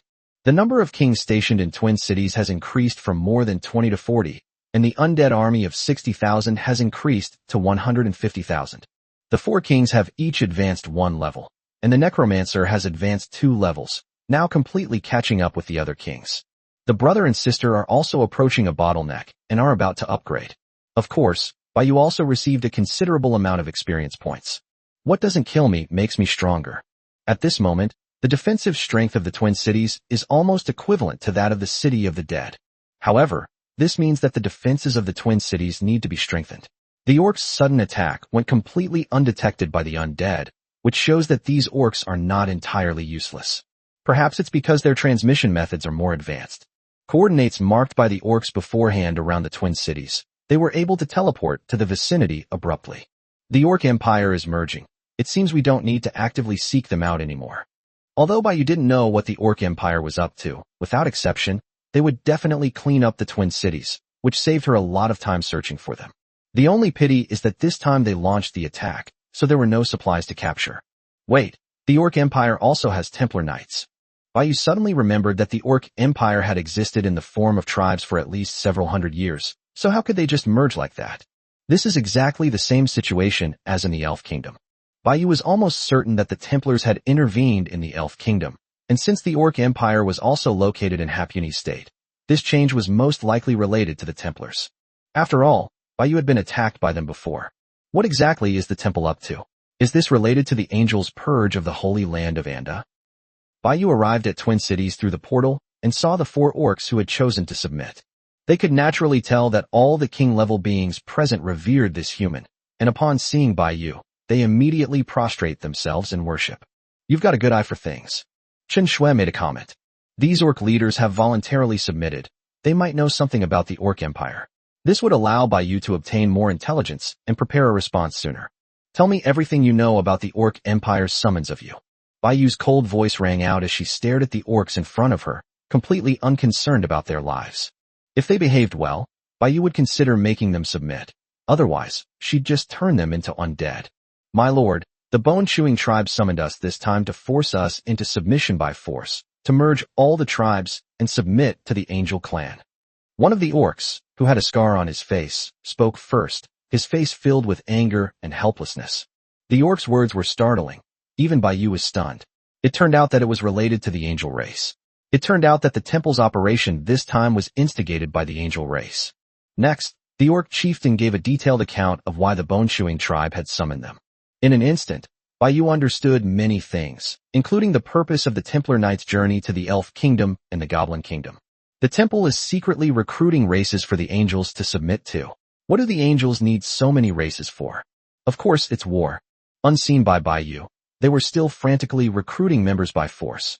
Baiyu believed that it wouldn't be long before the Angel Clan would make a major move. Chapter 323 Racing Against Time. Baiyu also learned the specific details. This matter was widely discussed in Chewing Bone City, and it was difficult for these leaders not to know about it. But the more Baiyu learned about what had happened, the more alarmed she became. 5 Emperor-level beings. With just 5 people, they forced an entire Orc Empire to submit. The Orc King was also at the Emperor level, but he was completely helpless. After 3 days, each chieftain would return to his tribe and immediately lead his tribe members to migrate to the capital city for a merger. Before these leaders returned, the members of the bone-chewing tribe had already given them prior notice. Before the leaders returned, the tribes were in a state of panic. Of course, there were those who disagreed, but they were made an example of by the Templar Knights and killed on the spot. The deaths of several orc leaders, these orcs, like the Orc King, became docile. They have no choice. To refuse means death. The 6 undead that appeared in the northern part of the empire were the ones sent to eliminate the enemy. As for the Templar Knights, they didn't care about any of that. After intimidating all the tribal leaders, they had already left the Orcish Empire to return and report back. The Orc King signed a knightly pact with the temple, declaring the Orc Empire as submission. The orcs were used to freedom, so this forced submission naturally made them quite unhappy. Not only that, but they also wanted to take away the tribes that the orcs had built. Having lost their tribe, the orcs also lost their faith, and they completely lost faith in the Orc King. It doesn't matter who I submit to anymore. So, the orc tribes are already moving towards Bone-Chewing City. This displeased Baiyu. You've all migrated and gathered together. How am I supposed to fight now? Yes, sir, but I know information about all the surrounding tribes. The other chiefs should have just returned and haven't had time to move yet. The scarred orc said with his head down. Baiyu was overjoyed to hear this. The resources were still there, and he could even pull off a big heist. Very well, I accept your submission. As she spoke, Baiyu looked at the brother and sister. Chen Feng took the initiative to step forward and sign a contract with the orc. The other 3 orcs were also filled with regret upon seeing this, wishing they had spoken first. May I have your name? Chen Feng looked at the orc and asked. Return to my lord, Shattered Hands. Shattered Hands is the name of its tribe, and it immediately straightened its posture. It has to be said that among the brainless orcs, Shattered Hands is considered to have high emotional intelligence. What about you guys? Do you have anything to say? Seeing a glimmer of hope, the 3 orcs immediately revealed all the information they knew, but what they knew was almost identical to what Shattered Hand knew. All right, those 3 are your subordinates now. Bai Yu waved his hand, too lazy to listen to their nonsense. He kept them around simply so that he could divide his forces into multiple groups. And so, the 4 orcs, who were once colleagues, have now become superiors and subordinates. However, the other 3 orcs were still thankful. At least they had survived. Snap! Bai Yu clapped her hands. 4 helmeted beasts immediately descended from the sky, hovering above the city walls, while 2 death guards appeared beside Bai Yu. There's no time to lose. Let's set off immediately, splitting into 4 groups. At Bai Yu's command, the 2 death guards and the 4 kings split into 4 teams and boarded Hilmus, while the 4 orcs were each responsible for guiding the way. The undead on the back of Hilmus, which was level with the city wall. Wow, a huge airship. Chen Shui excitedly shook Chen Feng's arm. Chen Feng and Chen Shui also chose to land on a Hilmus. With the help of some king-level units and the troops carried by the Hilmus, each of them was more than capable of destroying an orc tribe. Let's go? At Bai Yu's command, Hilmus instantly took off and accelerated southward. After watching them disappear from sight, Bai Yu also left the city wall. This was her first time here, having upgraded the brother and sister's castle to a city. He also informed Li Lingzi of the information about these angels, warning her to be extra careful of the elf kingdom. Actually, now is the best time to make a move. If this time is missed, and all the elves are integrated, then Li Lingzi will face more than just the forest elf kingdom if she wants to take over the forest elves. That's why Bai Yu didn't hesitate to have Hilmus lead the kings in an attack. Whether Li Lingzi could think of this was not something Bai Yu should worry about. 20 king-level guards stationed inside the city, which was sufficient for defense. Bai Yu didn't linger. After satisfying his curiosity, he left Twin Cities. It's already afternoon. I wonder if they can finish before nightfall. Meanwhile, on the distant other side of Hapuni State, in Li Lingzi's town, after being reminded by Bai Yu, she knew she couldn't waste any more time and had to take action as soon as possible. Li Lingzi's expression was solemn. Finding a lord who spanned 2 major states and making him submit was extremely difficult. Until now, Li Lingzi had only himself. This has severely hampered her development, putting her at a significant disadvantage. Li Lingzi had encountered other lords before, but she did not choose to make them submit, believing that they would be of little use and would only be a burden to her. But now that I think about it, even top-tier lords like Bai Yu and Nye Xian had many subjects. While one's own troops may be powerful, it is not feasible to develop them in isolation. Misty, immediately gather all sea creatures and attack the forest elf kingdom. Li Lingzi immediately instructed one of the fallen angels that they could not delay any longer. She plans to create the illusion that sea creatures are invading the forest elf kingdom, prompting them to defend the coastline. Then, she will use this opportunity to control the forest elves within the kingdom, causing chaos and ultimately defeating them. The intelligence has been gathered. Apart from the kingdoms of the light elves, the dark elves, and the storm elves, the other elven kingdoms do not have any royal-level beings. The elven kings among them are only king-level beings, so Li Lingzi has nothing to worry about. Furthermore, the elf kings of the 3 kingdoms are currently preoccupied with dealing with the Templar Knights and have no time to attend to the other kingdoms below. At that time, Li Lingzi can perfectly cover up the truth by controlling a puppet to become the new Forest Elf King. Once the Forest Elf Kingdom is conquered, the forces can cross the border and continue their covert expansion inland. However, Li Lingzi's development has almost stagnated in the past few days. She has only just reached the level of LV3 King and may not even be a match for the Forest Elf King. She didn't even dare to think about what level Bai Yu had reached at this moment. At that time, we will need to ask Bai Yu and Du Yang for help, as she is currently struggling to keep up with her own abilities. Just then, a system notification sounded, and Du Yang suddenly sent a private message to Li Lingzi. A lord has been found. Li Lingzi's tightly furrowed brows finally relaxed a little. That's great. Now we can expand to other major states. Chapter 324 The Happiest Lord. At this time, in the distant Bodleian region, beyond the abyss, lies a valley filled with birdsong, fragrant flowers, and lush trees. There is almost no danger inside, and most of the animals living here are ordinary species, giving people the dreamlike illusion that they are not in another world. In this idyllic paradise, a lord was hiding. His castle was so well concealed that if the demon's servants hadn't discovered traces of human life here, they probably wouldn't have realized that a lord was lurking here. Du Yong stood outside the valley, his gaze fixed intently on the beautiful scenery within. He had already spotted the other party, but he didn't alert them. Instead, he waited for Li Lingzi to arrive. This lord was too weak, and he disdained to subdue such a useless underling. But in order to help Li Lingzi cross two large states, this is already the best choice. As time goes on, there will be fewer and fewer lords, and it will not be so easy to find a lord again. At this moment, a pair of black wings slowly descended. It was Li Lingzi who had come alone this time to deal with the forest spirits. He's hiding in here. It really is a paradise. Yes, I didn't have the heart to ruin it. I just waited for you to do it. Du Yong felt he was being very gentlemanly, and Li Lingzi smiled in response. Then I must thank you. Li Lingzi folded her wings and, dressed in a long black dress, gracefully walked into the valley. There seemed to be an invisible aura around her, causing the flowers and grass on the ground to fall over, and the grass she stepped on to wither. Li Lingzi didn't ask Du Yong, the lord, if he had any allies. Judging from his appearance, he probably didn't know anything, so asking would be pointless. It would be even better if there were allies in other states, which would completely open up development avenues. The man inside the castle was completely unaware of what was happening outside. He was still leisurely enjoying a massage from a soldier, eating delicious food, and savoring life. It can be said that he was the most comfortable lord among billions of lords, without exception.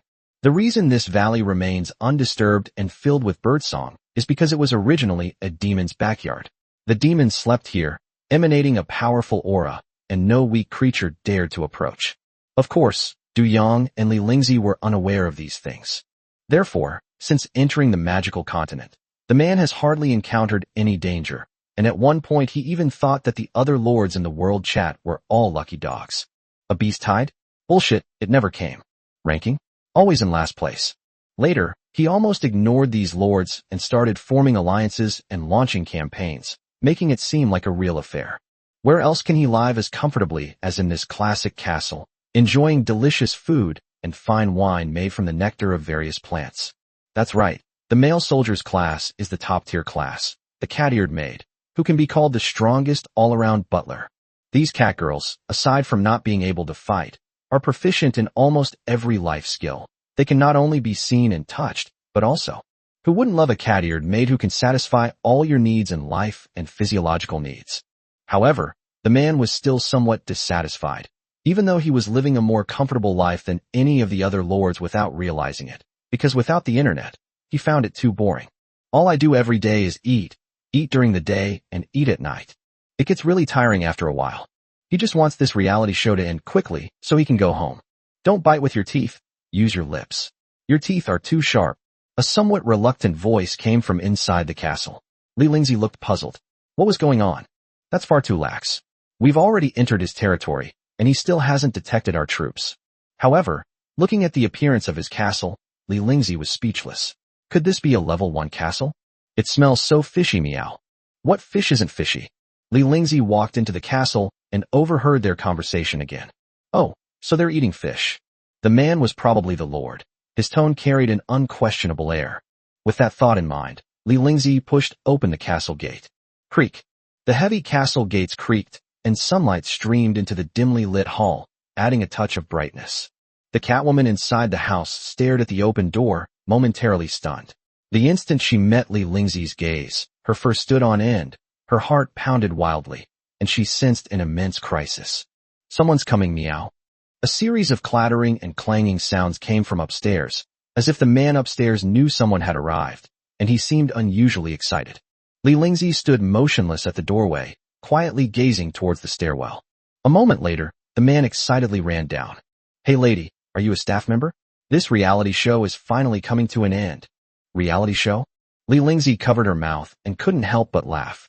She didn't expect there to still be such naive people around. She didn't mind being called elder sister. It seems a bit difficult to explain to him. Li Lingzi pondered, but why should she explain to him? He was just a puppet. Add me as a friend first, and after you initiate the surrender to me, I will tell you when this show ends. The Catwoman wanted to warn the man, but the pressure from Li Lingzi was too great, making them afraid to utter a sound. No problem. The man agreed without hesitation. It was just a game, and Li Lingzi was so beautiful. Upon hearing this, he looked up and met Li Lingzi's gaze. His eyes were instantly fixed on her stunningly beautiful face. At that moment, the man's eyes became vacant, his gaze lost and lifeless, and a hint of black flashed in his pupils. The process of submission went very smoothly. Li Lingzi didn't want to care about this man, and didn't even ask him his name.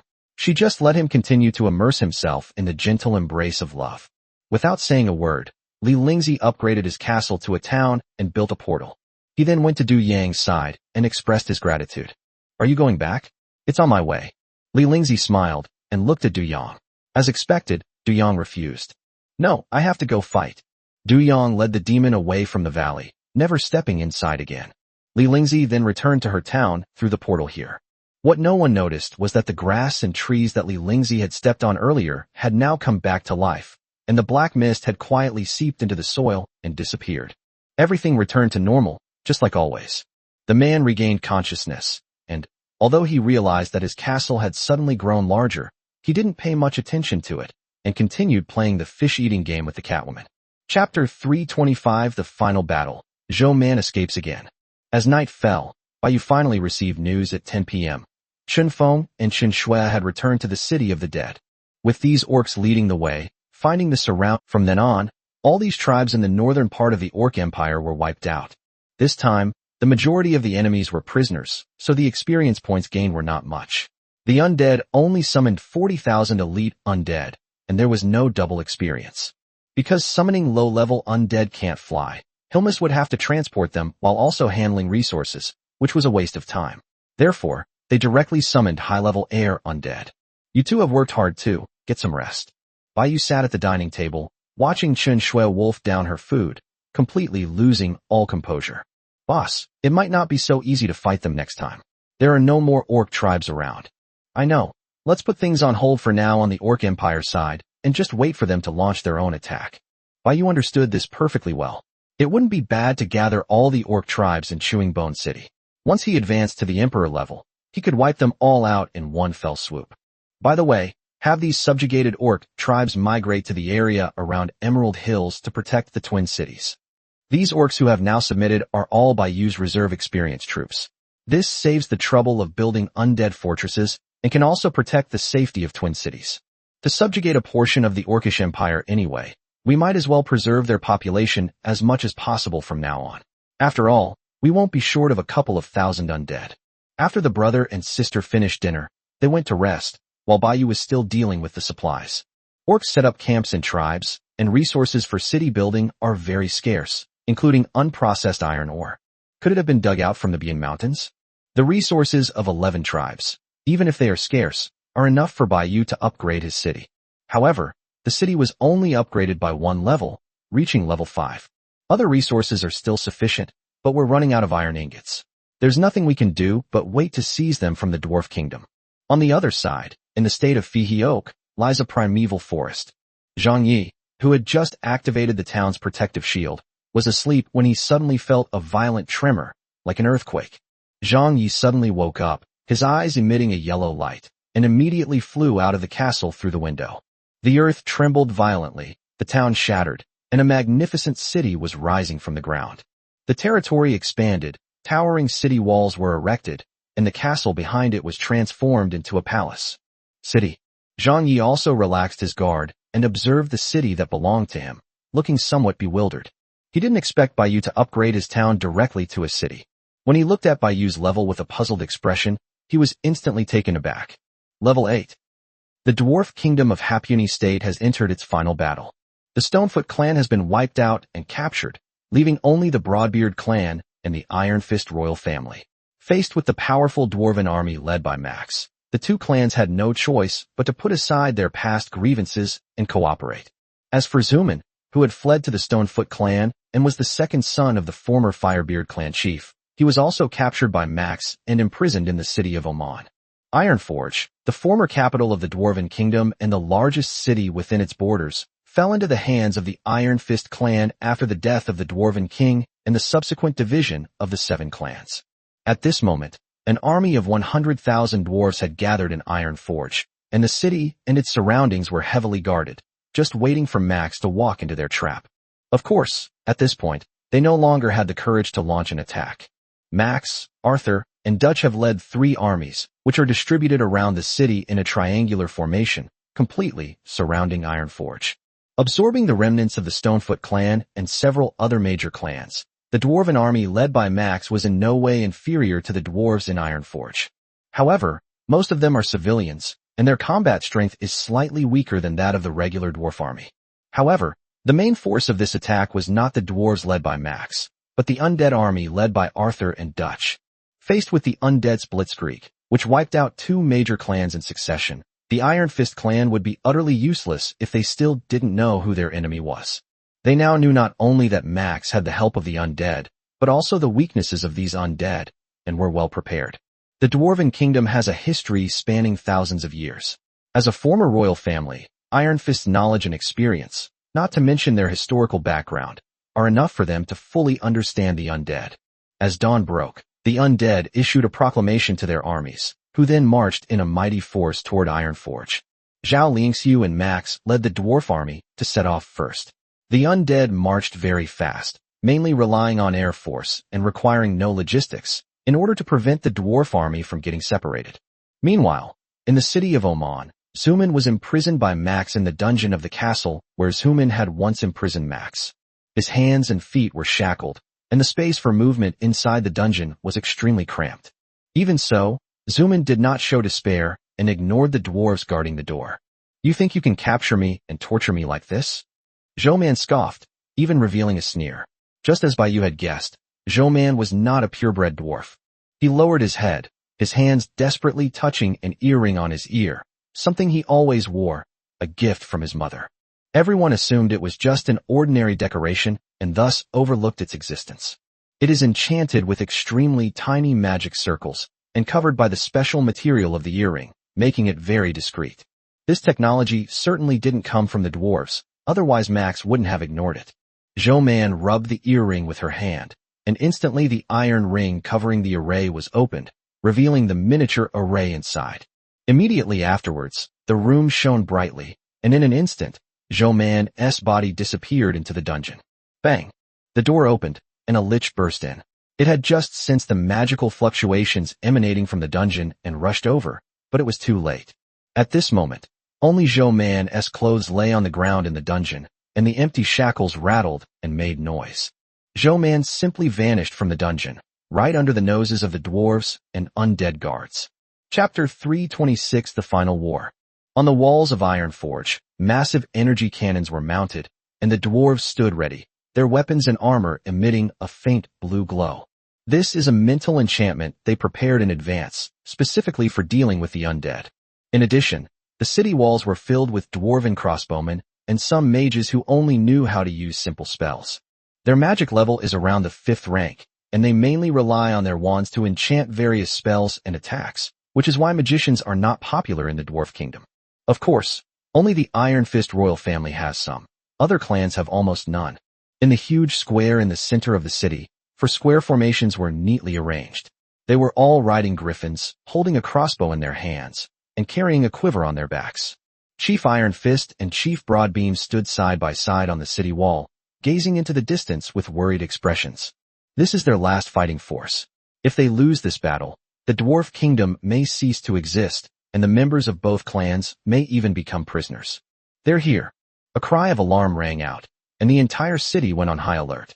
The protective shield activated instantly, and the dwarves inserted energy crystals into their cannons to charge them, quickly aiming at the enemy. The scene before them left even the 2 leaders in awe. The undead came from the sky in an overwhelming manner, blotting out the sun. Several huge figures made the dwarves tremble with fear, as if the end of the world had arrived. Arthur and Dutch did not bring any other undead with them on this trip, only bone dragons and ghost dragons, totaling tens of thousands. These enormous undead brought them a tremendous sense of oppression. Roar! A series of dragon roars resounded, shaking the dwarves' minds, and countless fiery dragon breaths spewed down, destroying everything in front of them. The defenses the dwarves had set up on the ground were completely ineffective and were easily destroyed by the bone dragon. The bone dragon flew low and exhaled a breath of dragon breath, then flew high into the sky, circling and gathering strength for its next attack, like a cavalryman turning back to charge. The protective shield, now subjected to the breath of countless bone dragons, had become scorching hot, its energy consumption enormous, and it was on the verge of collapse. The dwarves in the city looked terrified, their hands trembling slightly as they gripped the reins of the griffins. How could we possibly be a match for a dragon? At the command of the dwarven officer, the dwarves gritted their teeth, rode their griffins into the sky, and began to fight the bone dragon. However, the size difference was too great. The bone dragon's massive body charged forward, and a single talon could easily kill a griffin rider. The enchanted weapons prepared in advance by the leaders of the two clans had little effect on dealing with the bone dragon and the ghost dragon, because these crossbow bolts and cannons simply cannot break through the bone dragon's defenses. Not to mention killing them, as the elemental attacks of those mages are ineffective, since the bone dragon itself has a strong resistance to them. Some dwarves riding griffins took off. A massive blue dragon shadow pierced right through them, annihilating their souls as they began to plummet to the ground. The ghost dragon could kill the dwarves simply by passing through them with its body. Less than 10 minutes into the battle, the dwarves began to suffer a complete rout, without even killing a single undead. The two clan chiefs were ashen-faced. The power of the undead was beyond their imagination. It would take dozens of dwarves working together to kill a single one of these giant creatures. Yes, that's right. It's only a possibility. The risk of the dwarves being wiped out is much greater. Roar! A thick, enormous, dark blue breath swept in, radiating a chilling aura. Arthur aims to destroy the enemy city's protective shield with a single strike. The protective shield can't stop it. The Iron Fist leader roared and immediately leaped high into the air, trying to block Arthur's attack. Once the protective shield broke, Ironforge would surely be devastated and turned into a sea of fire. The giant hammer struck Arthur's dragon breath, immediately forming a barrier that completely blocked it. The Iron Fist leader stood in front of the city's protective shield. Call out. Two icy blue rays struck, carrying the power to obliterate souls, and landed directly on the Iron Fist leader. It was Dutch's attack. Boom. With a loud bang, Arthur and Dutch's attacks exploded violently, knocking the Iron Fist leader to the ground. Iron Fist. The bearded chieftain on the city wall cried out in surprise. Immediately afterwards, the two kings gathered their strength again and circled high in the sky, preparing for the next round of attack. The Iron Fist leader stood up, ripped off his breastplate, and threw it to the ground. Luckily, he had been enchanted with a soul-protecting enchantment, or he would have been dead just now. However, the armor was also rendered useless, and the entire set of armor lost its synergy, thus reducing the Iron Fist leader's combat power. At that moment, the Iron Fist leader looked up and saw another large army of dwarves approaching from afar. It was Max. Damn traitor. The Iron Fist leader's leg armor emitted a light green glow, and then he rose into the air, weapon in hand, and charged towards Arthur. Somewhat absurdly, most dwarf king-level creatures lack the ability to fly, so they are completely helpless against the swarms of bone dragons and ghost dragons flying around them. Arthur saw the approaching enemy and unleashed a burst of dragon breath, which he had been charging up, in an attempt to shoot it down again. Iron Fist leader used his level advantage to shatter the attack with a single blow, only to be met with Arthur's dragon tail burning with blue flames. Bang! The Iron Fist leader instantly lost his balance and flew backward. After all, his flight ability was gained through equipment, and he wasn't very skilled at using it. The ground was smashed into a large crater, which did no harm to the Iron Fist leader, but he felt humiliated. Although he was of a higher rank than his opponent, he was no match for him in aerial combat, because he was not good at aerial advantage. If it were on the ground, he was confident he could defeat Arthur within 3 moves. But after Arthur shot him down, he ignored him and continued attacking the surrounding dwarves and cities. Chief Iron Fist, it's not too late to surrender now. You don't want Ironforge to be reduced to ruins, do you? At that moment, Max's voice rang out from the side, and the Iron Fist leader looked at him angrily. Firebeath, you traitor of the dwarves, you have actually allied with foreign races. You are incapable of ending the chaos in the dwarf kingdom, but I am. Didn't Iron Fist's throne also come by force? Don't you think it's naive and ridiculous of you to say this now? I advise you to think it over carefully. Max said coldly that if he could, He would naturally not want to break into the city, because that would only cause greater casualties. Go to hell. Chapter 327 Conquest. The Iron Fist leader gripped his warhammer tightly, then suddenly unleashed a full-force attack, channeling the power of a level 7 king directly at Max. Even if it means death, he will kill Max, that traitor. Bang! A white bone shield appeared out of thin air, blocking the Iron Fist leader's attack. The energy surging from the warhammer couldn't destroy it in the slightest. Immediately afterwards, several bone spikes extended from both sides, instantly knocking the Iron Fist leader back. He looked up and saw 3 undead floating around Max, each one as powerful as himself. Kill them. Not far behind, Zhao Lingxiu said coldly. There's no need for this kind of trash to submit. The 3 liches immediately attacked the Iron Fist leader, while Max pulled on the reins to keep his mount away from the battle, leading the dwarves toward the gates of Ironforge. Even though the dwarves' mounts could fly, they dared not take to the skies recklessly. The sky had become a battlefield between bone dragons and ghost dragons. With a crack, the Ironforge shield, which had withstood so many king-level attacks, finally shattered completely. Countless bone dragons surged into the city in an instant, flames destroying everything inside. The massive bodies of the bone dragons fell into the city, waving their claws, whipping their tails, and even releasing their breath close to the ground, killing all the dwarves. Bone dragons landed directly on the city walls, their massive bodies crushing the walls and destroying the weapons and equipment. The dwarves were also knocked off the walls by the bone dragons. Almost the instant the protective shield shattered, the dwarves on the city wall were wiped out. The dwarven cavalry in the sky were not faring well either. The invisible ghost dragons were even more terrifying than the bone dragons. They could devour the dwarves' souls in an instant simply by opening their huge mouths. The soul burned in its mouth, and was then transformed into dragon breath by the ghost dragon and spewed out again. The eerie blue rays that corroded the soul annihilated everything, and the dwarves were terrified and fled in all directions. If you are burned by the bone dragon's flames, you might have a chance to survive if you are lucky, but if you are hit by the ghost dragon's attack, you will definitely die. Ironforge's walls crumbled, war raged within the city, smoke billowed, and the dwarves wailed in agony, their hearts filled with fear and their faces showing despair. The war was overwhelming. The undead were simply too powerful. My lord, please stop hitting us. Let's surrender. They're all dead. They're all dead. Don't send anyone else to their deaths. What kind of monsters are these? They're impossible to kill. Why are we fighting them? Some of the mentally broken dwarves had lost the will to fight and knelt on the ground. This was a war that could not be won. Call. A dragon's tail swept across, killing one of the broken dwarves.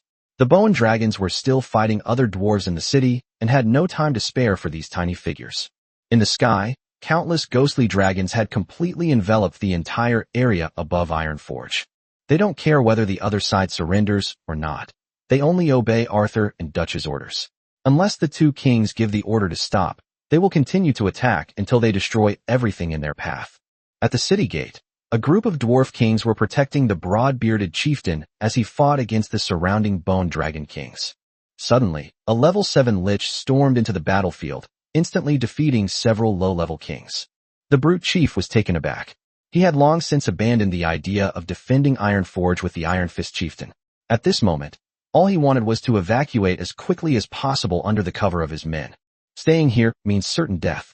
But clearly, it was too late. Chief Broadbeard, are you also going to fight to the death like Chief Iron Fist? Max stood aside and looked at Chief Broadbeard. This was not just a threat, but also his final warning. At this moment, the 4 liches had completely surrounded Chief Broadbeard. With so many undead in the sky and on the ground, even if he could fly, he would have no chance of escaping. I am willing to surrender. Chief Kwangsu gritted his teeth, put down his weapon, and knelt down. Max breathed a sigh of relief upon hearing this. If the fighting had continued, all the dwarves in Ironforge would probably have been killed. This was for the best, at least ensuring that the unified dwarven kingdom would still have some strength. The other kings saw the Broadbeard clan chief kneeling. They also knelt down, expressing their submission. Even the kings of the Iron Fist clan were no exception. Max turned to look at Zhao Lingxiu. My lord, they have surrendered. The other 2 lords can now cease their attack. Zhao Lingxiu nodded. The battle was finally over, and the dwarves could be completely unified. Congratulations, Lord, on conquering the dwarf kingdom and acquiring the auxiliary barracks, the tier of the kingdom. By you. who was inside the palace, suddenly received a system notification and instantly became happy. Why is the reward so meager? This reward left Baiyu speechless. It was even worse than the reward from the demon-eating ant kingdom. Without a second thought, Baiyu built the auxiliary barracks directly in Zhao Liang's U.S. town, giving her 2 dwarf barracks. As for the tier of the kingdom, Baiyu simply took it out and touched it with his own tier of the kingdom, absorbing it instantly. Kingdom tier's current upgrade progress, 13/100. There are differences between kingdom tiers. Compared to the goblins and the demon-eating ants, the dwarf kingdom is clearly stronger, even though they are in a split state. The inventory of resources will probably take a while, but Baiyu isn't in a particular hurry and will wait patiently. In comparison, the dwarf kingdom undoubtedly has the most resources, and they will probably achieve iron ingot freedom right away. Of course, in addition to these, there were countless laborers and craftsmen. Compared to goblins, dwarves played a more significant role for Baiyu. Tens of thousands of dwarves died in this battle, and the main force was almost 2/3 wiped out. If it weren't for the death of the Iron Fist leader, they probably would have fought to the last moment. However, Baiyu's experience points also reached a bottleneck as a result, but opening up several battlefields at the same time still allowed him to level up very quickly. I'll be level 9 soon. I just hope that advancing from level 9 to the royal level won't require too much experience. Meanwhile, in the Great Terra Plains, within the Goblin Kingdom beneath the basin, a blond man with flowing hair arrived at the location. He saw the undead fortress, but did not attack it.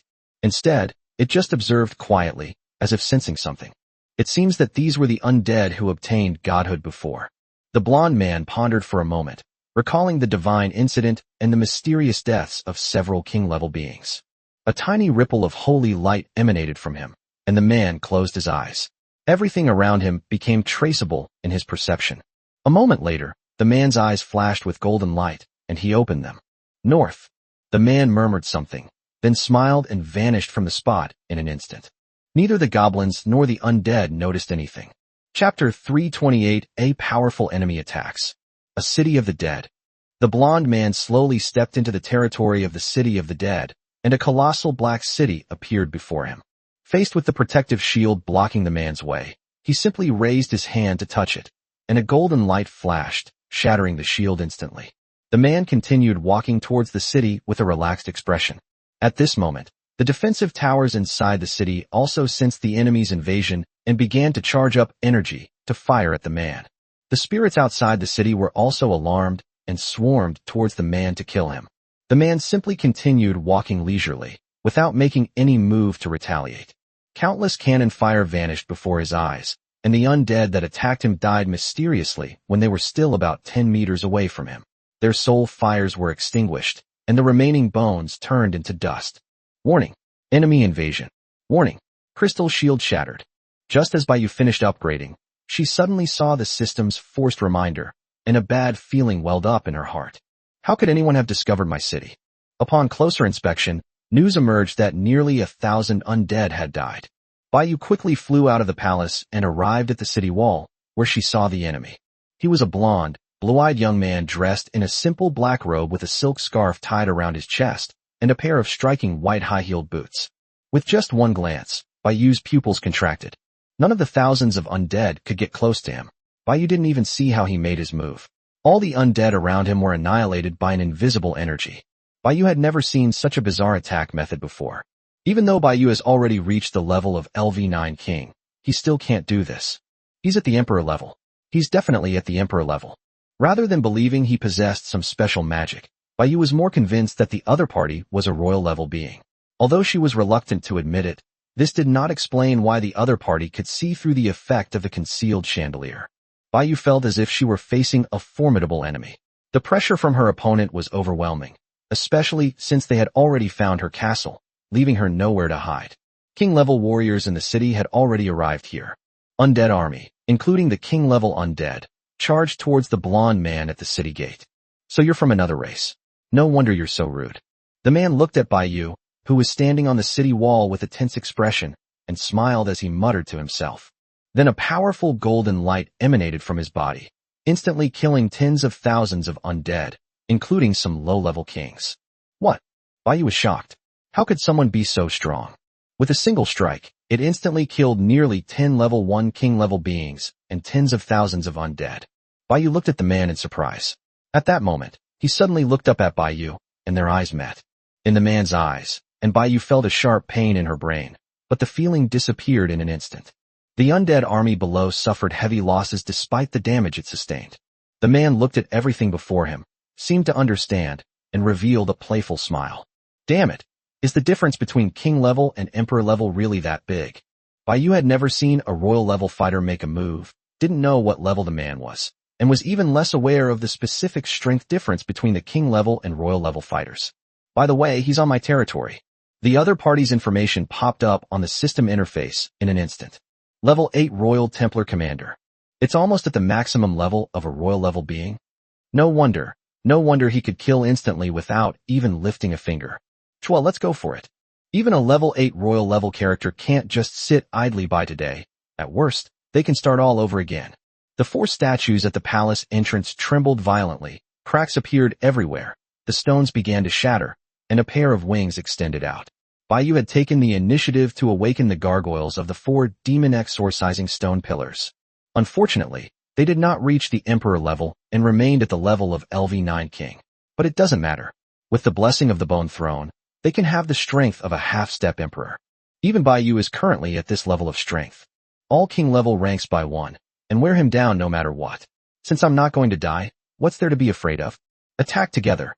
At Baiyu's command, all the king level beings launched an attack on the man, including all the pseudo-king level undead. As for the ordinary undead around them, they are completely meaningless. They can stay where they are and share the damage. Baiyu stood indifferently on the city wall, looking down at the man below. The man looked relaxed and didn't even use his weapon, defeating a king-level opponent with a single punch. Seeing the king-level expert he had accumulated over so long die right in front of him, Baiyu felt no pity whatsoever. If he wasn't going to use him now, when would he? A level 8 royal level character is almost at its maximum level. Even a group of low-level royal level characters would have a hard time defeating it, let alone a group of king-level characters of varying levels. The man's golden light transformed into weapons, easily slaying undead with a single punch, palm strike, or kick, features that even king-level beings couldn't withstand. Conversely, the attacks of the undead were almost ineffective against the man. No, perhaps we can remove the word almost. It's completely ineffective. A transparent golden barrier surrounded the man, which could not be penetrated by any attack. Anyone who touched it would have their soul annihilated on the spot. The man looked relaxed, with a faint smile on his lips. Although he didn't say a word to Baiyu the whole time, Baiyu could tell that he was just exercising and wasn't taking it seriously at all. Even so, this level of power was enough to completely destroy the entire city of the dead.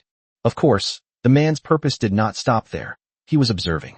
From the moment those undead took the damage and died for Baiyu, he realized that Baiyu's identity among the undead was not simple.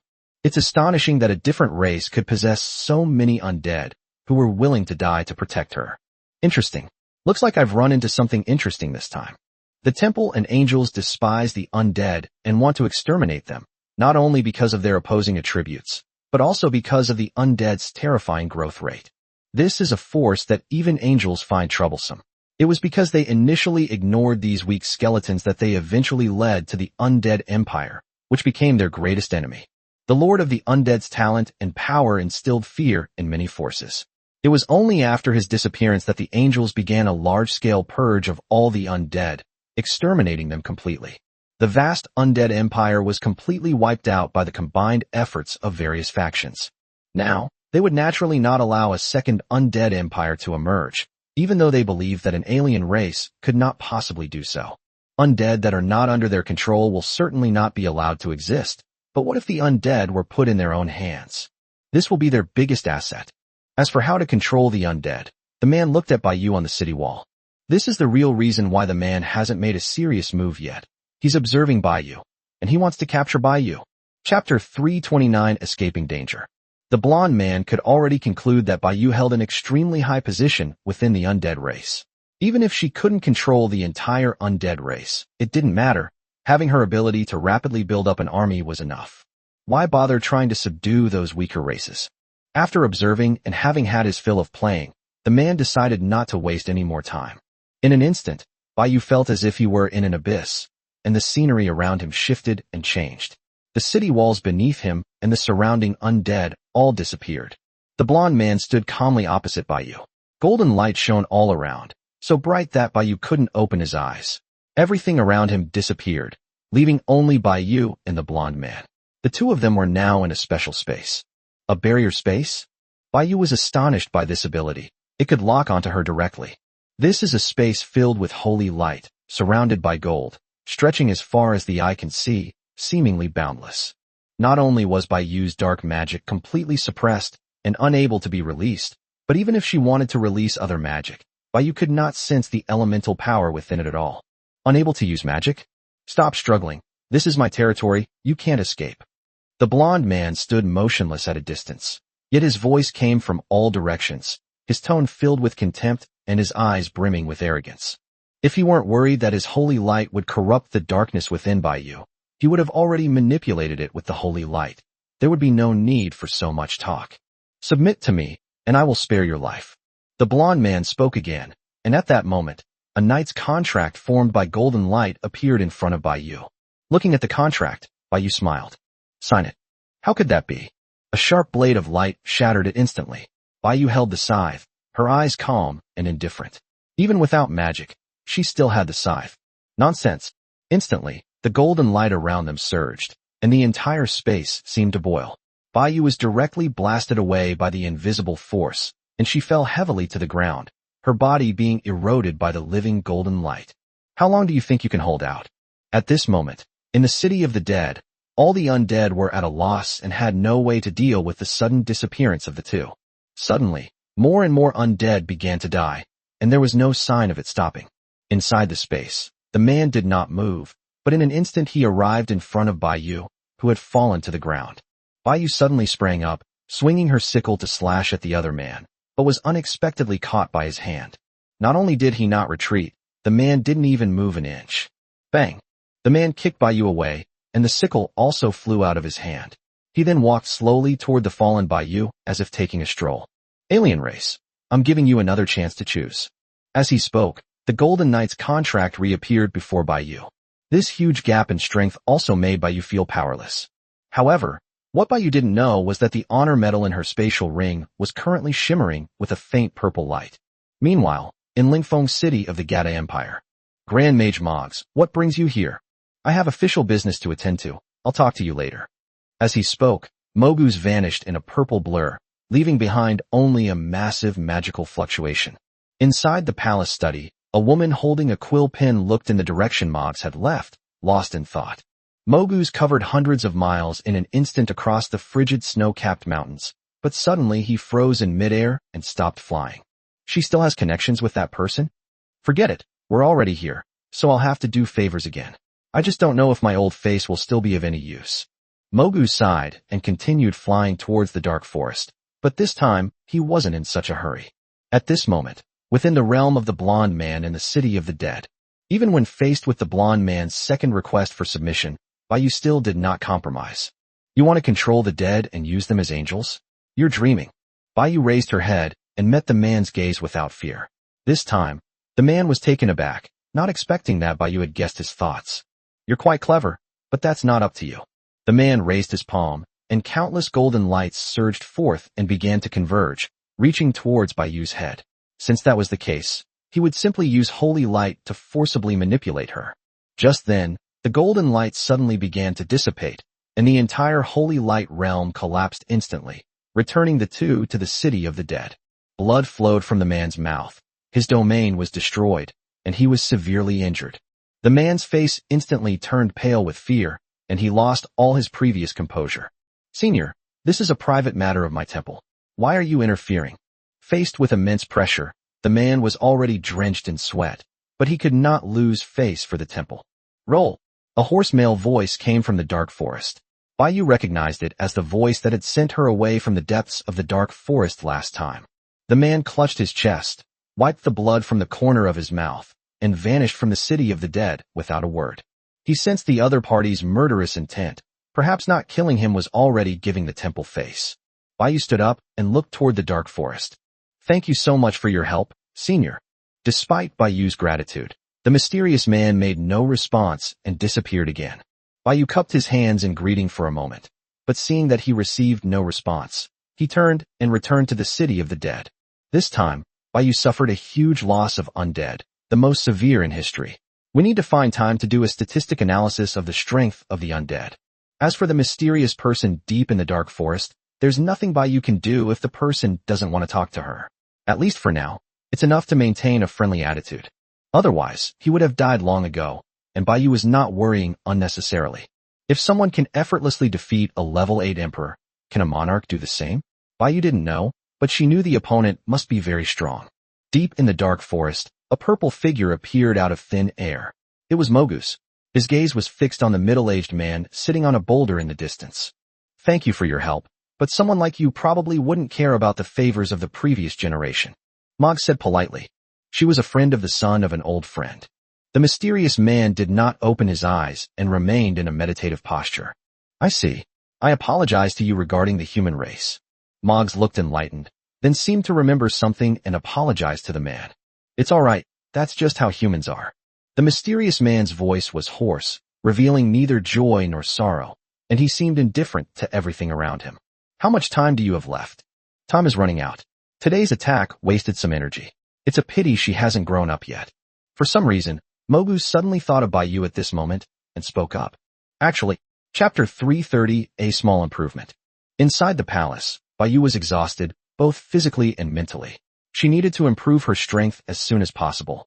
This was the first time they had come knocking on her door, but it would certainly not be the last. With the mysterious figure's presence as a deterrent, the Holy Temple probably won't cause trouble for the time being. Advancing to the Emperor level as soon as possible is the priority. But the information about the undead is definitely going to be exposed. Hopefully, the trouble won't come too soon. The losses in this battle were extremely severe. More than 20 king-level warriors died, and a total of 80,000 ordinary undead also died while sharing the damage with Bayu. Of an Emperor-level being is truly terrifying. Bayu had nothing to regret, because regret wouldn't have mattered. Sas doesn't currently possess the ability to resurrect a king-level being. Once he's dead, he's dead.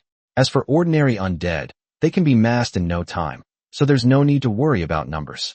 As evening approached, Arthur and Dutch returned to the city of the dead with the spoils they had seized from conquering the Dwarf Kingdom. Resources are plentiful, almost overflowing the warehouse. Finally, we can upgrade the city again. Besides that, there's the undead army. When Arthur and Dutch were sent out, there were only 20,000 undead troops stationed in Oman. Now that they've returned in triumph, the undead army has increased fivefold to 100,000. Almost all of them were bone dragons and ghost dragons, summoned by the two kings themselves, without letting the necromancer summon any low-level undead. This is only because some dwarves were captured and civilian dwarves were not massacred. Otherwise, there would have been even more undead. Nearly 15 new king-level undead have been added, and 20 king-level dwarves have been captured. All of them have signed contracts with Zhao Liangxiu and become one of her dwarf troops. Max led the dwarves to rebuild the city-state and handle the aftermath of unification, and naturally, Max succeeded to the throne as the new dwarf king. As for the little episode of Zhou Man's escape, Bayu didn't pay much attention to it. What kind of waves could a level 1 king-level player like him make? Boss, I had Max gather all these high-level dwarven artisans and send them to Oman City. What should we do with them? Zhao Liangxiu asked from the side. In this war, because she signed contracts with many dwarf kings, Zhao Liangxiu also gained a lot, but the undead took most of the experience. Bayu thought about it. She had already planned for this before. I will bring some skilled craftsmen to the city of the dead and work with goblins and alchemists to develop technology. Later, I will upgrade your town to a city so that the dwarves can develop industry. From now on, the Dwarven Kingdom will focus its development on your city, which is located between Oman City and the White Rock Mountains. Zhao Liangxiu was overjoyed upon hearing this, as this meant she wouldn't have to travel back and forth anymore and could stay in the city of the dead indefinitely. No problem, boss. Bayu brought up the system interface and began upgrading Zhao Liangxiu's town. Upgrading a town to a city doesn't require many resources, so it's not a big deal. Bayu quickly upgraded Zhao Liangxiu's town to a city. Boss, I'll go inform Max to send the craftsman over, and then I'll go check out the city. Zhao Liangxiu said happily. Go. The system's power was still formidable. The town nestled among the mountains was upgraded to a city, and its area expanded considerably. The surrounding mountains were completely obliterated, forming a vast flat plain. A dwarf city with 2 barracks was thus established there. While Zhao Lingxiu was sending craftsmen, Baiyu was not idle either, and began to upgrade the city of the dead. The city began to expand, and faint black energy appeared on the city walls. The palace behind Baiyu became even more magnificent, and a dark blue energy covered the surrounding area, making it even more eerie and terrifying. The city of the dead has reached level 7, only 2 levels away from the maximum level. Baiyu started upgrading the barracks again. It has to be said that the resources of the dwarf kingdom are comprehensive. They have everything. Unlike the backward orc and demon-eating ant kingdoms, which are extremely poor. Currently, Zhang Yi's barracks are the strongest. Baiyu did not upgrade the barracks of the brother and sister or Zhao Lingxiu, but directly upgraded Zhang Yi's barracks. Zhang Yi's barracks, originally at level 16, was upgraded to level 20 by Baiyu, a significant improvement considering that Baiyu's own barracks are currently only level 21. Rock Dragon Crystal, LV-20. The barracks can summon a Rock Dragon unit, one of its kind, with a bloodline activation concentration of 40% and an initial level of LV-9, commander rank. This is Zhang Yi's barracks information. The concentration of bloodline activation represents the growth rate of the dragons, ensuring that their growth cycle does not become too long and their strength can increase faster. It's important to know that these dragons all have an upper limit of Emperor level, just like normal adult dragons. Their only drawback is that their growth rate is too slow. The most outrageous thing is that Zhang Yi's barracks are different from other lords. The normal barracks have a cooldown time of 24 hours, but Zhang Yi's barracks have a cooldown time of 120 hours, which is 5 days. In other words, he can only summon 1 rock dragon every 5 days, and so far the number he has summoned is no more than the number in his 2 hands. While dragons are very powerful, their weaknesses are also obvious, such as their small number and slow growth. Baiyu then upgraded his barracks 5 more times, exhausting all his resources before finally stopping. The level of the undead barracks has reached LV-26. The added effect is that the summoning of troops under the king's command is cancelled after the king is born. In other words, the 6 types of troops, namely skeletons, ghosts, zombies, liches, bone dragons, and ghost dragons, will disappear from the barracks and will no longer be summoned. At the same time, the initial level was increased to LV-3 commander level. The number of summons increased from 50 to 100, the probability of summoning a king increased, and a new unit, the Crypt Demon, was unlocked. Baiyu wasn't particularly interested in the new unit. It didn't have any special highlights, and it wasn't a high-level undead. Its potential was similar to that of the Death Knight and Gargoyle. It was a ground-based ranged unit. These are all the upgrades for a Tier 5 barracks. Compared to the previous version, the introduction page is now much simpler. Baiyu was a little confused. Shouldn't the higher the level of the units unlocked as you progress? Why wasn't the system following the expected pattern? The system notification sounded. It was evening again. She had finished dealing with all the supplies and spending her time, then closed the system interface and returned to the palace. At this moment, Chen Feng and Qin Shui also returned from Twin Cities and saw the tragic scene outside the city, as well as a large pile of undead corpses. What happened? Chen Shui covered her mouth in surprise, while Qin Feng pulled her into the palace without saying a word, where they saw Baiyu sitting with her legs crossed. The two breathed a sigh of relief. It was good that Baiyu was all right. Boss, what's going on outside the city? Chen Shui hurriedly asked. There are just too many corpses on that ground. I estimate there are at least tens of thousands of dead bodies, densely packed together. Nothing much. I just got beaten up. Baiyu said it nonchalantly, as if it had nothing to do with her. Qin Shui wanted to ask more questions, but Qin Feng stopped her, and the two walked outside. Boss, let's go eat. Go. Chapter 331 Repaying Favors. The experience bar of a level 9 king is like a bottomless pit, making it impossible for Baiyu to sense when he will be able to advance to the royal level. Now that the Dwarven Kingdom is unified and the Orc Empire is in a stalemate, it seems there is nowhere left for them to expand. Baiyu didn't want to take the risk of facing the Beastman Empire's Emperor-level opponents prematurely. Whether he could advance to Emperor level himself was still unknown, and even if he did, he might not be a match for them, since the Beastman King might not be limited to just one level. If they want to continue developing now, they either need to go north or go to Ferragamo Oaks. That's the best option right now. Baiyu tallied up the current combat strength of his side. King level undead, including 1 level 8, 2 level 7, and 10 level 6, etc. The undead army numbered over 360,000. Then there are the 7 kings. Arthur, Dutch, and Sass have reached level 5, while the necromancer has reached level 8. As for the other 3 kings, they are currently at level 4. Regarding the subjects, the brother and sister are level 4 kings. Zhang Yi is level 3, and Zhao Liangxiu is level 2. Among the troops that the dwarves submitted to, there were more than 20 king-level troops. The brother and sister had a total of 4 troops, and Zhang Yi had 6 rock dragons that reached the king level. This is all of Baiyu's current strength. At first glance, there are more than 100 king-level beings, which is a terrifying level of strength. However, it has absolutely no effect when placed in front of a truly powerful person. Of the Dead must have its own royal-level ruler. After summoning his troops, Baiyu was thinking about his next development plan. Should we attack the Orc Empire, or attack the Orc Empire? Forget it. Let's just attack the Orc Empire instead. Baiyu, who was sitting on the steps, stood up and walked towards the palace. Fortune favors the bold, and perhaps he could advance to the royal level before even reaching Chewing Bone City.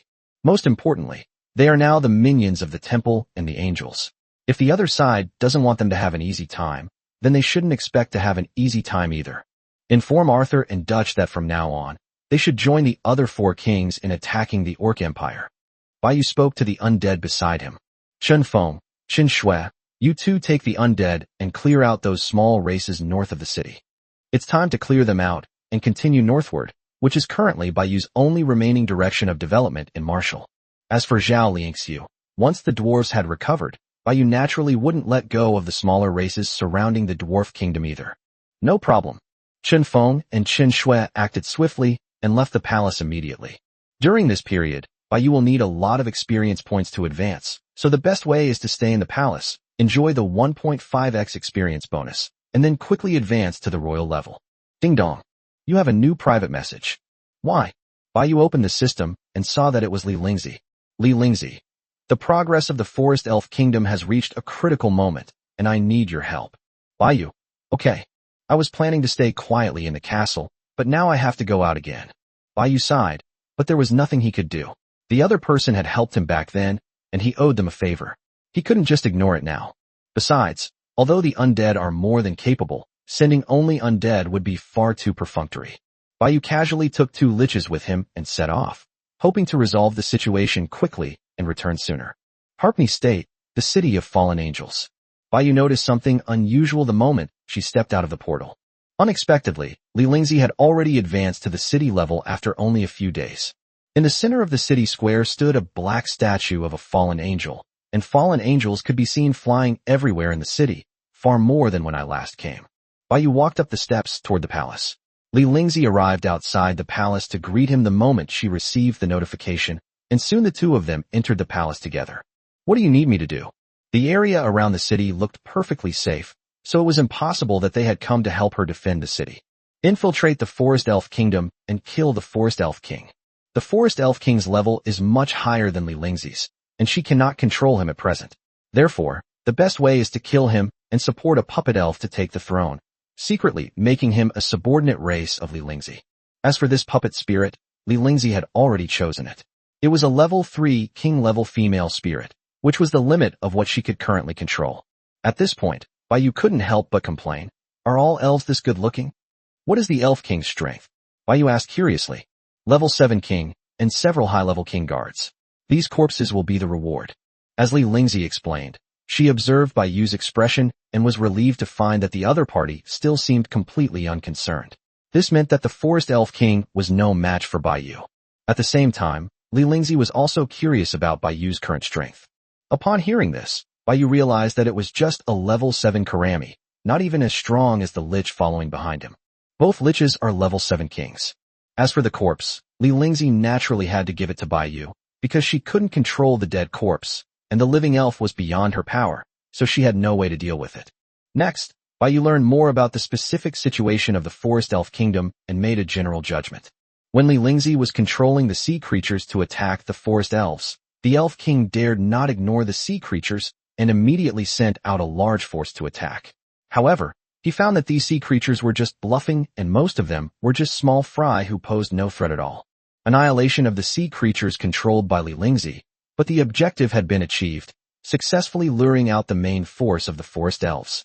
At this moment, Only the puppets secretly controlled by Li Lingzi remained in the royal city, leaving the defenses weak. By revealing a few puppets and staging an assassination attempt on the Elf King, she could then help the puppet she controlled to successfully ascend to the throne. Because this puppet is a direct descendant of the royal family. With the authority of the Elf King, she could quickly transform all these high-ranking officials into puppets and make them her subordinate troops. It's not easy. They even had to resort to scheming. If it were me, I could have wiped out the forest elves before the Templars even had a chance to integrate the Elven Kingdom. After all, not all of these Elven kingdoms are adjacent. Some kingdoms are quite far apart. Take the forest elves, for example. Their kingdom is located on the border of a large continent. If they were wiped out, no one would know for at least 10 days or half a month. However, Baiyu only thought about it and didn't actually say it out loud. Let's not delay, let's set off immediately. Baiyu didn't want to dawdle. This time, he could repay a favor and also get a few corpses, which was pretty good. Please wait a moment, I need to prepare a bit. Li Lingzi stood up and left the main hall, while Baiyu crossed her legs and leaned back in her chair, lost in thought. Chapter 332 The Wise Elf King. Deep within the vast, verdant forest lies the gathering place of forest spirits. They love forests and nature. They have their own order and social civilization, but they do not cut down trees here to build huge cities. Various tree houses serve as their dwellings. Deep in the forest lies a palace nestled among the trees, woven from wood and vines, beautiful and serene, a testament to the extraordinary nature of its inhabitants. Indeed, this is the place where the Forest Elf King resides. Beside the palace stands a sturdy tree, its leaves radiating a gentle green energy, with several vines hanging down, each carrying a green fruit. This tree looked very strange, completely different from the surrounding trees, and the area around it was now under tight security. This tree is called the Tree of Argard, also known as the Tree of Life. It is the sacred tree of the elves and the key to the propagation of their race. Seeing Baiyu's curiosity about the tree, Li Lingzi patiently explained it to her. The two had already secretly arrived at a place not far from the palace and successfully infiltrated the depths of the Forest Spirit Kingdom. At this moment, the kingdom was empty, and no one noticed these two outsiders. Elves reproduce by relying on trees? Baiyu looked puzzled. It was the first time she had ever heard of this. That's right.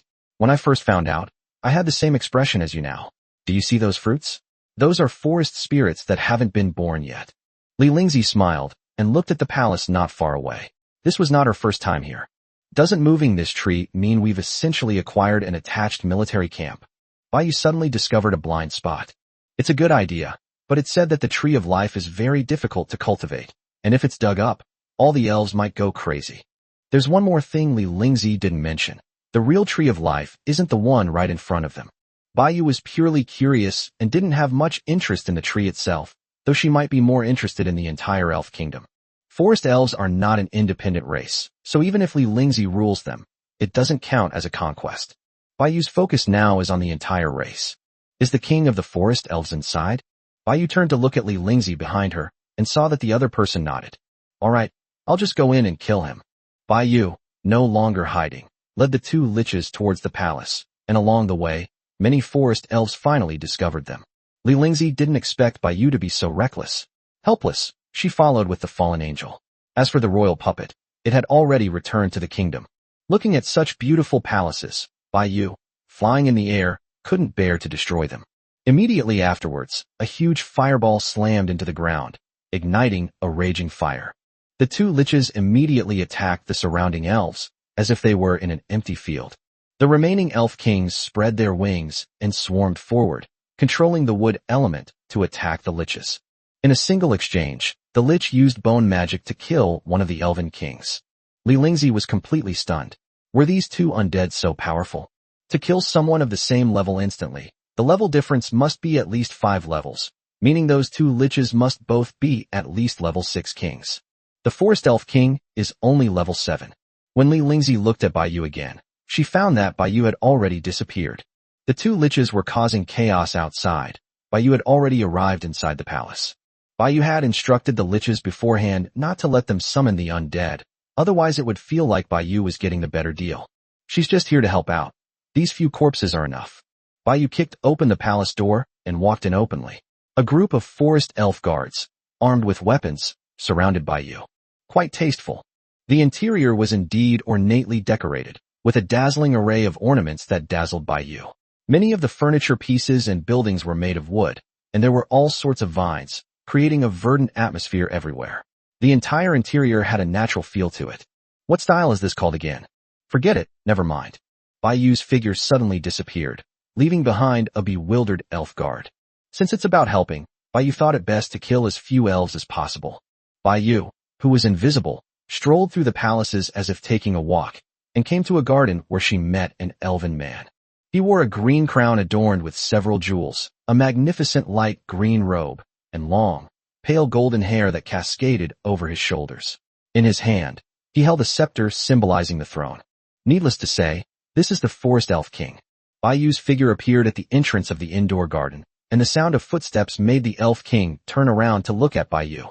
Do you know that we have already submitted to the temple? You are making enemies of them. The Elf King spoke calmly, his voice pleasant and his tone even. This was not a threat, but a statement of fact. Of course I know, which is why we took action ahead of schedule. Baiyu looked at the Elf King with some doubt, feeling as if he had known all along that Li Lingzi was controlling the puppets. There's nothing strange about it. I've lived for 539 years and reigned for 361. I've seen in the eyes of those manipulated elves that they weren't loyal to me. He sighed again as he spoke. It's a pity I discovered it too late. I am willing to lead the forest spirits to submit to you. We are just flying insects that have disappeared into the vast forest, too weak to control our own destiny. Baiyu was taken aback. The script was different from what she had imagined. This Elf King clearly possessed extremely high wisdom, foresight, and the ability to assess situations. He knew that choosing to resist meant certain death. Now they were under someone else's roof and had no choice but to bow their heads. Whoever put a knife to their throats, they would submit to. Clearly, Baiyu's blade was closer to his neck than the temple's blade at this moment. However, Baiyu disagreed. If he submitted, wouldn't his trip have been in vain? It's hard to accept that we couldn't even find a single body. You'd better give me enough compensation. The Elf King observed Baiyu's series of expressions, from his brief contemplation to his final cold remark. I see. You're just an assistant hired by the humans outside. You have an employer-employee relationship. The Elf King saw through the deception. Her voluntary submission had altered her original plans. Of course, he could also see that if he didn't give her enough compensation, she would still kill him. After all, this was their prearranged plan. Chapter 333: The Elf King's Money to Buy His Life. As he spoke, green life energy surged in the Elf King's palm, eventually coalescing into a ball of light. He slowly raised his hand, and the ball of light automatically flew toward Baiyu. Baiyu curiously stretched out her palm, and the ball of light automatically floated in her hand. Then she looked at the Elf King. This is the life energy of my forest elf royal family, passed down through generations. There is only one of its kind. Absorbing it will grant you the ability to control nature. As your reward, this should be enough. The Elf King remained calm, showing no reluctance or regret, even as he relinquished the primordial energy passed down through his royal lineage. It seems he has a very clear understanding of life. After all, death means truly losing everything. Giving up one's foundation only weakens the future potential of the forest elves, but they can still be rebuilt, though it might take several thousand years. Baiyu doesn't know. Baiyu did not immediately agree, but instead used the system to check the information before making a decision.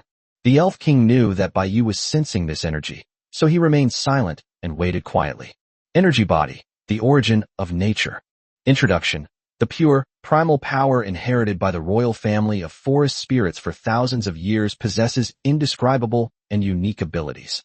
Effect. Grants some experience points, grants mastery of advanced forest magic, and enhances all nature magic. Side effect. Elf-like transformation. Any effect can be removed. Baiyu couldn't help but smile as he read the introduction. It was truly a case of searching high and low without finding it, only to have it come to you effortlessly. This is far more valuable than a few king-level corpses. No wonder the elf race can stand tall in Hapuni State and become a powerful race. Their foundation is indeed profound. However, Baiyu didn't want to become a blonde, pointy-eared elf as a side effect. As for her appearance, she was just as good as any elf. Then the only option is to eliminate them. The latter two cannot be lost, so the only way to eliminate this side effect is to lose experience points. The Elf King, seeing the smile on Baiyu's lips, naturally understood. It seems you are quite satisfied. That's right, you can live now. Hand over the source. The energy in Bayu's hands was just a sample. The Elf King wasn't stupid. He was worried that Bayu would break his promise. No problem. Please stand in front of me. The Elf King stepped forward. Bayu also stepped forward, seemingly without any warning, and stood in front of the Elf King. Although she was a head shorter than him, her aura was incredibly powerful, giving the Elf King an inexplicable pressure. The Elf King held his scepter and touched the ground, radiating green energy. At that moment, all the flowers on the ground bloomed, and the surroundings instantly became vibrant with life. Then, the energy on the Elf King began to surge outward, and the energy continuously flowed into Bayu's body. The moment the energy entered Bayu's body, she chose to eliminate the side effects. 10 minutes later, the energy transfer was complete.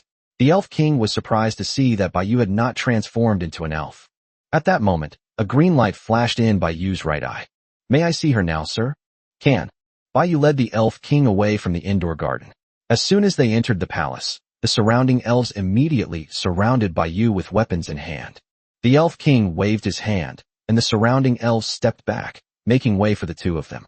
At this moment, a large number of buildings outside the palace have been burned down, thanks to the fire magic that Bayu released earlier.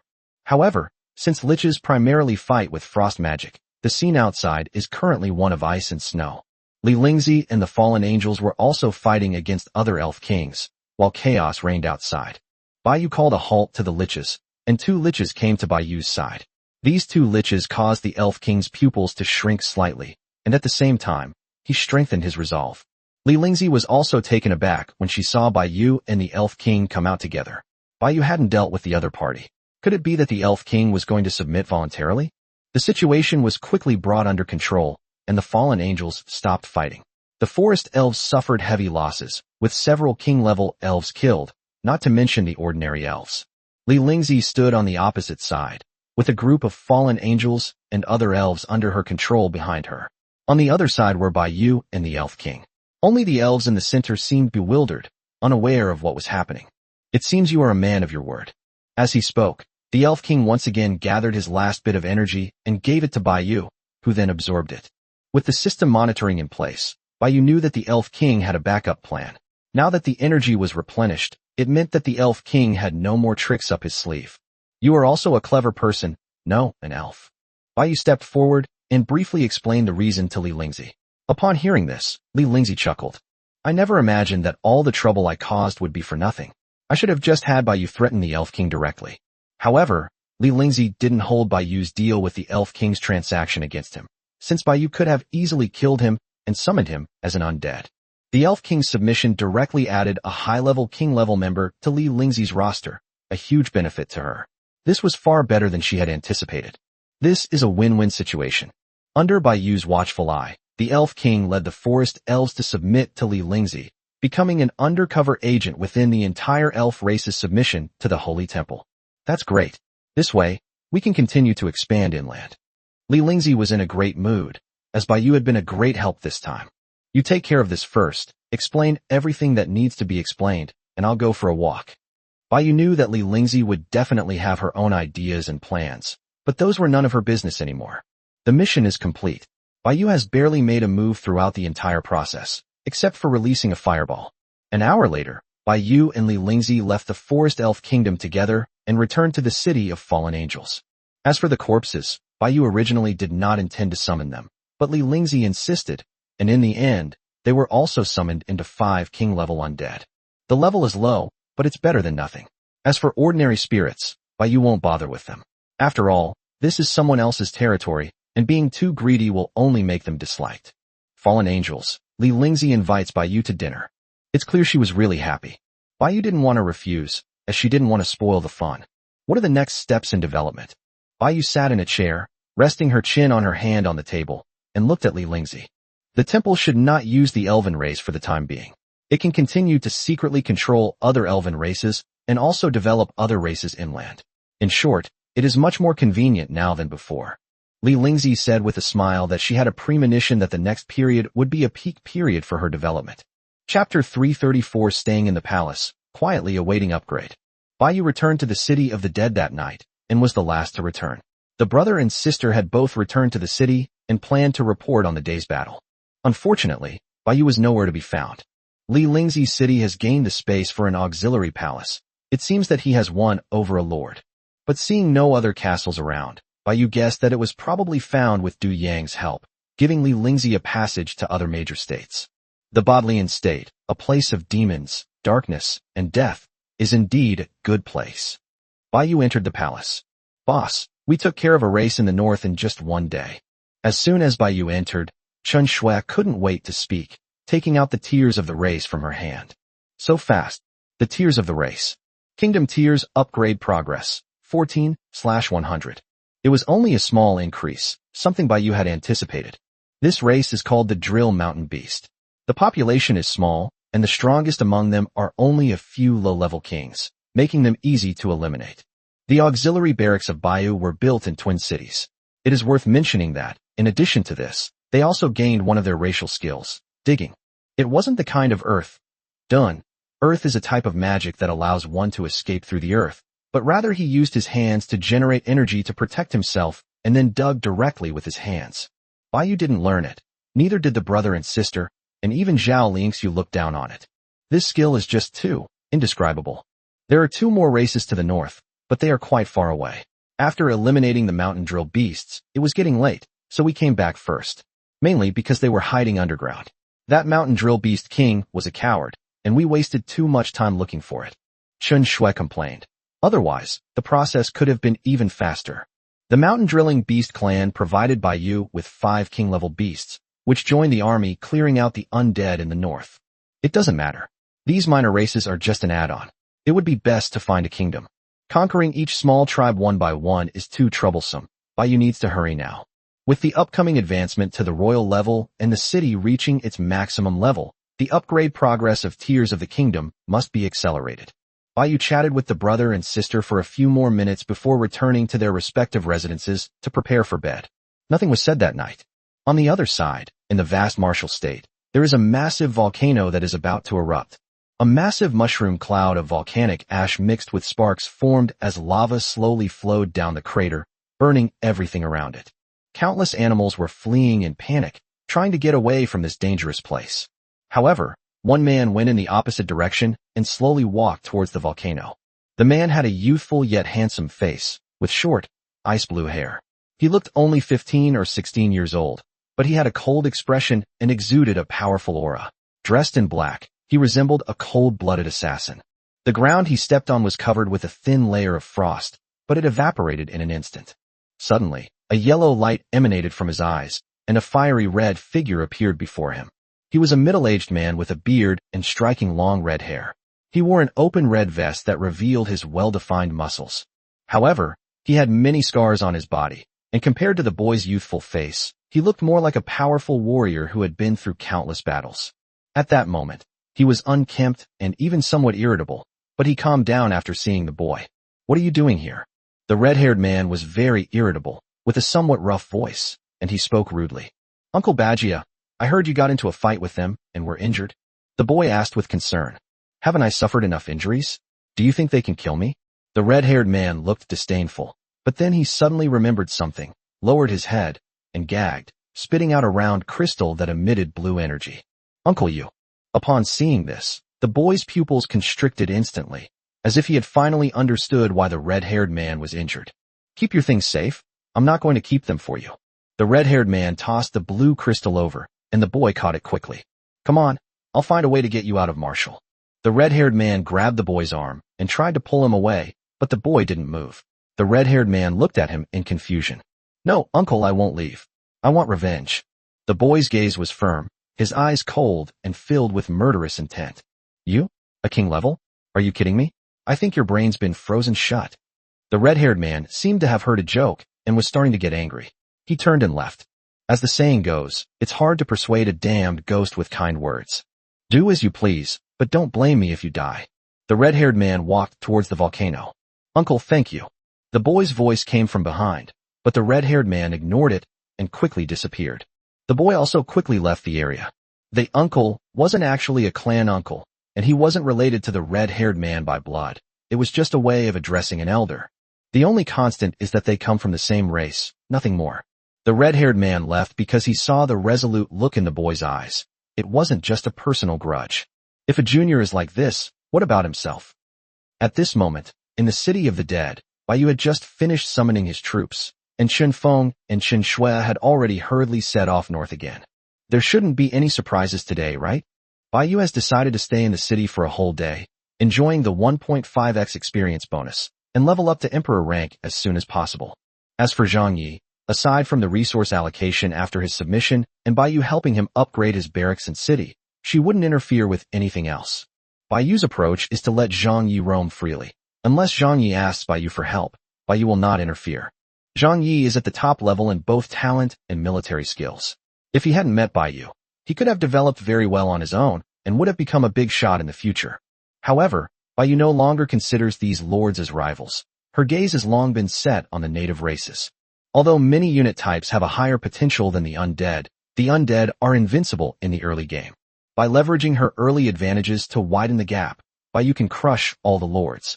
The first royal level lord is about to be born. Your Majesty, the orc army of the Twin Cities has attacked. The necromancer possessed a ghost and flew to Bai Yu to report. Good. Don't let the surrounding orcs fight each other. Let the undead take the lead. Chapter 335 Eradicating Races. Orcs, demon-eating ants, and even burrowing mountain beasts. These are all valuable experience points. We must vigorously develop our subordinate races and have them fight for us. As for the goblins and dwarves, they are still useful for now, while the snake people and giant eagles are with Zhang Yi, and Bai Yu has no intention of interfering. Orcs are great. They even give you experience points willingly. Bai Yu wasn't planning on going out today, so she simply sat on a chair in the lobby with her long legs bare, wearing flip-flops. Meanwhile, to the north of the city of the dead, Chen Feng and Chen Shui were still heading north. The mountain drill beasts are the race closest to the city of the dead. Further north, there are other races, and their mission is to eliminate these smaller races. The terrain here is very similar to a barren plain, desolate, without a trace of green, gray and bleak everywhere, with no signs of life. The only difference is that there are more dead trees and some strange, huge rocks here, making the terrain look less flat. Chen Feng, how much experience do you need to level up? More than halfway done, almost done.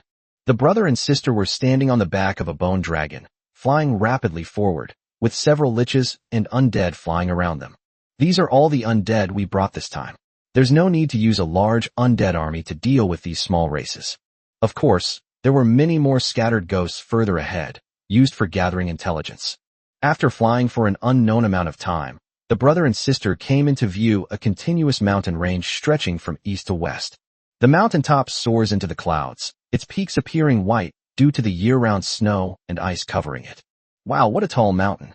Chen Shui was currently riding on a bone dragon, flying high in the sky, and the mountaintop was even higher than theirs. Soon, the brother and sister, along with a group of undead, landed on the mountain peak, which was covered with withered trees and some unknown black vines, as well as many strange and frightening-looking insects. The last two races are on this mountain. Let's go. Chen Feng, Chen Shui, and a group of undead, led by the ghost, headed deeper into the mountain. Halfway up the mountain, there is a huge cave entrance, large enough for a bone dragon to enter. It is pitch black inside, as if some kind of abyssal beast is lurking there. My lords, the race inside is called Rocktooth Monster. There are nearly 100 of them on this mountain. They are a unique monster found here, which is why they have formed a race. Informed the brother and sister about the monsters, which were scattered across the mountain peaks and all lived in similar, enormous caves. Each adult individual possesses strength ranging from commander level to king level. Their numbers are very small, only about 100, but because they are unique creatures found here, they are classified as belonging to the same race by the system. Oh. Chen Shui drew out a long note, sensing trouble was brewing. Finding 100 cave entrances? That would take forever. Can't we just gather them all together and take them all out at once? Because these creatures have no ruling class and are all independent individuals, there is no king among them, so it is impossible to indirectly rule them by killing their king. It is indeed a bit troublesome, but there's nothing we can do about it. Chen Feng was the first to enter the cave, followed by the rest of the undead. Suddenly, a pair of yellowish-brown eyes lit up inside the dark cave entrance, followed by a tremor inside the cave, and a huge figure charged toward the enemy at the entrance. Sizzle! A massive blade of white bone pierced through him and pinned him to the wall behind him. Chen Feng used the light to illuminate the area and finally saw the huge monster clearly. This is a giant monster standing on 4 legs. Its head is an enlarged version of a lizard, with dark green skin, sharp black nails on its limbs, and its back is covered with yellowish-brown bone spurs. Its long tail has a spherical joint that is also covered with sharp spikes, just like a meteor hammer. This is the rock-toothed monster? It really is a strange creature. Chen Shui made a comment. The rock-toothed monster in front of him was only at the commander level, so it was perfectly normal for it to be instantly killed by the king-level lich. However, at this moment, it was only pinned to the wall by bone spikes. The lich did not kill it, but instead looked at Chen Feng. Kill them. These creatures are rare. The commander-level ones are even less useful. If the king-level ones submit willingly, they can be spared, but you have to take them away and make them move. Upon hearing Chen Feng's words, the lich ended the life of the rock-toothed beast and summoned it as an undead. Chen Feng felt that these monsters weren't very intelligent, were solitary, and few in number. If they were to submit, they could be paired with affiliated military camps to form a large, experienced army with other races. Let's split up now. Searching through the caves one by one is too slow. Chen Feng gave instructions to the surrounding king-level undead. Soon the undead split into 10 groups and set off to search for the rock-toothed monster within the mountain peak, leaving only Chen Feng, Chen Shui, and a ghost behind. Shall we go look for a cave? Chen Shui looked at Chen Feng. I want to go to the top of the mountain first. Chen Feng looked up at the towering mountain peak, but thick clouds blocked his view. The mountaintop disappeared into the clouds. Perhaps there was something on the mountaintop above the clouds. Isn't that how most online novels are written? However, Chen Feng would not do such a pointless thing. He had other purposes, which only Chen Shui would think. It's so high up, it must be beautiful up there. I can already imagine walking on a sea of clouds. Chen Shui became interested as soon as she heard this. Let's go quickly.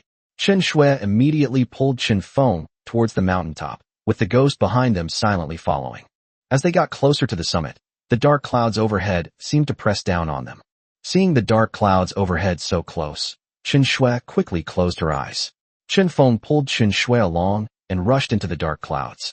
After a moment of darkness, a blinding light suddenly appeared, and Chen Feng couldn't help but close his eyes.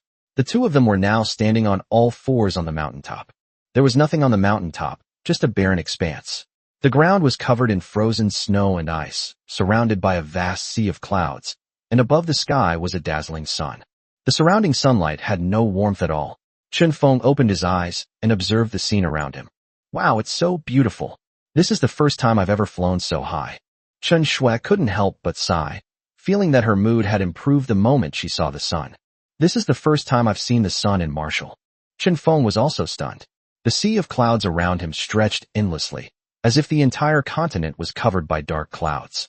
Chen Feng, there's nothing here. What are you doing up here? Chapter 336. What alliance? Chen Shui wasn't stupid. Of course she knew Chen Feng hadn't brought her here to see the scenery, because her brother had never been one to know how to please girls. This mountain is like a natural barrier, separating the north and south. The scenery to the north is completely different from that to the south. There are many races there, but no major powers. The strength is just right for us now. Chen Feng explained to Chen Shui, while taking out a crystal radiating black energy from his spatial ring, the fortress crystal core. Chen Feng clicked build through the fortress core directly to the center of the mountaintop, and then pulled Chen Shui to the edge. Immediately afterwards, a huge black magic circle rapidly unfolded around the crystal core. The ground began to tremble slightly, and the undead fortress slowly emerged. Chen Feng faced north, his gaze fixed on the vast sea of clouds. This place is like the backyard of the entire Marshall State, or you could say it's a zoo. There are no major powers interfering, making it an excellent environment for development. However, we can't guarantee that a major power won't discover the existence of the undead. Therefore, building the fortress here is the most secretive option. Having learned from the discovery of the Goblin Kingdom's undead fortress, the location of future undead fortresses must prioritize secrecy and should no longer be built in the heart of enemy territory. Even if the distance is a bit far, it doesn't matter. With Hilmas around, these are not problems at all. I see. I knew you weren't so kind as to come here to see the scenery. Chen Shui said with some indignation. Just a side effect. Hearing Chen Feng say that, Chen Shui's lips curled up slightly. That's more like it. What is the other race of the mountains? Chen Shui almost forgot that there were two races on the mountain. Another race lives on the other side of the mountain. Want to know what this mountain is called? Follow me. Chen Feng, and Qin Shui leaped down from the sea of clouds to the north. The surroundings instantly darkened again, with dark clouds obscuring the sky, but the scene below was completely different from before. The mountains are covered with green trees, and below them stretches an endless grassland. Everything here seems out of place. Does Martial State have places like this? Qin Shui was somewhat surprised. In her mind, Martial State was a desolate and corrupt place, with gloomy clouds and not even a sunny day. She had never seen any green plants there. This mountain is called the Two-Sided Mountain. The race that lives on this lush side is the Nana ape, but they are not our target today. We only need to conquer the Rocktooth monster. Chen Fengfei spoke to Qin Shui, who was looking around from the air. Didn't we come together? How come you seem to know everything? Qin Shui was still puzzled. These ghosts have already said it. You just didn't listen. Chen Feng rolled his eyes at Qin Shui. Really? Qin Shui clearly didn't believe it. The two then landed on the mountain together, and the ghost kindly explained it to Qin Shui again. This time, she understood clearly. The grassland north of Shuangmian Mountain is called the Wild Grassland. It is known as the backyard and zoo of Martial because most of the species here are strange and unusual wild animals. In the City of the Dead, Baiyu was listening to the reports from the undead. What? The race inhabiting the foot of Two-Faced Mountain is the Minotaur Alliance. Baiyu's expression was somewhat strange. How could there be such a thing as a Minotaur? Baiyu hates Minotaurs the most, but of course, this Minotaur is not the same as that Minotaur. Based on the Necromancer's description, it is indeed a Minotaur, a monster with a Minotaur's head and a human body and purple skin. But none of these are the key points. Although the Minotaurs are a single race, they are actually organized. There are many other races like them on the Savage Plains, such as horse-faced people and centaurs. These relatively weak races formed an alliance and joined the largest power in the north. That is, the Orc Alliance, also known as the Orc Empire. This is an alliance of multiple races that operates under a parliamentary system. Don't be fooled by their orcish names. The orcs at the center of power are highly intelligent. These orcs are different from the Orc Empire of Hapunyi State. They are not even the same race. Their strength far surpasses that of the Orc Empire. Most of their groups are hybrids of various creatures.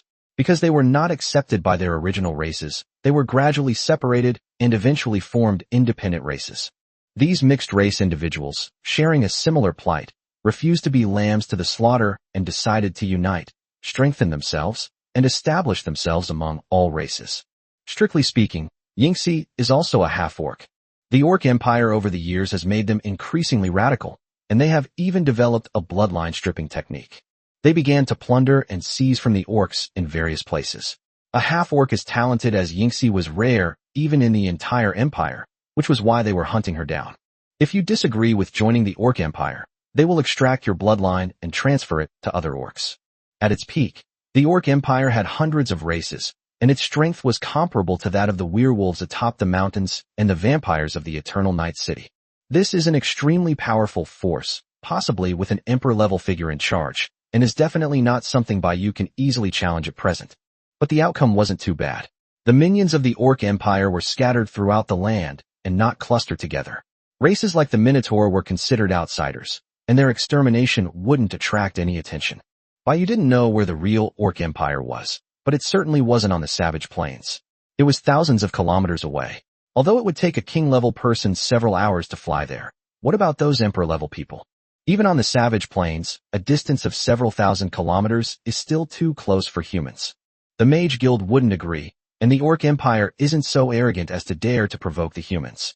As everyone knows, while humans are not united, mages are very united. Unless a race has a death wish, it would never provoke human mages. The Orc Empire, what a big problem. Baiyu was a little worried. How come all the powerful figures these days have some kind of background? Does that mean you can't get by without connections? Could the angels have taken control of the Orc Empire as well? Baiyu immediately shook his head. If angels could control any force with an emperor-level presence, they would have unified the world long ago. Emperor-level beings are not commonplace.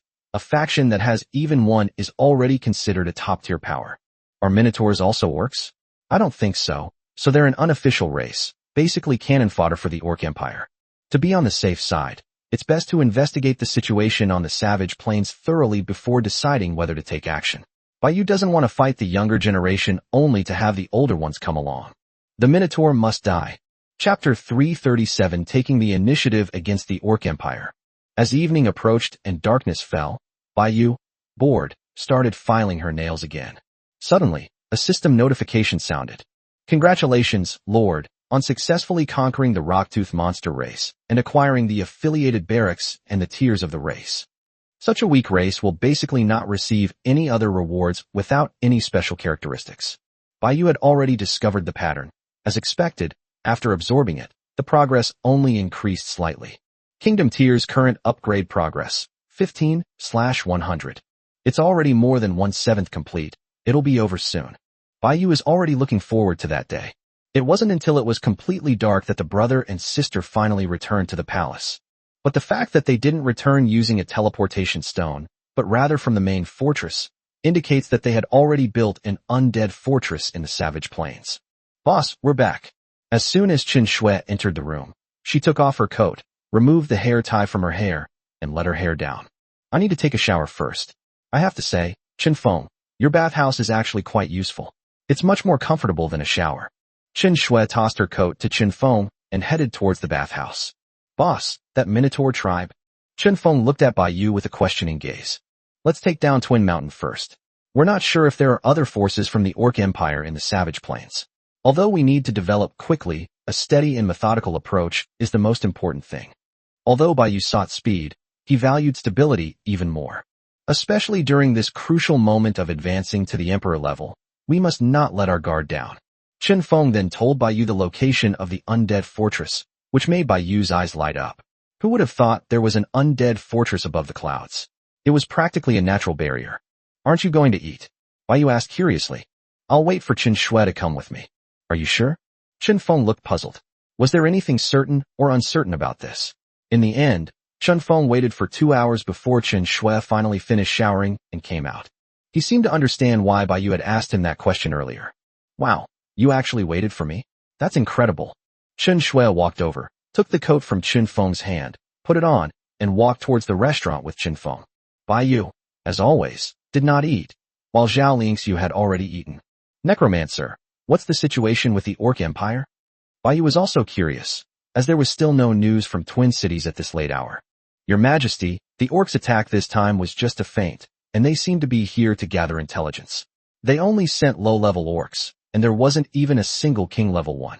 The undead echoed in the hall. This was because it was possessing a ghost, which had almost become its exclusive possessing spirit in order to facilitate communication with Baiyu. Even the orcs have become cautious.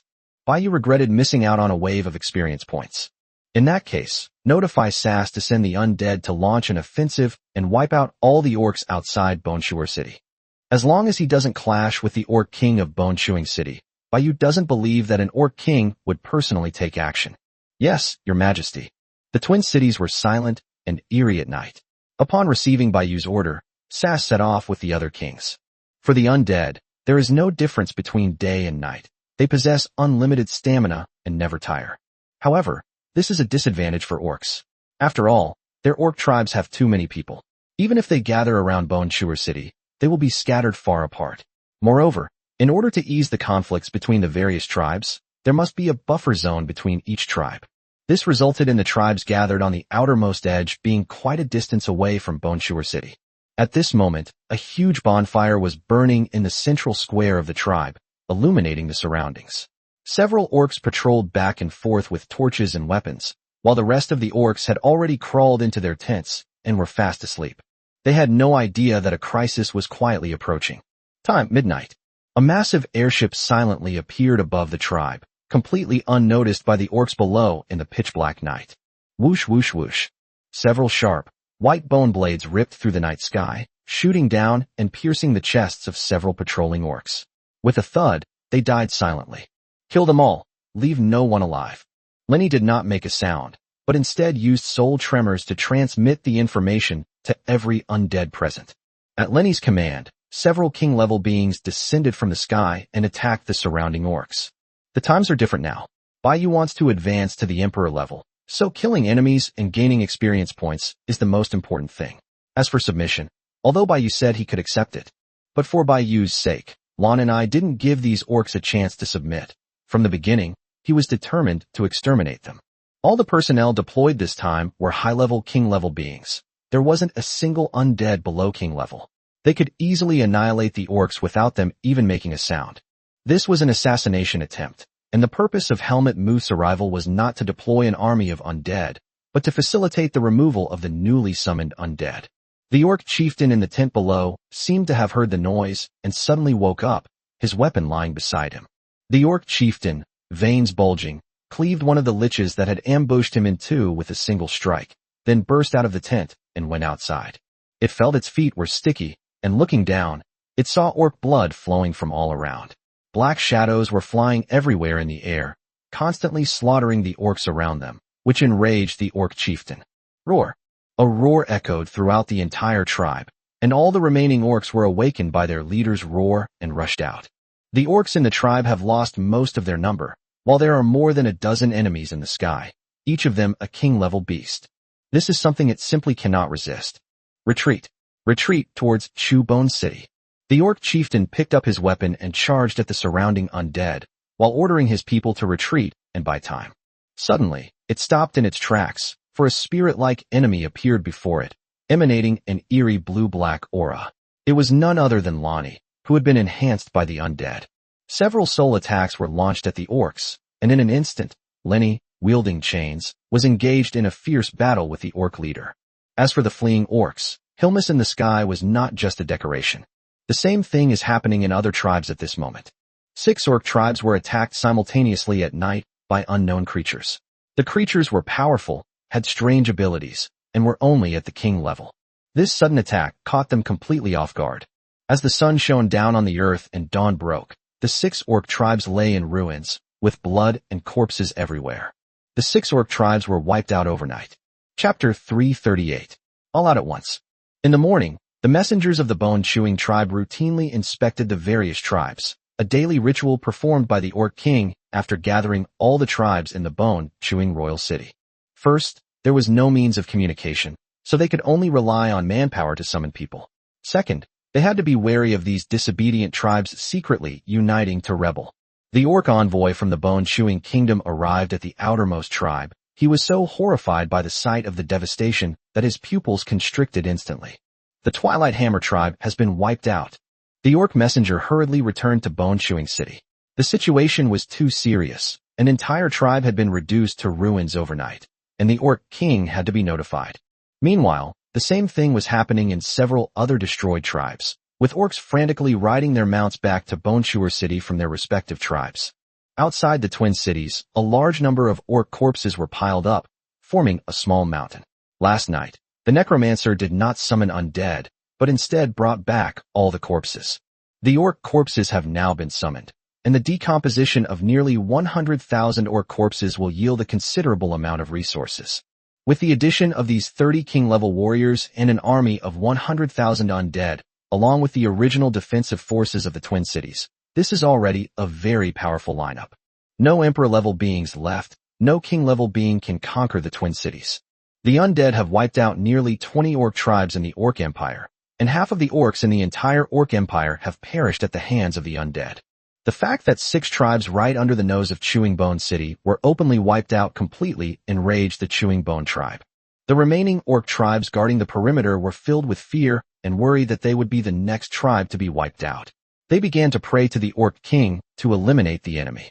Faced with the requests of various tribes and the provocations of the enemy, the orc king had no choice but to respond, or his royal prestige would be completely destroyed.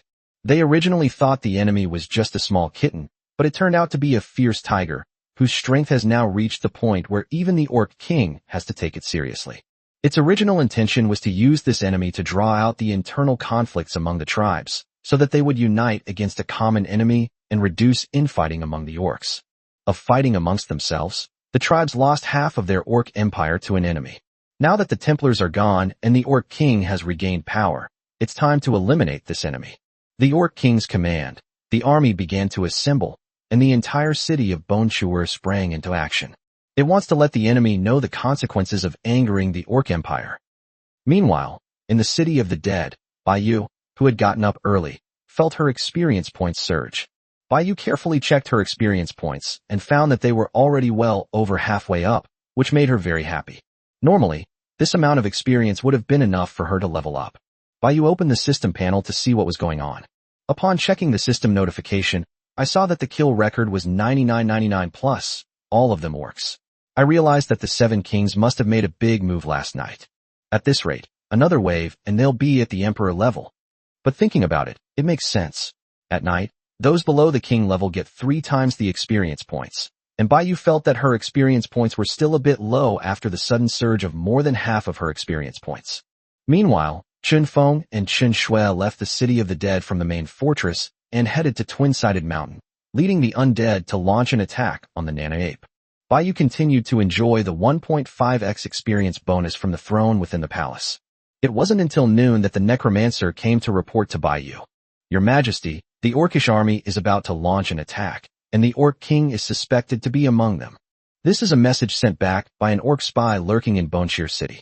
The entire city of Boneshir City has mobilized the armies of all tribes, including the Boneshir tribe, and they are building a portal. Besides attacking the twin cities, Baiyu couldn't think of any other way to build a portal. What? This put Baiyu in a difficult position, and he immediately frowned. The Beastman King was a royal, level being, and this was bad. He had completely pushed the other party to the brink. Baiyu still vividly remembered the Templar Knight from a few days ago, and she didn't want to be humiliated by a royal-level opponent again. I checked my experience points again, and realized I was still far from enough, especially since it was daytime. We can only rely on a king-level opponent to fight them off in a series of battles. So what if we killed 2 of your orcs? Why are you getting so worked up? Mobilize the demon-eating ants, mountain-drilling beasts, and rock-toothed monsters. Oh, and bring some goblins as well. Let them be the vanguard. All the king-level monsters in the City of the Dead and the City of Dwarves will also go to the Twin Cities to provide support. Baiyu had no other choice but to fight head-on. He could either wear down the Orc King through a series of king-level battles, or accumulate experience to advance to the Emperor level and kill it himself. Whether relying on a group attack by king-level warriors or advancing through experience points, Baiyu wasn't very confident, which is why she dragged other subordinate races into the battlefield even before they recovered. At this moment, we cannot afford to miss any experience points. Yes, Your Majesty. The undead immediately retreated and began to carry out Baiyu's orders. At this moment, all the undead between the 3 cities began to move and converge on the twin cities. In terms of military strength, Baiyu is not afraid of the Orc Empire. Even without summoning the undead, an army of hundreds of thousands of undead is enough to crush the orcs. The main problem is the Orc King. At that time, other tribal leaders will need to deal with the undead, and the kings will have some of their strength dispersed. I hope everything goes well. Baiyu's face was filled with melancholy, revealing a hint of worry. In order to maximize his experience points, Baiyu naturally could not leave the City of the Dead, and this war could only be handed over to the undead to command. The demon-eating ants from the Dark Forest were mobilized and entered the Twin Cities through the portal. These were the surviving ants from the last great battle. However, they were all old ants. The young and strong Baiyu wanted to keep them to sow seeds. Baiyu would never do something like killing the goose that lays the golden eggs. It will be of great use once things develop further. The same applies to goblins. These 2 races are the ones that have been mobilized the most, with the fewest being rock-toothed monsters, and the next few being mountain-drilling beasts. The 4 races combined had nearly 10,000 troops, but they were all old, weak, sick, or disabled, just there to give away experience points. Baiyu never intended to rely on them to kill the enemy. When all 4 races had been mobilized, the undead were also in place. Baiyu and Zhao Lingxiu were stationed in the City of the Undead, while the Dwarf City was garrisoned by the Dwarf Kings. The king-level undead in the city went to Twin Cities. Apart from the 20 that the brother and sister took with them, Twin Cities now had nearly 100 king-level undead, along with the 7 kings, and an army of more than 200,000. This can be considered Baiyu's strongest combat force at present. If this can't even wear down the Orc King, then he might as well just find a block of tofu and smash his head against it. Baiyu refused to believe that the Beastman King could also be a level 8 emperor. Chapter 339, The Army Attacks the City. On the other side, in Twin Cities, nearly 100 kings stood atop the city walls, led by the 7 kings including Sass. At this moment, apart from the protective shields, no living beings are controlling any of the buildings within the city. Outside the city walls were the 4 races conquered by Baiyu, totaling nearly 10,000 people. The presence of 100,000 undead army outside the city also gave these races a great sense of security. Above the city square, there was an army of 100,000 undead, all of them Air Force, waiting for the enemy to arrive before taking to the skies to tear them apart. Above the sky, 6 enormous helmets hovered silently, ready to be activated at any moment. As for the orcs who had already submitted and were guarding the Twin Cities, they had already been ordered to retreat. As long as the orcs did not submit, they would be of no use. After all, for the undead, there would never be a shortage of low-level troops. Sending them to their deaths is less worthwhile than saving them as experience points after the Orcish Empire submits. The benefits must be maximized. Whether 100 kings of varying levels can defeat a low-level emperor will depend on this battle. Sass stood silently on the city wall, holding the Lich sword. The other kings and Sass had all received by Yu's orders. This battle could not be fought with mindless charges. If the Orc King's strength is too terrifying, then the undead's task is to spread out and kill as many other orcs as possible to gain experience points. If the Beastman King's performance is mediocre, then the priority should be killing him. After all, killing the Beastman King would mean that Baiyu has obtained his first royal-level combatant. With a royal-level fighter joining the fray, the outcome of this battle is no longer in doubt. As for how to determine this, since Baiyu is not present, it is naturally up to the 7th Prince to decide for himself. Meanwhile, in Chewing Bone City, the leaders of various tribes had gathered their most elite warriors and were heading towards the city. An army of 200,000 orcs from more than 20 tribes had gathered, their dense green heads surging back and forth. They wore different animal skin clothing and bone ornaments to distinguish the warriors of different tribes. They all gathered in the center of the square, with the tribal leaders positioned at the innermost part of the square, standing in front of their respective tribes. Inside the plaza surrounded by these orcs, several orc priests were waving their staffs, performing strange rituals, and chanting bizarre incantations. On either side were several huge iron cages, which imprisoned various humanoid creatures, but they had been tortured beyond recognition, and one could still vaguely make out the figure of an elf inside. They struggled desperately against the iron cage, trying to escape. Their howls and curses mingled with the chanting of spells by the orc priests, making the place chaotic and noisy. Clearly, these prisoners held by the orcs knew what was about to happen, and all of them showed fear on their faces, some even embracing and weeping with the creatures next to them. But no one paid them any attention. The surrounding beastmen were thrilled to learn that a war was about to be waged against them. The few tribal chiefs who knew the inside story were initially worried, but their confidence increased instantly when they learned that the Orc King would personally take action. The first warrior of the Orc Empire, there was no enemy that the Orc King could not defeat. Of course, except for the temple. At this moment, the Orc King sat on a high platform outside the square, coldly watching everything below, waiting for the Orc priest to finish the ceremony. As the Orc priest's eyes glowed green, he swung his staff violently at the prisoners inside the iron cage, and immediately the prisoners inside let out painful howls. White energy began to flow from their mouths, eyes, and even ears, all converging on the prearranged formation on the ground of the plaza in front of them. They began to age rapidly, and almost instantly turned into skin and bones, mummified corpses, and collapsed to the ground. Buzz! A huge rectangular portal instantly appeared on the ground, surging with green energy, and the scene on the other side could even be seen through the portal. The Twin Cities, teeming with the dead, are now on high alert. Countless orcs cheered upon seeing this.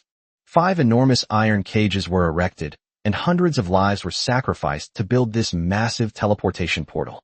At that moment, the Orc King also stood up, weapon in hand, took a few steps forward, and looked down at the orc army below. For the tribe, destroy the enemy. The Orc King raised his battle axe and shouted down at the orc army below. For the tribe. The orcs below were all excited, and they raised their weapons and began to shout. Kill! The Orc King's command. Countless orc warriors surged toward the teleportation portal. As green ripples appeared, the orcs disappeared one by one from the plaza. Outside the Twin Cities, a massive green portal appeared out of thin air, and countless orcs poured out of it instantly. They raised their weapons and charged towards the enemy, standing beneath the Twin Cities on the edge of the lake. Attack! Sass, standing on the city wall, immediately gave the order. The undead and their allied races below the city all charged towards the orcs. Meanwhile, on the other side of Two-Sided Mountain, a necromancer suddenly possessed a lich and spoke to the brother and sister. The Twin Cities are under attack by royal-level beings. Her Majesty urgently needs experience points to break through to the royal level. The Nana apes should be killed instead of submitted. Chen Feng was suddenly stunned. Baiyu had never mentioned this to them. He immediately realized the seriousness of the matter. If Baiyu did not advance to the emperor level, then even with so many king-level warriors, they might not be a match for the emperor-level warrior. Should we go back to provide support immediately? That's a royal-level being. Chen Shui was very worried. She was only at the level 4 king, and she had suddenly come into contact with the emperor level. She didn't dare to think about how powerful the emperor level was. No need. Killing the races here is also helping the boss. Chen Feng was the first to calm down. It was an attack on Twin Cities, not the City of the Dead. The worst outcome would be that they would be no match for the enemy and Twin Cities would be completely destroyed. The royal-level threat from Hapna State poses no threat to Baiyu's safety in Martial State. Of course, the destruction of Twin Cities was something none of them wanted to see. Then let's hurry up and get moving. Hand over the king-level corpse to the Necromancer, and then immediately return from the Necromancer fortress to support Twin Cities. Chen Shui also became anxious, feeling the pressure, and unusually, she became serious. Good. The brother and sister immediately led the undead into action. The Nana Apes were a small race with only a few thousand members, and the number of king-level beings could be counted on one hand. They were no match for the brother and sister duo and 20 undead king-level attacks. Chapter 340, The Undead's Defeated Struggle. At the Twin Cities, with Sasa's command, the undead army and its vassal races outside the city immediately launched an attack on the orcs. Orcs' portal was enormous, much larger than the one used during the attack on the Twin Cities, with thousands of orcs pouring out of it every second. Without any array base, these orcs appeared out of thin air, as if through a thin membrane. Therefore, the teleportation array on this side was completely indestructible, unable to stop the orcs' attack. The orcs learned their lesson. The first to emerge were ordinary and commander-level orcs, essentially cannon fodder, and the undead were now fighting them. The 100,000-strong undead army initially overwhelmed the orcs in numbers, and the scene outside the city quickly descended into chaos. Sas did not order the kings to take action because the orc kings and the most threatening orc king had not yet appeared, and the 100,000 undead air force in the city had not yet moved. Below, the charging orcs swung their massive bone hammers wildly. Faced with their robust bodies and immense strength, even the skeletal warriors and death warriors were instantly pulverized by their powerful blows. At the heart of the main battle, countless shattered bones and limbs flew about, the remains of the undead. But it was no use. The undead's limbs quickly reassembled, and they came back to life. The Rocktooth monster charged wildly with its massive body, and the sharp bone spikes on its back and head pierced through the orc, due to inertia, brought to a halt as it charged into the orc army. Countless swords and broadswords came crashing down on it, and the giant beast lost its life after killing several orcs. As for goblins, they are no match for orcs. Due to the inherent size difference and the lack of technological support, orcs can kill them with a single blow, and goblins are simply easy prey. Thump! An orc suddenly collapsed to the ground, a sharp pain shooting through his calf. Looking down, he saw that a hidden demon-eating ant had ambushed him, its massive mandibles and corrosive acid biting off his calf. Just as the orc was about to be killed by the demon-eating ants, a nearby orc noticed him and smashed him to pieces with a hammer.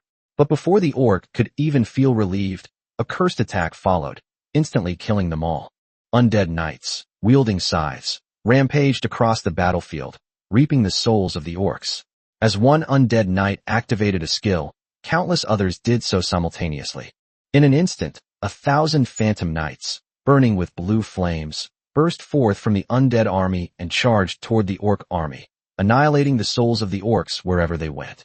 For a moment, the orcs' offensive was halted. They never imagined that commander-level and ordinary-level death knights could use skills. Seeing that the orcs' offensive had reached a stalemate, they decided to use their trump card ahead of time. Use the medicine. The orc priest guarding the edge of the portal roared. It was the only king-level orc that had arrived first to command the orc army. Upon hearing the orc priest's voice, countless orcs tore off the white bone necklaces from their chests. Their necklaces varied in shape. Some were teardrop-shaped, others were jug-shaped, but without exception, they were all hollow inside, filled with green magical potions. As the orcs tore off the necklaces, they threw them into their mouths, their sharp yellow teeth snapping them open and shattering the bone containers, releasing the potions inside. The orcs on the battlefield had taken the potion. Their eyes turned blood red instantly, their veins bulged, and they radiated green energy. This energy began to spread, even completely enveloping their weapons. The orcs felt they had gained boundless power, and in fact, they did. A commander-level orc wielding a giant axe charged into the undead army. The axe swept across the battlefield, and none of the surrounding skeletons and zombies, even the death knights and ghouls that were hit, escaped. They all burst open in an instant, and the green energy eroded them the moment it touched their bodies. The flickering blue flames gradually weakened and finally went out completely. Of the orcs can not only strengthen the orcs, but can even kill the undead. This scene was also discovered by the Seven Kings on the city wall, but they were not alarmed at all. The undead and orcs had fought so many times. If they still couldn't figure out how to kill the undead, then the orc empire that had existed for hundreds of years would have been in vain. However, those who died were just ordinary undead, so it's okay. The undead offensive was too strong, which resulted in the vassal races being very safe and suffering minimal losses. Now that the orcs have a means to counter the undead, the Seven Kings planned to hold off on making any arrangements for the time being. They allowed the orcs to kill these undead, because this was the way to maximize the interests of the subordinate races. As expected, the orcs quickly turned the tide and launched an attack on the undead, advancing towards the Twin Cities. This gave the orcs great confidence, while the subordinate races, having lost the undead's strong offensive, became vulnerable and were soon nearly wiped out. Compared to the undead, these subordinate races are far too easy for orcs to kill. The orc army continued to pour out of the portal, but the orcs that poured out later were no longer using this green energy. It seemed they were saving it for the next wave of attacks, or perhaps they believed that they could completely defeat the undead as they were now. Soon, the undead army suffered heavy losses, which means that the kill ratio changed from 0 to 1 to 2 to 1. After all, once orcs could kill undead, the undead were still at a significant disadvantage in size compared to orcs. However, most undead had skills, so they managed to trade 2 for 1. This was all part of the Seven Kings plan, because the giant undead and the Air Force undead had not yet moved, and they would soon understand what the real undead were. The 10,000 troops of the subordinate races had been almost completely wiped out by this time, and the rate at which orcs were emerging from the portals behind them was also gradually decreasing. Orc kings have been appearing one after another, but like the first orc priest, they all stand quietly guarding the portal, as if waiting for something. Without a doubt, they were waiting for the orc king. The area outside Twin Cities had long since become hell, with countless orc corpses lying on the ground, their blood staining the earth red, and hordes of orcs still charging desperately toward Twin Cities. The undead slowly crumbled, giving them a glimmer of hope for victory. The Twin Cities are right in front of us. Chapter 341 shocking the entire audience. With most of the subordinate races already dead, it's time for the Seven Kings to make these orcs face reality. Hilmunth has begun deploying troops. At Saz's command, the Hellmimus in the sky also moved.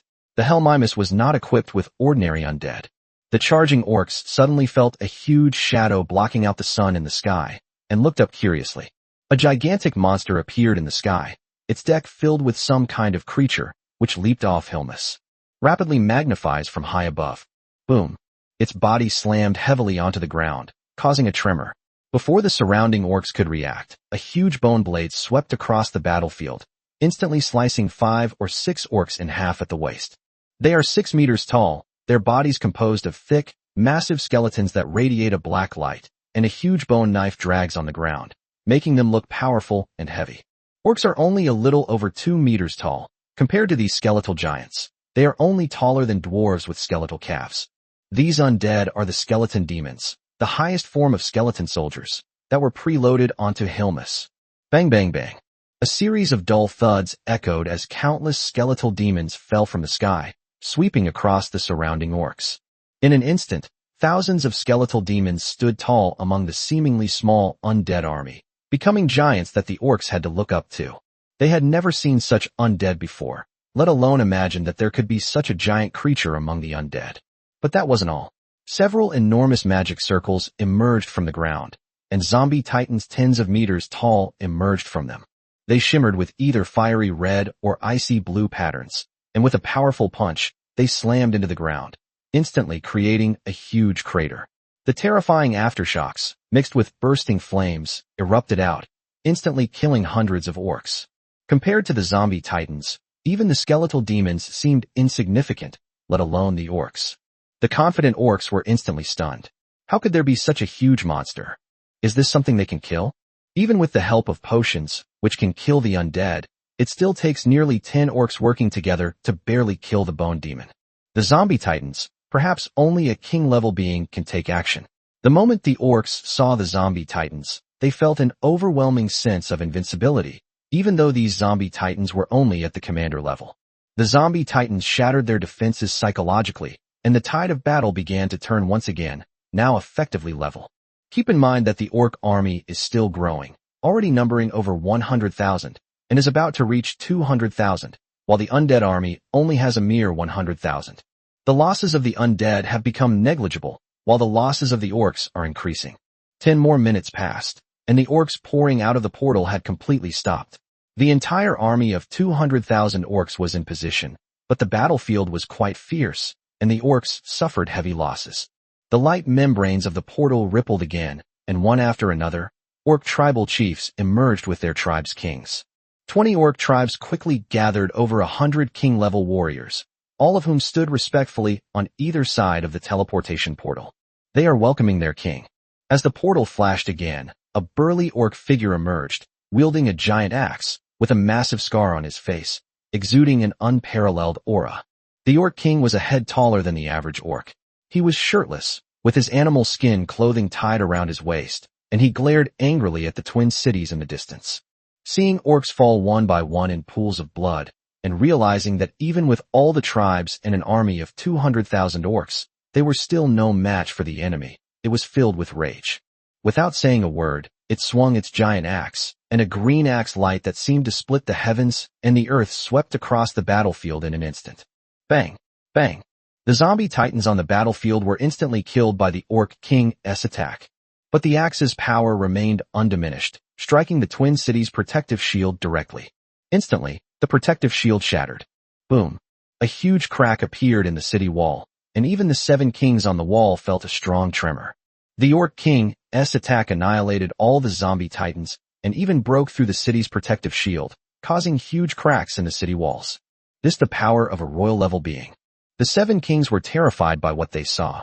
Such an attack was simply too terrifying. The Orc Empire's strength can be said to overwhelm the undead side. Similarly, the 20 orc tribes also have hundreds of king-level warriors, which completely negates the undead's king-level advantage. But they also have a royal-level orc king. Plan the second option. Kill as many orcs as possible to provide experience points for Her Majesty the Queen. Sass immediately abandoned the idea of fighting the Orc King. His 100 kings were not just for show, and the leaders of the 20 orc tribes were bound to be high-level kings. It would not be so easy to kill these kings and then surround the Orc King. Moreover, the Orc King was standing right there. It wouldn't be foolish enough to watch its own Orc King level being killed. For Her Majesty the Queen, kill. At Sass's command, 100 king-level warriors leaped down from the city wall and charged towards the orc army below. The undead air force within the city also flew out, and tens of thousands of bone dragons and ghost dragons blotted out the sky, sweeping across the entire area. Following closely behind were countless gargoyles, destroyers, demon lords, liches, and necromancers. At this moment, all the undead poured out, determined to die rather than let the orcs set foot in the Twin Cities. On the orc side, the Orc King did not expect that the undead still had spare strength, and he was even more surprised that there were hundreds of king-level warriors stationed in the city. The Orc King believed he had made the right decision to come. Otherwise, the orcs might not have been a match for these undead creatures. For the tribe kill, the Orc King raised his battle axe and roared, and hundreds of Orc Kings also set off to fight on the battlefield. With the Orc King's roar, all the orcs were roused. Those who hadn't used the potion before used it at this moment. Their combat power greatly increased, and they charged towards the undead in front of them. The Orc King instantly charged into the battlefield, even faster than the king-level warriors behind him. The Orc King is king precisely because of his strength and his invincible aura on the battlefield. Orcs revere strength and admire the powerful, so unlike the kings of other races, they do not always sit in the back, waiting for an opportunity to act, or command the entire field. The Orc King's reputation was earned through battle. On the battlefield, he was always more valiant than any other orc and never retreated. Chapter 342, taking another step forward. On the other side, at Shuangmian Mountain, Chunfeng used a laser to kill the chieftain of the Nana Apes. At this moment, fine beads of sweat were seeping from his forehead. Killing these Nana apes had used too much elemental power, which had severely depleted his physical strength. Finally done, Chen Feng took a deep breath.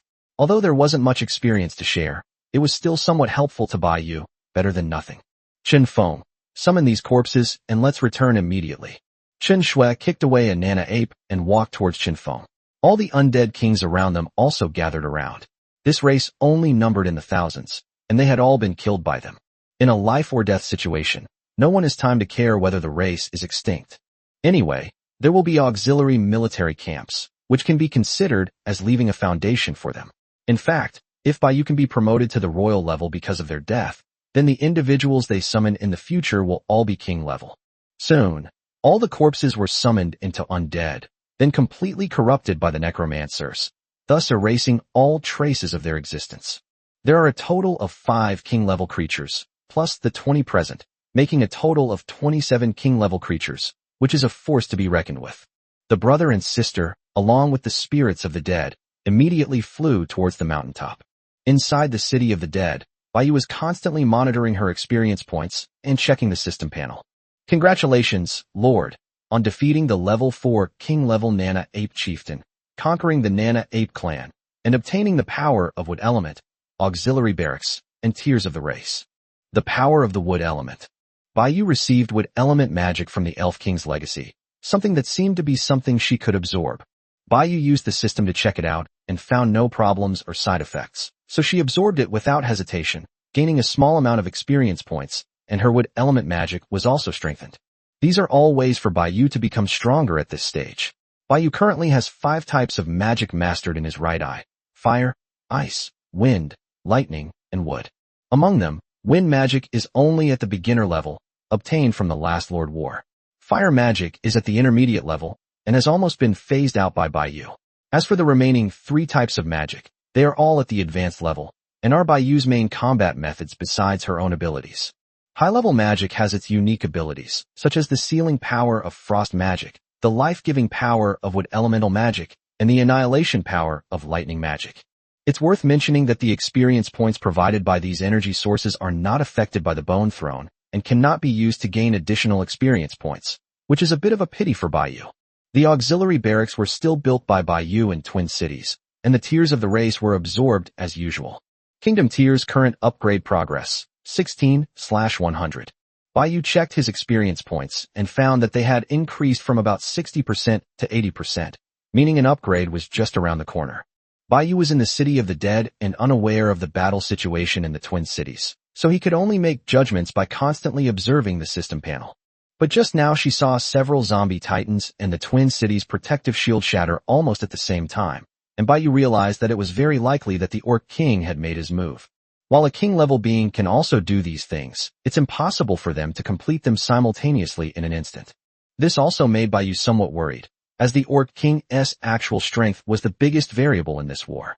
King-level beings have already begun to die one after another. As for those below the king level, the number of messages increases to 99 plus almost every second. One can imagine how brutal this war was. At this moment, the brother and sister returned to the city with 25 undead. Chen Shui rushed into the palace. "Boss, how's the situation? How much experience do you still need?" Chen Feng followed closely behind and looked at Bai Yu. "We're still 1/5 short. The situation isn't very optimistic. That Orc King might be very strong." Bai Yu has made up his mind that if he fails to advance to the Emperor level, he will have no choice but to personally fight the opponent and see if he has a chance to kill him. Anyway, he has a life link so he won't die, and as the city's top combat force, he really can't back down. Of course, all of this is on the premise that the Orc King is not abnormally strong. Otherwise, Bai Yu's presence would be useless. However, judging from the current situation, the Orc King's performance is far inferior to that of the Templar Knight Commander. His level is probably no higher than level 3, and he is just a low-level royal. In that case, it is not necessarily impossible to fight him. Only 1/5 left, almost there. "Boss, let's immediately lead the undead to support Twin Cities." "Yes, boss, you can just stay here and enjoy the experience points bonus." Chen Feng and Chen Shui immediately set off for Twin Cities. "You two be careful. Keep an eye on the intelligence over there, and report back to me as soon as possible so I can make a general assessment." Bai Yu also said in a deep voice. "By the way, boss, shouldn't we call Zhang Yi and your allies to help?" They probably have quite a few king-level experts among them. Chen Shui suddenly thought of this and reminded Bai Yu, but Bai Yu shook her head. She had already thought of it. Why did Du Yang and Li Lingzi become allies and send them to fight at the royal level? Bai Yu did not want to comment further on this. Although Zhang Yi is one of our own, the outcome of this battle is not determined by the absence of a mere initial-level king-level expert. His presence or absence makes no difference. It won't be of much use. I'm already prepared. There's no need to be too nervous. My safety is the priority. Bai Yu gave the instructions. Good. The brother and sister walked out of the palace and headed towards Twin Cities. In Twin Cities, the brother and sister had just stepped out of the portal when they heard a huge noise coming from outside the city. At that moment, hundreds of king-level warriors were engaged in a chaotic battle outside the city, and if they were not careful, the entire city could be destroyed. Without saying a word, Chen Feng and Chen Shui led the undead to the city wall and saw the tragic scene below. The Orc King. Chen Shui spotted the Orc King on the battlefield at a glance, not because he was easy to identify, but because he was simply too powerful, like a war god, moving through an uninhabited area. No king-level being could withstand the Orc King's attack head-on, not even a king-level undead. Chen Shui, it's too dangerous. Just attack from the city wall. Chen Feng was also deeply shocked by the strength of the Orc King. It would be too dangerous to rashly charge down into the city like this. And what about you? Chen Shui countered. I'll also be attacking from the city walls, but I'll look for opportunities to kill those heavily wounded Orc Kings. Chen Feng said in a deep voice that his elemental power could give him extremely high mobility, and Chen Shui was not too worried about this. As long as we stay on the periphery and aren't targeted by the Orc King, there shouldn't be any problems. At this moment, the Orc King below the city also noticed that more than 20 king-level beings had emerged from the Twin Cities, but he did not pay much attention to them, and even look down on them. It will prove with its actions that the Emperor level is an insurmountable gap for the King level. Chapter 343 Feint to the east, attack in the west. On the battlefield, massive axe beams tore through the air, and every attack from the Orc King killed hundreds of undead. Whether it was the massive zombie titan or the ordinary skeleton soldier, no undead could escape. In contrast, the Orc King did not use its superior strength to storm into the Twin Cities and destroy them. Instead, it roamed the battlefield, slaying these king-level undead. It knew it had the ability to easily kill these undead creatures, and that destroying the Twin Cities was meaningless. It wanted to make these undead pay the price. As Sass had planned, the undead kings dispersed as soon as they entered the battlefield, attacking the ordinary orcs in all directions. They ignored the Orc Kings and instead roamed around the outermost edge of the battlefield. The Orc Kings, seeing this, naturally wouldn't allow these undead to slaughter their orc warriors. In their view, these king-level beings dared not engage them in direct combat, but instead went to kill some ordinary-level orcs. This was a sign of cowardice and also proof of weakness. Orc Kings was no less than that of undead kings. They dispersed and quickly charged towards the group of undead kings, trying to stop them. This was exactly what Sass wanted. As long as he killed these Orc Kings, he could increase his own combat power and have more confidence in dealing with the Orc Kings. From the very beginning, the orc corpses on the battlefield were not summoned as undead, and the orcs were unaware that the undead had the ability to instantly transform the corpses of their comrades into their own. This was also the second step of Sass's plan, to disperse the group of Orc Kings, kill them, and then, once a certain number were gathered, hand them all over to the Necromancer to summon and besiege the Orc Kings. But plans are just plans, and they can never keep up with changes. The Orc King's invincible strength wreaked havoc on the battlefield, easily annihilating low-level kings.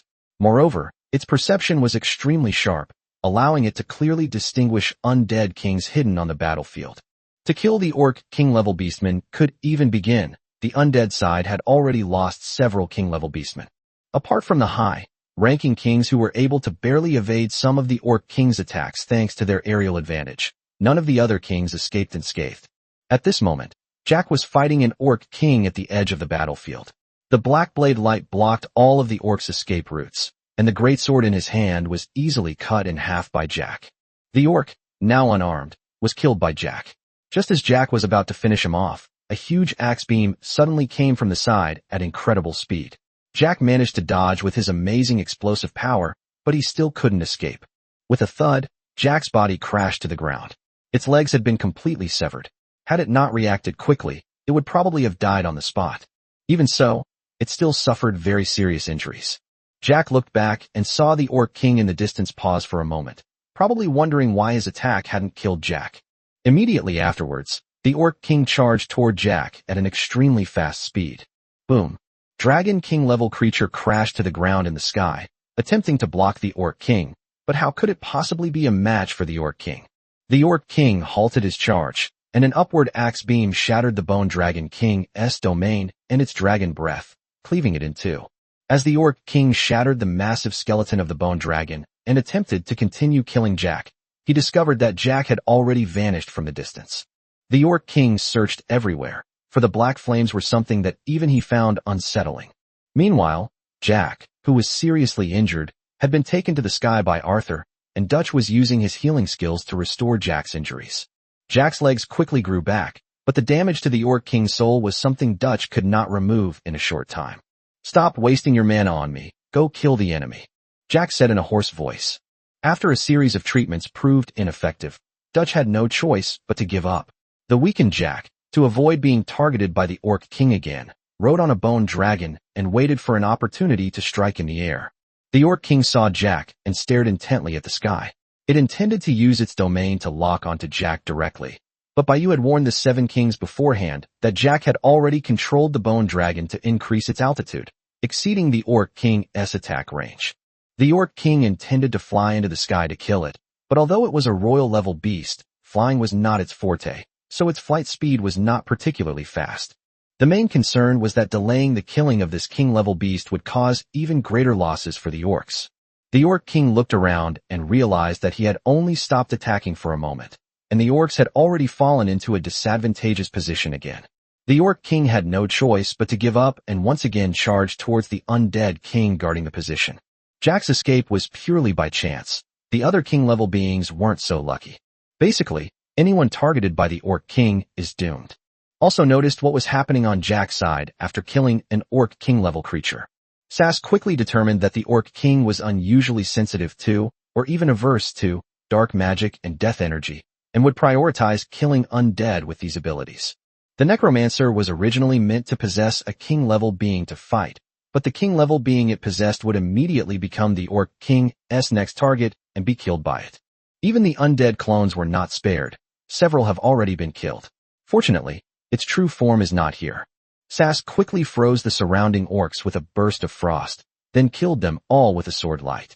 He immediately looked at the undead clone beside him, which was originally intended for Sass to possess and strengthen. "Necromancer, use your clone to possess the undead, and use a feint to lure the Orc King away, causing the other kings to converge this way. This is your only chance. Kill as many of these Orc Kings as possible." Sass quickly informed the Necromancer of this simple plan, and its clone immediately turned into black mist and disappeared. This method can only be used once, because the Orc King is not stupid and will never fall for it a second time. Looking across the entire battlefield, a small group of king-level beings were converging on the western side of the battlefield, and the Orc King-level beings naturally had to pursue them. On the east side of the battlefield, the Six Kings, along with all the high-level undead, were secretly gathering together. The Orc Kings assumed it was a defeat of the undead, and, without giving it much thought, all gave chase. Moreover, there were 400,000 undead and orcs on the battlefield, and the battlefield area was simply too large, so even the Orc King could not notice these details. If it weren't for the undead having the Necromancer as their ruler, it would be difficult for their commands to be transmitted to all the kings in an instant. Suddenly, from the west side of the battlefield, several streaks of black energy shot straight into the sky. These undead kings instantly merged with the undead, greatly increasing their combat power, and charged towards the pursuing Orc Kings. The Orc King's gaze was instantly drawn to it, and a massive axe light cleaved the heavens and earth as it immediately charged toward the western side of the battlefield. This gathering of undead kings is exactly what it wanted. Chapter 344. The operation begins. At this moment, there were more than 30 undead kings gathered together on the west side, all possessed by undead. These king-level beings were all used as bait, but there was nothing they could do when facing an emperor-level Orc King. Sass knew even better that if the Orc King were to approach these 30-odd low-level kings, it would be almost impossible for any of the undead to survive. On the east side of the battlefield, nearly 50 king-level beings, led by the Six Kings, had quietly gathered together. Even the ghost dragon and bone dragon, king-level beings, were hovering faintly above the 6 kings. At this moment, there are more orc kings than undead kings, and the orc kings slaughter the undead much faster than kings like Thalos kills the orcs. Nearly 70 orc kings had gathered, 20 more than the undead. They were greatly encouraged to discover that the undead had all fled together, believing the opportunity to annihilate the enemy's main force was imminent. Quickly eliminate the enemy. Seeing that the time was right, Sas immediately gave the order. At the same time, the undead around him immediately split into nearly 50 clones, which then possessed and strengthened the various king-level beings. In an instant, the concentration of death energy emanating from the east far exceeded that of the west side of the battlefield. The Orc King immediately turned around to look, but did not pay much attention to it, intending to kill the enemy in front of him first. After all, the battlefields on the east and west sides are vastly different, and even if the Orc King wanted to rush there immediately, it would take him nearly half a minute. It can't just charge around recklessly, or it might accidentally hurt other orcs. Being possessed by the undead, all the undead instantly gained a level, and some low-level kings even gained 2 levels directly, resulting in a qualitative leap in their overall combat power. In particular, the highest-ranking Death Guard directly reached level 9 king, becoming the strongest combat force on the battlefield besides the Orc King. At this moment, all the undead launched a counterattack against the surrounding Orc Kings. Frost, bones, flames, and souls. No matter what kind of attack the undead launched, it was now imbued with a black aura. This black aura corroded everything, absorbing the orcs' life force and destroying their souls, which was extremely eerie. This gave the undead, who were not originally very dangerous, a terrifying destructive power at this moment. Necromancer level, LV9 King. It was only then that the 6 kings realized that the undead might ascend to the royal level even before their queen. A chilling blue-black sword light swept across the battlefield. Sas wielded the sword with one hand as if it were nothing, while using magic to assist in the battle with the other. Parrying the orc's attack with his sword, Sas's left hand instantly surged with icy power, transforming into a huge spike that pierced through his opponent. The orcs attacked from the side again, but the icy spikes quickly disappeared, transforming into a huge white bone shield that blocked their path. The orc saw a small gap appear in the middle of the bone shield, and then Sas's weapon thrust out from it. But this orc was a leader, and his level was obviously higher than that of the previous orc. He pushed down with his great axe and blocked Sas's attack with just the handle. The orc quickly retreated, raised his great axe high, and swung it down with all his might, intending to shatter Sas into pieces. Click! No matter how hard it tried, the giant axe held high above its head could not be swung down. Looking up, it saw that a chain had somehow become wrapped around it. The moment the orc turned around, a black blade flashed and disappeared. Its pupils contracted instantly, and with a thud, its head fell to the ground. The Death Guard sheathed his scythe and turned his attack on the other orcs. A square barrier appeared on the battlefield, instantly enveloping the 5 orc kings within it. It was Arthur in the sky who activated its skill. Arthur, who was originally burning with blue flames, now has black flames around him after being possessed by the undead, making him look even more eerie and powerful. Inside the barrier, the lives of 5 orc kings were rapidly fading. They immediately joined forces to attack one point, trying to break the barrier, but instead, they were met with a blue death ray. The instant Dutch's skill touched Arthur's skill, a ghostly fire quickly ignited throughout the entire space. The flames had no temperature, only a bone-chilling cold. The 5 orc kings were covered in frost. Their weakened souls and bodies left them powerless to resist, and soon their eyes went limp and they died. Lanny traverses the battlefield like a ghost. Whenever it sees an injured orc king, it will not hesitate to use its curse skill to ambush the opponent. Soul damage is impossible to defend against, and there is nowhere to hide. No orc can escape Lanny's sneak attacks. Several orc kings have already died at the hands of Lanny. Jack's performance was not outstanding due to his injuries, but he was still able to kill a few enemies. Needless to say, John, as the Skeleton King, was the most valiant among those present besides Sas. John had no magic to aid in battle, and all his combat power relied entirely on his own abilities. Orc kings are characterized by their great strength and bravery, but that's not a characteristic at all for John. Wielding its broadsword, it always chose to fight head-on, relying on the power boost from its attribute enhancements. But to the orcs, the unpretentious John was the true warrior. Bang! Bang! The series of loud bangs were the sounds of John, wielding his sword with both hands, colliding head-on with the orc king-level beastman. Red runes appeared on the broadsword as John slashed at his opponent. The orc was equally unwilling to back down, and his giant axe flashed with green light as he met John's attack.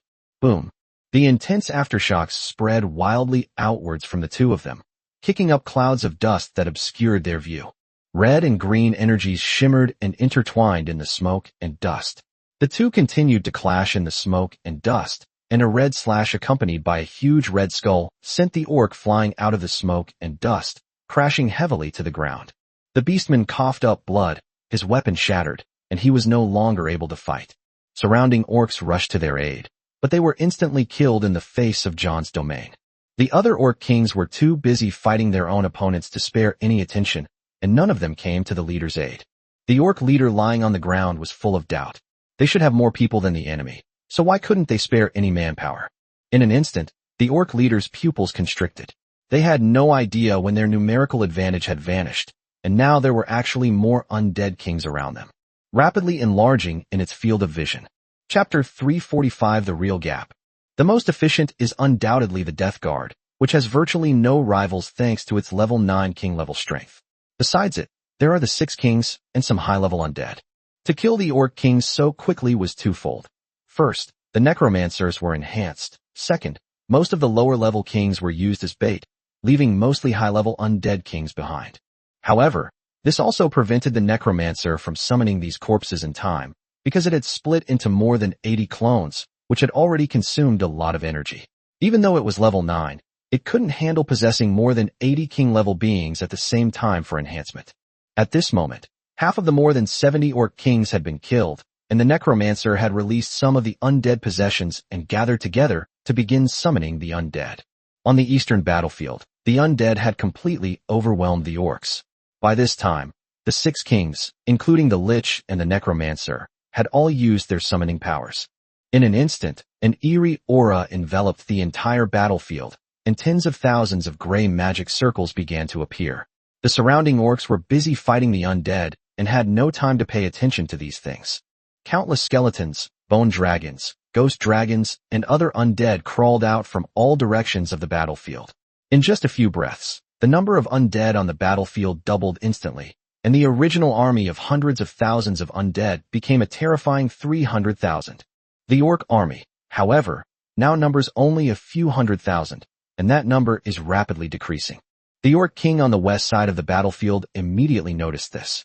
Seeing the number of undead double in an instant, the orc king's pupils trembled slightly. It wasn't out of fear, but because it had never encountered such a troublesome enemy before, despite its weak strength.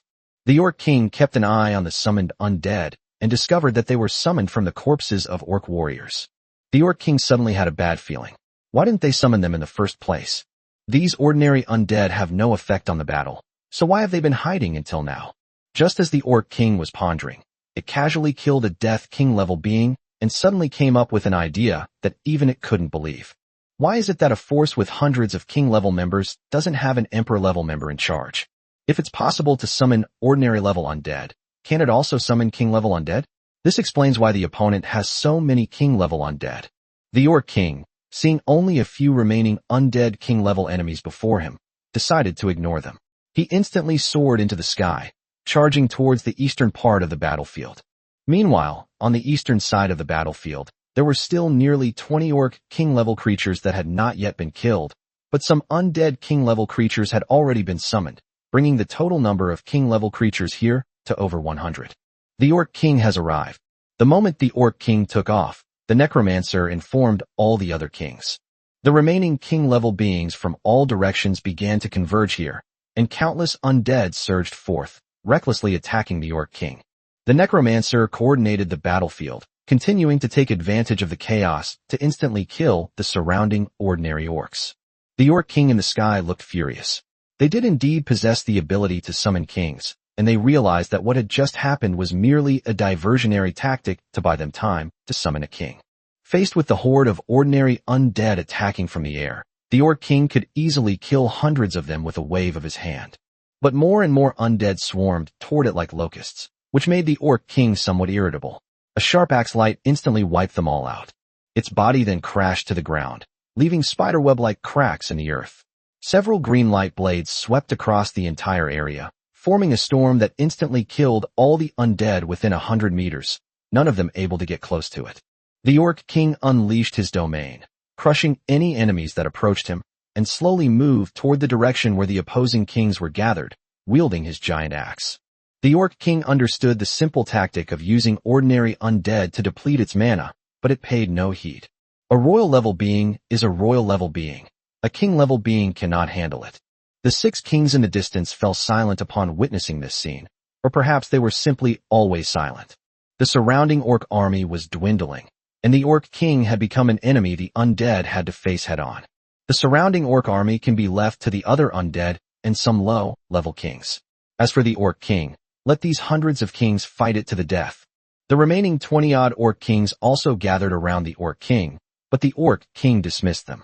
You go and kill the other enemies. I can handle these king-level enemies on my own. The Orc King's eyes and red energy surged around his body. In an instant, his domain changed from green to red, and the giant axe in his hand was completely enveloped in red energy.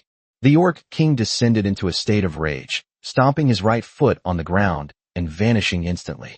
Prepare for the enemy. As soon as the Orc King's figure disappeared, Sass immediately warned the undead to be on guard.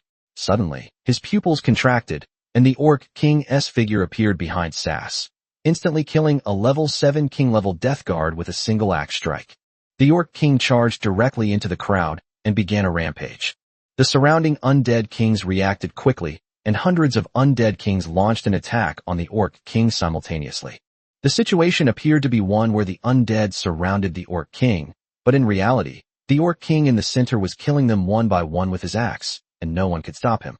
The Orc King unleashed his domain power, sending hundreds of axe blades sweeping across the battlefield and attacking the surrounding undead. A burst of red light suddenly appeared all around. Some undead were knocked away, some successfully blocked the attack, and some were killed on the spot. The Orc King was protected by a red energy armor, which rendered the undead's attacks ineffective. Only a few undead had a chance to injure the Orc King, but the Orc King was prepared and did not give them a chance to get close. Jack had been waiting on the periphery for an opportunity. He was one of the few beings capable of breaking through the Orc King's defenses. However, if the Orc King seizes an opportunity, Jack will also be unable to escape being instantly killed. Several figures attacked the Orc King simultaneously, creating an opportunity for the undead. Several undead were instantly possessed by the undead, and since they were located in different directions around the Orc King, it was impossible for him to respond at the same time. Just as they were about to strike the Orc King, a barrier rose into the air and quickly unfolded, instantly blocking all the undead from entering. The Orc King vanished from the sight of the undead. Inside the barrier, there were only 6 undead: Jack, Sass, John, Dutch, Arthur, and Lenny. You must be their leaders, but you're too weak. The Beast King's eyes were bloodshot. Within its domain, without the impact of other royal-level domains, it was impossible for it to be destroyed, and they would have no chance of escaping. This is the source of its confidence as a royal-level being, and also the real difference between a king-level and a royal-level being. Chapter 346: The 6 Kings on the Verge of Death. The previous Orc King was merely using a royal-level body to exert royal-level abilities. The power of the realm can seal off the target, so it is useless even if there are many king-level attacks. The Emperor level cannot be defeated by the swarm tactics of king-level people. With the power of the realm in hand, it can go wherever it wants and kill whomever it wants. The 6 kings, being in the Beastman King's territory, all changed their expressions. Although Bayou had warned them of the terrifying power of a royal-level being, they had no choice but to confront the Beastman King head-on. However, if one were to fight the Orc King head-on, his domain power would be unavoidable. The 6 kings initially held on to a sliver of hope, believing that the Orc King would attack all the kings in batches, thus greatly delaying the situation. However, to their surprise, the Orc King immediately recognized them as the commanders of this group of undead. The Orc King's initial goal was to kill them. They were in a strange space enveloped in red and green energy, boundless and seemingly without end. There was nothing around them except for the multifaceted Orc King, who stood silently, wielding a giant axe. Sass, Jack, and John gripped their weapons tightly, while Arthur, Dutch, and Lenny flew through the air, their eyes fixed on the Orc King opposite them. Delay as much time as possible. Sass's tone was low. He didn't say anything as naive as killing the Orc King. Even if they were all half-step emperors, let alone mid-level kings, they wouldn't be confident of killing him. For Her Majesty the Queen. Jack let out a low growl, and in an instant, the 6 kings swarmed forward. Outside the boundary, Chen Feng and Chen Shui, who were on the city wall, were also terrified when they saw this scene. The Orc King is incredibly powerful. The 6 kings and the Orc King have all disappeared. Chen Shui had been observing the battlefield when she suddenly exclaimed in surprise. She saw the surging energy around the Orc King, which enveloped the 6 kings and made them disappear in an instant. Chen Feng naturally saw it too. He stared intently at the direction where the 6 kings disappeared, his brows furrowed. This should be some kind of ability of a royal-level being. Chen Feng acted decisively, jumping off the city wall and charging into the battlefield below. The 6 kings were probably in grave danger, and the only thing he could do now was to kill as many orcs as possible to provide Baiyu with experience points. Stop standing there. Kill the enemy. Only if your queen advances to the royal rank will there be any hope of victory. Chen Feng teleported directly to the group of undead and shouted a warning to them. Kill the enemy. Of the undead echoed in the ears of the kings. With their strength, they were simply incapable of breaking through the boundary. Staying here to try to rescue the other 6 kings would only be a waste of time. Rather than doing that, it would be better to kill the enemy as soon as possible. With the reminders from the necromancer and Chen Feng, nearly 100 king-level warriors quickly dispersed and charged towards the surrounding orc army. At this moment, the orc army had less than 100,000 men left, with only 20-odd king-level orcs. How could they possibly be a match for hundreds of undead king-level orcs and an army of more than 300,000 undead? But their king has not yet given the order. Unless the Orc King orders a retreat, these orcs will fight the undead to the death. Seeing this, Chen Shui also rushed into the battlefield. The situation was urgent, and they had to race against time. What the brother and sister were most worried about was that even if all the orcs on the field were killed, it would still not be enough for Baiyu to advance to the emperor level. That would be a problem, and the twin cities would be forced to give up. The scene outside was turning around. The orcs were like lambs to the slaughter. So much time had passed that the effects of their potions had long worn off, and they had no way to deal with the undead. Meanwhile, within the realm, the 6 kings were still fighting the Orc King with all their might. Rather than fighting the Orc King, they were desperately trying to buy time. They naturally understood that with the Orc King before them, the Orc army outside was bound to be defeated. The Orc King understood this principle, so he went all out from the start to kill them all. Once these commanders were dead, the remaining undead were no threat at all, and the undead they might summon would die again. Of course, the Orc King was unaware that the undead were loyal to Baiyu, and only secondarily to the 6 kings. It was all just his speculation. In reality, the death of the 6 kings would have no impact on the undead army. Within the realm, the 6 kings seemed to be silenced, unable to unleash any skills or magic, while also suffering from the corruption of the Orc King's realm power. Endless red and green blades swept across the entire area, causing great trouble for the 6 kings. Lenny and Dutch, being undead spirits, were silenced and their souls were attacked by the surrounding storm of blades. Before they even began fighting the Orc King, the 2 kings were the first to be injured and lost their fighting ability. The remaining 4 kings faced the Orc King alone, and the pressure increased exponentially. Jack withstood the power of the realm with his bare body, wielding his sword to strike the Orc King. With a single vertical slash, Jack's weapon was instantly destroyed, splitting in 2. The giant axe cleaved into Jack's shoulder, and in an instant it had penetrated deep into his chest, about to split him in 2. John and Sass attacked the Orc King from the left and right, respectively. The Orc King took the opportunity to withdraw his axe and block the attack of the 2 kings. Jack avoided being torn to pieces, but his right arm was severed, leaving him severely wounded. The Orc King didn't finish him off because Jack, in this state, would undoubtedly die within 3 minutes under its domain's erosion. The Orc King stomped down, kicking John directly in the chest. Bones flew everywhere, and John was shattered by the kick. The giant axe slashed diagonally, and the Lich King of Sass parried, but was instantly sent flying by the immense force. Just as the Orc King was about to give chase, Arthur attacked from the sky. Without his skills, Arthur could only rely on his body to attack. Before Arthur could even get close, 2 enormous axe beams, one red and one green, flew out and severed Arthur's wings. Arthur opened his massive mouth, intending to devour it whole. But the Orc King merely raised his left hand, and the protective power of the realm instantly isolated him. Bang! The red and green boundary power erupted directly, and the enormous backlash completely destroyed Arthur, just like John, turning him into a pile of flying bones. With just one move, the four kings were unable to withstand even that one attack and were all seriously injured. Sas struggled to his feet, sword in hand, and looked at the other kings.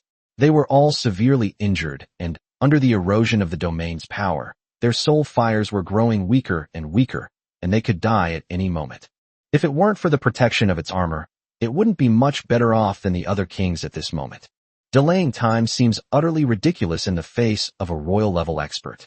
Before Sas could even regain his footing, the Orc King had already charged at him. The Orc King had estimated the time. By the time he killed Sas, the other undead would also be corrupted and die by the power of the realm. Chapter 347 The Necromancer saves the day. But at that moment, the Beastman King's domain space trembled violently, and then the surrounding domain space began to be torn apart. A black figure appeared in front of Sas, with a death god guard exuding death aura standing beside it. Sas, take the other kings away from here. I'll buy you some time. The empty voice of the dead echoed within this pieced-together space. At this moment, the area around and behind the necromancer was an eerie blackness where one could not see their own hand in front of their face, filled with dense death energy.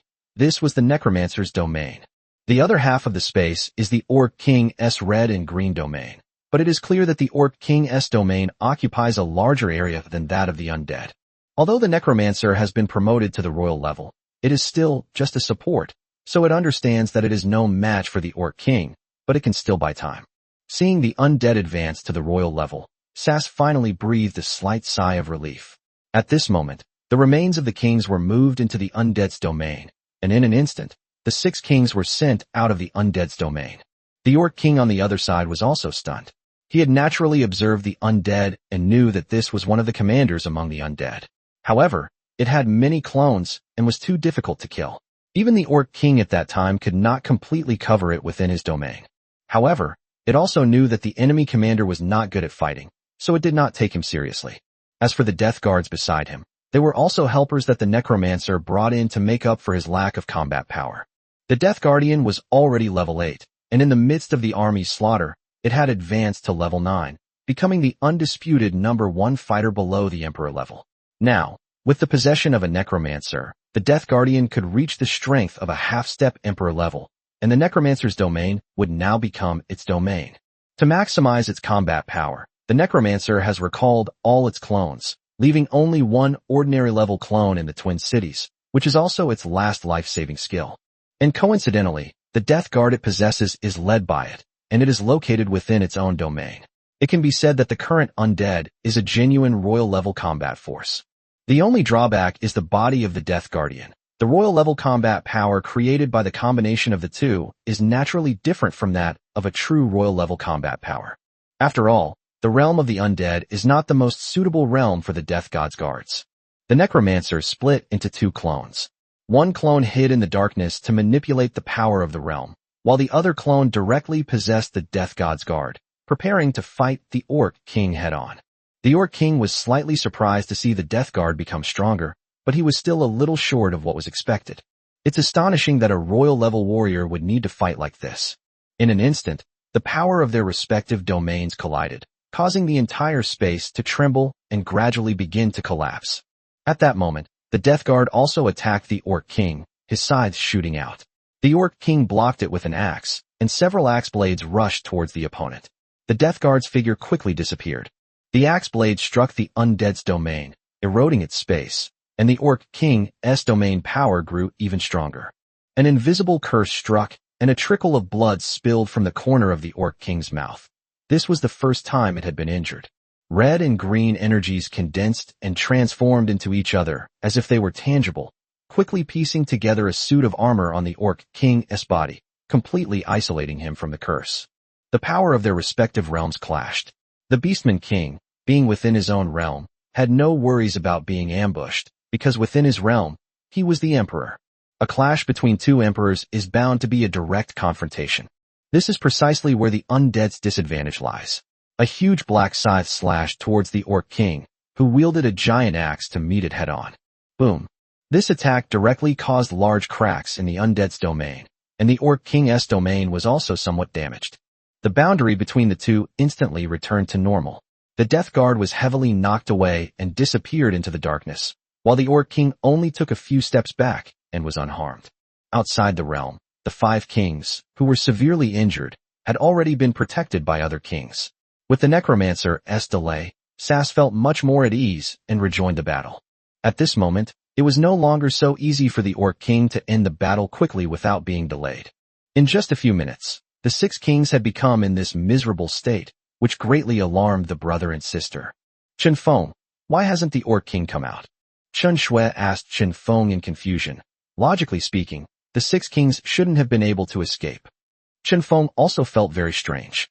He looked around the battlefield and suddenly realized that the Necromancer's clone had disappeared at some point. Could it be a ghost? The Necromancer suddenly advanced to the Emperor level and immediately launched a rescue operation for the 6 kings.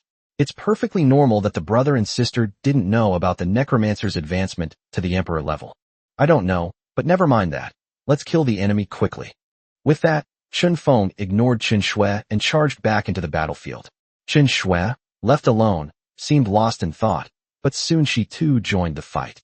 The Orc army was dwindling, now numbering just over 50,000. Faced with the siege of nearly 350,000 undead, their will to fight had long since crumbled, and they wanted to flee the battlefield. Hundreds of undead kings flew onto the battlefield, unleashing several domain powers that easily annihilated the orcs. The 20-odd Orc kings, less than 5 remain, and they will soon be wiped out and transformed into part of the undead. As these Orc kings observed their king's battlefield, they were suddenly stunned. They discovered that although the undead were severely wounded, none of them had died, and they had no idea what had happened. Their king still hadn't appeared. They wanted to kill these dying undead, but they couldn't. They were facing enemies many times their size, and their survival was a question. Seeing that the entire Orc Empire was about to be wiped out, one of the Orc leaders no longer cared about the Orc King's orders and turned to run. At this moment, survival was the most important thing. Even if the war is ultimately won, the one who survives will be the Orc King, and it will have nothing to do with these other kings. Just as it was about to escape, Chen Feng, having received a prompt from the Necromancer, teleported directly in front of it, and several laser beams pierced through it without warning.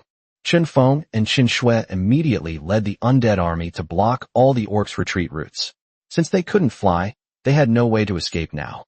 The war between the two races was nearing its end, but the Orc King had not yet appeared. Chen Shui was suddenly stunned, as if she remembered Bai Yu's soliloquy one day. I remember now, the boss said that the level of a necromancer cannot exceed hers. Chen Feng was suddenly stunned, then looked at Chen Shui with delight. Chapter 348 Ascending to the Throne. At this moment, the city of the dead is completely empty, except for the busy alchemists and special units such as goblins in the outer city. In the vast palace, there was only Bai Yu. If you listen carefully, a faint humming sound can be heard coming from inside, becoming clearer as you zoom in. Bai Yu was currently sitting curled up on the throne, and his body was undergoing some kind of qualitative change. Her aura grew increasingly calm, and the various elemental energies within her body raged within the hall. After an unknown amount of time, Bai Yu's aura began to gradually recede, and the surging energy around her began to return to her body. Tick-tock. A drop of water fell to the ground from the edge of the throne and blossomed. Bai Yu leaned back in his chair, resting and sensing the changes in his own strength. She was overjoyed, and then the system panel popped up automatically. Congratulations, Lord, on your successful advancement to the royal rank. Upon seeing this message, Bai Yu finally smiled. She knew this wasn't over yet. Sure enough, the system popped up several more message notifications one after another. Your stats have improved, allowing you to utilize your bloodline power more effectively. Please continue to develop it. Special ability bonus, high-level mental magic. Why? Bai Yu, who was half lying down, widened her eyes. Your introduction is too brief. It's vague and unclear. That's it. You think you can just dismiss me with a high-level spell? Bai Yu thought about it for a moment. It was a high-level magic after all, so he decided to incorporate it into the ability of his right eye. But then he was suddenly stunned. Is this magic from the left eye? But the surprise didn't stop there. Bai Yu discovered that all of her magic had become high-level. Of course, This excludes the magic she learned later in life, specifically the magic in her right eye. The 6 high-level spells underwent a transformation in her left eye, and actually began to merge. Finally, it turned completely black, with deep blue pupils that seemed to contain an endless abyss. This is Bai Yu's domain, named Yinmi. The power of the realm is extremely abnormal. Only now did Bai Yu realize that a royal-level being cannot be defeated by a group of king-level beings. He had been too naive before. She could sense that there was still room for improvement in both the domain and the realm, and there was another level above high-level magic. A royal-level domain is unique, unlike a field, which can have multiple domains at the same time. If we're talking about who has the most domains, then it's undoubtedly the human race's mages. Bai Yu was still puzzled. Her domain was strengthened with her left eye as the core. Although the domain would still exist even without her left eye, it would become much weaker. But the right eye is also my own, so how could it be weaker than the left eye? Strangeness. Before Bai Yu could think further, the system popped up a new message. Conditions for establishing a kingdom: reaching royal level and strength, achieved. Obtaining the tier of the kingdom, achieved. Upgrading the city to the maximum level, not yet achieved. Conditions to unlock advancement to empire. Advance to monarch status. Kingdom possesses at least 30 cities. Subordinate races number at least 20. Note: possessing the tiers of empire allows you to directly establish an empire without needing to advance from a kingdom, and the tiers of empire can only be obtained by advancing from the tiers of kingdom. Indeed, a kingdom can be upgraded to an empire. But it seems that the promotion requirements are about the same as the difficulty of upgrading kingdom tiers. The latter two conditions are relatively easy to meet. Becoming a monarch. If you meet the upgrade requirements for kingdom tiers before becoming a monarch, use empire tiers. Otherwise, upgrade normally. Of course, you should deal with whichever is faster. These are not things that Bai Yu should be worrying about right now. She glanced at her attribute values again. Upon advancing to the royal level, all her attributes increased by 100 points.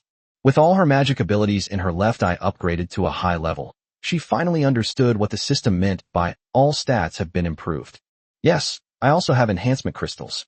After looking at his own stats, Bai Yu realized that the Throne of Bones was no longer useful after reaching the Emperor level. Perfect timing. Let's give the first enhancement crystal to the Bone Throne. Other features don't matter. The most important thing is this 1.5x experience points. Bai Yu used a crystal to reinforce the Bone Throne, but the crystal completely lost its luster and would need 24 hours to fully recharge. As expected, after the Bone Throne was upgraded to a royal level special building, the experience point bonus function was also upgraded to royal level. Moreover, the effective range has been expanded from the palace to the entire city. Very good. Overjoyed, she lost herself in the moment and jumped off the throne, nearly falling over as she stumbled. Hateful. Bai Yu was extremely anxious and worried about the situation on the battlefield.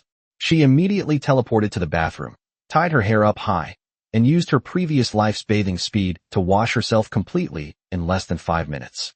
With another teleport, she was already in the bedroom getting dressed. She didn't pick and choose her clothes. She just wore whatever she could find. Although Bai Yu was extremely anxious at the moment, the undead's achievements would definitely shock her. Because of the breakthrough he had just made, Bai Yu was gripping the armrest of the throne tightly and had no time to look at the system panel. This also meant that she was unaware that the Necromancer had advanced to the Emperor level, and even less aware that the Orc King had been held back by the Necromancer. She endured nearly 20 minutes of agonizing agony.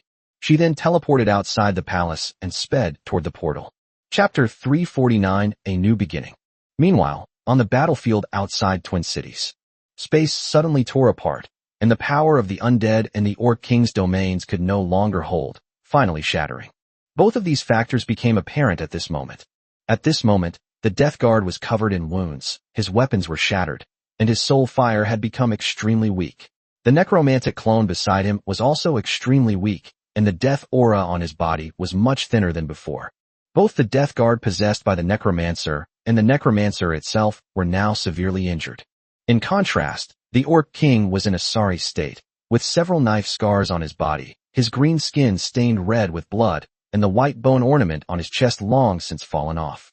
At this moment, the Orc King's breathing was also somewhat rapid, clearly indicating that he had also expended a lot of energy.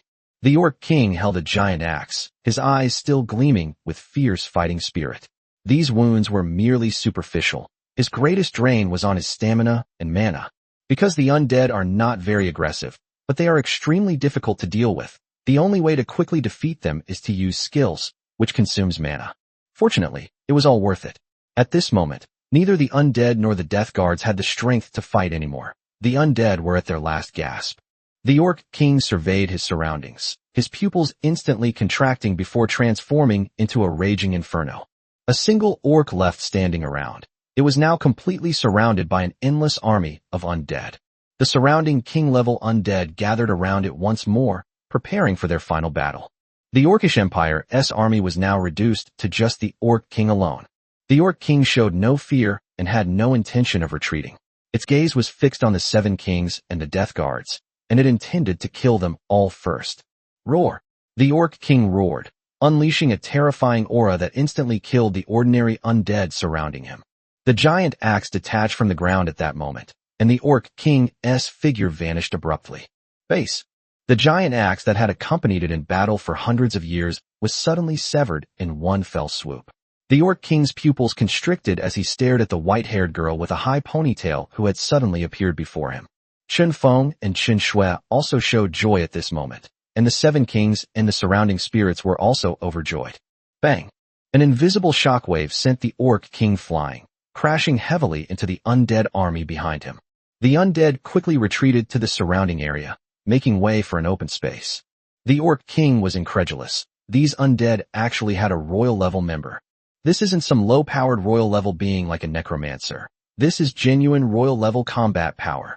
The Orc King stood up, his gaze fixed on Baiyu. At this moment, most of his anger had been extinguished, and he had calmed down. It understood that in its current state, it would undoubtedly lose to a top-tier Emperor-level opponent at their peak. Why didn't their Emperor-level beings take action from the start? The Orc King immediately tried to escape into the realm, but Baiyu's left eye emitted a deep light, and a point of darkness rapidly expanded, enveloping the entire area and instantly striking the Orc King's realm. Click! A crack appeared in the Beastman King's domain. It tried to escape into the domain, but was interrupted by Baiyu. The Orc King remained standing in the same spot, as if nothing had happened, and Baiyu on the opposite side did the same. But at this moment, blood was already flowing from the corner of its mouth, and it knew that it could not escape. Since we can't run away, let's fight. The Orc King threw away his broken weapon, and the power of his domain began to surge, forming a large axe made of red energy in his right hand. Holding the energy axe, he suddenly exerted his strength and attacked Baiyu. But the same thing happened again. The energy axe that the Orc King had condensed was once again easily cut in half by Baiyu's scythe. The energy dissipated instantly, and a huge black blade swept over. The Orc King hurriedly dodged, but his arm was still severed. But by the time it realized what was happening, Baiyu had already arrived in front of it, and several invisible blades pierced through it directly. The Beastman King discovered that it was cursed and could not move its body at all.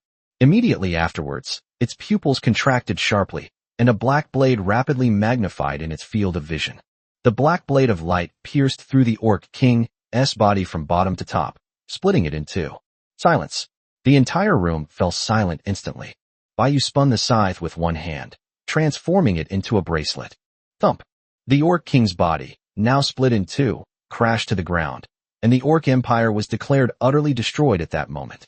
Chen Feng and Chen Shui were completely stunned. The strength of a royal-level expert was so outrageous. Congratulations, Lord, on successfully defeating the Level 1 Royal Orc King, conquering the Orc Empire, and obtaining the skills Berserk, Auxiliary Barracks, and Tier of the Kingdom. As expected, it's just an ordinary kingdom tiers. Baiyu wasn't surprised at all. She had expected some kind of special notification. She casually closed the system interface, intending to deal with it after returning to the city. Baiyu turned her head away from the Orc King's corpse and walked towards the back. The undead who were watching made way for her, and they all knelt on one knee, showing a posture of submission. Congratulations, Your Majesty, on reaching the royal level. The Seven Kings knelt at the front and bowed respectfully to Baiyu. Baiyu looked at them, then at the brother and sister standing in the distance, who were smiling at her. All around were nearly 400,000 undead soldiers, stretching as far as the eye could see, their ranks rising and falling. All the Air Force landed at that moment, and the sky was clear with a cloudless sun. The undead outside the Twin Cities represent almost all of Baiyu's current fighting force. Looking at them, Baiyu was filled with emotion. In the blink of an eye, He had been on the magical continent for so long, and he had developed to such a scale. The Emperor level. I wonder if that counts as having the strength to protect oneself. But Baiyu will not stop her progress. She wants to build an empire and even dominate all races. Bringing her thoughts back to the present, Baiyu looked at the heavily injured seventh king, stretched out her left hand, and colorful white energy gathered in her palm before spreading out to begin healing the seventh king and the Death Guard. This is an ability she possesses in high-level mental magic, capable of healing injuries to the soul. Necromancer, Sass, Arthur, John, Dutch, Jack, Lenny, and Death Guard, you all did a great job in this battle. Baiyu hadn't expected that these king-level beings alone could have depleted the Beastman King to this extent. The Orc army was completely wiped out. Without the experience gained from the Orc army, Baiyu would not be able to advance to the Emperor level, and this battle would undoubtedly be lost. Thank you for the compliment, Your Majesty. The seven kings and the Death Guard were somewhat flattered and silently accepted Baiyu's treatment.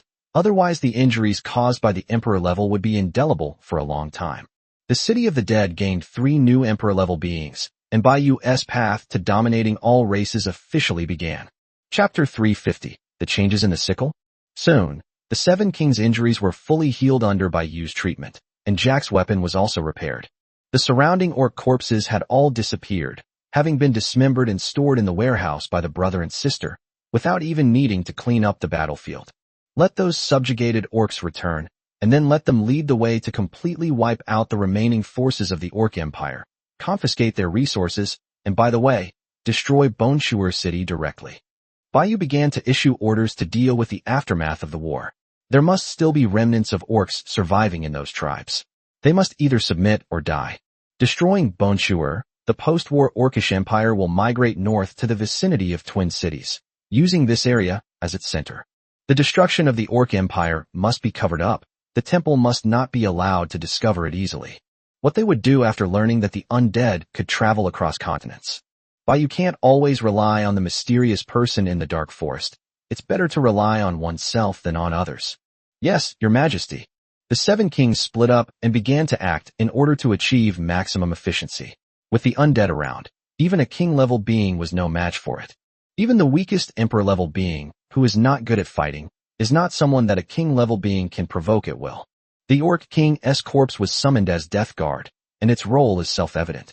Baiyu then looked at another level 9 king-level Death Guard, which also needed more training. This was the next king-level under Baiyu's command to be promoted. Boss, you were so cool just now.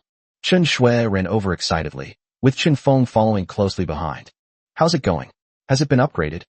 Baiyu turned to look at the two of them, and Chen Feng and Chen Shui nodded.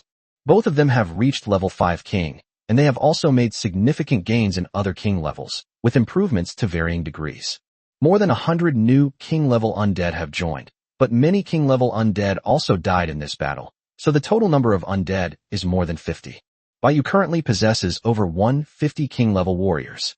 Regardless of their emperor-level combat strength, these king-level warriors alone already surpass the combined strength of all the lords.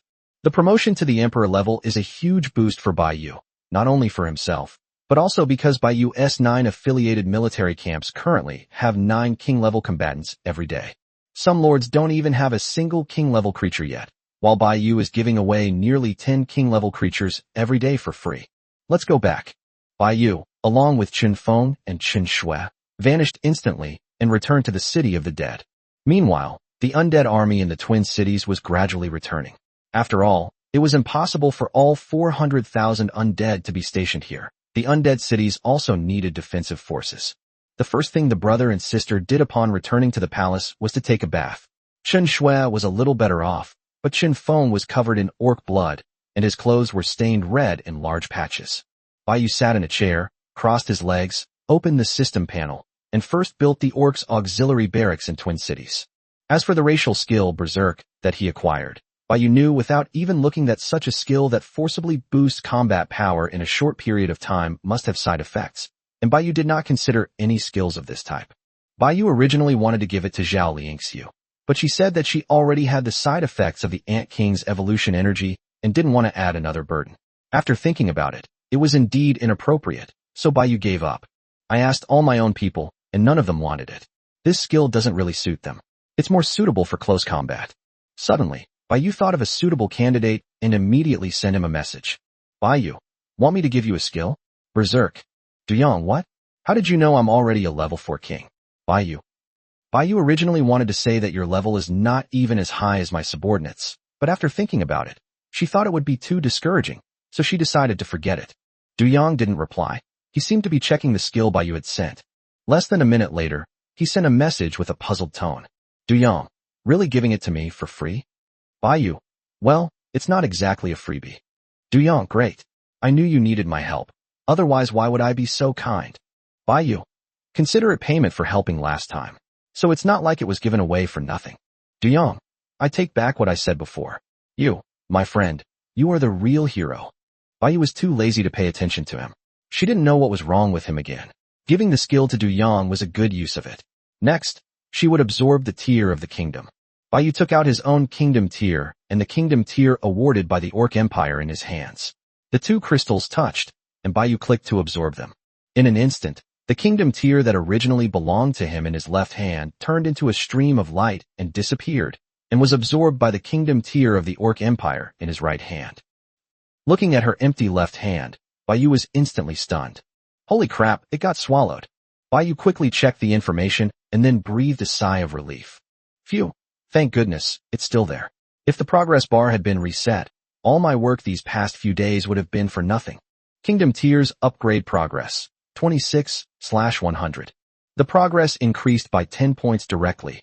As expected, the stronger the force, the more energy it provides. The progress instantly reached a quarter, bringing us one step closer to establishing an empire. At this moment, Chen Feng also walked out of the bathroom wearing a bath towel. He had already washed his clothes and had nothing left to wear. Bai Yu looked out the door with a puzzled expression, only to see that Chen Feng was not walking towards the palace, but instead carrying his wet clothes and walking outside. Roar! A burst of dragon's breath flame shot straight into the sky from the city, and Chen Feng actually took his wet clothes and let the bone dragon breathe fire to dry them. Bai Yu gave him a thumbs up. A little while later, Chen Shui also came out. She was much better off than Chen Feng. At least she had a change of clothes to wear. Boss, can your weapons be upgraded too? Chen Shui sat down next to Bai Yu and asked curiously. Why do you ask that? When Chen Shui asked this, Bai Yu realized that she hadn't checked the information about the scythe yet, and it must have already become a royal level weapon. Because I feel that your scythe has become much sharper. It can even cut through the Orc King's weapon with one strike. It's as easy as cutting through mud. The scene of Bai Yu splitting the Orc King in two with a single strike was so shocking, it was hard for Chen Shui not to notice. Enchanted with black flames in the past didn't have such exaggerated effects. This was the first time Chen Shui had ever seen Bai Yu cut her opponent's weapon in two with a single strike. Bai Yu took out a sickle and placed it on the table. The sickle, which was taller than herself, seemed to be no different from before. If we're really talking about changes, wouldn't it count if the color is darker than before? Chapter 351, Taking a Secret Bath. Bai Yu clicked on the system panel to view the messages. Accompanying weapon, Judgment Death Scythe. Quality, Royal Grade Weapon, Upgradable. Soul Concentration, 30%. Active Skill, All Magic Mastered by the user. Passive Skill 1. Attacks inflict soul damage and a withering effect. Those killed will be transformed into undead. Passive Skill 2. Weapons can be enchanted with magic without the need for chanting or forming a magic circle. Passive Skill 3. The range and damage of the bell's soul strike are increased. Passive Skill 4. Weapons possess the ability to cut through anything, based on current level and below. Sever everything. Bai Yu pinpointed the last clue. Everything could refer to weapons, equipment, or even energy entities. But the statement that it cannot exceed the Emperor level is almost meaningless. Can a weapon wielder above the Emperor level be Emperor level in strength? What's the point of just cutting off the opponent's weapon if you can't even win a fight? No wonder my sickle became so sharp. Bai Yu still doesn't understand what soul condensation, 30% means. Could it be a spirit of the artifact? Upon seeing Bai Yu's weapon description, Chen Shui was completely bewildered. It had just too many functions. However, it did indeed advance to the next level, acquiring a royal grade weapon. I suddenly want a weapon too. Chen Shui said with an envious look. Just use your hands.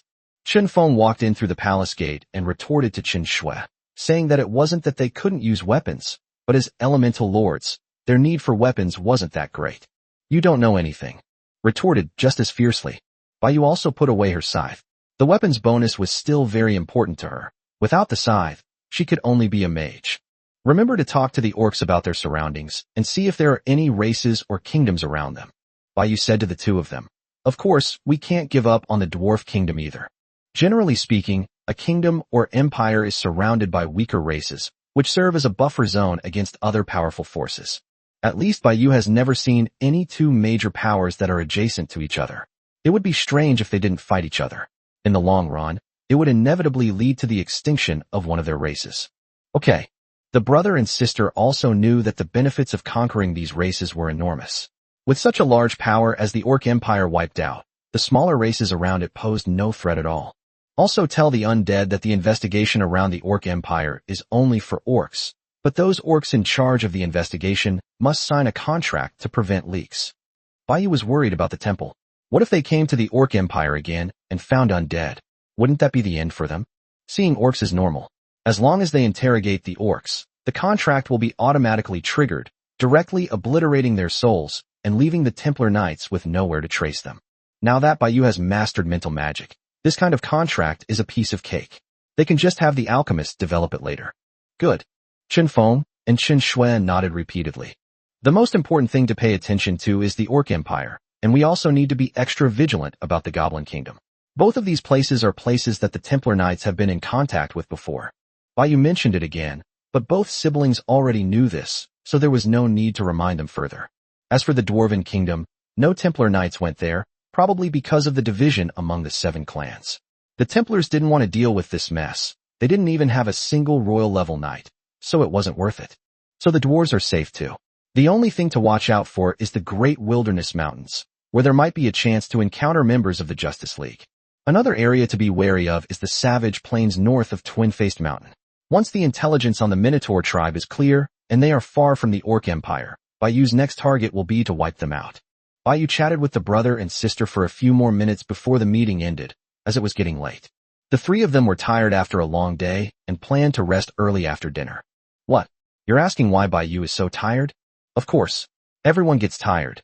You know that if you've experienced it firsthand.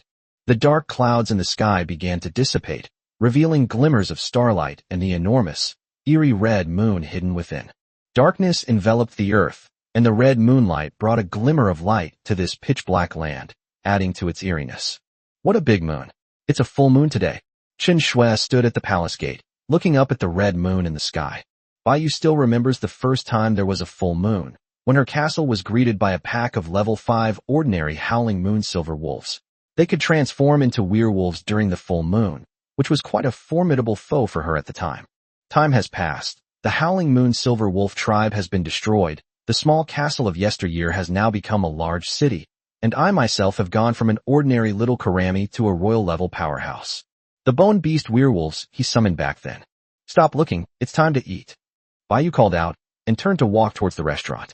The brother and sister immediately followed and went into the restaurant, where they began to feast. In comparison, Baiyu ate much more elegantly, because she didn't have to eat. Eating was for 2 reasons, to savor the food, and to remind herself that she was still a normal person. After the 3 of them had dinner, the brother and sister returned directly to their respective attached palaces. After stretching, Baiyu also went upstairs. Only the night elf downstairs was left cleaning up the dishes. Upon entering the room, Baiyu's clothes slipped to the floor. She had intended to have a nice nap, but then she suddenly remembered that she hadn't taken a proper shower all day. I've heard that taking a bath can relieve fatigue. Baiyu looked down at her long, bare legs and thought about the bathhouse in her palace. Why not use it? Getting dressed is too much trouble. Who would still walk at the emperor level? A white figure vanished from the room and reappeared at the entrance of the women's bathhouse a second later. Baiyu didn't even wear shoes. She just walked in barefoot. Like her wardrobe, the bathroom also has an automatic cleaning function, and the water in the bathtub is fresh every day without needing to be changed manually, which is quite convenient. Baiyu walked to the edge of the bathtub and gently touched the water with her toes. The water temperature is just right. Wait a minute, I'm a royal level being. With that, Baiyu jumped in and leaned against the edge to enjoy a relaxing bath.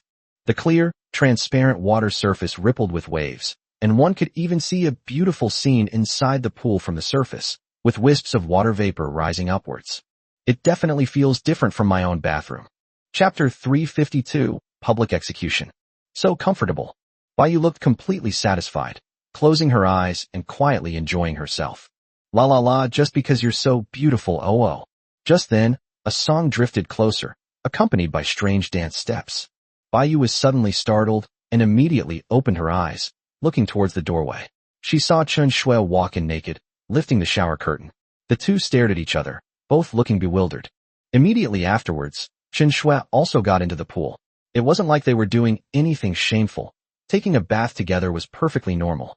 This feels so good. You can even take a bath, boss. What? Am I not a normal person? Chen Shui chuckled and swam to the other side of the bath. Boss, your skin is so good. I feel inferior compared to you. Can you please not speak so, green tea? Bai opened her eyes and rolled her eyes at Chen Shui. I'm serious. I'm fair-skinned and well-endowed. I feel so inferior. Sob, sob, sob. Bai didn't know how to respond, so she decided to just take it as a compliment. Chen Shui submerged her head directly in the water, bubbling and gurgling. Whoosh. Chen Shui suddenly emerged from the water, creating a huge splash. Suddenly, she stared blankly in the direction of the door. Bai also seemed to have heard the noise and opened her eyes to look over in confusion. My God! Chen Shui exclaimed in surprise, only to see Zhao Liangxiu standing alone at the bathroom door, looking somewhat lost. Her exclamation didn't make Zhao Liangxiu feel ashamed. Instead, it made her feel somewhat proud. Perhaps this was a woman's competitive spirit. Afterwards, Zhao Liangxiu also entered the bathhouse and took a bath in the same pool as Bai Yu and Chen Shui. This actually made Chen Shui a little shy. It was alright when it was just Bai Yu, but now there was Zhao Liangxiu as well. She had never had the experience of being completely naked with someone in a bathhouse before. Bai Yu didn't care and continued soaking in the bath with her eyes closed, but she would occasionally peek through a crack to secretly observe the two of them. Bai Yu was positioned in the middle on one side of the bathhouse, while Chen Shui and Zhao Liangxiu were positioned on either side of the other side. Zhao Liangxiu was much more outgoing. As a native of northern China, she had been to such public bathhouses countless times before, so of course she wasn't shy. Zhao Liangxiu even deliberately lingered in front of Chen Shui and then mocked her. How about it? Aren't you envious? This is Zhao Liangxiu's response to Chen Shui's initial exclamation. Who knows if it's genuine? Chen Shui snorted coldly and turned her head away. Zhao Liangxiu immediately retaliated. You're just jealous. You don't know anything. The two immediately started arguing, while Bai Yu acted like a bystander, seemingly pretending to be asleep with her eyes closed. But in reality, she had already opened her eyes and was secretly observing the two of them. Silence fell over the entire bath. Seeing that there was no more excitement, Bai Yu immediately closed her eyes and continued soaking in the bath. About 40 minutes later, Chen Shui got up first, and as she passed by Zhao Liangxiu, she couldn't help but make a sarcastic remark with a smile. A useless old woman. Zhao Liangxiu had no way to refute, so she could only snort coldly and turn her head away until the other person left. Why are you two so hostile? You start arguing as soon as you meet. Bai Yu's clear voice rang out, and she opened her eyes to look at Zhao Liangxiu with a puzzled expression. She didn't know how to explain it. She couldn't very well say it was because of her submission to Bai Yu, so she could only shake her head. I don't know either. Maybe she's mentally unstable. Bai Yu didn't ask any more questions, but just sighed. Women's relationships are indeed very complicated. I finally understand that today. A short while later, Zhao Liangxiu also got up and left to take a bath. Boss, I'm leaving. Chen Shui's voice echoed in the bathroom as Bai Yu, with her back to the water, stretched out her arm and waved. Whoosh. Bai Yu also got up and stood up, then randomly picked a shoriat and started washing herself. Boss, didn't you bring any clothes? Why bring clothes? I can teleport back to my room in an instant. Then why didn't Chen Shui bring it either? Huh? Didn't she bring any clothes? Bai Yu realized that Chen Shui was likely teleported there just like herself. They probably teleported here too. Bai Yu immediately added a sentence. Okay, you all can teleport, except for me, the only caveman. Zhao Liangxiu fell silent. She too wanted to become a woman who could teleport. A little while later, she left too, leaving Bai Yu alone in the empty bathhouse. She stayed in the sauna for a while longer before finally leaving the bathhouse feeling beautiful. Upon entering the bedroom, Bai Yu glanced out the window and noticed that the lights in the several auxiliary palaces were already off. It seemed they were all asleep. Bai Yu then evaporated the moisture from her body and crawled directly into bed. Click! The lights went out completely, and the whole room became dark. The city of the dead fell silent. Little did Bai Yu know that Chen Shui, hiding under the covers, was currently ranting and raving to Chen Feng about Zhao Liangxiu. Chapter 353, A Pile of Bones. Far East Oaks, Dragon City. Zhang Yi got up early because today was the day he could summon troops again, and he could add another rock dragon. In this dog-eat-dog world, only by constantly becoming stronger can one find a sense of security. But just as Zhang Yi finished summoning the rock dragon, he suddenly discovered that the two auxiliary camps in his city, namely the Azure Cloud Giant Eagle and the Serpent People's auxiliary troops, were now exuding a king-level aura. Zhang Yi was familiar with the rules of the auxiliary military camps. He had conquered these two races, so the auxiliary military camps naturally remained within his city. At this moment, the unit that the auxiliary barracks automatically summons every day has actually been upgraded to the king level. Baiyu has already reached the emperor level. Zhang Yi was taken aback. Baiyu's development speed was simply terrifying. Keep in mind that he is only at level 3 king, and in Zhang Yi's opinion, it is normal for most of the top lords to be at this level. But Baiyu took the lead and was the first to reach the emperor level, becoming a unique entity. Zhang Yi couldn't imagine how he could possibly be a match for such a lord. Here Incarnated Island, Dragon Clan, come forth. Zhang Yi's eyes shone with a golden light. He did not seek to surpass Baiyu, but having submitted to her, he would never allow himself to become a burden. Moreover, Baiyu helped him advance his city, upgrade his barracks, and even provide his affiliated barracks with 2 king-level troops every day, all of which greatly improved his abilities. Zhang Yi's bloodline is that of a pure rock dragon, which leads directly to the Emperor Realm. It should be noted that every dragon in the Emperor Realm has the opportunity to become a god, so Zhang Yi is very confident in his bloodline. A streak of earthy yellow light shot into the sky, and Zhang Yi, with his rock dragon, flew towards the vast, boundless forest outside the city to continue his development journey. In the City of the Dead, Baiyu had just finished summoning his troops, while the other 3, still half asleep, were having breakfast in the restaurant, though the atmosphere was strangely eerie. Baiyu was sitting on a set of steps outside the palace, watching the undead army from yesterday enter the Blackwater altar in an orderly fashion to undergo strengthening. However, today Baiyu did not choose to strengthen the Blackwater altar first, but instead strengthened the 4 demon-driven stone pillars, which are also an important force for Baiyu's defense of the city. While it cannot change the upper limit of Gargoyle King level, it can increase the speed at which 4 gargoyles gain experience more quickly. Furthermore, the 4 gargoyles on the 4 exorcism stone pillars can reach level 9 Emperor level, and with the enhancement of the Bone Throne, they can reach the combat power of a half-step monarch. This is more than enough for Baiyu. At least she won't have to worry about seeing a max-level royal rank character anymore. The maximum level of a normal undead doesn't necessarily mean it can break through that level, let alone reach the peak of that level. Take the Death Knight as an example. Its upper limit is only king level, but it can only break through to king level. After reaching king level, it is difficult to go any further, let alone reach level 9 king level. The same applies to the 7 kings. Their upper limit is the divine realm, meaning they have the potential to become gods. Whether they can actually become gods depends entirely on fate and opportunity. Of the 4 exorcism stone pillars can reach level 9, which is already a very strong enhancement. Why aren't there any special buildings for other undead?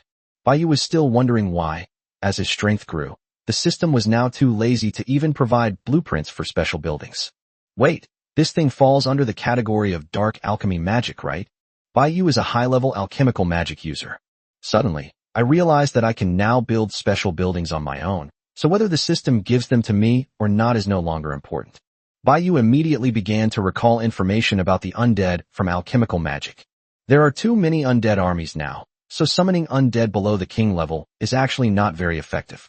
Moreover, the necromancer has now reached the emperor level and can almost single-handedly undertake all the tasks of mass-producing troops.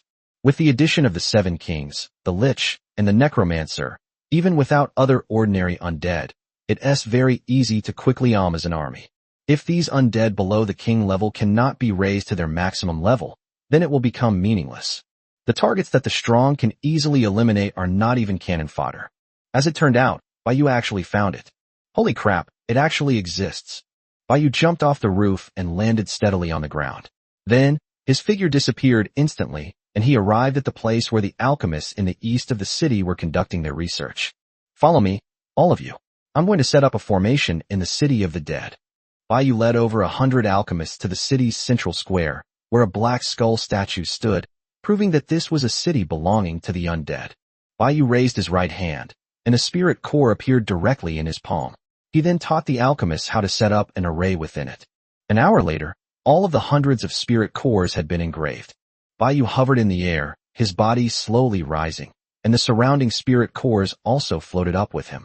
With a wave of his right hand, hundreds of spirit cores shot out in all directions of the city of the dead. Bang! Bang! Each spirit core was evenly distributed and buried in the soil, covering the entire city except for the central palace. Then, a huge black-green magic circle emerged from the ground beneath Baiyu's feet and rapidly spread outwards. The hundreds of alchemists around also chanted spells, infusing alchemical magic to assist their queen. Soon, the entire formation covered the city, and all the empowered spirit cores were cleverly located on the nodes of the magic circle, and the two quickly resonated together. Half an hour later, Baiyu landed slowly. The array that had used up nearly 500 points of her magic power was finally completed by her. Even the alchemist's magic power was almost depleted. Finally done. I used way too much magic. Baiyu exhaled. This was a formation that covered the entire city, similar in function to the 4-drive demon stone pillar. To put it simply, Baiyu had made a replica. However, it targets the skeleton race. Firstly, because skeletons are the most numerous, and secondly, because they are the easiest to deploy. The function is that the skeletons located in the city will directly disintegrate into a pile of white bones, which Baiyu calls the white bone pile. The skeletons that become the white bone pile are like gargoyles that have become stone statues. They will fall into a dormant state and begin to gain experience points at the same time. Although the skeleton's maximum level is only commander, nearly 100,000 skeleton soldiers are not to be underestimated. As for the energy issue, Baiyu did not connect to the city crystal, but instead chose to use the spirit core as a container, relying on the internal array to convert elemental power into energy. In this way, the skeletons can continuously gain experience points. Although it's less than the 4 exorcist stone pillars, Baiyu is already quite satisfied. An army of 100,000 skeletons would take up a huge area in a city, but once they were turned into piles of bones, that problem was solved. Chapter 354 Information about the Minotaur. But that wasn't all. Baiyu's interest in alchemical magic had been piqued, and she planned to study it thoroughly. The effects of the skeleton had already been tested, and there were no problems. Anyway, the external investigation will take some time, so Baiyu can tinker with inventions in the city to increase the fighting power of the undead. At this moment, the city of the dead is littered with bones, looking extremely chaotic. These are the skeleton soldiers stationed in the city. Skeleton soldiers outside the city are still rushing into the city, and more piles of bones are beginning to appear. Why are all these skeletons falling apart? Are they dead? Ling Xiu, who was looking into the distance from the palace, asked in confusion. They had heard Baiyu setting up the formation earlier and were now gathered at the palace gate. How stupid. These skeletons are absorbing energy. Chen Shui seized the opportunity to immediately confront them. As the Lord of Dark Elements, her perception of these energies was higher than that of Chen Feng and Zhao Lingxiu, so she could naturally see some clues. Isn't this the same as the function of a special building? Not only can the undead mass produce troops, but they can also collectively strengthen themselves, and now they can absorb energy. Chen Feng had discovered the abnormality of these undead more than once. It was as if they had cheated. Meanwhile, Baiyu was still pondering when she discovered a new continent. Necromantic spells can be combined with dark alchemy magic. Baiyu's summoning magic is also of a high level, and her abilities are certainly not limited to summoning undead from corpses. Summoning magic acts directly on corpses and the undead. This was the idea that came to Baiyu after seeing the piles of bones all over the city. The piles of bones can be fused together using summoning magic to form a similar core of autonomous summons. To put it simply, all the piles of bones in the city can be transformed into one pile of bones under Baiyu's summoning magic, and the enhancement effect of the alchemical magic remains unchanged. Moreover, skeletons can also fuse with each other, directly breaking through the upper limit of the skeleton commander level. The liches had demonstrated similar abilities before. Baiyu unleashed magic once more, and a grayish-white magic circle quickly unfolded, enveloping all the piles of bones within the city. A moment later, all the piles of bones began to merge, and the black-green magic circle was released again to envelop them. With the two types of magic working together, Baiyu quickly completed her masterpiece. After merging, it was a huge pile of white bones, with some slightly raised mounds in the middle, like small hills, and many skulls burning with blue flames on them. In addition, the pile of bones was shrouded in a strange black energy, from which faint blue sparks floated back and forth, like fireflies, exuding an ominous aura. Although the result was great, I still feel like the formation we just set up was a waste of time. Because in this way, it would be sufficient to set up an array under this pile of bones. Covering the entire city would be redundant. Oh well, everyone makes mistakes the first time. Baiyu comforted himself, moved the pile of bones to the city wall at the main gate, and then set up the formation again. As soon as an enemy attack is anticipated, skeleton soldiers will continuously pour out of the pile of bones. Baiyu tested it and found that there were hundreds per second, which is not slow. Of course, that's not the key point. Baiyu can not only disintegrate them directly, but also, under her summoning magic, she can fuse these 100,000 skeleton soldiers into a single skeleton monster. The more elements are fused together, the stronger the summoned power will be. Baiyu estimates that the maximum potential is Half-Step Monarch. This is what a real pile of bones looks like. Baiyu nodded with satisfaction. Although he had indirectly lost 100,000 skeletons, they could become a small trump card for him. Summoning magic doesn't seem weak. It's just that its destructive power isn't that significant, which is why I've always felt that summoning magic can only play a supporting role. The pile of bones formed by the fusion of 100,000 skeletons is Baiyu's upper limit, not the upper limit of summoning magic. Baiyu believes that more can be integrated in the future, so that the cannon fodder will no longer be cannon fodder and will have a real place to be used. In any case, battles nowadays basically don't rely on ordinary level skeletons anymore, and their role is indeed becoming less and less important. Strictly speaking, bone dragons are also skeletons, right? You could even say they're a type of bone beast. Baiyu discovered another blind spot.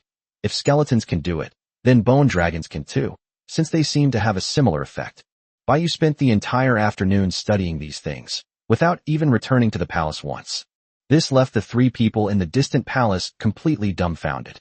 Oh no, what's wrong with the boss? Has he gone mad? Although bone dragons and skeletons are both made of skeletons and seem to be the same race, their strength is worlds apart. I guess it's not that easy to figure out. Qin Feng knew that Baiyu wanted to use the bone dragon to create something like a pile of bones, but so far he had not succeeded. Knowledge that is merely stored in the mind is static. It must be applied flexibly. The expert may simply not have figured out a solution yet, but I believe she definitely can. Zhao Liangxiu said those words. Qin Shui surprisingly didn't argue with her, but instead nodded in agreement. I understand.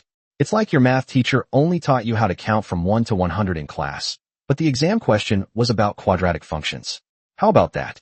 Is my analogy appropriate? Qin Shui looked left and right, trying to gain their approval. Zhao Liangxiu remained silent, while Qin Feng looked at her as if she were an idiot. Hey, you damn Qin Feng, what do you mean by this? Just as Qin Shui was about to make her move, the three of them suddenly saw a ghost flying over. The ghost's arrival at the palace suggests only one possibility. There's intelligence outside. Qin Shui immediately stopped her playful antics. My lords, there is news from the Savage Plains. Seeing that Baiyu was busy, the ghost chose to wait at the palace. It happened to see the three of them there, so it planned to tell them the information. The intelligence was naturally about the Minotaur tribe and the Orc Empire. The ancestors of the Minotaur are said to have been monsters born from a human male and a magical beast, dating back only a few hundred years. Naturally, the Minotaur cannot be accepted by humans, as this is a taboo among humans. Besides, apart from walking upright and resembling humans in some way, the Minotaur has no resemblance to humans at all. You could say it was born from a monkey, and people would believe it. Over the course of hundreds of years, the Minotaur people have evolved into the small tribe we know today. It is worth mentioning that the ancestors of the Minotaur were a male and a female pair, who were twins. Upon hearing this, the three of them exchanged strange glances. Chapter 355. They were wiped out. So that's how their offspring came to be? Qin Shui felt extremely uncomfortable and wished she could slap the Minotaur right away. No wonder they had offspring and formed a tribe. Now I understand. Zhao Liangxiu suddenly realized. Of course, the Minotaurs didn't actually look like this at first, and the three of them knew the reason why. But if you ask how other orcs reproduce, the answer is, of course, that they plunder females from other races. In this respect, they are no different from goblins. Adding another layer of hybridity on top of existing hybridity has resulted in the orcs becoming increasingly hybrid and indistinguishable from other species the longer they have been around. The truly powerful orcs, on the other hand, place more emphasis on their bloodline. They engage in natural selection, gradually strengthening their bloodline over time. The idea that hybrid orcs value bloodlines sounds like a joke. Later, all the orcs united to form an empire, which gradually became a force that ordinary powers avoided. This is a brief history of the Orc Empire. As for the location of their empire, the Wraiths have not yet discovered it, but it is certain that it is not in the Savage Plains. The Minotaur tribe could only be considered an unofficial race of the Orc Empire. Now that the Orc Empire has become powerful, it can no longer accept just any worthless creature. The three of them treated it as a story. Aside from being disgusting, the orcs were quite interesting. It's truly astonishing that a group of hybrid organisms could develop to such a scale. So, to sum it up, we can easily wipe out the Minotaur tribe, right? The Orc Empire won't even bother us. Chen Shui, unusually, grasped the key point and hit the nail on the head. With that, Chen Shui pulled Chen Feng outside. What? Take them down. It's getting dark. Chen Feng looked at the increasingly dark sky and said, "Isn't it perfect that it's dark? Double experience. Just call up the necromancer. It's now a royal level being." That makes sense. The undead quietly appeared beside the two of them, and Chen Feng and Chen Shui entered the main fortress together, leaving the city of the dead. Lingxiu was left standing alone at the palace gate, looking at Baiyu in the distance. Where are the two of them? Baiyu suddenly appeared next to Zhao Lingxiu. He led the undead to wipe out the Minotaur tribe. Zhao Lingxiu and Baiyu recounted the intelligence from the savage grasslands. Baiyu listened without caring. Since there was no Orc Empire backing them up, they were just a small fry. Currently, forces below the Emperor level don't require Baiyu's personal intervention. The Necromancer can handle them all on his own. However, Baiyu cannot rely solely on the Necromancer. Because of the special nature of the Necromancer's leveling process, its level can always be the same as Baiyu's, so there's no need to care about experience points. Every race resorts to using undead, then Baiyu's other subordinates will have no need to level up. Therefore, the undead can only serve as a safety net, and the majority of experience points should be given to other undead. Let's ignore them and go eat first. Baiyu turned and walked into the hall, instructing the night elves to begin preparing dinner. Even after dinner, Baiyu was still researching how to strengthen his undead during peacetime. But this was clearly a difficult problem that couldn't be solved in a short time. She finally understood why those researchers were all so bald. Ugh, this is so annoying, it's giving me a headache. Baiyu immediately stopped thinking about it. She felt that starting with the bone dragon was a mistake, and that she should proceed gradually, beginning with the simpler things. Take off your clothes, crawl into bed, pull the blanket over your head with both hands, and go to sleep. Nothing was said that night. Baiyu woke up in the morning and had just opened her eyes when she saw the notification from the system. Congratulations, Lord, on successfully conquering the Minotaur race and acquiring the subordinate barracks and the tiers of the race. Baiyu glanced at the time in the lower right corner. It was sent at 1:30 a.m. By this time, the brother and sister had already returned to the city. Baiyu wore shorts, a long coat, and flip-flops as she went downstairs. The race were absorbed, and the race grew slightly. Kingdom tiers current upgrade progress, 27/100. As for this auxiliary barracks, Baiyu originally planned to build it in the Twin Cities without even thinking about it, because he didn't like Minotaurs at all. But then she thought that neither Twin Cities nor Dwarf City was in any immediate crisis, and Zhao Lingxiu and Chen Shui, like Baiyu, both disliked Minotaurs. But since it was only one king-level creature a day, Baiyu simply built one in Dragon City and gave it to Zhang Yi. It seems he's lacking a king-level dragon, since dragons grow too slowly. After summoning the troops, Baiyu continued her research. The development of the City of the Dead was now on track, and Baiyu could enjoy experience bonuses while conducting her research. Unless absolutely necessary, her principle is to avoid taking action if possible, but of course, she will take action when necessary. The Dwarf Kingdom, the Orc Empire, and even the Tauren tribe, the smaller races surrounding these races can be easily dealt with by the undead. It was almost noon when the brother and sister finally woke up. Chen Shui breathed a sigh of relief when she learned that Baiyu had not built the Minotaur auxiliary barracks in Twin Cities. As for Minotaur captives, where can they be found? Had already been summoned back as undead by the necromancers. You should thank me. If it weren't for me, you'd be watching Minotaurs every day. Zhao Lingxiu looked at Chen Shui as she entered the palace and said in a playful tone, "Pa, stop flattering yourself. The boss would never build such a hybrid biological barracks in Twin Cities." Chen Shui didn't believe she was so kind. The truth was that she had tried every means to ask Baiyu to build barracks in Twin Cities, but Baiyu had flatly refused. What happened to the Minotaurs? Chen Feng asked, puzzled. These creatures were strong, with top-notch strength and size. Apart from being a little slow, Chen Feng felt they had many advantages. He didn't understand why they were so resistant to them. Minotaurs much better looking than demon-eating ants? You don't understand. Chen Shui didn't explain, but Zhao Lingxiu spoke up with a smile. It's not that I'm against minotaurs as creatures, but rather the name itself. I didn't expect your sister to know so much. Zhao Lingxiu leaned against the wall, her arms crossed, one leg draped in front of her as she looked at Chen Feng. By the way, they usually say, long live the Tauren. Stop talking nonsense, and I'll tear your mouth apart. Chen Shui roared and was about to pounce, but it wasn't a real fight. No, it was a real fight without using her abilities. Chen Feng was speechless. These two were at it again. Women's relationships are really strange. One second they were talking perfectly fine, and that's just how women are. He covered his forehead and walked out of the palace. Chapter 356 City Barracks at max level. By afternoon, the Six Kings had almost completely wiped out the remaining forces of the Orc Empire, and the resources of Bonchuer City and the surrounding tribes had been brought back. Bonchuing City was burned to ashes by the fire of the undead, and the surrounding tribes were also completely destroyed. The surviving orcs, escorted by the undead, began migrating north to the vicinity of the Twin Cities. At this moment, resources are being transported to the City of the Dead through the portal. Although those tribes have very few resources, the city of Bonchuing has a considerable amount of supplies. Meanwhile, in the Dwarven Kingdom, order had been restored in just a few days, and resources from some remote cities were being transported to the City of the Dead. The dwarves' labor force has increased dramatically, and resource production has increased dozens of times compared to before. If you were to ask what the most numerous building in a dwarven city is now, it would undoubtedly be the Forge. Even without relying on plunder, Baiyu can now fully supply the needs of the City of the Dead through her own production alone, although it is certainly not as fast as plundering. At this moment, the resources of both the dwarves and orcs were transported to the City of the Dead almost simultaneously, which made Baiyu temporarily put aside his research and plan to deal with these supplies first.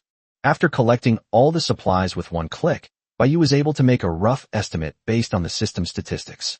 It seems like we can upgrade the city to the maximum level now. Baiyu directly clicked to upgrade the city. Sure enough, when the city was upgraded to level 8, just one level away from level 9, the resources continued to grow normally, without any sudden surge in resources at the last level. Without hesitation, Baiyu clicked the upgrade button again, directly upgrading the city to the maximum level. The entire City of the Dead began to expand once again. The city walls grew taller and turned pitch black, and the previously empty spaces were all transformed from earthen surfaces into black stone surfaces. The palace area has also expanded, and the black energy flowing on the walls has become more solid. Various energies converge and intertwine, covering the entire palace. Baiyu even felt that the blue flames burning in the eye sockets of the skull atop the Black Palace had become even more intense. The area has increased by about a quarter. This is the final size of the City of the Dead. Baiyu flew in the air, looking down at the entire City of the Dead. The bare land in the city had now been transformed into neat stone slabs. Although it was empty, it at least looked like a proper city. Otherwise, Baiyu always had the feeling that a villa was being built in a garbage dump. Congratulations, Lord, on successfully upgrading your city to the maximum level. You can now relocate your city at any time with city crystals without wasting any resources. The cooldown period is 7 days. From this point on, your city crystal will no longer be linked to your life, but the destruction of the city crystal will still have unknown effects on you. A system message that suddenly popped up made Baiyu think that the system had given him a reward, but it turned out to be an announcement that even if the city was destroyed, it would not affect Baiyu's life. This can be considered good news, at least in a tentative way. At least in the future, my life won't be threatened by the city's location being exposed or destroyed. Could there be something fishy about this unknown? Baiyu estimated that, given the system's nature, it definitely had no good intentions, or that the city crystals would be very useful later on, so the city crystals should not be given up unless absolutely necessary. However, now you can move freely. Baiyu's current location has been discovered by the temple, so she can move away from here, but she needs to find a good location beforehand. Overall, the two new features added to max-level cities make Baiyu more flexible and less confined to the city or one place. It's already at the maximum level, and it shows that it can't be upgraded anymore. I wonder if this will change after the empire is established. Looking at the system panel, Baiyu realized that not only the cities that had submitted, but even her own cities had reached their limit. The special buildings displayed no longer include residential buildings. Barracks are now only shown if they are built within the city of the dead. That's not bad. At least I reached the maximum level in the early stages of the royal rank. You thought I would have to keep upgrading, but now that I'm at the maximum level, the demand for resources isn't as high, so I can focus on upgrading other cities. I wonder when the barracks will reach the maximum level. The spirit cores and magic crystals inside the castle. Most of these resources were seized from the Orc Empire. They didn't have a high demand for city construction, but they had a lot of these supplies in reserve. Baiyu chose to continue upgrading the barracks, and once both were at their maximum level, they were completely freed. However, as Baiyu continued to level up, after only 4 levels, the warehouse still had most of its resources left, and the barracks showed that it could not be upgraded. The barracks are maxed out too? Baiyu was somewhat delighted, as her wish had come true. A system notification followed immediately. Congratulations, Lord, on successfully upgrading the Undead Crystal to the maximum level. Receive the special reward, Undead Essence. The summoning method for Undead Crystals has been changed. Now, all undead races will automatically summon 30 crystals each time, and the summoning can still randomly select a race's ruler. Currently existing rulers will not be summoned. This will not affect the summoning of special units. The last system message provided Baiyu with a wealth of information, instantly giving her a sense of enlightenment and prompting her to make a guess. So it's not that I've become unlucky and can't summon the racial king anymore, nor is it that they don't have racial kings, but that their racial kings are still alive. Baiyu became increasingly certain of her idea. The destroyers and ghouls had already made her aware that the undead empire had been almost completely wiped out, but some races had still managed to escape the purge and go into hiding. It now appears that it wasn't these undead races that escaped the purge, but rather their racial leaders who fled. A race's ruler can summon his troops indefinitely. If the race's ruler flees, it means that the entire race has fled. The city of the dead were to lose her one day. The 7 kings would surely fight their own battles. As for the undead without a king to command them, they will naturally be completely wiped out. Chapter 357. This is what a normal reward should be. What exactly happened to the undead empire back then? Baiyu suspected that there must be some unknown secret hidden in this. The previous lord of the undead was a native and had many friends in the magical continent, but he still disappeared in the end. As for his talent, it certainly wouldn't be weaker than hers. At his level, Baiyu didn't even dare to imagine how powerful the undead empire would be. At the very least, there would be monarchs as numerous as dogs and emperors everywhere. Influenced by Baiyu's previous life's beliefs, disappearance often meant death. Otherwise, the vast undead empire would not have collapsed. Take the time when Baiyu was trapped in Andy's sacred continent, for example. The city of the undead continued to function normally even without Baiyu, because all the kings knew that their queen was still alive. Mogu said the Lord of the Dead had disappeared, and Baiyu was even more convinced that he was dead. Even the gods in the heavens issued a divine decree, and the name of the Lord of the Dead became a taboo. Will I end up like him? Forget about that. You need to reach the Emperor level to be qualified to contact him. Let's take a look at the rewards first. Baiyu stopped thinking about these things. Her only worry was that the grudges of the Lord of the Undead would inevitably involve her. For now, the best course of action was to play it safe and develop her strength. As for the other race's kings, it all depends on whether they can be encountered by chance. Even without them, the 7 kings are enough. What we should be more concerned about now is the reward for upgrading the barrack system to the maximum level. Generally speaking, origin is a good thing. Energy, the origin of the dead. Function, possesses the ability to transform all living beings into undead, with strength and form varying according to species. Enhances various necromancy spells. Gains experience points. Side effect, only those with undead bloodlines can absorb this. Otherwise, they will suffer a backlash and die. Holy crap, this is what a normal reward should be like. Baiyu was instantly excited. Then, thinking about upgrading a city to the maximum level, could that really be called a reward? It seems that the primal power of any species has serious side effects. The primal power of elves is to transform into elves, while the undead are resurrected dead things. So it is reasonable that absorbing the primal power of the undead would result in sudden death. Baiyu took out the undead origin, a black energy body that didn't look particularly special. Absorb. Baiyu chose to absorb it without hesitation. His experience points instantly surged to the limit, and his 6 undead abilities were greatly enhanced. Naturally, He also mastered the ability to transform other creatures into undead. Baiyu felt that her magic had been enhanced, but she did not feel any obvious improvement. It was more like her understanding of her own magic had become more profound. Take dark magic and lightning magic as examples. Both are high level, but Baiyu's understanding of dark magic is much greater than that of lightning magic. It seems the research will make progress soon. Baiyu stretched out his hand to feel the increase in his own power. Although the description said it was magic to enhance himself, Baiyu clearly felt that his own attributes had also increased significantly. It's a pity that such a great reward only comes once. In other words, perhaps this was originally Baiyu's ability, but it was unlocked on its own when she reached a certain level. Thinking this way, Baiyu felt much better. From now on, the barracks will be automatically summoned, which will completely free Baiyu's hands. The undead unit doesn't really rely on barracks. The only remaining function of barracks might be to randomly select the racial champion, which is completely different from Zhang Yi's unit that relies on barracks. Therefore, whether the barracks are at max level or not doesn't help Baiyu much. Units: skeleton soldiers, zombies, ghosts, undead knights, gargoyles, bone dragons, ghost dragons, liches, zombie titans, necromancers, destroyers, ghouls, death guards, crypt spiders. Description: 30 of each type of undead are summoned, with a very low probability of randomly summoning a racial king or a special fixed unit. The base level of the summoned units is increased to level 6 commander. Special fixed units: Acolyte, Black Alchemist, Helm Th. Note: special fixed units have a fixed summoning quantity, which will not change with the barracks. 10 Acolytes, 10 Black Alchemists, and 1 Helm Th. So many introductions, 14 types of troops, 30 of each type. That's 420. Baiyu was still a little surprised. A max-level barracks was something else. It could summon 441 undead every day.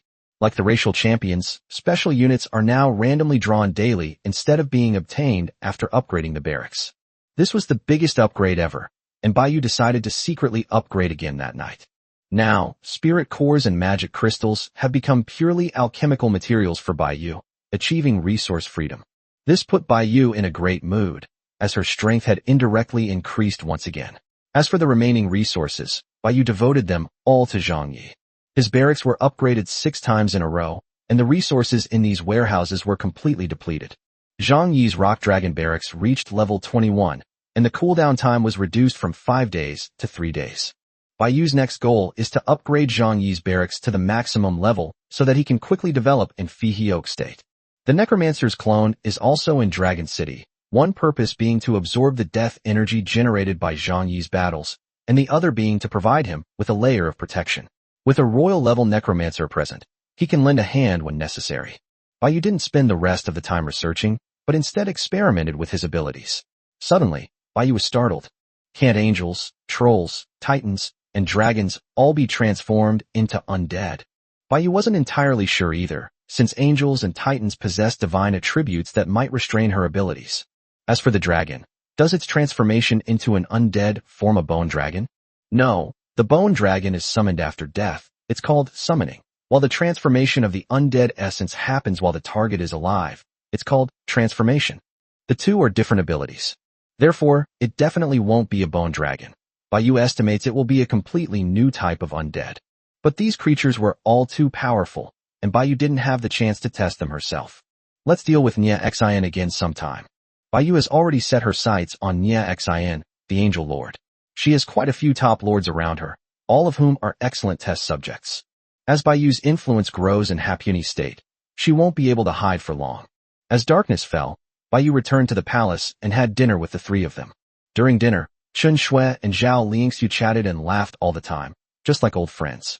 This made Chen Feng feel very strange. Baiyu, however, did not notice, because her mind was not on the dinner table at the moment.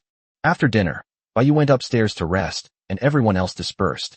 This morning was the day the rankings were updated, but Baiyu didn't care at all. With her current data, Baiyu didn't think anyone could surpass her.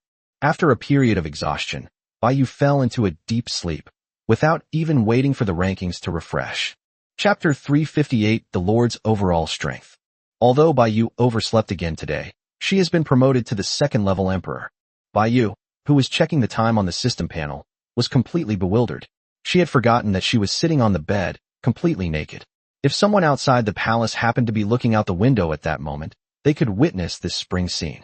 Unfortunately, there was no one outside. Why are there so many messages? Baiyu saw that there were 999 plus private messages and 999 plus friend requests, so she ignored them all with one click without even looking at them. Then, after clicking on the system notification in the lower right corner, Baiyu roughly guessed that it was because of the leaderboard. While looking at the system panel, she got out of bed barefoot, stepped onto the carpet, and started to get dressed in the closet. The leaderboard has been updated. This ranking will be the most accurate ranking of peak strength, with all lords, free agents, traders, and those who have submitted participating.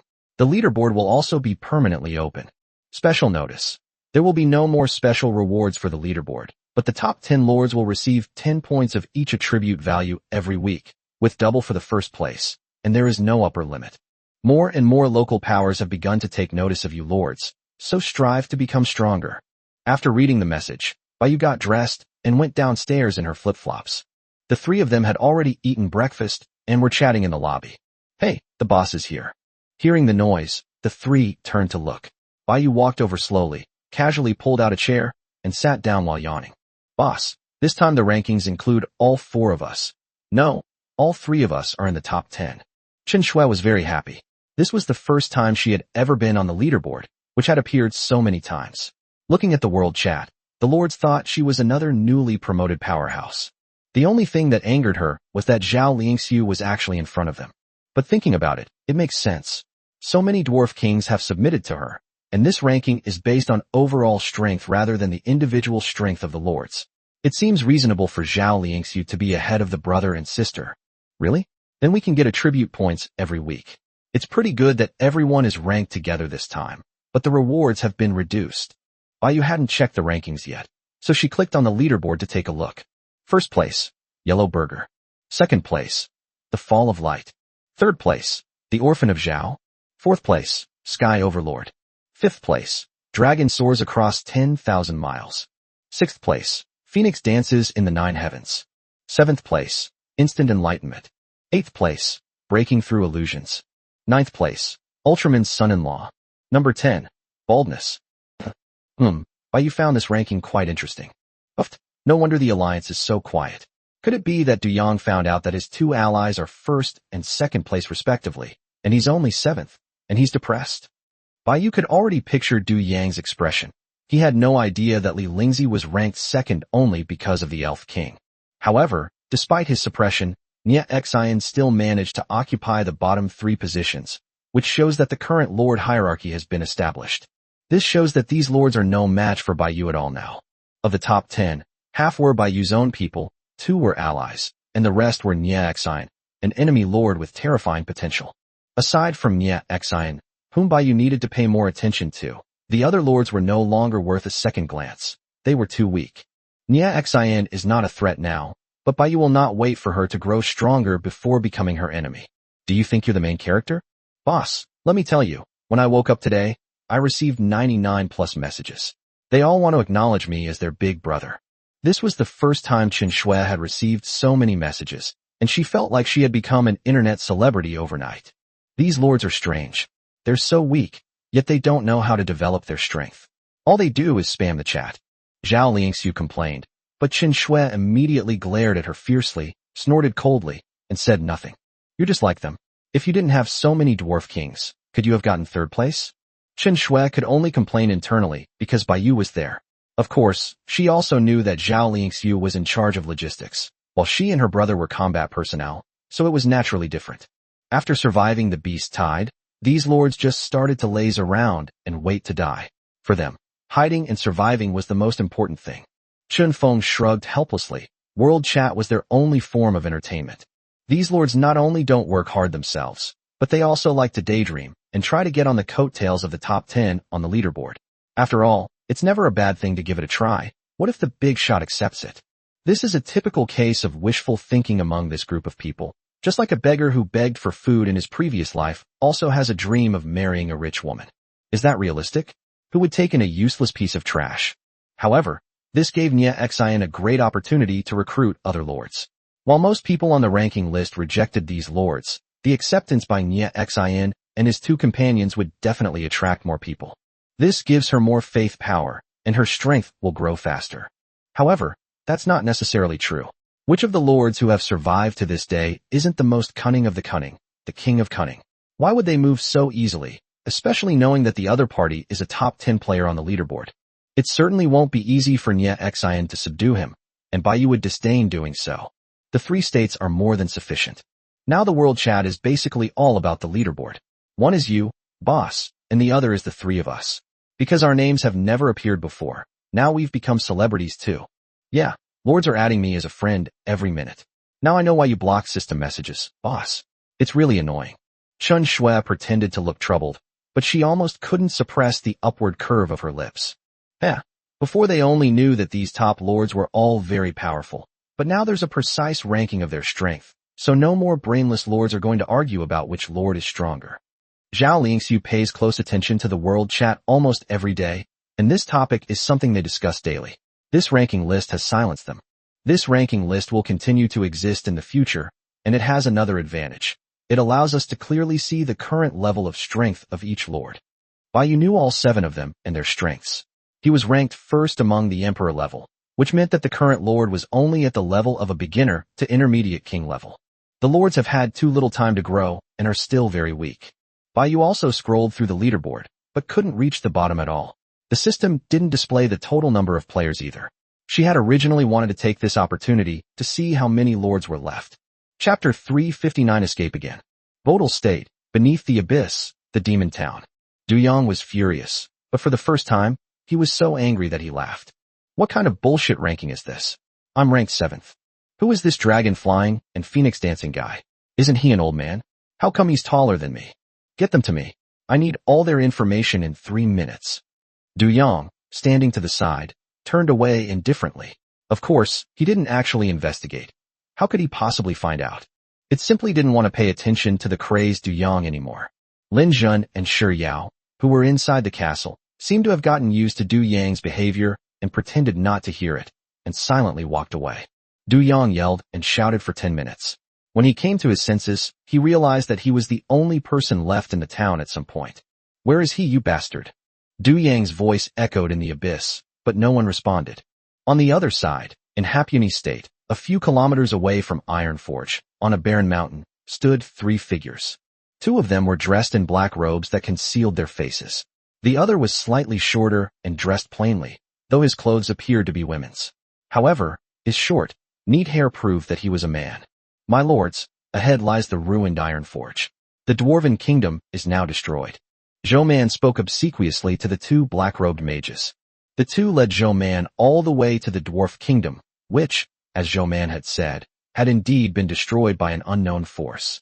One of the magicians looked up at the other, revealing clear eyes beneath his black robe. Could it be the temple? Why don't you go and see for yourself? The other magician was a man of action. He already had enough to do by studying magic every day, so he would never use his brain when he had to do something. In short, a brood among magicians. But Zhou Man, who was standing to the side, did stop the 2 of them. My lords, I know where their headquarters is. It's in Oman, on the southern border. How do you know? Although this magician was a reckless man, he wasn't stupid, and he clearly didn't quite believe what Zhou Man said. My lords, I was once the lord of Oman City. I escaped from there. This is no exaggeration. Zhou Man looked very confident, and the 2 of them couldn't help but believe him. Although they didn't know who this dwarf was, their orders were to investigate the cause of the Dwarf Kingdom's destruction. Clearly, the news of the Dwarf Kingdom's demise was brought by Zhuman, which made the 2 of them suspect that Zhuman had some kind of background. The 3 of them immediately set off for Oman, which was to the south. Zhou Man knew that these creatures were undead and that an alien race was supporting them, but he didn't say anything because it was too unbelievable. The people of the Mages Association would never believe that an alien race had destroyed the Dwarf Kingdom. Therefore, Zhuman only gave hints and left everything to the magicians to investigate on their own. Just as Baiyu had guessed, Zhou Man's background was indeed as Baiyu had guessed. Some of his physical features were too human-like, so he was indeed born of a human and a dwarf. That was when the Dwarf King had just passed away, and the Dwarf Kingdom was teetering on the brink of collapse and facing internal strife. Chief Firebeard was ambitious and wanted to seize the throne, but he knew he had no chance on his own, so he secretly went to the Mages Guild in an attempt to gain the support of the human race. Among the forces surrounding the Dwarf Kingdom, The most powerful is undoubtedly the Human Mage Association. This is one of the reasons why the temple did not come to the Dwarf Kingdom, as there was a risk of being detected by the Mage Association. However, Chief Firebeard did not truly understand the principles upheld by the Mages Guild. They only protected humans and had absolutely no interest in other races, and this was not just empty talk. They didn't care about making the dwarves their vassals, nor did they want to waste their manpower and resources to help unify the Dwarf Kingdom, so they rejected Chief Firebeard without hesitation. Disheartened and dejected, Chief Firebeard thought that since he had finally come to a human city, he might as well go to the tavern for a drink. As is well known, dwarves love to drink alcohol. While drinking at the tavern, he encountered a one-star mage from the Mage Guild. However, Chief Firebeard was unaware of this at the time, and the two had a deep conversation under the influence of alcohol. Then came Zoomin. The mage created him using a clone. Before he had fully developed, he was sent to Chief Firebeard. It was then that he realized he had committed a terrible crime. Strangely, the mage did not pursue the matter, but simply issued a gag order to Chief Firebeard and severed all contact with him, though of course, there was no contact to begin with. Zoomin's embryo. Chief Huoxu transplanted it into the body of a female dwarf, who then gave birth to Zoomin. Zhouman came of age that he learned about his origins. Later, when the Firebeard clan faced annihilation, the Firebeard clan chief also sought help from them. This was only the second time in many years that the Firebeard clan chief had contacted them, and naturally, he was refused. After the Firebeard clan was destroyed, Zoomin fought against other clans and eventually escaped from Omon City. With nowhere else to go, he went to the Mages Guild and met his mother, whom he hadn't seen for decades. The other party denied their relationship and threatened to kill Zhouman if she dared to tell anyone. But in the end, he still agreed to help Zhouman use his power to deal with the group of guys who destroyed the Dwarf Kingdom, which was also the duty of the Mage Association. After all, a kingdom and race in their vicinity were wiped out so inexplicably. How could the Mage Association not take action? However, the prerequisite for dealing with this is to first understand the other party's background and find a suitable reason. This was also the purpose of Zhouman and the two magicians' visit. At this moment, the outline of Omon gradually appeared in the three people's field of vision. What is that? A mage looked at the undead fortress not far from Omon City with a solemn expression and said that even from such a distance, he could sense an ominous aura. Be careful, we're mainly here to investigate. Another mage warned that the two of them were no match for a force capable of annihilating the entire Dwarf Kingdom. After conducting a covert investigation, their proper course of action would be to return to the Mages Guild. Zhouman, well done. You actually brought two humans with you this time. A hoarse, chilling voice suddenly rang out. Who? The two mages immediately went on alert, and then they saw a lich floating not far away. It looks like a lich? Are you kidding me? Where would any undead come from here? The two planned to act immediately, quickly kill the enemy's main force before they could react, and then leave. But just as the two of them formed a magic circle, several white bones instantly bound them tightly, preventing them from making any rash moves. Zhouman took out the teleportation device again, and then his figure disappeared from sight, leaving only a woman's outfit slowly drifting down from the sky. Chapter 360: The Legend of Stone Pillar Mountain. The Lich deliberately let Zhouman escape because it received orders from the Necromancer. The Necromancer left a clone in every city to guard it, which was very useful as it could quickly transmit information and protect the city. The Necromancer's orders naturally came from Baiyu. These two human mages were only level 2nd kings. How could they possibly be a match for level 7 liches? The two were taken to the city of Omon.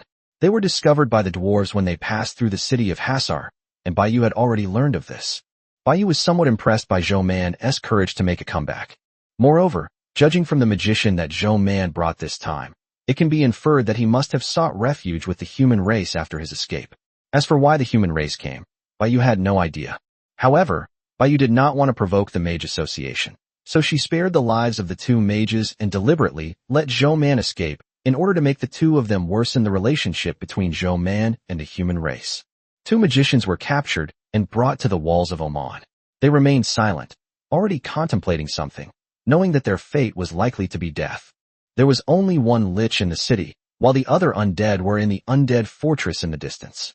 However, a large number of dwarf kings were here, more than a dozen in total, and most of them were at the mid-level or even high level.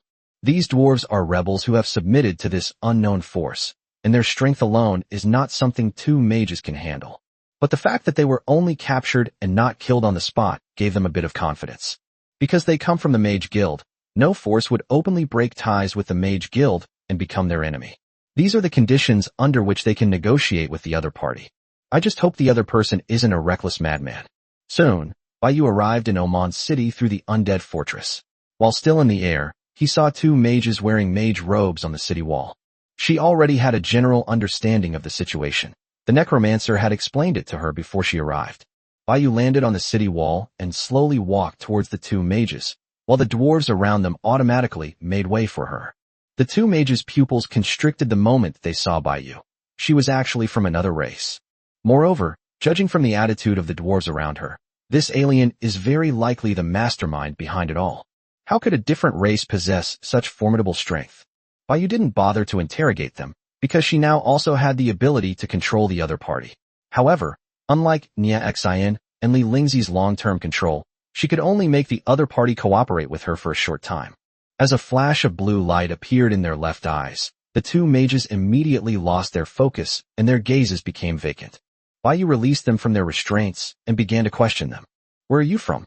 We are one-star mages from the Mage Association of the Republic of South Kazakhstan, specifically from the Huanggan City branch. Why did you come to the Dwarf Kingdom? Because we learned from our superiors that the Dwarf Kingdom has been destroyed, we came here specifically to investigate the reasons for its destruction. Of Sumin? It's unclear. It's very likely that he brought the news of the Dwarf Kingdom's destruction. He must have informed the higher-ups. He came with us to assist in the investigation. Baiyu stopped asking questions and began to think, while the two magicians stood frozen in place. This Zhou man has quite a background. It seems letting him go was a wise choice. The king-level mage must be at least emperor level. Killing him would only cause unnecessary trouble. We need to find out more about him first. The Republic of South Kazakhstan is a republic, unlike the other major regions which are empires. It seems a bit weak. Huanggan City, judging from the name. This branch should mainly consist of Earth-type mages. Since neither of the two magicians knew anything about Zhou Man's origins, Baiyu simply stopped asking and instead inquired about some information about humans. The Republic of South Hara is located to the north of the Dwarf Kingdom, at least tens of thousands of kilometers away. The distance between the two powers is by no means close. The buffer zones in the middle are occupied by relatively docile small races that pose no threat to humans, or even dwarves.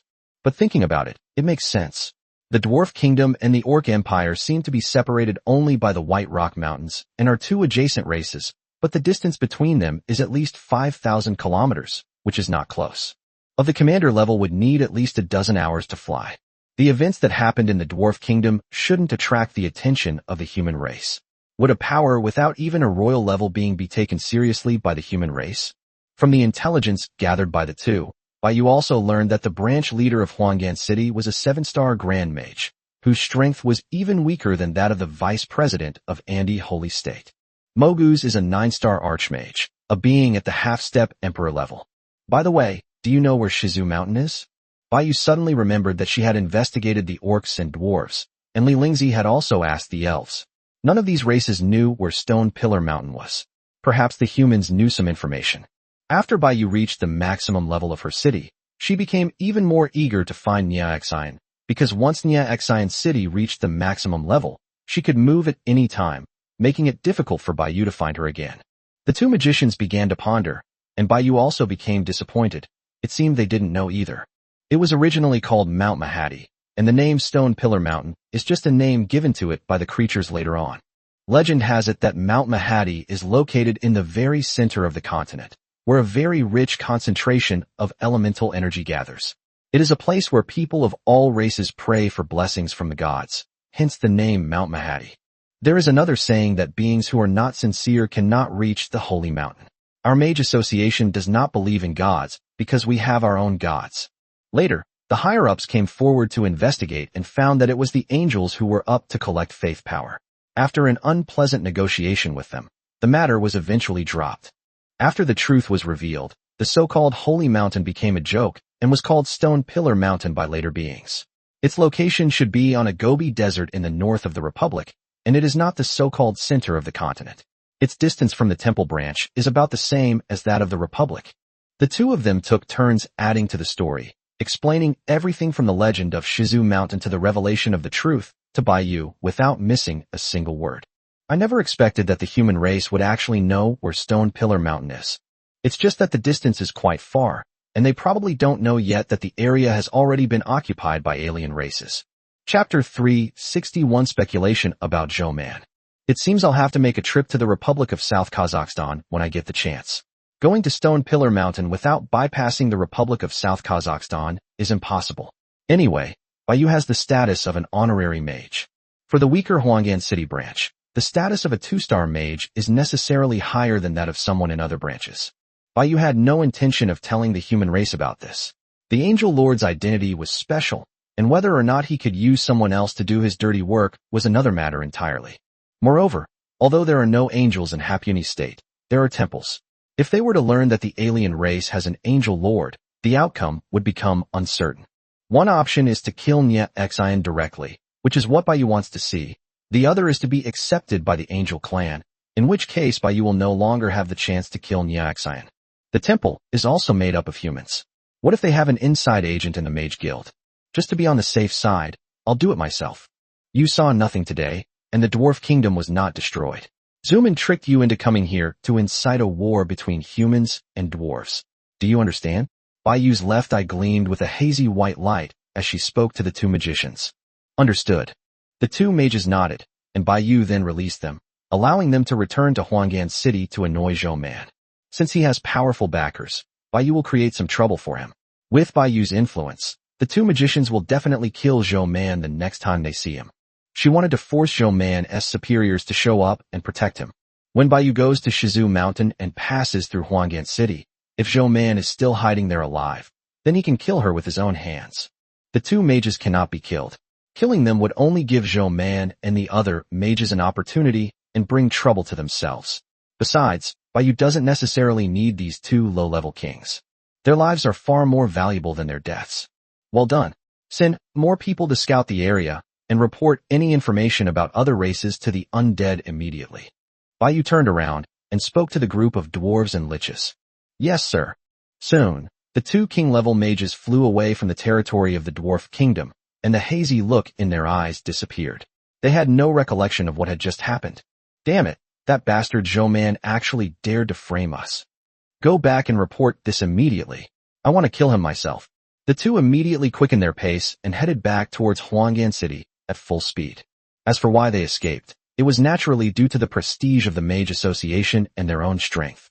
How could you possibly keep a bunch of flightless dwarves here? On the other side, after giving her instructions, Bai Yu returned to the City of the Dead. Learning the location of Stone Pillar Mountain made her very happy. Nya Xian is ranked 7th. As long as her ranking doesn't rise, Bai Yu can deduce her approximate strength based on the top few. As for a max-level city, Bai Yu considered himself to be fast. Otherwise, according to the normal progress, one would only be able to advance to a city when reaching the mid to high level of the king rank, and it would take at least the emperor rank to reach a max-level city. Therefore, Bai Yu is not worried at all that Nya Xian City will reach the maximum level.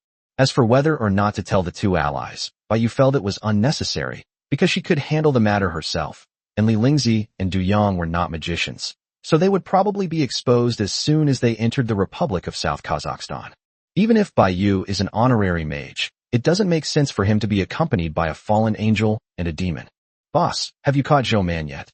Upon seeing Bai Yu return, Zhao Lingxiu immediately stepped forward and asked, while the brother and sister had no idea who Zhou Man was. No, I had the Lich let him go. He has some connections with the Mage Guild. I plan to go and see for myself another day. Anyway, he's just a level 1 king. He can't cause any trouble. If he really had any background, he would have led his men to attack Oman City long ago. Why bother with investigation? I could tell at a glance that he was a hybrid of a dwarf and a human. Of all the dwarves I've summoned, I've never seen one who was whiter and more handsome than him, and who was also taller than the average dwarf. Upon hearing that Zhou Man still had connections with the human race, Zhao Lingxiu became even more certain of her conjecture.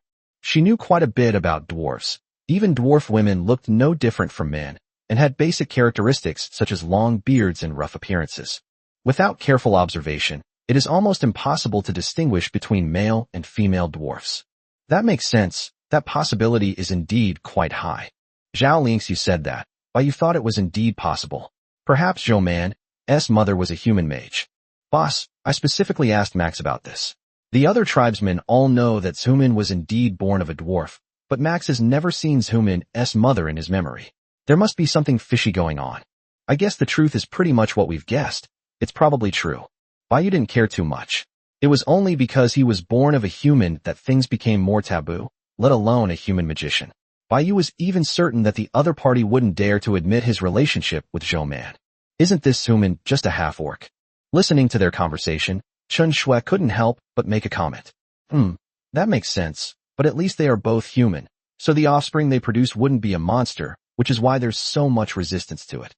Zhao Lingxiu nodded, while Baiyu recalled what Li Lingzi had told her. Intermarriage between elves and humans is quite common, because most human males are attracted to female elves. It also depends on genes. Look at goblins, they rely on other races to reproduce. They have strong genes, but they haven't produced any orcs.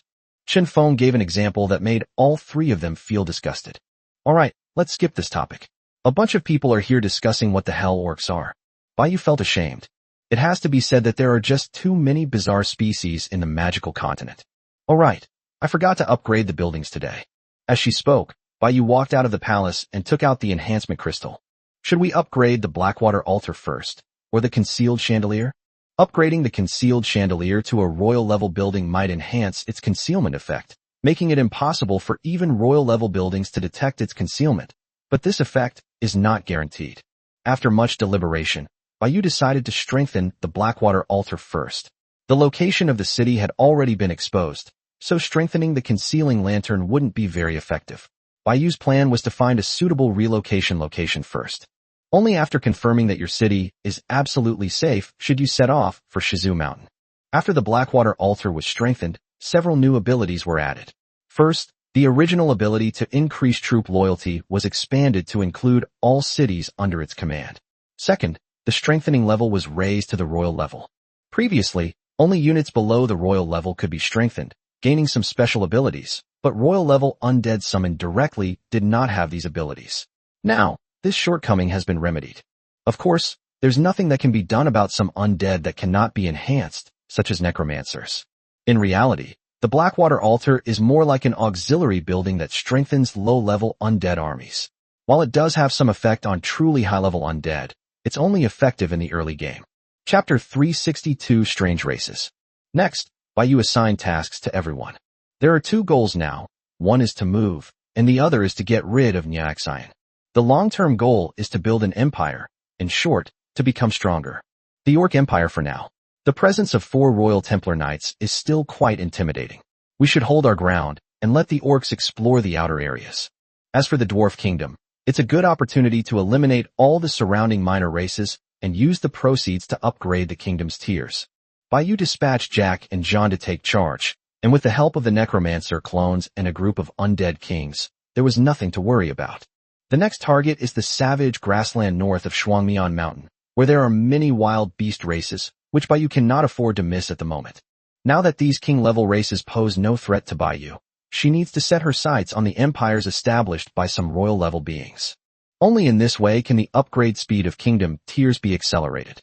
Baiyu has now met all 3 basic conditions and can establish a kingdom at any time.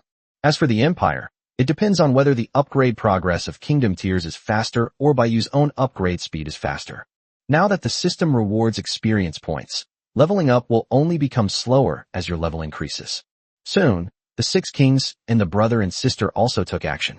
The remaining 4 kings and the brother and sister went directly to the undead fortress of Twin-Faced Mountain and entered the savage plains to begin their conquest. Baiyu remained firmly in the city of the dead, while Zhao Lingxiu went to Amon City to oversee the dwarves' next move. Everything is starting to get back on track. Meanwhile, in the other side of Fihe Oak, Zhang Yi, along with the Rock Dragon and a host of affiliated king-level troops, successfully conquered a race. This is a small wyvern found in primeval forests, only about the size of an adult human, that feeds on the carrion of other herbivorous wyverns. Their strength was naturally not great, with the highest being only level 6 king, but they mainly lived in groups, and Zhang Yi found their lair and wiped them all out. It's worth mentioning that Zhang Yi's rock dragon is a purebred dragon, which has absolute dominance over these sub-dragons with diluted bloodlines, and this is the main reason why he was able to easily conquer them. This creature is called the Flame Dragon Lizard. It is a bipedal creature with 2 claws on its front paws, and its appearance is somewhat similar to a hairless Kuin-gu. As their name suggests, they can breathe fire and are characterized by their fast running speed. They have no wings and therefore cannot fly, even the king-level ones. How many species of dragon lizards are there? Before Zhang Yi lay the slain flame dragon lizard leader, who held a tier of the race in his hand. This wasn't the first race he had conquered here. He had already conquered 2 races before, the frost dragon lizard and the thunder dragon lizard. In size to the flame dragon lizard, but its appearance is slightly different, except that it breathes frost and lightning. Logically speaking, these 3 creatures should all be of the same species, but when Zhang Yi conquered them, he rewarded each of them with a tier of the race. This puzzled Zhang Yi, so he temporarily left the tiers of races in the warehouse. He originally thought that the encounter with the 2 races was already a coincidence, but he did not expect to encounter a 3rd one today. Bai could see the tiers of the race stored in the warehouse, but she still couldn't see them. The dragon bloodline in these lizards was very weak. Zhang Yi didn't even understand why they could be called subdragons. As for why he conquered them, it was because they were too weak and because they were not far from Dragon City. Zhang Yi didn't even dismember the corpse, but instead threw it directly to the rock dragons to devour. These subdragons, which possessed a trace of dragon blood, were their best food. Call. A gust of wind swept across the ground, scattering leaves and dust, and a giant rock dragon retracted its wings and landed. Lizard has been discovered in the south. The rock dragon spoke in human language to report to Zhang Yi, and an exclamation mark appeared above his head. Lead the way. Zhang Yi leaped onto the back of the rock dragon, and the 5 rock dragons and 6 king-level beings flew directly south. The dragons moved back and forth among the massive trees, then leaped up, their enormous leaves obscuring their vision. Zhang Yi used his abilities to sweep the leaves away. Instantly, a blinding light shone through, and the surroundings became bright and clear. The dragons flew directly out of the primeval forest composed of giant ancient trees and soared through the sky. All around him was an endless green ocean, with no end in sight. Zhang Yi didn't even dare to imagine how big this primeval forest really was. The forest is not suitable for the large dragons to fly in. Flying above the forest can better conceal their movements. After flying south for 20 minutes, the dragons suddenly plunged into the forest. Lizards on the ground were devouring a huge carcass. By the time they heard the noise and looked up, it was too late. Boom. The massive body of the rock dragon crashed to the ground, surrounding the rock dragon lizards. The surrounding lizards sensed the danger, but were intimidated by the dragon's aura and dared not move. The leader roared, which awakened the surrounding lizards, who trembled and launched an attack on the dragon. A yellow mist of earthy dust billows out. This is their ability to petrify living things, a skill they rely on for hunting and dealing with enemies. However, an unexpected thing happened. The skills they relied on for survival were completely ineffective against the rock dragon. A giant rock dragon opened its massive jaws and swallowed a rock dragon lizard whole, scaring them into scattering and fleeing. Roar! A burst of earthy yellow dragon breath instantly engulfed them all. By the time the dragon breath dissipated, the lizards had already turned into stone statues. Zhang Yi kicked the lizard's leader to pieces, and with the sound of the system notification, he successfully conquered the race. Rock Dragon Lizard. What a strange race. There are already 4 types of lizards, each rewarded with 4 racial tiers for auxiliary barracks, and all of them have special rewards. Because Zhang Yi has dragon blood, some races with dragon blood can choose to exchange special rewards for dragon essence through the system. This is why he only realized he had a cheat code after conquering the first dragon race after arriving here. Compared to the skills or items that are rewarded, the essence of the dragon race is obviously more important. It's not that we can't afford the skills, it's that the fundamentals are more cost-effective. Depending on the degree of thinness of his bloodline, the size of the source he exchanges for varies, but without exception, the source can not only enhance his bloodline power, but also provide experience points. Zhang Yi casually retrieved the tiers of the race, and then planned to return with his troops. This place is full of opportunities for him, but it is also very dangerous, so he must act with caution. He would not risk venturing deeper into the city if the area around the city was not yet stable. Chapter 363 Merged Units. Just as Zhang Yi received the Rock Dragon Lizard reward, the system popped up a notification he had never seen before. 4 types of tiers belonging to the same race have been detected. Should we fuse them? Note: auxiliary barracks will also be merged, granting additional rewards. Zhang Yi only hesitated for a fraction of a second before choosing to merge without hesitation. He didn't care about any extra rewards. He just wanted to see what would happen after the fusion. Congratulations, Lord, on successfully fusing 4 tiers of the same race, upgrading to the kingdom's tiers, and gaining auxiliary barracks and dragon origin. As darkness fell, Zhang Yi, who had been busy all day, needed to rest, so he returned to the city alone. As for the troops, there's double experience for those below the king level at night. So how could Zhang Yi miss it? Of course, he continued working. Upon returning to the city, Zhang Yi immediately absorbed the dragon's essence. With a shudder, he completed his level up in the time it took to go to the toilet. Zhang Yi has now reached level 5, the same level as the brother and sister. He then inspected the auxiliary barracks. As for the tiers of the kingdom, he didn't understand them and could leave them to Bai Yu. Auxiliary barracks, dragon lizard. Description: automatically summons 1 dragon lizard every day. Current summoning level, level 2 king. Dragon lizard? So the special change resulting from the fusion is simply removing their prefixes? That's such a perfunctory approach. Zhang Yi didn't care anyway, as long as he got the reward. He then built this auxiliary barracks. Bai Yu had previously said that he could do whatever he wanted with the auxiliary barracks he obtained by conquering races. He could build them himself or give them to him. At this moment, Zhang Yi chose to build it himself. This was the first barracks he built here, and it was fortunate that he hadn't rushed to build the previous auxiliary barracks. With the barracks completed, the automatic summoning system began to summon the level 2 dragon lizard. Saw the dragon lizard, the corner of his mouth twitched. This dragon lizard didn't have much of a physical change compared to the other 4 types of lizards, except that it had an extra pair of wings, and its forepaws had disappeared, growing on the tips of its wings, like bat wings. But its wings are feathered, and combined with its bipedal appearance, this dragon lizard looks more like a... Damn, it's just one chicken. Zhang Yi couldn't help but swear, and then took a look at the dragon lizard's attributes. Compared to the previous 4 different dragon lizards, this one not only possesses all 4 attributes, but also has the ability to fly and a domain. In terms of ability, it completely outclasses the 4 different types of lizards, because none of their king-level lizards have a domain. It was a king-level creature after all, so Zhang Yi didn't find it unacceptable. There were many different kinds of dragons, including various shapes and sizes, and many of them were quite bizarre. Sigh, if the dragons don't hurry up and upgrade, the units in these auxiliary barracks will surpass them.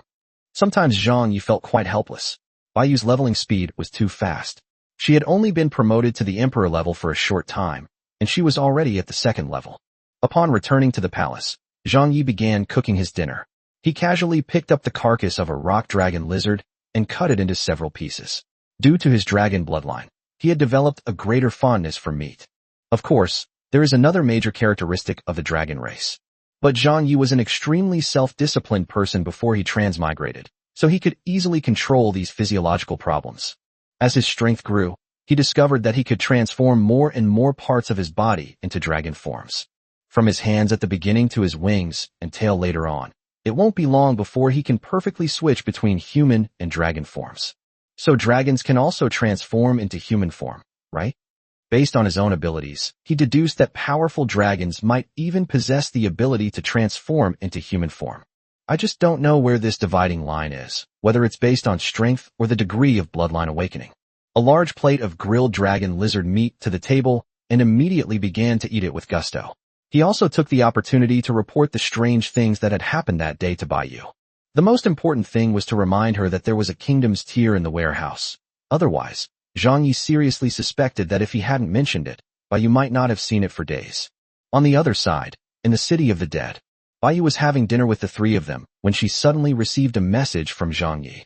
After putting down his knife and fork, he simply stopped eating and listened to Zhang Yi's story. Bai Yu, the merging of 4 auxiliary barracks summoned a chicken. Zhang Yi, I made a mistake. It's a dragon lizard, not a chicken. This is the first time I've seen this kind of integrated barracks function, so I wanted to let you know. Bai Yu, I've never seen it either, but that's not important. Being able to get the reward for free is the most important thing. Zhang Yi, and the kingdom tier, which is formed by the fusion of the 4 race tiers, I have already put it in the warehouse. Bai Yu, yes, I noticed it a long time ago. It is indeed a bit strange. In this situation, one should only be given a tier of the race. It is obvious that these 4 types of lizards belong to the same race. It might have been a kingdom before, but it may have split up later. As long as the rewards have improved, Why worry about anything else? Bai Yu took out 2 kingdom tears directly from the warehouse. She hadn't even noticed them if Zhang Yi hadn't pointed them out. But as the boss, could she admit to it? Of course not. Everyone looked over with puzzled expressions upon seeing the suddenly appearing tear of the kingdom. Zhang Yi got it. Bai Yu offered an explanation before beginning to absorb the information. Kingdom Tears current upgrade progress, 31/100. With an additional 4 points, we're one step closer to upgrading to the tier of the Empire. It's only been a few days, and it's already taken over a kingdom? Qin Shui was somewhat surprised. Zhang Yi's speed was too fast. That's normal. Their troops are dragons, which are very strong. Qin Feng explained that the main reason was that the surrounding races had all been wiped out, putting them in a different situation. No, it is formed by the fusion of the tiers of 4 races. Bai Yu told the 3 of them about it, and the brother and sister were also surprised. Perhaps this was originally a split off from a kingdom tier? Qin Feng's analysis was spot on, and Bai Yu thought so too. Otherwise, it wouldn't explain why they could fuse and why each dragon lizard had it.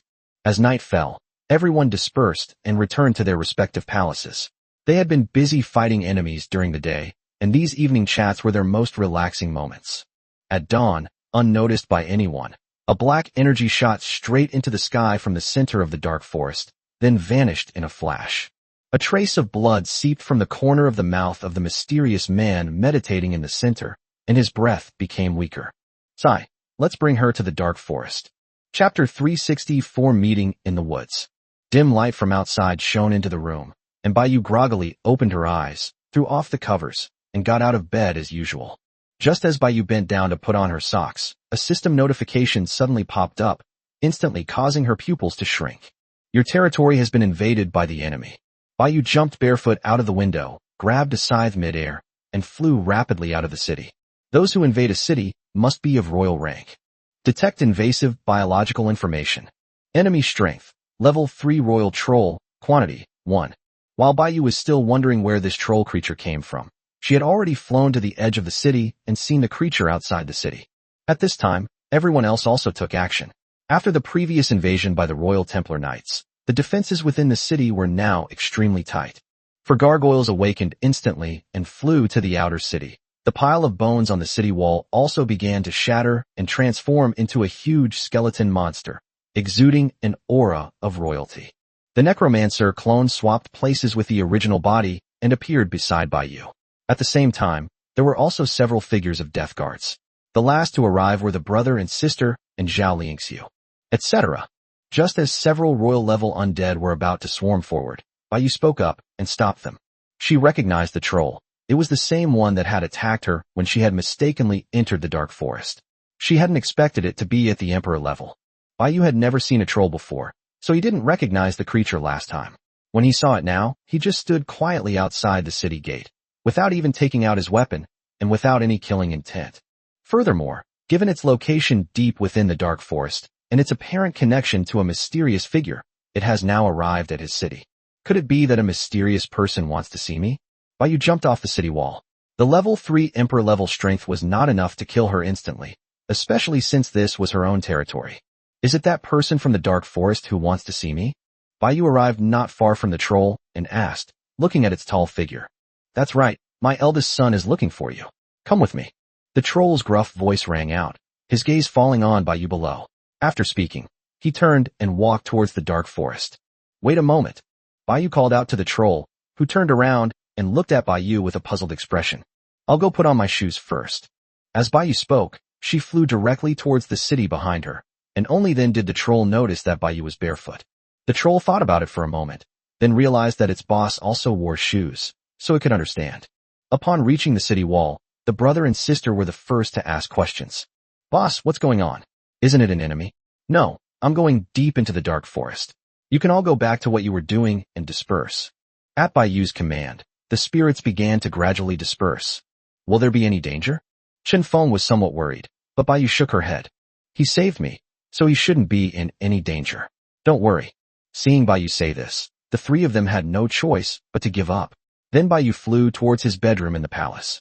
Less than 2 minutes later, Bai Yu, having put on her shoes, reappeared in front of the troll. Let's go.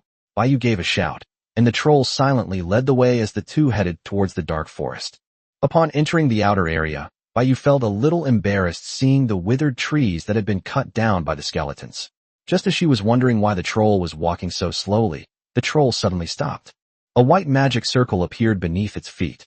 Given Bai's current mastery of so many high-level spells, she immediately recognized it as a spatial teleportation magic circle.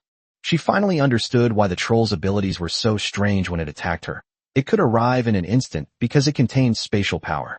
But how could trolls, who look clumsy and not very smart, also possess magic?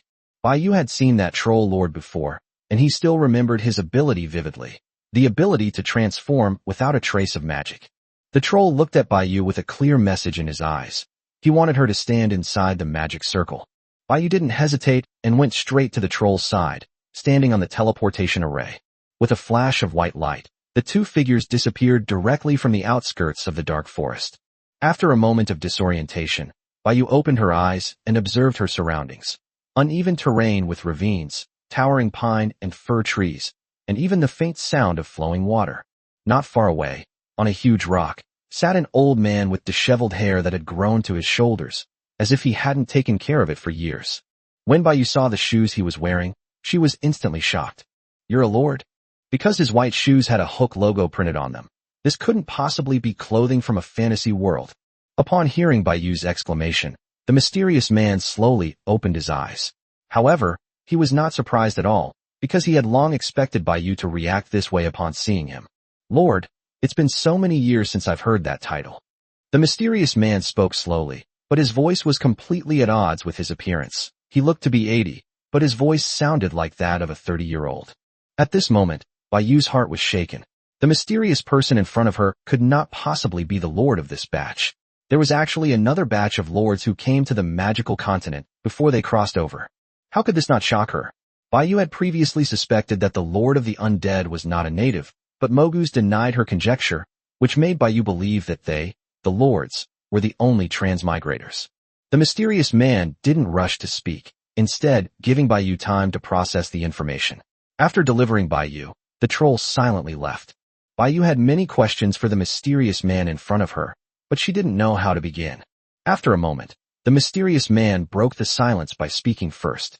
"Guoming, those two words that haven't been mentioned for so long are my name. It's been so long that I can hardly remember them anymore. I know you have many questions, but I'm here to ask for your help. I will answer all your questions afterward." So his name was Guoming. This name must be from the east, so it's somewhat plausible that he would come to my rescue. "What kind of help do you, a powerful figure like yourself, need from a junior like me?" Bai used polite language. After all, the mysterious person had saved her, but if she wanted to help, she should first find out what the situation was. "There is some risk, but it should be fine for you. If you succeed, you should receive a system reward." Guoming spoke slowly and deliberately, then looked at Bai, waiting for her response. Chapter 365 Secret Conversation. Bai was also completely bewildered. "What do I have that you think so highly of me?" But since there would be a reward, and given Guoming's affirmative tone, Bai decided to give it a try even if she wasn't capable. "Although I don't know what you see in me, Senior, you saved me, so I will do my best to help you." Despite her complaints, Bai replied politely, "It's nothing, and even if I don't save you, someone else will. He's the one who gave me this information." Guoming's words got Bai's brain working again. When did I acquire this background? Could it be that the Lord of the Dead suddenly appeared, slaughtering his way through all directions to protect his successor? Then, "Senior, could you tell me who that person is?" Bai looked at the other person with an adorable, inquisitive gaze, but Guoming suddenly blurted out, "Keep it a secret." Sure enough, he had the air of an old man in the mountains, keeping quiet about this and that. "All right then, let's get down to business." "Fine, I won't say it then, humph. It is a hidden danger in the dark forest. I have heard that the weapon of the Lord of the Undead possesses powerful sealing power. As the new Lord of the Undead, you should also have this ability. May I take a look at the weapon?" Guoming remained as calm and collected as ever, but the information he casually revealed always shocked Bai. He and the Lord of the Dead were from the same era. Guoming sat motionless on the boulder. Bai walked up to him, took out a sickle, handed it to him, and then spoke. "Senior, are you friends with the Lord of the Dead?" Guoming shook his head and took the sickle from Bai. "We've only met a few times, we can't really be considered friends." "So what kind of person do you think the Lord of the Dead is?" Bai looked at Guoming, who was checking his weapons, and seized the opportunity to ask again. Guoming pondered for a moment, seemingly recalling distant memories. Most people describe him as a hothead, but he is indeed very talented. A hothead? Maybe it was his personality that led to him being outmaneuvered in the end. Seeing that Baiyu was interested in the Lord of the Dead, Guoming, recalling his memories, also said a few more words. From the collapse of the undead empire to your appearance, it can be basically confirmed that he is dead. The dark clouds covering Marshall were also caused by him. The red moon has a strange demonic power. It will dispel the dark clouds at night, and the dark clouds will reappear when the red moon disappears during the day.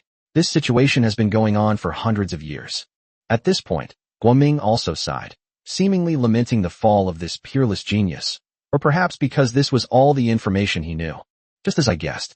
Meanwhile, Baiyu beside her was still processing this information, which consisted of 2 points. First, it is almost certain that the Lord of the Dead is dead. Second, he died in Marshall. This may be somehow connected to the fact that Baiyu was born here. Guoming didn't add anything further, and Baiyu didn't ask any more questions, quietly waiting for the other party to inspect her weapon. A moment later, Guoming returned the weapon to Baiyu. Although I have never seen the Lord of the Undead's weapon, your weapon is indeed extraordinary. I have only seen 3 weapons that can take shape. What he said is true. Your weapon has a very strong sealing ability. What do you need me to do? Baiyu held the scythe in her hand, unaware that it possessed sealing abilities. The system description didn't mention it either.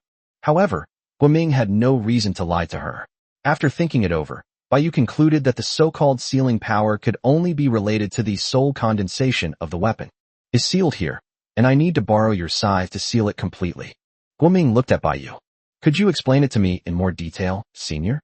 Baiyu estimated that Guoming's strength was at least at the monarch level, or even possibly at the emperor level.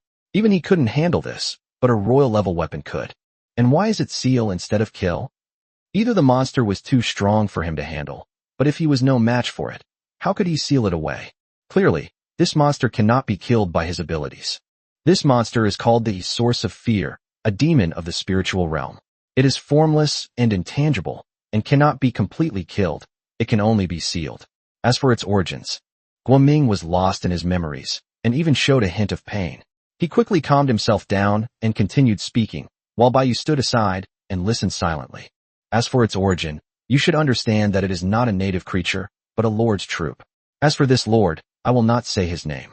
He is my close friend, and has the same talent as the Lord of the Undead. He was the #1 lord back then, just like you now. Guoming paused for a moment, giving Baiyu ample time to process this information. Baiyu wasn't too surprised. If there were soldiers with such an immortal and indestructible spiritual quality, it would be difficult for them not to be #1. His relationship with the Lord of the Undead was one of mutual respect and friendship, like 2 enemies. When he learned that the Lord of the Undead had failed to ascend to godhood and had been ambushed, he was furious and wanted to avenge him. Unfortunately, his cultivation level was not high enough, and he was seriously injured by various forces and eventually went into hiding. Baiyu could tell that this former #1 lord was somewhat like a passionate young man who hated evil. No wonder he and the Lord of the Undead, this hothead, became rivals who respected each other. During the time he hid away to recuperate, an accident occurred. He fell in love with a woman, but she was not human. Nevertheless, he was resolute, and the 2 eventually had a son. After recovering from his injuries, he broke through his cultivation level and reappeared before the major powers. What no one knew was that he had found me before that. Baiyu could already foresee the outcome. Such a cynical young man would never give up until he avenged the Lord of the Dead. By that time, he was no longer just seeking revenge for the Lord of the Dead. He was furious about this filthy, dog-eat-dog world and wanted to eradicate all these disgusting, powerful forces. His lone struggle seemed to have already sealed his fate. He told me that he had been affected by the Source of Fear, a fusion unit, and that if he died, he would be manipulated into a puppet that would kill everyone in his memory. Not wanting his wife and children to be harmed, he forcibly separated them and gave me a high-level spatial magic book. Through his teachings, I successfully advanced it to a forbidden spell and mastered the method to seal the Source of Fear. He was also weakened as a result. Knowing that he could not escape this battle unscathed, he still chose to persevere because this was his path to godhood, and it was his own choice. Before leaving, he asked me to tell his daughter if I ever had the chance to meet her that he loved her very much. Guoming took a deep breath, followed by a long sigh. Have you seen his daughter all these years? Baiyu then asked Guoming a question. I've met her, but she hasn't met me. She's also your friend. Her name is Yingxi. Chapter 366 His Choice. Yingxi. Baiyu was taken aback, never expecting it to be Yinshi. In her memory, her father was indeed a very powerful human, and the time he spent with her was very short. But Baiyu never imagined that Yinshi's father was the #1 lord back then. However, when Yingxi suffered a clan upheaval and was hunted down, Guoming did not come to her rescue. Moreover, based on the information revealed in his words just now, he is also an emperor-level expert. Guoming seemed to notice Baiyu's confusion and began to explain. The reason I agreed to help him seal the source of fear and confine myself in the dark forest is because I was able to advance from the ordinary level to the emperor level without his help. He has done me countless favors, and this is the only thing I can do for him. Since the seal was placed, I have been unable to leave the dark forest, and I am powerless to help his daughter. Furthermore, as the seal weakens, I am now unable to even move my body. Why not release the seal after his death? Why insist on it? Baiyu was somewhat confused, feeling that Guoming was a bit stubborn, even insisting on continuing to seal the source of fear in order to find himself. It's not that simple. After so many years of integration, the source of fear has developed some intelligence. It's like his shadow, and anything related to him will restore the source of fear's power. At this moment, his weapon is on his daughter's body. If the seal is broken, the source of fear will target his daughter first. In addition, the reason he left his weapon to his daughter was also as a backup plan to deal with the source of fear. As long as Yinshi advances to the emperor level, a part of her memories of him will awaken, and she will follow the guidance to the dark forest. With the help of his weapon, she can seal the source of fear again and become an ally of Yinshi. However, the corresponding risks are also great. If Yinshi cannot control it, she will suffer a backlash, which is both an opportunity and a danger for her. Baiyu understood Guoming's explanation. The meaning was simple. Guoming would temporarily seal it, and once Yinshi advanced to the emperor level, the seal would be transferred to her weapon, becoming either an opportunity or a danger for her. As a father, this was of course a last resort. If conditions allowed, he would certainly not want to let Yingxi accept the source of fear, since it would backfire if she couldn't control it, which would be too dangerous for Yingxi. And my appearance at this moment became just right. So that's how you found me. That's right. Even he himself admitted that the Lord of the Undead's weapon was extremely powerful. You are not only the successor of the Lord of the Undead, but also a Lord. You can also rely on the power of the system. No one is more suitable than you. Guoming patiently explained that since he was asking for the other party's help, he naturally had to make the pros and cons clear. I see. Baiyu began to think. If the system couldn't eliminate this troublesome thing, wouldn't it become a time bomb in the future? Suddenly, Baiyu paused, realizing something strange. Yinshi was only about 10 years old, which meant her father had probably only been dead for about 10 years. But the dark forest has clearly existed for a long time. The timeline doesn't match up at all. Was the dark forest formed because the source of fear was sealed away? Guoming was surprised by Baiyu's quick thinking and naturally knew what she was going to ask. Yes, he has been dead for over 300 years, and I have been sealed here for over 300 years. The original forest here has also been eroded by the source of fear and turned into this state. Yingxi was born. The couple infused her with their primordial power as a legacy, allowing her to cultivate without hindrance and protecting her safety. She then fell into a deep slumber, only waking up in recent years. So Yingxi is actually over 300 years old. Baiyu was astonished. It turned out that Yinshi had been asleep for so long. In more than 300 years, all of the Tiger Queen's confidants must have died, which was why she was hunted down by her own kind as soon as she came out. In our terms, that's certainly true, except that her mental age is only that of a teenager. Guoming made a rare casual remark, seemingly recalling the present world through his conversation with Baiyu, and appeared more energetic. After being sealed for over 300 years, my strength has long since fallen from the level of an emperor, while the source of fear has grown to the level of a royal. Now is the best time to reseal it. Although your weapon is different from the Lord of the Dead's, you share the same lineage, so your abilities are naturally no weaker than his. Compared to people of the same era, you are far stronger than me. As compensation for sealing away the source of fear, I will also pass on the spatial magic he taught me, and from now on, you will be the master of this dark forest. Baiyu's eyes lit up instantly upon hearing this. There was such a good thing, but she still needed to confirm it. I used a weapon to seal it, so I shouldn't need to use spatial magic, right? Don't worry, you won't be trapped here like I am. It's no different from usual. With your talent, You can completely suppress the source of fear. This is the reward you deserve for sealing the source of fear for Yingxi. Guoming smiled and looked at Bai Yu, seemingly recalling their group of Lord friends from back then. Alright, let's begin. Bai Yu was planning to ask Guoming some questions about the Lord after resolving these matters. He wasn't familiar with the Lord of the Dead and didn't know much about him. So the only thing that interested Bai Yu was the question of the Lords. Alright, when the time comes, touch the seal with your scythe, and it should trigger a system prompt. Just do as instructed. That's one of the great benefits of being a Lord. Guoming didn't even teach Bai Yu how to seal it, because he knew the system would intervene. Bai Yu saw that his hand, which had been resting on his lap, suddenly lifted up, and as he moved, the surrounding environment began to darken. Guoming's body, which had been meditating, slowly floated up. The boulder he was sitting on immediately shattered, and a bottomless hole appeared in the ground below. Immediately afterward, a royal aura erupted, and a black shadow rushed out instantly. But just as it broke through the ground, Guoming clasped his hands together, and the surrounding space was instantly frozen. The source of fear was also bound in place and unable to move. Bai Yu, standing to the side, also saw the true nature of this source of fear, a strange black energy body, emanating an aura completely different from death energy and darkness. Bai Yu took out the scythe, slowly walked forward, raised it with one hand, easily passed through the spatial barrier, and touched the source of fear in front of him with the back of the blade. Special form of life detected. Absorb it using Judgment Death Scythe. Absorb. Chapter 367 Artifact Spirit. As Bai Yu clicked on the system interface, the top of the scythe seemed to have an endless suction force, frantically absorbing the trapped source of fear. Only then did Bai Yu notice that Guoming's spatial seal had developed a crack. She hadn't expected that in just over 10 seconds, this temporary seal would be broken. Once the seal is broken, this thing immediately disappears without a trace and becomes extremely difficult to find again. Fortunately, the system's power is strong enough. You should know that the source of fear is essentially evolved from the soldiers of Yingxi's father. Where did the soldiers come from? It was all caused by the system. How could a tiny source of fear possibly resist the system? Moments later, the source of fear was completely freed from the spatial seal and absorbed entirely by the scythe. Congratulations, Lord.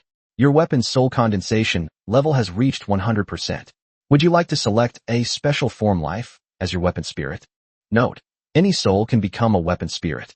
The weapon spirit's abilities will be added to the weapon's abilities. The same weapon can only have one weapon spirit, and once chosen, it cannot be changed. Is there even a question? The source of fear has fought alongside Yingxi's father for many years, so it must be an emperor-level soul. Where can you find such a spirit? Bai Yu clicked yes directly, and the system popped up another message. If a special form of life is chosen as the weapon spirit, its intelligence will be completely erased, and it will become completely integrated with the weapon, inseparable, and grow along with the weapon's level. Do you wish to continue? Bai Yu was stunned. Was there really such a good thing? Wouldn't that make it completely part of the weapon? What was there to worry about backlash? After clicking continue, the scythe began to emit a strange black energy, which then gradually solidified. Bai Yu picked up the scythe and looked it over. He noticed that there was a faint layer of black energy covering the blade, and the blue flames in the eye sockets of the skull at the top, where the blade and hilt met, had turned black. He tried swinging it, and a black trail instantly appeared in the air. This was the scythe without any enchantments. Bai Yu was examining his weapon on one side, while Guoming on the other side slowly landed on the ground. Years of sitting cross-legged had made his body extremely stiff, and his bones would crackle and pop with the slightest movement. As Guoming slowly stood up, the seal that had bound him for so many years was finally broken. However, he did not show much joy. Instead, he looked at Bai Yu's scythe with amazement in his eyes. He could tell that this wasn't entirely due to the system. Her weapon was even more powerful. The system only plays an auxiliary role. Other lords or weapons would not achieve the same effect. Bai Yu was currently checking the information about the sickle, her eyes filled with delight. Accompanying weapon, Judgment Death Scythe. Quality, Royal Grade Weapon, Upgradable.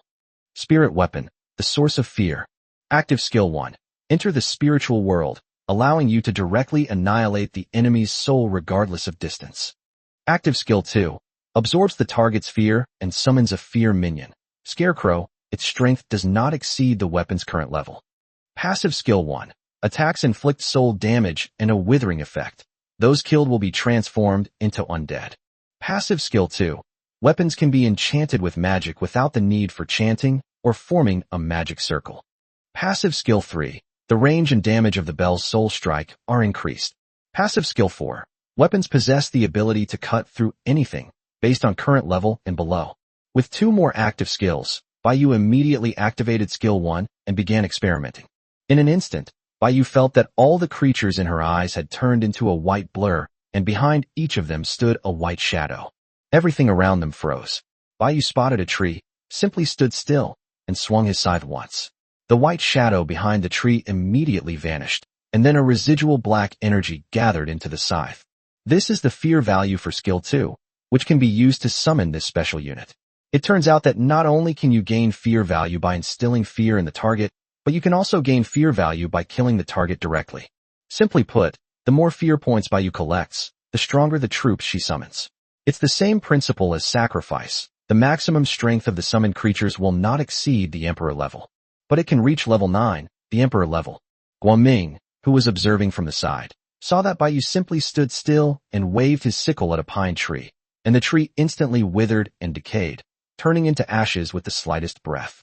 Its soul is gone. It possesses the ability to directly invade the spiritual realm, just like the source of fear. Guoming was somewhat surprised at this moment. The source of fear not only did not become a burden to Baiyu, but instead made her stronger. Baiyu also deactivated her skill, and the surrounding soul entities simultaneously became invisible. With this ability, she could launch a surprise attack on her opponent. It seems the source of fear won't be a burden to you anymore. Can I take another look at your weapon? Guoming was eager to know what changes had occurred to her weapon, and Baiyu handed the weapon over for him to examine. He then took the weapon and also took out a book of spatial magic. Baiyu accepted it without hesitation, learned it right in front of him, and even stored it in his right eye. Seeing this, Guoming just smiled and didn't say much. Recalling how hard he had worked to read the magic book, he sighed. It's good to have a system to help you. Huh? Aren't you a lord too? Why don't you have a system? Baiyu stood next to Guoming, half a head shorter than him, and could see his face hidden under his messy white hair. He had delicate features, looked a little weathered, and had deep, bright eyes, not at all like an old man. Moreover, based on the observation just now, Guoming can also see the system panel. The system will only exist for 100 years. Once the 100-year period is up, it will become invalid. At that time, even the barracks will no longer be able to be summoned. The troops will have to reproduce on their own. Not to mention other functions, you will have to build a toilet yourself brick by brick. Therefore, 100 years later, we are basically no different from the locals. We have completely integrated into this place. Baiyu was stunned and didn't know how to respond for a moment, so the system could disappear. But Guoming seemed to have been given a tap on his tongue, rambling on and on while looking at Baiyu's sickle. Perhaps this is the joy of it breaking free from its centuries-old seal. Do you know how many lords ultimately survived? As he spoke, Guoming held up 5 fingers and made a gun gesture towards Baiyu. 800. Baiyu chimed in, puzzled. The mortality rate of a lord worth billions being reduced to only 800 is already extremely high. 800. Guoming sneered. There are 8. Chapter 368 History of the Magical Continent. What? Baiyu was shocked and could hardly believe that only 8 people survived in the end. That's not right. The Lord transmigrated through 3 billion people, and basically everyone except the elderly and children did. Everything was fine before I arrived, wasn't it? That's the key point. After all that, Baiyu hadn't even thought of such important information. How many $3 billion would he have to travel through time? Wouldn't that mean humanity would go extinct? Perhaps you and I don't come from the same world. Guoming seemed to have already guessed this. Parallel universe? Baiyu exclaimed in surprise. If time travel exists, why can't parallel universes exist? Guoming's words left Baiyu speechless. It was indeed the case, and it seemed that only this explanation made sense. This is not a question Baiyu should be concerned with. What she should be more concerned with is the information about the previous batch of lords, or even whether there was a previous batch of lords. Were there any lords before you? Baiyu stared at Guoming, anticipating his answer. Have. Really? Even we don't know which batch we're in. When we first came into contact with the previous batch of lords, we were just as shocked as you are now. When we met the previous group of lords, and even learned that there had been a group of lords before them, we made a bold guess. That is, the magical continent originally had no races. All these races were military units developed by a certain lord. Guoming handed the weapon back to Baiyu and said something that shocked her again. This weapon is very powerful and will be a great asset to you in the future. But Baiyu was still in shock and didn't hear what Guoming was saying. How many years has the magical continent been in history? I don't know, but as far as I know, it's been tens of thousands of years, and the time when a new batch of lords descends every 1,000 years is fixed. As for how long the magical continent has existed, even Guoming himself doesn't know. Tens of thousands of years. That means at least dozens of groups of lords have descended upon us during that time. According to the speculations of Guoming and other previous lords, the original magical continent was just a barren land with no native races. The first batch of lords suddenly arrived and began recruiting troops to fight each other. The troops of those lords who died were either enslaved, scattered, or exterminated. However, if some soldiers escape, they can indeed become a true native race after thousands of years of development. Moreover, the system will disappear 100 years from now, and killing enemies will no longer grant experience points. These remnants of the army will have even less chance of being slaughtered and will most likely be left to fend for themselves. Just like Baiyu now, would she be worried if she let the demon-eating ant kingdom go? Not at all. The upper limit of those creatures is only king level. And how could Baiyu, who is at the emperor level, possibly worry about these ants becoming a threat? But who knows, after tens of thousands of years of development, the race may have mutated and its potential increased. But after tens of thousands of years, the lords will all be ashes, and who will care about that? If they're alive, they'll still be crushed, and I still won't worry. In other words, the original native races of the magical continent were left behind after the first batch of lords' conquests. After thousands of years of development, the second batch of lords arrived, and after the war, the number of native races increased again, and the situation became more and more chaotic. Then the third batch of lords arrived, and so on. As the power of the native races grew, they began to wage war to establish the world order and their own dominance. Until the last few batches of lords arrived, what they saw was the native race with its power fixed. That's why the native races are so powerful now, yet the lords still fight each other, and I'm afraid that in the end, there will be fewer and fewer lords left. 8 of Guoming's group were left, so how many will be left in my group? 3, 1, or none left? How many lords are still alive? Are any of your previous lords among them? Baiyu asked again, because Guoming was the best source of information for her. This was a once-in-a-lifetime opportunity.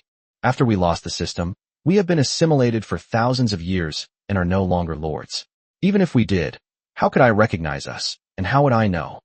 The magical continent is vast, with 7 continents scattered across the world, insurmountable except by divine power. Perhaps some of the previous lords still exist, but I can tell you that I am the only one left from our generation.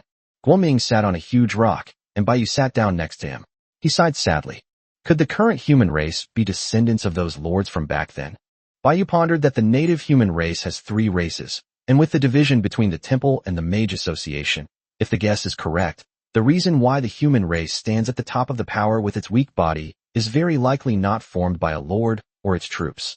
I've been sitting here for too long, and there are some things I'm not entirely clear about, but I'm pretty sure that there are still some of the previous lords still alive among the human race. Guoming's guess coincided with Baiyu's. The behavior of the human race was too puzzling, completely different from other races. How could there not be something fishy going on? And how did the War of the Lords end? Guoming knew very little about this information. After all, 1,000 years had passed, and he had spent hundreds of years in the dark forest alone. Baiyu then turned to asking other questions.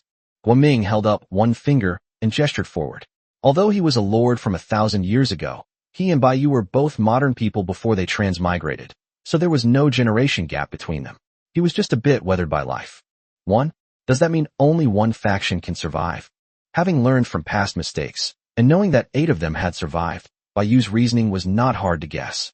Once the 100-year period is up, the system will convert all lords outside the top 10 into free agents, and then they will disappear.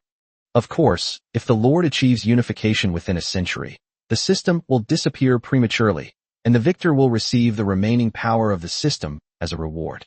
However, this is conditional. Only one lord can remain. Guoming's words made Baiyu's eyes narrow. It turned out that the conditions for ending the struggle for supremacy were very simple. Either wait 100 years to be among the top 10, or unify the country through one's own abilities. But this only ended the struggle for supremacy among the lords. What about the struggle for supremacy among the local forces? The rewards obtained using the remaining power of the system should be quite generous, right? Guoming couldn't help but chuckle. He hadn't expected that the current number one lord would only care about the rewards first. The remaining lord includes those who submit, but not allies. So if you have any allies, don't get too close to them, or you'll eventually turn against them. As for this reward, it's the same for everyone who achieves unification within a century. The Path to Godhood. Chapter 369 Racial Secrets. The Path to Godhood. Is it possible to become a god based solely on one's talent? By you thought of the 7 kings, whose upper limit was the god realm. Since the upper limit was the god realm, it was naturally possible. I don't know. At least as far as I know, no one has received this reward, nor has anyone become a god. But you must understand that the system's rewards can save you from taking 100 years of detours. In the past 1,000 years, only one person has ascended to the divine realm. That was a young archmage from the Mages Guild. Bayu nodded. Of course, she understood that the lords were able to strengthen themselves so quickly entirely because of the system. Without the system, they are lambs to the slaughter. Forget about fighting for supremacy. They'd be lucky to even survive. However, if it weren't for this damned system, they wouldn't have been able to come to this god-forsaken place. It seems the path to godhood is very difficult. As a result, most people probably won't be able to become gods. Bayu even fantasized about the future when the undead empire, with its dozens of gods, would crush the world. I remember Yingxi once told me that all the powerful people who ascended to the rank of emperor had found their own divine path. Otherwise, they would not have been able to ascend to the rank of emperor. That's not wrong. But in the end, he still died on his own path to divinity. Finding the path to divinity is one thing, but walking it is another. Your cultivation level is still low. Everyone's path to divinity is different. Understanding these things now won't do you any good. You'll naturally understand when your cultivation level reaches a certain point. Guoming's words do make sense. These words were originally spoken by Yin Xie's father, but he ultimately failed to reach the divine realm.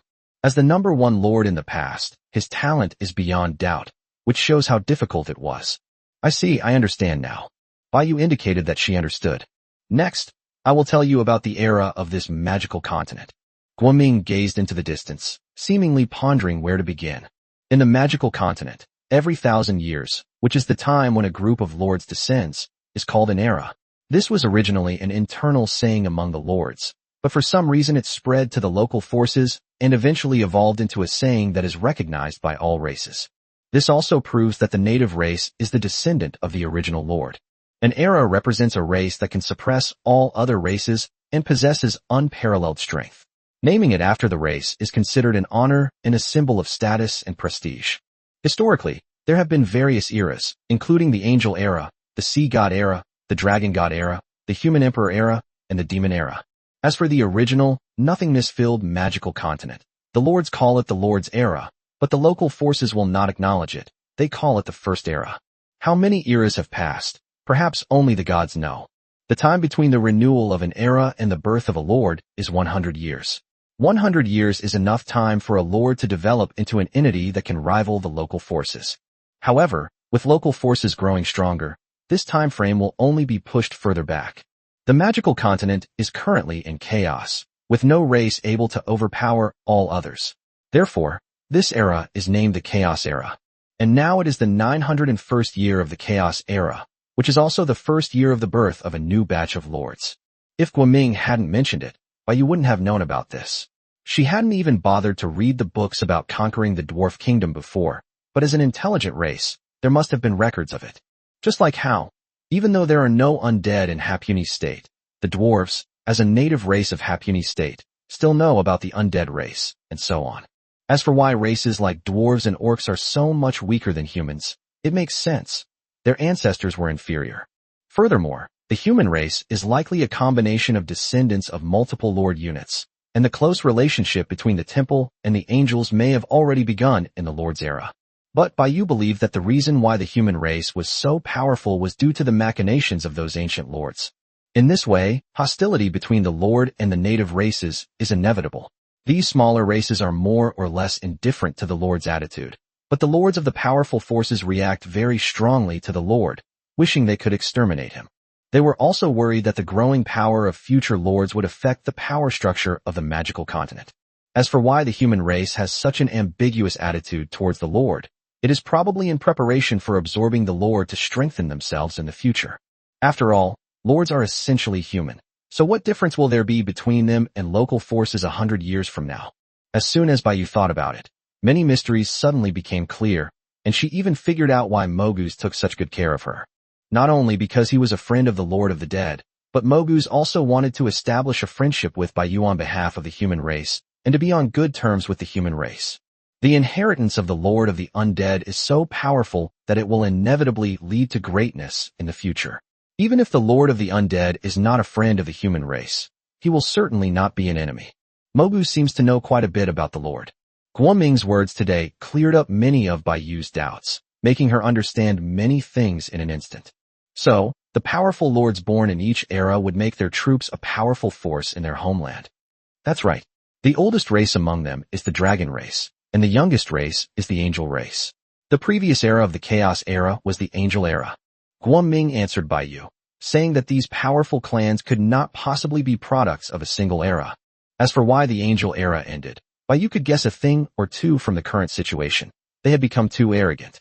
Having already been hostile to demons, and having successively provoked the dragon race and split the human race, it was impossible for them not to be targeted.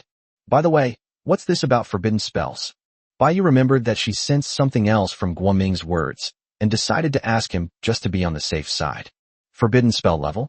Normally, the magic taught by word of mouth reaches its limit at the high level.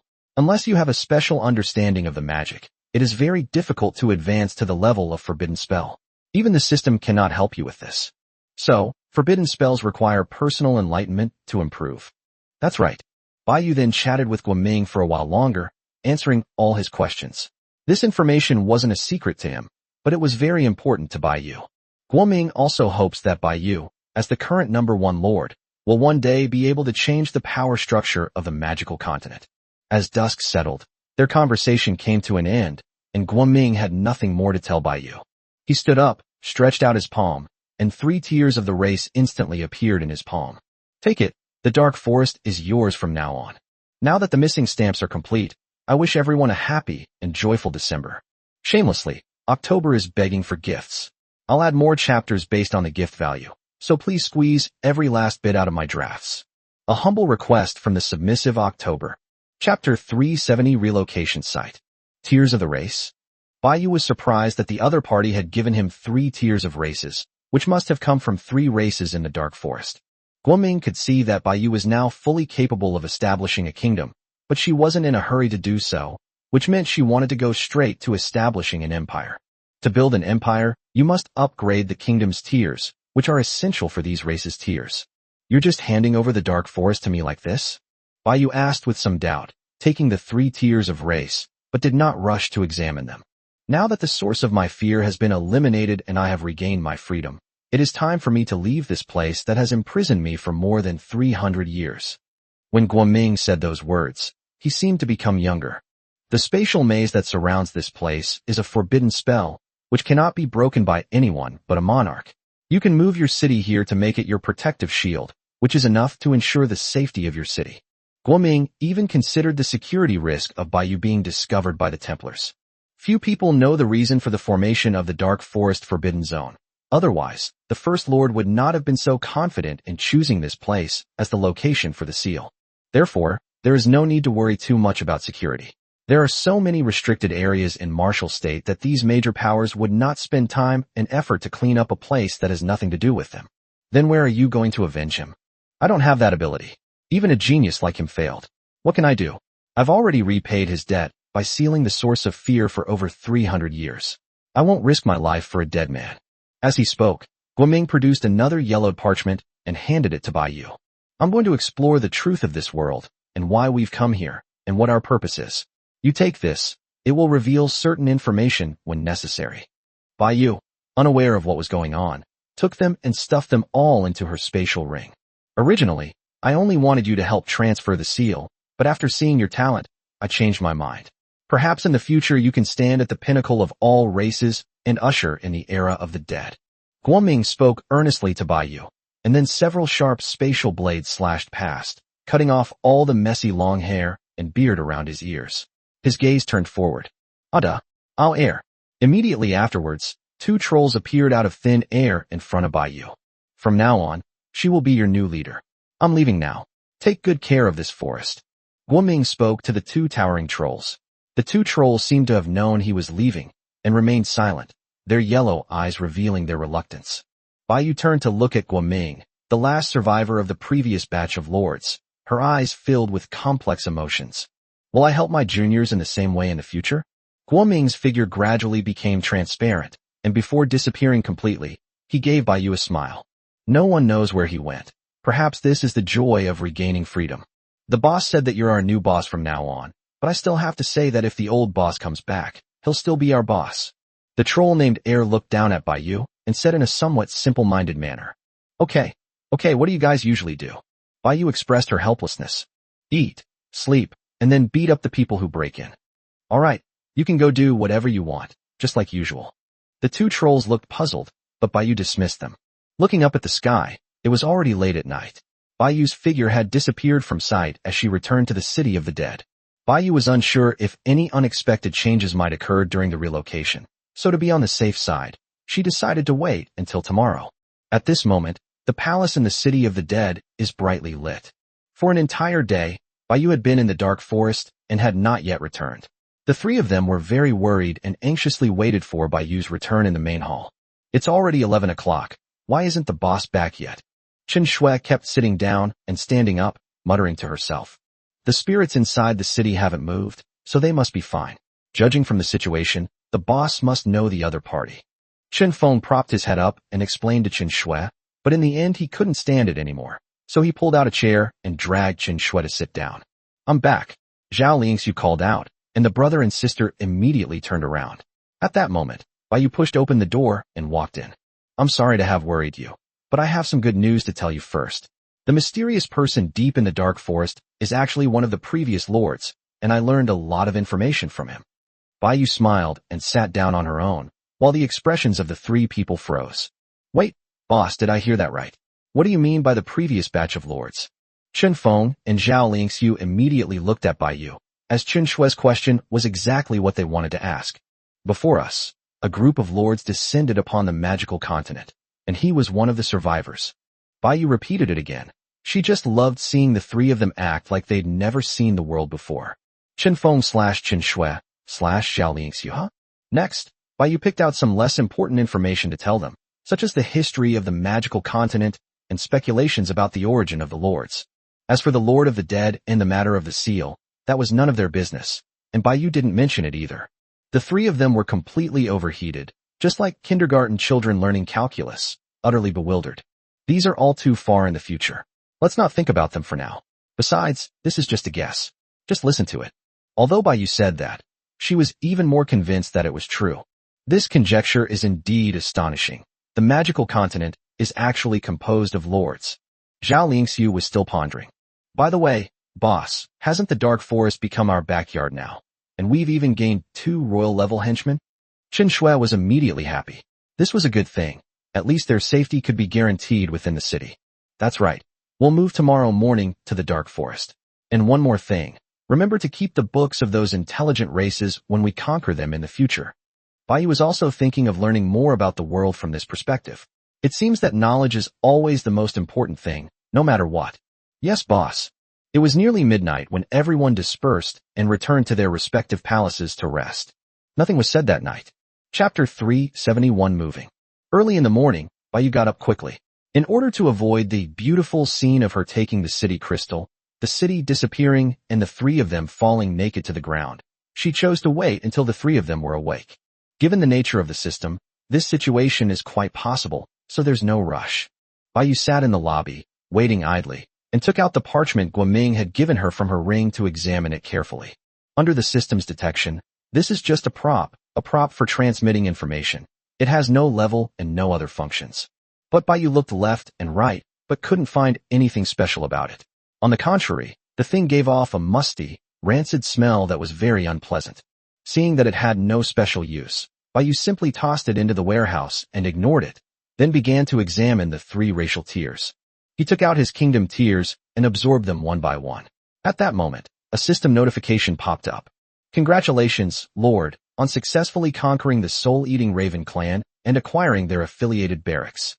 Note: The soul-eating raven is a race formed under the influence of a special unknown life form, capable of absorbing and fusing with subordinate barracks and weapon spirits. They really are a special race, actually connected to the source of fear. Naturally, Baiyu didn't want the attached barracks and chose to absorb it without hesitation. The scythe was strengthened again, and Baiyu immediately took it out to check, but the strengthening was not very significant. To be precise, it strengthened the summoned creature of the source of fear, which was the scarecrow. Baiyu hasn't been summoned yet, so we don't know exactly what enhancements were made. We can only wait for another opportunity to experiment. The other two races are the rock serpent and the vine serpent. However, these two snake races are not ordinary races. They share a common characteristic. They can merge with each other, just like skeletons in a pile of bones. In simple terms, they can combine. One is a wood-attribute venomous snake active under the dead leaves in the forest, and the other is a giant earth-attribute python coiled underground. Each race has more than 20 king-level members, and together with their remaining members, they can possess combat power comparable to emperor level. However, it lacks a domain, so strictly speaking, it is only slightly stronger than a pseudo-emperor. However, the chieftains of the two snake clans are both genuine emperors, which are still very useful to Baiyu at the moment. They can continue to serve as guardians of the Dark Forest along with the two trolls. After taking over the Dark Forest, we suddenly gained 4+2 more emperor-level combatants, which greatly increased our sense of security. Since both of these snake races are species from the Dark Forest, Baiyu didn't build their auxiliary barracks in other cities, but directly in the City of the Dead. The Rock Serpent, Vine Serpent, and Soul-Eating Raven are the three major races in the core of the Dark Forest. As for the smaller races on the periphery, Baiyu will deal with them another day. Kingdom Tier's current upgrade progress, 51/100. A full 26 points were added. It seems that upgrading the kingdom's tiers is significantly faster than advancing to Monarch. Both Serpent Clan members and the Orc Empire provided 10 progress points, the same as the Soul Eater Raven, while the Soul Eater Raven only provided 5. From this, Baiyu can also see that any force with at least one Emperor-level member, whether it be a race, kingdom, or empire, has a fixed progress of 10 points. As for king-level forces, that would likely be determined based on their specific strength. This trip to the Dark Forest was incredibly fruitful for Baiyu. She mastered spatial magic, making teleportation a piece of cake. The weapons were upgraded, and a few henchmen were acquired. The most valuable thing was the intelligence. This level of information was something that only emperors could access, and it was just the tip of the iceberg about the truth of the entire magical continent. Baiyu felt that the development of the City of the Dead was now on the right track. With the brother and sister and Zhang Yi, plus the 7 kings and Zhao Liangxiu, they could support the City of the Dead on their own and continue to expand outwards. As the new Lord of the Undead, it's time for me to go out and explore, to learn about the true face of the magical continent, the conflicts and disputes between the various races, and even to find out the truth behind the death of the Lord of the Undead. Why do they fear the undead? Is it merely because of the endless undead scourge? Baiyu didn't believe it. He couldn't just stay holed up in the city forever. What difference would that make from being a frog in a well? Only in this way can Baiyu avoid repeating the same mistakes, reach the pinnacle, and even uncover the truth of the world. Just as Baiyu was in a daze, the three of them walked in one after another from outside the door. "Boss, we're all ready, we can move now." Chen Shui walked briskly in front of the two of them and shouted loudly as soon as she entered the door. Baiyu turned around upon hearing the sound and glanced at the time. "It's not even 7 o'clock yet. No rush. You guys have breakfast first." "We can move while we're having breakfast." "Idiot. The city will disappear when you move." Chen Feng tapped Chen Shui on the head. "That's right." The night elf went to prepare breakfast for everyone, and Baiyu also sat down and ate a few bites. After the meal, Baiyu gathered all the alchemists, night elves, goblins, and dwarves in the city together, totaling over 1,000 people. The three of them stood in front of this group of soldiers. Unbeknownst to us, there were already so many people in the city. Baiyu glanced back and then flew directly to the top floor, standing next to the city crystal. The city's crystal exudes black energy, constantly spreading outwards. Outside, there is a transparent barrier, a special structure called the Crystal Shield, which is used to protect the entire city.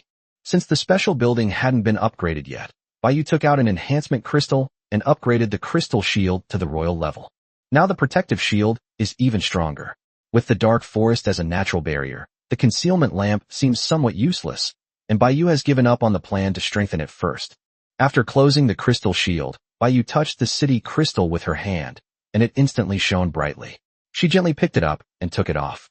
Then, the city vanished in an instant, and Baiyu's body floated in the air, surrounded by a large open space and troops that had been assembled in the square beforehand. They were to follow Baiyu into the depths of the dark forest, since the troops didn't have a return-to-base function.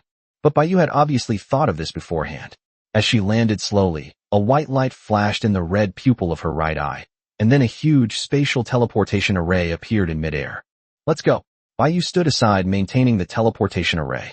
She had already made markings deep inside, and Guoming had also taught her how to control the spatial maze deep inside, so naturally, it wouldn't block her own teleportation array at this moment.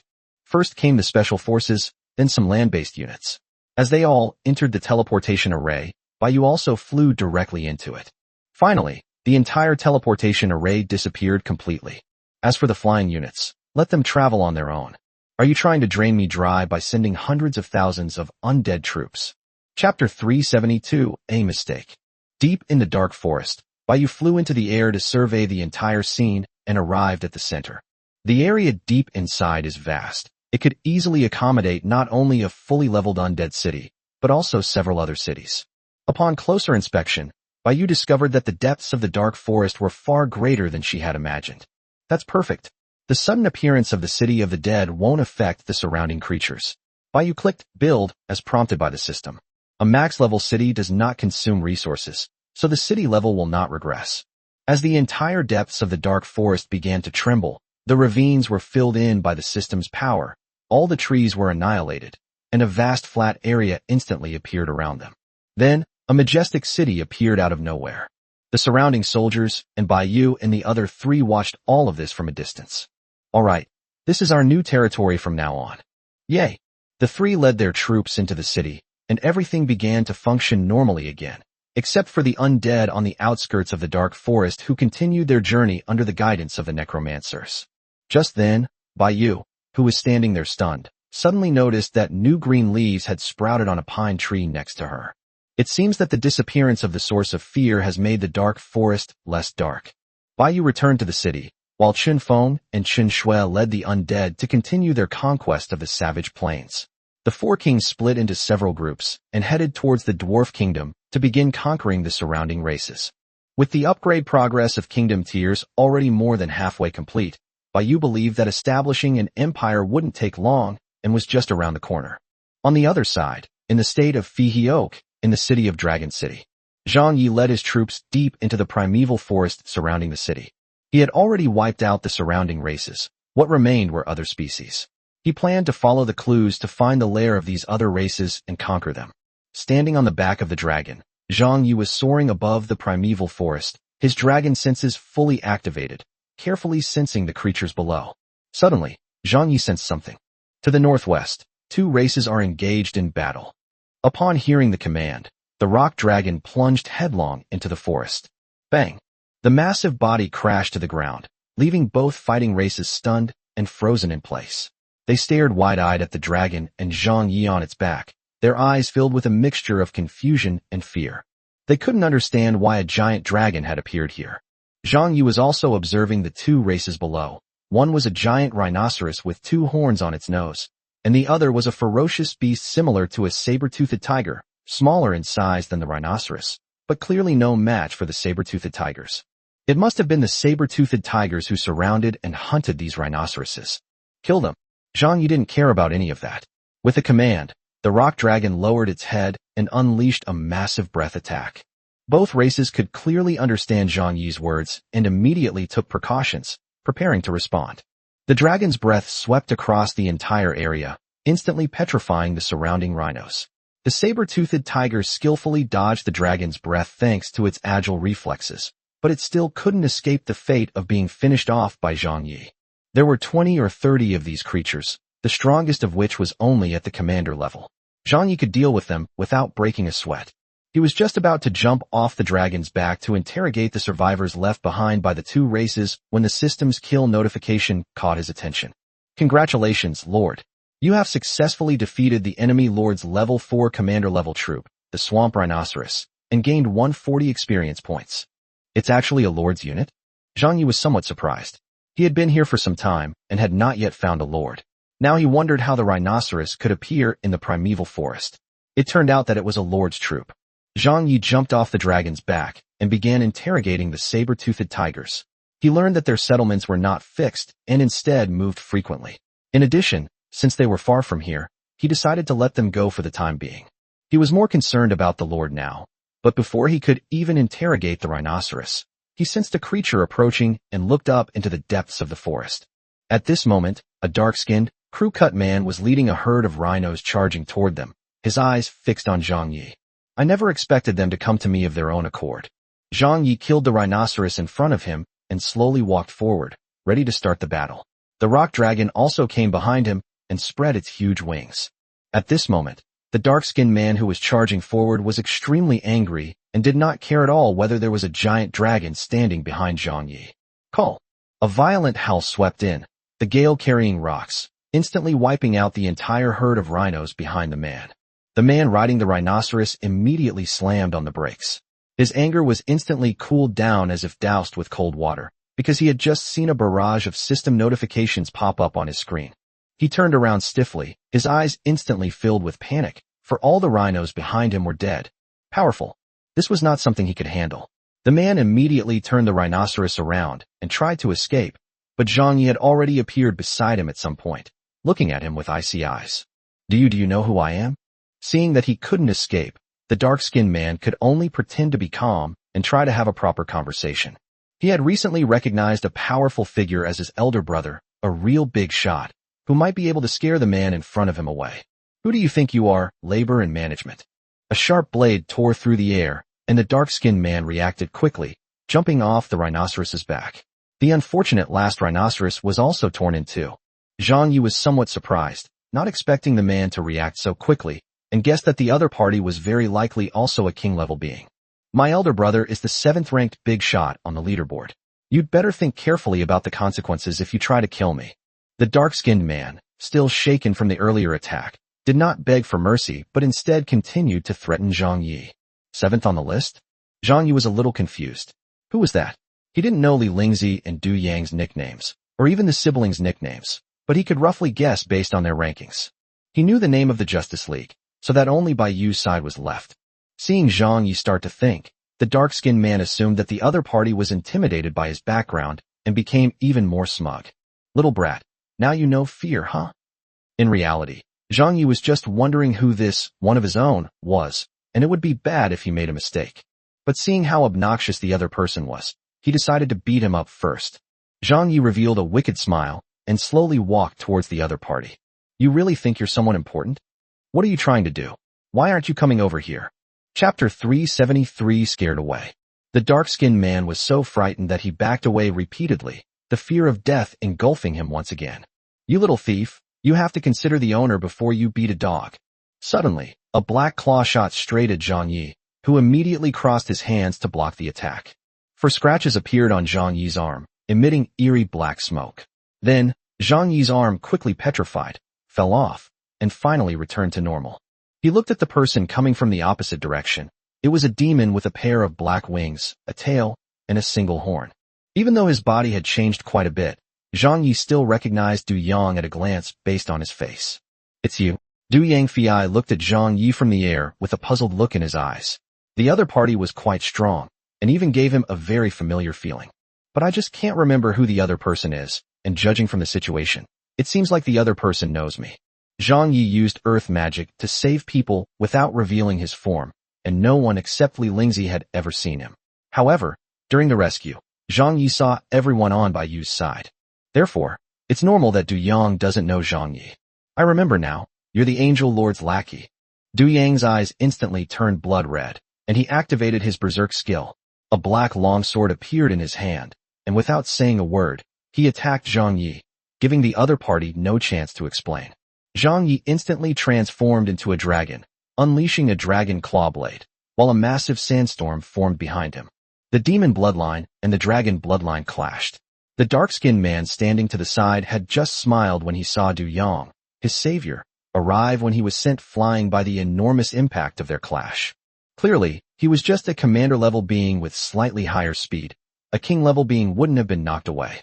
Both are level 5 kings and top lords, so their strengths are very close. Du Yang's strength lies in his terrifying close-range burst power, while Zhang Yi excels in defense and strong vitality. For a time, neither side could gain the upper hand. The rock dragon stood by and watched the battle without intervening, because it was Zhang Yi's order. Otherwise, the dark-skinned man who had fallen to the ground would have died countless times already. Zhang Yi didn't rush to explain. Instead, he wanted to test his strength by fighting Du Yang. The two were not only top-tier lords, but also of the same level, making them the best opponents. The dark-skinned man standing to the side was terrified. He hadn't expected Zhang Yi to be so strong that even his new boss couldn't take him down. Is this person also a big shot? Du Yang was equally surprised. In just a few days, this lackey of the angel race had become so strong. His demonic energy was unable to completely erode the opponent's rocky domain, which was completely different from the earth magic of the human race. Zhang Yi emitted an earthy yellow aura, and instantly a giant dragon made of rock within his domain attacked Du Yang. Yin /% hashtag, winky face. He opened his mouth and uttered a shy and difficult to understand incantation, and immediately a huge beam of earthy yellow light shot out, intending to pierce through the opponent directly. One attack after another followed, forcing Du Yang to unleash his full power once more, unleashing a massive demonic sword aura that shattered the rock dragon's attack. Immediately afterwards, Du Yang gripped his sword with both hands and stood upright, a black barrier appearing as he prepared to withstand Zhang Yi's dragon language magic. Boom. After a loud bang, Du Yang was sent flying, half of his body disappearing, but he recovered instantly, quickly adjusting his posture in midair to avoid being knocked to the ground in a sorry state. At this moment, Zhang Yi was exhausted from both physical and magical exertion and was panting heavily. The two locked eyes. Du Yang, the warmonger, still wanted to fight, but Zhang Yi already knew the outcome he wanted and clearly understood his current strength. Du Yang lacks stamina. If he tries to outlast Zhang Yi, he will definitely lose. Moreover, Zhang Yi is now at level 5 with almost full experience, while Du Yang is only at level 5. Although the difference is small, as top lords, this slight difference can determine the winner. The system ranked him 4th and Du Yang 7th. The difference was not just that Zhang Yi had more king-level skills than his opponent. Zhang Yi's abilities are particularly effective against enemies who have sufficient explosive power but lack endurance. This is a misunderstanding. Stop fighting. I am Zhang Yi, the Sky Overlord, and I am now your ally. Zhang Yifei flew in the air, his eyes meeting Du Yang's, and slowly spoke. The dark-skinned man below narrowed his eyes and immediately opened the leaderboard to check. 4th place. It's ranked higher than its own boss. Du Yang, on the other side, clearly did not believe Zhang Yi's explanation. Bullshit, I don't believe it. Just as they were about to launch another attack, Lin Jun and Shi Yao arrived with a group of king-level demons. Perfect timing. Take him down. Zhang Yi was speechless. He was starting to wonder if Du Yang had lost his mind, since he wasn't listening to him at all. The surrounding demons swarmed forward to attack the rock dragon, clearly indicating that Du Yang's goal was still to fight Zhang Yi one-on-one. Zhang Yi's lips twitched, and he shouted, "Necromancer!" With his call, the undead teleported directly to his side, followed by an unparalleled royal aura that shook the entire area, sending everyone and demons flying. This is a royal level. We're completely stunned. The necromancer's strength was far too great. It was impossible for him to be at the king level. When faced with the undead, they all felt a sense of powerlessness. Although the necromancer is not good at combat, it is a genuine level 2 royal level. While it may not be able to defeat a normal level 1 royal level, it can easily kill some king level beings. After all, it's just an auxiliary tool. What are you standing there for? Run! Du Yang shouted, then turned and ran with the demons without hesitation. Zhang Yi. But the necromancer's appearance was meant to stop this misunderstanding, and besides, he was Bai Yu's ally and had no intention of attacking them. Otherwise, they wouldn't be able to escape under the watchful eyes of an emperor. In a short while, only the dark-skinned man remained on the field. Seeing Zhang Yi's terrified face, he thought his death was imminent and hurriedly began to beg for mercy. Brother, I was wrong. I shouldn't have called him my brother. You are my brother. Zhang Yi didn't even bother with him and left with the rock dragon. Well, that saved us the trouble of explaining. In the end, they were scared away by the undead. Since he couldn't kill this lord, Zhang Yi had no choice but to continue searching for other races. However, considering that even a top lord like Du Yang was only at the same level as him, he felt much more at ease, which meant that his own level hadn't fallen too far behind. Zhang Yi had been gone for a long time before the dark-skinned man dared to raise his head and observe his surroundings. Seeing that the other party had completely left, he immediately took off running back. What kind of bullshit 7th place is this? They can't even beat 4th place. Achoo! Du Yang sneezed as he ran back to town, but didn't pay much attention to it. Who the hell is cursing me? Luckily, the enemy's Emperor-level fighter didn't catch up. Chapter 374 The Rampage of the White Tiger. Zhang Yi also reported this farcical incident to Bai Yu to prevent any further accidents from happening. That evening, Bai Yu looked at the message Zhang Yi sent, her expression turning strange. What was absurd was that Du Yang didn't listen to Zhang Yi's explanation at all, but instead ran away. She wondered what Du Yang was up to this time. As for the lords of Phi Heok who came to him, they were probably just looking for a powerful backer because of his reputation. Du Yang, on the other hand, needed an opportunity to develop in other states, so he naturally wouldn't refuse. Oh well, let it be a misunderstanding. Oak stayed for a while, but he didn't expect that Du Yang had actually taken in 2 subordinate lords before that. According to the Necromancer's census, both of them were king level, which was considered to be above average among the top-tier lords back then. As night deepened, Bai Yu went upstairs to rest. Under Bai Yu's influence, many of the dead trees on the outskirts of the dark forest have been transformed into a kind of undead, ghost-faced trees. This is the power of her domain. She summons these ghost-faced trees not to defend against enemies, but to act as eyes and ears. In this vast forest, there are several disguised ghost-faced trees at intervals. They are no different from ordinary dead trees in normal times, but they will awaken as soon as an enemy approaches.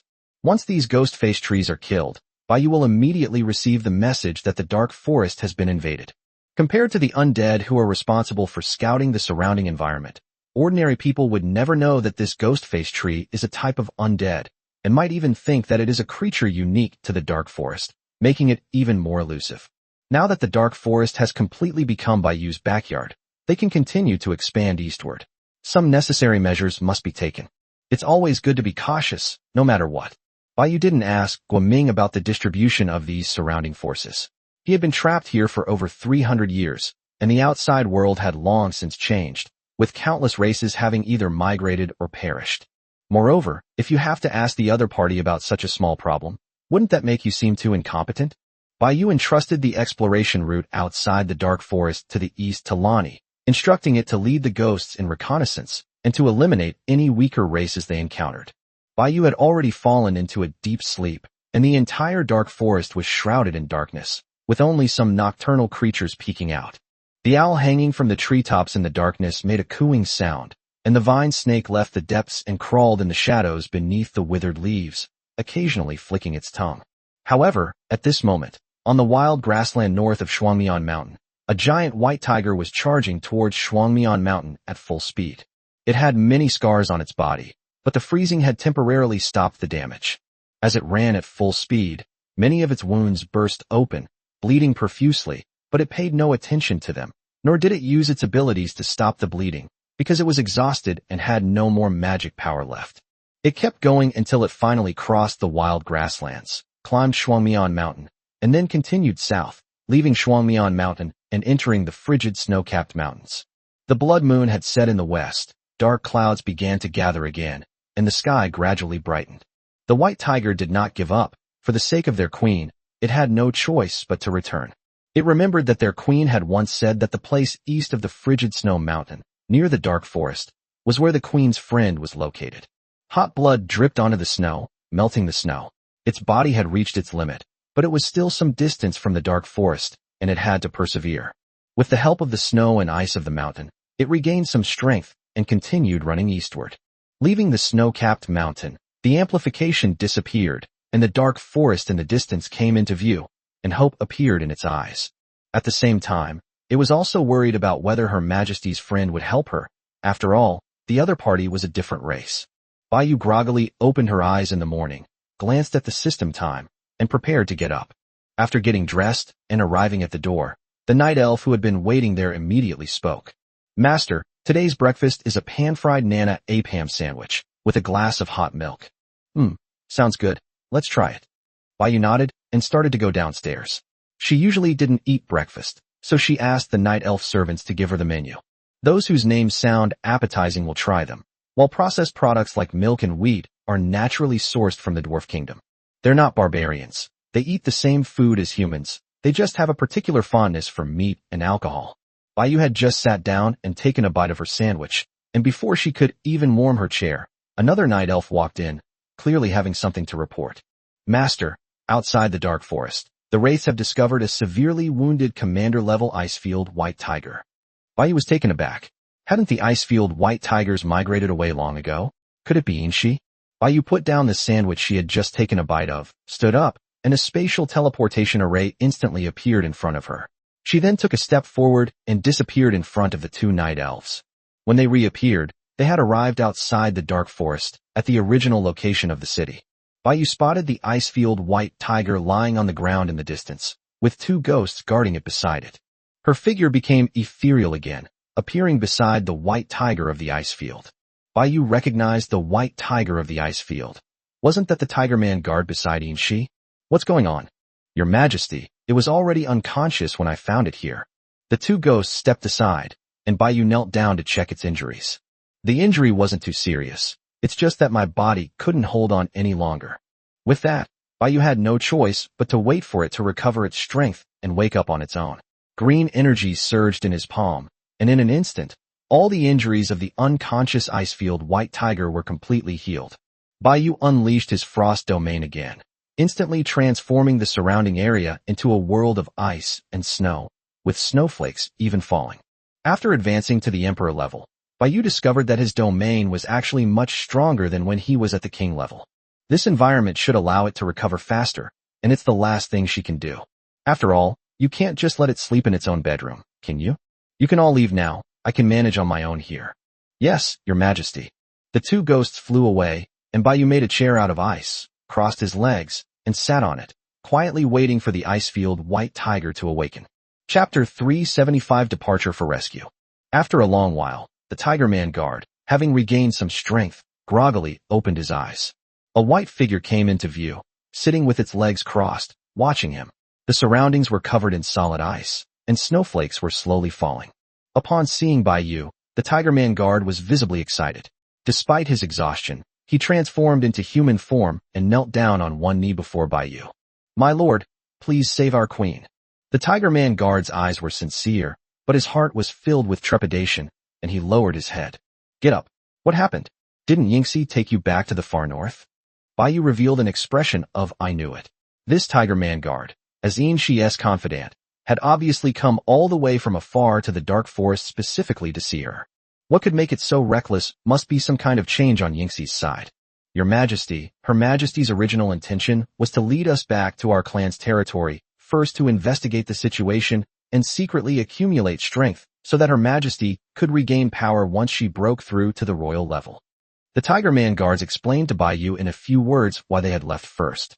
It has to be said that Yin-Shi was too hasty. She could have waited in the frigid snow mountain to break through to the Emperor level before returning to her clan's territory. But Baiyu soon learned the specific reason from the Tiger Man guard. The Icefield White Tiger clan lives in seclusion in the frigid lands. Keeping a low profile, their strength surpasses that of most empires. There are 7 elders in the clan, all of whom are of royal rank. All matters, large and small, of the clan are discussed and decided by them. There is no clan leader in the real sense. To be precise, these 7 Icefield White Tigers belong to 7 different tribes. After the death of the previous White Tiger Queen, they each ruled their own territory. However, to prevent internal strife, the entire tribe was divided and ruled by the 7 major tribes. Of the 7 of them, there are naturally those who are close to Yingxi, those who are neutral, and those who are hostile. The ratio is 1 to 2 to 4. Most of the clan elders are unwilling to let Yingxi take charge of the clan, but they can't fight City Hall. Even if the faction that is close to Yingxi knows this, they are powerless to do anything about it. The opposing faction even sold Yingxi's information to the Orc Empire under the pretext of her half-orc bloodline, and even secretly sent pursuers to assassinate her. Yingxi was in such a hurry to go back because she wanted to win over the 2 neutral elders, but an unexpected incident occurred. A group of uninvited guests arrived at the White Tiger clan. They were some high-ranking members of the Orc Empire. Their purpose in coming here is unknown. They may want the Icefield White Tiger to join the Orc Empire, or there may be other reasons. One of the high-ranking members was a kobold with an innate ability to smell other orcs. As a result, Yingxi was successfully discovered. The Icefield White Tiger did not want to join the Orc Empire, but it was powerless to do anything about their aggressive behavior. After all, the situation was beyond its control. Just then, the kobold spotted Yingxi, giving the other party leverage over her. The opposing faction was furious, the neutral faction completely switched sides, and the pro-Yingxi faction was powerless. They mobilized the entire clan to capture Yingxi, and the four elders even took action themselves. Yingxi was seriously injured, but she managed to hide in the place where she used to sleep among her clan by taking advantage of the strangeness of spatial magic. That place was sealed by Yingxi's father. Even though the seal's power has been depleted over hundreds of years, it is not something that a few emperors can easily break. But the foundation of the entire race is undeniable. Frost magic also possesses sealing power, and given that this seal has existed for so long, it's impossible that they haven't studied it at all. Therefore, the Tiger Man guards did not know how long the seal could hold out, and it could be destroyed at any time. The seriously injured Yingxi was powerless to resist. The Tiger Man guard was able to escape with the help of a close Tiger Man, which was probably tacitly approved by the clan elder. When it was discovered, it had already successfully left the clan's territory. Yingxi's situation was extremely urgent, and the Tiger Man guards couldn't find anyone else who could help her. They could only place their last hope on Baiyu. To fight against 7 emperors, and possibly even offend the powerful Orc Empire, will she help the queen? After the Tiger Man guard finished speaking, he lowered his head and looked at Baiyu's swaying little leather shoes. 7 White Tiger clan elders at the emperor level? Baiyu murmured to herself as she analyzed the combat strength of both sides. Royal level combatants on her side, but she can't mobilize Ada and Aer. Moreover, the far north is very far away from here, and sending troops there would be too much of a waste of time. Of course, not all 7 elders will necessarily take action. The neutral faction doesn't know, but at least this close faction is an actor. What is the strength of those high-ranking officials from the Orc Empire? Baiyu stood up from the ice chair and looked down at the Tiger Man guards. It is said that it is just a group of kings, possibly led by an emperor. At this time, they may have already left the far north. The Tiger Man guards didn't have any accurate information either. They could only guess at the general outline. Lead the way. Baiyu's cool voice rang out, and the Tiger Man guard looked at her in surprise, not expecting her to agree so readily. Those are 7 emperor-level beings. Baiyu's idea was simple. These powerful elders couldn't possibly guard the outside personally. If they couldn't defeat Yingxi, they would retreat. If their strength was inferior to his, well, Baiyu wouldn't mind granting them eternal life. The necromancer. Baiyu gave a shout, and the undead immediately appeared in front of him. I need to be away for a few days. I'll leave the affairs of the city to you. The body formed from black mist throbbed, and the undead, having heard the command, vanished. My lord, are you planning to go alone? The Tiger Man guard asked with some concern. In its understanding, Baiyu and Yingxi were about the same strength. Even if she was a royal level being, she couldn't possibly contend with the entire Icefield White Tiger clan. Don't worry, I know what I'm doing, and I won't joke around with your queen's life. Just lead the way. Baiyu noticed the Tiger Man guard's worry, but was not angry because the guard questioned his strength. Seeing that their queen's friend was so confident, the Tiger Man guards had no choice but to put aside their worries and trust him. A spatial portal unfolded in front of Baiyu. Let's go. It'll be shorter to travel from my city. It takes several hours for a king-level cultivator to travel from here to Shuangmian Mountain, let alone a commander-level cultivator. Without suspicion, the Tiger Man guard stood up and entered the teleportation array, with Baiyu following closely behind. When they reappeared, they were already outside the main fortress gate. Through the undead fortress's teleportation, they could reach the summit of Twin Peaks. Chapter 376, Tribal Land Conversation. At the summit of Shuangmian Mountain, Baiyu gazed at the vast sea of clouds. The sun in the sky was somewhat dazzling. This was the first time she had ever seen the martial sun. It was also the first time the Tiger Man guard had come here, and he was slightly stunned. Then he realized that this was the top of the mountain from which he had come. As a native race of martial, it has never seen the sun since it can remember. You're too slow. I'll take you flying, and you show me the way. As soon as Baiyu finished speaking, a spatial cage appeared around the Tiger Man guard, trapping him inside. The two figures vanished instantly, speeding northwards. On the other side, in the far north.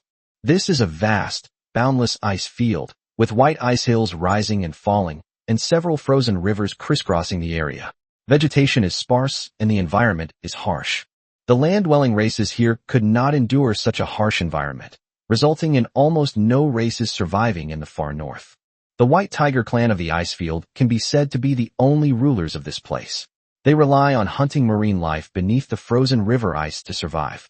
The rivers here are interconnected, including a huge underground river that is said to connect to the endless sea, which has become their inexhaustible source of food. The center of the far north is also the gathering place of the Icefield White Tiger.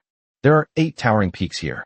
Although they are relatively small compared to real high mountains, such as the Frosty Snow Mountain and the Double-Sided Mountain, they still look very out of place in this far north region where it is almost entirely plains.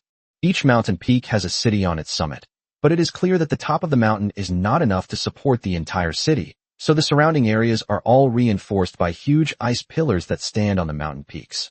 There are 7 cities in total, representing the 7 tribes of the Icefield White Tiger clan. The distance between the mountain peaks varies, but without exception, they all surround the tallest ice mountain in the center.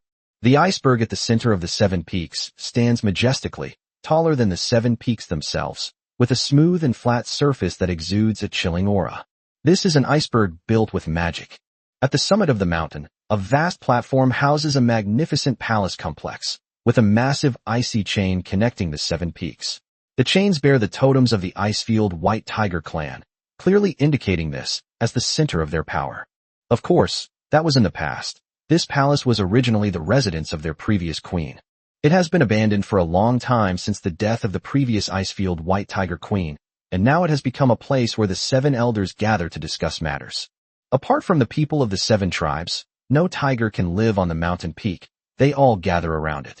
White Tiger clan in the entire Ice Plains has a population of over 100,000, with the 7 major tribes accounting for nearly half of them. At this moment, around the iceberg below the central palace, the Tiger Men army is densely packed, and there are even several king-level figures guarding this place. This iceberg is the place where Shi used to sleep, and a few days ago she hid inside, using the spatial coordinates she had set up here in advance. It can be said that Yingxi's south hiding place was right under the noses of the 7 tribes, and her situation was extremely dangerous. At the top of the mountain, one of the white cities was the largest, and inside the palace, the small hall was crowded with orcs. On one side were 4 elders of the White Tiger clan and their confidants, and on the other side were several beastmen that resembled 4 different creatures. Don't worry, Lord Eagle, this bastard won't be able to hide for long. We'll break the seal soon. She's already seriously injured. Once we capture her, I'll offer her to you gentlemen first. One of the elders, with a fawning smile, tried to ingratiate himself with the officials from the Orc Empire. Humph, that's for the best. My patience is limited. If it gets away again, you'll be in for the wrath of the Empire. The eagle-headed, human-bodied monster with wings on its back sneered. It was the Eagle Lord that the White Tiger clan elder had called it, and also the leader of the Orcish Empire's group. Hee boss, I can't wait to fill it up. A monster with a dog's head and a human body wagged its tail, stuck out its tongue at the eagle, and revealed a lewd smile. My lords, we hope that after we offer up this bastard, your country will no longer harass us. Another elder ignored the disgusting faces of the orcs, suppressing his anger, and said that their forbearance was more for the benefit of their race. Otherwise, the 4 royal-level beings could have instantly killed these bastards from the Orc Empire. Don't worry, we'll consult with our superiors when we get back. As long as you can guarantee to hand it over, everything will be fine. A lion with a long brown mane sneered. Compared to the other orcs who resembled humans, it looked more like a beast that had just learned to stand upright. Clearly, its hybrid lineage is weak, and its status within the Orc Empire is relatively low. The eagle beside him sneered disdainfully. The Orc Empire had its eyes not only on Shi, but also on the bloodline of their Icefield White Tiger clan. If they submit willingly and contribute their bloodline to the Orc Empire, that's fine. But if they resist stubbornly, the orcs won't hesitate to wipe out the Icefield White Tigers, thus obtaining their bloodline as well. How could the Orc Empire let go of a race with the potential to reach the level of an emperor? They thought that by yielding to Yingxi, they could achieve peace. That's too naive. They didn't have the right to refuse when the Orc Empire first visited. The 4 White Tiger elders secretly breathed a sigh of relief when they saw that the other party had agreed. They certainly knew what joining the Orc Empire meant. They would be gradually assimilated, and the entire race would become all sorts of hybrid orcs, which was not what they wanted to see. Why are the other 3 clan elders not here? The Eagle's attack gave it a reason to claim that the other party disrespected the Orc Empire, allowing it to extort more benefits. One of the elders looked embarrassed and quickly tried to smooth things over. The 3 elders are guarding that bastard to prevent her from escaping again using that strange spatial power. In terms of power, the 7 are equal, and there's nothing they can do if the other 3 elders don't come.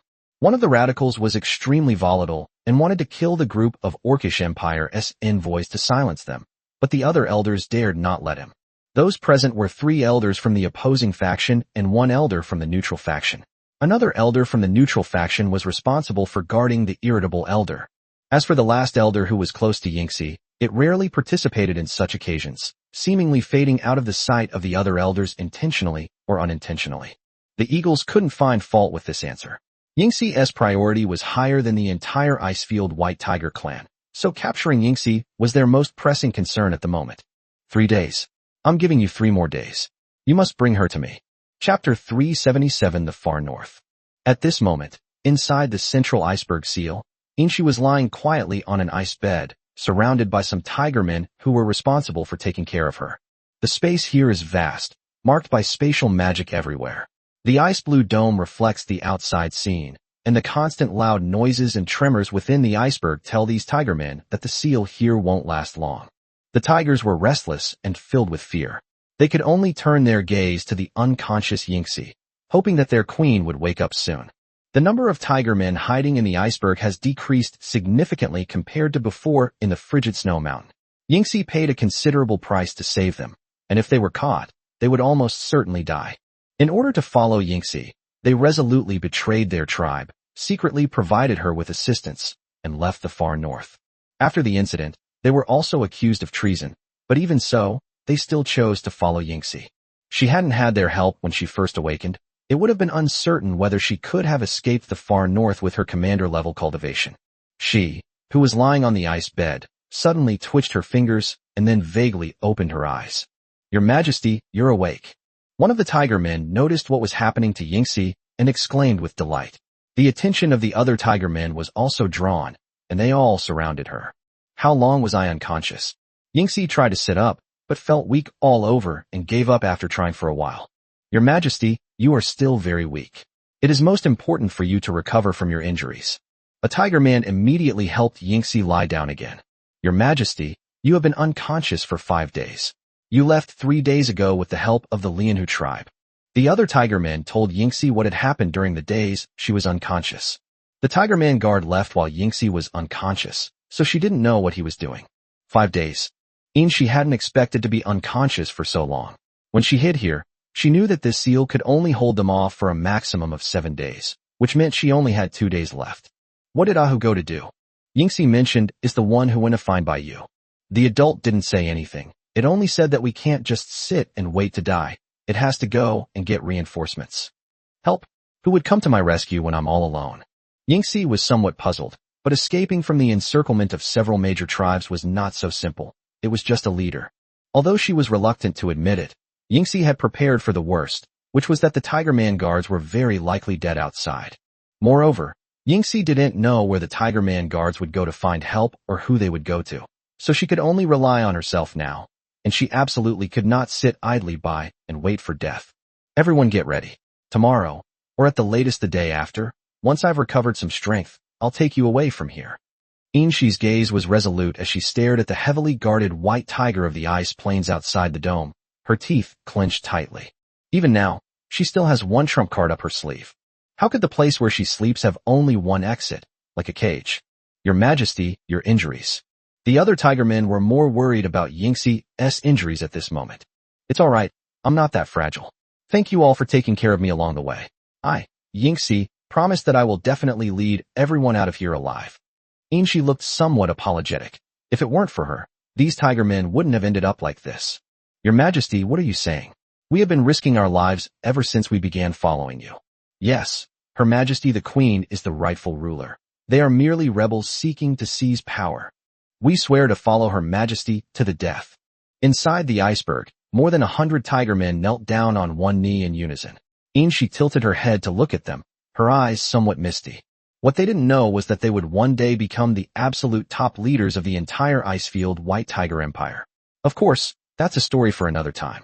On the other side, Baiyu, flying in the air, looked at the continent that had turned completely black, and at that moment the system notification sounded. A royal-level warrior, traveling at full speed, still hadn't reached the far north from the dark forest after a whole day. How much further? Baiyu looked at the Tiger Man guard beside him and asked. At this moment, it had been carried along and its strength had recovered considerably. My lord, the ice canyon of the archipelago is not far ahead. Passing through there will take us into the far north. The Tiger Man guards observed the rapidly receding surroundings and determined their current location. It initially left using the clan's teleportation equipment before embarking on its mad dash. Otherwise, with its commander-level cultivation, Baiyu could have surpassed it in less than half a day, covering a distance that would have taken 3 days. Archipelago Ice Canyon? Is it a canyon or a strait? Baiyu didn't recognize any of the places she passed through, let alone know their names, so she had to ask the Tiger Man guards for accurate terrain information to help her make a judgment. The Tiger Man guards only knew the general location of the far north and the surrounding area. Like Baiyu, they didn't know any other places. Reporting to you, sir, it is a strait frozen in ice. There are many small islands there, all connected by ice, making it look like a white continent. A strait? The far north is an island. Baiyu was somewhat surprised. She originally thought that the far north was just an ordinary name for the place. If it was an island, it would mean that the far north was located on the edge of Marshall State. Don't tell me it's an inland island. My lord, the far north is not an island, but a peninsula.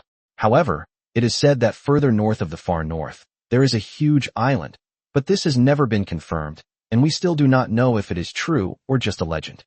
The Tiger Man guard answered honestly that because of its low status, it didn't know much. All that is known is that the Icefield White Tiger clan is oblivious to this unknown island, and other surrounding races are not interested at all. But regardless of whether the far north is a peninsula or an island, Baiyu's conclusion still holds true. That is, the far north is on the edge of the Marshall continent. From this, Baiyu could also determine his approximate location in Marshall State, where the City of the Dead was located in the north of the state. Although it's not adjacent to the sea, it's still a relatively remote place. Are there no sea creatures in the far north? If it's on the edge of the continent, it will most likely be harassed by sea creatures. Sea creatures? Seeing the Tiger Man guard's puzzled expressions, Baiyu knew they had never seen sea creatures before, so she stopped asking questions and focused on continuing their journey. Once you reach the far north, you'll understand everything. Chapter 378, The Demon Awakens. The magical continent at night is eerie and quiet, with silence all around except for the whistling wind. Power consumed by flying was negligible for her at the moment, so even flying through the night would not cause her to run out of mana. Time, 23:30. A valley in Bodal State, also the location of the first Lord Li Lingzi subdued. This place, filled with birdsong and fragrant flowers, finally welcomed a group of uninvited guests. They were in the know and had come specifically for this occasion. They were a group of black figures, seemingly blending into the night, their red eyes gleaming, their faces hidden by dark blue masks. The leader was dressed in an elegant black turtleneck trench coat. His skin was deathly pale and his face was bloodless, but his eyes revealed a sinister look. He led the group of shadowy figures into the valley filled with birdsong and fragrant flowers, and finally squatted down, picked up a handful of soil, and smelled it. As expected, this place has been affected by other dark energies. The worst thing has happened. The stronghold of these fallen angels is actually here. The man looked somewhat angry. He couldn't allow a group of outsiders who had suddenly barged in to ruin their adults' plans. Kill all these fallen angels. We absolutely cannot allow King Belus to awaken. The shadowy figures behind the man swarmed forward and sped into the valley. The Catgirl Lord inside the valley is still enjoying his monotonous life of feeding fish. His daily pleasure is feeding his kittens fresh fish and seafood. These kittens are already numb to it. They are service units and will unconditionally obey the Lord's orders. He has now developed the ability to feed multiple kittens at the same time, but being confined to the fortress for a long time, coupled with a lack of exercise and experience points, has made him very weak. After Li Lingzi subdued him, she did not change his daily routine, treating him entirely as a teleportation channel, and did not talk to him. The fallen angels stationed here have been developing their territory in the area for the past few days, but they never expected to secretly provoke a demon. At this moment, the fallen angels outside the town noticed the attack from behind. They flew into the sky, looked down over the entire town, and quickly discovered the shadows hidden in the darkness. Without exchanging a word, the two sides clashed immediately. Dozens of shadowy figures and the fallen angels instantly became embroiled in a chaotic battle. The shadowy leader slowly walked forward, his gaze fixed on the distant town, a look of realization dawning on his face. So there was a lord from another race. No wonder a fallen angel suddenly appeared here. After speaking, several streams of black energy emerged from the man's palm, instantly killing the fallen angels in the sky. Meanwhile, Li Lingzi, far away in Hapuni State, also received news that her troops had been killed. She quickly got up and organized the fallen angels in the city to march towards Bodal State. The passage through Bodal State was a rare opportunity for her to develop, and she didn't want to give it up unless absolutely necessary. Therefore, she still had to go and save that catgirl lord who disgusted her. But Li Lingzi wasn't stupid. Before she could ascertain the opponent's strength, she wouldn't risk going herself. Instead, she chose to use her troops to probe their strength.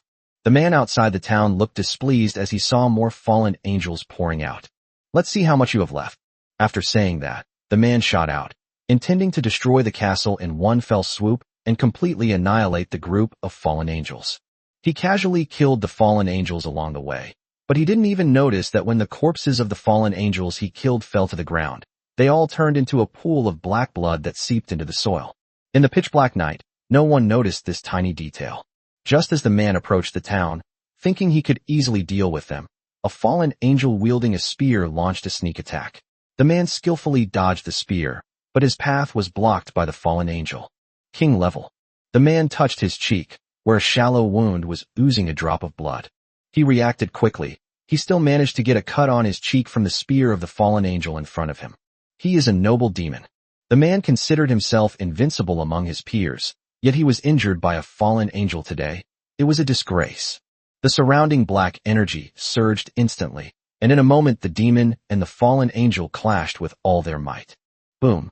Between the two king-level beings instantly generated a violent storm and produced a tremendous sound. The lord, who was feeding the cats inside the castle, suddenly twitched, then became incredibly rational, while also feeling a surge of immense anger. Mata, who exactly is he? The sudden loud noise instantly ruined his mood. He immediately kicked aside the servant next to him and went to the window. Production crew, what the hell are you doing? The lord's roar from the window immediately attracted the attention of the two combatants. The demonic man took a closer look and realized that killing him would destroy the entire castle. Wow, are you guys playing a really new kind of cosplay? The lord, still unaware of what was happening, looked at the demonic man charging towards him with an expression of admiration. Suddenly, Li Lingzi, dressed in a long black dress, appeared outside the window.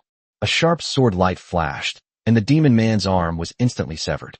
Hot, black blood splattered out, and the severed arm fell downwards. The demonic man clutched his severed arm and retreated quickly, as if facing a formidable enemy. This suddenly appearing alien woman made him feel a deadly threat from other creatures for the first time. Wow, no wonder they're insiders. The severed arm looks so real. It's even more realistic than the real thing. The man stood in his room shouting and yelling, completely oblivious to whether anyone paid him any attention. Li Lingzi stared coldly at the other party, while the demonic man was on high alert. But at this moment, its severed arm, which had fallen to the ground, was corroded by the earth and turned into a pool of black blood that seeped into the soil. The demonic man realized his severed arm was gone and instantly felt a sense of foreboding. His pupils contracted, and he looked around to observe his surroundings. Not good. Only then did the demonic man realize that none of the fallen angels he had killed earlier had any bodies left. He absorbed all this dark energy, and now he's being stimulated by the demonic bloodline. Without hesitation, the demonic man turned to run away. Li Lingzi, standing to the side, looked puzzled and wanted to step forward and kill him first. But at that moment, the entire valley began to shake. All the flowers, grass, and trees on the ground withered, and a black barrier rose up all around, enveloping the entire valley. Oh no, it's waking up. Roar. Immediately afterwards, a deafening roar echoed throughout the valley. Li Lingzi felt as if her head was about to explode, and blood was already seeping from her nose. In contrast, the lord inside the castle and the catgirl servants around him were directly knocked unconscious by the shock. The earth cracked open, soil and rocks surged, and a huge green figure suddenly appeared. Its exaggeratedly large belly resembled a small mountain, making its limbs appear rather short in comparison. Its head resembled that of a toad, with dark green skin, a mouth full of fangs, and bright red lips. At this moment, it was watching all the people who had intruded into its sleeping place, a strange smile on its lips. Chapter 379: Escaping into the Underground River. By this time, the sky was already bright, and the scenery beneath Bayu's feet had transformed into an endless expanse of white earth. The frozen sea connects to a series of irregular islands, making them look like a single continent. The ice canyon of the archipelago that the Tiger Man guard mentioned. Even without the guard saying so, Bayu could already feel the surrounding temperature gradually decreasing. We will soon be able to enter the far north. Meanwhile, in the icy mountains of the White Tiger clan's territory, Inshi had also recovered some of her strength and energy, and her complexion was slightly better than yesterday. The place where she sleeps is composed of the purest ice elemental power, especially the ice bed beneath her, which was personally crafted by her father and can gather all the ice elemental power in the entire space and transfer it to Yingxi. These uniquely favorable conditions for the ice-fueled White Tiger can greatly accelerate Yingxi's recovery from her injuries and physical strength. However, the ice elemental power within the space cannot be replenished, and it will eventually run out. And now there are very few left.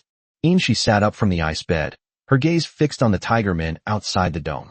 They were unusually calm today and did not attempt to break the seal again. Something unusual must be going on. Inshi had a bad feeling that the other party might have found a way to break the seal. Looking down at the ice bed, it was already showing signs of melting, and its function was gradually becoming ineffective. Now that things have come to this, we can't wait any longer.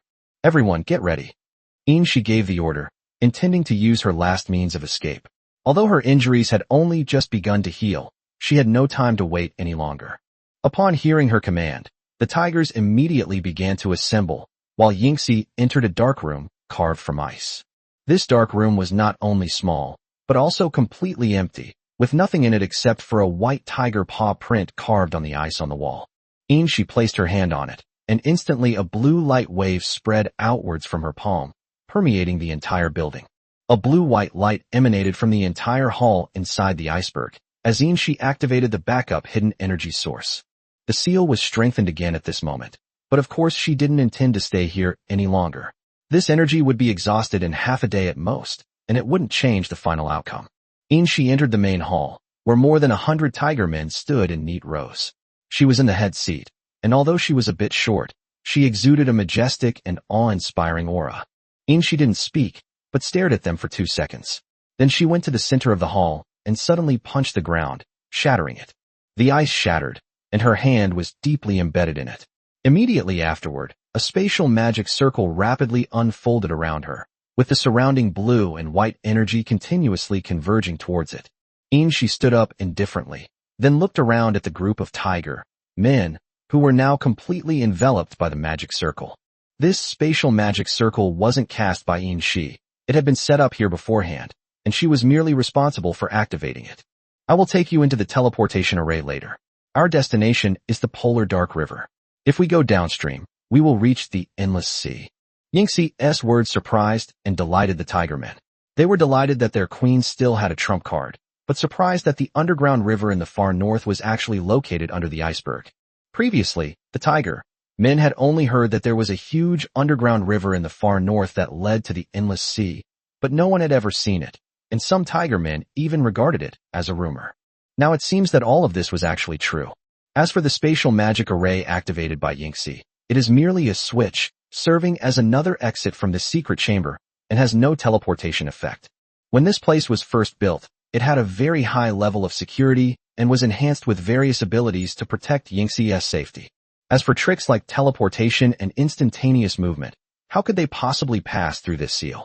Otherwise, the elders wouldn't have gone to such lengths to launch a direct attack. If it were back then, let alone 5 Emperor-level beings, even Emperor-level beings might not have been able to forcefully break through. It was because Yingxi's father had made this place too secure that he realized he hadn't left himself a way out when he returned. Adding a teleportation array was no longer an option, so he had to settle for a second best and created an exit that led directly to the underground river. I never imagined that a decision I made back then would actually be put to use by Yingxi today. This is the heart of the far north. Going downstream would save energy, but Yingxi wasn't sure if these tiger men could make it to the endless sea. After all, the distance is too far, and no one knows the specifics of the underground river. Moreover, if there is no place to exchange air in the middle, the lack of oxygen alone would be a major fatal problem. But there was no other way at the moment, and Yingxi could only hope that her careless father had considered this for her. Even so, she was still very worried. At this time, she was willing to sacrifice her own magic power to put a protective shield on the tiger people to prevent accidents. Your Majesty, what are you doing? The tiger men looked puzzled. Yes, Your Majesty. Are you worried that we will drown? Don't worry, swimming is my specialty. Your Majesty, please don't waste your magic points anymore. The tigers all refused to put on the protective shield. They knew, of course, how far the underground river below was from the endless sea, and they also knew the dangers involved. But they wouldn't let the still-injured Silver Tide waste her useless magic points on them, these tiger men. Seeing that if this continued, the tiger men would stay behind to cover the retreat, Yingxi had no choice but to give up. You go first, I'll be the last. I want to watch you all enter the magic circle. Yingxi commanded in an unquestionable tone, her voice very serious. The tiger men remained silent, all turning their gazes toward Yingxi. Get ready, hold your breath. All the tiger men took a deep breath, and with a wave of Yingxi's arm, their figures vanished from their original spots in an instant. Yingxi controlled the magic circle to become transparent, and saw the true appearance of the underground river. In the pitch black, the rushing water crashed against the surrounding rock walls, and the tiger people fell into the water and disappeared from her sight. Yingxi shrank the magic circle, leaving only the area covering herself, and used all the remaining energy to reinforce a mechanism here. Then her figure completely disappeared into the iceberg, and the entire hall became empty. After Yingxi disappeared, the magic circle began to dissipate, and the previously shattered ground returned to its original state. Everything was restored to normal. Chapter 380 Breaking the Seal. With a splash, the icy river water instantly soaked Yingxi's entire body, making her mind incredibly clear. It was pitch black all around, so dark you couldn't see your hand in front of your face, with only the booming sound of the rushing water crashing against the rock walls. Fortunately, the Icefield White Tiger clan is born with night vision, so this darkness doesn't have much of an impact on them. Yingxi controlled her body to move forward at high speed in the water, and soon caught up with the tigers in front of her. At this moment, she was also very nervous. She observed that there was a gap between the river surface and the rock wall above, making it easy to get fresh air. However, this is only relative to Yingxi herself, who is at the king level. For other tiger men, the difficulty is comparable to ascending to heaven. It's already incredibly difficult to maintain one's balance in such a dark and fast-flowing underground river, let alone surface to breathe. However, if they cannot breathe, they will all drown within half an hour. After drifting in the river for about 10 minutes, most of the tiger men were about to give up. However, they are only at the ordinary level and cannot use frost magic. Just as Yingxi was extremely anxious, she suddenly saw a white light flashing on the distant rock wall. There's hope. Yingxi breathed a sigh of relief. It seemed her father had thought of this for her. The magic circle on the rock wall was activated along with the magic circle inside the iceberg. Yingxi leaped out of the water and teleported to the magic circle, activating it. The white spatial magic circle instantly created a transparent barrier, sealing off the entire underground river cave. The tiger men followed the water flow through the barrier, their figures vanishing instantly, their whereabouts unknown. Yingxi didn't think much of it. Watching all the tiger men disappear into the underground river, she also entered it. Then, the one-time teleportation array was completely destroyed, leaving no trace of magic. In the northeastern part of the far north, there is a scattered archipelago, frozen for thousands of miles, stretching as far as the eye can see. Bang! The smooth, clean ice surface shattered instantly, and with a splash, a tiger man leaped out of the water. Immediately afterwards, the sound of ice breaking rang out, and one tiger man after another surged to the surface, breathing in the fresh air. Yingxi was the last to break the surface of the water. She quickly flew into the sky to observe the surrounding terrain. She hadn't found any trace of underground rivers flowing into the area while she was underground, which meant that the teleportation array didn't directly transport her to the exit, which was the endless sea. It seems her father isn't so stupid after all. This is the outer edge of the far north. Yingxi was completely relieved. In this way, they had completely escaped the other party's pursuit. The tigers quickly helped each other climb onto the ice, awaiting Yingxi's next command. Clean up the traces and hide on the largest outer island. Inshi's gaze was firm. This unexpected discovery was purely because of that dog from the Orc Empire. If it weren't for it, Yingxi could have cultivated to the Emperor level, won over the neutral faction, and, together with one of her trusted elders, stood on equal footing with the other tiger people. Currently, Yingxi is only at level 9 king, just one step away from Emperor. Her primary goal now is to recover from her injuries, then break through to Emperor and carry out her plan again. This is currently the fastest way for her to unify the Icefield White Tiger clan. Otherwise, it would take who knows how long it would take for her to break through to the high-level Emperor rank. Outside the iceberg in the White Tiger clan's territory, the sudden strengthening of the seal alarmed the 4 clan elders and several members of the Orc Empire, who all came to investigate. What's going on? Didn't you say you would definitely break the seal and capture her alive today? Eagle's face turned cold as he looked at the seal around the iceberg, which had been significantly strengthened, and he was furious. The other lackeys immediately glared fiercely at the 4 White Tiger clan elders. The 4 elders were also completely baffled. They couldn't understand what was going on or why the seal had suddenly been strengthened. Perhaps there is some backup energy source, which just proves that the other side has run out of fuel. An elder, quick-witted as ever, immediately stepped forward to smooth things over and try to quell the orc's anger. Stop talking nonsense and stop trying to cover up your incompetence. We must see her today, no matter what. The dog bared its teeth and threatened the 4 elders. Your Excellency might as well test the strength of this seal. It's better than making sarcastic remarks. An elder in the back could no longer contain himself and spoke up with a sarcastic remark. Upon hearing this, the dog immediately shut up. It was only a king-level creature, and even several emperor-level creatures working together couldn't break the seal. What could it possibly do? It could only look pleadingly at the eagle beside it, wagging its tail. The eagle ignored the elder and instead attempted to attack the seal within the iceberg. A black claw struck the iceberg, yet it remained unharmed, much to the eagle's surprise. It seems the elders of the White Tiger clan were not exaggerating. This level of seal cannot be opened by brute force. Although this seal has been strengthened, it has lost some of its previous characteristics. Perhaps if all of us here work together, we might be able to break the seal. An old man from the White Tiger clan touched the iceberg with his palm, carefully sensing it, and after a moment, he came to his conclusion. The seal has been strengthened, but not entirely. It's like adding another layer of seal on top of the original seal. While it does strengthen the original seal, the effect is not significant. This precisely illustrates that some kind of internal backup energy was used, resulting in a completely different effect compared to the spellcaster casting the spell personally. The elder's words enlightened everyone present, and the other 3 elders immediately applied the ointment to his hands and stepped forward to examine them. Just as I expected. Seeing the reaction of the 4 elders, Eagle instantly understood. Let's attack together and destroy the seal.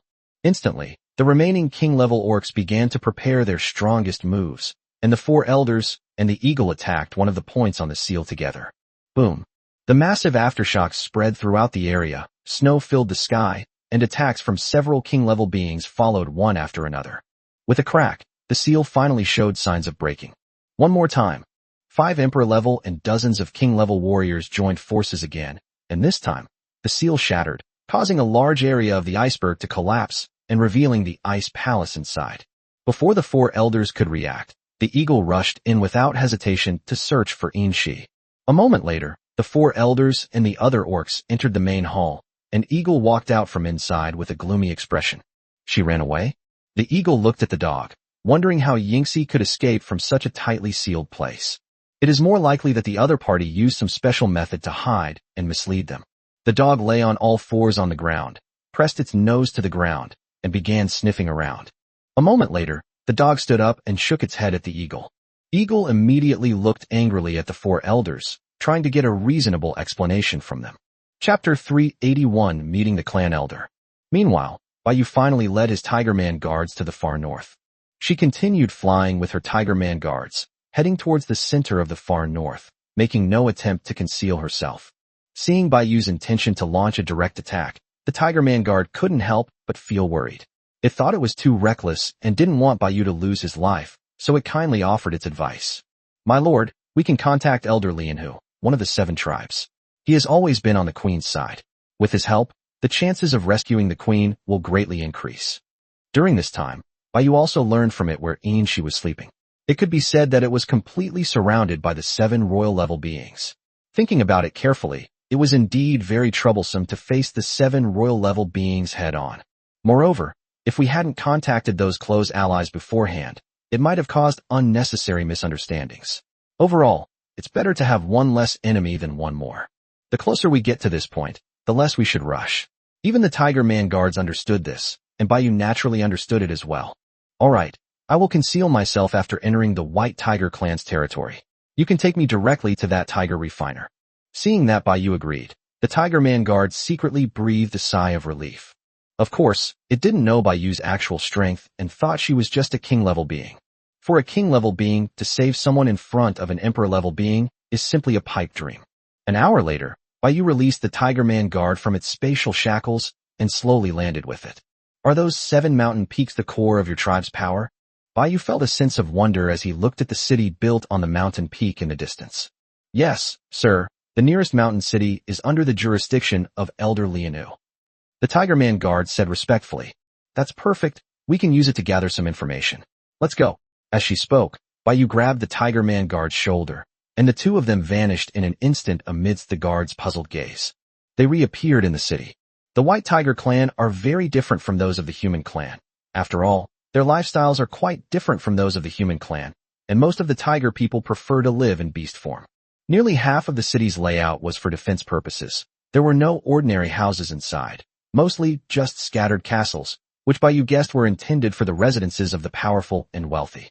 After all, there are many white tigers gathered at the foot of the mountain, so the white tigers who can live in the city must be of extraordinary status. The city had no functions whatsoever. There were no merchants, no guards, and no entertainment facilities. It was more like a village than a city, or perhaps even less than a village. The white tigers within the city live no differently from the ordinary white tigers that gather at the foot of the mountain, except that their living environment is better. Baiyu felt as if she had forcibly brought a group of wild beasts into the civilized world. Baiyu was still standing there, observing the surrounding city. The Tiger Man guard beside him was a nobleman who had defected from the city. He was not surprised at all. Instead, he was worried that Baiyu and he would be discovered by the white tigers coming and going on the street. But it soon discovered that the tiger men around it would ignore it even when they passed by.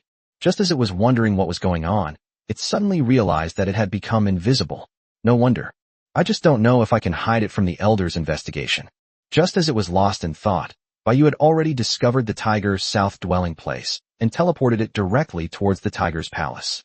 At this moment, at the very back of the city, there stands a magnificent palace, a landmark building of the entire city, 7 stories high, from which one can overlook the whole city from the top floor. Inside the palace, Elder Lianhu and another elder were drinking steaming fish soup together. Brother Lianhu, your cod soup is absolutely superb, the elder said with a smile, and Lianhu responded politely. After a moment of stunned silence, the hall fell into complete quiet. Brother Yahu, what do you think of the Orc Empire's trip? As Lianhu finished speaking, Yahu's face instantly turned ugly, and he became somewhat angry. Humph, these bastards, if you and Zhonghu hadn't stopped me, I would have killed them long ago. Hell Tiger, watch your words. Don't say such things again. Killing them will offend the Orc Empire to the death. What will happen to our race? Lianhu also spoke in a low voice with a serious expression. Brother Lianhu, I call you brother not just because you are older than me. Can't you see that even if we compromise, the Orc Empire will not let us go?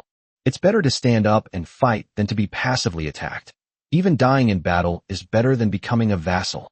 Yu said somewhat irritably. If it weren't for Lian sitting opposite him, he would have already turned on him for saying such cowardly words. Seeing that Yu was getting a little carried away, Lian brought up the topic again. Brother Yahu is indeed insightful. So, what do you think will be the final outcome if Yang Hu and the others collude to rule the tribe together?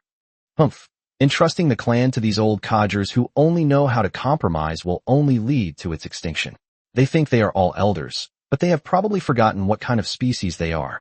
Yu said with a look of disdain, showing great contempt for the other 5 elders' collusion and their tendency to compromise. That's right. The tribe has been scattered for too long. We need a new leader. Lianhu took a sip of fish soup and said something profound to Yahu. Yu was irritable, but not stupid, and naturally understood the meaning behind Lianhu's words. If I don't accept orcs, what's the difference between that and submitting to the Orc Empire? But she is the queen's only bloodline. who is to credit for the development of the clan to this point. She is the queen's only child and the only member of the royal family. Are you also going to betray the queen? Lian Hu suddenly stood up, exuding his royal aura, and coldly stared at Yahu. The prison tiger was speechless for a moment. It was true that it disliked the orcs, but it was also true that it was loyal to the white tiger queen. For a moment, Lian Hu's words made it waver and put it in a dilemma, since the other elders had not said the same thing. Don't you want to change all of this? But what can we do on our own? The prison tiger immediately retorted. Of course it wanted to, but its strength was too weak. Not to mention resisting the Orc Empire, there were countless dissenting voices within its own tribe. Snap snap. A round of applause followed. Well said. A clear female voice suddenly rang out in the room, instantly startling Lian Hu and Yahu. Who? The two tigers immediately turned their heads to look, only to see Baiyu leaning back on the sofa, legs crossed, tilting her head to look at the two tigers. The Tiger Man guard standing to the side looked at Baiyu with a blank expression. No, sir, didn't you see two Emperor-level beings here? Why did you deactivate your stealth? Chapter 382 Persuasion. The Tiger Man guard was very uneasy. After all, this was the enemy's stronghold, and it was too dangerous to expose it so openly. The tiger on the other side was a little confused. It recognized the Tiger Man guard, who was the one it had helped escape. I didn't expect you to be back so soon, and with a human as well. Are you reinforcements? But isn't that too reckless? At this moment, Lian Hu frowned slightly, still thinking about how to persuade the irritable Yahu and prevent the conflict from happening. Unexpectedly, the moment Yahu saw Baiyu, he charged straight at her without saying a word. Be careful, sir. Lian Hu, acting out of good intentions, reminded Baiyu. Of course, it understood that the other party had come to rescue Yingxi, and that their ability to arrive here silently meant they were no ordinary people. On one side was the prison tiger, and on the other was Yin Shi's reinforcements. Just as it hesitated whether to make a move, the prison tiger had already reached Baiyu's front. A massive tiger claw imbued with the power of frost struck Baiyu's face. Just then, Yahu suddenly felt as if his brain was about to explode, and blood flowed from all 7 orifices. Under the attack of the curse magic, the attack of the prison tiger also slowed down at this moment. Then, Baiyu, who was sitting in the chair, moved. She lowered her raised right leg, using it as a fulcrum, and quickly raised her left foot, delivering a beautiful roundhouse kick that sent Yahu flying back 3 or 4 meters. The prison tiger was incredulous. Its eyes flashed with blue light, and a chilling aura emanated from its surroundings. Just as it was about to unleash its domain power, a black scythe was already at its neck. All of this happened so fast that not only Yahu himself, but also Lian Hu and the Tiger Man guards present were all astonished. The defiant Hell Tiger wanted to resist, but the eerie aura emanating from the scythe made it sense immense danger. It feared that before its domain could even expand, its head would fall to the ground first. Sir, this is just a misunderstanding. We can talk it over. Brother Yahu was just a bit impulsive, please don't take offense. Lian Hu immediately stepped forward to smooth things over, while simultaneously exuding his own imposing aura. Baiyu sensed from it that this refined tiger was at least a level 3 royal, while the prison tiger she had subdued was only level 1. So you're Lian Hu, who's on Yingxi's side? Baiyu put down the sickle, sat back down in the chair, completely disregarding Yahu, and instead asked Lian Hu directly. Yahu was furious, but Lian Hu held him down. He couldn't understand why the 2 royal-level beings on his side were being so polite to her. Lian Hu shook its head slightly, signaling not to act rashly, because the feeling Baiyu gave it made even a level 3 royal level being uncertain of victory. As the youngest elder and newly promoted to the royal level, Yahu couldn't see any of this. It simply assumed that it was being restrained by the other party's abilities. Having absorbed so much essence, Baiyu has enhanced various magics and attributes. Coupled with the amplification of his weapon, he has few rivals among his peers, let alone a newly promoted level 1 royal. Did you come here specifically to see me? Lian Hu seemed to have figured something out. Seeing the other party sit down, it also withdrew its aura and stood aside. That's right. It says you support Yingxi and that you can cooperate with me to rescue her. Baiyu pointed at the Tiger Man guards and said in a cold tone. The Tiger Man guards were only now realizing that the queen's friend had actually intimidated the 2 elders of the White Tiger clan. As for certain unrelated people, if you are willing to help Yingxi, I will not hold it against you. If you are like the other elders, I will not hesitate to kill them all to help Yingxi ascend the throne. Baiyu glanced at the furious prison tiger beside him. His whereabouts had been discovered, and its fate was already sealed, either submit or die. From Lianhu, it's natural to resolve this trouble first. This way, not only will you have one less Emperor-level opponent, but you'll also have one more Emperor-level undead, greatly increasing your chances of winning. This is also why Bai Yu appeared now to take the initiative. To deal with them, one must defeat them one by one. Who do you think you are? This is the territory of the White Tiger clan. The prison tiger roared, its youthful arrogance earning it respect wherever it went. Now, it was being looked down upon by the human before it. Prison tiger, make a decision. Lianhu also spoke meaningfully to Yahu. Lianhu, what's this? You too, you really believe in this human? Even without you and me, what about the other elders, and those bastards from the Orc Empire? Why do you trust her? Yahu's face was filled with disbelief. He never expected that heir who was chatting and laughing just a second ago, would now choose to stand on Bai Yu's side, without hesitation after Bai Yu appeared. Yahu, no matter what, I will stand by the queen's side. She is the only one who dared to openly stand up against the entire Icefield White Tiger when Inshi was in mortal danger. I believe she is not as simple as she appears on the surface. Lianhu began to express its stance. As the clan elder with the longest reign, it had a long-term vision and was a staunch supporter of the White Tiger Queen. At this moment, with Bai Yu's help, it might be possible to change the entire landscape of the White Tiger clan, in the rule of those corrupt elders, and support the queen's bloodline to regain the throne. It also believed that Bai Yu must have some kind of confidence to come alone, so it chose to take a gamble. Otherwise, if it were to pass away in its old age many years later, the entire White Tiger clan would stand against Inshi. Bai Yu remained silent, waiting for Lianhu to persuade the other party. This was her last chance to give him. The prison tiger fell silent. If the refining tiger didn't help it, it wouldn't stand a chance against this human. Moreover, judging from the other's confident demeanor, it might not be able to leave this room. Is Yingxi truly capable of leading her people to become strong and free from the oppression of the Orc Empire? You must know that Yingxi is the offspring of Her Majesty the Queen, and that powerful figure. Her Majesty the Queen is the most talented person in history, almost breaking through the upper limit of the Emperor-level lifespan. And that powerful figure, do you know what level of cultivation he possesses? Lianhu did not answer Yahu's question, but instead asked the other party a question in return. The maximum lifespan of the Icefield White Tiger is Emperor level, while the White Tiger Queen's cultivation level is level 9 Emperor level, reaching the maximum level. She was just one step away from breaking through to the Monarch level. If it weren't for the accident, with the help of Yingxi's father, breaking through to the Monarch level and surpassing the life limit would only be a matter of time. She is fully capable of leading the Icefield White Tigers into the ranks of powerful clans. Yu was very young and unaware of these past events, so he mostly believed rumors. Among the 7 elders, Lianhu was the oldest and had some knowledge of what happened back then. At this moment, the youngest elder and the oldest elder looked at each other. What level of cultivation? Yu looked at Lianhu's deep eyes with a puzzled expression. Emperor, damn it, I was almost drained dry. I should have known better than to make that promise. Chapter 383 is exactly what I wanted. What? The prison tiger was somewhat surprised. It had always thought that the man was out of place with their queen, and that the refined tiger had no reason to lie to it about such a thing. In reality, their queen is the one who is climbing the social ladder?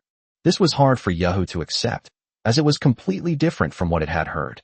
Now that it thought about it, it was no wonder that the other elders avoided talking about this man.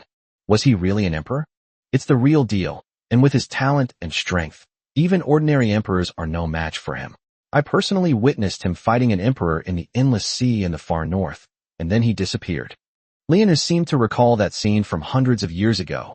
The emperor's power still made it somewhat terrified. Yahu fell silent. It seemed that the Icefield White Tiger clan's development to its current state was probably due in no small part to that man's help.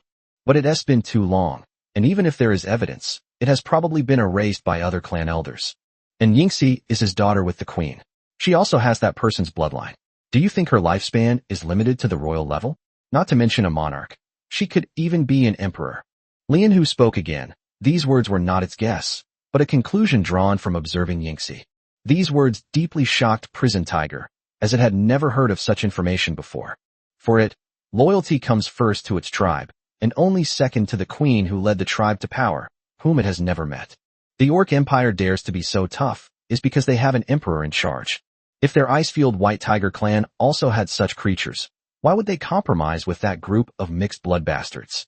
Lian Hu's words also echoed Yahu's statement, indicating that Yingxi had the ability to lead their clan to become stronger, at least stronger than these decaying elders. If you express your stance now, you will become a loyal follower of the emperor, and those old guys will face reckoning in the future. Seeing that Yu Hu was wavering, Lian Hu spoke up again to persuade him. Bai Yu also stood up, a sickle appearing in her hand. I don't have much time. I'll give you 3 seconds to think it over. Given the choice between submitting to the Orc Empire and following Yingxi, Yahu chose the latter. Moreover, it is so young. Although it is not afraid of death, it does not mean that it wants to die. Okay, I agree. Yu Hu hesitated for a moment, then made up his mind and spoke. Lian Hu also breathed a sigh of relief. It knew that the other party was just too impulsive and had some resistance to the orcs, but was not really hostile to Yingxi's faction, so it chose to persuade them. Bai Yu put away her scythe and sat back down. Whether Yu Hu submitted or not didn't have much of an impact on her. Now let's talk about Yingxi's situation. Lian Hu gestured for Yahu to sit down, then sat down himself and began to tell Bai Yu about Yingxi's situation. The Tiger Man guard's emotions went from fear to joy, then to worry, and finally he secretly breathed a sigh of relief, listening silently to the conversation of these big shots. It finally realized that the reason for this outcome was due to Bai Yu's own formidable strength. Yingxi has already run away? Bai Yu was taken aback, while the Tiger Man guard was overjoyed. It seems her injury isn't too serious, or perhaps she still has some tricks up her sleeve. In a fit of rage, several elders destroyed the palace inside the ice mountain and discovered the underground river. The Tiger Men followed the river and even reached the endless sea to the north. But they still couldn't find a trace of Yingxi. It was as if she had vanished into thin air. At this moment, the high-ranking member of the Orc Empire was furious and even threatened to annihilate the Icefield White Tiger clan. He had lost all patience. If it dares to say that, will those elders let it leave the far north alive? Of these orcs from Lian Hu, and she couldn't understand why they dared to be so arrogant. Your Excellency is unaware of this, but I suspect that their choice will most likely be to wait until the other party leaves, then lead their tribe to move away from the far north and temporarily avoid the brunt of the attack. Lian Hu sighed and said, while Yahu snorted coldly, clearly angry at the actions of these elders. Letting them go would leave room for maneuver with the Orc Empire, but killing them outright would be a complete breakdown in relations. Can remain silent after losing a royal-level combatant. The reason these orcs were referred to as high-ranking officials was because it was said that the emperor-level figure was the son of a high-ranking official in the Orc Empire. This is one of the reasons why they dare not take action. Have they left yet? Bai Yu had already planned to intercept them halfway. Not yet. We're still waiting for the search in the endless sea. We expect to have results tonight. If we still haven't found it, we'll probably leave in anger. Although Lian Hu rarely participates in clan meetings and decision-making, as the longest-serving clan elder, it has spies in almost every major tribe, so the clan's movements are basically not beyond its notice. Inshi is a king-level being with spatial magic and an unpredictable and elusive form.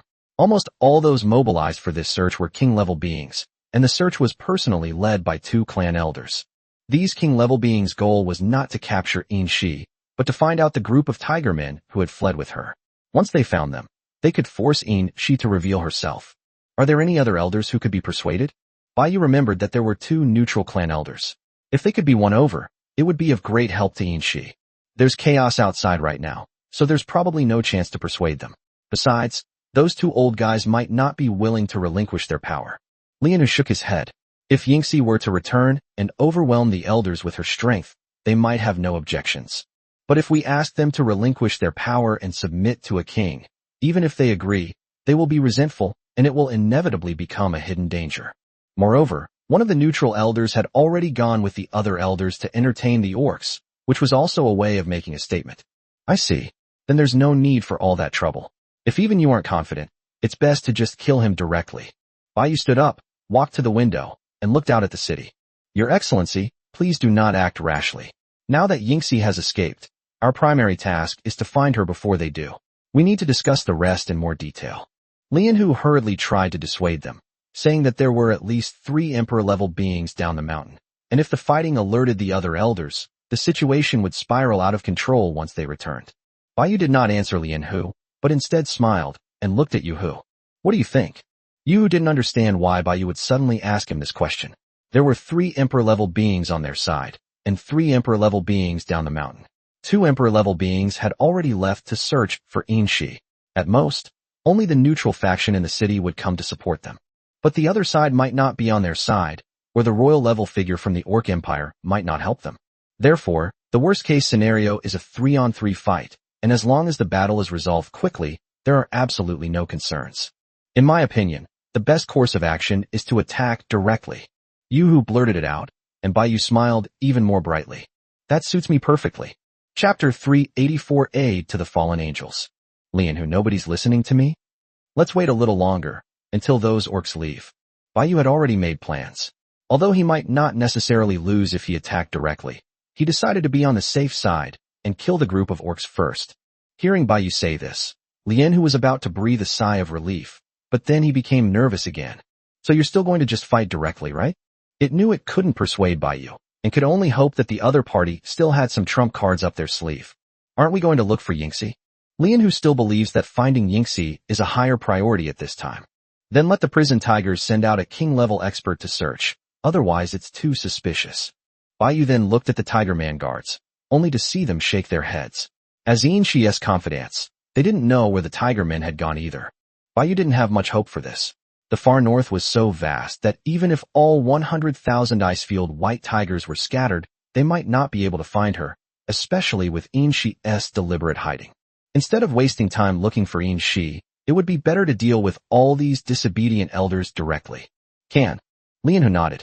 It was more worried that Yingxi would be caught, which would render all its preparations futile. Then we'll have to face the entire White Tiger clan of the Ice Plains. There was another reason why Bai Yu waited to attack. The message Chen Feng sent her while she was talking to Lian Hu. Let's rewind to 2 hours earlier, to the City of the Dead. At this time, after Bai Yu left, Chen Feng was in charge of managing all the citizens and all the operations within the city. In short, he was in charge of managing domestic affairs, while the 6 kings were each responsible for their own military campaigns, and the undead were in charge of overall command. Chen Feng was stationed in the city, while Qin Shui led the undead to fight alone on the wild grasslands. At this moment, the portal flashed with orange-red light, and Li Lingzi arrived in the City of the Dead. The moment Chen Feng saw Li Lingzi, a strange feeling arose spontaneously. Li Lingzi's current state was very strange. Her whole body was shrouded in a layer of black mist, her face was blurry, and her breath was very weak. Chen Feng felt as if he wasn't a person from reality. Are all fallen angels like this? Chen Feng's doubts. JPG. For example, if a normal person has a 4K resolution, then Li Lingzi at this moment would only have a 360p resolution. Although she had never met Chen Feng, she knew that the person in the City of the Dead at this moment must be Bai Yu's subject and of high status. After some investigation, Li Lingzi learned from Chen Feng that Bai Yu was not in the City of the Dead at all. Helpless, she revealed the purpose of her trip. She had come to ask for help. Li Lingzi hoped Chen Feng could help her contact Bai Yu to seek assistance. Why didn't you contact them yourself instead of making the trip in person? Chen Feng asked, somewhat puzzled. After a moment of contemplation, Li Lingzi revealed the truth. Her true form was trapped in the realm of a demon in Bodal state. At this moment, she was not her original body, but rather a trump card similar to a substitute clone. Her body can be transformed into her second life after the death of her true self, or it can die in place of the true self. In the current situation, even if she were to die in someone else's place, it wouldn't help the real person at all. During the time her true form was trapped, she was also unable to use anything related to the system. At the same time, the memories of the two bodies are not shared, and she can only judge the situation of her true body based on her own situation. If she becomes clearer and clearer, then her true form is not far from death. After hearing Li Lingzi's quick explanation, Chen Feng understood. Although he could directly command the undead to help Li Lingzi, he had to ask Bai Yu for permission first. What if Bai Yu is unwilling to help? That lord is still alive. Chen Feng was very puzzled. Logically speaking, a royal-level being should have instantly killed them, and even used a domain. Li Lingzi didn't know what a boundary was. Chen Feng guessed it based on her description. I don't know anything right now, but the portal in my city is still lit up, which means he's not dead. Li Lingzi only had one subject, and she was absolutely certain of that. When will Bai Yu return? She should have reached the Emperor level by now, right? This was Li Lingzi's only hope. If Bai Yu didn't reach the Emperor level, then her body would truly be gone, which would have a huge impact on her, not just the loss of a life-saving trump card. She's been gone for 2 days and hasn't said when she'll be back. I'll ask her. Having figured out everything, Chen Feng quickly sent Bai Yu the whole story. In this state, Li Lingzi couldn't even see the system panel and could only wait anxiously on the side. Ding dong. As soon as the system notification sounded, Chen Feng quickly looked at the chat panel. Bai Yu, cat maids? That sounds nice. I can get a few over. Chen Feng. Boss, why is your focus so strange? Bai Yu, a royal level demon of unknown strength? Let the necromancer go and investigate first. If it's a high level demon, just give up. It's a royal level corpse. Of course we should help. Chen Feng. Okay, boss, I understand. Bai Yu. By the way, if you kill him, remember to have the necromancer summon him as a death guard. After replying to the message, Chen Feng closed the system panel and looked at Li Lingzi. If the boss can't come back anytime soon, I can ask the undead to help. Bai Yu didn't mention the matter to Chen Feng, so naturally he wouldn't be coming back. 2 royal level undead were more than enough to handle. Can undead deal with emperor level opponents? Li Lingzi, unusually flustered, showed a look of surprise, to which Chen Feng simply smiled and remained silent. Although he was Bai Yu's subject and the other party was Bai Yu's ally, he did not feel inferior to him. Moreover, his strength was no less than the other party's. Soon, Chen Feng summoned the undead and 2 death guards, and had them accompany Li Lingzi to the Fallen Angel City. After thinking for a moment, Chen Feng decided to go and see for himself. This would be beneficial for reporting the specific information to Bai Yu in a timely manner, since Zhao Lingxiu was still in the city. I'm going to the city of Fallen Angels. Chen Feng greeted Zhao Lingxiu and then entered the portal. Zhao Lingxiu noticed Li Lingzi when she arrived, but Chen Feng received her, so she didn't show herself. Right now, she is enthusiastically designing new clothes with the dwarves. She has had enough of not having any clothes to wear. Why didn't I think of that before? I could have the dwarves help me make clothes. Strange, why is everyone going out?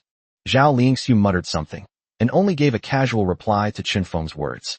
Her mind is entirely focused on designing clothes. Her goal is to create a fashion trendsetter in mainland China. Chapter 385 Survival of the Catastrophe. Hapunyi State, Fallen Angel City. Chen Feng followed closely behind, which didn't surprise Li Lingzi too much. What worried her more was the strength of these 3 undead. Standing before the portal, she paused to look around, then turned to look at Chen Feng and the 3 undead. Are you going together? No, we need to confirm the strength of that demon first. Chen Feng gave an explanation, then signaled the necromancer to begin its operation. The silent undead flew directly into the portal. Li Lingzi looked worriedly at the orange-red light flashing in the portal, her heart heavy. On the other side, in Bodal State, this valley has now been leveled. What was once a paradise of birdsong and fragrant flowers has been completely transformed into a wasteland exuding a stench of decay. The Catgirl Lord, the Demon Man, and Li Lingzi, including the royal-level demon, all disappeared, leaving behind only a dilapidated town. They are currently in the domain of the demon, King Belus. Within this realm, it is not a void of blackness, but rather a landscape of dilapidated buildings resembling broken walls and ruins. The Belus King here was no longer as huge as before, but was about the size of a human. Instead of killing them directly, it played games with them. Perhaps it felt lonely after a long period of sleep, or perhaps it simply enjoyed watching its prey struggle in its death throes. After all, it's a creature that's been dormant for a long time, or perhaps a demon, who knows. It was precisely because of this that Li Lingzi and the others had the opportunity to survive in the realm of King Belus. They hid in these dilapidated buildings, trying to find a last glimmer of hope.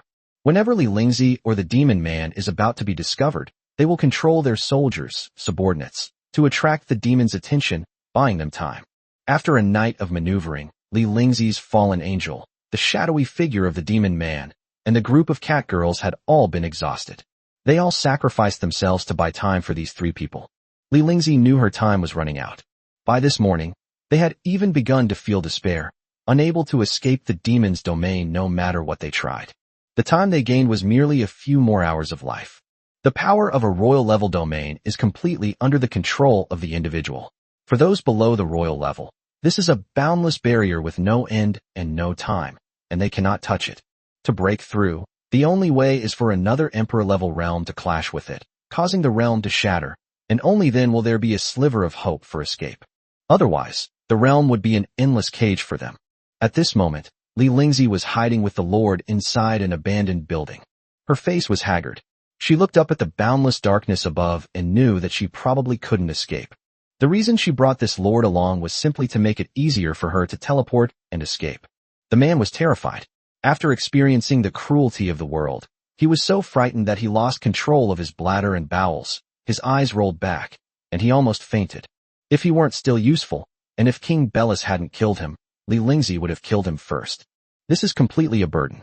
As an ordinary person, he was not even as good as those cat maids. If the demon discovers him again, the Lord will have no choice but to be abandoned. Thinking this, Li Lingzi glanced at the man huddled in the corner, trembling, and sighed. Just then, the building above her began to shake, and then the entire roof and walls broke apart and floated into the air.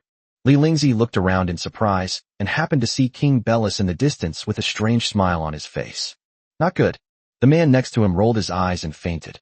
Li Lingzi immediately wanted to spread her wings and escape. She had been worried that her fallen angel power would attract demons, so she hadn't dared to use it. But just as she was about to run away, she noticed that King Belus was staring at her with bloodshot eyes. I can't move. Li Lingzi found that her body was not under her control, and she was firmly rooted to the spot, only able to watch as King Belus walked towards her. It took a light step, and in the blink of an eye, the distance between them was reduced by tens of meters. Even at this moment, Li Lingzi did not give up. Knowing that she was going to die, she became even calmer and tried to mobilize all her strength to break free from her restraints. However, the gap in strength cannot be bridged by courage and composure alone. As the demon drew ever closer, Li Lingzi was unwilling to accept her fate. She did not want to die like this. It seems that Baiyu's rescue will not arrive in time. She knows herself well and knows that in this situation, her clone will definitely go to Baiyu for help. But they haven't arrived yet, which means even she is powerless to help. Just as King Belus was about to approach, the ground between them suddenly cracked, followed by a beam of black light shooting into the sky. King Belus was startled and took a step back. Li Lingzi was so overwhelmed by this aura that she closed her eyes tightly. A moment later, she felt the aura dissipate and slowly opened her eyes. The first thing that catches the eye is the surrounding wasteland, followed by the dilapidated town not far away. I've left that eerie space. Li Lingzi was overjoyed, knowing that she had been saved, and that Baiyu must be the one who came to save her. So she really has reached the Emperor level? I actually came out of hell. Ha ha ha. The man behind her was also awakened. Seeing the scene around him, he burst into laughter, feeling a sense of relief at surviving a disaster. Li Lingzi turned around and glared at him, then planned to return to her city immediately. What did it matter to her whether this guy lived or died? Bodal State is too dangerous, with hidden dangers everywhere. Harpness State is more suitable for her. Within the realm, King Belus looked at the intruder with suspicion, then instantly flew into a rage. Its body began to grow enormous, and it charged directly at the undead. At the same time, its domain power was also impacting the domain of the undead. The buildings within the entire domain began to collapse, the space began to condense, and it exuded terrifying power. The demonic man in the distance watched this scene in horror, but at the same time, he showed a look of relief. This sudden intrusion of a royal-level being gave him the opportunity to escape the realm. At this moment, the realm of the undead is already riddled with cracks and is on the verge of collapse, while King Belus' realm has only shown slight cracks. Not enough. The demonic man had already realized that this royal-level creature was no match for King Belus. If things continued this way, it would have no chance of escaping. The demonic man gritted his teeth and decided to use his trump card to help the undead and create a chance for himself to escape. Chapter 386. 2 more people added. With his 5 fingers together, he plunged them into his own heart, enduring the excruciating pain, and extracted a drop of black heart blood. Immediately afterwards, a black and red magic circle appeared beneath its feet, and it knelt down devoutly, offering its heart's blood as a sacrifice. After a spell was chanted, the magic circle instantly shone brightly red, and a powerful force surged into its body, causing red patterns to appear all over its body. Its strength directly leaped several levels, reaching the half-step Emperor level. The demonic man unleashed a full-force attack directly at the rift in King Belus' domain. Boom. At this moment, the crack was eroded by the other demonic forces within it, and it actually widened slightly. The demonic man immediately seized the opportunity and vanished in a dark shadow. King Belus, who was fighting the undead, suddenly turned around, his eyes filled with anger. Hensis! It roared angrily, and the power of the undead it was fighting against suddenly increased. In an instant, the undead and its domain could no longer hold on, and were completely annihilated. King Belus stood still, his chest heaving violently. He could certainly sense that the undead in front of him was just an avatar. It's one thing for the fallen angel to escape, but that little devil also got away. The moment the demon man fled, it sensed from the power emanating from him that he was a minion of another demon, Hennis. Outside the boundary, Li Lingzi, who was preparing to return to the city, discovered the demon man who had also escaped, and he was still very weak at the moment. Li Lingzi certainly wouldn't let such a good opportunity pass by. If it weren't for it, she wouldn't have suffered this calamity. The poor demon man had just used his trump card to escape from King Belus' domain, but unexpectedly, Li Lingzi took advantage of the situation and easily killed him. Fallen Angel City. Just as the undead entered the portal, another undead clone appeared here as well. Li Lingzi, standing to the side, looked puzzled but didn't ask any further questions. Clearly, this undead possessed a similar clone ability to her. About 10 minutes later, the necromancer possessed the level 9 king-level death guard next to him. Chen Feng knew that he had already gotten the result from the test. That demon's strength is no more than mid-level, and it doesn't seem to be able to unleash its full power. Perhaps it's because it has just awakened and hasn't fully mastered its power. The necromancer, controlling the death guard, spoke in a hoarse voice, then saw the expectant look in Li Lingzi's eyes. Your body has been rescued, no need to worry. My clone won't last much longer. Chen Feng was delighted upon hearing this, which meant that the demon might have been killed by the undead. Without further ado, let's head straight to Bodal State and kill it. The necromancer nodded and, along with the death guard beside him, entered the portal. Only Li Lingzi remained, somewhat shocked. They actually wanted to kill that demon. Bodleian State. King Belus in the realm had also killed the undead clone. Just as Li Lingzi was preparing to return to her city, she suddenly saw two dark figures fly out of the town in front of her. Immediately afterwards, a huge black crack appeared, and their figures disappeared at the same time. They were actually two royal-level undead. Li Lingzi was shocked, only then realizing that the person who rescued her was not Bai Yu at all, but rather two of the other party's undead spirits. With the addition of these two royal-level undead, how could she not understand that Bai Yu was aiming to kill the opponent? She wasn't in a hurry to go back. Instead, she brought the lord to the town to ensure his safety and to provide a way back for the two undead. At the same time, she also wanted to see a battle between emperors. At this moment, Li Lingzi finally understood the terror of the undead. It wasn't that the undead were stronger than their troops, but that Bai Yu's abilities were too abnormal. If she kills this demon, she can gain another royal-level combatant. The undead powerhouses are arriving too quickly. Just as Li Lingzi was stunned, the space above the previously chaotic valley suddenly shattered. Immediately afterwards, a green figure fell from the sky. It was King Belus. Boom. The massive body crashed to the ground, raising dust in all directions, and the immense force created a large crater in the ground. Black blood was flowing from the corner of its mouth, and it had many wounds on its body. Its territory was breached, which severely damaged it. In the sky, a death guard, exuding an aura of death, stood suspended in midair, wielding a scythe. Li Lingzi was incredulous.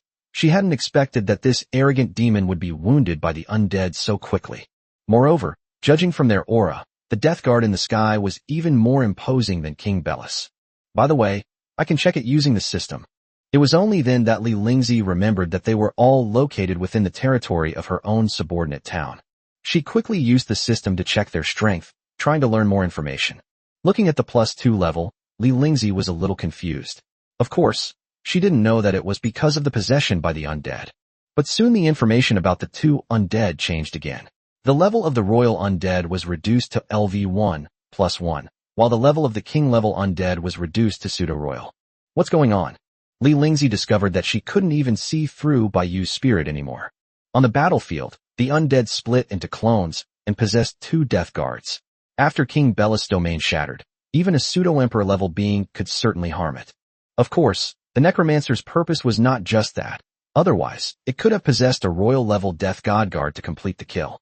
Since the experience points of the level 9 King's Death Guard are approaching a bottleneck, killing this demon could very likely allow it to break through to the Emperor level in one fell swoop. This is the Necromancer's true purpose. It's worth noting that experience points are only awarded to the undead if they kill an enemy on their own. When possessed, regardless of who is the master, the experience points are awarded to the possessed undead body. King Belus on the ground finally showed a look of terror. It sensed the threat of death. This is an opponent that even at its peak, it could not defeat.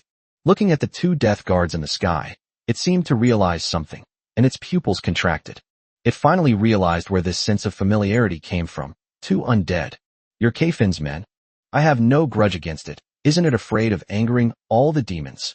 But the two death guards completely ignored King Belus' roar and doubts, and attacked it together with their scythes. The battle ended in less than 10 minutes. Li Lingzi in the town witnessed what true crushing dominance was. The demon was no match for the two undead. Just as she was wondering why the undead repeatedly gave up the opportunity to kill it directly and instead chose to deplete its stamina and magic, the final blow from the 9th level King Death Guard gave her the answer. This undead has actually broken through to the Emperor level. Chapter 387, Intercepting the Orcs. Let's rewind 2 hours. In the far north, Bai Yu's original plan was to intercept the group of orcs halfway, kill them, and summon them as undead. In this way, there would be no longer any threat to the 5 elder generals of the Icefield White Tiger clan. But the unexpected happened too quickly. Li Lingzi's sudden incident did Bai Yu a great favor. Not only did she capture a level 2 royal level undead, but her death guard also successfully broke through to the next level. This directly added 2 more royal level beings, much to her delight. With the current 3 half-emperor level undead, plus Bai Yu himself and the 2 clan elders, they would have no problem facing the entire Icefield White Tiger clan directly. With their current lineup, what's the point of talking about tactics with them? I thought we could only take action at night, but now it seems there's no need for that anymore. Bai Yu looked at the message Chun Feng reported on the system panel and suddenly stood up. Lian Hu and Yu Hu also looked over here. Yu Hu knew that Bai Yu was about to take action and was already eager to try. Just then, a tiger man suddenly burst in, staring at the people in the room, momentarily stunned, unsure whether to speak. I've told you so many times, knock before you come in. Just say what you need. Lian Hu said with a hint of disappointment. Young tigers are always impulsive and rash in their actions. My lord, the envoys from the Orc Empire have left. Lian Hu was taken aback upon hearing this. When did they leave, and which way did they go? Reporting to your excellency, they have headed southwest, and just now. The tiger man said respectfully. Step down. Lian Hu waved his hand, and after the tiger man left the room, he looked at Bai Yu.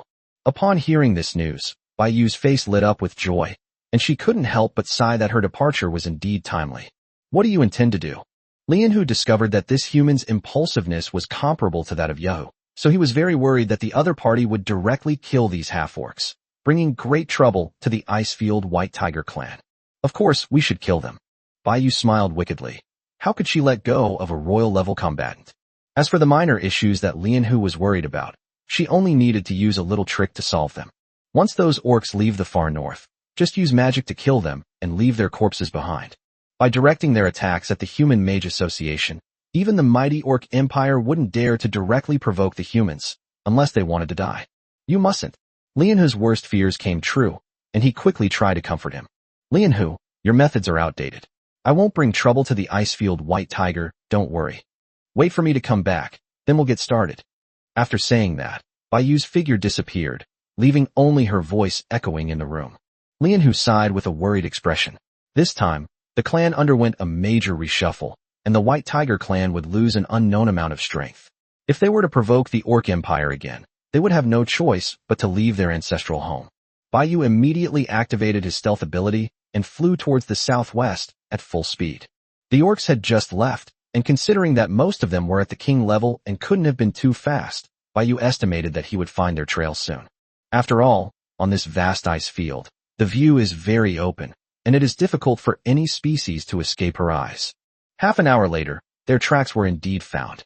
Bai Yu, however, had a strange expression on her face. She hadn't discovered them in the sky, but on the ground. These king-level orcs are actually running on the ground to travel? Only one eagle was flying in the air, while the other orcs were running wildly on the ground.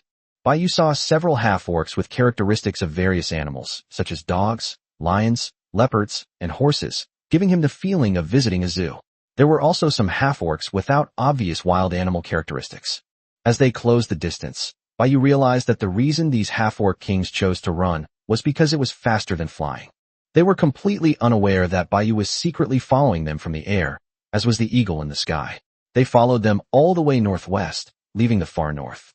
We arrived at a mountain peak, covered with lush trees, and home to many small animals. Bai Yu followed the group of orcs into the mountains. When they reached the mountainside, there was a hidden cave with several orcs guarding the entrance. "My lord, you're back." The orcs on both sides bowed respectfully to the eagle.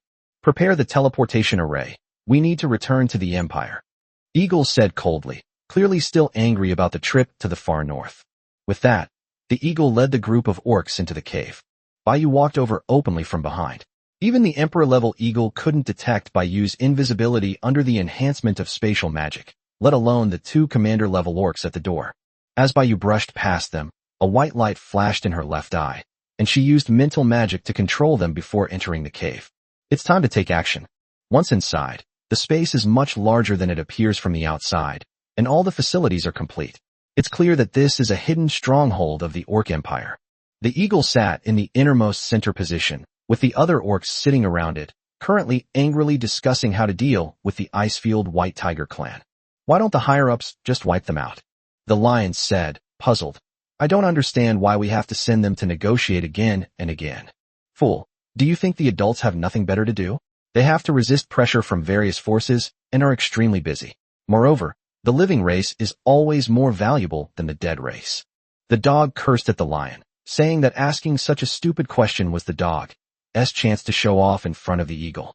The eagle glared at the lion, and the dog raised its head, looking even more smug. But just then, the lion looked at the smug dog, and suddenly his pupils contracted. A red line appeared on the dog's neck, and its smile immediately froze. Thump! The dog's head fell to the ground, instantly stunning the orcs present. The eagle sensed something and immediately stood up, its two sharp claws striking directly towards the cave entrance. Bang! An invisible barrier appeared, directly blocking the eagle's attack. Immediately afterwards, a transparent ring rapidly spread out, sweeping across the entire area. Apart from the eagle, all the orcs present were instantly cut in half at the waist. With a loud bang, flames leaped up inside the cave, instantly turning the surrounding area into a sea of fire. Bai Yu revealed herself, looking at the eagle with a smile. She wasn't afraid of being unable to handle this half-orc, because she could summon undead at will. "Who are you?" The eagle, as if facing a formidable enemy, stared intently at the human before it. "You will never know." After saying that, Bai Yu's right eye emitted a red light, and several magic circles of different colors instantly appeared in parallel around his body. In an instant, several different elemental forces began to surge, and various spells intertwined, directly bombarding the opponent. Chapter 388 successfully intercepted. Boom. Various colors of light filled the cave entrance, and in an instant, everything inside the orc stronghold was razed to the ground. An invisible protective shield appeared around Bai Yu, blocking out the surrounding dust and ruins. Then a strong gust of wind blew by, and the flying dust was dispersed in an instant. Bang! The eagle emerged directly from the ruins. It was somewhat disheveled, but not seriously injured. It had only been Bai Yu's probing attack. The eagle spread its wings and flew straight into the sky, where it truly belonged.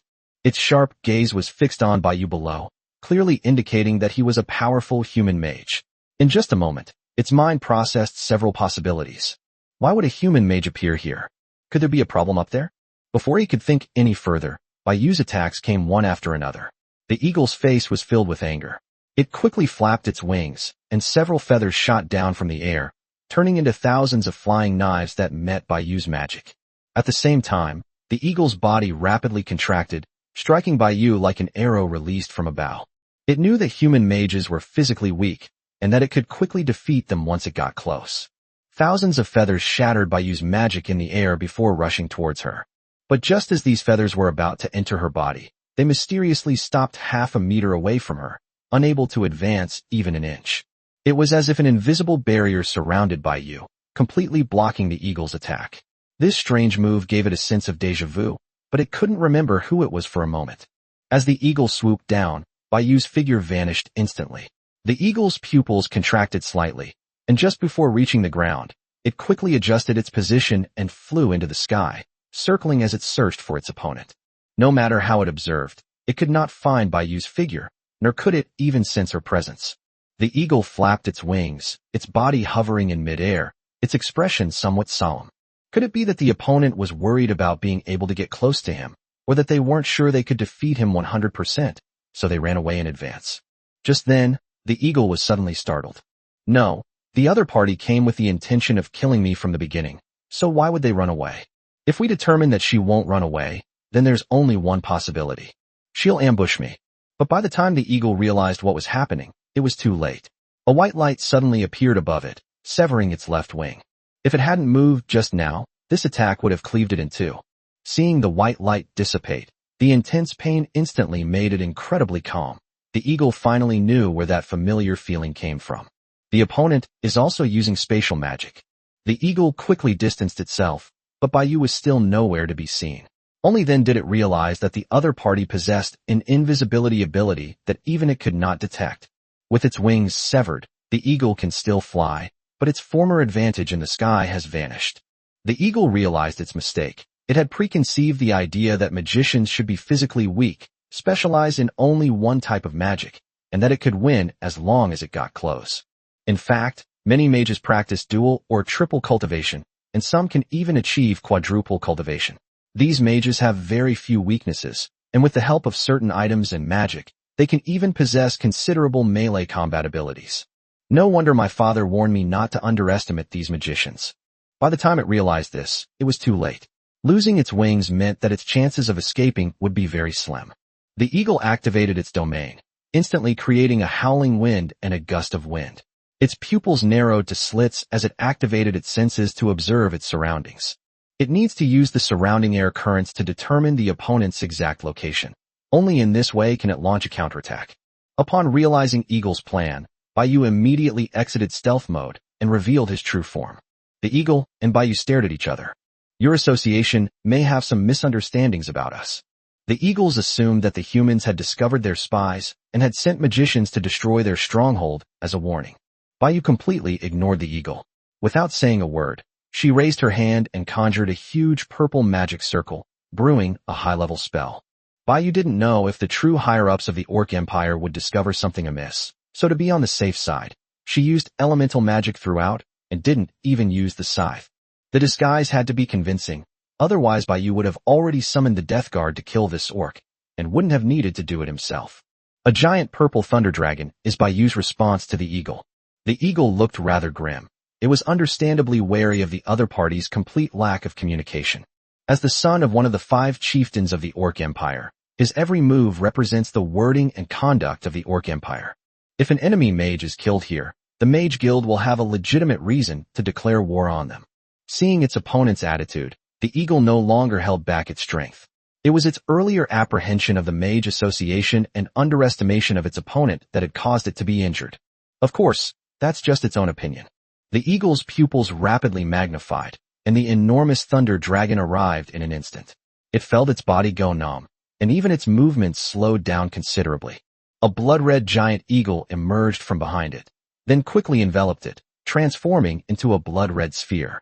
Immediately afterwards, the blood sphere exploded, transforming into a gigantic red monster.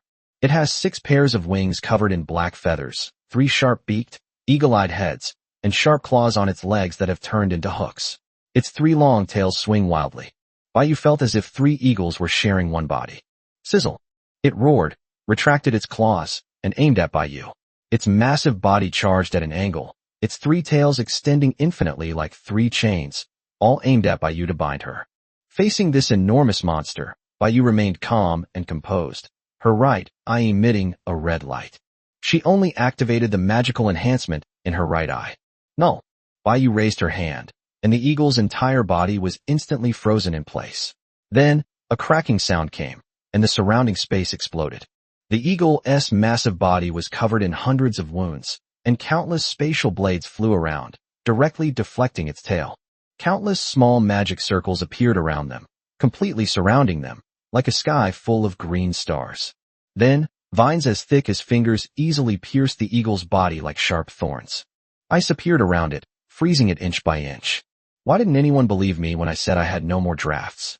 October Confusion.jpg. Chapter 389 Their whereabouts were discovered. The binding force of space and frost magic prevented it from breaking free, leaving it helpless as the vines piercing its body extracted the strange red energy. The vines at the ends had now turned completely blood red and were spreading towards the source of the magic circle. However, as these vines emitted green energy, they completely neutralized the red energy. The eagle's body was dwindling, and its desperate struggles were futile. It could only watch helplessly as the red energy was purified by the green energy and then dissipated. As time went on, the eagle grew weaker and weaker, and as its red energy was depleted, it reverted to its original form. "Spare me, and we can talk." The eagle looked at the human mage before it with fear and pleading eyes, trying to get him to release it. It knew that humans valued profit the most. Unfortunately, Baiyu remained unmoved, especially since she wasn't originally a human magician. A blade formed from lightning pierced the eagle's chest, freeing it from its restraints, and its body plummeted straight down. Baiyu clapped her hands. Done. 3 high-level spells couldn't even defeat an ordinary royal-level being?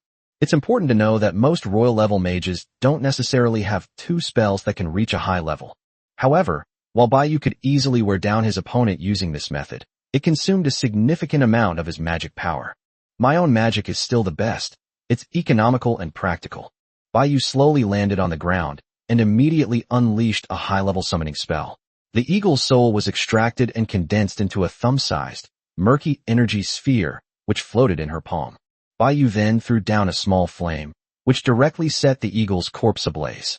She controlled the fire, burning the corpse to a pulp but not completely, providing the other party with ample evidence, and also concealing the traces of the summoning magic. After doing all this, Baiyu held the energy ball in her palm, and a spatial teleportation array appeared beneath her feet. She had already marked the room in advance when she arrived, so she could return instantly by simply activating a teleportation spell. As a white light swept past, Baiyu's figure disappeared from the spot. Meanwhile, in the far north, Lianhu and 2 other tiger men were anxiously waiting in a room. Lianhu looked worried and distressed. Yahu, on the other hand, was extremely excited, as if he were the one who was about to kill the group of orcs. The tiger man guard trembled to the side, feeling somewhat frightened to be in the same room as the 2 elders. That was so impulsive. How could you just kill them like that? Lianhu paced back and forth in the room, partly worried that something might happen to Baiyu, and partly afraid that she would discover them, the Icefield White Tigers. It's good to kill them. They're a bunch of bullies who pick on the weak and fear the strong. They should have died long ago. Yuhu sat in his chair, showing no sign of worry. He believed that the orc's strength was at most similar to his own, and he didn't think it would be a match for Baiyu. Bang! A burly tiger man burst through the door, his face contorted in a panic. Just as Lianhu was about to erupt in anger at the rickety wooden door, the tiger man shouted, "My 2 clan leaders, we've found the whereabouts of those traitors." After the tiger man finished speaking, both the refined tiger and the prison tiger turned their gazes toward him. Without hesitation, he immediately continued to speak. It was found by the other 2 chieftains. They captured a group of sea creatures on the coast and obtained the information from them. Sea creatures? How can there be sea creatures? Lianhu sighed. It didn't know that Yingxi hadn't left the far north, nor did it know that Yingxi was hiding on the northwest coast. In order to catch food, her whereabouts were exposed by the sea creatures. This group of sea creatures originally came ashore to gather intelligence, but they were just cannon fodder. After encountering Yingxi and her group on the northwest coast, they were no match for them. However, they could not return because they could not complete their mission. The fleeing sea creatures could only travel westward along the coastline, where they were discovered by the Icefield White Tiger, who was searching along the source of the underground river. So many king-level beings, the sea creatures were powerless to resist and were all captured. After some interrogation, the group of cannon fodder sea creatures not only confessed all the information, but also revealed that they had encountered a group of Icefield White Tigers on the northwest coast. The kings were delighted to hear this. The west coast was located on the edge of the far north, and was not within their search range at all. The fact that they could encounter the Icefield White Tiger there was most likely due to Yin Shi and her group. They immediately reported the news to the 4 elders, and without alerting the other Icefield White Tigers, 2 of the elders had already set off. This also led to Lianhu failing to detect the anomaly in time. The other elders believed that Yingxi's ability to escape from them time and time again meant that there must be an inside agent within the clan helping her. The prime suspect was Lianhu. Yin Shi probably never imagined that, Despite her serious injuries and desire to conserve her magic power, she would inadvertently expose her whereabouts to the sea creatures. Unexpectedly, after being defeated, the remaining sea creatures did not return to the ocean, but instead moved further inland. Lian Hu waved away the tiger men, then immediately became serious, and looked at Yehu in deep thought. It is not yet trustworthy to take Yehu directly there, otherwise it will only increase the number of enemies. But if it is left here unattended, even Lian Hu is not sure if it will secretly inform the other two elders. There's no time to lose. Let's set off now. Before Zhang Hu and the others arrive, our chances of winning are still very high. Yu stood up. The situation was urgent, and every second counted. They couldn't wait for Bai Yu to return. 2 against 2, they had a high chance of saving Yin Shi. Clearly, Yu had not discovered the things that Lian Hu was worried about, and the other party certainly understood what it was saying. I'm afraid Zhang Hu had already sent people to keep an eye on us before they took action. I'm afraid that as soon as we leave the city, we will be stopped by them. Lian Hu sighed. It knew Zhang Hu well. The other party was definitely on guard against it. Are you going to wait until Yingxi is brought back before you make your move? Yu seemed a little irritable. Lian Hu was good in every way, but he thought too much about things. If it were Yu Hu himself, he would have left the clan territory long ago and wouldn't be thinking about these things. Are we supposed to wait for her to come back? By then, Yingxi will probably have already been captured and is being watched by Zhang Hu and the others. Lian Hu thought for a moment and agreed with Yehu. He decided to trust Yehu this time and prepared to go all out. Now is the best chance to rescue Yingxi. If she is taken back to the clan's territory, it will be even more difficult. Then Lian Hu looked at the Tiger Man guard standing to the side. You stay here and inform her. We'll go ahead. Chapter 390, Where did the humans come from? His instructions. Lian Hu immediately used his domain power to disappear from the Tiger Man guard's sight, without giving him a chance to reply. 3 powerful auras shot into the sky above the city and arrived at the location in an instant. They stood suspended in midair, overlooking the entire city. They were the other 3 clan elders who had noticed Lian Hu's departure. The Tiger Man guard's pupils contracted as he peered through the window, realizing he was doomed. The 3 elders, with Zhang Hu as the leader, sat in the middle, his brows furrowed and his face filled with anger. Humph, I knew it was that old bastard Lian Hu. After saying that, the 3 elders attacked together, each activating their own domain power to forcibly keep Lian Hu and Yehu there. Just as their realms were about to collide with the refining tiger's realm, a black blade of light severed them in 2. Who? Zhang Hu immediately looked around, and the sword light dissipated, revealing Bai Yu's figure. Her long white hair fluttered in the wind as she stood in midair, holding a huge scythe in her hand, staring coldly at the 3 clan elders. Humans. A powerful human would appear here. So it was Lian Hu, that traitor.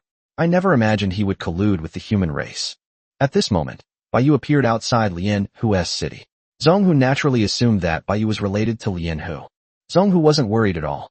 There was only one person on the other side, and he couldn't stop them. Even if Lian Hu went over, what could he do? There were still 2 clan elders there, and they might not be a match for them. Bai Yu's purpose in stopping them was simple. Since they had encountered them, she might as well take care of them. It's better to arrive at the right time than to arrive early. Anyway, it'll have to be resolved sooner or later, and it's a good opportunity to see if this Yu Hu is trustworthy for Yin Shi. Attack together. Zhang Hu shouted, and the 3 tiger men immediately joined forces to unleash their domain power and crush Bai Yu. They attacked with deadly moves from the very first strike, showing no mercy whatsoever. Aren't you afraid of offending the Mages Guild if you kill me? Bai Yu smiled dismissively and took out his 2-star mage badge. In an instant, the domain power that was crushing Bai Yu froze, and then quickly withdrew. The 3 elders were taken aback. The Mages Guild emblem couldn't be faked. Only then did they realize that a powerful human wouldn't be without an identity.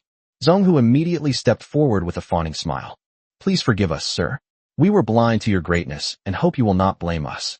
May we ask if you have come here for the sake of our clan's Yingxi? Looking at Zhang Hu's fawning smile, Bai Yu felt a chill run down her spine. She only wanted to conduct a test. Since these elders were so worried about the Orc Empire, if she revealed her human identity, they would surely treat her with respect, given that humans are more powerful than orcs. Just as Bai Yu had predicted. But at this moment, she was expressionless and had put away her contemptuous smile. A sycophantic scoundrel, a parasite of the Icefield White Tiger clan. Bai Yu's cold voice echoed in the snow-covered far north, and she finally understood why Yin Shi, despite being of the White Tiger Queen's bloodline, was targeted. The three elders were taken aback, but still smiled obsequiously. Even when Baiyu scolded them, they were not angry. Instead, they thought that it was their own offensive behavior that had aroused the other party's dissatisfaction. Kill them. With Baiyu's command, 3 black vortexes appeared before her, which then coalesced into the figures of 3 death guards. One of them exuded a dense aura of death, completely different from the other 2. Without exception, they were all of royal rank. You're not a member of the Mages Guild. They don't have such bizarre magic. Zhang Hu exclaimed in surprise. It had dealt with humans many times, but had never seen such magic before. However, Baiyu ignored them and disappeared from the spot. As Baiyu left, the 3 death guards went straight for the 3 clan elders led by Zhang Hu. Zhang Hu was furious at being ignored by Baiyu, and he also looked down on the 3 strange black shadows in front of him. You think 3 lackeys can stop us? Take them out and get support for Dao Hu. Zhang Hu knew that Baiyu's strength must also be at the emperor level. If Baiyu joined the effort, their plan to capture She might very well fail. This is not what it wants to see, and perhaps soon it really won't be able to see it anymore. 6 royal-level warriors engaged in a fierce battle directly above the city. On the other side, on a small island on the northwestern coast of the far north, is where Yingxi and her group of tiger men are hiding. At that moment, she was focused on recovering from her injuries and had no idea that danger was about to befall her. They dug down here and created igloos hidden underground, which they usually keep hidden here. So many tiger men also need food to survive, and this environment only allows them to go to the sea to catch fish, which is why Yingxi deliberately chose a remote coastline. First, they are close enough to the far north. Second, the extremely cold environment is more suitable for them to become stronger. And third, they have easy access to food. The main reason is that Xi's cultivation has reached a bottleneck, and she needs to comprehend to break through to the emperor level. The environment here is the most suitable for her. After considering all factors, this is why she did not leave the far north directly. Moreover, the exit is in the northwest, where there is only an endless sea and countless islands. To leave the far north, one must travel south across the entire region, which undoubtedly increases the risk of them being discovered. She had a premonition that she could break through to the emperor level after recovering from her serious injuries, so she had been working hard to recover. As for such trivial matters as hunting, everyone here is an adult tiger, so it's impossible to bother Yingxi. This led to the accidental discovery of the sea creatures, an unintentional act, perhaps a coincidence, or perhaps fate. These igloos, which are level with the ice surface, only ensure that they appear relatively flat from a distance and are not easily spotted. If a king-level or emperor-level being were here, they could easily spot the tiger men hiding among them. At this moment, Dao Hu and the other 2 elders were searching island by island along the coastline. Although they had determined that the target was on the northwest coast, the area was so vast that even the sea creatures themselves could not clearly describe the exact location, let alone the sea creatures. Therefore, the only option is to use the most basic method, lower the flight altitude, increase perception, and search one place at a time. We didn't bring any extra people this time, fearing we might alert the enemy. Relying on just 2 clan elders to search alone would be too slow.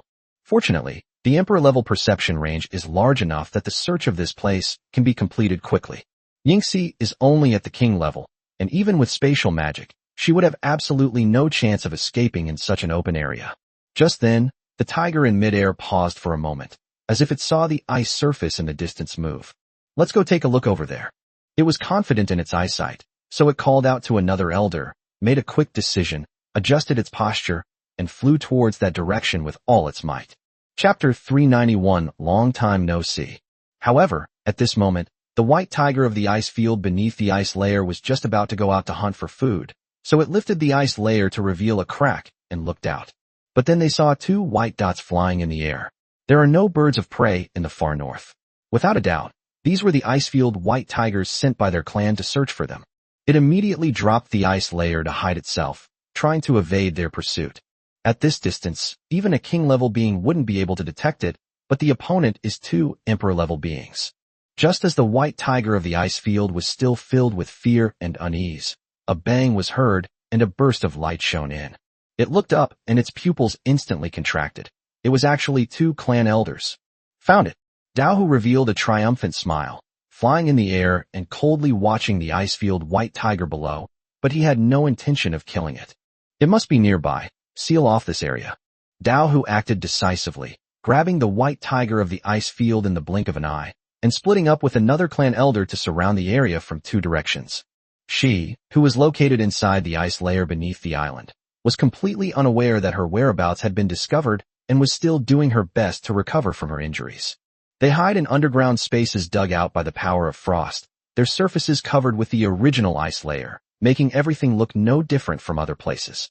However, the rooms they built were not interconnected, and when they realized they had been discovered by the two elders, they couldn't even notify Yingxi. Because once she surges onto the ice, there will be nowhere to hide, and she will also attract the attention of the other party to Yingxi. The Tiger Man that was just discovered was merely a sentry on the outskirts, still some distance from their actual hiding place. But they knew they wouldn't be able to hide for long. If we don't take this opportunity to quickly notify Yingxi so she can escape, then there will be no chance to escape at all. Inside an underground ice house, dozens of ice-field white tigers had gathered. They had already noticed the arrival of their clan elder and were frantically discussing countermeasures. There are only two of them, and they are so confident. They must be clan elders. We must inform Her Majesty the Queen and escape immediately. But we'll be discovered as soon as we reach the ice. We're at least several kilometers away from where Her Majesty the Queen is resting. How can we notify her? The tigers were discussing anxiously. They were all of ordinary level, and their speed was no different from that of a tortoise compared to the royal level. At this moment, a tiger man came up with a solution, which seemed to be the only solution at the moment. We rushed out of the ice and scattered to escape, while notifying the others to attract the attention of the elders. We also sent a clever member of the tribe to secretly inform Her Majesty the Queen to leave. In the chaos, the elders could no longer accurately determine Yingxi's south hiding place. Undoubtedly, this was a sacrifice of themselves to buy Yingxi a chance to escape. Once the Silver Tide escapes, they have almost no chance of survival. By this time, Dao Hu had found 7 or 8 tiger men. Without exception, one was hiding in each cave. The island was not small, and their distribution was very irregular, but Dao Hu was not in a hurry. Since there were at most 100 or so ice-field white tigers, it would find them all sooner or later. Another elder looked down over the entire island from the sky, taking a comprehensive view, while Dao Hu searched for these hidden ice-field white tigers on the ground. Yingxi's spatial magic could shield the two elders' senses, allowing them to easily find the group of tiger men, but not Yingxi herself. Knife Tiger, all those tiger men have come out. The clan leader in the sky shouted, and Dao Hu was stunned. He looked around and saw at least 100 ice-field white tigers in his field of vision. Snort. Dao Hu snorted coldly, naturally seeing through their little tricks. It flew directly into the sky, completely ignoring the fleeing ice-field white tigers. Instead, they quietly watched them from the sky. Most of the tigers fled in all directions. Among them, the number of ice-field white tigers fleeing to the northwest was the smallest. Dao Hu sneered. She must be hiding there. After saying that, it flew directly towards the northwest of the island, while the other elder remained in place, continuing to observe them. After Dao Hu flew away, Lian Hu and Yu Hu appeared in the distance, causing the elder's pupils to shrink. Why didn't Zhang Hu and the others stop it? And why would Yu Hu follow Lian Hu around? Compared to Lian Hu and the others, they only needed to come here to find traces of Dao Hu and the others, completely saving the troublesome step of finding Yingxi, which is why they were able to find their location so quickly. The tiger that discovered them ignored them completely, instead signaling another elder to stop them. As long as Yingxi was captured, it would have a way to control the tiger, so it wasn't worried at all. At this moment, Yingxi opened her eyes inside the ice house. The noise outside, coupled with the security she had set up, told her that her whereabouts had been discovered. She didn't think about how she was discovered. She rushed out of the igloo and onto the ice, where she saw Dao Hu flying towards her. Looking into the distance, she saw 3 other clan elders, including Lian Hu. Without hesitation, she used spatial magic to try and escape. Dao Hu was the strongest among the 7 elders besides Lian Hu and Zhong Hu. She couldn't even handle a level 1 emperor, let alone Dao Hu at this moment. Where do you think you're going? With a shout, Dao Hu sped up, but suddenly, sensing an impending danger, it quickly stopped and dodged to the side. Immediately afterwards, a black scythe covered in chains slashed down at the very spot where it had just been. Dao Hu looked closely and saw a strange black figure wearing a black robe and holding a chained scythe. What is this? The tiger was taken aback. It had never seen such a creature before, yet it could sense the aura of a royal-level being from the creature's attack. The Death Guards, who rarely spoke except to their queen, naturally ignored the surprised Blade Tiger and attacked directly. Meanwhile, Dao Hu went all out, not wanting to waste any time with this strange creature. Its only goal was to capture Yin Shi. Yin Shi, who was fleeing in the distance, noticed the fight behind her. She turned around and was stunned by what she saw. Isn't that Bai Yu's spirit? Why would the dead appear here? Doesn't that mean? Yingxi sensed a familiar presence, turned around, looked ahead, and instantly revealed a look of joy. Standing before her was a white figure, Bai Yu, whom she hadn't seen in a long time. Yingxi, it's been a long time. Chapter 392, Awaiting Disposal. She opposite her. After not seeing her for a long time, she looked somewhat haggard. Her breathing was still a little disordered, and her injuries had not fully recovered. Bai Yu. Yingxi excitedly threw herself into Bai Yu's arms, and the two embraced tightly. Bai Yu gently patted Yin Shi's back. You're being too impulsive, you know? Bai Yu said softly, and Yin Shi's eyes welled up with tears upon hearing this. I just wanted to. Don't worry, I'm here. It was one of your subordinates who found me. By the time I arrived, you had already left, which is why I couldn't get here immediately. Bai Yu interrupted the somewhat aggrieved Yin Shi and began to explain. She understood Yingxi. After all, she had been asleep for hundreds of years and was still a child at heart, so it was normal for her to do some impulsive things. Sit still, I'll heal your wounds. Hearing Bai Yu's words, Yin Shi obediently sat down, believing that the other party must be confident. With mastery of high-level mental and wood elemental magic, Bai Yu can heal both the soul and the body. I have persuaded Lianhu and Yehu to stand on your side now. I will help you eliminate them and let you lead the White Tiger clan. Now focus on your treatment and don't worry about anything else. With both spells used simultaneously, Bai Yu's magic power dropped at a visible rate. While healing, Bai Yu also explained to Yin Shi what had happened within the clan. There are still 3 clan elders in the clan's territory and so many royal-level beings. Even so, Yingxi couldn't help but feel some worry. Don't worry, they won't be able to come. Bai Yu said with a smile. Death Guard, possessed by a necromancer at level 2, Emperor rank, reached level 4, making him a match even for Zhonghu. Lianhu, as the second strongest, also has a level of LV3. Bai Yu looked up at the distant sky, knowing that the clan elder would soon be defeated by the combined forces of Lianhu and Yehu. Acquiring 3 Emperor-level combatants, the trip to the far north, which was originally somewhat difficult, now no longer requires Bai Yu to personally intervene. Soon, Yingxi's injuries were fully healed. Apart from being a little weak, she was fine. She stood up, radiant, and looked at Bai Yu, who was healing her wounds. Thank you, Bai Yu. There's no need for thanks between friends. Bai Yu could tell that Yin Shi's cultivation had reached the half-step emperor level. In the words of their lord, she was at level 9 king with full experience and could break through to the emperor level at any time. However, Bai Yu was not very familiar with the breakthrough of native creatures. Bai Yu, I want to break through to the emperor level. Yin Shi's eyes were firm. Even with Bai Yu's help in unifying the clans, one still needed to be strong oneself. Without the strength of an emperor, even if one sat on that position, one would not be recognized. All right, I'll protect you. Bai Yu didn't ask any more questions. She saw Yin Shi sitting quietly on the ground, with a transparent spatial barrier surging around her. Icy power emerged from within, and even a faint phantom of a white tiger began to appear. After observing for a while, Bai Yu realized that Yin Shi's breakthrough was different from that of the other lords. It might take some time, at least much slower than their leveling up. Bai Yu simply stopped observing and instead looked towards the battlefield. At this moment, the battle between Dao Hu and the Death Guard is the most recent. However, the Death Guards were of a lower rank than Dao Hu and were clearly no match for him. They were almost unable to stop Dao Hu from breaking through their defenses. Dao Hu looked at Bai Yu in the distance with a solemn expression. Although it did not know who she was, it had seen her heal Yin Shi's injuries and witness Yin Shi's breakthrough. Clearly, this human is most likely also an emperor-level being. The eerie black figure in front of them is very likely one of her subordinates. With the 2 elders tied up, the tiger, men, realizing the situation, stopped fleeing and began to gather in Yingxi's direction. They had all seen Bai Yu before, and seeing this situation, they naturally understood that it was she who had saved their queen. Thank you so much for saving my life, sir. A group of tiger men surrounded Bai Yu and, without saying a word, knelt down on one knee to express their gratitude. Get up, everyone. Bai Yu waved his hand, signaling the tiger men around him to guard Yin Shi's side. The current battle will take some time to end, and at this moment, he is the extra royal level combatant. Bai planned to quickly quell the battle and give Inshi a safe space to break through. A huge black and red scythe appeared in his palm. Dao Hu, who was far away, was ready to deal with it at first sight, but the next second, Bai's figure disappeared from the spot. The tiger was shocked. It knew the other party was definitely coming for it.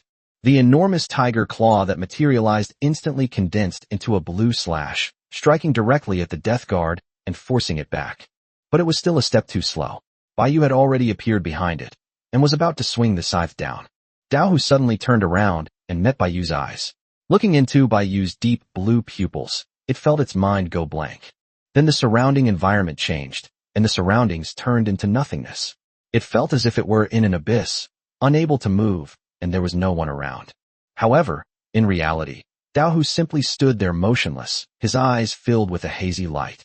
Mental magic is an ability of Baiyu realm, further enhanced by the spirit of the scythe.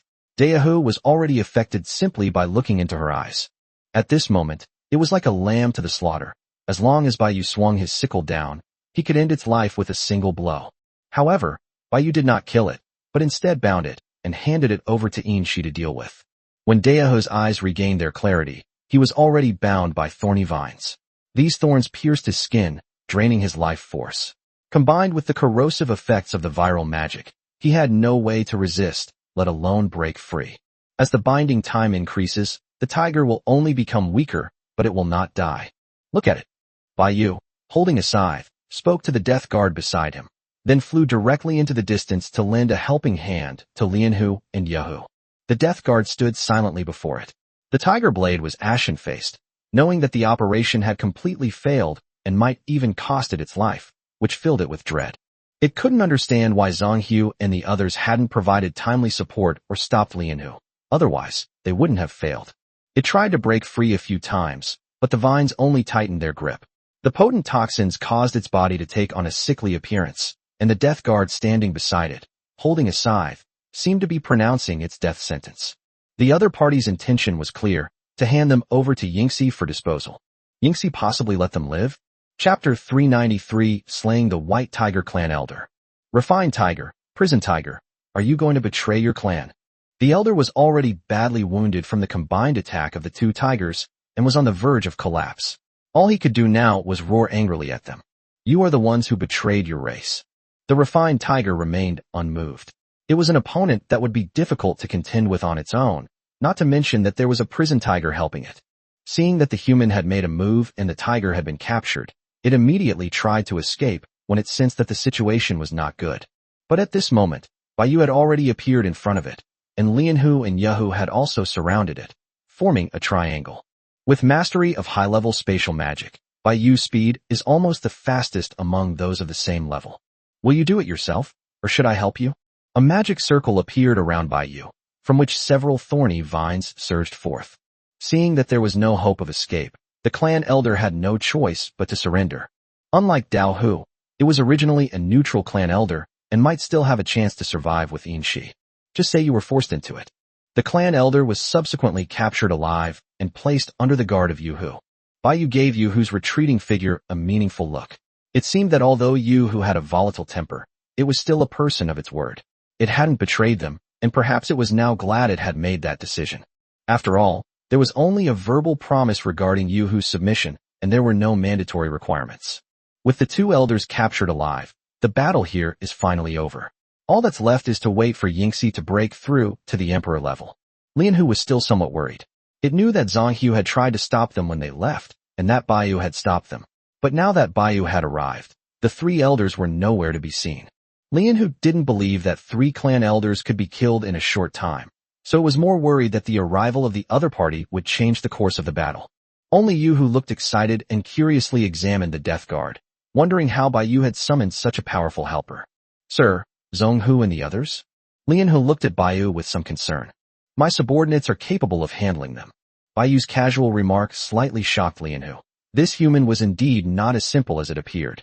On the other side, in the center of the clan's territory, above the city of Lianhu, 6 emperor-level warriors sent the tiger men scattering in panic as they fled the city and descended the mountain, fearing they would be harmed by the lingering power of the emperor-level warriors. At the same time, they looked worriedly at the battlefield above.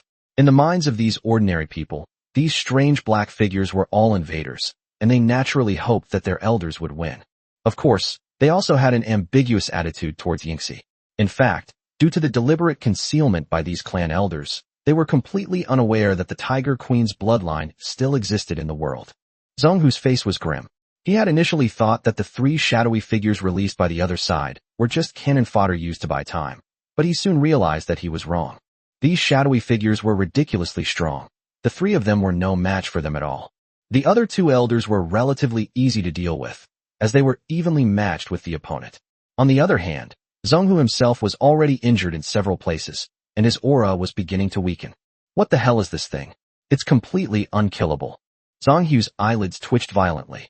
At first, he was dismissive of his opponent's reckless fighting style of trading blows for injuries. But now, cold sweat poured down his forehead as he pondered how to kill his opponent. Otherwise, if this drags on, they will inevitably lose. They heard clearly the orders Bai Yu gave before leaving. Just then, the Death Guard who was fighting Zhonghu suddenly split into two black shadows and entered the bodies of the other two Death Guards. Just as Zhonghu was rejoicing at the weakening of his opponent, the other two clan elders were caught off guard and severely injured. Immediately afterwards, the three Death Guards simultaneously released their domain power, and their domains actually merged together. Faced with the combined resistance of Zhonghu and the other two, their domain power shattered in an instant, and they spat out a mouthful of blood. Zhonghu could only watch as they were enveloped by the other party's domain. They are all from the Icefield White Tiger clan, but their realms are different, and they cannot merge with each other. So why can the three shadowy figures of the other side do so? Merging realms. This is simply unheard of. Little did they know, this was precisely one of the necromancer's skills. Otherwise, even if the three Death Guards were from the same realm, they would not have been able to merge. The moment they entered the other's territory, Zhonghu and the others knew their fate. No one can defeat the master of another's domain. All around was endless darkness, so dark you couldn't see your hand in front of your face, not a single ray of light. So even if they had night vision, it would be useless. Zhonghu knew that the other party's domain power had blocked their senses, and it could not even perceive the whereabouts of the other two elders. Perhaps it's right next to it, or perhaps it's far away. Sizzle. A scythe pierced its chest from behind, and Zhonghu spat out a mouthful of blood. Without any boundaries, it was no different from a cripple here. Whether it's a realm or a domain, if it's defeated by the opponent, it will suffer severe damage and will be unable to reassemble in a short period of time. Once the territory is lost, not only will the fighting power be lost, but the retreat route will also be lost. This is also why some Emperor-level beings dare not rashly use their domains without fully understanding their opponent's strength. While their abilities are very strong, they also have corresponding drawbacks. At that moment, Zhonghu realized that his life was slipping away rapidly. He wanted to warn the other two elders, but when he opened his mouth, he could not make a sound. It wouldn't surrender so easily. It immediately grabbed the scythe with its hand, stopping it from piercing its body further, and activated the last remaining trace of its domain power within its body. Zhonghu's body immediately emitted a dazzling blue light, dispelling the surrounding darkness, but unfortunately, he still couldn't find the other two clan elders. Then the blue light shone even brighter, the dazzling light turning it white, as if it had reached a limit. Boom! A violent explosion rang out, and the entire realm space trembled. The Death Guards, hidden in the shadows, quickly retreated into the realm to avoid harm. Zhonghu detonated his own domain, intending to perish together with his opponent. Unfortunately, the remaining power of the realm within its body did not exert much power, nor did it cause the slightest damage to this 3-in-1 realm. It only caused some minor vibrations. A Death Guard appeared before Zhonghu's mangled corpse, cast a summoning spell to extract his soul, and began to summon him into an undead. As for the other two clan elders, they were dealt with by the Death Guards the moment they entered the realm. Chapter 394 Breakthrough to Emperor Level. A huge red moon hung high in the night sky, adding an eerie atmosphere to the snow-white far north. At this moment, on the island, Bai Yu was quietly standing beside Yingxi, guarding her. This is the closest point to Yingxi. The outermost area is occupied by the Icefield White Tigers, and further out are the two elders, Lianhu and Yehu. Compared to the two clan elders, the Tiger people clearly trusted Bai Yu more. Lianhu didn't mind this. It could even tell from the attitude of the Tiger people towards Bai Yu that she and Yingxi had a very good relationship. During this time, the two elders, Dao Hu and his brother, became much more obedient, no longer making futile struggles and begging for mercy. As of now, Zhong Hu and the others have not arrived. Dao Hu had no choice but to believe Bai Yu's words. They were most likely already dead. After tonight, the Icefield White Tiger clan will be in turmoil. Before Bai Yu arrived, there was no certainty in finding Yin Shi. The Death Guard's orders were naturally to kill her, since killing the enemy was often easier than capturing her alive, and it didn't require wasting manpower to guard her. Now that Yin Shi has been found, these two elders will naturally be handed over to her to deal with. Just then, Bai Yu was startled and noticed the change in Yin Shi's aura, revealing a look of joy. Of course, all the royal level beings present noticed this, but they were a step behind Bai Yu, since she was the closest and had been observing Yin Shi the whole time. Dao began to feel uneasy, knowing that its time of judgment was approaching. Lian Hu reminded Yahu to be ready to express his opinion once Yingxi woke up. At this moment, Yin Shi's breakthrough has entered its most crucial period, and she has begun to gradually exude the aura of a royal level being. A phantom of a white tiger emerged from behind her. The white tiger was majestic and imposing, exuding a kingly aura and radiating a chilling aura that further cooled the already sub-zero temperatures. The spatial energy it emitted also became even more intense. A rich aura of bloodline power emanated from the area, causing the surrounding white tigers of the ice plains to kneel and bow their heads. Lian Hu quickly reminded Yahu, and the two tigers followed suit. Only at this moment did Yahu believe that what Lian Hu had said before was true, and that the rich bloodline power could not be faked. This majesty emanating from the depths of their souls warned them that the one standing before them was the king. Apart from Bai Yu, all the Icefield White Tigers present knelt on the ground, including Dao Hu and his companion. Even though they were bound, they did not want Yin Shi to kill them as soon as she woke up. Now that they've become prisoners, their primary goal is naturally to survive. Kneeling down is nothing. Anyone can do that. A moment later, a burst of spatial power suddenly spread outwards, and the solid ice surface around them was instantly covered with spiderweb-like cracks. Yin Shi also opened her eyes at this moment, and her aura stepped from the king level to the emperor level. Congratulations, Your Majesty, on your promotion to the royal rank. The tigermen around him offered their congratulations, and Bai Yu smiled as well. Congratulations. Thanks to you this time, Bai Yu. Yin Shi ignored the tigermen around her and thanked Bai Yu again. I already told you there's no need to be so polite. Bai Yu stepped aside, allowing Yin Shi to see Lian Hu and other clan elders not far away. Clearly, these are things she needs to handle personally in order to establish her authority. Yin Shi walked slowly over, with Bai Yu following behind. The surrounding tigermen also turned their gazes toward these elders. Yingxi knew everything they did. Lian Hu secretly helped the tigerman guards when they faced pressure from their clan, and they even let Bai Yu find them. Yahu was persuaded to side with her, and in the end, he did not betray her. She can win over these two elders, who will assist her in managing the clan in the future. As for the other elders, they are nothing but a bunch of scoundrels. Dao Hu watched Yin Shi walk towards him silently. He had just thought things through and was planning to beg for mercy as soon as she woke up, trying to get her to let him go. But when Yingxi woke up, Dao Hu looked into her resolute eyes. This teenage mixed-blood tiger man, who was a high-ranking clan elder, Dao Hu couldn't bring himself to beg for mercy. On the contrary, another clan elder who had been captured was struggling wildly, begging for mercy from Yin Shi, despite his body being bound by thorns. My lord, spare my life. I was forced to do all this by Zhong Hu and his gang. I am weak and have no power to rely on. Faced with their coercion, I had no choice but to obey. Hunting you down was not my wish. She remained expressionless in the face of its pleas for mercy. She thought back to when she had tried to win over this elder, but he hadn't responded. She never expected that he would end up on the opposite side of her. Such opportunistic people should not be allowed to stay so noisy. Yin Shi raised her hand, and a spatial blade slashed out, instantly beheading the elder. Its head rolled to the ground, its eyes still wide open, its face full of disbelief. The composed Lian Hu was not surprised by any of this. Now was the time to establish his authority, and Yingxi would not let any of these elders of the clan off the hook. Dao Hu had long known its fate, but when the moment of death actually arrived, it was no longer afraid. Do you have any last words? Yin Shi looked at the weakened Dao Hu and spoke coldly. Bai Yu, standing behind her, silently watched everything. If it weren't for the human race backing you, you wouldn't even have the right to say that. You're just not as skilled as them. There's nothing more to say. Dao Hu remained aloof, seemingly having regained his elder's demeanor, completely forgetting the scene of kneeling just moments before.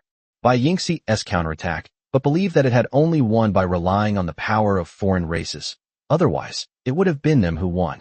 Yingxi did not refute or get angry when she heard this. Before the people of the Orc Empire, but as a descendant of the queen, they still treated her with arrogance. Talking to this kind of person is a complete waste of time. Yingxi ended Dao Hu's life without hesitation. At this moment, her heart was completely calm. She even wondered if it would still be as tough as it was if the people of the Orc Empire were to kill it. Bai Yu, I'll summon them as undead for you. Yingxi turned her head away and looked at Bai Yu. Bai Yu didn't mince words about it. The 2 royal-level corpses were indeed very useful to him, far exceeding the experience points gained from killing 2 royal-level enemies. By the way, I arrived in a hurry, and it was the undead who were responsible for stopping Zhong Hu and the others. They may have been killed by the undead by now. Yingxi didn't care when she heard this. Instead, she breathed a slight sigh of relief. She was worried that Bai Yu's spirits wouldn't be able to stop Zhong Hu and the others, which would cause Bai Yu to lose several spirits. It's alright, it's fine as long as she dies, let's go back. Chapter 395 Unifying the White Tiger Clan of the Ice Plains. The red moon hung high overhead, and it was already midnight. All the tribes had fallen into slumber, with only the azure sea along the northern coastline rippling gently, quiet and peaceful. At this moment, in the central region of the far north, the White Tiger Clan's territory, the 7 mountain peaks and cities were brightly lit, with firelight emanating everywhere, bringing a glimmer of light to this vast and boundless ice plain. At the Queen's Palace in the center, where the iceberg had been destroyed, the first thing Bai Yu and Yingxi and the other tiger people did upon their return was to use frost magic to repair it. Repairing an iceberg was incredibly easy for 4 Emperor-level frost powers. The underground ice layer where Yingxi had been sleeping had also been filled in, and the iceberg had basically returned to its original state. Finally, Bai Yu and Yingxi used spatial magic to seal it, making the iceberg indestructible, comparable to steel. During this time, Lianhu and Yehu were not idle. After returning to their clan territory, they quickly summoned the kings of their tribe and ordered them to gather the entire Icefield White Tiger clan at the foot of Queen Ice Mountain. Soon, the bustling crowd of Icefield White Tigers were inexplicably gathered in the center of their territory, surrounding the iceberg. The killing of the clan elders and the major reshuffling of the leadership went almost unnoticed by the ordinary members of the clan at the bottom, and many tiger people were unaware of it. I thought the 7 elders were summoning them in the middle of the night to discuss some kind of racial strategy. Yingxi stood atop the palace at the top of the ice mountain, looking down at the surging crowd of Icefield White Tigers, all of whom were ordinary clansmen kept in the dark by these elders. Lianhu and Yehu hovered high in the sky, watching silently. Once everyone had gathered, Lianhu lowered its altitude and came to the center of the crowd. All the clansmen looked at the clan elder, who rarely showed his face, with confusion, wondering what he was going to announce. I have gathered everyone here tonight to announce something very important. Lianhu's voice resounded throughout the entire area, and the surrounding clansmen began to quiet down. Seeing this, Lianhu continued to speak. 372 years ago, our queen fell and the royal bloodline withered. In order to prevent internal strife within the tribe, the 7 tribes decided to jointly manage the entire tribe, and thus the current Council of Elders came into being. However, as time went on, the drawbacks of the clan council gradually became apparent. Some parasites of the clan emerged, whose primary purpose was not for the clan but for themselves. They were selfish, colluded with each other, and quickly formed factions. They have become sycophants and forgotten their original purpose of developing and expanding their tribes. They have been blinded by power.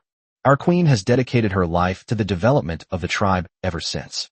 They have failed her and are unworthy of sitting in the position of elder. Lianhu began to speak eloquently, while the surrounding tiger men were puzzled, wondering why this elder in front of them was telling them stories. For ordinary members of their race, lifespan is too short. Such long events have absolutely nothing to do with them. Of course, some members of the clan were furious upon hearing this, as they had long been disgusted by the clan elders' system of dividing and ruling.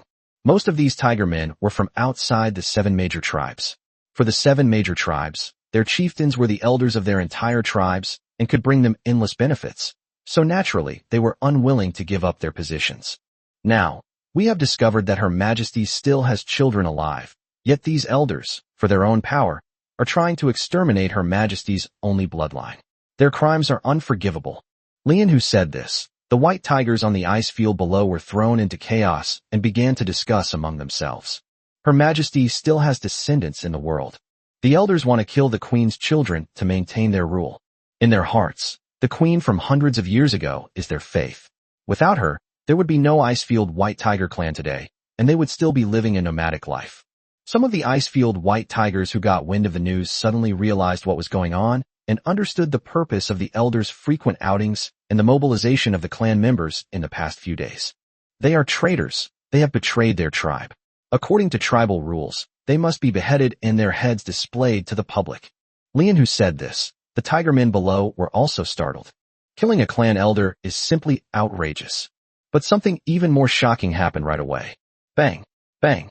A series of muffled sounds rang out, immediately attracting the attention of the surrounding tiger men.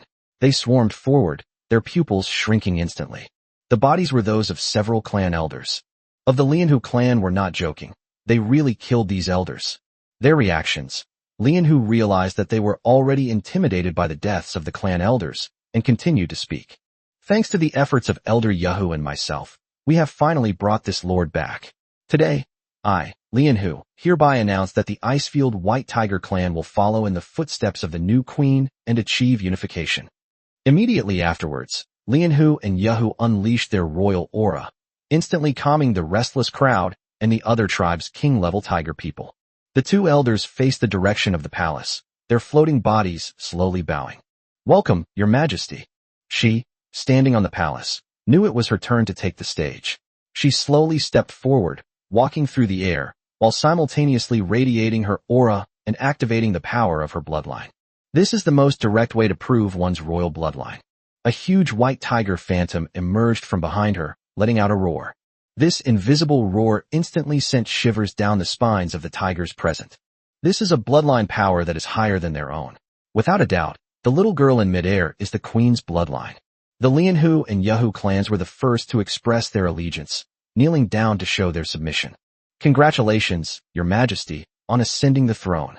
With the two major tribes taking the lead, the chiefs of some smaller tribes within the clan also began to signal and kneel down to welcome Shi. The turmoil at the top of this ethnic group is beyond the reach of their small tribes. Of the remaining 5 tribes, 3 immediately expressed their stance. 2 were originally neutral, while the third, having understood the situation, quickly made its choice. Only the 2 major tribes remained under the pressure of the entire situation, and in the end, they had no choice but to make a statement. As Lian Hu watched the scene below, he naturally remembered the high-ranking members of these tribes. They were originally Zhang Hu's confidants, and he would have to settle scores with them afterward. Shi hovered high in the sky, looked back at Bai Yu standing outside the palace, gave her a sweet smile, and then looked down. This day has finally come true. She united the people. Chapter 396, 3 days later. 3 days passed in the blink of an eye. This was the 7th day since Bai Yu left the city of the dead. During this time, she wandered around the White Tiger clan's territory, reading their books and observing the situation of some sea creatures in the coastal areas. With Yingxi's return to the throne, there were naturally many things she needed to handle personally. Fortunately, she had Lian Hu, her personal steward, to help her, which saved her a lot of trouble.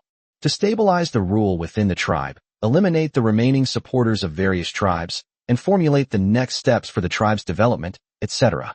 The original 7 tribes lost their royal elders, and their status has been relegated from the top to the same level as the other tribes. Lian Hu and Yahu became the largest tribe in the group. In order to show their loyalty, all the elite tiger people of the tribe were arranged to live in the palace on the central ice mountain. The central palace also began to be expanded in preparation for building a city to house them. As for the original 7 cities, since their locations have become vacant, all the tribe's people gathered at the foot of the mountain will have the opportunity to live there in the future. Yingxi did after taking power was to integrate the major tribes and abolish the tribal hierarchy system. At this moment, Bai Yu was half lying in a room inside the palace, taking a nap with her eyes half closed. Now it was time to fulfill the promise made to Yingxi, and the development of the city of the dead was on track. After much thought, Bai Yu decided to stay here.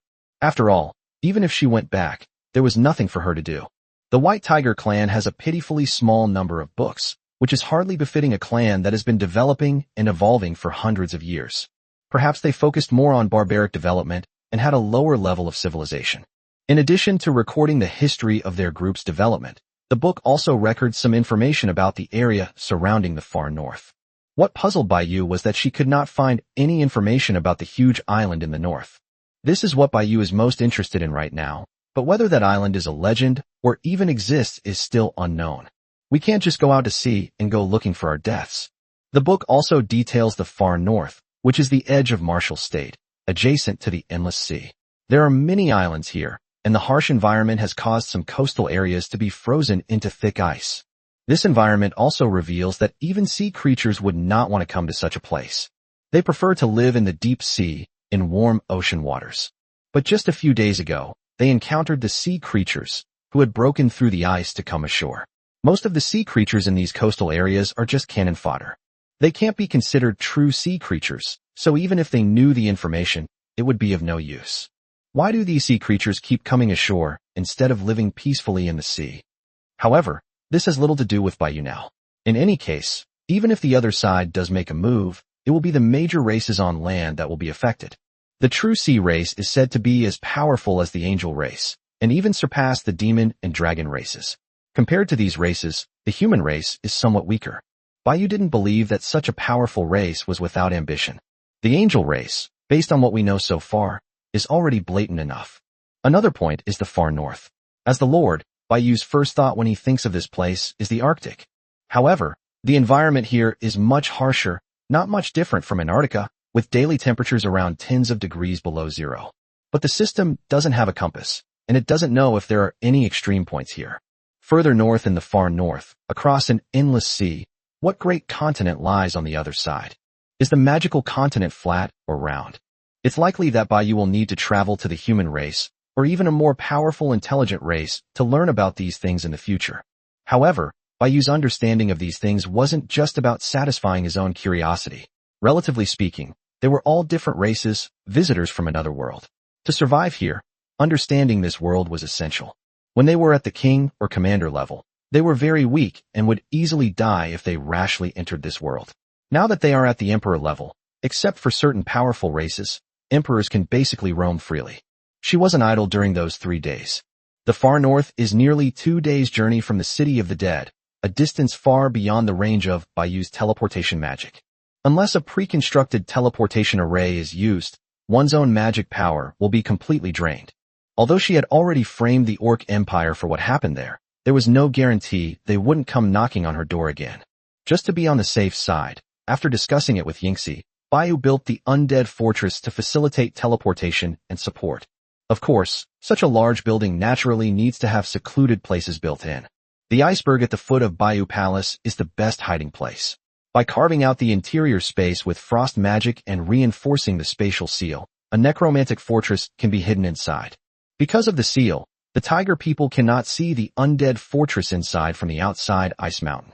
Baiyu did not send any undead to garrison the area. The purpose of building the undead fortress here was simply to serve as a teleportation point.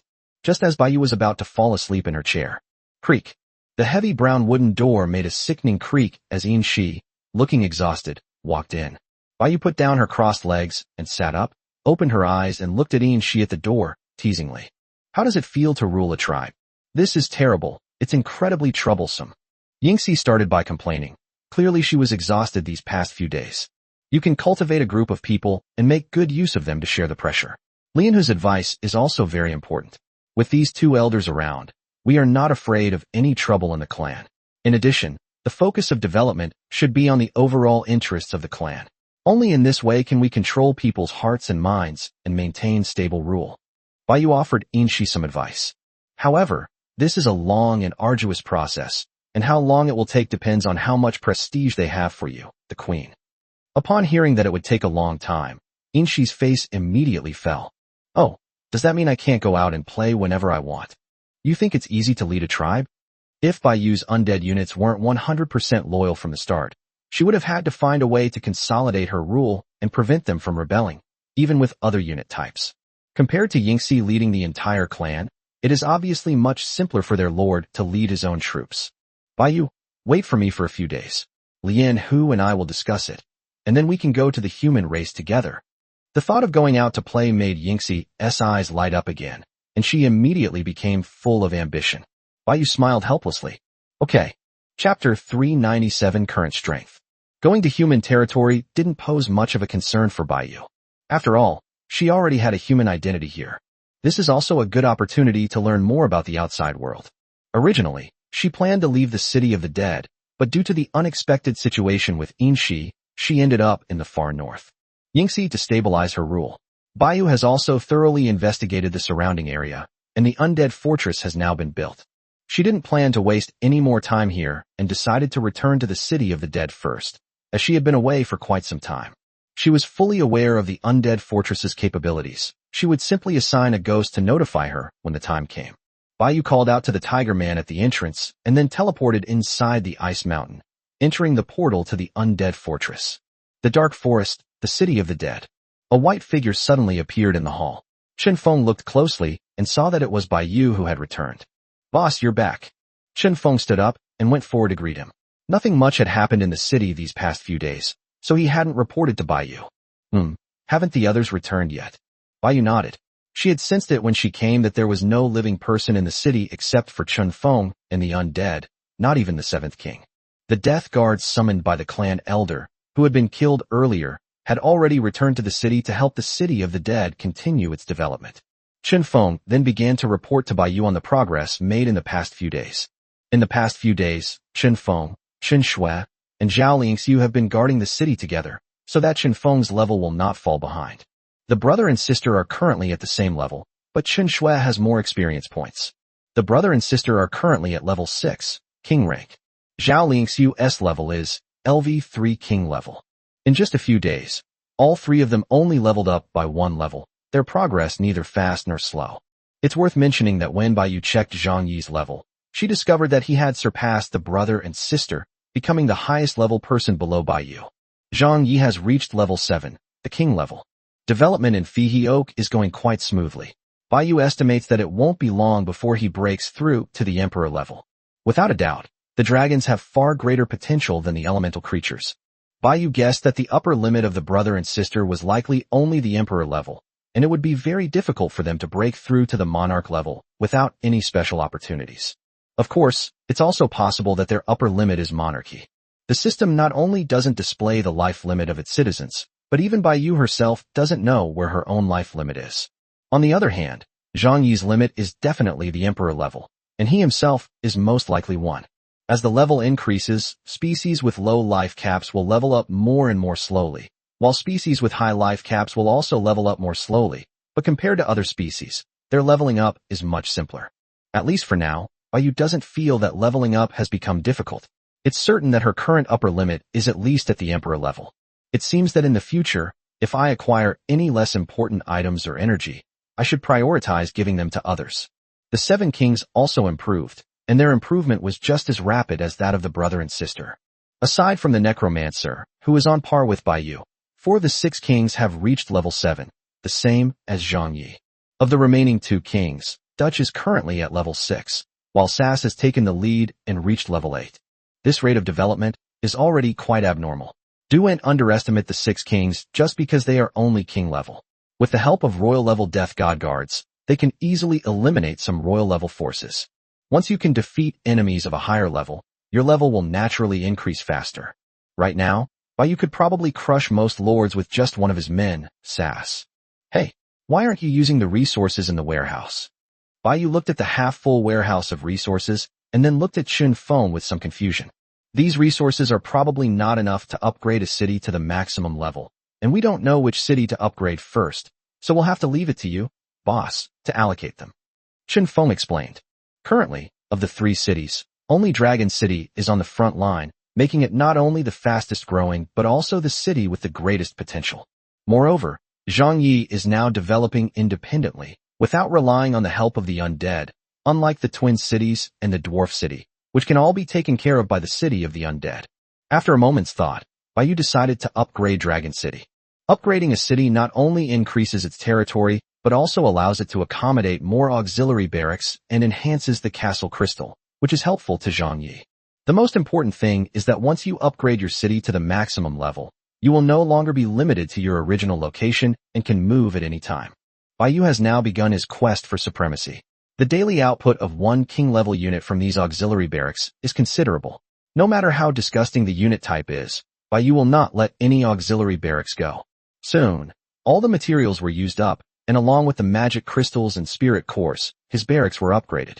Dragon City has reached level 6, just 3 levels away from the maximum level.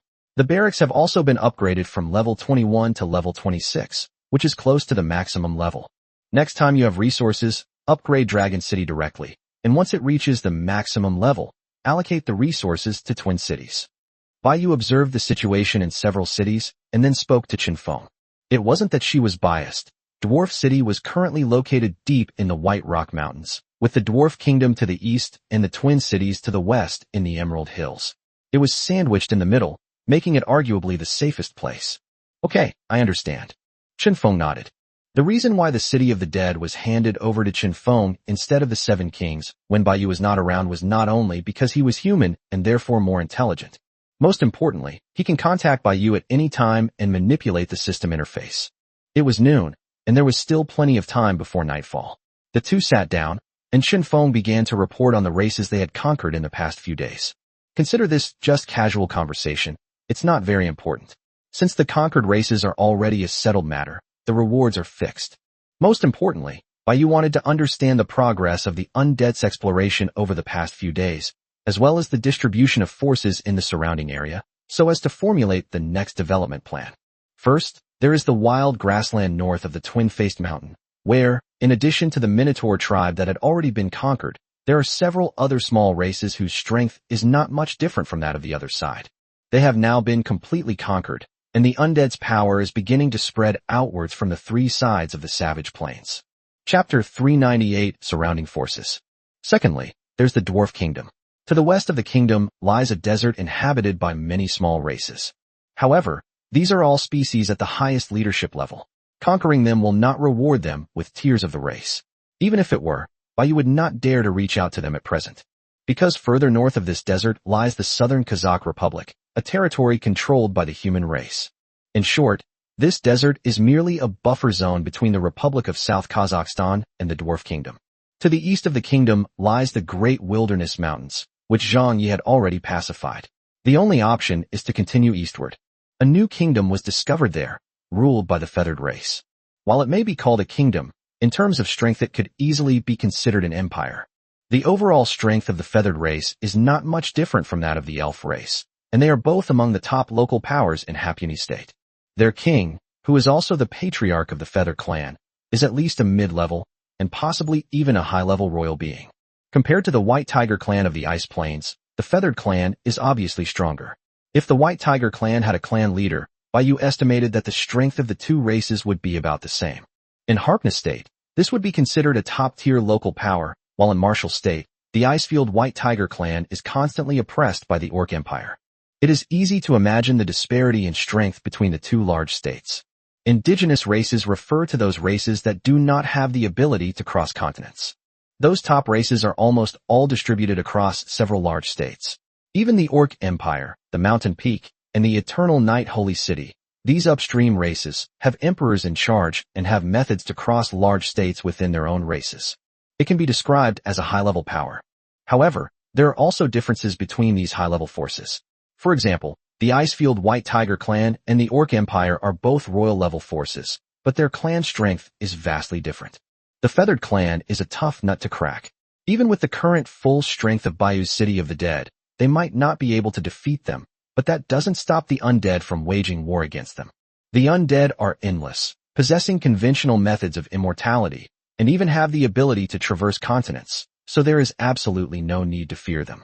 Currently, Chun Shui and Sass are in charge of this area, and most of the 9 royal-level warriors from the City of the Dead are also there, engaged in battle with the enemy. This is a long war, and it will probably take Baiyu breaking through to the high-level Emperor rank to completely conquer them. But it doesn't matter.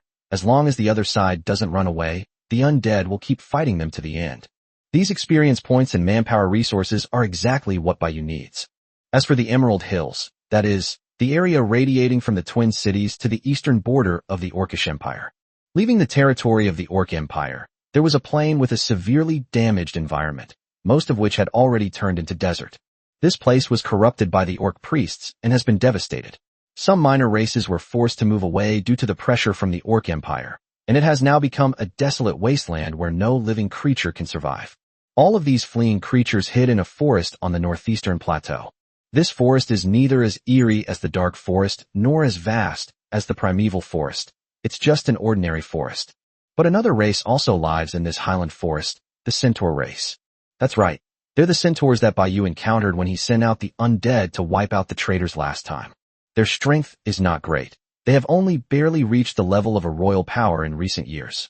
Their clan leader is only a low-level royal, and they are easy to deal with. Currently, Zhao Lingxiu is leading the undead to conquer them. Listening to Qin Feng's account, and combined with Baiyu's own observations, it's undeniable that everything in Hapuni Prefecture is no different from the world they originally lived in.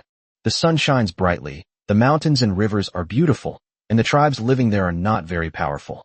It is more like the last paradise in the entire magical continent. These are the current developing forces surrounding the city of the dead. Baiyu propped her head up with her hand and began to think. Qin Feng, it would be too much trouble to have them build undead fortresses on both the Winged Clan and the Centaur side. Qin Feng nodded and hummed in agreement. He had wanted to build the undead fortress for a long time, but he was worried that Baiyu was too busy outside, and there was no need to ask for permission for such a small matter. Next time, just build it wherever you think is suitable. I'm giving you that authority. Don't be so reserved. We're all in the same boat. As long as it's for everyone's benefit, I won't blame you. Baiyu still appreciates Qin Feng for this. He doesn't bother her with trivial matters. By the way, we can also send out undead to explore the eastern part of the Dark Forest and the western part of the Barren Plain. You should allocate your strength reasonably and develop together. If it were a small force, it would be easy to conquer it. But if it were a large force comparable to the Feathered Clan, then the City of the Dead would have no choice but to wage war against one of them first. Moreover, Martial State is different from Hapnis State. With its headquarters here, it cannot operate too recklessly. Okay, I understand. Qin Feng understood the meaning behind Baiyu's words.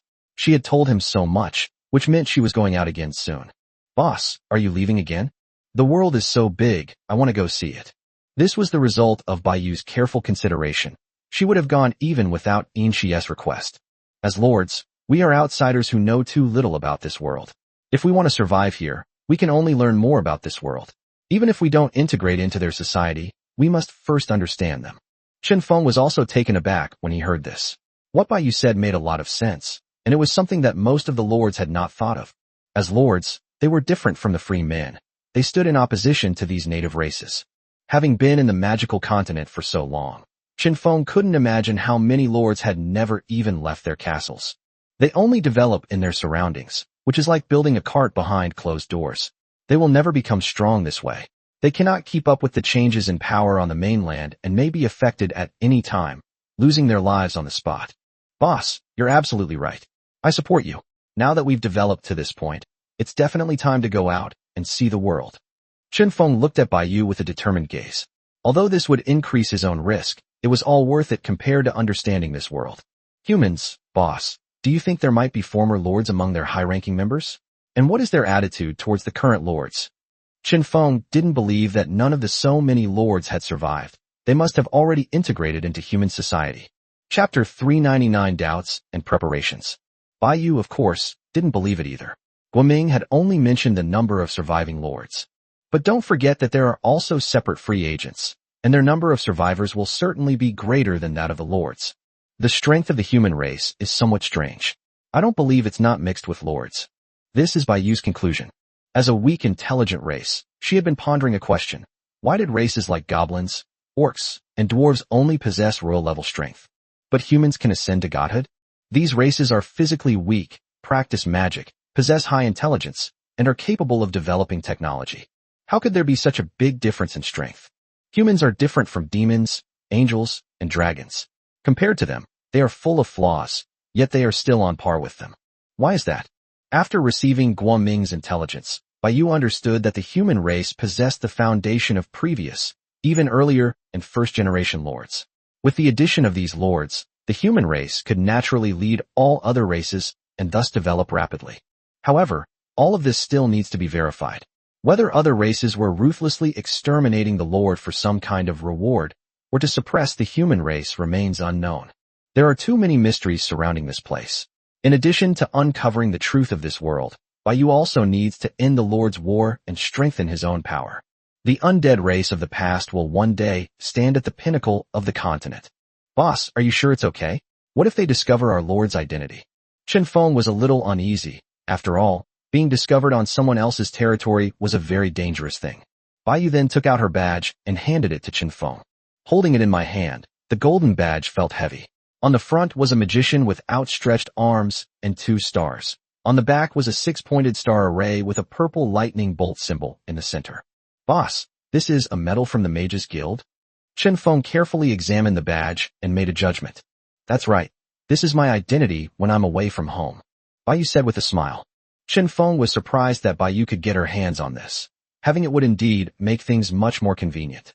Boss, you can rest assured that everything in the City of the Dead is in my hands, Chen Feng solemnly assured Baiyu.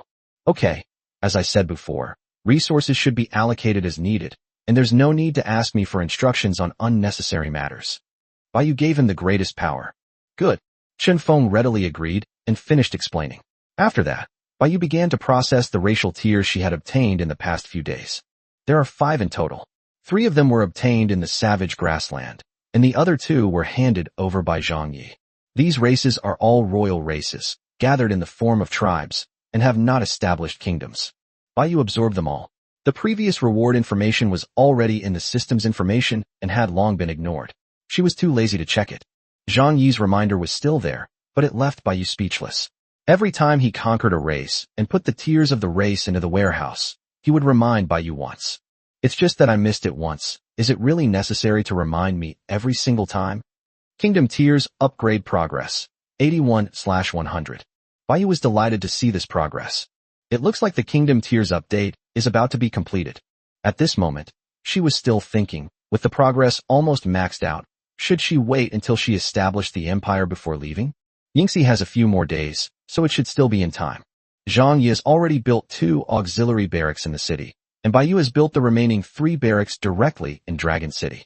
5 auxiliary barracks, 1 king-level unit per day, even if used as cannon fodder, can still provide Baiyu with some experience points. Done. Baiyu put away the tier of the kingdom and clapped her hands. After saying a few more words to Chen Feng, she went upstairs. Before she knew it, evening had arrived. Baiyu, wrapped in a bath towel, went to the bathhouse for a soak. She had been out for the past few days and hadn't had time to take a bath. Do you expect those Arctic white tigers to bathe like humans? No way. Chen Feng was still having dinner outside, and neither Chen Shui nor Zhao Liangxiu had returned. Because there are no undead fortresses built there, it's very inconvenient to travel back and forth, and it takes too much time. However, Chen Feng had already informed the 2 of Baiyu's return in advance, and that the undead would soon deliver the core of the fortress there. After building the undead fortress, they could return to the city every day and no longer had to endure the elements. Chen Shui was overjoyed to hear the news. Finally, she wouldn't have to sleep in the wild every day. If it weren't for her king-level physique, she would have caught a cold long ago. Baiyu, her face flushed, stood up from the pool and began to rinse herself. A moment later, she used magic to evaporate the water off her body, and her figure disappeared from the bathhouse and appeared in the bedroom. Baiyu went to the wardrobe and began searching for the clothing of the local human race. If she went to the human city, she could no longer wear her own clothes. Otherwise she would be recognized at a glance. One cannot change their appearance, but one can change their clothing. Although the Lord's presence has become much less noticeable now, one still cannot let one's guard down. We can't just wear a black robe every day, can we? We also need to prepare a few sets for Yingxi. Her dresses are too eye-catching, and we need to find a hat to cover her ears. Baiyu quickly found the clothes and stuffed them all into the ring. There was nothing else she needed to prepare. Only then did she remember that she still had a bag of gold coins in her ring, a gift from the magician from Lingfeng City. He took it out, weighed it in his hand, opened the bag, and took out a gold coin to examine it. Could this material really be pure gold? Baiyu examined the coin carefully under the light, seemingly unconcerned about the image on it, since she didn't even recognize the old man depicted on it. Just as her gaze suddenly swept over the image on the front of the gold coin, she froze. He has an Asian face. Baiyu was taken aback. Why would this group of humans use the face of an Easterner as currency? It should be noted that most of the humans Baiyu encountered were almost entirely Westerners. This is indeed very strange. No matter how carefully she observed, She couldn't find any other clues, so she simply put the gold coins back in the bag and put them away. The enhancement crystals were given to Chun Feng in advance. 2 fortress crystal cores were prepared in the ring, and clothes were also ready. He lacked nothing. Baiyu turned off the lights, crawled into bed, and after so many days of tossing and turning, she could finally get a good night's sleep.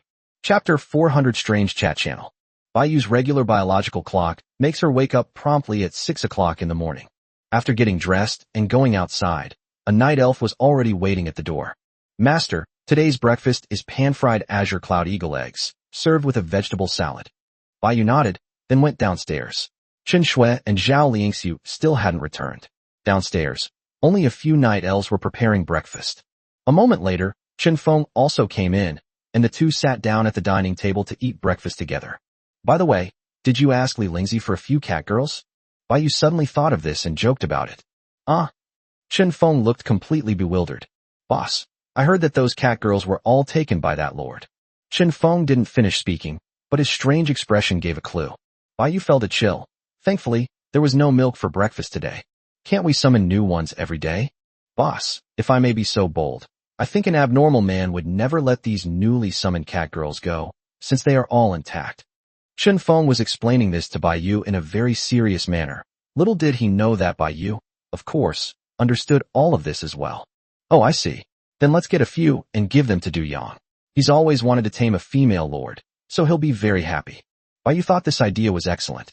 Boss, Li Lingzi and Du Yang are now even lower in rank than me, so they've lost their value as allies. Chen Feng changed the subject and reminded Baiyu. I know, but even if I subdue them by force, it won't help me much. No lord can keep up with me anymore. Baiyu shrugged. Of course she understood, and there was nothing to hide from Chen Feng. In fact, whether they submit or become allies, if I continue to grow stronger and distance myself from them, the final result will be the same. I see, Chen Feng said, suddenly understanding. After breakfast, Baiyu sat bored in a chair and realized that she hadn't checked the world chat in a long time. Since she was bored early in the morning, she decided to see what the lords were saying. However, before opening the world chat, Baiyu checked the leaderboard and found that the rankings had changed. Zhang Yi has moved up to 2nd place, surpassing Li Lingzi.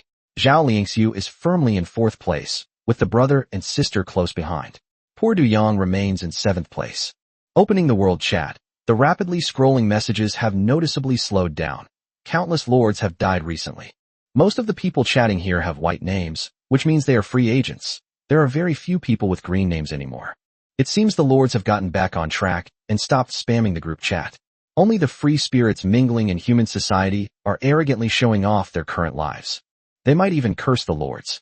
Sure enough, you'll find these opposing trolls everywhere you go. Bald head, want to join us? Come on, come and serve me. We have everything you want here. ZYR in the Chinese server. You think you're in the top 10? Dodge him. Spend $1 million. Wow, they're actually top 10 big shots on the leaderboard. Joining them would mean I could do whatever I want. Brothers, I'm in 1st. Are you out of your mind upstairs? Aren't you afraid they'll trick you and kill you? How have you, with your brain damage, survived this long? The military commander is not good at literature. Don't listen to the nonsense of these free men. As lords, we can only develop together by uniting. It is undoubtedly the right thing to gather with the big shots on the leaderboard. Blue Giant, I also recruit people here. Once you come, you're a brother. We don't need to be limited by the system's alliance mechanism. We can form our own alliance. Only by coming together can we survive in the magical continent. Baiyu was stunned when he saw the scene in the world chat.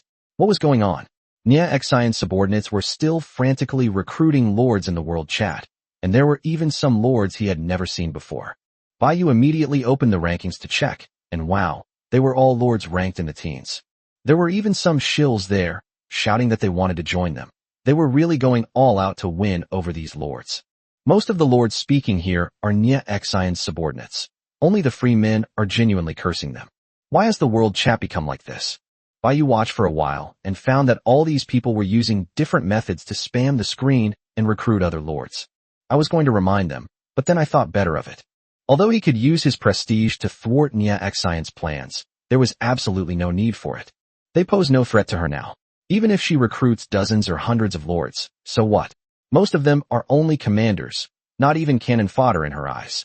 Although Baiyu didn't know how this power of faith was calculated, He believed it was definitely not as exaggerated as the power of death that a necromancer gained by absorbing death energy to level up. Otherwise, Nyaxian would have been invincible long ago. It's boring. Baiyu turned off the world chat.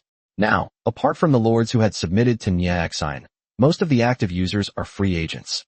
The lords remained silent, and it seemed that if this continued for too long, some would eventually become free agents. If most lords were to become free agents and integrate into human society, wouldn't that be a strengthening of the human race? Baiyu stood up and walked towards the main fortress, intending to go to the far north to see Yinshi. No sooner had they left than the undead from the Feathered Clan and Centaur Clan in Hapuni State delivered the fortress core. When the two returned to the city, Chen Shui quickly went into the palace, only to find Chen Feng there. Chen Feng, where's the boss? What a coincidence. She just went out, and she probably won't be in the city for a while. She said she was going out to take a look around, and I guess she came back specifically to tell me some things. Chen Feng explained that he hadn't said Baiyu was going to the human world, otherwise Chen Shui would have started chattering with envy again. I see. Did she say what to do about the Feathered Clan? Chen Shui thought of the somewhat difficult to deal with Winged Clan, who were actually the strongest race the undead were currently facing alone. Idiot, we've already built the undead fortress, of course we have to fight them. If we don't fight, where will we get experience points? If we don't get experience points, how will we level up? If we don't level up, how will we survive? Chen Feng kept talking. Alright, enough rambling. Stop wasting your breath and go kill the enemy. Chen Shui said impatiently that the two of them had to take turns. Otherwise Chen Feng would fall behind in level if he was always left to guard the city. A short while later, Zhao Lingxiu returned, just as she passed Chen Feng who had left.